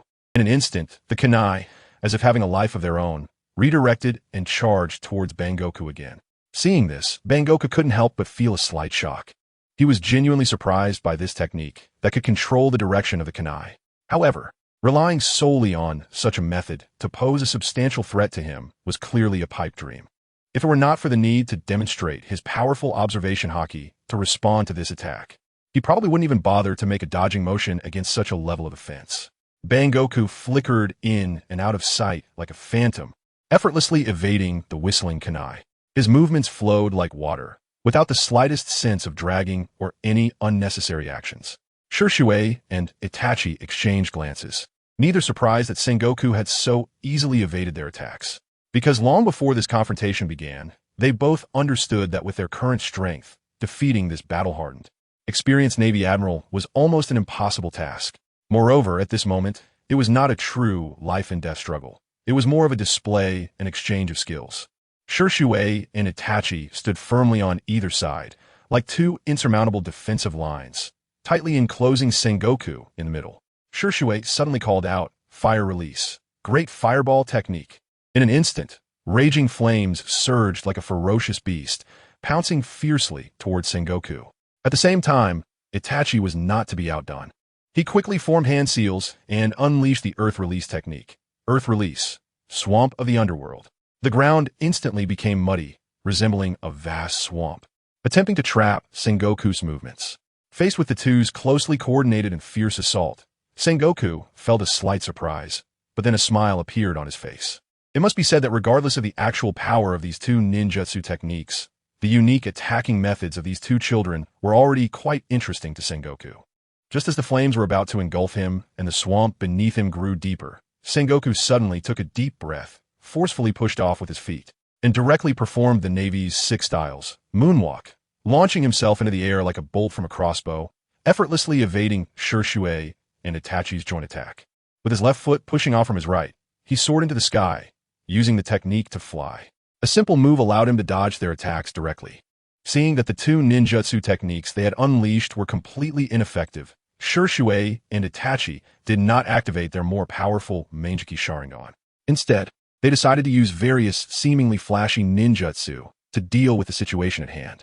The two of them always remembered that the original goal of this action was not to defeat the powerful opponent, Sengoku, but to learn the magical skill known as observation haki from him.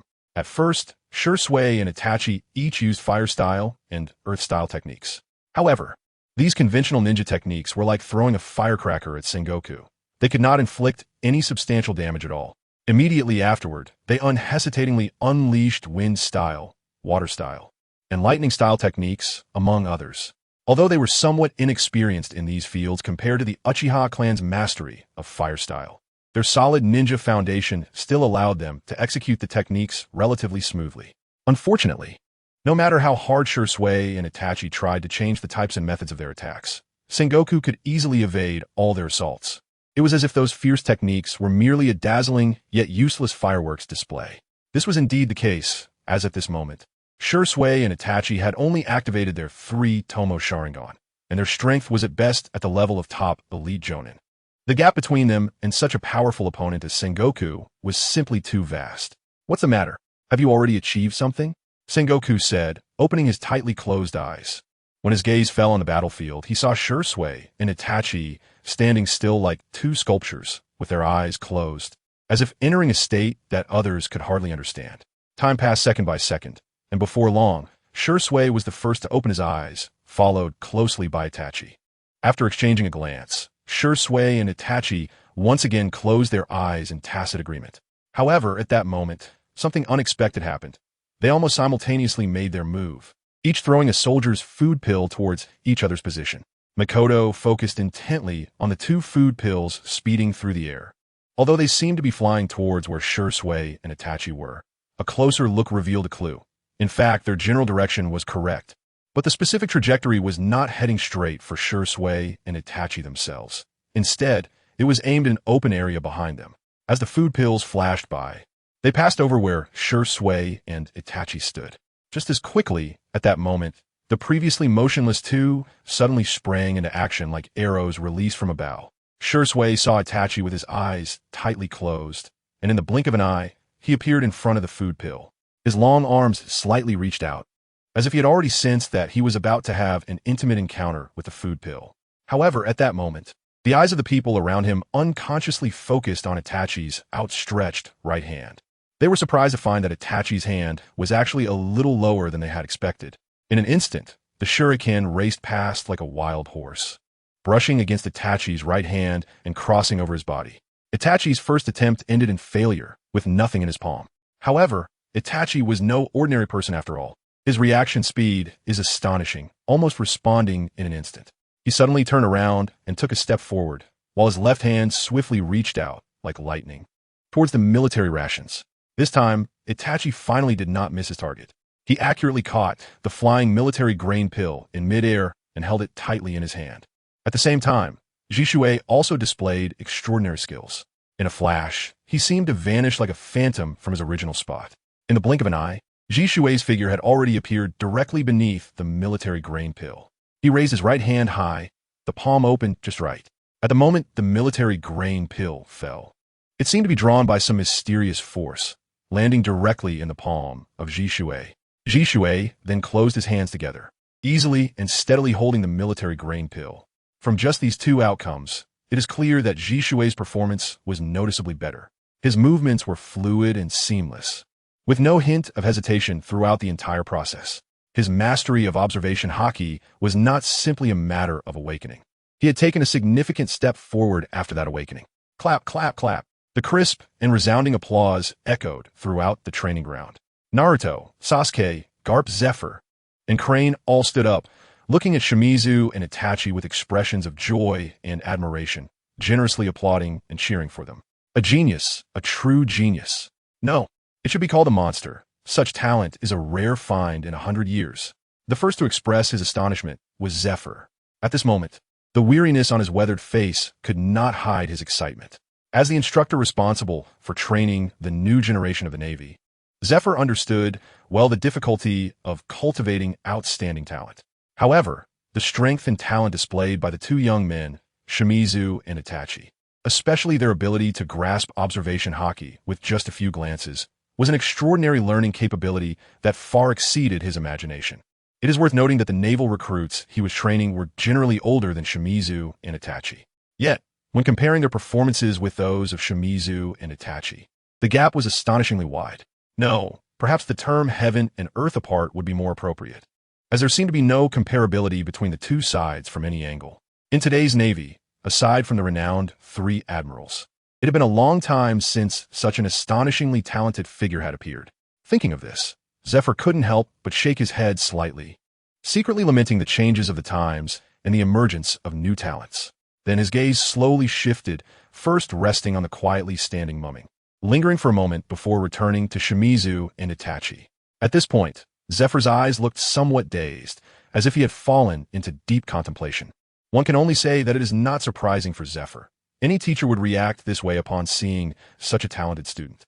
Now, that observation haki was no longer an issue. It was time for armament haki. Mumming took a deep breath and steadily walked toward the center of the training ground.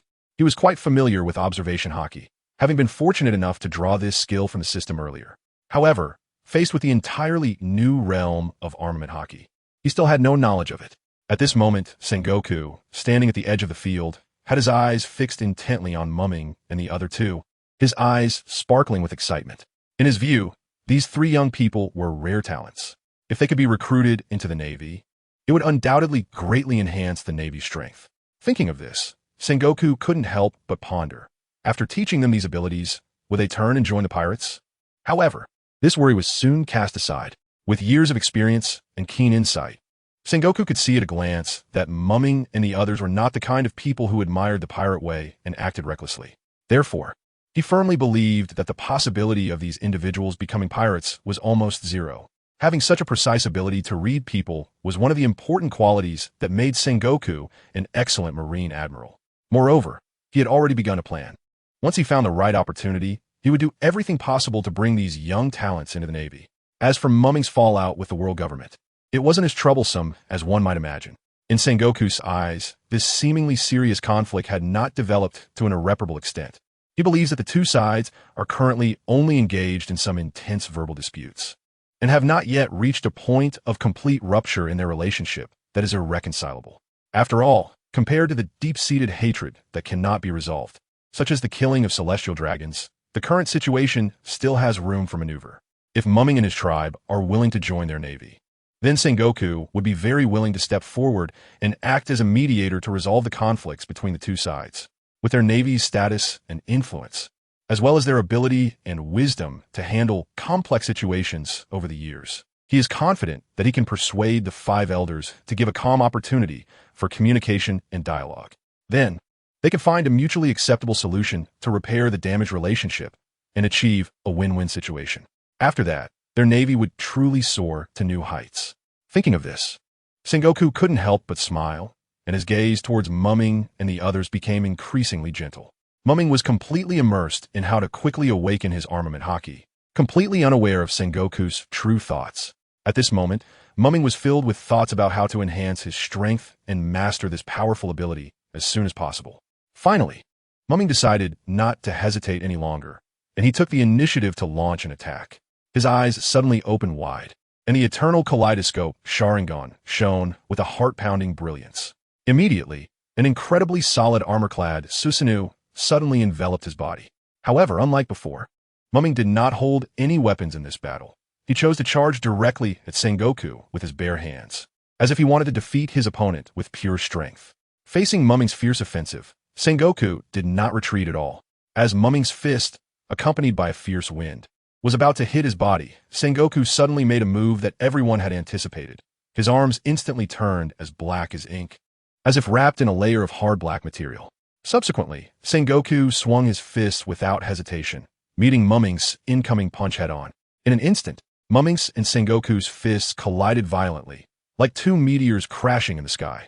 Accompanied by this earth-shattering blow, a powerful compressed air current suddenly erupted from the point where their fists met. This air current swept around like a hurricane, stirring up dust and causing leaves to rustle. However, neither Ming nor Sengoku were ordinary individuals. As they felt the powerful impact, neither of them was stunned or lost focus. On the contrary, the two quickly changed their moves almost simultaneously, preparing to face each other's next more intense attacks. The atmosphere of the entire scene was tense to the extreme, and an exhilarating battle was about to begin. Fists collided violently, and legs intertwined in the air. Ming knew that his strength was clearly at a disadvantage compared to Sengoku. However, thanks to the powerful boost from Susanoo, he was able to hold his ground against Sengoku, who had not yet unleashed his full power. Just as Sengoku threw a punch, Ming swiftly retreated, using the momentum to create some distance between them. Immediately after, he dashed forward like a flash of lightning, his body turning to the side. Then, with a fierce spinning kick, he aimed a powerful strike at Sengoku's head. This kick carried an overwhelming force, as if it intended to crush his opponent in one blow. In response to Ming's fierce offensive, Sengoku was equally unyielding, countering with a side kick. In an instant, their legs collided like 2 meteors. To everyone's astonishment, due to both sides utilizing haki and the power of Susanoo, this collision produced a sharp, ear-piercing metallic sound that echoed throughout the training ground. Meanwhile, as Ming and Sengoku engaged in this thrilling clash, Shisui and Itachi on the other side were also far from idle. The two of them worked seamlessly together, starting with the unique kunai manipulation technique of the Uchiha clan. In an instant, several kunai, glimmering with cold light, shot out from various tricky angles, targeting the vital points of Sengoku. However, this time Sengoku displayed an unusual calmness, not even turning his head, let alone making any evasive movements. All that could be heard were a few crisp sounds as the kunai, which had been expected to deal significant damage to Sengoku, precisely struck his back, knees, temples, and other critical areas. Even his eyelids were hit by a kunai. Yet, unsurprisingly, these seemingly powerful attacks appeared to have no effect on Sengoku, as if they were merely tickling him. Not only did they fail to inflict any substantial harm, but they also couldn't even distract him for a moment. The thrown kunai seemed like a gentle breeze brushing past him, failing to attract his attention or concern. Seeing this, Shisui and Itachi exchanged a glance and slightly squinted their eyes, then unleashed their usual combat techniques, ninjutsu attacks. Fire release, great fireball technique. Itachi quickly formed hand seals, and a massive orange-red fireball suddenly erupted from his mouth, larger than Sengoku himself, shooting towards him like a meteor engulfed in flames. Fire release, great dragon fire technique. Simultaneously, Shisui also refused to be outdone. He took a deep breath, puffing out his chest, then opened his mouth wide, unleashing a giant dragon made of deep orange-red flames that roared towards Sengoku.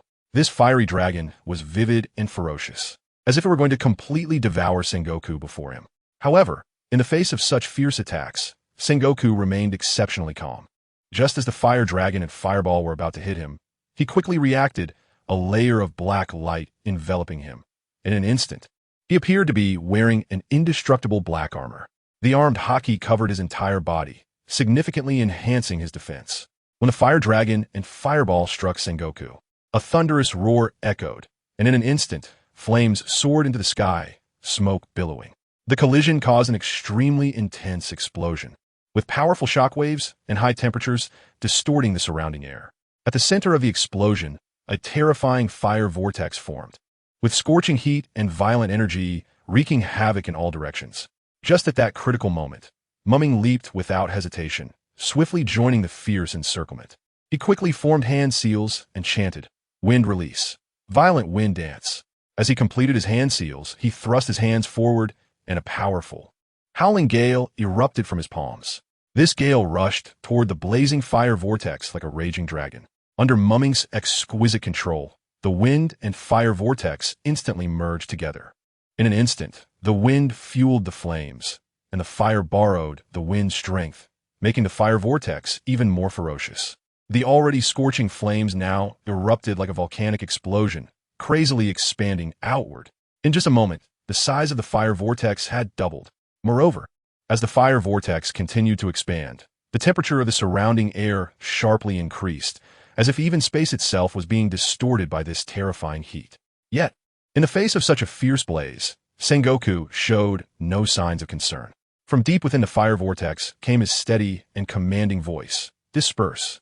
Followed by a deafening bang, the entire fire vortex seemed to be torn open by an invisible giant hand, creating a massive gap. Sengoku calmly walked out from this opening. His towering figure was bathed in raging flames, yet he remained unscathed. It turned out that he was enveloped in an indestructible layer of armament haki, and it was this powerful defensive force that allowed him to remain unharmed in such a fierce vortex of fire. One could even see that the cloak symbolizing justice on Sengoku was still intact. Not a single wrinkle or stain had marred it. This indicated that the intense ambush just now was merely a warm-up for him. Ming shifted his gaze to Shisui and Itachi, who were both intently staring at Sengoku's muscular arm covered in armament haki, their eyes with 3 black tomo spinning incessantly. Ming felt no surprise or dissatisfaction that Shisui and Itachi had not yet activated their Mangekyō Sharingan at this moment. After all, the customs between ninjas and pirates were vastly different. In the vast seas of pirates, they often unabashedly revealed their powerful abilities before a battle. They would even openly disclose the type of devil fruit they had consumed. However, ninjas were entirely different. When two ninjas encountered each other in a narrow space, the outcome of the battle often depended on the amount of information each side possessed. Thus, ninjas have always adhered to a low-profile approach, keeping their cards close to their chests. For them, every hidden trump card was crucial for survival. Unless they were faced with life-and-death situations, they would not easily reveal them. At this moment, for Shisui and Itachi, their Mangekyō Sharingan was undoubtedly such a precious and decisive trump card. Therefore, in this occasion of merely exchanging techniques, there was no need to consider whether they would use this powerful force. The answer was already evident. They absolutely would not use it. Not to mention, excessive use of the Mangekyō Sharingan had severe side effects, which further deterred them from using it lightly. Knowing that Shisui and Itachi had not yet mastered that powerful and practical armament haki, and that even Ming himself had yet to fully comprehend certain key aspects of this power, Ming was very clear in his heart that this intense battle was far from over. He suddenly exerted force, his feet pushing off the ground as if equipped with strong springs, and he shot towards Sengoku like an arrow released from a bow. Just in time, Sengoku exclaimed with a flash of excitement in his eyes, unable to contain his joy. Until now, he had been in a passive position, and finally having the chance to counterattack was a reason for delight. This time, Sengoku decided to hold nothing back. At least in terms of pure power, he unleashed all of his strength without reservation. The moment Ming's fist collided with Sengoku's, he immediately sensed that something was wrong. A torrent of overwhelming, unstoppable power surged through Sengoku's fist towards him. In an instant, without even a second of stalemate, Ming felt as if he had been struck head-on by a high-speed train, his body involuntarily flying backward. However, it was fortunate that not all outcomes were bad. Just as he clashed with Sengoku, Ming suddenly felt as if a dam inside him had been violently opened. A new power began to surge through his limbs, and his armament haki finally awakened at that moment. It turned out that at the moment of collision, Ming's palm and Sengoku's iron fist slammed together. Ming sensed an unstoppable, terrifying force sweeping towards him like a tidal wave. Faced with such a frightening power, Ming gritted his teeth and tried his best to withstand it. Yet, despite exerting all his strength, he still could not resist the tremendous impact.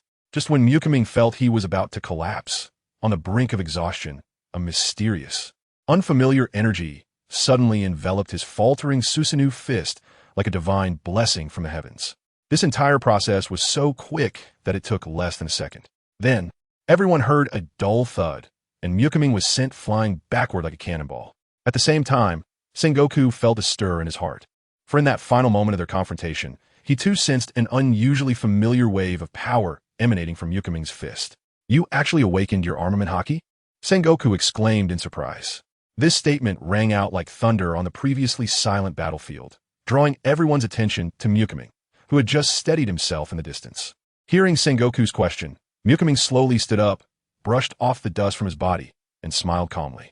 He showed no hesitation or concealment, but rather nodded generously and admitted, "That's right, I really have to thank you, Marshal Zhonghua, for your generous assistance. If it weren't for your astonishing strike just now, I might still find it difficult to break through my own limits at a critical moment and awaken this armament haki." After saying this, Ming raised his right hand and gently clenched it into a fist, revealing a faint layer of black light that shimmered above it.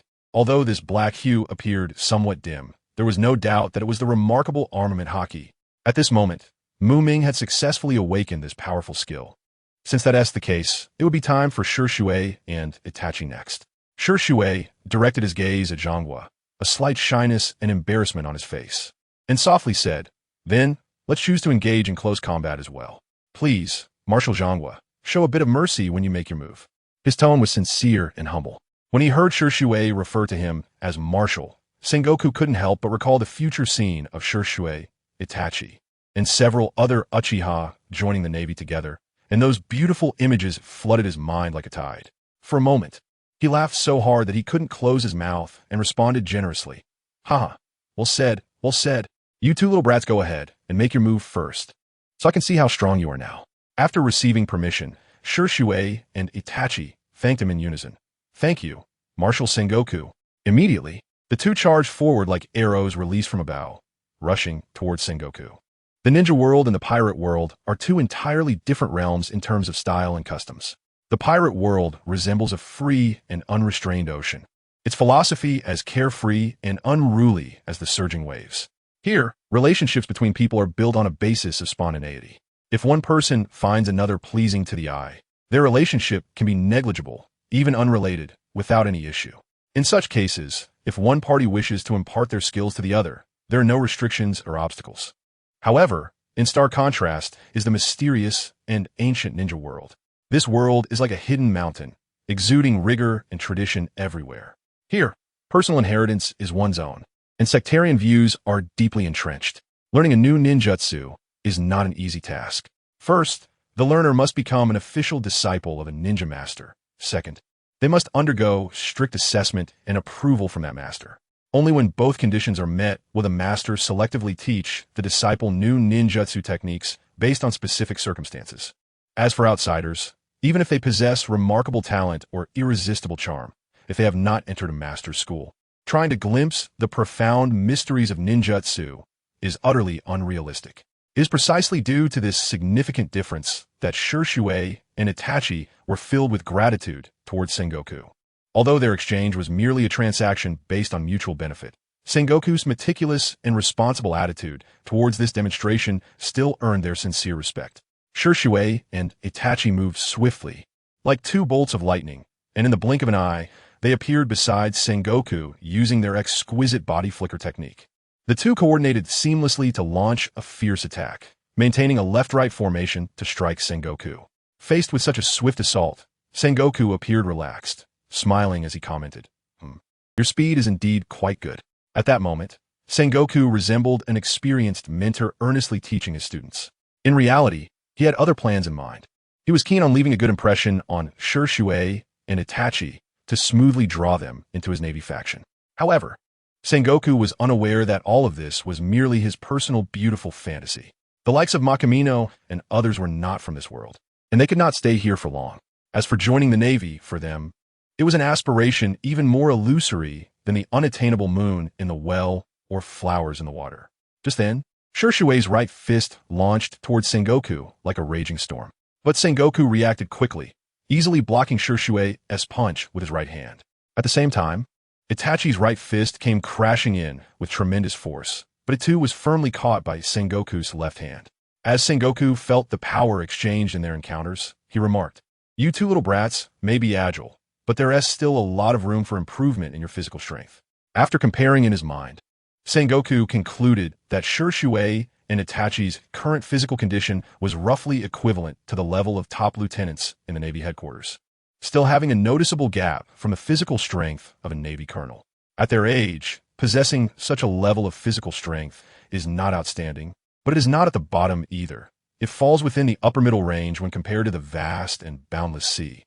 However, when considering this situation alongside their true inherent strength, their physical strength was indeed somewhat difficult to overlook. It must be said that Sengoku truly lived up to his reputation as a Navy marshal who had undergone political training. His art of speech and technique were simply peak level. If it were the straightforward and blunt Navy instructor Zifa expressing the same opinion, he would likely blurt out something as simple and direct as, "Your physical strength is too weak." Yet the same meaning conveyed through Sengoku's words, while the core remained unchanged, brought about a completely different feeling to others. After meticulous observation and analysis, Sengoku had a clear, comprehensive, and accurate understanding of their physical strength. At this point, he was already confident in his mind. Although Shisui and Itachi's physical strength was indeed unsatisfactory, barely passing, they had at least crossed the minimum threshold required for the awakening of Hokage. With that settled, it was time to go all out. It was also a good opportunity for Karp and Zifa to witness it firsthand. Even if Sengoku were no longer serving as the Navy Marshal, he would still be an outstanding and impeccable teacher. At that moment, Sengoku's heart burned with an intense fire. His scorching gaze was tightly locked onto Shisui and Itachi, as if he wanted to see through them. A slight smile, tinged with danger, curled at the corners of his mouth. Although Sengoku had never personally taught others how to awaken armament Hokage, that didn't mean he was completely ignorant about it. On the contrary, he had experienced the difficult and challenging awakening process himself, so he was well aware of the ins and outs. In Sengoku's eyes, awakening armament Hokage was not as complex or difficult as it seemed. As long as one mastered the correct methods and techniques, possessed enough tenacity and willpower, and met the minimum physical standards for awakening armament Hokage, anyone could potentially succeed in awakening this powerful ability. The so-called correct method, in Sengoku's words, was to learn to take hits. Yes, it might sound a bit unbelievable, but it actually contained profound wisdom. Only by continuously enduring external attacks and pressure could the body gradually adapt and unleash the latent power hidden deep within, thereby achieving the awakening of armament Hokage. Kazan, this is the truth. Sengoku is amazing. Zifa, truth my ass. Amazing my ass. You two are misleading the young. Get the hell away from me. Sengoku knew that this time he had to play the role of the one delivering the blows. Given that, relying solely on armament Hokage was clearly not enough. Listen up, you two little ones. Awakening armament Hokage is not complicated, but is by no means easy. The key lies in delivering sufficiently powerful strikes to your bodies. Of course, this premise is that your own physical strength has already met the standard. Only then, when faced with fierce attacks, will your bodies instinctively develop a sense of self-protection. This awareness will urge you to mobilize the mysterious power hidden deep within. And once successfully triggered, it will be the moment of awakening armament Hokage. Sengoku seriously warned the two in front of him. Shisui turned to look at Itachi, and after exchanging a determined glance, they both responded in unison. "We understand. Please feel free to act, Admiral Sengoku." As soon as the words fell, Sengoku suddenly stomped his foot, the force so great that the ground trembled slightly. Immediately after, he vanished, using the Marine's 6 styles technique Suru. In an instant, his figure appeared like lightning right between Shisui and Itachi. At this moment, Shisui and Itachi had not fully reacted yet, only feeling a gust of wind rushing towards them. Before they could react, Sengoku ruthlessly swung his right arm. his fist the size of a cauldron smashing directly toward Shisui. At the same time, his left hand struck out with thunderous force, targeting Itachi beside him. Shisui and Itachi's gazes were tightly fixed ahead, fully focused on tracking Sengoku's every move. With the keen insight of the Sharingan and the exceptional combat perception ability of observation haki, they could clearly capture every subtle movement of Sengoku's figure. It was as if time slowed down and became vividly visible at that moment. Shisui swiftly responded, moving to counter. He raised his arms in an attempt to block the fierce attack from Sengoku, which came like thunder. At the same time, although Itachi was slightly slower, after a brief moment, he still managed to bring his arms together with effort, assuming a defensive posture. However, despite their defensive stance, Sengoku's power was simply too overwhelming. With a loud bang, the two were sent flying like kites with broken strings. They traced an arc through the air before crashing heavily to the ground, raising a cloud of dust. Clearly, merely perceiving Sengoku's movements and reacting in time did not mean they had the strength to withstand the fierce onslaught of this admiral. What followed was a one-sided beating that was hard to watch. Sasuke and Naruto, who were watching from the side, widened their eyes, filled with shock and anger. Seeing his beloved brother Itachi being beaten so badly by Sengoku, Sasuke's eyes gradually filled with bloodshot veins, as if his eyes were about to burst. He clenched his fists tightly, his nails digging deep into his palms, yet he was completely oblivious to the pain. Ming silently pondered that if Itachi were to throw his head back and howl at this moment, spitting out a few mouthfuls of blood, and then tell Sasuke something like, "I leave the Uchiha clan to you," Oni-san, the Uchiha power hidden within Sasuke would likely be fully activated, successfully unlocking the bloodline limit of the Uchiha heritage, the Sharingan. Even if he were to directly break through to the two-tomo Sharingan, like a Beto, Ming wouldn't be surprised at all. On the other side, Shisui and Itachi were both in a state of pure beating during this intense battle. However, they could clearly sense that their own strength was steadily increasing. Therefore, they harbored no resentment towards the beating they received from Sengoku. Among everyone present, Sengoku was undoubtedly the most comfortable and at ease, as he was the one actively dishing out the blows. Not only that, but through this method, he could take the opportunity to fully loosen his somewhat stiff body from prolonged sitting, while also effectively alleviating the frustrations brought on by handling a series of complex naval affairs. It was truly a two-for-one deal, achieving both goals. As for Shisui and Itachi, they were basically hovering above the sky, with almost no chance of falling back to the ground. Even when they tried to evade Sengoku's attacks using their recently awakened Kenbunchika haki, it proved to be futile. No matter how hard they tried, they could never escape Sengoku's powerful attack range. This shows that when Kenbunchika haki is used against relatively weaker opponents, it indeed possesses an overwhelming advantage. If it doesn't work out, then let us just stop here for now, Ming thought. If attempts still fail, it would be better to wait until they return to the ninja world and find time to learn the relevant skills. After all, they had already mastered the training methods for Busashoka haki, and Ming had even awakened Busashoka haki. The effectiveness of Shisui and Itachi continuing to endure such beatings would probably be greatly diminished. After all, for Shisui and Itachi, Busashoka haki completely belonged to a brand new power system, and it was inevitable that they would struggle to keep up with their own rhythm during their first encounter. This was understandable. However, at that moment, Shisui firmly said, "Wait a bit longer, please ask Marshal Sengoku to increase the intensity of the attacks. We can still hold on." Although at this point, Shisui and Itachi had already been beaten to a pulp, looking quite miserable, in reality, Sengoku had intentionally held back. So they only appeared to be in a dire state externally, while their bodies had not suffered any substantial harm. Upon hearing these words, Sengoku's eyes lit up, and he said, "Good kid, you really didn't let me down? Since that's the case, are you ready?" At this moment, Sengoku also became interested. It's important to note that he rarely took on such tricky matters voluntarily. Buddha's one style, Buddha's hand. With this loud shout, Sengoku's originally ordinary arm instantly became dazzling. His right arm flashed with the brilliant light of the golden fruit ability, shining like the sun, beneath the golden glow. The arm was enveloped in a thick layer of black, which was Sengoku's deeply honed Busashoka haki. In an instant, the golden and black lights fused together, and a massive black-golden energy hand suddenly erupted from Sengoku's arm. This hand carried the force to destroy the heavens and obliterate the earth, shooting towards Shisui and Itachi with unimaginable speed, like lightning. Faced with such a fierce attack, Shisui and Itachi showed no signs of retreating.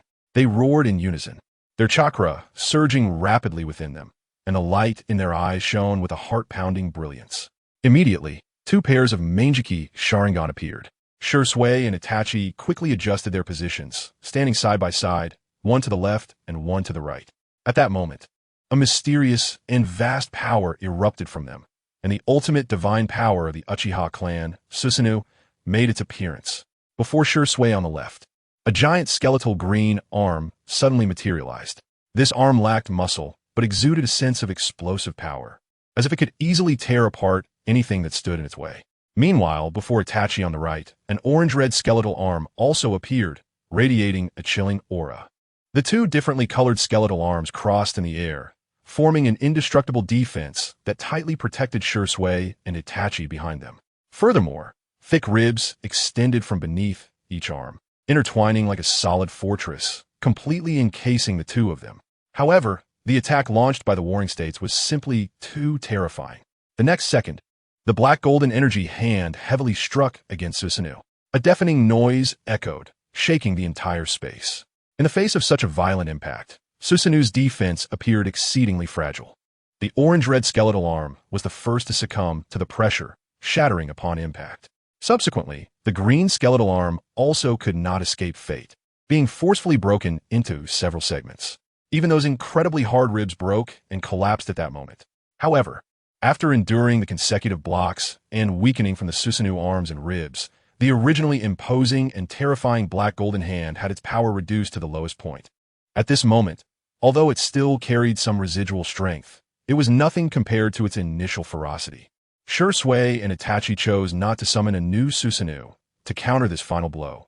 They exchanged a tacit glance, then resolutely crossed their arms tightly over their chests, bracing themselves with their pure physical bodies to withstand the impending energy shockwave. To the onlookers around, it appeared as though the massive, shimmering black golden hand of the Warring States was crashing down on Shisui and Itachi like a small boat. Following that was a tremendous roar, accompanied by a dazzling explosion of light, causing the entire training ground to tremble. The immense force caused the ground to shake violently, raising clouds of dust that quickly formed a heavy fog, completely obscuring everyone's view. For a moment, those nearby could only hear the rumbling sounds echoing in their ears, but could not see what was happening amidst the dust. "Big brother!" Little Sasuke shouted hoarsely, his voice filled with fear and concern. At the same time, his eyes felt a stinging pain, forcing him to involuntarily close them. After the stinging sensation eased slightly, Sasuke quickly opened his eyes, locking his gaze tightly on the swirling dust, his feet instinctively moving forward as if he was about to rush in recklessly. However, just as he was about to act, a powerful hand suddenly reached out from behind and accurately grabbed his collar. Little Sasuke felt a tremendous force lift him up, leaving him suspended in midair. "Makoto, let me go. I need to save my big brother." Little Sasuke struggled fiercely, his hands flailing in the air as he tried to break free from Makoto's grasp. His small face was flushed red, his eyes filled with urgency and anxiety. Despite being lifted in the air by Ming, he showed no intention of giving up, continuously wriggling his body and shouting that he wanted to rescue Uchiha Itachi. At that moment, the dust in the arena grew thicker, like a heavy curtain, completely blocking the line of sight of everyone present. However, those present were not ordinary individuals. How many of them couldn't use observation haki? Oh, of course, aside from Naruto and the little guy currently being held by Ming. Don't worry, Sasuke. Both Itachi and Shisui are not only fine, but, on the contrary, they've gained a lot. Really? Ming, brother. Sasuke's movements came to an abrupt halt. He stopped wriggling and instead widened his eyes to look at Ming, his face filled with anxiety, desperately wanting an affirmative answer. "It's true. You'll see them in a moment." The one answering Sasuke was not Ming, but Carp, who was standing beside him. His tone was calm and firm, making Sasuke unable to doubt his words. Carp actually took the time to patiently explain Sasuke's doubts. Why was Carp in this attitude? Ming guessed that it might be because Sasuke was the same age as Luffy, which seemed to evoke Carp's grandfatherly love for his grandson. Ming wasn't particularly sure in his heart, but at this moment, it no longer mattered. The reason was simple. The thick dust that had been filling the air had slowly begun to settle. Once the dust cleared, everyone finally saw the scene inside, especially the anxious Sasuke, who widened his eyes and stared intently at the spot. He saw that both Shisui and Itachi had faint blood streaks on their faces. The two of them closed their eyes tightly, their arms crossed firmly over their chests, and their legs slightly bent, standing steadily in place, not being blown away by the powerful force as they had previously imagined. However, this was clearly not the most crucial point. The real focus of attention was the faintly transparent black light that appeared on their arms. Finally, we have fulfilled our promise, everyone, we did it. Only at this moment did Shimizu and Itachi straighten their bodies, standing there, gasping for breath, easing the intense pressure they had just experienced from the fierce battle. So, how about considering joining our Navy, you two? I can't guarantee much else, but I can promise you that if you join the Navy, you can at least start with the rank of Rear Admiral. Sengoku's gaze towards Shimizu and the others became increasingly fervent, eagerly anticipating the recruitment of such outstanding talents into the Navy. Well, let's not rush into it. We still have some other important matters to attend to. In response to Sengoku's enthusiastic invitation, Shimizu was very polite and tactful, but still chose to refuse without hesitation. Hello. May I ask what that sudden appearance of the skeletal arm on you is all about? The speaker was Vice Admiral Tsuru, who seemed out of place among Sengoku, Garp, and the others. Sengoku and the others were completely focused on observing Shimizu and his companion, not missing any subtle movements. However, Vice Admiral Tsuru was different. Her attention was entirely on the fleeting Susanoo. Speaking of Susanoo, it was indeed very mysterious. Just at that moment, a flash of light appeared, and a gigantic skeletal arm suddenly materialized. But due to the dust that had been raised, other than Vice Admiral Tsuru, the others, although they sensed it with their observation haki, had their attention drawn to the awakened armament haki of the two. At this moment, after Vice Admiral Tsuru raised this question, Sengoku and the others suddenly realized this point and turned their gaze to Mukyu. After all, the posture of those two skeletal arms was strikingly similar to the Susanoo that Mukyu had used earlier to an astonishing degree. The Navy personnel secretly speculated. Could there be some unknown connection or secret behind this? Mukyu smiled and slowly walked toward Shimizu and Itachi, his steps light yet steady. When he stood between the two, he extended his hands and gently yet firmly pressed his palms on their shoulders. Then Mukyu slightly closed his eyes, focused his mind, and began to activate the mysterious power of the horse talisman spell within him. At that moment, the injuries that Shimizu and Itachi had just sustained from the battle began to heal at a visibly astonishing speed. Not only that, but even the large amounts of chakra, ocular power, and nearly depleted physical strength they had consumed earlier seemed to be rapidly recovering, as if being drawn by a mysterious force. While Mukyu focused on healing the two, he spoke, Vice Admiral Tsuru, the question you've raised indeed touches upon the core secrets of our Uchiha clan. His voice was calm and gentle, but the deep meaning contained within made one's heart tighten involuntarily. Upon hearing this, he immediately showed a hint of apology on her face and hurriedly responded to Ming. I truly apologize. I was too reckless. Please forgive me.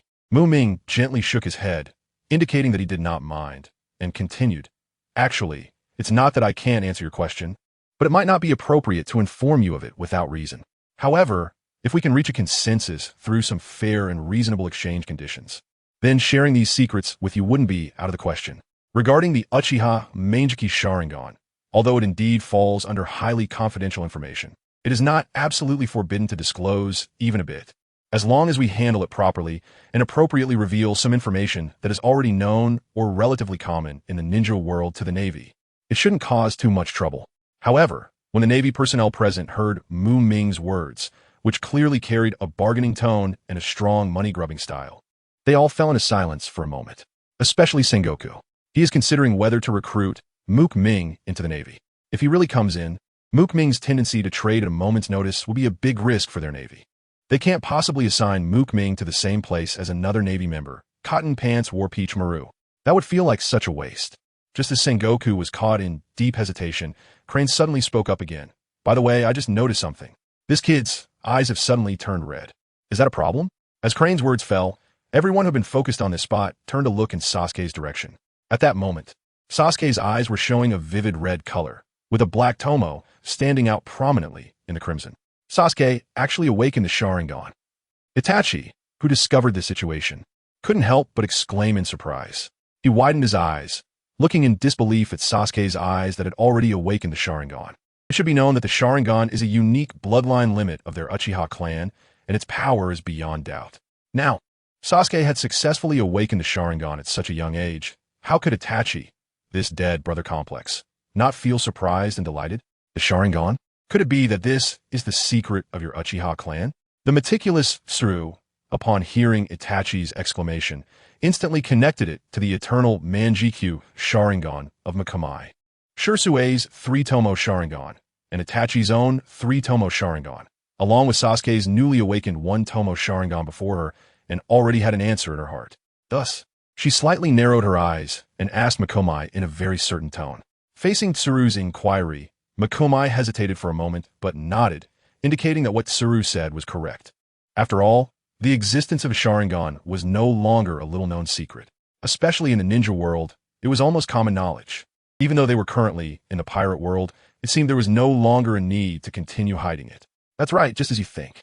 This Sharingan is indeed the powerful power passed down through generations of our Uchiha clan. Its initial form is the 1-tomo Sharingan you see before you. As the user's strength increases and other factors come into play, the Sharingan can further evolve, successively appearing as the 2-tomo Sharingan and even the higher-level 3-tomo Sharingan. With a smile on his face, Mikomi slowly explained some information about the Sharingan to the Navy, his voice calm and steady, as if every word contained endless mysteries. As he spoke, the previously confused expressions of the Navy gradually became clearer. They gained a more profound and comprehensive understanding of this mysterious family heritage power. After finishing, Mikomi's mouth slightly curled up as he casually revealed some public information about the Uchiha clan. However, was there a deeper intention hidden behind this seemingly casual act? Perhaps only Mikomi himself knew. In fact, the reason Mikomi went to such great lengths to showcase and explain the Sharingan to the Navy had no particularly clear purpose. If there was any, it was simply to show off a little in front of this group of powerful individuals from the Warring States period to gain some attention. After all, being looked at with new eyes by the anime characters he liked in his previous life was quite an interesting and fulfilling thing. At that moment, the perceptive Tsuru suddenly asked, since the 3-tomo Sharingan is not the end point, what is the name of the eyes you possess? And there should be higher levels above the 3 tomos, right? It must be said that Tsuru's intuition was indeed very sharp. She was not easily swayed by Mikomi's words, but quickly grasped the key point and turned to ask Mikomi. In response to Tsuru's question, Mikomi only chuckled a few times, without giving a direct answer. Seeing Mikomi's reaction, Tsuru and the others, including Sengoku, immediately understood that this question probably touched upon the core secrets of the Uchiha clan. Thus, everyone tacitly stopped pursuing the matter further. After a moment of silence, Sengoku broke the deadlock and said, "So, I wonder what you hope to exchange for the remaining information about your Uchiha clan by showcasing your strength and informing us of some intelligence? As long as your request isn't too excessive, we can consider making this trade with you." Clearly, Sengoku understood the principle that there is no such thing as a free lunch. He wanted to clarify Mikomi's true demands in order to weigh the pros and cons and make a decision. Animal type, devil fruit. When Sengoku heard Mikomi mention these words, he couldn't help but feel a stir in his heart, but he quickly calmed down. A bit of secret wants to exchange for a devil fruit? Even the cheapest animal type devil fruit seems a bit excessive, right? Sengoku frowned and said, still subconsciously trying to haggle. However, Mikomi merely smiled slightly and replied leisurely, "I haven't finished speaking yet. A regular animal type devil fruit cannot exchange for this secret. What I require must be a rare mythical zoan type. Moreover, just one mythical zoan type is far from enough. It won't unlock all the secrets." Upon hearing this, Sengoku's expression instantly became serious. The mythical zoan-type devil fruit is an extremely rare and powerful existence. He himself is a user of a mythical zoan-type devil fruit, and is very clear that the value of a mythical zoan-type devil fruit far surpasses that of other devil fruits. Even a regular Logia-type devil fruit cannot compare to a mythical zoan-type, which shows how precious mythical zoan-type devil fruits are. And for Mikomi to demand such a level of devil fruit right off the bat, and to say that one is not enough to exchange for all the secrets, undoubtedly left Sengoku feeling that it was beyond his reach. At this moment, Sengoku had completely dismissed the thought of further exploring the secrets of the Uchiha clan. After all, such a cost was simply too high. Even for them as one of the 3 great powers of the sea, it was an unbearable burden. Seeing Sengoku fall silent, Mikomi knew his answer. He wasn't surprised at all. He said this just to fish for something. Even if there's no gain, there's no loss, right? This thing is all about a slim chance. If that chance really comes, it will be a huge profit. Come on, Sengoku. Unleash your conqueror's haki and show me your strength as the fleet admiral of the Navy. Give it your all, Ming shouted loudly. Standing in a triangle formation with Shisui and Itachi, both Shisui and Itachi had serious expressions on their faces. In that case, as you wish. After being interrupted earlier, Sengoku came back to his senses and had no intention of continuing to play around, so it would be a quick resolution. Sengoku's gaze became sharp, locking tightly onto Ming and the others. Suddenly, his eyes widened as if two lightning bolts had split the sky. In an instant, a suffocating aura of ferocity surged from him, accompanied by dark red lightning, crashing down on Ming and the others like a mountain. In the face of this sudden and immense pressure, Ming remained relatively calm. In contrast, Shisui and Itachi appeared somewhat strained, involuntarily letting out muffled groans under the terrifying pressure of the Conqueror's haki. Their previously upright bodies began to slightly bend, as if they might collapse at any moment. It is worth mentioning that Sengoku's mastery of Conqueror's haki was truly extraordinary and exquisite. Among the many people present, only Ming, Shisui, and Itachi felt the overwhelming pressure like a mountain crushing an egg. On the sidelines, watching the battle, Sasuke and Naruto only saw Sengoku suddenly glare. Immediately after, the two renowned geniuses of the Uchiha clan, Shisui and Itachi, began to tremble uncontrollably. In contrast, Ming's face reddened slightly due to the immense pressure, but he remained as steadfast as a mountain, showing no signs of panic. At that moment, Ming was already too preoccupied to care about Shisui and Itachi's situation. He was completely immersed in the wondrous state he had long anticipated, for the first time experiencing the Conqueror's haki, which had long been renowned and was said to be possessed by only one in a million. However, contrary to his previous expectations, Ming did not feel any dizziness or physical discomfort. If he had to describe his feelings at that moment, the only accurate term would be a strong emotion. Frustration, an unprecedented, indescribable sense of frustration surged within Ming's heart, as if he were about to be overwhelmed by this oppressive negative emotion. This feeling of frustration intensified, causing Ming's face to gradually turn red. It felt as if someone were forcefully pressing down on his head, compelling him to kneel and bow. Faced with such a humiliating sensation, the anger within Ming erupted like a volcano, uncontrollable. In a split second, the eternal kaleidoscope Sharingan, which Ming had previously closed, suddenly activated and began to spin rapidly under his subconscious command. At the same time, an extremely cold and vast, chilling power surged from within Ming, like an invisible whirlwind sweeping through the surroundings. Even more astonishing, this power was growing at an astonishing speed beyond ordinary comprehension, seemingly without end. Carp, Zifa, and others, witnessing the series of changes happening to Ming, had their expressions turned grave, their gazes fixed on him, not daring to let their guard down, fearing they might miss any crucial detail. The three admirals, also standing quietly nearby, involuntarily activated their devil fruit abilities, elementalizing parts of their bodies. Sakazuki's right hand instantly transformed into scalding hot magma, seemingly capable of incinerating everything. Kazan's left hand crystallized into a translucent ice block, emanating a chill. And Borsalino's right foot shone with dazzling light, as if it were a radiant sun. The fire-breathing dragon, catching the familiar scent of sulfur, turned its gaze fixedly on Sakazuki's magma right hand. Sakazuki sensed something but showed no reaction, his right hand returning from magma to its original form.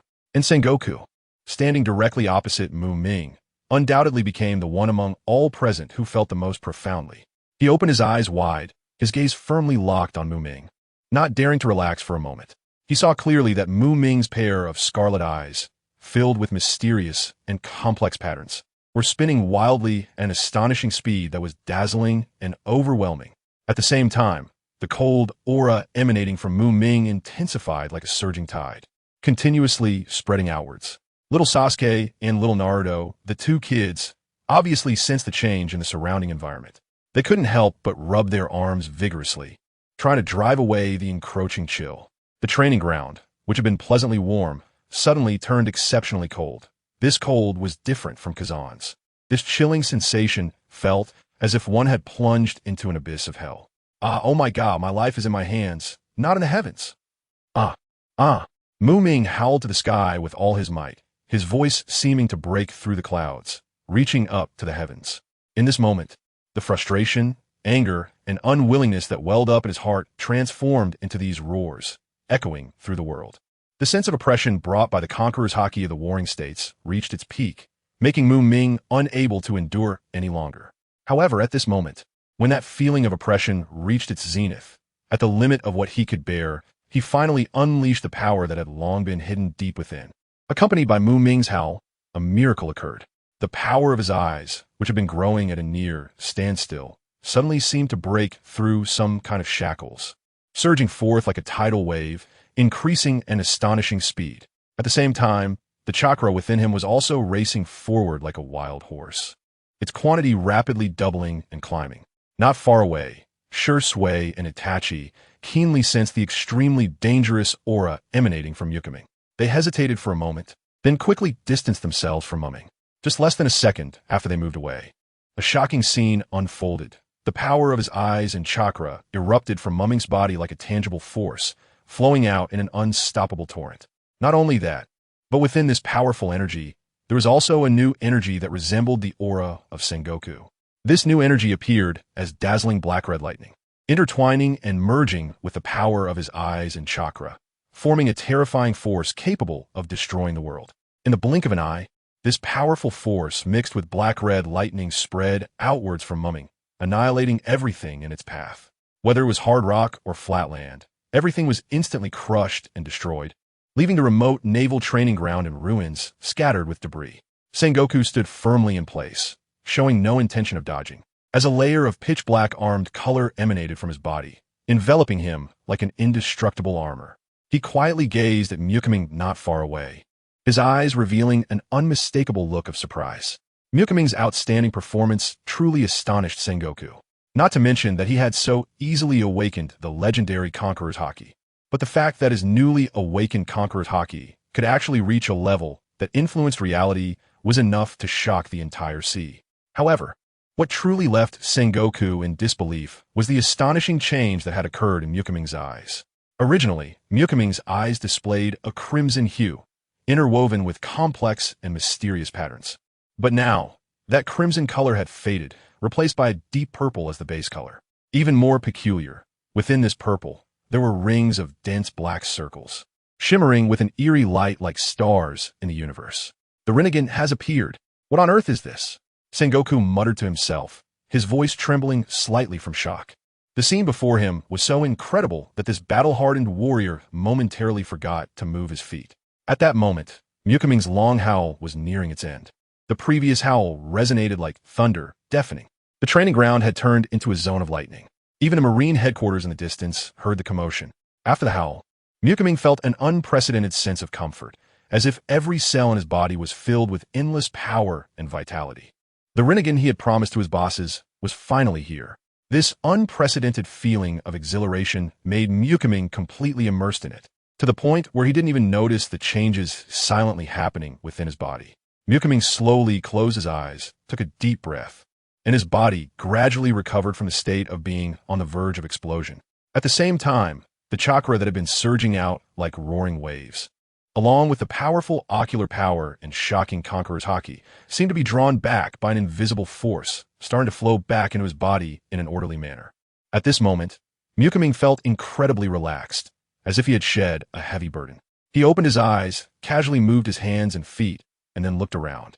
He saw that everyone present was staring at him in shock, each person's expression filled with disbelief. "What's wrong with you all? You all look like you've seen a ghost," Ming asked with some confusion. However, no one answered his question, and the scene remained eerily silent. At that moment, Sasuke, hiding behind Charizard, trembled as he extended a finger, shakily pointing at Ming's eyes, stuttering, "And Ming, your eyes." Ming was slightly taken aback, and then carefully experienced the changes in himself. This experience surprised even him. He suddenly realized that, compared to before, he could clearly feel that his ocular power had undergone a tremendous change in both quantity and quality. Now, his ocular power had become even more powerful and restrained, as if containing endless energy waiting to burst forth. Feeling the flow of chakra within him only left Ming secretly shocked.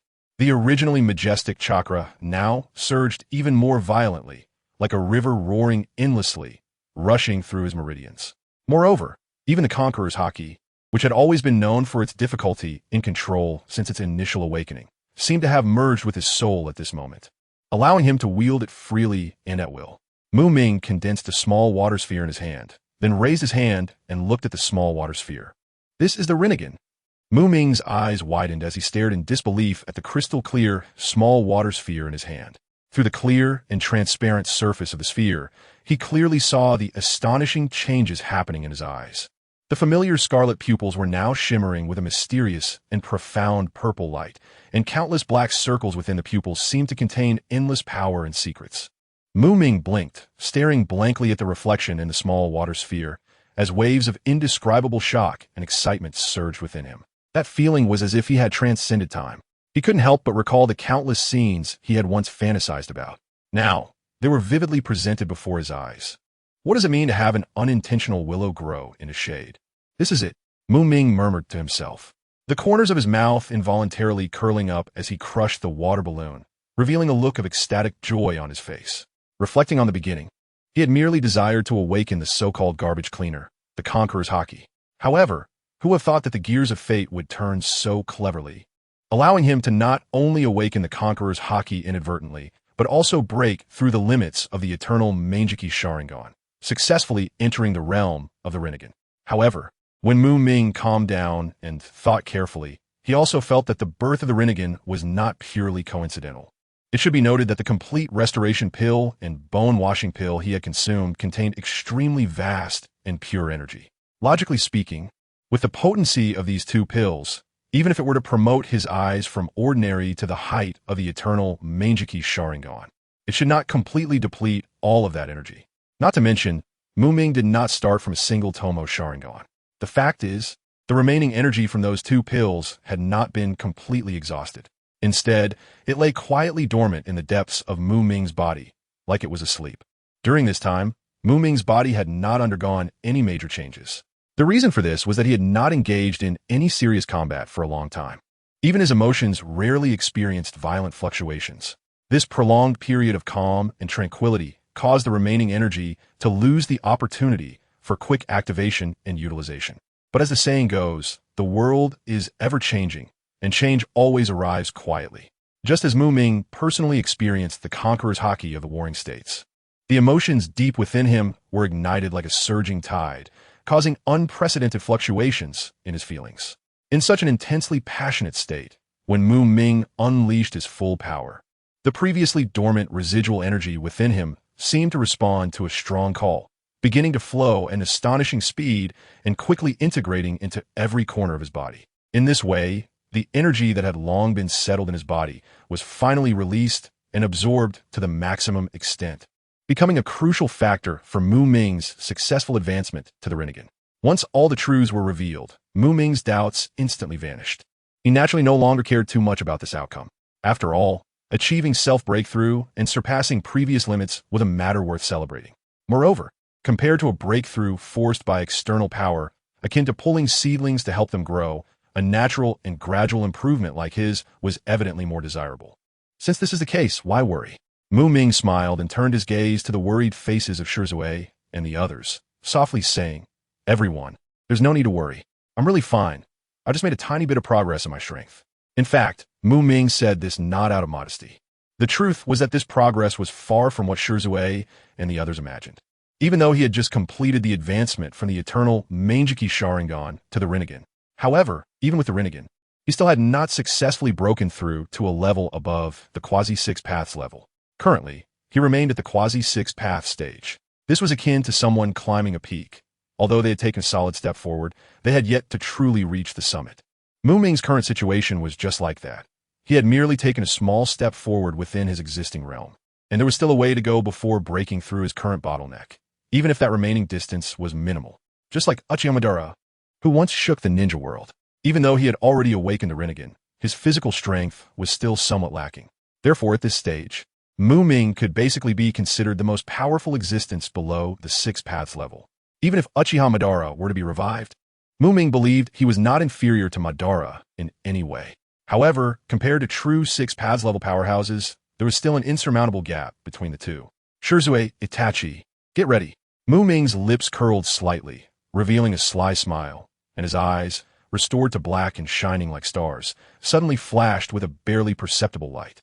At this moment, it seemed that the warring states, standing beside him, instantly understood Mu Ming's intention. Just then, Mu Ming and the warring states simultaneously erupted with an incredibly powerful aura, like surging waves, sweeping towards Shisui and Itachi.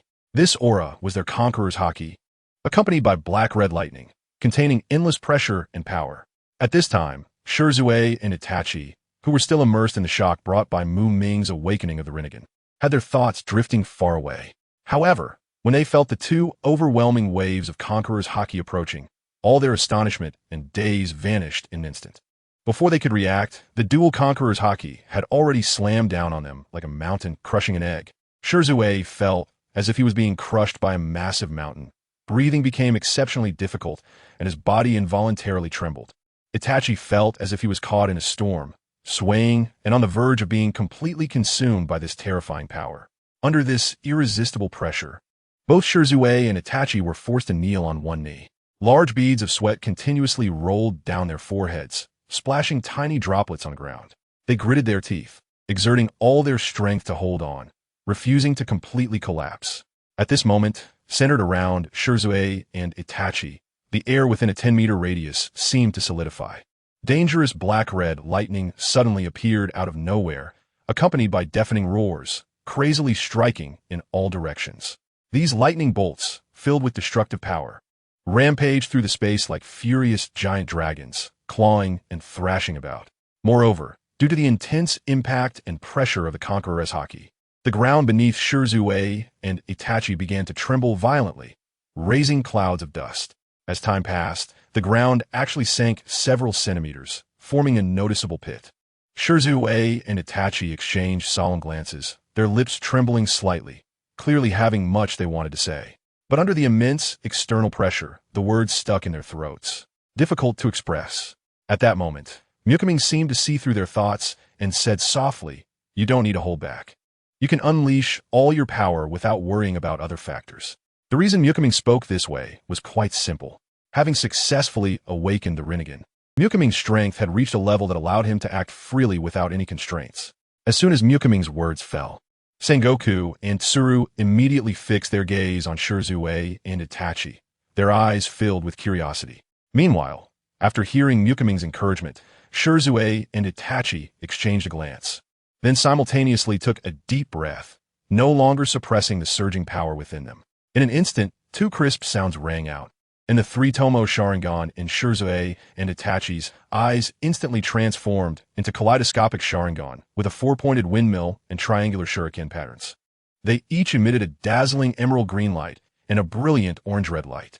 Immediately afterward, an incredibly powerful chakra and ocular power erupted from their bodies, rapidly merging together to ultimately form two colossal, almost tangible Susanoo manifestations. As they activated their kaleidoscope Sharingan, the area around Shisui and Itachi began to surge with intertwining waves of emerald green and orange-red energy. Before long, several thick, dual-colored Susanoo ribs slowly emerged, encircling their bodies like a solid shield. Supported by this immense power, Shisui and Itachi, who had been nearly immobilized by the pressure, gradually straightened their bodies and regained their former momentum. However, just as they had begun to adapt to the current level of pressure, Mukai, who had been silently observing them, suddenly widened his eyes, and two heart-pounding blood-red beams shot forth from them. In the next moment, Mukai's eyes transformed into a pair of eternal kaleidoscope Sharingan that radiated endless pressure. Yet this was not the end. The intricate and mysterious patterns of the eternal kaleidoscope Sharingan began to spin rapidly, like a swirling nebula in the universe, causing those who beheld it to feel dizzy and entranced. Following this, accompanied by a breathtaking contraction, the once bright blood-red light suddenly shifted to a deep purple. Those complex patterns instantly morphed into deep black circles, exuding a chilling aura. The Rinnegan activate. In an instant, Mukai's eyes became like two blazing suns, dazzling and captivating. At the same time, Mukai's Conqueror's haki surged like it had taken a power-enhancing pill, instantly multiplying several times. Compared to the black-red lightning of the Warring States period, it was as obvious as comparing a thick rope used for tug-of-war to a needle and thread for mending clothes. The massive black-red lightning tore through the sky, carrying with it the might to destroy everything. Just as Shisui and Itachi had barely managed to stand upright, they were once again bent down by that overwhelming pressure. Even their Susanoo began to dim, and the ribs gradually faded away. They gritted their teeth, trying their hardest to resist this terrifying force. However, their legs trembled uncontrollably, as if they would collapse to the ground at any moment. Shisui and Itachi understood all too well that the immense pressure emanating from Makoto felt like an imposing mountain, heavy enough to almost suffocate them. Reflecting on the past, when Makoto, Shisui, and Itachi were of comparable strength, they were known as the Trident of the Uchiha clan and received much attention. But now, the mere aura displayed by Makoto alone was enough to suppress the two of them to the point where they could barely stand straight. Facing such a significant disparity, even though Makoto had never uttered a word about it, it was an unbearable torment for these two proud young men. Despite their unwavering loyalty to Makoto, there was still an unavoidable sense of unwillingness deep within them, not dissatisfaction directed at Makoto himself, but stemming from their strict self-expectations, hating themselves for not being able to keep up with Makoto's rapid growth. Just as the pressure they were under continued to increase, that sense of oppression felt like an invisible mountain, weighing heavily on their shoulders. With every passing moment, this pressure ruthlessly eroded the last defenses of their hearts. Finally, at the very moment they were about to be overwhelmed and kneel on the ground, the string of rationality that had been taught in their hearts suddenly snapped under the burden. Shisui and Itachi almost simultaneously clenched their fists, their gazes lifting to the endless sky.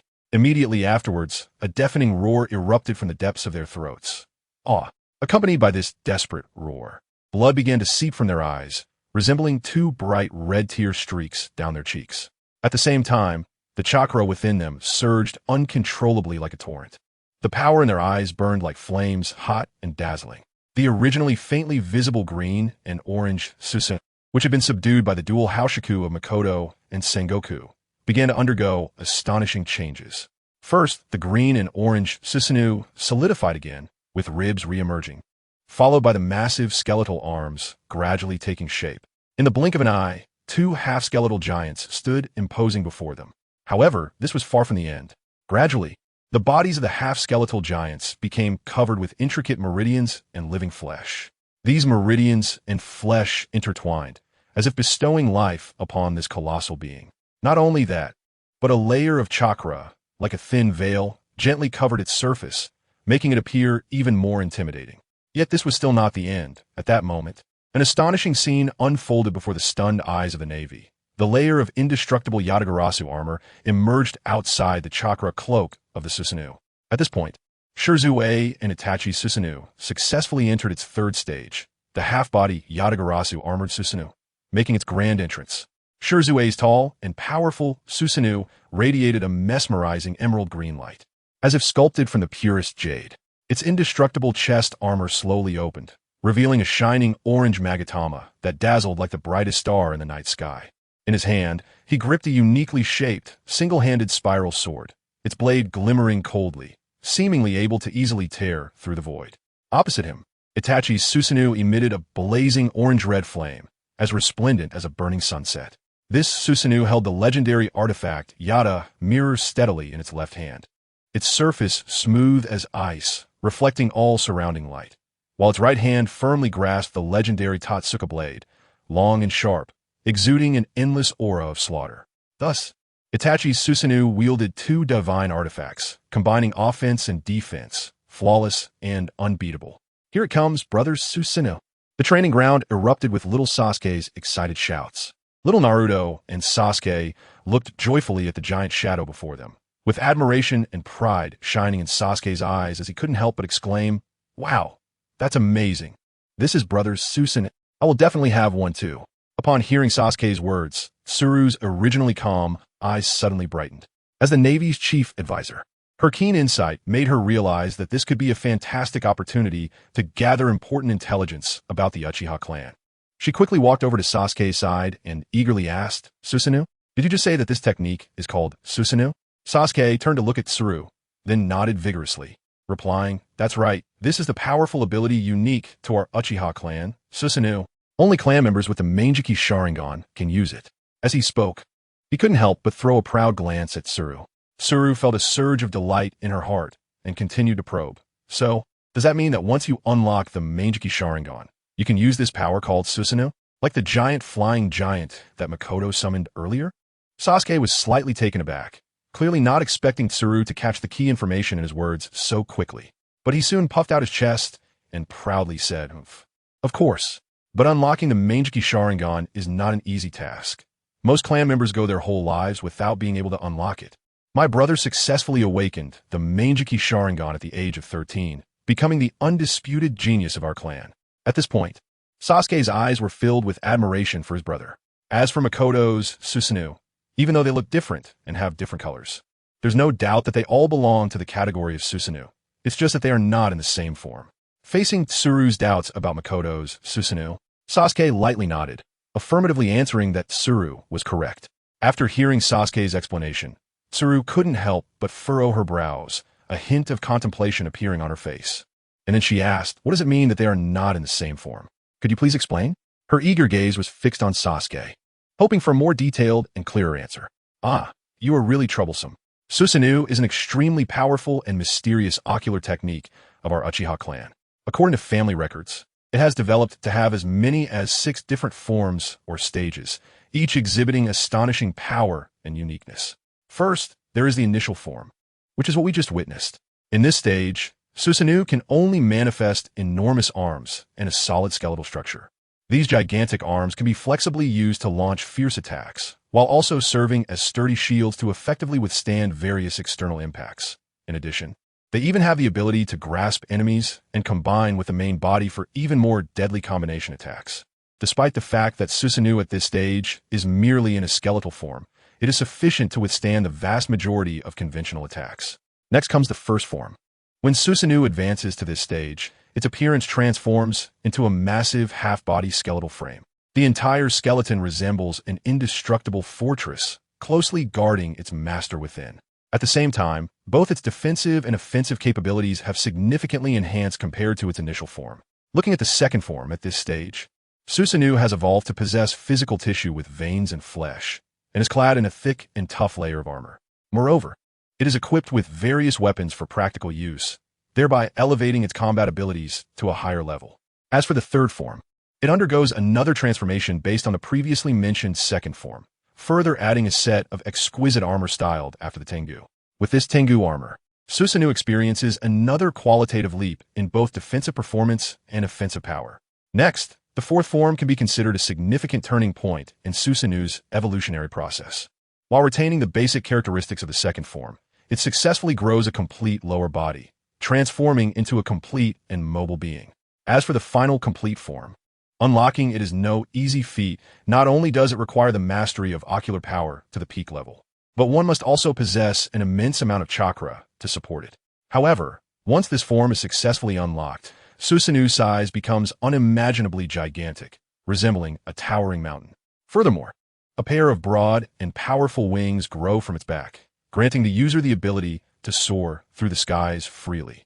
The power displayed in this form is terrifying, capable of effortlessly destroying mountains and intercepting meteors, as if all things in the world are under its control.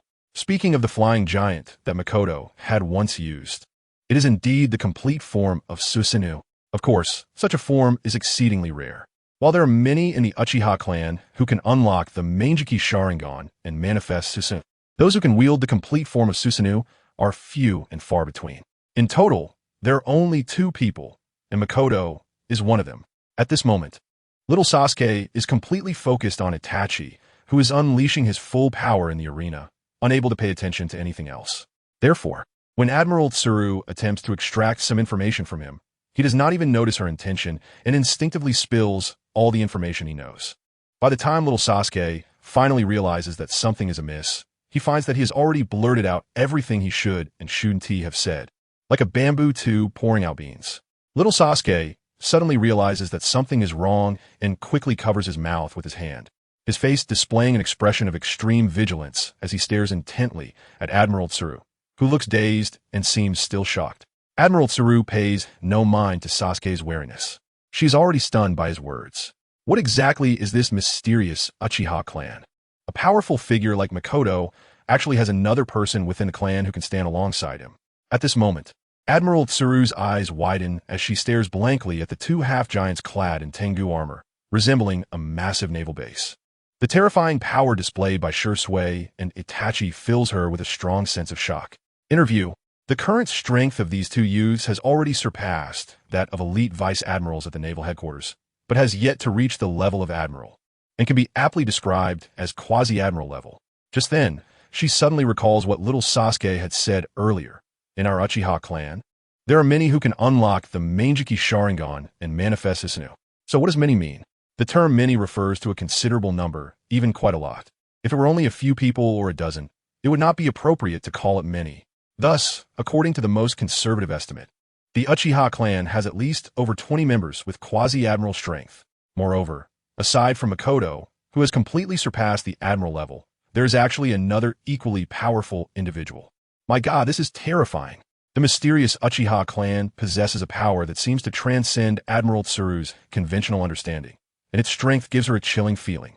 If this terrifying force were to direct its aggression towards our naval headquarters, what kind of astonishing battle would ensue? Admiral Tsuru contemplates this, but with each thought, her fear increases.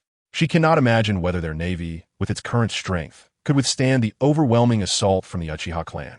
Thinking of this, Admiral Tsuru shudders, and cold sweat breaks out on her forehead. She knows that if that moment truly arrives, the outcome would likely be catastrophic. However, the possible answer looms over her like a sword hanging above her head, preventing her from daring to think any further. What was that reincarnation they just mentioned? Admiral Tsuru muses, knowing she cannot remain immersed in such extreme pessimism and must quickly shake off this negative state.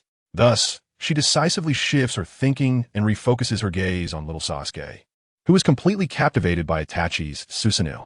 At this moment, little Sasuke is utterly unaware that he has once again become Admiral Tsuru's target. Admiral Tsuru then begins to cleverly question him. Excuse me, what was that reincarnation It must be said that Sasuke truly deserves the nickname Sunny Day Sasuke. He always remembers the good things, but forgets the bad ones. Just now, he suffered a loss in the crane, and now he is carelessly about to fall into the trap set by the crane. Originally, the crane thought that Sasuke would instinctively reveal the secret of the Rinnegan. But something unexpected happened. Suddenly, Sasuke rolled his eyes back, his white eyeballs glaring upwards, and then the whole person collapsed to the ground as if he had lost all his strength. At the same time, Naruto, who was with him, also rolled his eyes back and slowly fell down. The crane was shocked and hurriedly looked towards the training ground. In an instant, the originally calm training ground was filled with intertwining black and red lightning, colliding with each other and making crackling sounds. These black and red lightning seemed to have a life of their own, rapidly spreading and turning the entire training ground into a sleeping field filled with the terrifying black and red lightning of Conqueror's Haki. Their Conqueror's Haki had truly awakened. Seeing Itachi and Shisui successfully awaken their Conqueror's Haki, the entire training ground fell into a dead silence. Even Carp, who usually appears carefree and unconcerned about trivial matters, no longer had a relaxed expression on his face.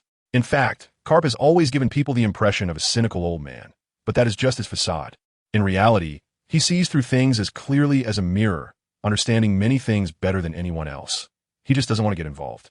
Just like he only wants to be a free vice admiral and refuses the position of admiral. Those who think Carp is a fool are the real fools. Not to mention Carp's way of doing things. Just his extraordinary strength alone is not something a fool could cultivate. At this moment, Carp was staring intently at the three in front of him. The abilities and performances they had shown so far had completely wiped the smile off his face. Look at them. Each one possesses the powerful force of the three types of Haki, and they also have the mysterious Sharingan that is hard to grasp. The various ninjutsu they displayed, skillfully fused with different attributes, appeared as magnificent art, with incredible power. Additionally, the strength they originally possessed and their deep backgrounds made Carp feel as if a heavy mountain was pressing down on his shoulders. Discovering that there were uncontrollable top-tier powerhouses within his jurisdiction easily caused psychological pressure on the current ruling forces. In the center of the training ground, the dazzling red lightning gradually weakened and finally calmed down. What the hell? Accompanied by a startled exclamation, Uchiha Itachi, who had just been immersed in the joy of successfully awakening his Conqueror's Haki, suddenly came to his senses, panting heavily. He immediately looked towards his beloved Idudu Sasuke. However, the scene before him made his heart tighten. He saw Sasuke and Naruto lying motionless by the feet of Charizard, as if they had lost consciousness. Itachi, whose stamina was nearly depleted, didn't care about anything else and quickly formed hand signs with one hand, using the body flicker technique to instantly appear beside Sasuke. He crouched down and carefully checked Sasuke's condition, his eyes full of concern and anxiety. At that moment, the General Crane spoke up. "Don't worry, they're both fine. They just fainted from the Conqueror's haki you released earlier. After a short rest, they'll recover soon." Despite hearing the General's explanation, Itachi remained uneasy and insisted on personally conducting a thorough examination of Sasuke. Once he confirmed that Sasuke indeed had not sustained any serious injuries, as the General had said, he finally felt a bit relieved. Then, Itachi turned his gaze to Naruto on the other side and found that the little guy exhibited the same symptoms, which made him completely relax. "Thank you. Please keep an eye on them, Charizard," Itachi said gratefully to the General, then turned to Charizard. "Roar." Charizard let out a low growl, seemingly responding to Itachi's request. It then slowly crouched down and spread its enormous wings, gently wrapping Sasuke and Naruto in a warm embrace. At that moment, Sasuke and Naruto were quietly nestled together, their eyes tightly closed, clearly still unconscious. However, the slight rise and fall of their chests indicated that their vital signs were stable and there was no cause for alarm. Standing nearby, Shisui was also sweating profusely, gasping for breath. Like Nakamura, he felt an indescribable sense of exhilaration since awakening his Conqueror's haki. This feeling was like a surging torrent, instantly engulfing his entire being, leaving him immersed and unable to extricate himself. "The goal has finally been achieved," Shisui panted, murmuring to himself. He gazed at the setting sun in the distance, feeling a surge of inexplicable emotion. At that moment, Nakamura lifted his head and scanned the sky. He saw that the originally azure sky had been dyed a bright orange, with the colorful sunset unfolding like a beautiful painting before everyone's eyes. "In that case, we shall take our leave," Nakamura said, retracting his gaze and turning to Sengoku and the others, speaking calmly. After this intense battle and the series of previous setbacks, it had been nearly half a day since they arrived at the Navy headquarters. Now, as the sky grew darker and dusk approached, it was time for them to leave. Upon hearing Nakamura's words, Sengoku frowned slightly, his gaze complex as he looked at Nakamura and the others. After a moment of silence, he slowly asked, "Is your next plan to find Dr. Vegapunk?" "Yes, time is of the essence, so we won't delay any further," Nakamura said seriously, waving his hand at the massive Charizard, signaling it to hurry and bring Sasuke and Naruto over. Charizard slowly lifted itself off the ground, its movements somewhat clumsy, but stood up steadily nonetheless. It then opened its enormous wings and gently embraced the two little ones. However, at that moment, a crimson glow suddenly flashed in the eyes of Nakamura, Sengoku, Garp, Zephyr, and the three admirals. Almost simultaneously, they turned their heads, their gazes fixed intensely on the direction of the Navy headquarters. Could it be that the world government's people have arrived? Nakamura frowned slightly, staring at the distant Navy headquarters, then turned to Sengoku and asked in a very certain tone. Sengoku, upon hearing this, slightly raised his hand to adjust his glasses, a faint smile appearing on his face. Seemingly unperturbed by this development. I think with your intelligence, you must have already guessed that such a situation would arise." Sengoku's tone was calm and composed, clearly not taking this sudden turn of events to heart. At that moment, under the powerful perception of their observation haki, they could clearly sense several figures radiating a cold and bloody aura invading the Navy headquarters. More crucially, these individuals, after entering the Navy headquarters, did not engage in any fierce conflict with the Navy. Instead, after a brief stay, they quickly changed direction and rushed straight toward this side. Judging by various signs, there was a 99 chance that these uninvited guests were the vicious dogs carefully trained by the world government. "All right, we can consider ourselves having benefited from your hospitality. Since that's the case, before we leave, let's tidy up your house as a way to repay Admiral Sengoku and everyone else's kindness," Nakamura said with a smile, first glancing at Shisui, then at Itachi. In response to Nakamura's words, Sengoku and the others remained silent. In fact, among the high-ranking Navy officials present, no one truly held a favorable opinion of the world government. While openly opposing the world government might not be realistic, choosing to turn a blind eye to some trivial matters that pose no real harm was acceptable to them. Then, we'll leave this entirely to you. Given what happens next, It might be inconvenient for us to stay here any longer, Sengoku said, leading the Navy members to turn and leave. The direction they were heading was exactly opposite to the route taken by the group of world government personnel that was about to arrive.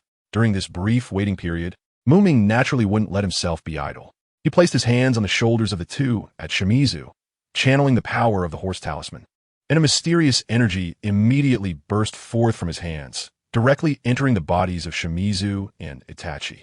As the energy from the horse talisman gradually converged, the slightly fatigued and weak state of the two instantly improved greatly. Their spirits revitalized as if they were filled with strength again. Ming couldn't quite understand why, but he felt that the effect of the horse talisman now seemed a bit better than when he first drew it. Was it because it was placed in the equipment slot, combined with his own increased strength? Not being able to figure it out, he decided not to dwell on it. Because Ming saw 6 figures appearing ahead, all dressed in identical white suits and wearing the same white masks. This bizarre attire immediately made it clear that they were different from others. The leading man in the white suit looked at Ming and the others, and coldly said, "It seems you're the ones we've been looking for. We are ordered by Lord Satan to take you back to the Holy Land. Now, come with us immediately." The leading man had just received news from the Navy headquarters that a few unidentified outsiders were currently in this area. When he saw Ming and his group, he instantly confirmed that the task given to him by Satan was indeed these individuals. "So you're CP0? Ming looked at this group of CP0 with interest. "Move. If there are any resistors, spare their lives, but break their limbs." Ignoring Ming's question, the leading man issued this cruel and clear capture order without hesitation.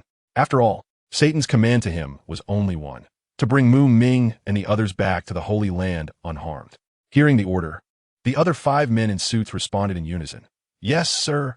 Immediately, the 6 of them vanished like ghosts, disappearing without a trace in the blink of an eye, leaving behind only small pits formed in the ground from their rapid movement. One of the 6 styles of the Navy, shave. Seeing the scene, Ming couldn't help but laugh in anger. How long has it been? It's been a long time since anyone dared to ignore me like this. You all rest for a moment. The next part is up to me. Ming smiled, extending his right hand to gently block the two, Shimizu and Itachi, who were about to make a move. Suddenly, a series of dense and muffled sounds echoed. Bang, bang, bang, bang. Ming quickly formed seals with his hands. At the same time, clouds of white smoke suddenly erupted on the training ground, which had already become a ruin. As the smoke gradually dissipated, a scene that halted the CP0 members appeared before their eyes. There were a total of 12 figures identical to Ming. "Since you want to bully us with your numbers, let's have some fun." Standing behind the numerous clones, the real Ming crossed his arms in front of his chest, a teasing smile on his face, his gaze fixed on the CP0 members who had stopped in their tracks. However, facing this sudden change, the leading CP0 member merely snorted coldly, clearly not taking Ming's clone technique seriously. He said coldly, "Just some minor tricks, mere illusions. Everyone attack." After saying that, he charged towards Ming and his clones first. At that moment, Ming keenly sensed that many extremely concealed observation Hokage presences were hidden around him. Without needing to think much, he knew that these observers were the likes of Sengoku and others who had left earlier. It seemed this battle had attracted quite a bit of attention. Sigh. The main body of Ming let out a soft sigh, displaying a look of boredom on his face, and muttered to himself, "Suddenly, I feel like this battle has lost its meaning. Let's finish this quickly." Playing in front of Sengoku and the others felt a bit like being the person who performs with monkeys in a circus. He instantly lost interest in continuing to play. The strength of these CP0 members was actually not as formidable as imagined. At most, they were at the level of elite vice admirals. Among them, the leader was only slightly stronger than the others. Note that the term slightly here is quite literal and not an exaggeration at all. However, whether strong or weak, it made no difference to Ming. In his eyes, these so-called CP0 members were merely small and fragile existences, like ants. As long as he wanted to, he could easily eliminate them as effortlessly as crushing an ant.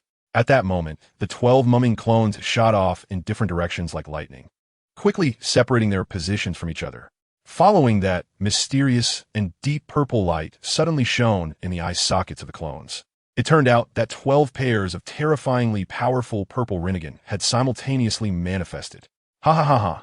Ming laughed wildly, his voice echoing across the battlefield. "Since that's the case, let you fortunate ones witness the power of my newly unlocked Rinnegan. Today, its debut will be generously bestowed upon you. This group of overconfident fools. After saying that, the 12 mumming clones scattered like ghosts, preparing for the first appearance of the Rinnegan. 4 of the clones moved in perfect unison, quickly forming hand seals, and a powerful chakra wave erupted from them. Then, they pressed down hard, slamming their palms onto the ground. Earth release, earth wall. With this low roar, the entire ground seemed to tremble. In the next moment, massive, hard stone walls, dozens of meters high, burst forth from the ground at an astonishing speed, forming an indestructible cage that trapped all the CP0 members inside. These earth walls were not only tall and thick, but also extremely sturdy. Even the bottom surface they covered became as hard as steel. The space enclosed by the earth walls resembled a 5-faced cube, with the only exit being the open sky above. Humph. Faced with such a sudden turn of events, the leading CP0 merely snorted coldly, showing no signs of panic on his face. He didn't say a word, simply gestured to his subordinates behind him, signaling everyone to use moonwalk to escape. However, just as the CP0 members leaped into action, they suddenly sensed something unusual. Looking up, they were shocked to see that 8 clones of Mukumii had appeared above the earth flow wall. These clones were scattered across the 4 sides of the wall, looking down coldly and menacingly at the trapped CP0 members below. Watch out for their ambush. The leading CP0 member exclaimed in alarm, quickly warning his companions. Before he could finish speaking, he was the first to act, his figure flashing as he dashed towards the nearest clone of Mukumii, gathering a ball of black hockey on his fingertip, clearly aiming for a quick kill. Spear gun. Unfortunately, his movements were still a beat too slow. Before he could unleash his attack, the clones of Mukumii had already launched their offensive. Shinra Tensei. With a simultaneous roar, the 8 clones of Mukumii struck like war gods, extending their hands towards the CP0 members below. In an instant, the entire earth flow wall trembled. 8 unparalleled repulsive forces erupted from the hands of the clones, surging forth like a torrent of colorless waves, carrying earth-shattering power towards the ground. Wherever the light passed, the air was torn apart, producing piercing shrieks. Cracks appeared on the earth flow wall. Fortunately, for the clones of Mukumii continued to pour out chakra to maintain the wall. As for the 360 attack of Shinra Tensei, this immense repulsive force did not spread aimlessly as in the original work, but under the exquisite control of the clones of Mukumii, it moved straight down like well-trained arrows, targeting the CP0 members trapped within the earth flow wall. With a dull thud, 6 CP0 members were instantly slammed to the ground under the powerful pressure of the 8 repulsive forces. They seemed to be pressed down by an invisible mountain, unable to move at all, only able to watch helplessly as their bodies sank deeper and deeper until they were tightly pressed against the ground. Then, a stream of bright red blood gushed out from their mouths, forming a blood mist in the air, creating an extremely tragic scene. What's worse, the repulsive force came so quickly and violently that the CP0 members had no time to react. Their legs broke with a clear sound under the terrifying impact, and the sound of shattering bones was distinctly audible. Witnessing this scene, the true form of Ming slightly raised the corners of his mouth, sketching a bloodthirsty smile, with a cruel glint flashing in his eyes. Super Shinra Tensei. Again, 8 furious roars erupted, and 8 more violent and ferocious repulsive forces swept in, mercilessly charging towards the already weakened CP0 members like an 8th-degree storm. Isn't this a bit too much, Sengoku? Don't you plan to step in and stop this? If this group of CP0 really dies at our Navy headquarters, I'm afraid it will be hard for you to explain to Mariewa. Rear Admiral Tsuru, standing at a distance from the training ground, said with a worried expression to Sengoku beside her.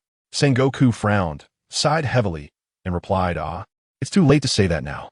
I need to quickly think about how to deal with the call that will come to question us later. After saying this, Sengoku shook his head helplessly and turned around, slowly walking away with heavy steps. Hearing Sengoku's words, Rear Admiral Tsu couldn't help but be slightly taken aback. And then she hurriedly used her observation haki to focus on the huge pit. When she saw the situation in the pit, she immediately gasped. Those originally imposing CP0 members could no longer muster any ferocity. More than 70% of their bodies perfectly merged with the soil of the ground, and could no longer be separated. Since their bodies were like this, their vital signs must have disappeared. Vice Admiral Tsuru. This kid is surprisingly quick to act. Back when he fought against us in the Navy, he was clearly able to control his measures. However, now facing these CP0 agents from the world government, he suddenly became so ruthless, which really caught her off guard. This development is concerning. With this thought, Vice Admiral Tsuru's mood grew heavier. In the empty training ground, it was a complete mess, clearly indicating to others that a fierce battle had just taken place.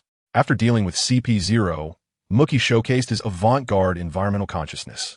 He swiftly formed hand seals with both hands, using earth-release ninjutsu. As he moved, the ground began to tremble slightly, and the hard surface transformed into a soft swamp. The bodies of the CP0 agents seemed to be pulled by an invisible force, slowly sinking into the depths of the earth, ultimately disappearing without a trace.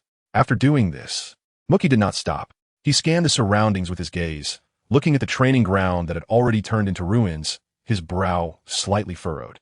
Then, he once again used the earth release technique, manipulating the soil to flow like water, gathering it and gradually smoothing out the originally uneven ground, restoring it to its original state. Once everything was tidied up, Ming finally nodded in satisfaction. He turned around to look at Shisui and the others behind him, waved his hand to signal them to follow, and then the group prepared to leave the Marine headquarters at Marineford. Meanwhile, inside the Marine headquarters building, Sengoku was sitting in his spacious and bright office. He looked through the window and witnessed the enormous black-red giant suddenly appearing out of nowhere in the distance. Following that, it shot up into the sky like a rocket, soaring straight into the clouds. The giant traced a long arc in the air, gradually moving further away until it completely disappeared from sight.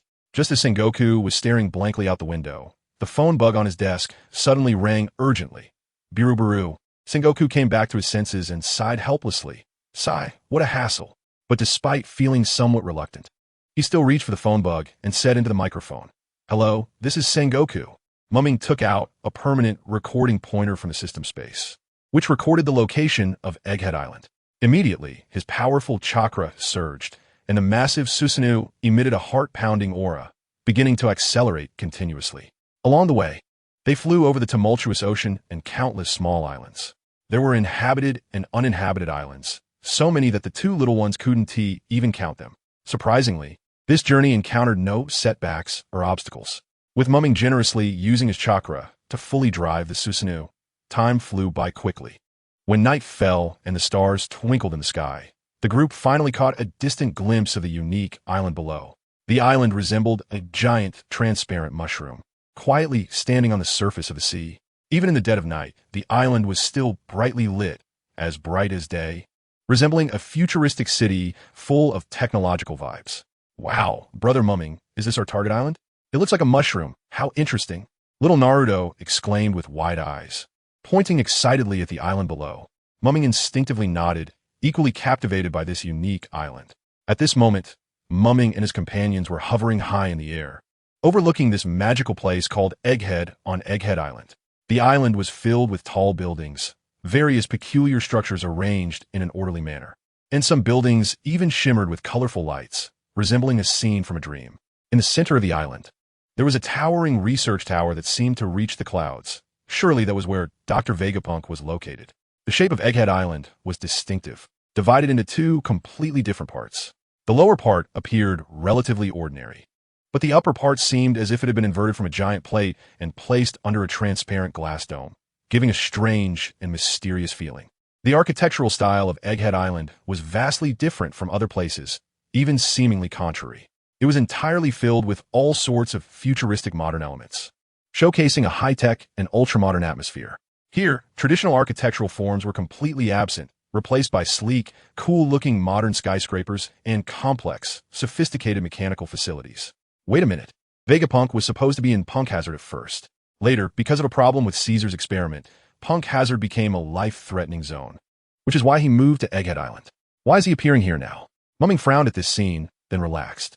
Unable to find a reason, he could only attribute everything to the butterfly effect caused by his presence in this other world.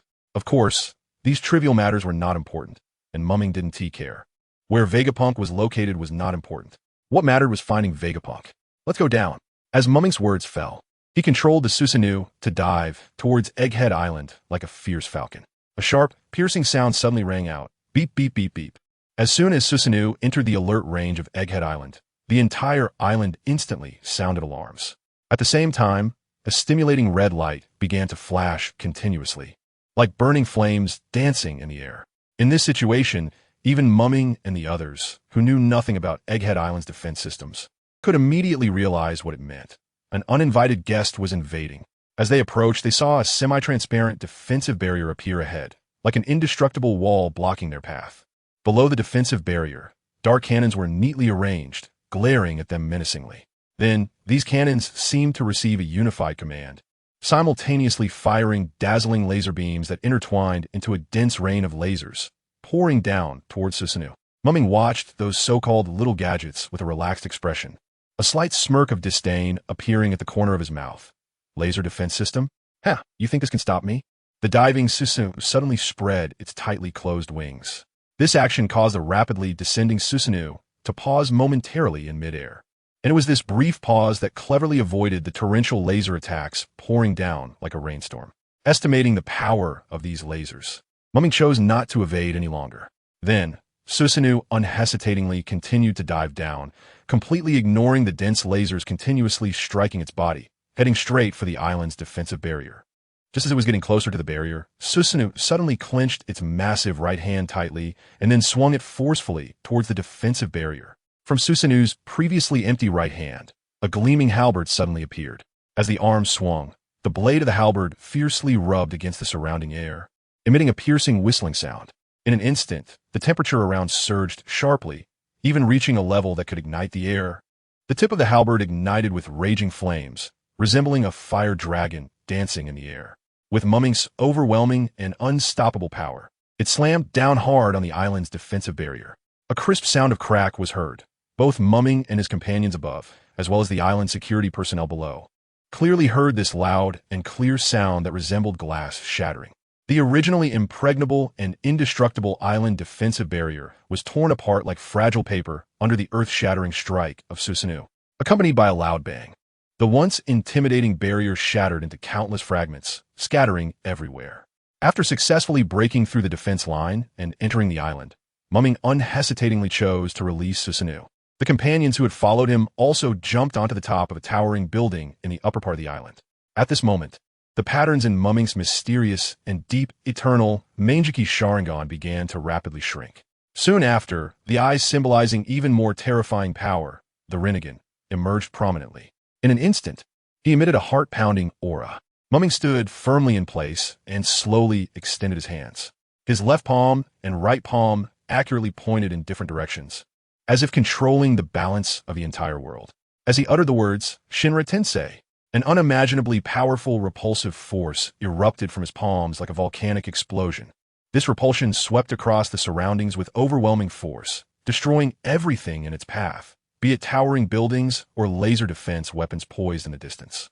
All were utterly obliterated in an instant, reduced to ruins. However, amidst this chaos, the Charizard suddenly turned its head sharply, its gaze fixated on a specific spot behind Mangekyō. Roar, roar, roar. Destruction beam. Its massive dragon mouth opened wide, and without needing to charge, a dazzling beam of light shot out like lightning from its mouth, heading straight for a laser launcher that had narrowly escaped the recent fate of destruction. With a loud boom, the laser launcher was obliterated by Charizard's powerful attack, leaving not a single trace behind. Witnessing this, little Naruto couldn't help but laugh excitedly and gave Charizard a thumbs up, loudly praising, "Awesome, Charizard. Roar, roar."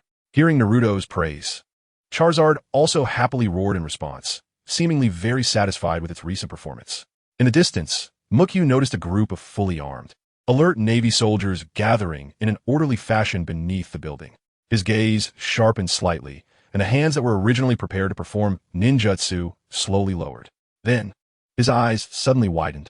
In an instant, an indescribably powerful aura surged forth like a roaring tide. Blood-red lightning coiled around him, and, as he willed it, these bolts seemed to possess life, roaring down towards the navy below. Conqueror's Haki. This innate and extremely rare ability was fully displayed in Ming at this moment. As that invisible yet weighty pressure swept across, the navy below, regardless of rank or strength, found themselves utterly powerless to resist. One by one, they rolled their eyes and fell to the ground, their bodies limp like puppets without strings, unable to move an inch. "Let's go," Ming said expressionlessly. And then he led Shisui and the others to leap down from the building without hesitation, striding confidently toward the central building. However, just as they were advancing, a clear and sweet girl's voice suddenly echoed around them like a yellow aureole emerging from the valley. "Who are you? What brings you to Egghead?" Hearing this voice, Ming's lips curled slightly, and he responded with calm confidence. "Dr. Vegapunk?"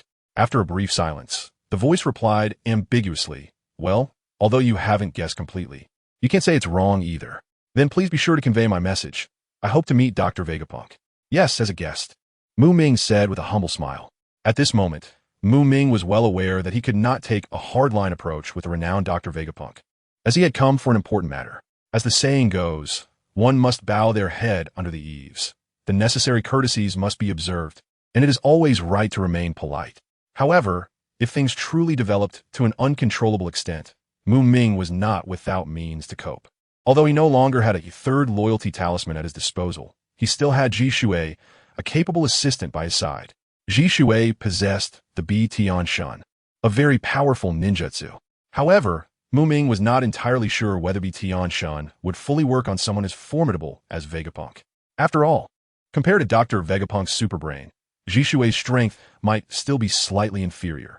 For this reason, Tian Shun could only be regarded as a last resort when absolutely necessary. A guest? A guest who smashed my home to pieces? Just as Ming pondered this, unexpectedly, a portal opened in what seemed to be a ruined building beside them. Then, a beautiful girl with orange-yellow hair, dressed in a pink bodysuit with a purple coat over it, stepped out holding a helmet and began to speak. "What? Is this the so-called Dr. Vegapunk?" Xiao Naruto's eyes widened, and his mouth fell open as he stammered. Xiao Sasuke beside him also looked astonished, unable to believe what he was seeing.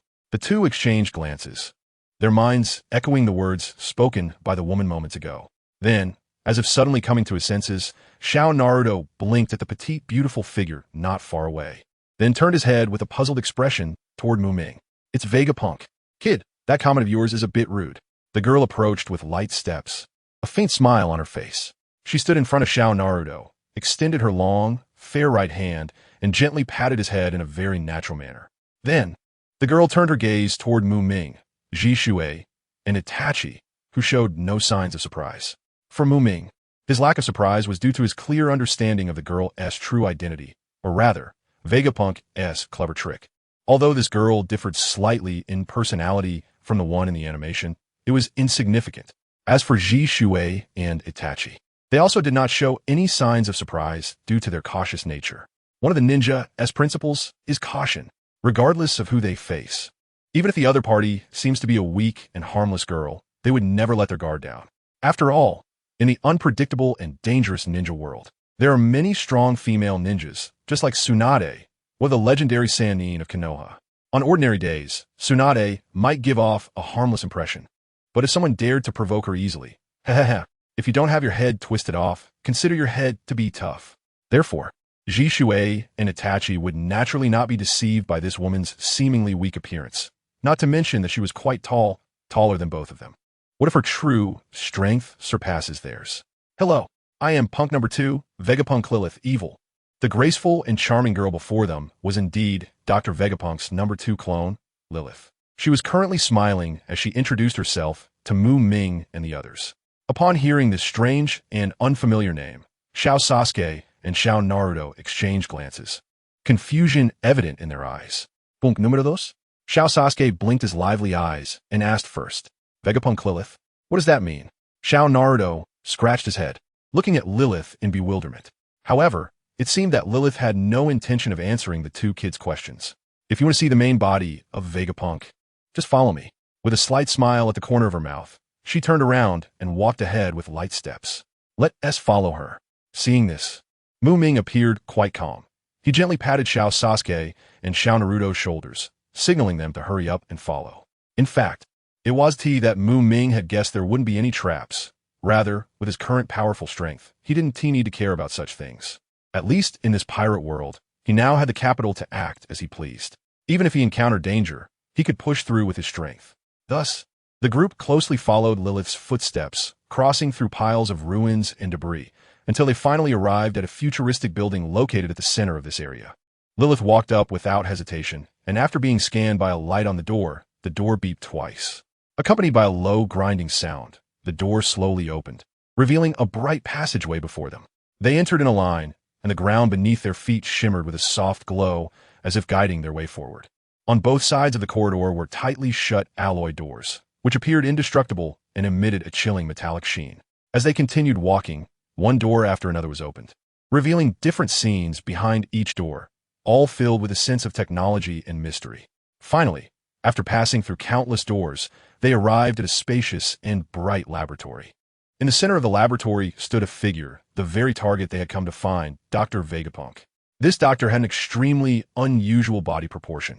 His torso was very short, contrasting sharply with his long legs. What was even more eye-catching was that he had a bright red apple decoration on his head, which was currently sticking out its tongue at them. Naruto widened his eyes and craned his neck to look at this giant-like old man in front of him, exclaiming, "Wow, you're so tall." Ming appeared more composed. He took a step forward first, and an invisible repulsive force emerged. With the help of this force, his body slowly levitated. Only when his line of sight was parallel to Dr. Vegapunk's did he reveal a smile and say, "Hello, Dr. Vegapunk. It's great to finally meet you. It has been quite difficult to arrange this meeting." Dr. Vegapunk looked at the unexpected visitors with great interest, secretly speculating about their intentions, and then responded, "Oh, I wonder what brings you all to seek me." Ming earnestly replied, "I sincerely hope you can lend a helping hand and help our family overcome the hereditary bloodline disease that has troubled us for so long. The Sharingan, a bloodline limit that does not exist in the world of pirates. To explain its principles and characteristics in detail would be an extremely complex and tedious task." Thus, Ming had thought it over on the way there and decided to explain the issue in a more straightforward and concise manner. Bloodline disease? Oh, is that how it is? When Dr. Vegapunk finished listening to Ming's explanation, it was as if a light bulb went off in his head, and he instantly understood the key point. Speaking of Dr. Vegapunk, he is a top expert in the field of genetic factors in the world of pirates. Whether it was the difficult illness that Bonnie previously suffered from or other stubborn diseases related to bloodlines, as long as he personally took action, they could often be easily resolved. Therefore, when someone came to seek help for such a difficult bloodline disease, it was somewhat common for him. "Please come and sit here. Next, you can describe the specific situation of your family's bloodline disease in detail," Dr. Vegapunk said with a smile, inviting Ming and the others to sit down and talk slowly. It seemed that he had no intention of refusing Ming's request. Dr. Vegapunk was very clever. It is said that those who know how to adapt to circumstances are the true heroes. Just from the fact that Ming and the others dared to risk offending both the world government and the Navy to break in and see him, it was clear how much they valued this matter. Therefore, it was best for him to cooperate honestly. If they were really pushed to the edge, killing him would probably be impossible. However, whether they would beat him was another question. From the destructive power they had displayed earlier, this old bone of his could not withstand a beating from Ming and the others. Dr. Vegapunk cheerfully led everyone to one side and gestured for them to take a seat. At this moment, Lilith came in holding a tray with drinks and cookies. She then placed the food on the table in front of them. "Well, the story I'm about to tell starts from the beginning. Our family possesses a unique eye that has been passed down through generations, known as the Sharingan. The Sharingan usually activates due to strong external stimuli," Ming said softly, focusing his gaze on Dr. Vegapunk, then slowly raised his hand to point at his own eyes. His pupils, originally as black as ink, gradually changed as he concentrated and summoned a certain power from within. First, the black pupils turned red. Then a black dot and a black tomo suddenly appeared in his pupils, quickly increasing to 2, and finally forming 3 tomo around a black dot, creating the 3 tomo Sharingan. The entire process was like a magnificent magic show, leaving Shisui and the others in awe. "Hey, big brother, can the 3 tomo Sharingan devolve into a 2 tomo or even a 1 tomo Sharingan?" Little Sasuke, confused, quietly asked Itachi beside him. "I'm not sure. Logically, it shouldn't be possible." Itachi shook his head slightly, also unsure how Ming managed to do that. The ordinary Sharingan can be further subdivided into 1 tomo, 2 tomo, and 3 tomo Sharingan.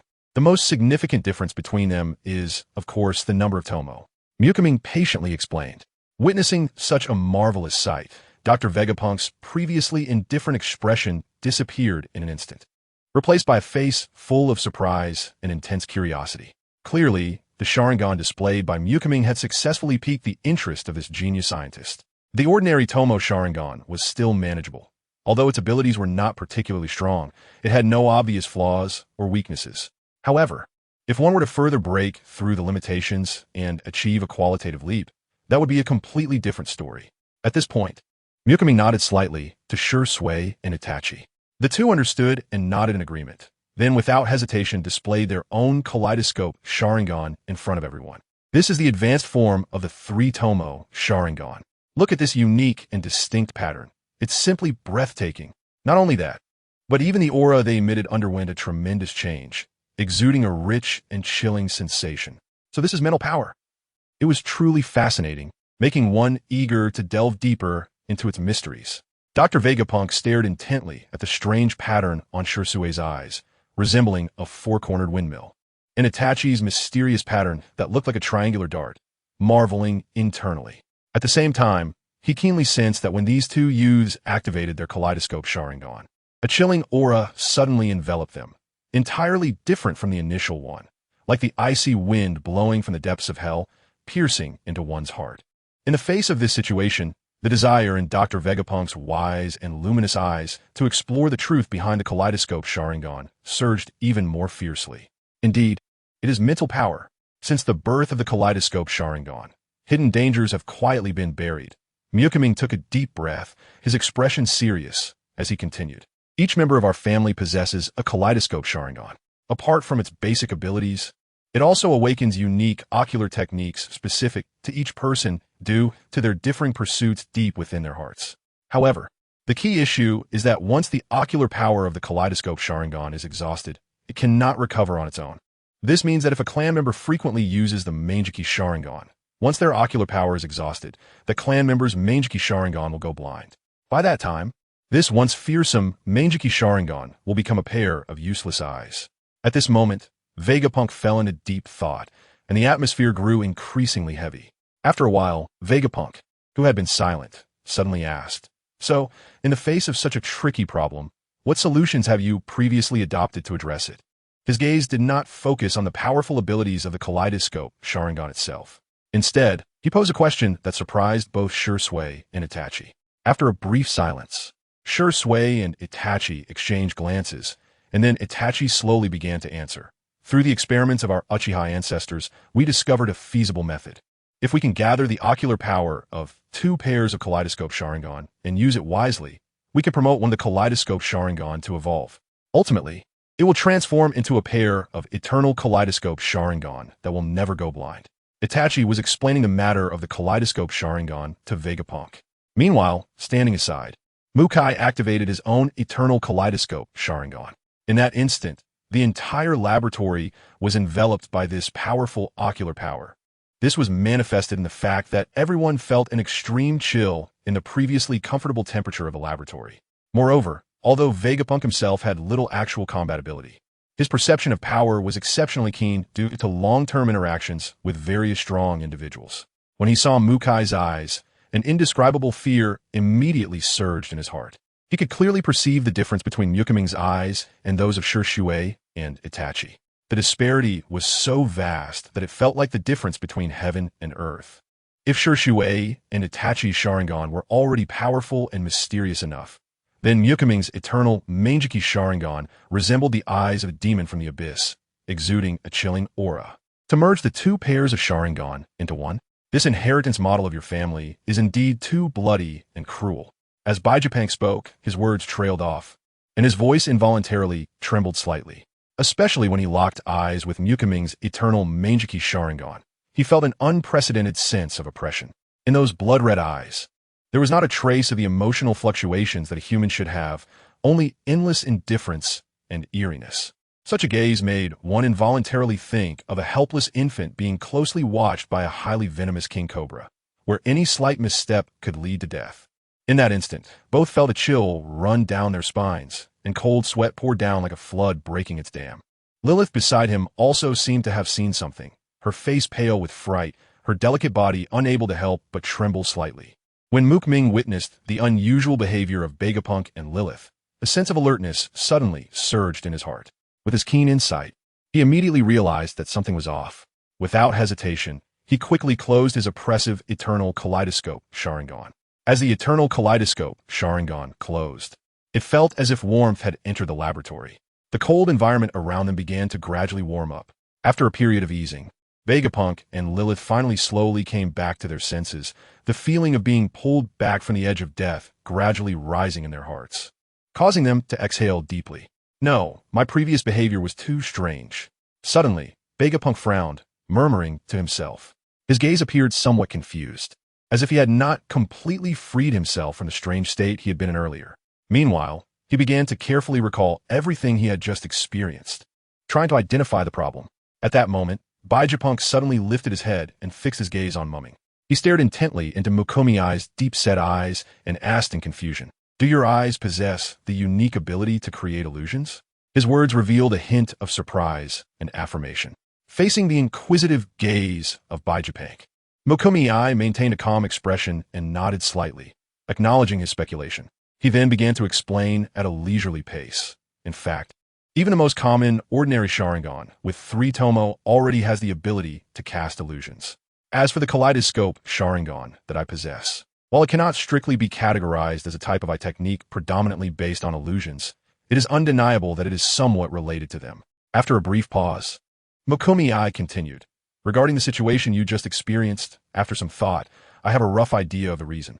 Perhaps it is because my eyes just upgraded this afternoon, which makes it difficult for me to fully control all the ocular powers at this stage." At this point, Mukomiai couldn't help but let out a sigh, then spread his hands helplessly, a faint look of apology appearing on his face. "So, it is very likely that this is the reason why a portion of my mental power inadvertently leaked out after I activated my eyes, leading to the previous situation. I sincerely apologize, Doctor." After listening to Mukomiai's sincere explanation, Vegapunk fell silent for a moment, deep in thought, then nodded, finally resolving his doubts. "So it turns out that my previous thoughts were not wrong. I couldn't possibly feel such an intense fear that sent chills down my spine solely because of your aura." At this point, Vegapunk finally unraveled the confusion that had lingered in his heart. "So, the purpose of your visit is to see if I can help solve the long-standing problem of blindness in your family's kaleidoscope Sharingan?" Vegapunk asked, his gaze fixed intensely on Mukomiai. Mukomiai nodded solemnly and replied seriously, "You are correct, Dr. Vegapunk. Although my eyes have evolved into an eternal kaleidoscope Sharingan without the aid of another kaleidoscope Sharingan, the process of my eyes' evolution was purely coincidental and cannot be replicated in other members of my family. That's why I thought of seeking your help as the top scientist on the seas, bar none. Moreover, after long-term observation and reflection, I believe that the seemingly powerful kaleidoscope Sharingan is actually just a semi-finished product. It possesses some of the powerful abilities of the eternal kaleidoscope Sharingan, but at the same time, it also exposes numerous serious flaws." Mukomiai paused, looking at Shisui and Itachi, who were listening intently to their conversation, and continued, "As for the root cause of this situation, I think it could be due to the lack of some crucial substance within our clan members' bodies. Or it could be due to insufficient energy required for evolution, which forces the entire evolutionary process to be divided into 2 stages for gradual advancement. Of course, it's more likely that both factors are present. At present, I personally lean towards believing in the latter possibility." After hearing Mukomiai's detailed and in-depth analysis and speculation, Vegapunk nodded slightly, indicating his agreement with his viewpoint, and then said, "Well, your deduction does have a certain degree of rationality. However, theories ultimately need to be verified through practical testing. How about this? Please provide me with a small blood sample from the 3 of you so that I can study it thoroughly." After saying this, Vegapunk unceremoniously requested blood from them for research. "Oh, by the way, that cute little guy over there should also be one of your clan members, right? I would like to take a blood sample from him as well, so I can make a comprehensive and detailed comparison and analysis." Before Mukomiai, Shisui, and Itachi could respond, Vegapunk eagerly shifted his curious and inquisitive gaze toward Sasuke, who was happily enjoying delicious cookies with Naruto not far away. Hearing this, Mukomiai thought for a moment and then smiled and nodded in agreement. "No problem, that's fine." In fact, when he decided to bring everyone to seek Vegapunk's help to solve the problem, he had already anticipated that they might need to provide some of their own blood for research purposes. Therefore, he was not too surprised by Vegapunk's request to draw blood from them, including Sasuke, and was mentally prepared for it. Seeing Mukomiai agree so readily, Shisui, Itachi, and Sasuke naturally had no objections. After all, they all came here with the same purpose, as long as they could successfully resolve the various troubles and questions regarding the Uchiha clan's bloodline power. It was a little blood sacrifice. At this moment, Lilith, who had been silently observing the entire situation, suddenly stepped forward and volunteered to act as Vegapunk's temporary assistant to help with the upcoming blood collection work. She skillfully took out new syringes and efficiently drew a full tube of bright red blood from Mukumii, Shisui, Itachi, and Sasuke each. Looking at the 4 tubes of blood samples in his hands, which resembled rubies, Vegapunk's eyes lit up with excitement, as if he had discovered some rare treasure. He tightly held the test tubes containing precious blood while hurriedly saying, "All right, please wait here for a moment." Analyzing the data in these blood samples is not a simple task, and it will likely take me a considerable amount of time. But rest assured, I will get accurate results and inform you as soon as possible. After saying this, Vegapunk eagerly turned and walked towards the laboratory. It seemed he could hardly contain his impulse to start in-depth research immediately. When Ming noticed the uncontrollable enthusiasm in Vegapunk's eyes, he couldn't help but smile, revealing a grin of successful calculation. For Ming, he was not afraid that Vegapunk would be interested in their Sharingan.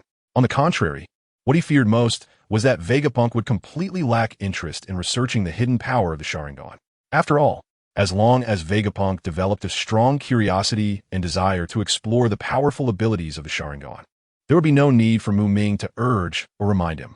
This genius scientist would dedicate himself to the in-depth study of Sharingan-related issues with an enthusiasm beyond ordinary imagination, just to quickly unravel the various doubts in his mind. Meanwhile, the Uchiha clan would also benefit greatly from Vegapunk's research results during this process. At that moment, while Vegapunk and Ming were busy in the laboratory, some situations were unfolding outside. The Navy soldiers who had been knocked unconscious by Ming's conqueror's haki were gradually beginning to regain consciousness. Among these slowly awakening Navy personnel, one individual's appearance was particularly striking. This person had a fluffy bob hairstyle and was wearing a bright red belly band with a white 3-tomo pattern. As this unusual man struggled to rise from the cold ground, his face instantly turned pale as paper. "Oh no, their target is Dr. Vegapunk," he exclaimed in surprise and turned to the still half-asleep Navy personnel beside him, shouting, "Wake up! Quickly report the situation here to the Navy headquarters and request Admiral Kazuru to come for support. I need to rush in and check if the doctor is safe." After saying this, the man in the peculiar attire dashed towards the direction of the laboratory without hesitation. "Yes, Major General Momonosuke." The other Navy personnel who had already regained consciousness responded in unison, quickly dispersing to search for a Den Mushi to report the situation to their superiors. Meanwhile, Major General Momonosuke walked with firm strides straight towards the central building, which was the laboratory where Dr. Vegapunk and his team were located. Anxiously, he prayed, "Doctor, please don't let anything happen to you." The thought of the genius scientist possibly being in danger filled Momonosuke's heart with anxiety and worry. Finally, he reached the entrance of the laboratory, took a deep breath, steadied himself, and then opened the heavy door. As soon as the door opened a crack, he eagerly peered inside. When he noticed that the exterior of the building showed no obvious signs of attack or damage, he felt a slight sigh of relief. However, he still did not let his guard down. After all, until he saw Dr. Vegapunk safe and sound with his own eyes, everything was still uncertain. Thus, Major General Momonosuke cautiously passed through one closed door after another, his heart tightening with every step he took. As he delved deeper into the laboratory, the surrounding silence was only broken by the sound of his slightly heavy breathing and footsteps. Finally, when the last door slowly opened, the scene before him caused the tension in Momonosuke's nerves to instantly relax. He saw that the spacious and bright hall was filled with various experimental instruments neatly arranged, just as it had always been when Dr. Vegapunk was focused on his research. Seeing this familiar scene, Momonosuke couldn't help but let out a long sigh of relief and muttered to himself, "Ha, it seems those enemies couldn't find Dr. Vegapunk after all. Thank goodness." At that moment, the heavy stone pressing on his heart finally fell away, and a long-lost smile appeared on Momonosuke's face. "Not at all. The reason there was no battle is simply that we successfully reached an agreement with Dr. Vegapunk." Just then, a strange and clear youthful voice suddenly echoed behind Momonosuke. The sudden sound struck him like a thunderbolt, making him shiver all over and break into a cold sweat. With a whoosh, Momonosuke immediately executed Suru, one of the Navy's 6 styles, and swiftly darted forward, quickly putting a considerable distance between himself and the mysterious voice behind him. At that moment, He finally breathed a little easier and turned to look at the person standing not far behind him. He saw a tall, handsome young man sitting on the sofa, smiling at him, his eyes clear as water but with a hint of inscrutable cunning. This was the young man who had just spoken, Muku. Who are you? What is your purpose for coming here? Momonosuke widened his eyes, staring warily at Muku while secretly gathering his strength to prepare for any sudden situation. Oh no, I came in too hastily, and I didn't bring my axe. Cold sweat began to bead on Momonosuke's forehead. Despite Muku and his companions appearing to be a group of handsome, harmless, and naive youngsters, Momonosuke was not fooled by their appearance. Just based on their bold act of openly invading Egghead Island, it was clear that these guys were definitely troublemakers. Even more frightening was the fact that they had easily breached Egghead Island's numerous defenses and made it here, indicating they possessed the strength to act recklessly without fear of consequences. Don't be nervous, brother. Even if you didn't bring your axe, it's no big deal. It wouldn't be of any use anyway. Didn't I make it very clear earlier? We came here to seek help from Dr. Vegapunk. You can consider us guess a doctor. Vegapunk. Muku leisurely picked up a cup of brown drink from the table and took a small sip. This taste. It's sweet and sour, with a bubbly sensation. Guests? What a joke. I've never heard of guests who, without the host's consent, just barged in and broke down the door. Major General Momonosuke's face turned angry, hands on his hips, glaring at the audacious figure before him. Hey, this guy sure has a sharp tongue. However, Muku was not someone to be trifled with. He raised the corners of his mouth slightly, revealing a somewhat irritating smile. Oh look, you've seen it now, right? It was just that you hadn't met me before. If you had recognized me sooner, you would have already known. As soon as Muku said this, the others around them couldn't help but laugh out loud. At this moment, however, Major General Momonosuke was anxious and had no time to continue sparring with Muku. Enough nonsense. Quickly tell me, where is the doctor? What have you done to him? Momonosuke clenched his fists, the joints cracking from the force, clearly filled with worry and anger. He is definitely fine. He is currently inside focusing on his research. Hey, I say, Momonosuke, did you really not notice me at all as I've been silent? Sitting in a corner, Lilith, who had been overlooked by Momonosuke, felt a bit annoyed and decided to speak up loudly. Momonosuke was startled by this sudden shout and turned to find that the person standing beside him was indeed Lilith. He suddenly realized, oh, it's you, Lilith. So, the doctor is in that laboratory right now? Lilith nodded slightly, indicating affirmation, and then said, yes, that's right. So you really don't need to worry about our situation here. Besides, if something dangerous really happens, even if you rush over, it would probably just cost you your life. Don't worry, we are very safe at the moment. As for you, it's better to hurry outside and maintain some order. The usually petty Lilith not only ruthlessly reprimanded Zhang Wan, but also assigned him a task. Zhang Wan was taken aback at first, then raised his hand to slap his forehead, showing an expression of regret, mumbling, oh no, this is terrible. I actually had those soldiers contact the Navy headquarters earlier. It's okay, brother, we just came directly from the Navy headquarters, Shisui said with a relaxed smile, patting Zhang Wan's shoulder for comfort. However, upon hearing this, Zhang Wan still frowned, worriedly replying, I'm not worried about that old man Kizaru coming personally. What I'm really worried about is those guys from the world government suddenly showing up. He spoke while unconsciously rubbing his hands, clearly very anxious inside. Well, from what I've observed so far, although your group arrived on this island in a rather special way, various signs indicate that you seem to be friends with Dr. Vegapunk. If that's the case, then you're naturally friends with me, Sabo. As for old man Kizaru, if he really comes over, I'm quite confident that I can successfully persuade him not to meddle in this matter. However, if those guys from the world government get involved, it could really cause big trouble. After all, given the powerful strengths of both the world government and you, if a fierce battle suddenly breaks out on Egghead Island, we Marine brothers stationed here might suffer unimaginable heavy losses. After saying this, Sabo seemed to suddenly remember something important, hurriedly throwing out, oh no, I have some urgent matters to attend to, so you all just carry on. Before he finished speaking, he had already rushed out like a gust of wind. Seeing Sabo ramble on like a machine gun without any pause and then rush out, Shizuku and Itachi exchanged glances, both showing a hint of astonishment on their faces. What on earth is going on with him? Shizuku widened his eyes, pointing in the direction Sabo had left, and turned to Lilith with a puzzled expression, hoping to get an answer from her. Seeing this, Lilith shrugged helplessly and chuckled. Don't mind him. He has always been like this. He can't keep things to himself.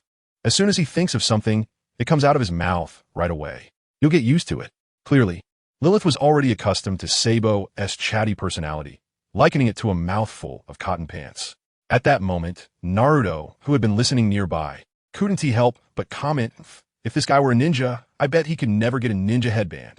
After saying that, he pouted, showing his disdain for Seibo's talkative behavior. Sasuke, sitting beside him, slightly nodded, clearly agreeing with Naruto's view. Roar. Charizard let out a deep and loud roar. Its massive body slightly bowing down, tightly holding an empty plate, its gaze fixed on Lilith, continuously shouting. Seeing this, Lilith couldn't help but show a hint of confusion and tentatively asked, Are you still not full? Upon hearing this, Charizard immediately nodded vigorously, then extended its two small three-fingered claws, first pointing at the empty plate in front of it, then gesturing up and down, as if trying to convey something to Lilith. Lilith tilted her head and thought for a moment. Suddenly her eyes lit up. Oh, I understand. You mean you want food that can fill multiple plates, right?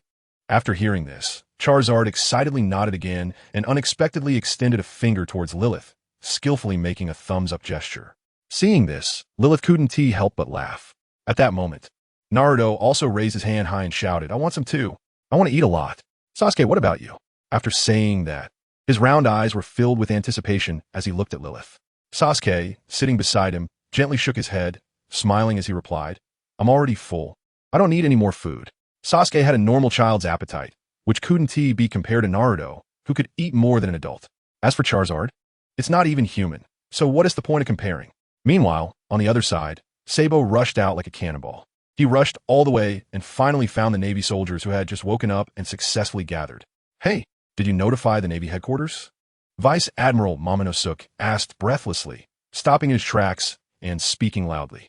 At this moment, he was anxious and had no time to consider the condition of the other Navy members, directly cutting to the point. In fact, he already had a rough idea of the specific situation on the Navy side, when Ming ruthlessly destroyed the laser defense weapons. Those Navy soldiers who were not targeted by Ming could be said to be completely unharmed.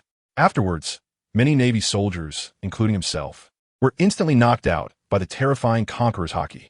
However, this did not pose a serious life threat to the Navy. Therefore, Vice Admiral Momonosuke was not particularly worried or anxious about the casualty rate on the Navy side. After all, from the current situation, the overall situation was still controllable. However, when he glanced around at the destroyed buildings and damaged weapons and equipment, Vice Admiral Momonosuke's brow furrowed slightly. But soon, this worry disappeared without a trace, because Vice Admiral Momonosuke knew that all the funds for Egghead Island were directly allocated by the world government and would not take up the Navy's precious military budget. Since that was the case, he naturally didn't need to worry too much about the damaged buildings and weapons. Thinking of this, Vice Admiral Momonosuke couldn't help but chuckle to himself and said directly, Hee, if there's really no money to repair the buildings or purchase new equipment, just let the doctor file a request for funds to the higher-ups. This kind of thing is hardly worth mentioning. Why waste my precious time and energy on such trivial matters? Thus, when Vice Admiral Momonosuke snapped back to reality from his thoughts, he suddenly raised his head, and his gaze fell directly on the group of Navy soldiers in front of him. He saw that they all had confused and speechless expressions, standing frozen in place. Seeing this, a surge of unnamed anger rose in Vice Admiral Momonosuke's heart, and he shouted loudly, What are you all standing there for? Speak up. Are you mute? Hearing his angry shout, the crowd finally seemed to wake up from a dream. At this moment, a man with the rank of Navy captain hurriedly stepped forward, saluted Vice Admiral Momonosuke, and said, Report, Vice Admiral Momonosuke, we have notified the Navy headquarters and the world government as per your instructions. We just hung up the phone, and both sides responded that they would immediately arrange for reinforcement troops to come over. However, as soon as Vice Admiral Momonosuke heard this, his face instantly turned extremely dark, and several veins even popped up on his forehead. He widened his eyes, glaring at the captain, and gritted his teeth, asking, What? You bunch of fools. I only instructed you to notify the Navy headquarters, who told you to go overboard and notify the world government. The captain was clearly intimidated by the imposing presence of Vice Admiral Momonosuke, his body involuntarily trembling slightly, but he still gritted his teeth and explained, Vice Admiral, please calm down. The situation was urgent at the time, and we thought that having more support would mean more strength. So we sent out distress signals to both sides simultaneously. Vice Admiral Momonosuke interrupted the captain with a cold snort. Do you know how much trouble this will cause? Forget it. It's too late to say more. What did the Navy headquarters and the world government specifically say? Did they mention who would be sent over for reinforcement? At this moment, although Vice Admiral Omonosuk was extremely angry, he also understood that since the situation had developed to this point, blaming his subordinates would be of no use. The most critical issue now was to clarify what kind of reinforcements both sides would send so that they could prepare a response. Vice Admiral, this. The captain's face turned pale, beads of sweat rolling down his forehead, his lips trembling slightly, and his throat made a gurgling sound as if he had something stuck in it, stuttering and unable to finish his words. Vice Admiral Momonosuk frowned tightly. He wasn't really foolish, and seeing the captain's performance heightened his unease even more. He widened his eyes and stared intensely at the panicked lieutenant in front of him, shouting sternly, "Don't dawdle. Hurry up and tell me what's going on. Who exactly has arrived?" The lieutenant trembled violently at Wartao Wan's shout, nearly collapsing to the ground. He took a deep breath, swallowed hard, and stammered, "Why, yes." However, the words were stuck in his throat, and he couldn't bring himself to say them. Seeing this, Jean Taoei was furious. He turned to a straight-standing Navy lieutenant beside him, pointed at him, and ordered loudly, "You tell me, who exactly has arrived?" The lieutenant shivered, fear evident on his face. Nevertheless, he mustered the courage to salute and answered with a slightly trembling voice, "Report to Major General Jean Taoei. The person sent by the Navy headquarters for reinforcements is Admiral Kazura." Upon hearing this, Jean Taoei's tense nerves instantly relaxed, and he let out a long sigh, murmuring to himself, "So, it's the old man who has come. That's great. That's great. I said if that old man is here, what do you have to be afraid of?"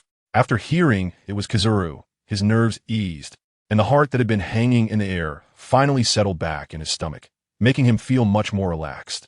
Just then, the lieutenant slightly raised his head, his eyes flickering with unease and hesitation, and then cautiously added, "There's one more thing, regarding the people sent by the world government." Upon hearing this, everyone's attention instantly focused on the lieutenant. Jean Taoei, however, appeared quite calm and casually waved his hand, saying, "Just say it. Anyway, the situation is already like this. Even if the world government really sends CP0 over, as long as Admiral Kazuru is here, they wouldn't dare to act rashly." Jean Taoei was full of confidence in Admiral Kazuru. In his eyes, this admiral who usually liked to slack off, drink tea, and trim his nails was like a towering pillar of support. Therefore, he was particularly concerned about what kind of reinforcements the world government would send. However, since the question had been raised, it wouldn't hurt to listen. So, everyone quieted down, waiting for the lieutenant to continue. The lieutenant took a deep breath, trying to calm himself, but his voice still trembled a bit. "It's that one from the Five Elders, the one called Scientific Defense Martial God, Jagor Lucia Satan. He actually came in person this time, and he came on the same ship as Admiral Kazuru." After finally getting these words out, the lieutenant seemed to breathe a sigh of relief, visibly relaxing. But the others present fell into a brief silence due to this news. After all, the Five Elders were the highest authority of the world government. Now that one of them was actually present, it undoubtedly brought more variables and uncertainties to the situation on Egghead Island. "Oh, so it's the Five Elders who came." Jean Taoei initially didn't realize the seriousness of the situation and mumbled these words. However, when he repeated the term Five Elders, it suddenly struck him like a bolt of lightning, and he froze. His eyes widened as if they were about to pop out, and his mouth gaped wide enough to fit a large watermelon. After a long moment, he finally came to his senses and exclaimed, "What? The Lord Satan from the Five Elders actually came in person, and he came on the same ship as the old man? How is that possible?" At this moment, Jean Taoei could no longer maintain his composure. He lunged at the lieutenant who had brought the news like a mad beast. He grabbed the lieutenant's collar tightly and lifted the tall lieutenant off the ground. Then, he shouted hysterically at the lieutenant, "You tell me clearly, are you sure? Are you trying to trick me with this kind of thing? How could such a small matter alarm the Five Elders to come personally? You better not be lying to me, or else you'll have to bear the consequences." The lieutenant was caught off guard by Jean Taoei's rough treatment and was instantly flustered. Jean Taoei, too agitated, sprayed saliva all over the lieutenant's face while speaking. The lieutenant, frantically wiping the saliva off his face, stammered in response, "Why, yes, you heard correctly. It is indeed Lord Satan from the Five Elders who came personally to handle this matter. Based on the timing, they should be ready to depart by now." After hearing the lieutenant's confirmation again, Jean Taoei felt as if all the strength had been drained from his body, and his grip on the lieutenant's collar gradually loosened. He weakly set the lieutenant down, swaying a few times and nearly losing his balance. He only felt that his legs seemed to have lost the strength to support his body, trembling slightly, and that sense of helplessness gradually spread. Finally, he didn't want to endure this feeling any longer and simply sat heavily on the cold, hard ground. At this moment, his eyes were hollow and lifeless, staring blankly at the nearby wreckage, a scene of devastation. "Oh, Egghead Island. It seems this time it's really going to be turned upside down," he murmured, his voice filled with helplessness. Just then, another naval lieutenant walked over briskly, standing stiffly in front of Vice Admiral Shichibukai, saluting sharply before speaking. "Vice Admiral Shichibukai, we just received orders from the world government, requiring us to hold back the invading enemies at all costs until Admiral Kizaru's ships arrive." After saying this, the lieutenant waited seriously for Shichibukai's response. However, Shichibukai merely glanced at him dismissively, not even bothering to utter a word, completely ignoring the lieutenant who had come to deliver the order. Because he knew very well that within the Navy, there were those like him who held justice and adhered to their conscience. But at the same time, there were also some who blindly revered power without discerning right from wrong. The balance that measures good and evil in the depths of these people's hearts had long been eroded by power. Thus, they naturally leaned more towards the side of the world government, which represented absolute authority. And this naval lieutenant, who was so eager to jump out and actively convey the orders of the world government, obviously belonged to the latter group.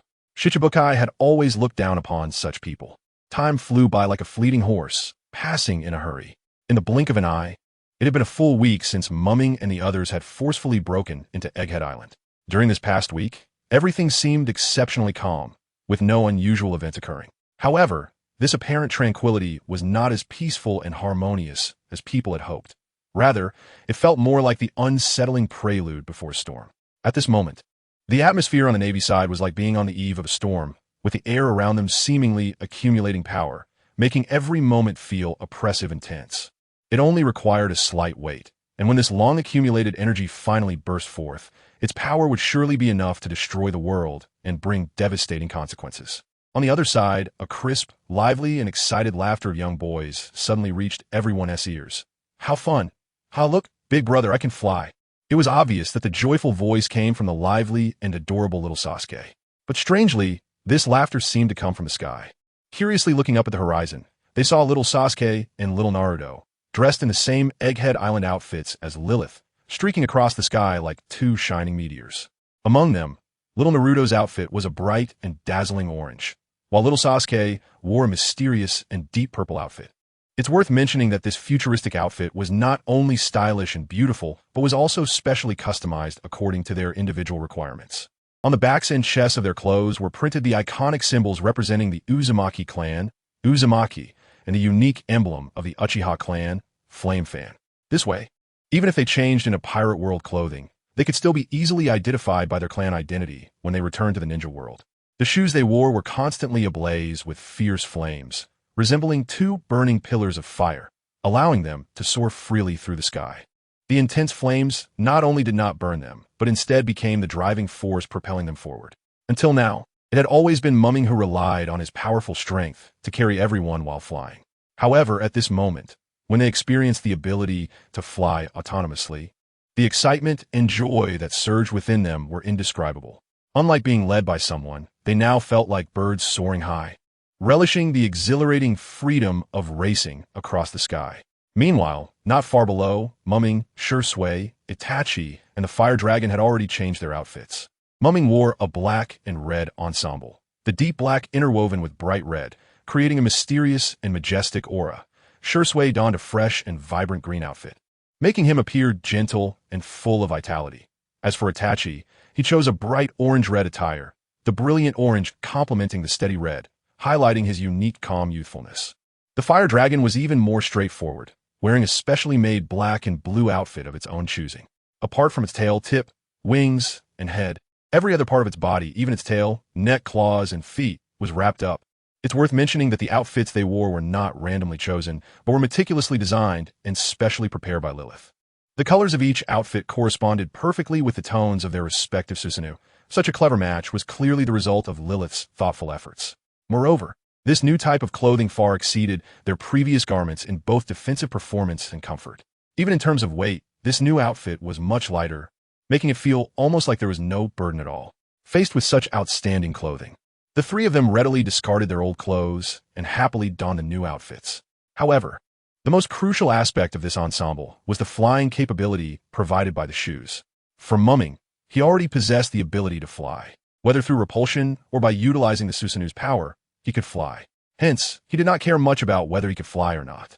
Shisui and Itachi only briefly tried out the flying function of shoes before losing interest, compared to relying on the shoes to achieve flight. They longed to soar through the sky like Ming, depending on their own Susanu or even repulsive forces. As for the fire dragon, it didn't care about flying at all. And as for those two little guys, well, that was understandable. After all, they were still at a playful and curious age. Showing a strong interest in such new experiences was quite normal. At this moment, Lilith excitedly walked out of the laboratory, beaming with joy as she called out to Ming and the others. "Mr. Ming, Dr. Vegapunk's research has made progress." Hearing this, the three reacted differently, but the most excited were undoubtedly Shisui and Itachi. It's important to note that Vegapunk's research findings were likely closely linked to whether they could achieve a breakthrough in their own abilities. Because of this, they didn't even have time to say another word and hurriedly followed closely behind Lilith, running back to the laboratory. Of course, Itachi, the quintessential little brother complex, wouldn't forget his silly little brother even at this critical moment. Before leaving, he still used the shadow clone jutsu to create a clone to stay behind, guarding with Charizard the two little ones who were joyfully playing in the air. When Ming arrived at the laboratory, the first thing he saw was not Dr. Vegapunk, but two unfamiliar figures. Let me introduce them. Like me, these two are clones of Vegapunk. This one is Punk number 3, Vegapunk Edison. A green-colored Edison with a 03 mark on his forehead greeted Ming and the others. "Hello, I am Edison." The other was a robot, primarily red, with the Punk 04 mark on his right chest. "Hello, I am Punk number 4, Vegapunk Pythagoras." Pythagoras introduced himself directly without waiting for Lilith. "Hello, I am Uchiha Ming, Uchiha Shisui, Uchiha Itachi." The three of them also introduced themselves. "They're my clones and also my assistants." When Ming saw Vegapunk, whose hair was a mess, a faint smile appeared on his face as he eagerly asked, "Dr. Vegapunk, I truly hope you can bring us some exciting good news." Just then, Vegapunk cheerfully responded, "Naturally, there will be good news." This simple reply was like a flash of light across their minds, instantly making Shisui and Itachi extremely excited. They both instinctively activated their dazzling red 3-tomo Sharingan. Then, Vegapunk, without any intention of being cryptic, straightforwardly explained, "After in-depth research, I was surprised to find that there is a unique and mysterious component hidden in your blood. For convenience, I will temporarily name it the mysterious factor. According to the differences in your Sharingan levels, the content of this mysterious factor in your blood shows a gradually increasing trend, starting from little Sasuke's 1-tomo Sharingan. As the level of Sharingan increases, up to the current kaleidoscope Sharingan possessed by you two, the content of the mysterious factor in your blood has been steadily rising. However, during this research process, I unexpectedly noticed a rather interesting phenomenon." At this point, Vegapunk slowly shifted his gaze from the data report in his hand and thoughtfully directed it towards Ming, who had been quietly standing to the side. His gaze was filled with true wisdom, as if he could see through Ming's exterior to the blood flowing within him. After a brief pause, Vegapunk spoke in a low but clearly audible voice. "In comparison, there's indeed a significant difference between your blood and theirs. This difference is not reflected in the surface composition, but rather hidden at the microscopic level that cannot be observed directly by the naked eye." Upon hearing this, Ming, who had been calm, instantly became alert. His bright eyes sparkled with excitement, and he unconsciously took a small step forward, eagerly asking, "Oh, is that so? Could you please elaborate for us, Doctor?" "To be honest, I am aware of my own uniqueness, but I can't quite pinpoint what is special about it." Ming's tone revealed an unmistakable sense of anticipation and curiosity, clearly showing great interest in the topic. Vegapunk nodded slightly, indicating his agreement. He then organized his thoughts a bit before beginning to explain in detail. "After my careful testing and in-depth analysis over the past few days, I finally discovered the secret contained in your blood, which is that it contains an extraordinarily large amount of mystery factors. The sheer number of these mystery factors is almost unbelievable. If we set the content of mystery factors in your blood at 1, then by comparison, we can determine that the content in the blood of Shisui and you is only about 0.001. At this point, Vegapunk couldn't help but shake his head gently, seemingly still incredulous about such a huge discrepancy. Vegapunk once again gazed at the detailed report data in his hands. His brow slightly furrowed as he thoughtfully said, Moreover, the situation is far from as simple as you might think. In fact, it is not just about the sheer number. More critically, the quality of the mystery factors in your blood is extraordinarily high. No, to be precise. This mystery factor in your blood has undergone a qualitative transformation for some unknown reason. It is no longer comparable to the mystery factors in other people's blood. The gap between them is so vast that there is no room for comparison at all, and it can be termed as super mystery factors, as Vegapunk elaborated. He kept shaking his head, seemingly doubting his own words and unhesitatingly negating and overturning them. "Oh, doctor, please stop beating around the bush. Just tell us the final conclusion directly, will you?" Ming interrupted hastily, seeing Vegapunk becoming more talkative and seemingly on a roll. Ming knew that when the Sharingan evolved into the Rinnegan, the outcome was completely different from previous evolutions. The Rinnegan was so powerful that it could even nourish itself, thereby promoting the physical evolution of its bearer. Although this process was not as visibly apparent as the change in the eyes, Ming could clearly feel the changes in his body.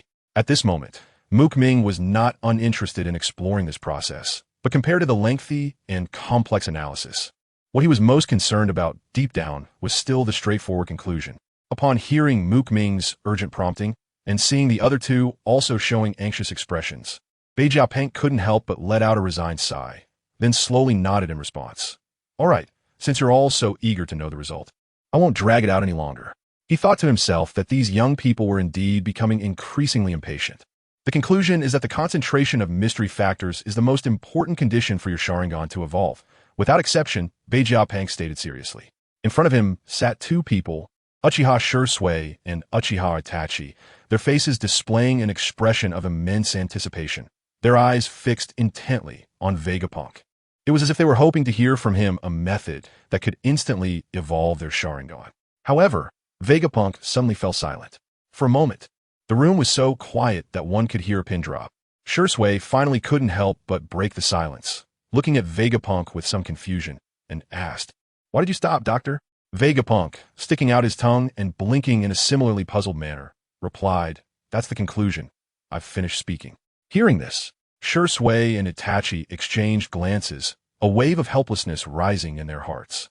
After a moment, Itachi took a deep breath, trying to calm his emotions that were somewhat tumultuous due to excitement, and slowly asked, "Doctor, since you've reached such an important conclusion, how exactly should we solve this problem? For example, would a blood transfusion be feasible?" "That absolutely won't work. I personally tried it. The mysterious factor contained in your blood seems to be tightly bound to your genetic code. If you just mix the blood of different people together, it won't have any effect at all," Vegapunk said seriously and earnestly. He then paused slightly before continuing to explain. "Moreover, I think if it were really as simple as you think, just mixing the blood of your clan members to solve the problem, then this difficulty probably wouldn't have troubled your entire family for so long, would it? So I say, everyone should think carefully about whether this is such an obvious truth." At this moment, Ming had been quietly listening to every word Vegapunk said, especially when he noticed that Vegapunk's tone seemed relatively relaxed while speaking. He couldn't help but ponder. It seems this renowned genius scientist is quite confident. Otherwise, with a scientist's style, he would never show such composure without certainty. Perhaps he has not only found an effective solution, but can also promote a qualitative leap in their clan's Sharingan.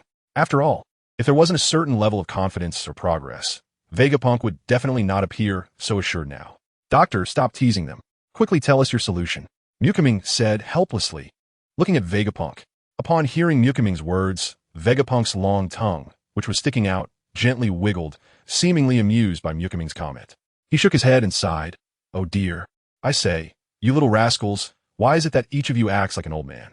You don't even have a hint of the energy that children your age should have." Vegapunk was truly at a loss for words, affected by the calm and mature demeanor of Ming and the others, which was even more stable than that of adults. The children before him did not resemble the young generation that should be exploring the vast sea. If other young people in this sea area had also, like us, been ruthlessly thrown into cruel and merciless bloody wars since they were only 4 or 5 years old, then they too would surely have grown up quickly and matured just like us. After all, those who are not mature enough have long since truly matured. Itachi spoke expressionlessly, his tone flat, but the heaviness and sadness contained within his words were impossible to ignore. For a moment, the entire laboratory fell into a deathly silence. Even the robot Pythagoras was silent, and the atmosphere became increasingly tense and oppressive. Ahem, Vegapunk cleared his throat, deliberately coughing twice, seemingly trying to cover up the heavy topic they had just discussed, and then he spoke. All right, let's not talk about that for now. Do you remember when Ming told me about your Uchiha clan's Sharingan? If you want to advance to the eternal Mangekyō Sharingan, you must use 2 pairs of Mangekyō. When I heard this, an idea suddenly popped into my mind, and it's a particularly simple good idea. After saying this, Vegapunk couldn't help but cough lightly again, as if it would make his words seem more natural. At this moment, Ming and the others had already perked up their ears, their expressions focused and serious, afraid to miss a single word from Vegapunk's next statement. Vegapunk paused for a moment, as if deliberately building suspense, before slowly uttering 2 words. Cloning. These simple 2 words exploded in everyone's ears like thunder. For a moment, the entire room fell into a brief silence. Then, Ming and Lilith, who had quickly reacted, showed expressions of realization, indicating that they understood a bit. However, on the other side, Shisui and Itachi looked puzzled, completely at a loss. Unable to contain his curiosity, Ming quickly asked, Doctor, when you say cloning, are you referring to just cloning the eyes, or do you intend to clone the entire person completely? Both can be attempted, but cloning a complete person will take significantly longer. If it's just cloning a pair of eyes, the speed will be much faster. When discussing the field of cloning technology, Vegapunk's attitude was particularly relaxed and casual. After all, for him, this technology had already been researched thoroughly, and he had complete control over it, making it effortless to operate. Since that's the case, let's try both. Ming decisively made the decision. After all, they currently had no particularly clear itinerary. So waiting here for the remaining 20 days to obtain the experimental results was not unacceptable. After all, as ninjas, patience is a necessary skill.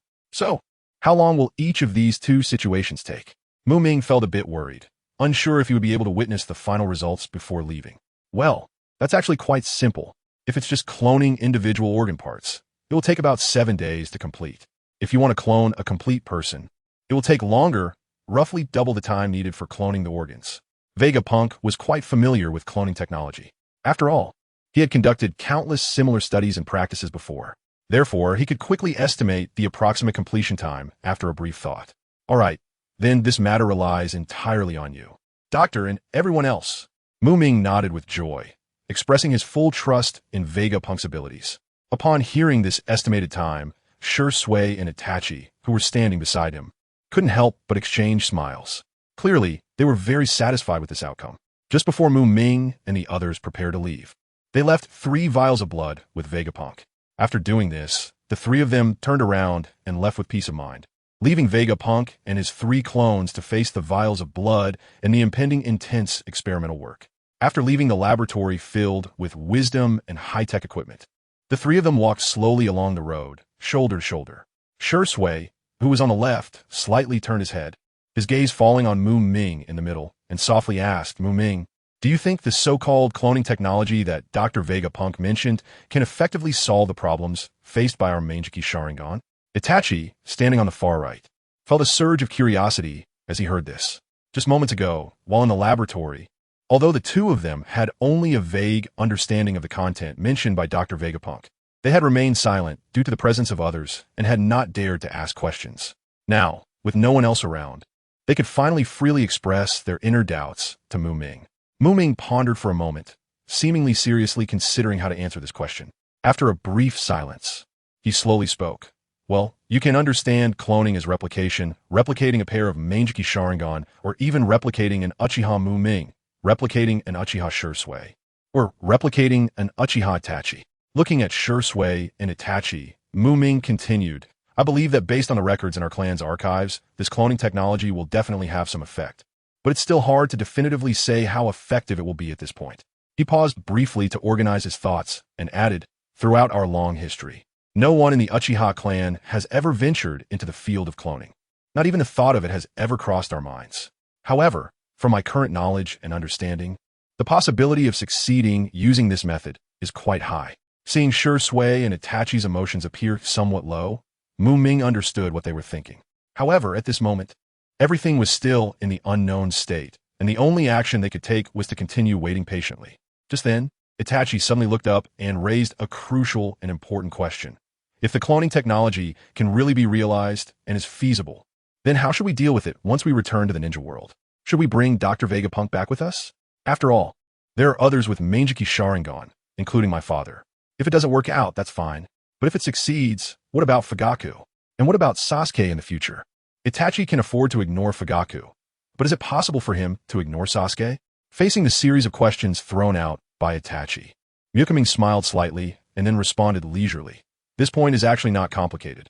If operations like cloning truly have feasibility, then even if we return to the ninja world, it won't cause too much impact, because there are also such technological talents in our ninja world, as long as we can find effective solutions.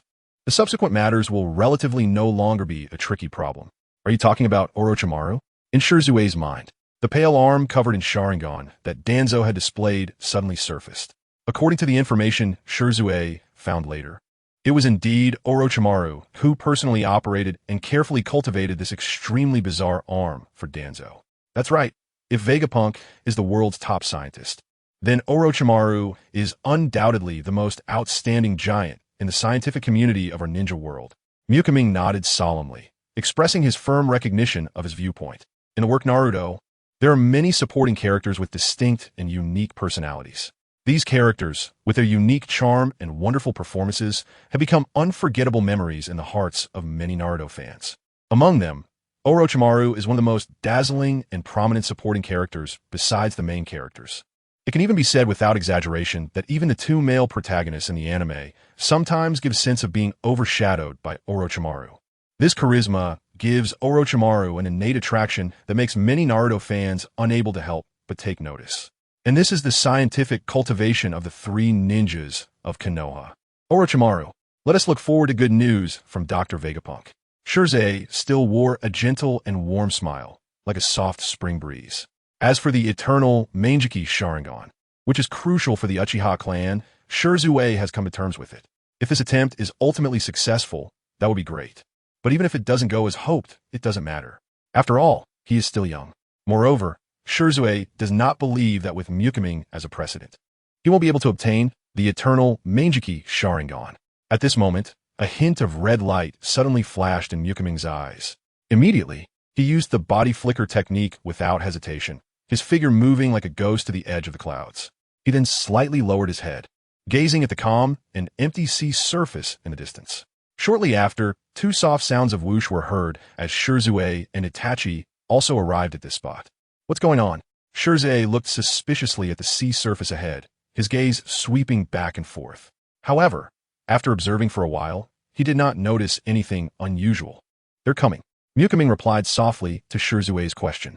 Just as his voice fell, a pole suddenly emerged from the calm sea, with a small triangular white flag hanging from its top.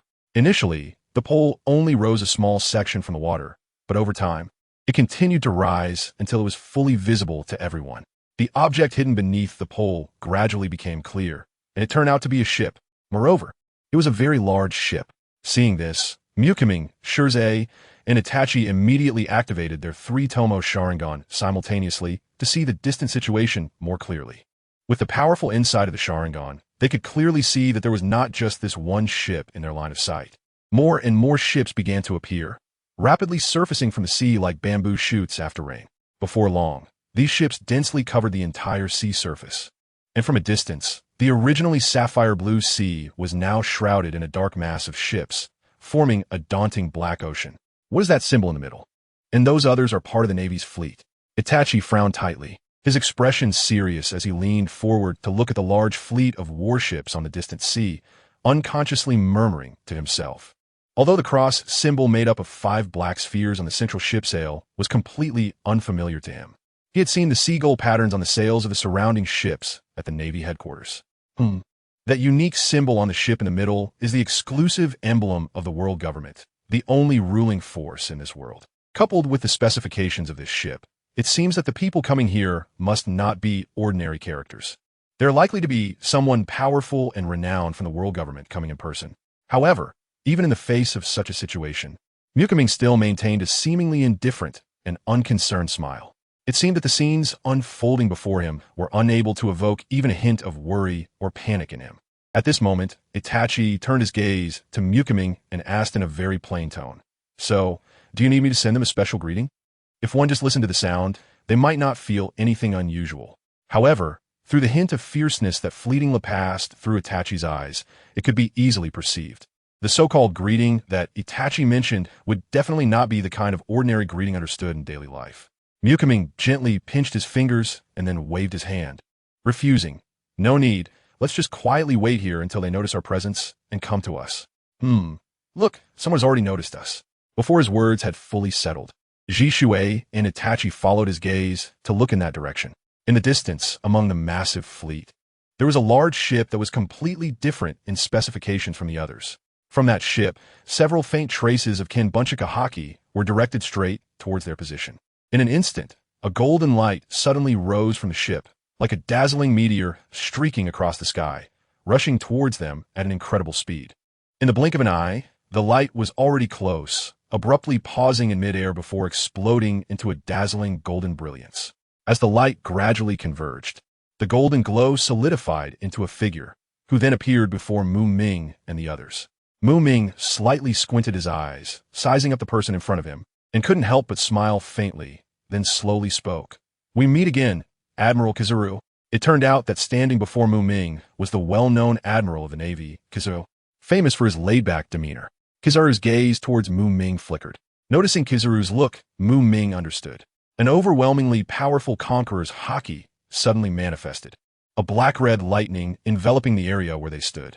While everything else seemed unchanged, Kizaru himself showed no reaction to the impact of the conqueror's haki. It was just that Ming's conqueror's haki successfully dispersed the clan.Since haki from afar. Under the influence of Ming's conqueror's haki, Kizaru squinted his eyes, appraising Ming from top to bottom, and couldn't help but sigh. "Oh dear, I really didn't want to meet you all. I thought I could keep my distance and have nothing to do with you, this dangerous young man. But who would have thought I would be so unlucky, forced to come and do this hard job. Now, I really don't know how this will end. If possible, young man, please be merciful and let me off the hook. After all, I'm just an old man, not good at taking hits." After saying this, he pretended to look pitiful and shrugged at Ming. Seeing Kizaru's seemingly powerless demeanor, as if half dead, Ming couldn't hold back his laughter, truly living up to his reputation. The subtext of Kizaru's words was clear. He didn't want to come and didn't want to be enemies with Ming. However, he couldn't refuse the orders from above. If it really came to blows, he would try to dodge, and if he couldn't, he hoped Ming would give him a little leeway, just enough to give him a reason to get through it. "I really don't want to fight either. Recently just basking in the sun, surfing, fishing, it's so comfortable." In fact, Ming didn't want to fight at all. The reason for this? If you must ask, it all comes down to laziness can be addictive. However, when to stop was entirely up to Ming. But whether or not to fight was not something just the two of them could decide. At that moment, Ming and Kizaru seemed to share a telepathic connection, simultaneously halting their conversation. The reason? Naturally, it was because an oblivious fellow was approaching. With their extraordinarily keen clan.Since haki perception, Ming and Kizaru clearly sensed an old man in a black suit, wearing a black top hat and leaning on a cane, with graying whiskers. Just a moment ago, he had been on that massive ship in the distance, but in the blink of an eye, he had teleported right in front of them. "Kid, we finally meet." The old man spoke to Ming in a deep, commanding voice. "Lord Satan." Upon seeing the mysterious elder appear before them, Kizaru wasted no time and immediately greeted him. However, in stark contrast to Kizaru's enthusiasm, Satan seemed to disregard the greeting entirely. He didn't even lift his head, too lazy to pay attention to Admiral Kizaru. Since Saint Satan arrived at Egghead Island, his profound observation haki and his sharp, eagle-like eyes had been fixated on Ming, never once shifting away. That gaze was like two cold sword lights, seemingly piercing through Ming's body, wanting to see him completely from head to toe. Yes, they had indeed met. "However, Satan, your personal presence really feels somewhat disappointing compared to your reputation." At this moment, Ming suddenly broke the silence. He met Saint Satan's gaze without fear, a slight smile curving at the corners of his mouth. At the same time, he responded to Saint Satan's words in an unusually relaxed tone, subtly teasing him. In his previous life, Ming had always been filled with intense curiosity about the enigmatic five elders, especially in a world as extraordinary as that of pirates. Did their supreme power not imply they possessed unfathomable strength as well? Now, standing face to face with one of the five elders, Saint Satan, the long-held doubt in his heart finally had the opportunity to be unraveled. The Saint Satan before him indeed emanated a strength that could not be underestimated. Judging solely from the powerful aura surrounding him and the surging energy hidden within him, he could definitely be considered a top-tier powerhouse. However, even among those at the top level, there were clear differences. In Ming's perception, although Satan was powerful, he felt far less imposing than Kizaru, standing beside him. Of course, this gap might not be due to Satan's lack of strength, but possibly a deviation in Ming's own perception. After all, accurately assessing a person's strength is no easy task, and even someone as experienced as Ming could easily misjudge.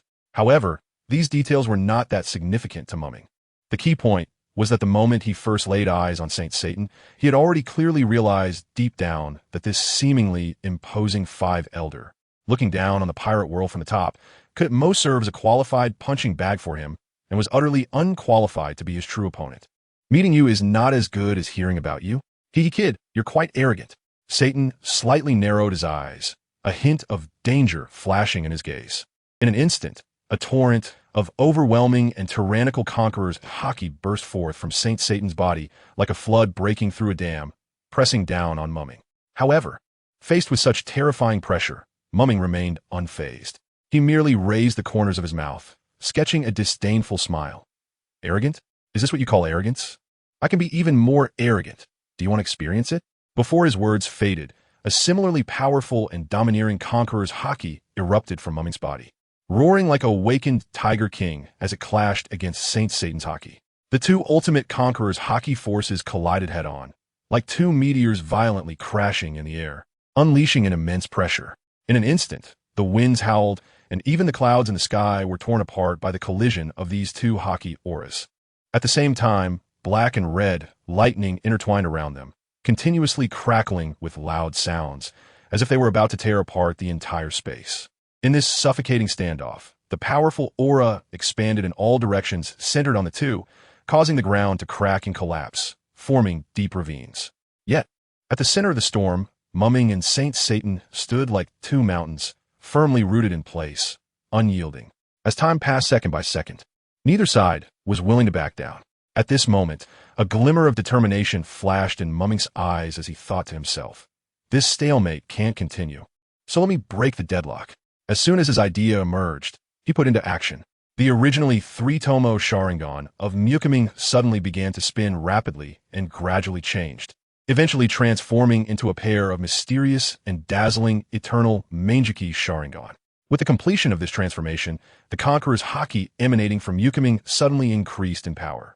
Its intensity so strong that it firmly suppressed Satan's conqueror's haki.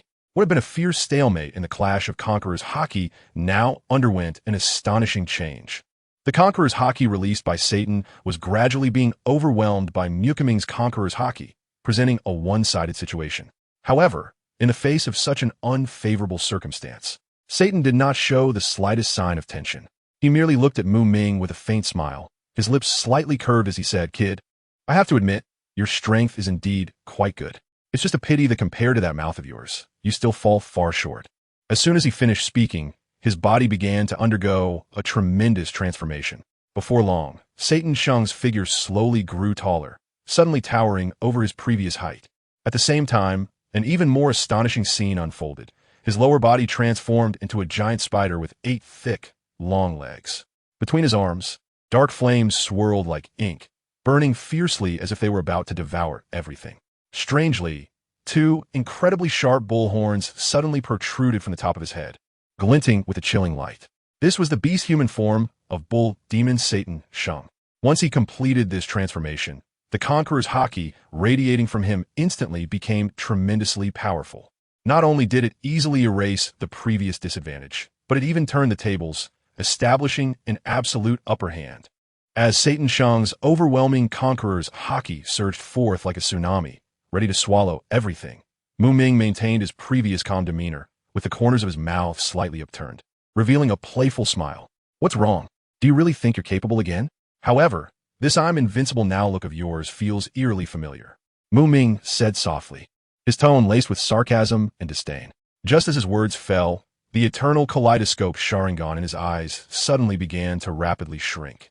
The originally bright red light instantly replaced by a deep, mysterious purple. In an instant, An overwhelmingly powerful aura erupted from him as the Rinnegan officially made its appearance. With the emergence of the Rinnegan, Mu Ming's Conqueror's Haki erupted like a volcanic explosion, pressing down on Satan Shang with a force that could move mountains. At this moment, Mu Ming had fully unleashed his power, and the strength of his Conqueror's Haki was far beyond what Satan Shang could withstand. This time, the clash of Conqueror's Haki between the two sides had no substantive confrontation process. As soon as Satan Shang opened his mouth, before he could even utter a word, Mu Ming's unmatched Conqueror's Haki struck like a massive hammer, easily shattering Satan Shang's Conqueror's Haki as if it were tofu. Humph. Satan Shang felt a heaviness in his chest, involuntarily issuing a painful grunt from his throat as he staggered back a few steps, clearly having suffered a great loss. The outcome of this fierce clash of Conqueror's Haki was already determined. Undoubtedly, the final victor was Uchiha Mu Ming. Kid, this world is vast. So vast that it exceeds your imagination, and the sky is so high that you will never be able to reach it. Satan Shang fixed his gaze on Mu Ming's face, which bore a faint smile, and a flash of brutal color suddenly appeared in his eyes. As Satan Shang's words fell, several cold, gleaming spider legs like sharp blades suddenly shot through the air. These spider legs emitted a faint blue glow that made one's heart race. Just a glance was enough to tell that this blue light was definitely something that could provide a huge boost. Yes, something that could directly leave you in pieces. Oomph. The world is vast. The sky is high. Is your vision really limited to this insignificant little planet? How ridiculous. Haha, it's just a small planet. How high can the sky really be? How vast can the earth truly be? Upon hearing Satan Shang's words, Mu Ming's lips curled into a dismissive smile. However, his body stood firmly in place like a mountain, unmoving. Just as Satan Shang's fierce spider legs were about to strike Mu Ming hard, a crisp, piercing sound of metal clashing suddenly rang out. In that critical moment, a black-red, translucent, powerful barrier appeared out of thin air, forcefully blocking all the incoming spider legs. Immediately, the mysterious black-red, translucent barrier seemed to come to life, rapidly expanding at a visible speed. In the blink of an eye, a gigantic and imposing black-red complete Susanoo gradually revealed its shocking true form from this barrier. At this moment, Mu Ming was controlling this Susanoo, which resembled a war god descending, skillfully adjusting its size to match Satan Shang's beast-human form. Insignificant little planet? Kid, your arrogance is truly outrageous. Satan Shang's lips curled into a sneer, his gaze sharp as he stared at the oblivious Mu Ming. He suddenly swung his thick and fierce spider legs, and with a series of sharp sounds of breaking air, liquid spheres emitting a ghostly blue light rushed toward Mu Ming like raindrops.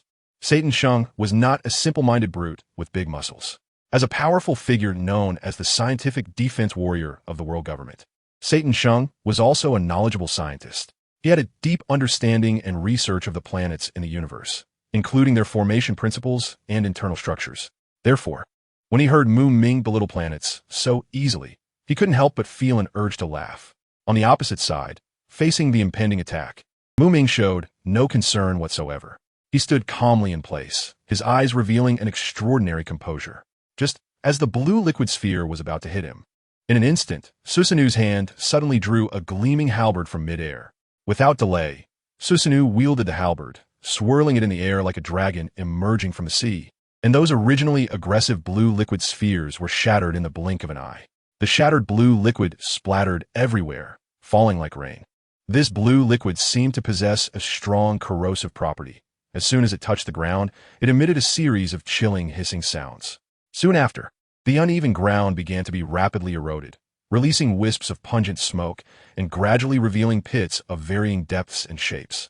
Do you really think that merely knowing a little about the planet grants you the ability to transcend it? How utterly ridiculous!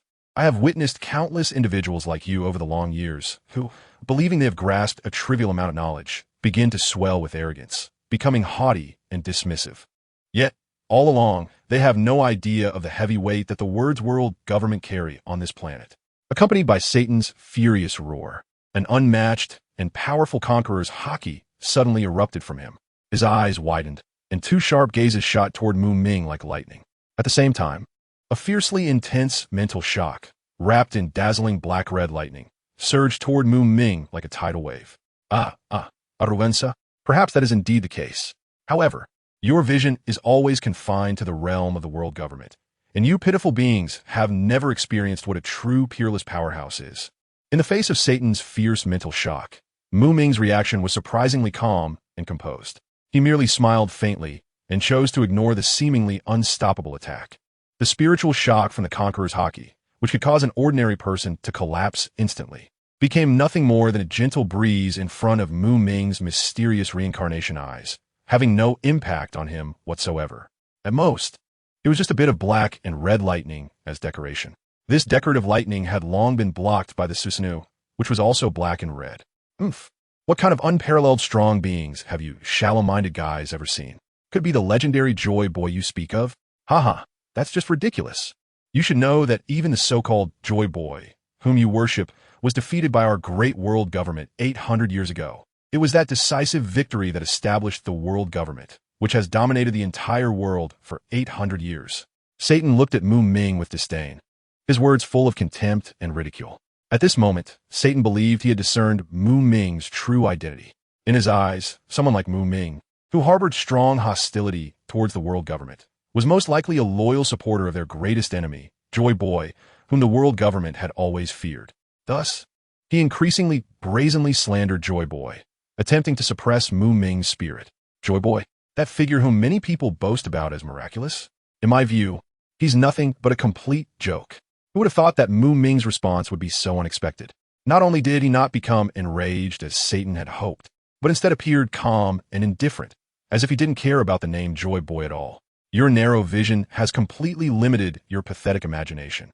Look at that legendary savior, the sun god Joy Boy, and then look at the three legendary ancient weapons, Pluton, Poseidon, and Uranus. Can these truly be considered powerful? Ming paused for a moment before nodding and saying, perhaps the Pluton that can destroy an island in one blow, the Poseidon that controls all sea kings, and the Uranus.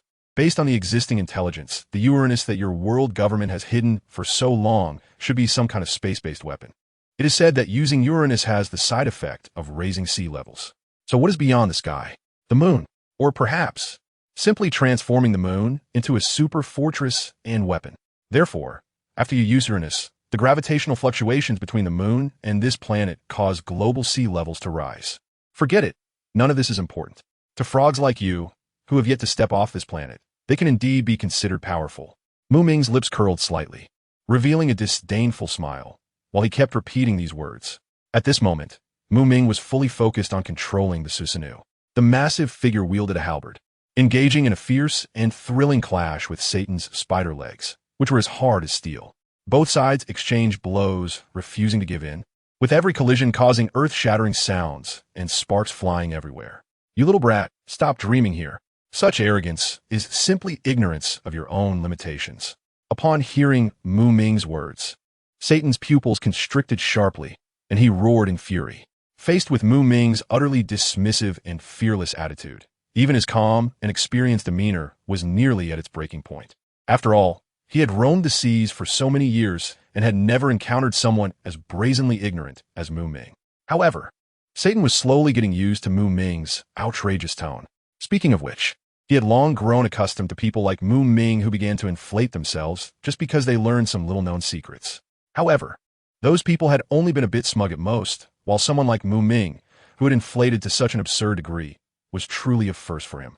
As for Ming's bold speculation, a flash of killing intent nearly turned tangible in Satan's eyes. However, he felt Ming was right about one thing.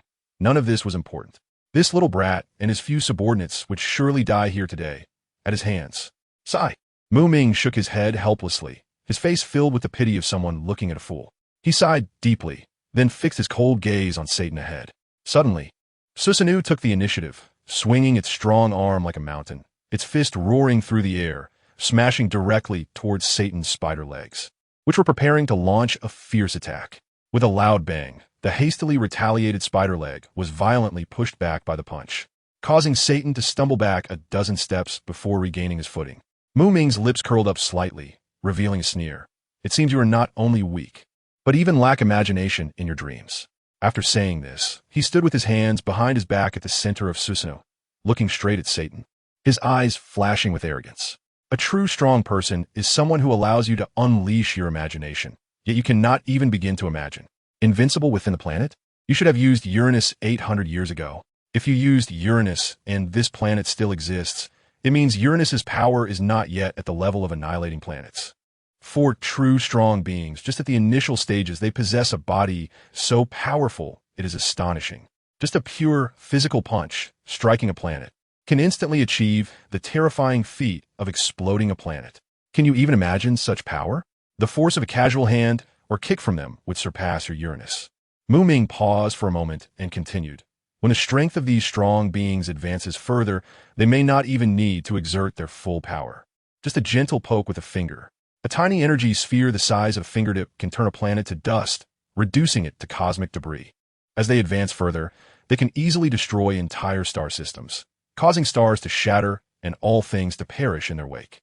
At this point, Ming's voice rose slightly, as if describing something extremely shocking. However, this is still far from enough. There's an even more terrifying kind of strong being, lurking in the shadows like the puppet masters of everything. They are adept at manipulating time and the cycle of reincarnation, using the ancient heavens as a chessboard and all beings as pawns, willing to spend millions, tens of millions, or even billions of years, sacrificing over 100 lives in the process to set up a shocking grand scheme. Everything they do is merely to secure a chance for themselves, a chance to transcend, to break free from the shackles of worldly laws and become that supreme existence, eternal in this world. And all of this is something that you frogs at the bottom of the well cannot even begin to comprehend. Ming felt quite helpless, as the other party's vision was too short-sighted and their knowledge was shockingly superficial. Faced with such a situation, he knew that if he directly started to show off or demonstrate his strength, the other person would probably be as confused as a monk who couldn't make sense of things. Therefore, before officially starting his show-off mode, Ming felt it necessary to play the role of a teacher and educate this ignorant guy on some common sense and key points of knowledge. Otherwise, even if he tried his best to showcase his prowess, the other party might still be unable to grasp the essence of it. This situation was akin to the advertisements of luxury brands. Both the expensive luxury goods companies and the general public were well aware that these items were simply not affordable for ordinary people. Given this, why do so many luxury brands still spend lavishly and go all out to promote themselves? The reason is very straightforward. Their goal is to widely disseminate their extraordinary status and prestigious level to the public, thereby providing customers who purchase and use these products with a strong and lasting sense of satisfaction and pleasure, which is the so-called emotional value greatly enhanced. The same principle applies to Ming at this moment. Satan Shung's narrow perspective was simply unbearable for Ming. Even if Ming wanted to show off in front of him, this guy would probably just blink his confused eyes, standing there like a wooden puppet. Therefore, what Ming needed to do was to first broaden Satan Shung's horizons, allowing him to understand some higher-level things and concepts before implementing Ming's meticulously planned show-off strategy. In order to achieve the shocking effect he desired. Are you crazy? You must be crazy. I can't believe I'm arguing with such a complete lunatic. It's utterly ridiculous. Huh? Satan Shung shouted furiously, his words filled with anger. However, his first reaction to everything Ming said was not shock, but rather a face full of anger and speechlessness. He never expected that he would get entangled with such a madman here for so long, wasting a significant amount of his precious time and energy. At this thought, an inexplicable rage surged within Satan. He suddenly raised his right hand, and in an instant, countless blue venomous spikes appeared in the sky. These spikes were densely packed, like a torrential rain, continuously converging from all directions. But this was just the beginning. As Satan focused his thoughts, his profound observation haki and terrifying conqueror's haki erupted instantly, quickly covering each venomous spike. The two powerful haki intertwined and fused, making the already formidable venomous spikes even more terrifying. At this moment, Ming looked up and saw countless venomous spikes filling the sky. They flickered with an eerie blue light, as if they were messengers from hell, rushing towards him with endless killing intent. Looking at this breathtaking scene, Ming's expression remained calm. Satan roared angrily, and then fiercely swung his arm down, accompanied by his movement. The venomous spikes shot through the air like arrows released from a bow, producing a sharp, piercing sound as they surged towards Ming with overwhelming force. For a moment, the entire space was enveloped by this powerful momentum, sending chills down one's spine. Facing the tidal wave of venomous spikes that obscured the sky, Ming remained unperturbed. He slowly raised his right hand, and Susanoo synchronized with this movement, aiming precisely at the oncoming venomous spikes. At that moment, Ming shouted lightly, "Shinra Tensei." His voice was not loud, but it seemed to contain endless power and majesty. Almost in the same instant, an overwhelming force, mixed with the color of Conqueror's haki, erupted from Ming's body like a flood breaking through a dam, rapidly spreading outwards. Wherever this powerful Conqueror's haki passed, the air seemed to distort and deform, faintly emitting a heart-pounding buzzing sound. Immediately after, an unmatched repulsive force suddenly burst forth in the direction pointed by Ming's palm. This repulsive force was like a violent hurricane, sweeping away with an unstoppable momentum. The originally aggressive barrage of poisonous spikes, in the face of this terrifying repulsion, seemed to crash into an indestructible invisible wall. Their forward momentum came to a sudden halt, and then, at an astonishing speed several times faster than before, they flew back. On the other side, Satan's Saint, who planned to launch a fatal strike after Ming was exposed by the barrage of poisonous spikes, showed a hint of surprise in his eyes upon witnessing this scene. However, he reacted quickly, thrusting his staff forcefully into the ground. In an instant, the two-colored haki on the poisonous spikes vanished without a trace. At the same time, those returning poisonous spikes miraculously transformed back into liquid poison, scattering downwards. The vast majority of the poison poured down towards the ground below, with only a small portion falling onto the second-level platform. Huang Yuan, who had been closely monitoring the development of the battle, changed his expression dramatically upon seeing this shocking scene. He flashed without hesitation, instantly transforming into a dazzling golden ray of light, speeding downwards. As he raced, Kizaru waved his hands and shouted, "H-Shaku-K-G-U." Before the words fell, countless luminous energy orbs rained down like a meteor shower from the sky. These orbs were densely packed, countless in number, each containing incredibly terrifying energy. A series of cracking sounds erupted as the falling venom evaporated into thin air upon contact with the energy orbs due to the intense heat. Once all the venom was cleared away, Kizaru finally breathed a sigh of relief. He hovered in the air, casting a glance at the unharmed naval soldiers below, and a heavy stone in his heart finally fell. Immediately after, Kizaru's once mortal body suddenly erupted with blinding light, and in the blink of an eye, he transformed back into a golden beam, racing upwards towards the battlefield at an astonishing speed. At this moment, the battlefield above was showcasing a shocking and horrifying scene. A young man in his prime, like a fierce beast, was controlling a massive black and red giant, forcefully pressing the head of an old man with hair and beard as white as snow to the ground, mercilessly smashing it down, accompanied by a series of wildly violent punches raining down on the old man. Each punch contained immense power, sending dust flying and stones scattering, while the dull thud of the impacts echoed across the battlefield, chilling the hearts of those who heard it. "Kizaru, hurry up and help." At this moment, Satan, who was being crazily hammered down by Ming, shouted angrily with a face full of fury. His originally proud and arrogant expression had long vanished, replaced by endless frustration and anger. At that moment, Huang Yuan's figure reappeared before everyone like a shadow. Upon hearing Satan's Saint's cry for help, he reluctantly glanced at Ming. He saw Ming riding on Satan's Saint, his fists raining down like raindrops, each punch containing terrifying power, leaving Satan's Saint unable to fight back. Without any hesitation, Huang Yuan instantly activated his signature move, Light Speed Kick. This kick was as fast as lightning, accompanied by a fierce gust of wind, aimed directly at Ming. However, facing such a swift attack, Ming seemed oblivious, as if he completely failed to notice Huang Yuan's movements. The next moment, with a loud bang, Huang Yuan's foot struck firmly against the Susanoo behind Ming. In an instant, a powerful shockwave spread outward from the two, causing the ground around them to tremble. Strangely, both Huang Yuan, who delivered the kick, and Ming, who absorbed the blow, remained unharmed. Instead, it was Satan's Saint, who had been relentlessly beaten by Ming, who suffered the consequences. Due to the immense impact of Huang Yuan's kick, Satan's Saint, already battered and bruised, was dealt an even worse fate. He was thrown dozens of meters away by a tremendous force, crashing heavily to the ground and spitting out a mouthful of blood. "Satan, your recovery ability is indeed strong, but unfortunately, in front of me, you're just a qualified target." Ming's Susanoo charged forward again, not giving Satan any time to catch his breath. While continuing to punch down at Satan, he mocked coldly, watching Satan's mangled body quickly recover to its original state within just 2 or 3 breaths. Ming couldn't help but feel a hint of surprise. But soon, this surprise was drowned out by his intense desire for battle.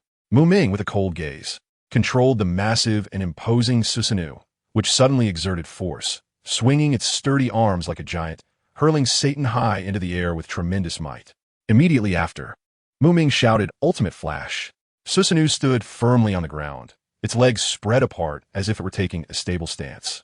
It slowly raised its giant hands, precisely aiming at Satan, who was suspended in midair.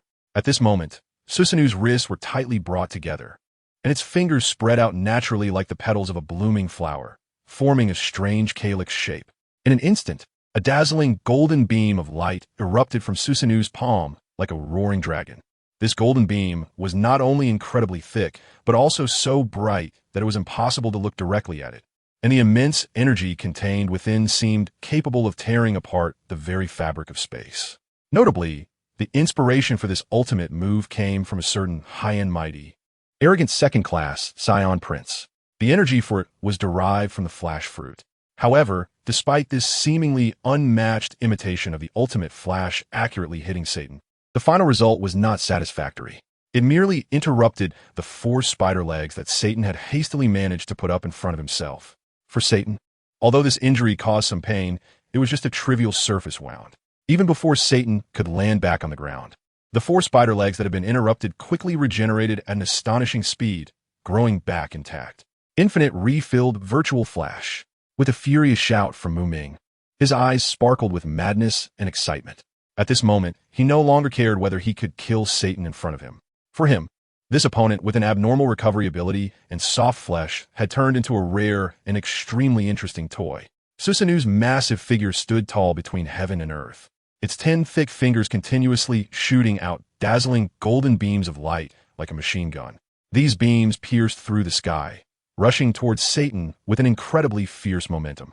Compared to the previously unleashed ultimate flash, the beams fired this time were noticeably thinner. However, that did not affect their astonishing power. Moreover, in terms of quantity, there was a world of difference. A dense array of light beams intertwined to form an extraordinarily brilliant web of light, completely enveloping Satan, leaving him with no way to escape. Lord Satan. At this moment, several CP0 members in white suits finally arrived at the scene. They just happened to see the scene where Satan was attacked by Ming. They did not hesitate and instinctively transformed, standing in front of Satan's saint. A gray bear, a black and white dog, a brown wild boar, and a black eagle. In the next moment, all of them fell within the attack range of Ming. Time passed second by second, and in the blink of an eye, a minute had gone by. However, Ming showed no signs of stopping. The intensity of his attacks only grew stronger. Soon, 5 minutes, 10 minutes, and even half an hour passed, yet Ming remained firmly in place, continuously controlling the Susanoo to launch attacks. For a full hour, Satan's saint was overwhelmed by the torrential golden light beams, and his originally indestructible defense gradually crumbled under such terrifyingly dense assaults, although he had attempted to resist or evade. In the face of this relentless barrage of light beams like a raging storm, all efforts seemed futile and powerless. When the thick smoke began to dissipate, Huang Yuan finally saw Satan's saint's current appearance and couldn't help but gasp in shock, feeling it was horrifically unbearable. He noticed that one of the once majestic horns on Satan's saint's head had broken off, leaving the remaining one standing alone, looking particularly abrupt and desolate. Looking at his once dignified face, it was now covered with numerous pits and depressions, as if it had been hit at point-blank range by a shotgun, rendering him almost unrecognizable from the once invincible Satan saint. Moreover, his body was also covered in wounds, presenting a scene of blood and flesh in disarray, with numerous craters resembling greedy mouths, devouring his life force. The most tragic was his arms. The left arm had been completely severed at the root, blood gushing from the wound and droplets continuously falling. The right arm was not much better, with only a segment of the upper arm remaining, slightly swaying with his body's tremors, as if it would completely break off at any moment. As for his terrifying 8 spider legs, they were in a pitiful state, 6 of which had long since disappeared, and the remaining 2 were also incomplete, with one only half remaining, barely supporting Satan's saint's massive body from collapsing to the ground. As for the few CP0 members, They appeared and then disappeared without a trace. The only thing they might leave in this world is the few pools of fresh blood on the ground in front of Saint Satan. Even after suffering such severe injuries, Saint Satan still gritted his teeth against the excruciating pain, gasping heavily while staring at Ming not far away with an almost frenzied look, letting out a wild laugh. Ha ha ha, little brat, is that all you got? Let me tell you, I am immortal. No matter how serious the injuries are, I can recover quickly. As for you, after such intense firepower, your stamina is probably running low. Huh? This time, I definitely won't be as merciful as before. I'll make you understand what real despair is. At the same time, Saint Satan's already severely damaged body was astonishingly recovering at an incredible speed. The wounds glimmered with a strange light, and muscles and bones seemed to be drawn by an invisible force, rapidly growing and healing. As if time had lost its effect here. Come fort. Saint Satan suddenly let out a roar. This shout echoed like thunder in the air, causing the surrounding air to tremble slightly. Accompanying Saint Satan's shout, an extremely bizarre spatial fluctuation suddenly surged forth. This spatial fluctuation spread rapidly outward in ripples, centered around where Saint Satan stood. At that moment, two enormous pentagram patterns appeared out of thin air on the ground to the left and right of Saint Satan. These pentagrams radiated a mysterious black light, and each teleportation array was engraved with complex and ancient runes, emitting waves of powerful energy. Upon closer inspection, it could be seen that the four pentagram patterns were not identical. They were marked with the prominent numbers 1, 2, 3, and 4, obviously having different purposes or representing some specific meanings. As these teleportation array patterns gradually became clear and complete, a rich, ink-like black energy began to rise slowly from their centers. This black energy swirled like smoke, giving off a chilling and terrifying feeling. Gradually, this black energy gathered more and more, ultimately enveloping the entire teleportation array, making it impossible to see what was inside. However, not long after, when the black energy began to dissipate slowly, the scene within the teleportation array finally revealed itself to everyone. Figures gradually emerged from the darkness, initially unclear. But as the light illuminated them, their true forms quickly became visible. There were a total of 4 figures. They are the other 4 members of the infamous 5 elders. The one on the far left is tall and has a shiny bald head that stands out. He wears a pair of gold-rimmed glasses, and his eyes are sharp like those of a hawk. He tightly grips the demon's sword Shodai, Kitetsu, and a chilling light flickers in his eyes. This person is Imusama, the financial war god of the world government, Venus. Next, there's a man with long golden hair and a beard. He is dressed in a finely tailored black suit, but he has not worn a tie. Instead, he has boldly left his collar open, revealing a sturdy chest. The gruesome and terrifying scar on his chest is particularly striking, as if it tells the tale of countless fierce battles he has endured. This man is the agricultural martial god of the world government, Shepherd Ten Piter Saint Jupiter. Looking at the third figure, he also has white hair, but his head is completely bald, with only 2 tufts of white beard on either side of his chin, resembling the shape of A. He is also dressed in a black suit, giving off an air of solemnity. However, what stands out the most is the large, bright red birthmark on his forehead. This man is the legal martial god of the world government, Topman Vachali Saint, Mercury. The last figure has long white hair and a matching length of white beard flowing in the wind. He is also dressed in a black suit, exuding an extraordinary aura with every gesture and movement. He is the environmental warrior of the world government, Marcus Mass. Yawn, you 5 elders have finally gathered. I've really been waiting for a long time. Ming let out a big yawn, his face full of impatience, as if he was about to fall asleep from waiting. At this moment, everyone's gaze focused on Saint Satan. He had many unhealed wounds on his body, looking rather disheveled. Seeing this, Saint Maz couldn't help but frown and asked with concern, Saint Satan, what happened to you? How did you get hurt like this? Saint Satan replied bitterly and helplessly, this little brat's strength is just too strong, far beyond my expectations. I couldn't handle him alone, so I urgently called everyone for help. Upon hearing this, the other elders exchanged glances, a hint of seriousness flashing in their eyes. Saint Najarang snorted coldly and slowly drew out his gleaming long knife. At the same time, his body began to undergo a remarkable transformation. His originally normal figure gradually inflated, muscles bulging. Even more astonishingly, his lower body slowly transformed into that of a tall and powerful horse. However, it was a skeletal horse without any flesh. Saint Najarang, beast ability Horsebone. Not only Saint Nazirang, but the bodies of the other elders also began to deform. Saint Peter's legs were tightly pressed together, and then his entire lower body quickly transformed into a long, worm-like tail. His skull transformed directly into a giant sandworm head, fierce and terrifying. Saint Peter, beast ability Sandworm. Saint Vachali, beast ability, Sealing Boar. Suddenly, a flash of light surrounded him, and he instantly transformed into a tall, upright wild boar man. The most striking feature was the 4 thick, long tusks protruding from the corners of his mouth, glimmering coldly as if they could easily tear apart anything that stood in their way. At the same time, Saint Maz also unleashed his unique beast ability, Itsukushima-ten. In the blink of an eye, he transformed into a being of unusual form, his head resembling a bird, with a sharp beak and lively eyes. Behind him stretched a pair of large, powerful bird wings, each feather shining with an extraordinary light. Furthermore, his hands and feet transformed into bird-like talons, and his muscular upper body continuously swung a long tail. Alongside the previously mentioned Saint Satan, these 5 powerful beings, known as the 5 Elders, displayed forms that were vastly different from one another. However, despite their vastly different appearances, they shared a commonality: a swirling black flame cloud, like a ribbon, encircled each of their arms. The blazing black flames seemed like the breath of demons from the depths of hell, adding to their majesty and terror, and symbolizing that the beast abilities they wielded had reached the realm of awakening.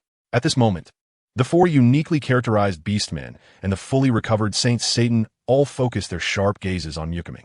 Their eyes revealed an unreserved hostility and sense of oppression, as if they wanted to use this invisible spiritual power to deliver a heavy psychological blow and pressure to Mu Ming. Mu Ming let out a disdainful laugh, his gaze sweeping over the few Gorosei in front of him. With a slight smirk and unabashed mockery, he said, "Look at how you all look now.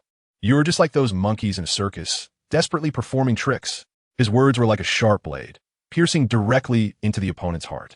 However, in the face of such provocation and mockery, the 5 elders appeared unusually calm and composed, as if they couldn't hear the mockery coming from Mu Ming at all. Mu Ming felt the same way. He didn't feel any mental pressure from the 5 elders, and he even had the leisure to mock them. Kill! With a roar, Nasus or Sijin charged towards Mukami without hesitation. The 4 skeletal hooves forcefully pushed off the ground, and amidst the rising dust and debris, his entire figure shot towards Mukami like an arrow released from a bow. At the same time, Nasus or Sijin tightly gripped one of the supreme blades. The demon blade Shodai Onit, its blade flashing with a cold light, drawing a sharp arc in the air as it struck down fiercely at Mukami. Facing the aggressive attack, Mukami merely smiled slightly, calmly controlling his Susanoo. He firmly gripped the Fangtian Huaji with one hand and then drove it into the ground. With a loud clang, Nasus or Sijin's full force strike was effortlessly blocked by Mukami. However, at this moment, Wachali Sijin seized the opportunity and swiftly launched a sneak attack. In the blink of an eye, he transformed into a massive boar man with exposed tusks, roaring as he unleashed the boar's powerful charge, rushing towards Mukami with overwhelming force. This was the signature move of the boars for various realms, the boar charge. Mukami naturally noticed Wachali Sijin's actions, but to the surprise of the 5 elders, he did not make any evasive or defensive moves. Wachali Sijin was pleased with Mukami's arrogance. As Wachali Sijin drew closer, he finally crashed into Mukami. In an instant, a tremendous force erupted from behind Mukami, sending his body flying backward like a kite with a broken string. Meanwhile, Mazu Sijin, who had been waiting in midair, flashed a cunning glint in his eyes. He had transformed into a birdman and had already spread his wings to position himself in Mukami's trajectory. When he saw Mukami flying towards him, Mazu Sijin raised his claws without hesitation and kicked down with all his might. In front of everyone's gaze, Mukami plummeted to the ground like a shooting star. With a resounding boom, the entire earth trembled. The powerful impact created a massive, deep pit in the already uneven ground, as if struck by a meteor from the sky. The 5 elders lined up and stood firmly at the edge of the pit, their expressions unchanged as they stared down at the large pit shrouded in dust. As the dust gradually settled, the silhouette of Mukami's Susanoo could be seen lying at the bottom of the pit. At this moment, Satan Sijin picked up a thick decorative stone pillar from somewhere. He held it in his hand like a cane and then forcefully propped it against the ground. A slight smirk of disdain appeared at the corner of his mouth as he shouted down into the pit. Hey little brat, are you still so arrogant now? If you have the guts, keep jumping around. The insect man, Peter Saint, who had not made a move until now, shot a sideways glance at Satan Saint, his tone filled with confusion and disbelief. With such skill, how could he be beaten so badly by him? Upon hearing this, Satan Saint was momentarily taken aback. Although he was extremely puzzled by the huge difference in Mu Ming's strength displayed before and after, he quickly regained his composure and nodded in response. Well, maybe it's because he had already exhausted too much energy when he fought with me before. After saying this, Satan Saint himself seemed to feel that this reasoning was a bit forced. But at this moment, he really couldn't think of any other more reasonable explanation. When exactly did you all start to develop this absurd illusion, firmly believing that the one in the pit is me? Just then, a clear and loud voice of a male youth suddenly exploded like thunder behind the 5 elders. The 5 elders were taken aback and quickly turned around. Not far away, on top of a ruined building, a young boy was leisurely sitting with his legs crossed. He appeared relaxed, with a hint of boredom on his face, as if everything happening before him was merely a farce. This person was Uchiha Makoto. The 5 Kage looked further away and could see Shisui, Itachi, and Kizaru hiding in the distance, their eyes locked tightly on this place. What's going on? Who is that person? St. Peter looked suspiciously again at the enormous pit. As the dust inside the pit gradually settled, a figure slowly emerged. The 5 Kage focused their gaze, and it was still that fully black and red Susanoo. However, just as the 5 Kage were astonished, a loud bang echoed. That tall and mighty Susanoo instantly exploded, transforming into a thick white mist that spread like smoke across the bottom of the pit, quickly dissipating without a trace. Now, with the protection of Susanoo, Makoto's shadow clone had directly eliminated the previous flaw of being easily shattered upon contact. Could it be that this was just a clone of that little brat? Damn it. When did this trap get set? Saint Satan's eyes widened in disbelief as he muttered to himself. What a waste. Can't even tell the real from the fake. Saint Vachali coldly snorted at Saint Satan, his disdainful gaze seeming to pierce through him. Although Saint Satan felt dissatisfied upon hearing this, he did not directly retort. He merely muttered in an extremely quiet voice. Didn't you also fail to distinguish? However, this subtle voice did not escape Saint Vachali's keen ears. What did you say? Saint Vachali suddenly turned his head, casting a cold glare at Saint Satan, his eyes filled with a threatening aura. Under Saint Vachali's glare, Saint Satan suddenly felt uneasy, and he hurriedly smiled. Oh, I'm going to need to go all out and absolutely cannot give that little brat any chance to breathe. Just then, the previously silent Makoto suddenly raised his right hand and positioned it in front of his chest, making a gesture like a sword pointing. Immediately after, 5 loud bangs echoed. 5 white mists appeared out of thin air in front of Makoto. These white mists rolled and surged as if they were alive. As the 5 mists gradually dissipated, 5 identical Makoto simultaneously appeared before everyone. Each Makoto was indistinguishable in appearance, demeanor, and the aura they exuded. It is well known that when ninjas perform ninjutsu, they often need to use both hands to form various specific hand seals to facilitate the manipulation of their chakra energy. However, masters of Makoto's level have already freed themselves from such cumbersome constraints. For him, with just a thought, he could unleash powerful ninjutsu at will. Just like Senju Hashirama and Uchiha Madara, their chakra was as flexible as their arms, usable however they desired. Hand seals? What a joke. A clap of the hands. And anything is possible. Yet, Makoto did not choose to clap his hands to release ninjutsu. Instead, he opted for a single-handed sword gesture. Don't ask. Just know he thought this gesture was cool. Strike first, suffer later. Therefore, before the 5 Kage could make a move to attack, the 5 clones of Makoto simultaneously opened their strikingly red, eternal Mangekyō Sharingan. In an instant, 5 powerful and terrifying auras spread out, sending chills down spines. Then, accompanied by a thunderous roar, 5 colossal and immensely powerful complete body Susanoo rose up as if they were emerging from the depths of hell. Their forms, identical to the beastly shapes of the 5 Kage, exuded endless pressure and destructive power. With the power of the horse, talisman, blessing him, Makoto had no intention of considering something as trivial as reasonably distributing chakra at this moment. He only had one thought in his mind. Assisting? Not a chance. It's all about the main attack. In the next moment, the 5 complete Susanoo seemed to have received an order, disappearing into thin air in the blink of an eye. However, the 5 elders were not to be underestimated. Their observation haki was not for show. We saw Saint Vacher slightly turn his head, then effortlessly block one of the Susanoo's halberds with his sharp, wolf-like fangs. At the same time, Saint Nasuger also showed no signs of weakness. He gripped the demon sword, the first-generation Kitsch, tightly with both hands and swung it with all his might, successfully blocking the powerful strike of the other avatars Susanoo wielding the Fangtianhuaji. However, compared to the relaxed and effortless demeanor of Saint Vacher, although Saint Nezaturo also managed to fend off the attack, he was inevitably pushed back several large steps by the Susanoo controlled by this avatar, Ming. Saint Maz's response was extremely straightforward.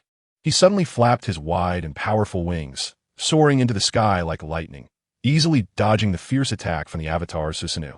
However, the complete Susanoo would not let it go so easily. Its massive wings on the back were not just for show. With a strong tremor, the Susanoo spread its wings and pursued like an aggressive bird of prey, seemingly determined to eliminate Saint Maz. At this moment, the beast-human form of Saint Maz engaged in an exhilarating aerial duel with the avatars Susanoo high above the vast sky. They exchanged blows without yielding to each other, each move containing the power to destroy the world, leaving the Navy watching from below, trembling with fear. On the other side, Saint, armed with the valuable experience gained from the previous encounter with Susanoo, appeared confident and assured.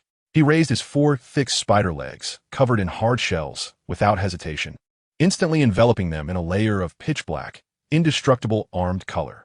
Then, with a force like thunder, he charged towards the gleaming halberd in Susanoo's hand.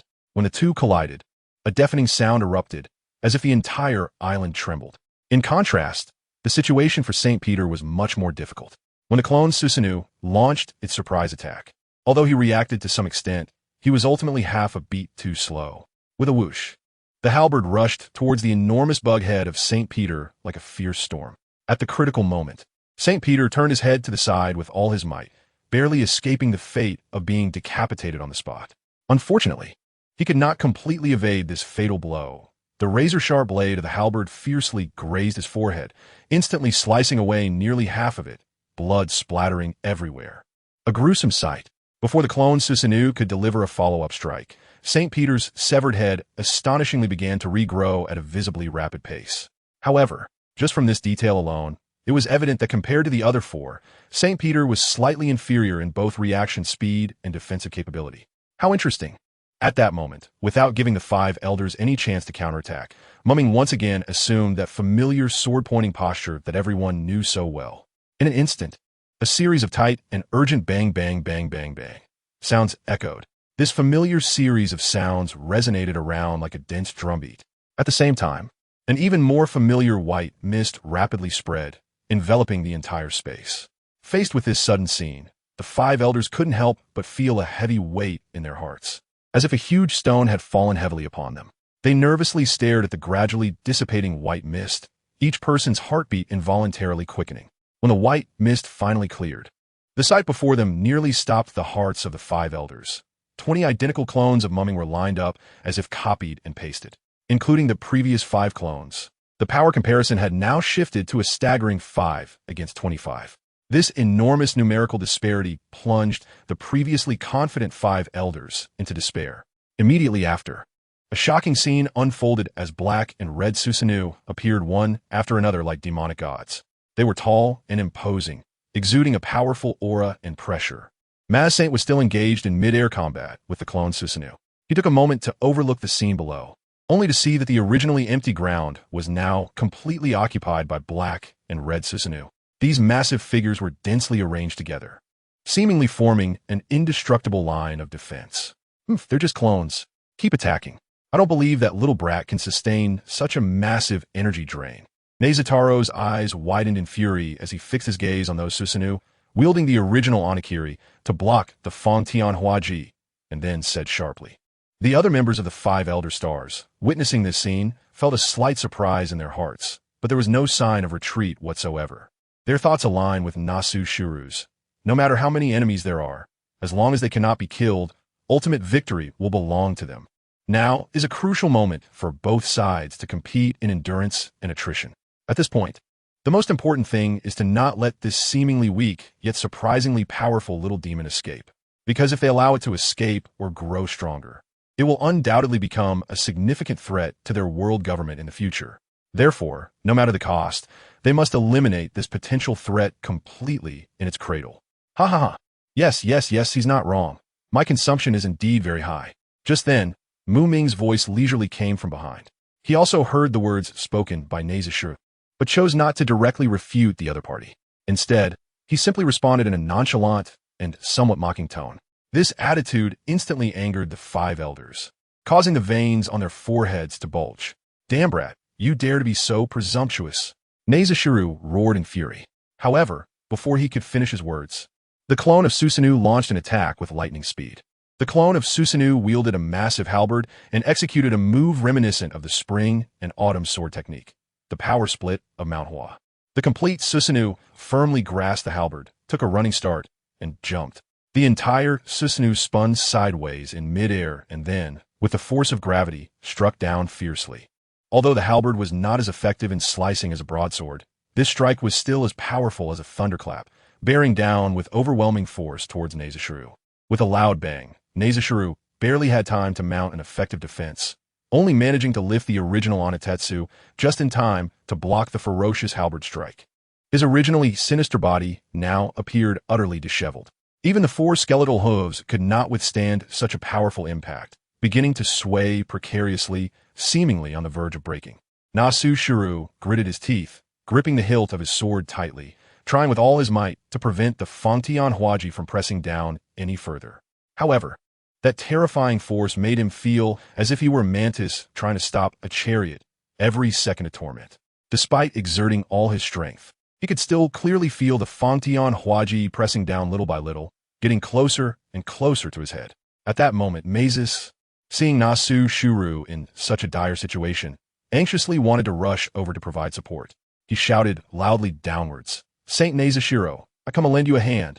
Then he unleashed high-temperature flames towards the clone Susanoo, desperately countering the numerous clone Susanoos that surged around him. However, those clone Susanoos were numerous and each possessed considerable strength. At this moment, they worked tightly together to form an indestructible defense line. Although Saint Maz struggled fiercely, he found it difficult to break through the encirclement and reach Saint Nazushiro. As he saw Saint Nazushiro's situation becoming increasingly perilous, Saint Maz felt an overwhelming anxiety, with beads of sweat rolling down his forehead. Meanwhile, Saint Nazushiro was facing an unprecedented crisis, his situation growing more dangerous by the second. Originally, he was being firmly suppressed by a powerful clone Susanoo, with no chance to catch his breath. However, at this moment of despair, 4 more Susanoos surged in from behind, completely surrounding him. Each of these Susanoos unleashed the same powerful technique, the plus version of the spring and autumn blade technique force splitting Mount Hua. The sharp blade momentum was as terrifying as before, as if it could split heaven and earth, sending chills down the spine. Moreover, unlike before, this time 4 such terrifying attacks appeared simultaneously, exponentially increasing their power. As Saint Nazushiro was about to be engulfed by this overwhelming assault, falling into an irretrievable predicament, a deafening roar suddenly erupted. "Get away from me!" It was Saint Vacheli stepping forward, resembling a furious beast, recklessly using his massive, hard head and sharp fangs to withstand the violent attacks of the 5 Susanoos. Despite enduring tremendous pressure, Saint Vacheli, with his tenacious will and astonishing strength, still managed to break through the heavy encirclement. He then unhesitatingly directed a roar imbued with his supreme conqueror's haki towards the direction of Saint Nazushiro. In an instant, a powerful sound wave, accompanied by black-red lightning, charged towards Saint Nazushiro with tremendous force. Where that sound wave passed, the air seemed to tear apart, producing a series of piercing explosions. Finally, after Saint Vacheli successfully unleashed this powerful support skill, he could no longer withstand the attacks of the Susanoos and was quickly surrounded again by the incoming Susanoos. It felt as if Saint Vacheli's ability to unleash this support attack was entirely due to the Susanoos intentionally holding back. The other few elders of the 5 elders, seeing this scene, felt their previously taut nerves relax slightly. It must be said that Saint Vacheli's idea was indeed commendable. However, the only downside was that it seemed somewhat overly idealistic, greatly overestimating the strength and destructive power of his skills. Turning his gaze back to where Saint Nezushiro was, one of the Susanus suddenly changed the direction of the halberd it was wielding, striking down towards the conqueror's haki roar filled with overwhelming destructive energy with tremendous force. With a loud bang, the entire island seemed to tremble. After the loud noise, the originally fierce conqueror's haki roar dissipated under this blow, as if it had never appeared at all. After this, Susanoo successfully shattered the conqueror's haki roar. Saint Nezushiro found himself in dire straits. The other 3 Susanus simultaneously unleashed the astonishing force splitting Mount Hua on Saint Nezushiro. 3 unmatched spear lights intersected and descended, instantly chopping Saint Nezushiro into several segments. Accompanied by heart-wrenching screams, the dismembered upper half of Saint Nezushiro and his lower half, severed into several pieces, fell heavily onto the cold ground, blood splattering everywhere. A sight too gruesome to behold. He writhed in agony, desperately trying to get up, but it was all in vain. Witnessing such a tragic scene, the other 4 elders of the 5 stars were instantly filled with rage, shouting in unison, Nasu Shuru. Their furious roar thundered through the air, echoing endlessly. At the same time, their gazes towards Ming grew increasingly serious, filled with vigilance and caution. Clearly, after seeing Nasu Shuru's tragic fate, they had come to deeply realize that this enemy before them was not to be underestimated. They won't die, but they still have normal pain sensations. Okay, especially the visual effect of being literally dismembered. It can almost burst the eyes of those who have long been in high positions. Dismemberment is something they have inflicted on many, yet they have never personally experienced it. Don't get excited. It will be your turn soon, Ming said with a relaxed expression, yet the other 4 elders ignored his words, their gazes firmly locked on the 5 Susanoo avatars. They stood steadily beside the dismembered body of Nejiru, waiting for his recovery. At this moment, Saint Satan's body trembled slightly, wanting to speak, but seemingly choked by something, only able to emit fragmented syllables. Why you? Ming, however, smiled, seemingly having already grasped what Saint Satan was thinking, and slowly began to explain. I certainly know that you possess immortality, but I'm simply curious and want to see if your so-called immortality has any limits. Upon hearing this, the expressions of the other 4 elders instantly darkened. Their already heavy psychological burden now felt even more intense, like a mountain pressing down on an egg. Because they understood very well that this little brat, named Ming, was definitely not a simple-minded fool with well-developed limbs. So the question arises, what is his true intention behind all this? The answer is quite obvious. He wants to continuously test to find out the limits of their immortality, treating them as mere punching bags. Just then, the dismembered Saint Nejiru finally completed his self-repair. He struggled to rise from the ground, holding the original Oni Tetsu to support his swaying body, his mouth wide open, greedily gasping for air, each breath accompanied by heavy wheezing. In that instant, Saint Nejiru's eyes widened, his face filled with unmistakable terror. He watched helplessly as the 5 gigantic and imposing Susanoo pounced on him like hungry tigers. With a muffled sound, Nezushiru's body was instantly torn apart by these powerful beings, blood and flesh flying, a scene too horrific to behold. His desperate gaze was enough to make one click their tongue. Meanwhile, the other elders felt a tightening in their hearts upon witnessing Nezushiru's tragic fate, causing their movements to reveal some flaws. Peter originally intended to dodge the attack with his agile skills, but this time he was not so lucky. Although he managed to evade 2 incoming halberds with all his might, he ultimately could not escape the other 3 deadly weapons. 2 halberds struck his chest and wing, while the last one sliced through his neck with overwhelming force. In an instant, Peter's head was sent flying, blood splattering everywhere. On the other side, Satan's situation was equally grim. 2 incredibly sharp halberds pierced through his chest, directly penetrating his heart. After Susanoo withdrew the halberd, Satan's chest was left with a gaping hole. He clutched his chest in agony, spitting out blood as he slowly fell to the ground. As for Maz, he was surrounded tightly by 4 Susanoo, with no way to escape. No matter how he charged left and right, he could not break free from his enemy's grasp. Finally, when his concentration wavered, the remaining Susanoo seized the opportunity to deliver a fatal blow. A flash of cold light cut through, severing Maz's body in half, the scene gruesomely bloody. The only remaining elder, Vachali, despite revealing a fleeting flaw during the intense battle, was not significantly threatened due to his indestructible and nearly invincible defense. However, the Susanoo clearly would not let this rare opportunity slip away. The formidable Susanoo swung its glowing halberd with thunderous force towards Vachali. Since Vachali's defense was primarily focused on his upper body and head, this strike accurately landed on his relatively weaker abdomen. In an instant, accompanied by a dull thud, the incredibly sharp halberd sliced through Vachali's stomach, blood splattering in a shocking manner. Such a severe injury would have left anyone else heavily wounded or possibly dead on the spot. But for Vachali, with his super strong defense, the situation was quite different. This seemingly terrifying wound was as trivial to him as a small cut on a finger. Not only was his life not in danger, but even his mobility seemed unaffected. However, when everyone turned their gaze to Vachali's previously expressionless face, they could still catch a slight change. Despite his efforts to remain calm, the slight furrow of his brows and the barely noticeable twitch at the corner of his mouth hinted that the pain from the wound in his abdomen was far from as easy as he appeared. Perhaps only Vachali himself understood how this seemingly insignificant pain would affect his upcoming battles. Wow, that one looks like it might hurt a bit.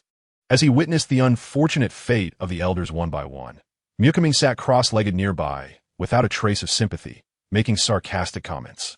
His bitter words were like a chilling wind, mercilessly blowing towards the already fallen 5 elders. Meanwhile, in the distance, Kizaru couldn't help but instinctively gasp. He widened his eyes in shock, staring at the scene before him, pondering silently. Then, he slowly turned his head and cast his gaze towards Shisui and Itachi beside him, lowering his voice and cautiously whispering, "Has this brother Ming always had such a sharp tongue?" Upon hearing Huang Yuan's question, Shisui was momentarily taken aback, then revealed a wry smile. He hesitated for a moment, then helplessly nodded and replied, pretty much. This brief response, though seemingly nonchalant, sent a jolt through Kizaru's heart. At that moment, various images kept flashing through Kizaru's mind. If one day he unfortunately became an enemy of Ming, what kind of end would await him? Just imagining that scene sent a chill up Kizaru's spine. After all, being easily manipulated by someone is an extremely frustrating experience. If on top of that, the other party mercilessly mocked and humiliated him, it would be even worse than death. With this thought, Kizaru couldn't help but reaffirm his inner conviction, no matter what. He absolutely must not provoke this powerful and morally bankrupt Ming. Just as Vokiri, Saint was fully focused and extremely vigilant, watching the next move of the Susanoo. No one expected Ming to suddenly make such an unbelievable move. Ming unhesitatingly raised that sword-like finger again, as if about to unleash some mysterious, powerful, and familiar technique. Upon seeing this, Vokiri Saint was startled and instinctively took a few steps back. At the same time, he quickly adjusted his posture, crossing his arms in front of his chest, with a layer of pitch-black, shiny haki enveloping his arms. Taking a defensive stance, his gaze firmly locked on Ming, not daring to relax for a moment. In the next second, with a series of exceptionally familiar and deafening booming sounds suddenly ringing out, thick white mist erupted from the location of the Susanoo like a surging tide, spreading rapidly in all directions. In the blink of an eye, this battlefield, which had been relatively clear, was completely shrouded in dense white mist, making it difficult to see the surrounding situation. Seeing the scene, not only the 5 elders who were directly stunned, but even the usually calm and composed Kizaru was slightly taken aback. He then turned to look at Shisui beside him, incredulously asking, "There are already more than 20. He can still keep creating clones?" Kizaru was bewildered.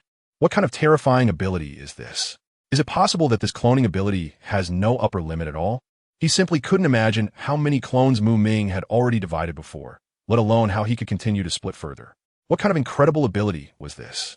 In comparison, the so-called top natural abilities or legendary mythical beast abilities they possessed were nothing but a younger brother, completely unworthy of mention. No, they weren't even worthy of being a younger brother. They were simply the younger brother of the younger brother. From this perspective, Ming alone could surround their entire Navy headquarters. Or these mere 20 or so clones worth. You know, the forbidden technique of multiple shadow clones. Once used, hundreds of clones were a small matter. Take Ming, for example. I clearly remember that he once conducted a test and directly produced thousands, nearly 10,000 clones. Shisui said with a look that questioned whether Huang Yuan had ever seen the world. Upon hearing this, Huang Yuan's eyes widened in disbelief as he exclaimed, "Thousands? And even tens of thousands? Is this guy really still human?"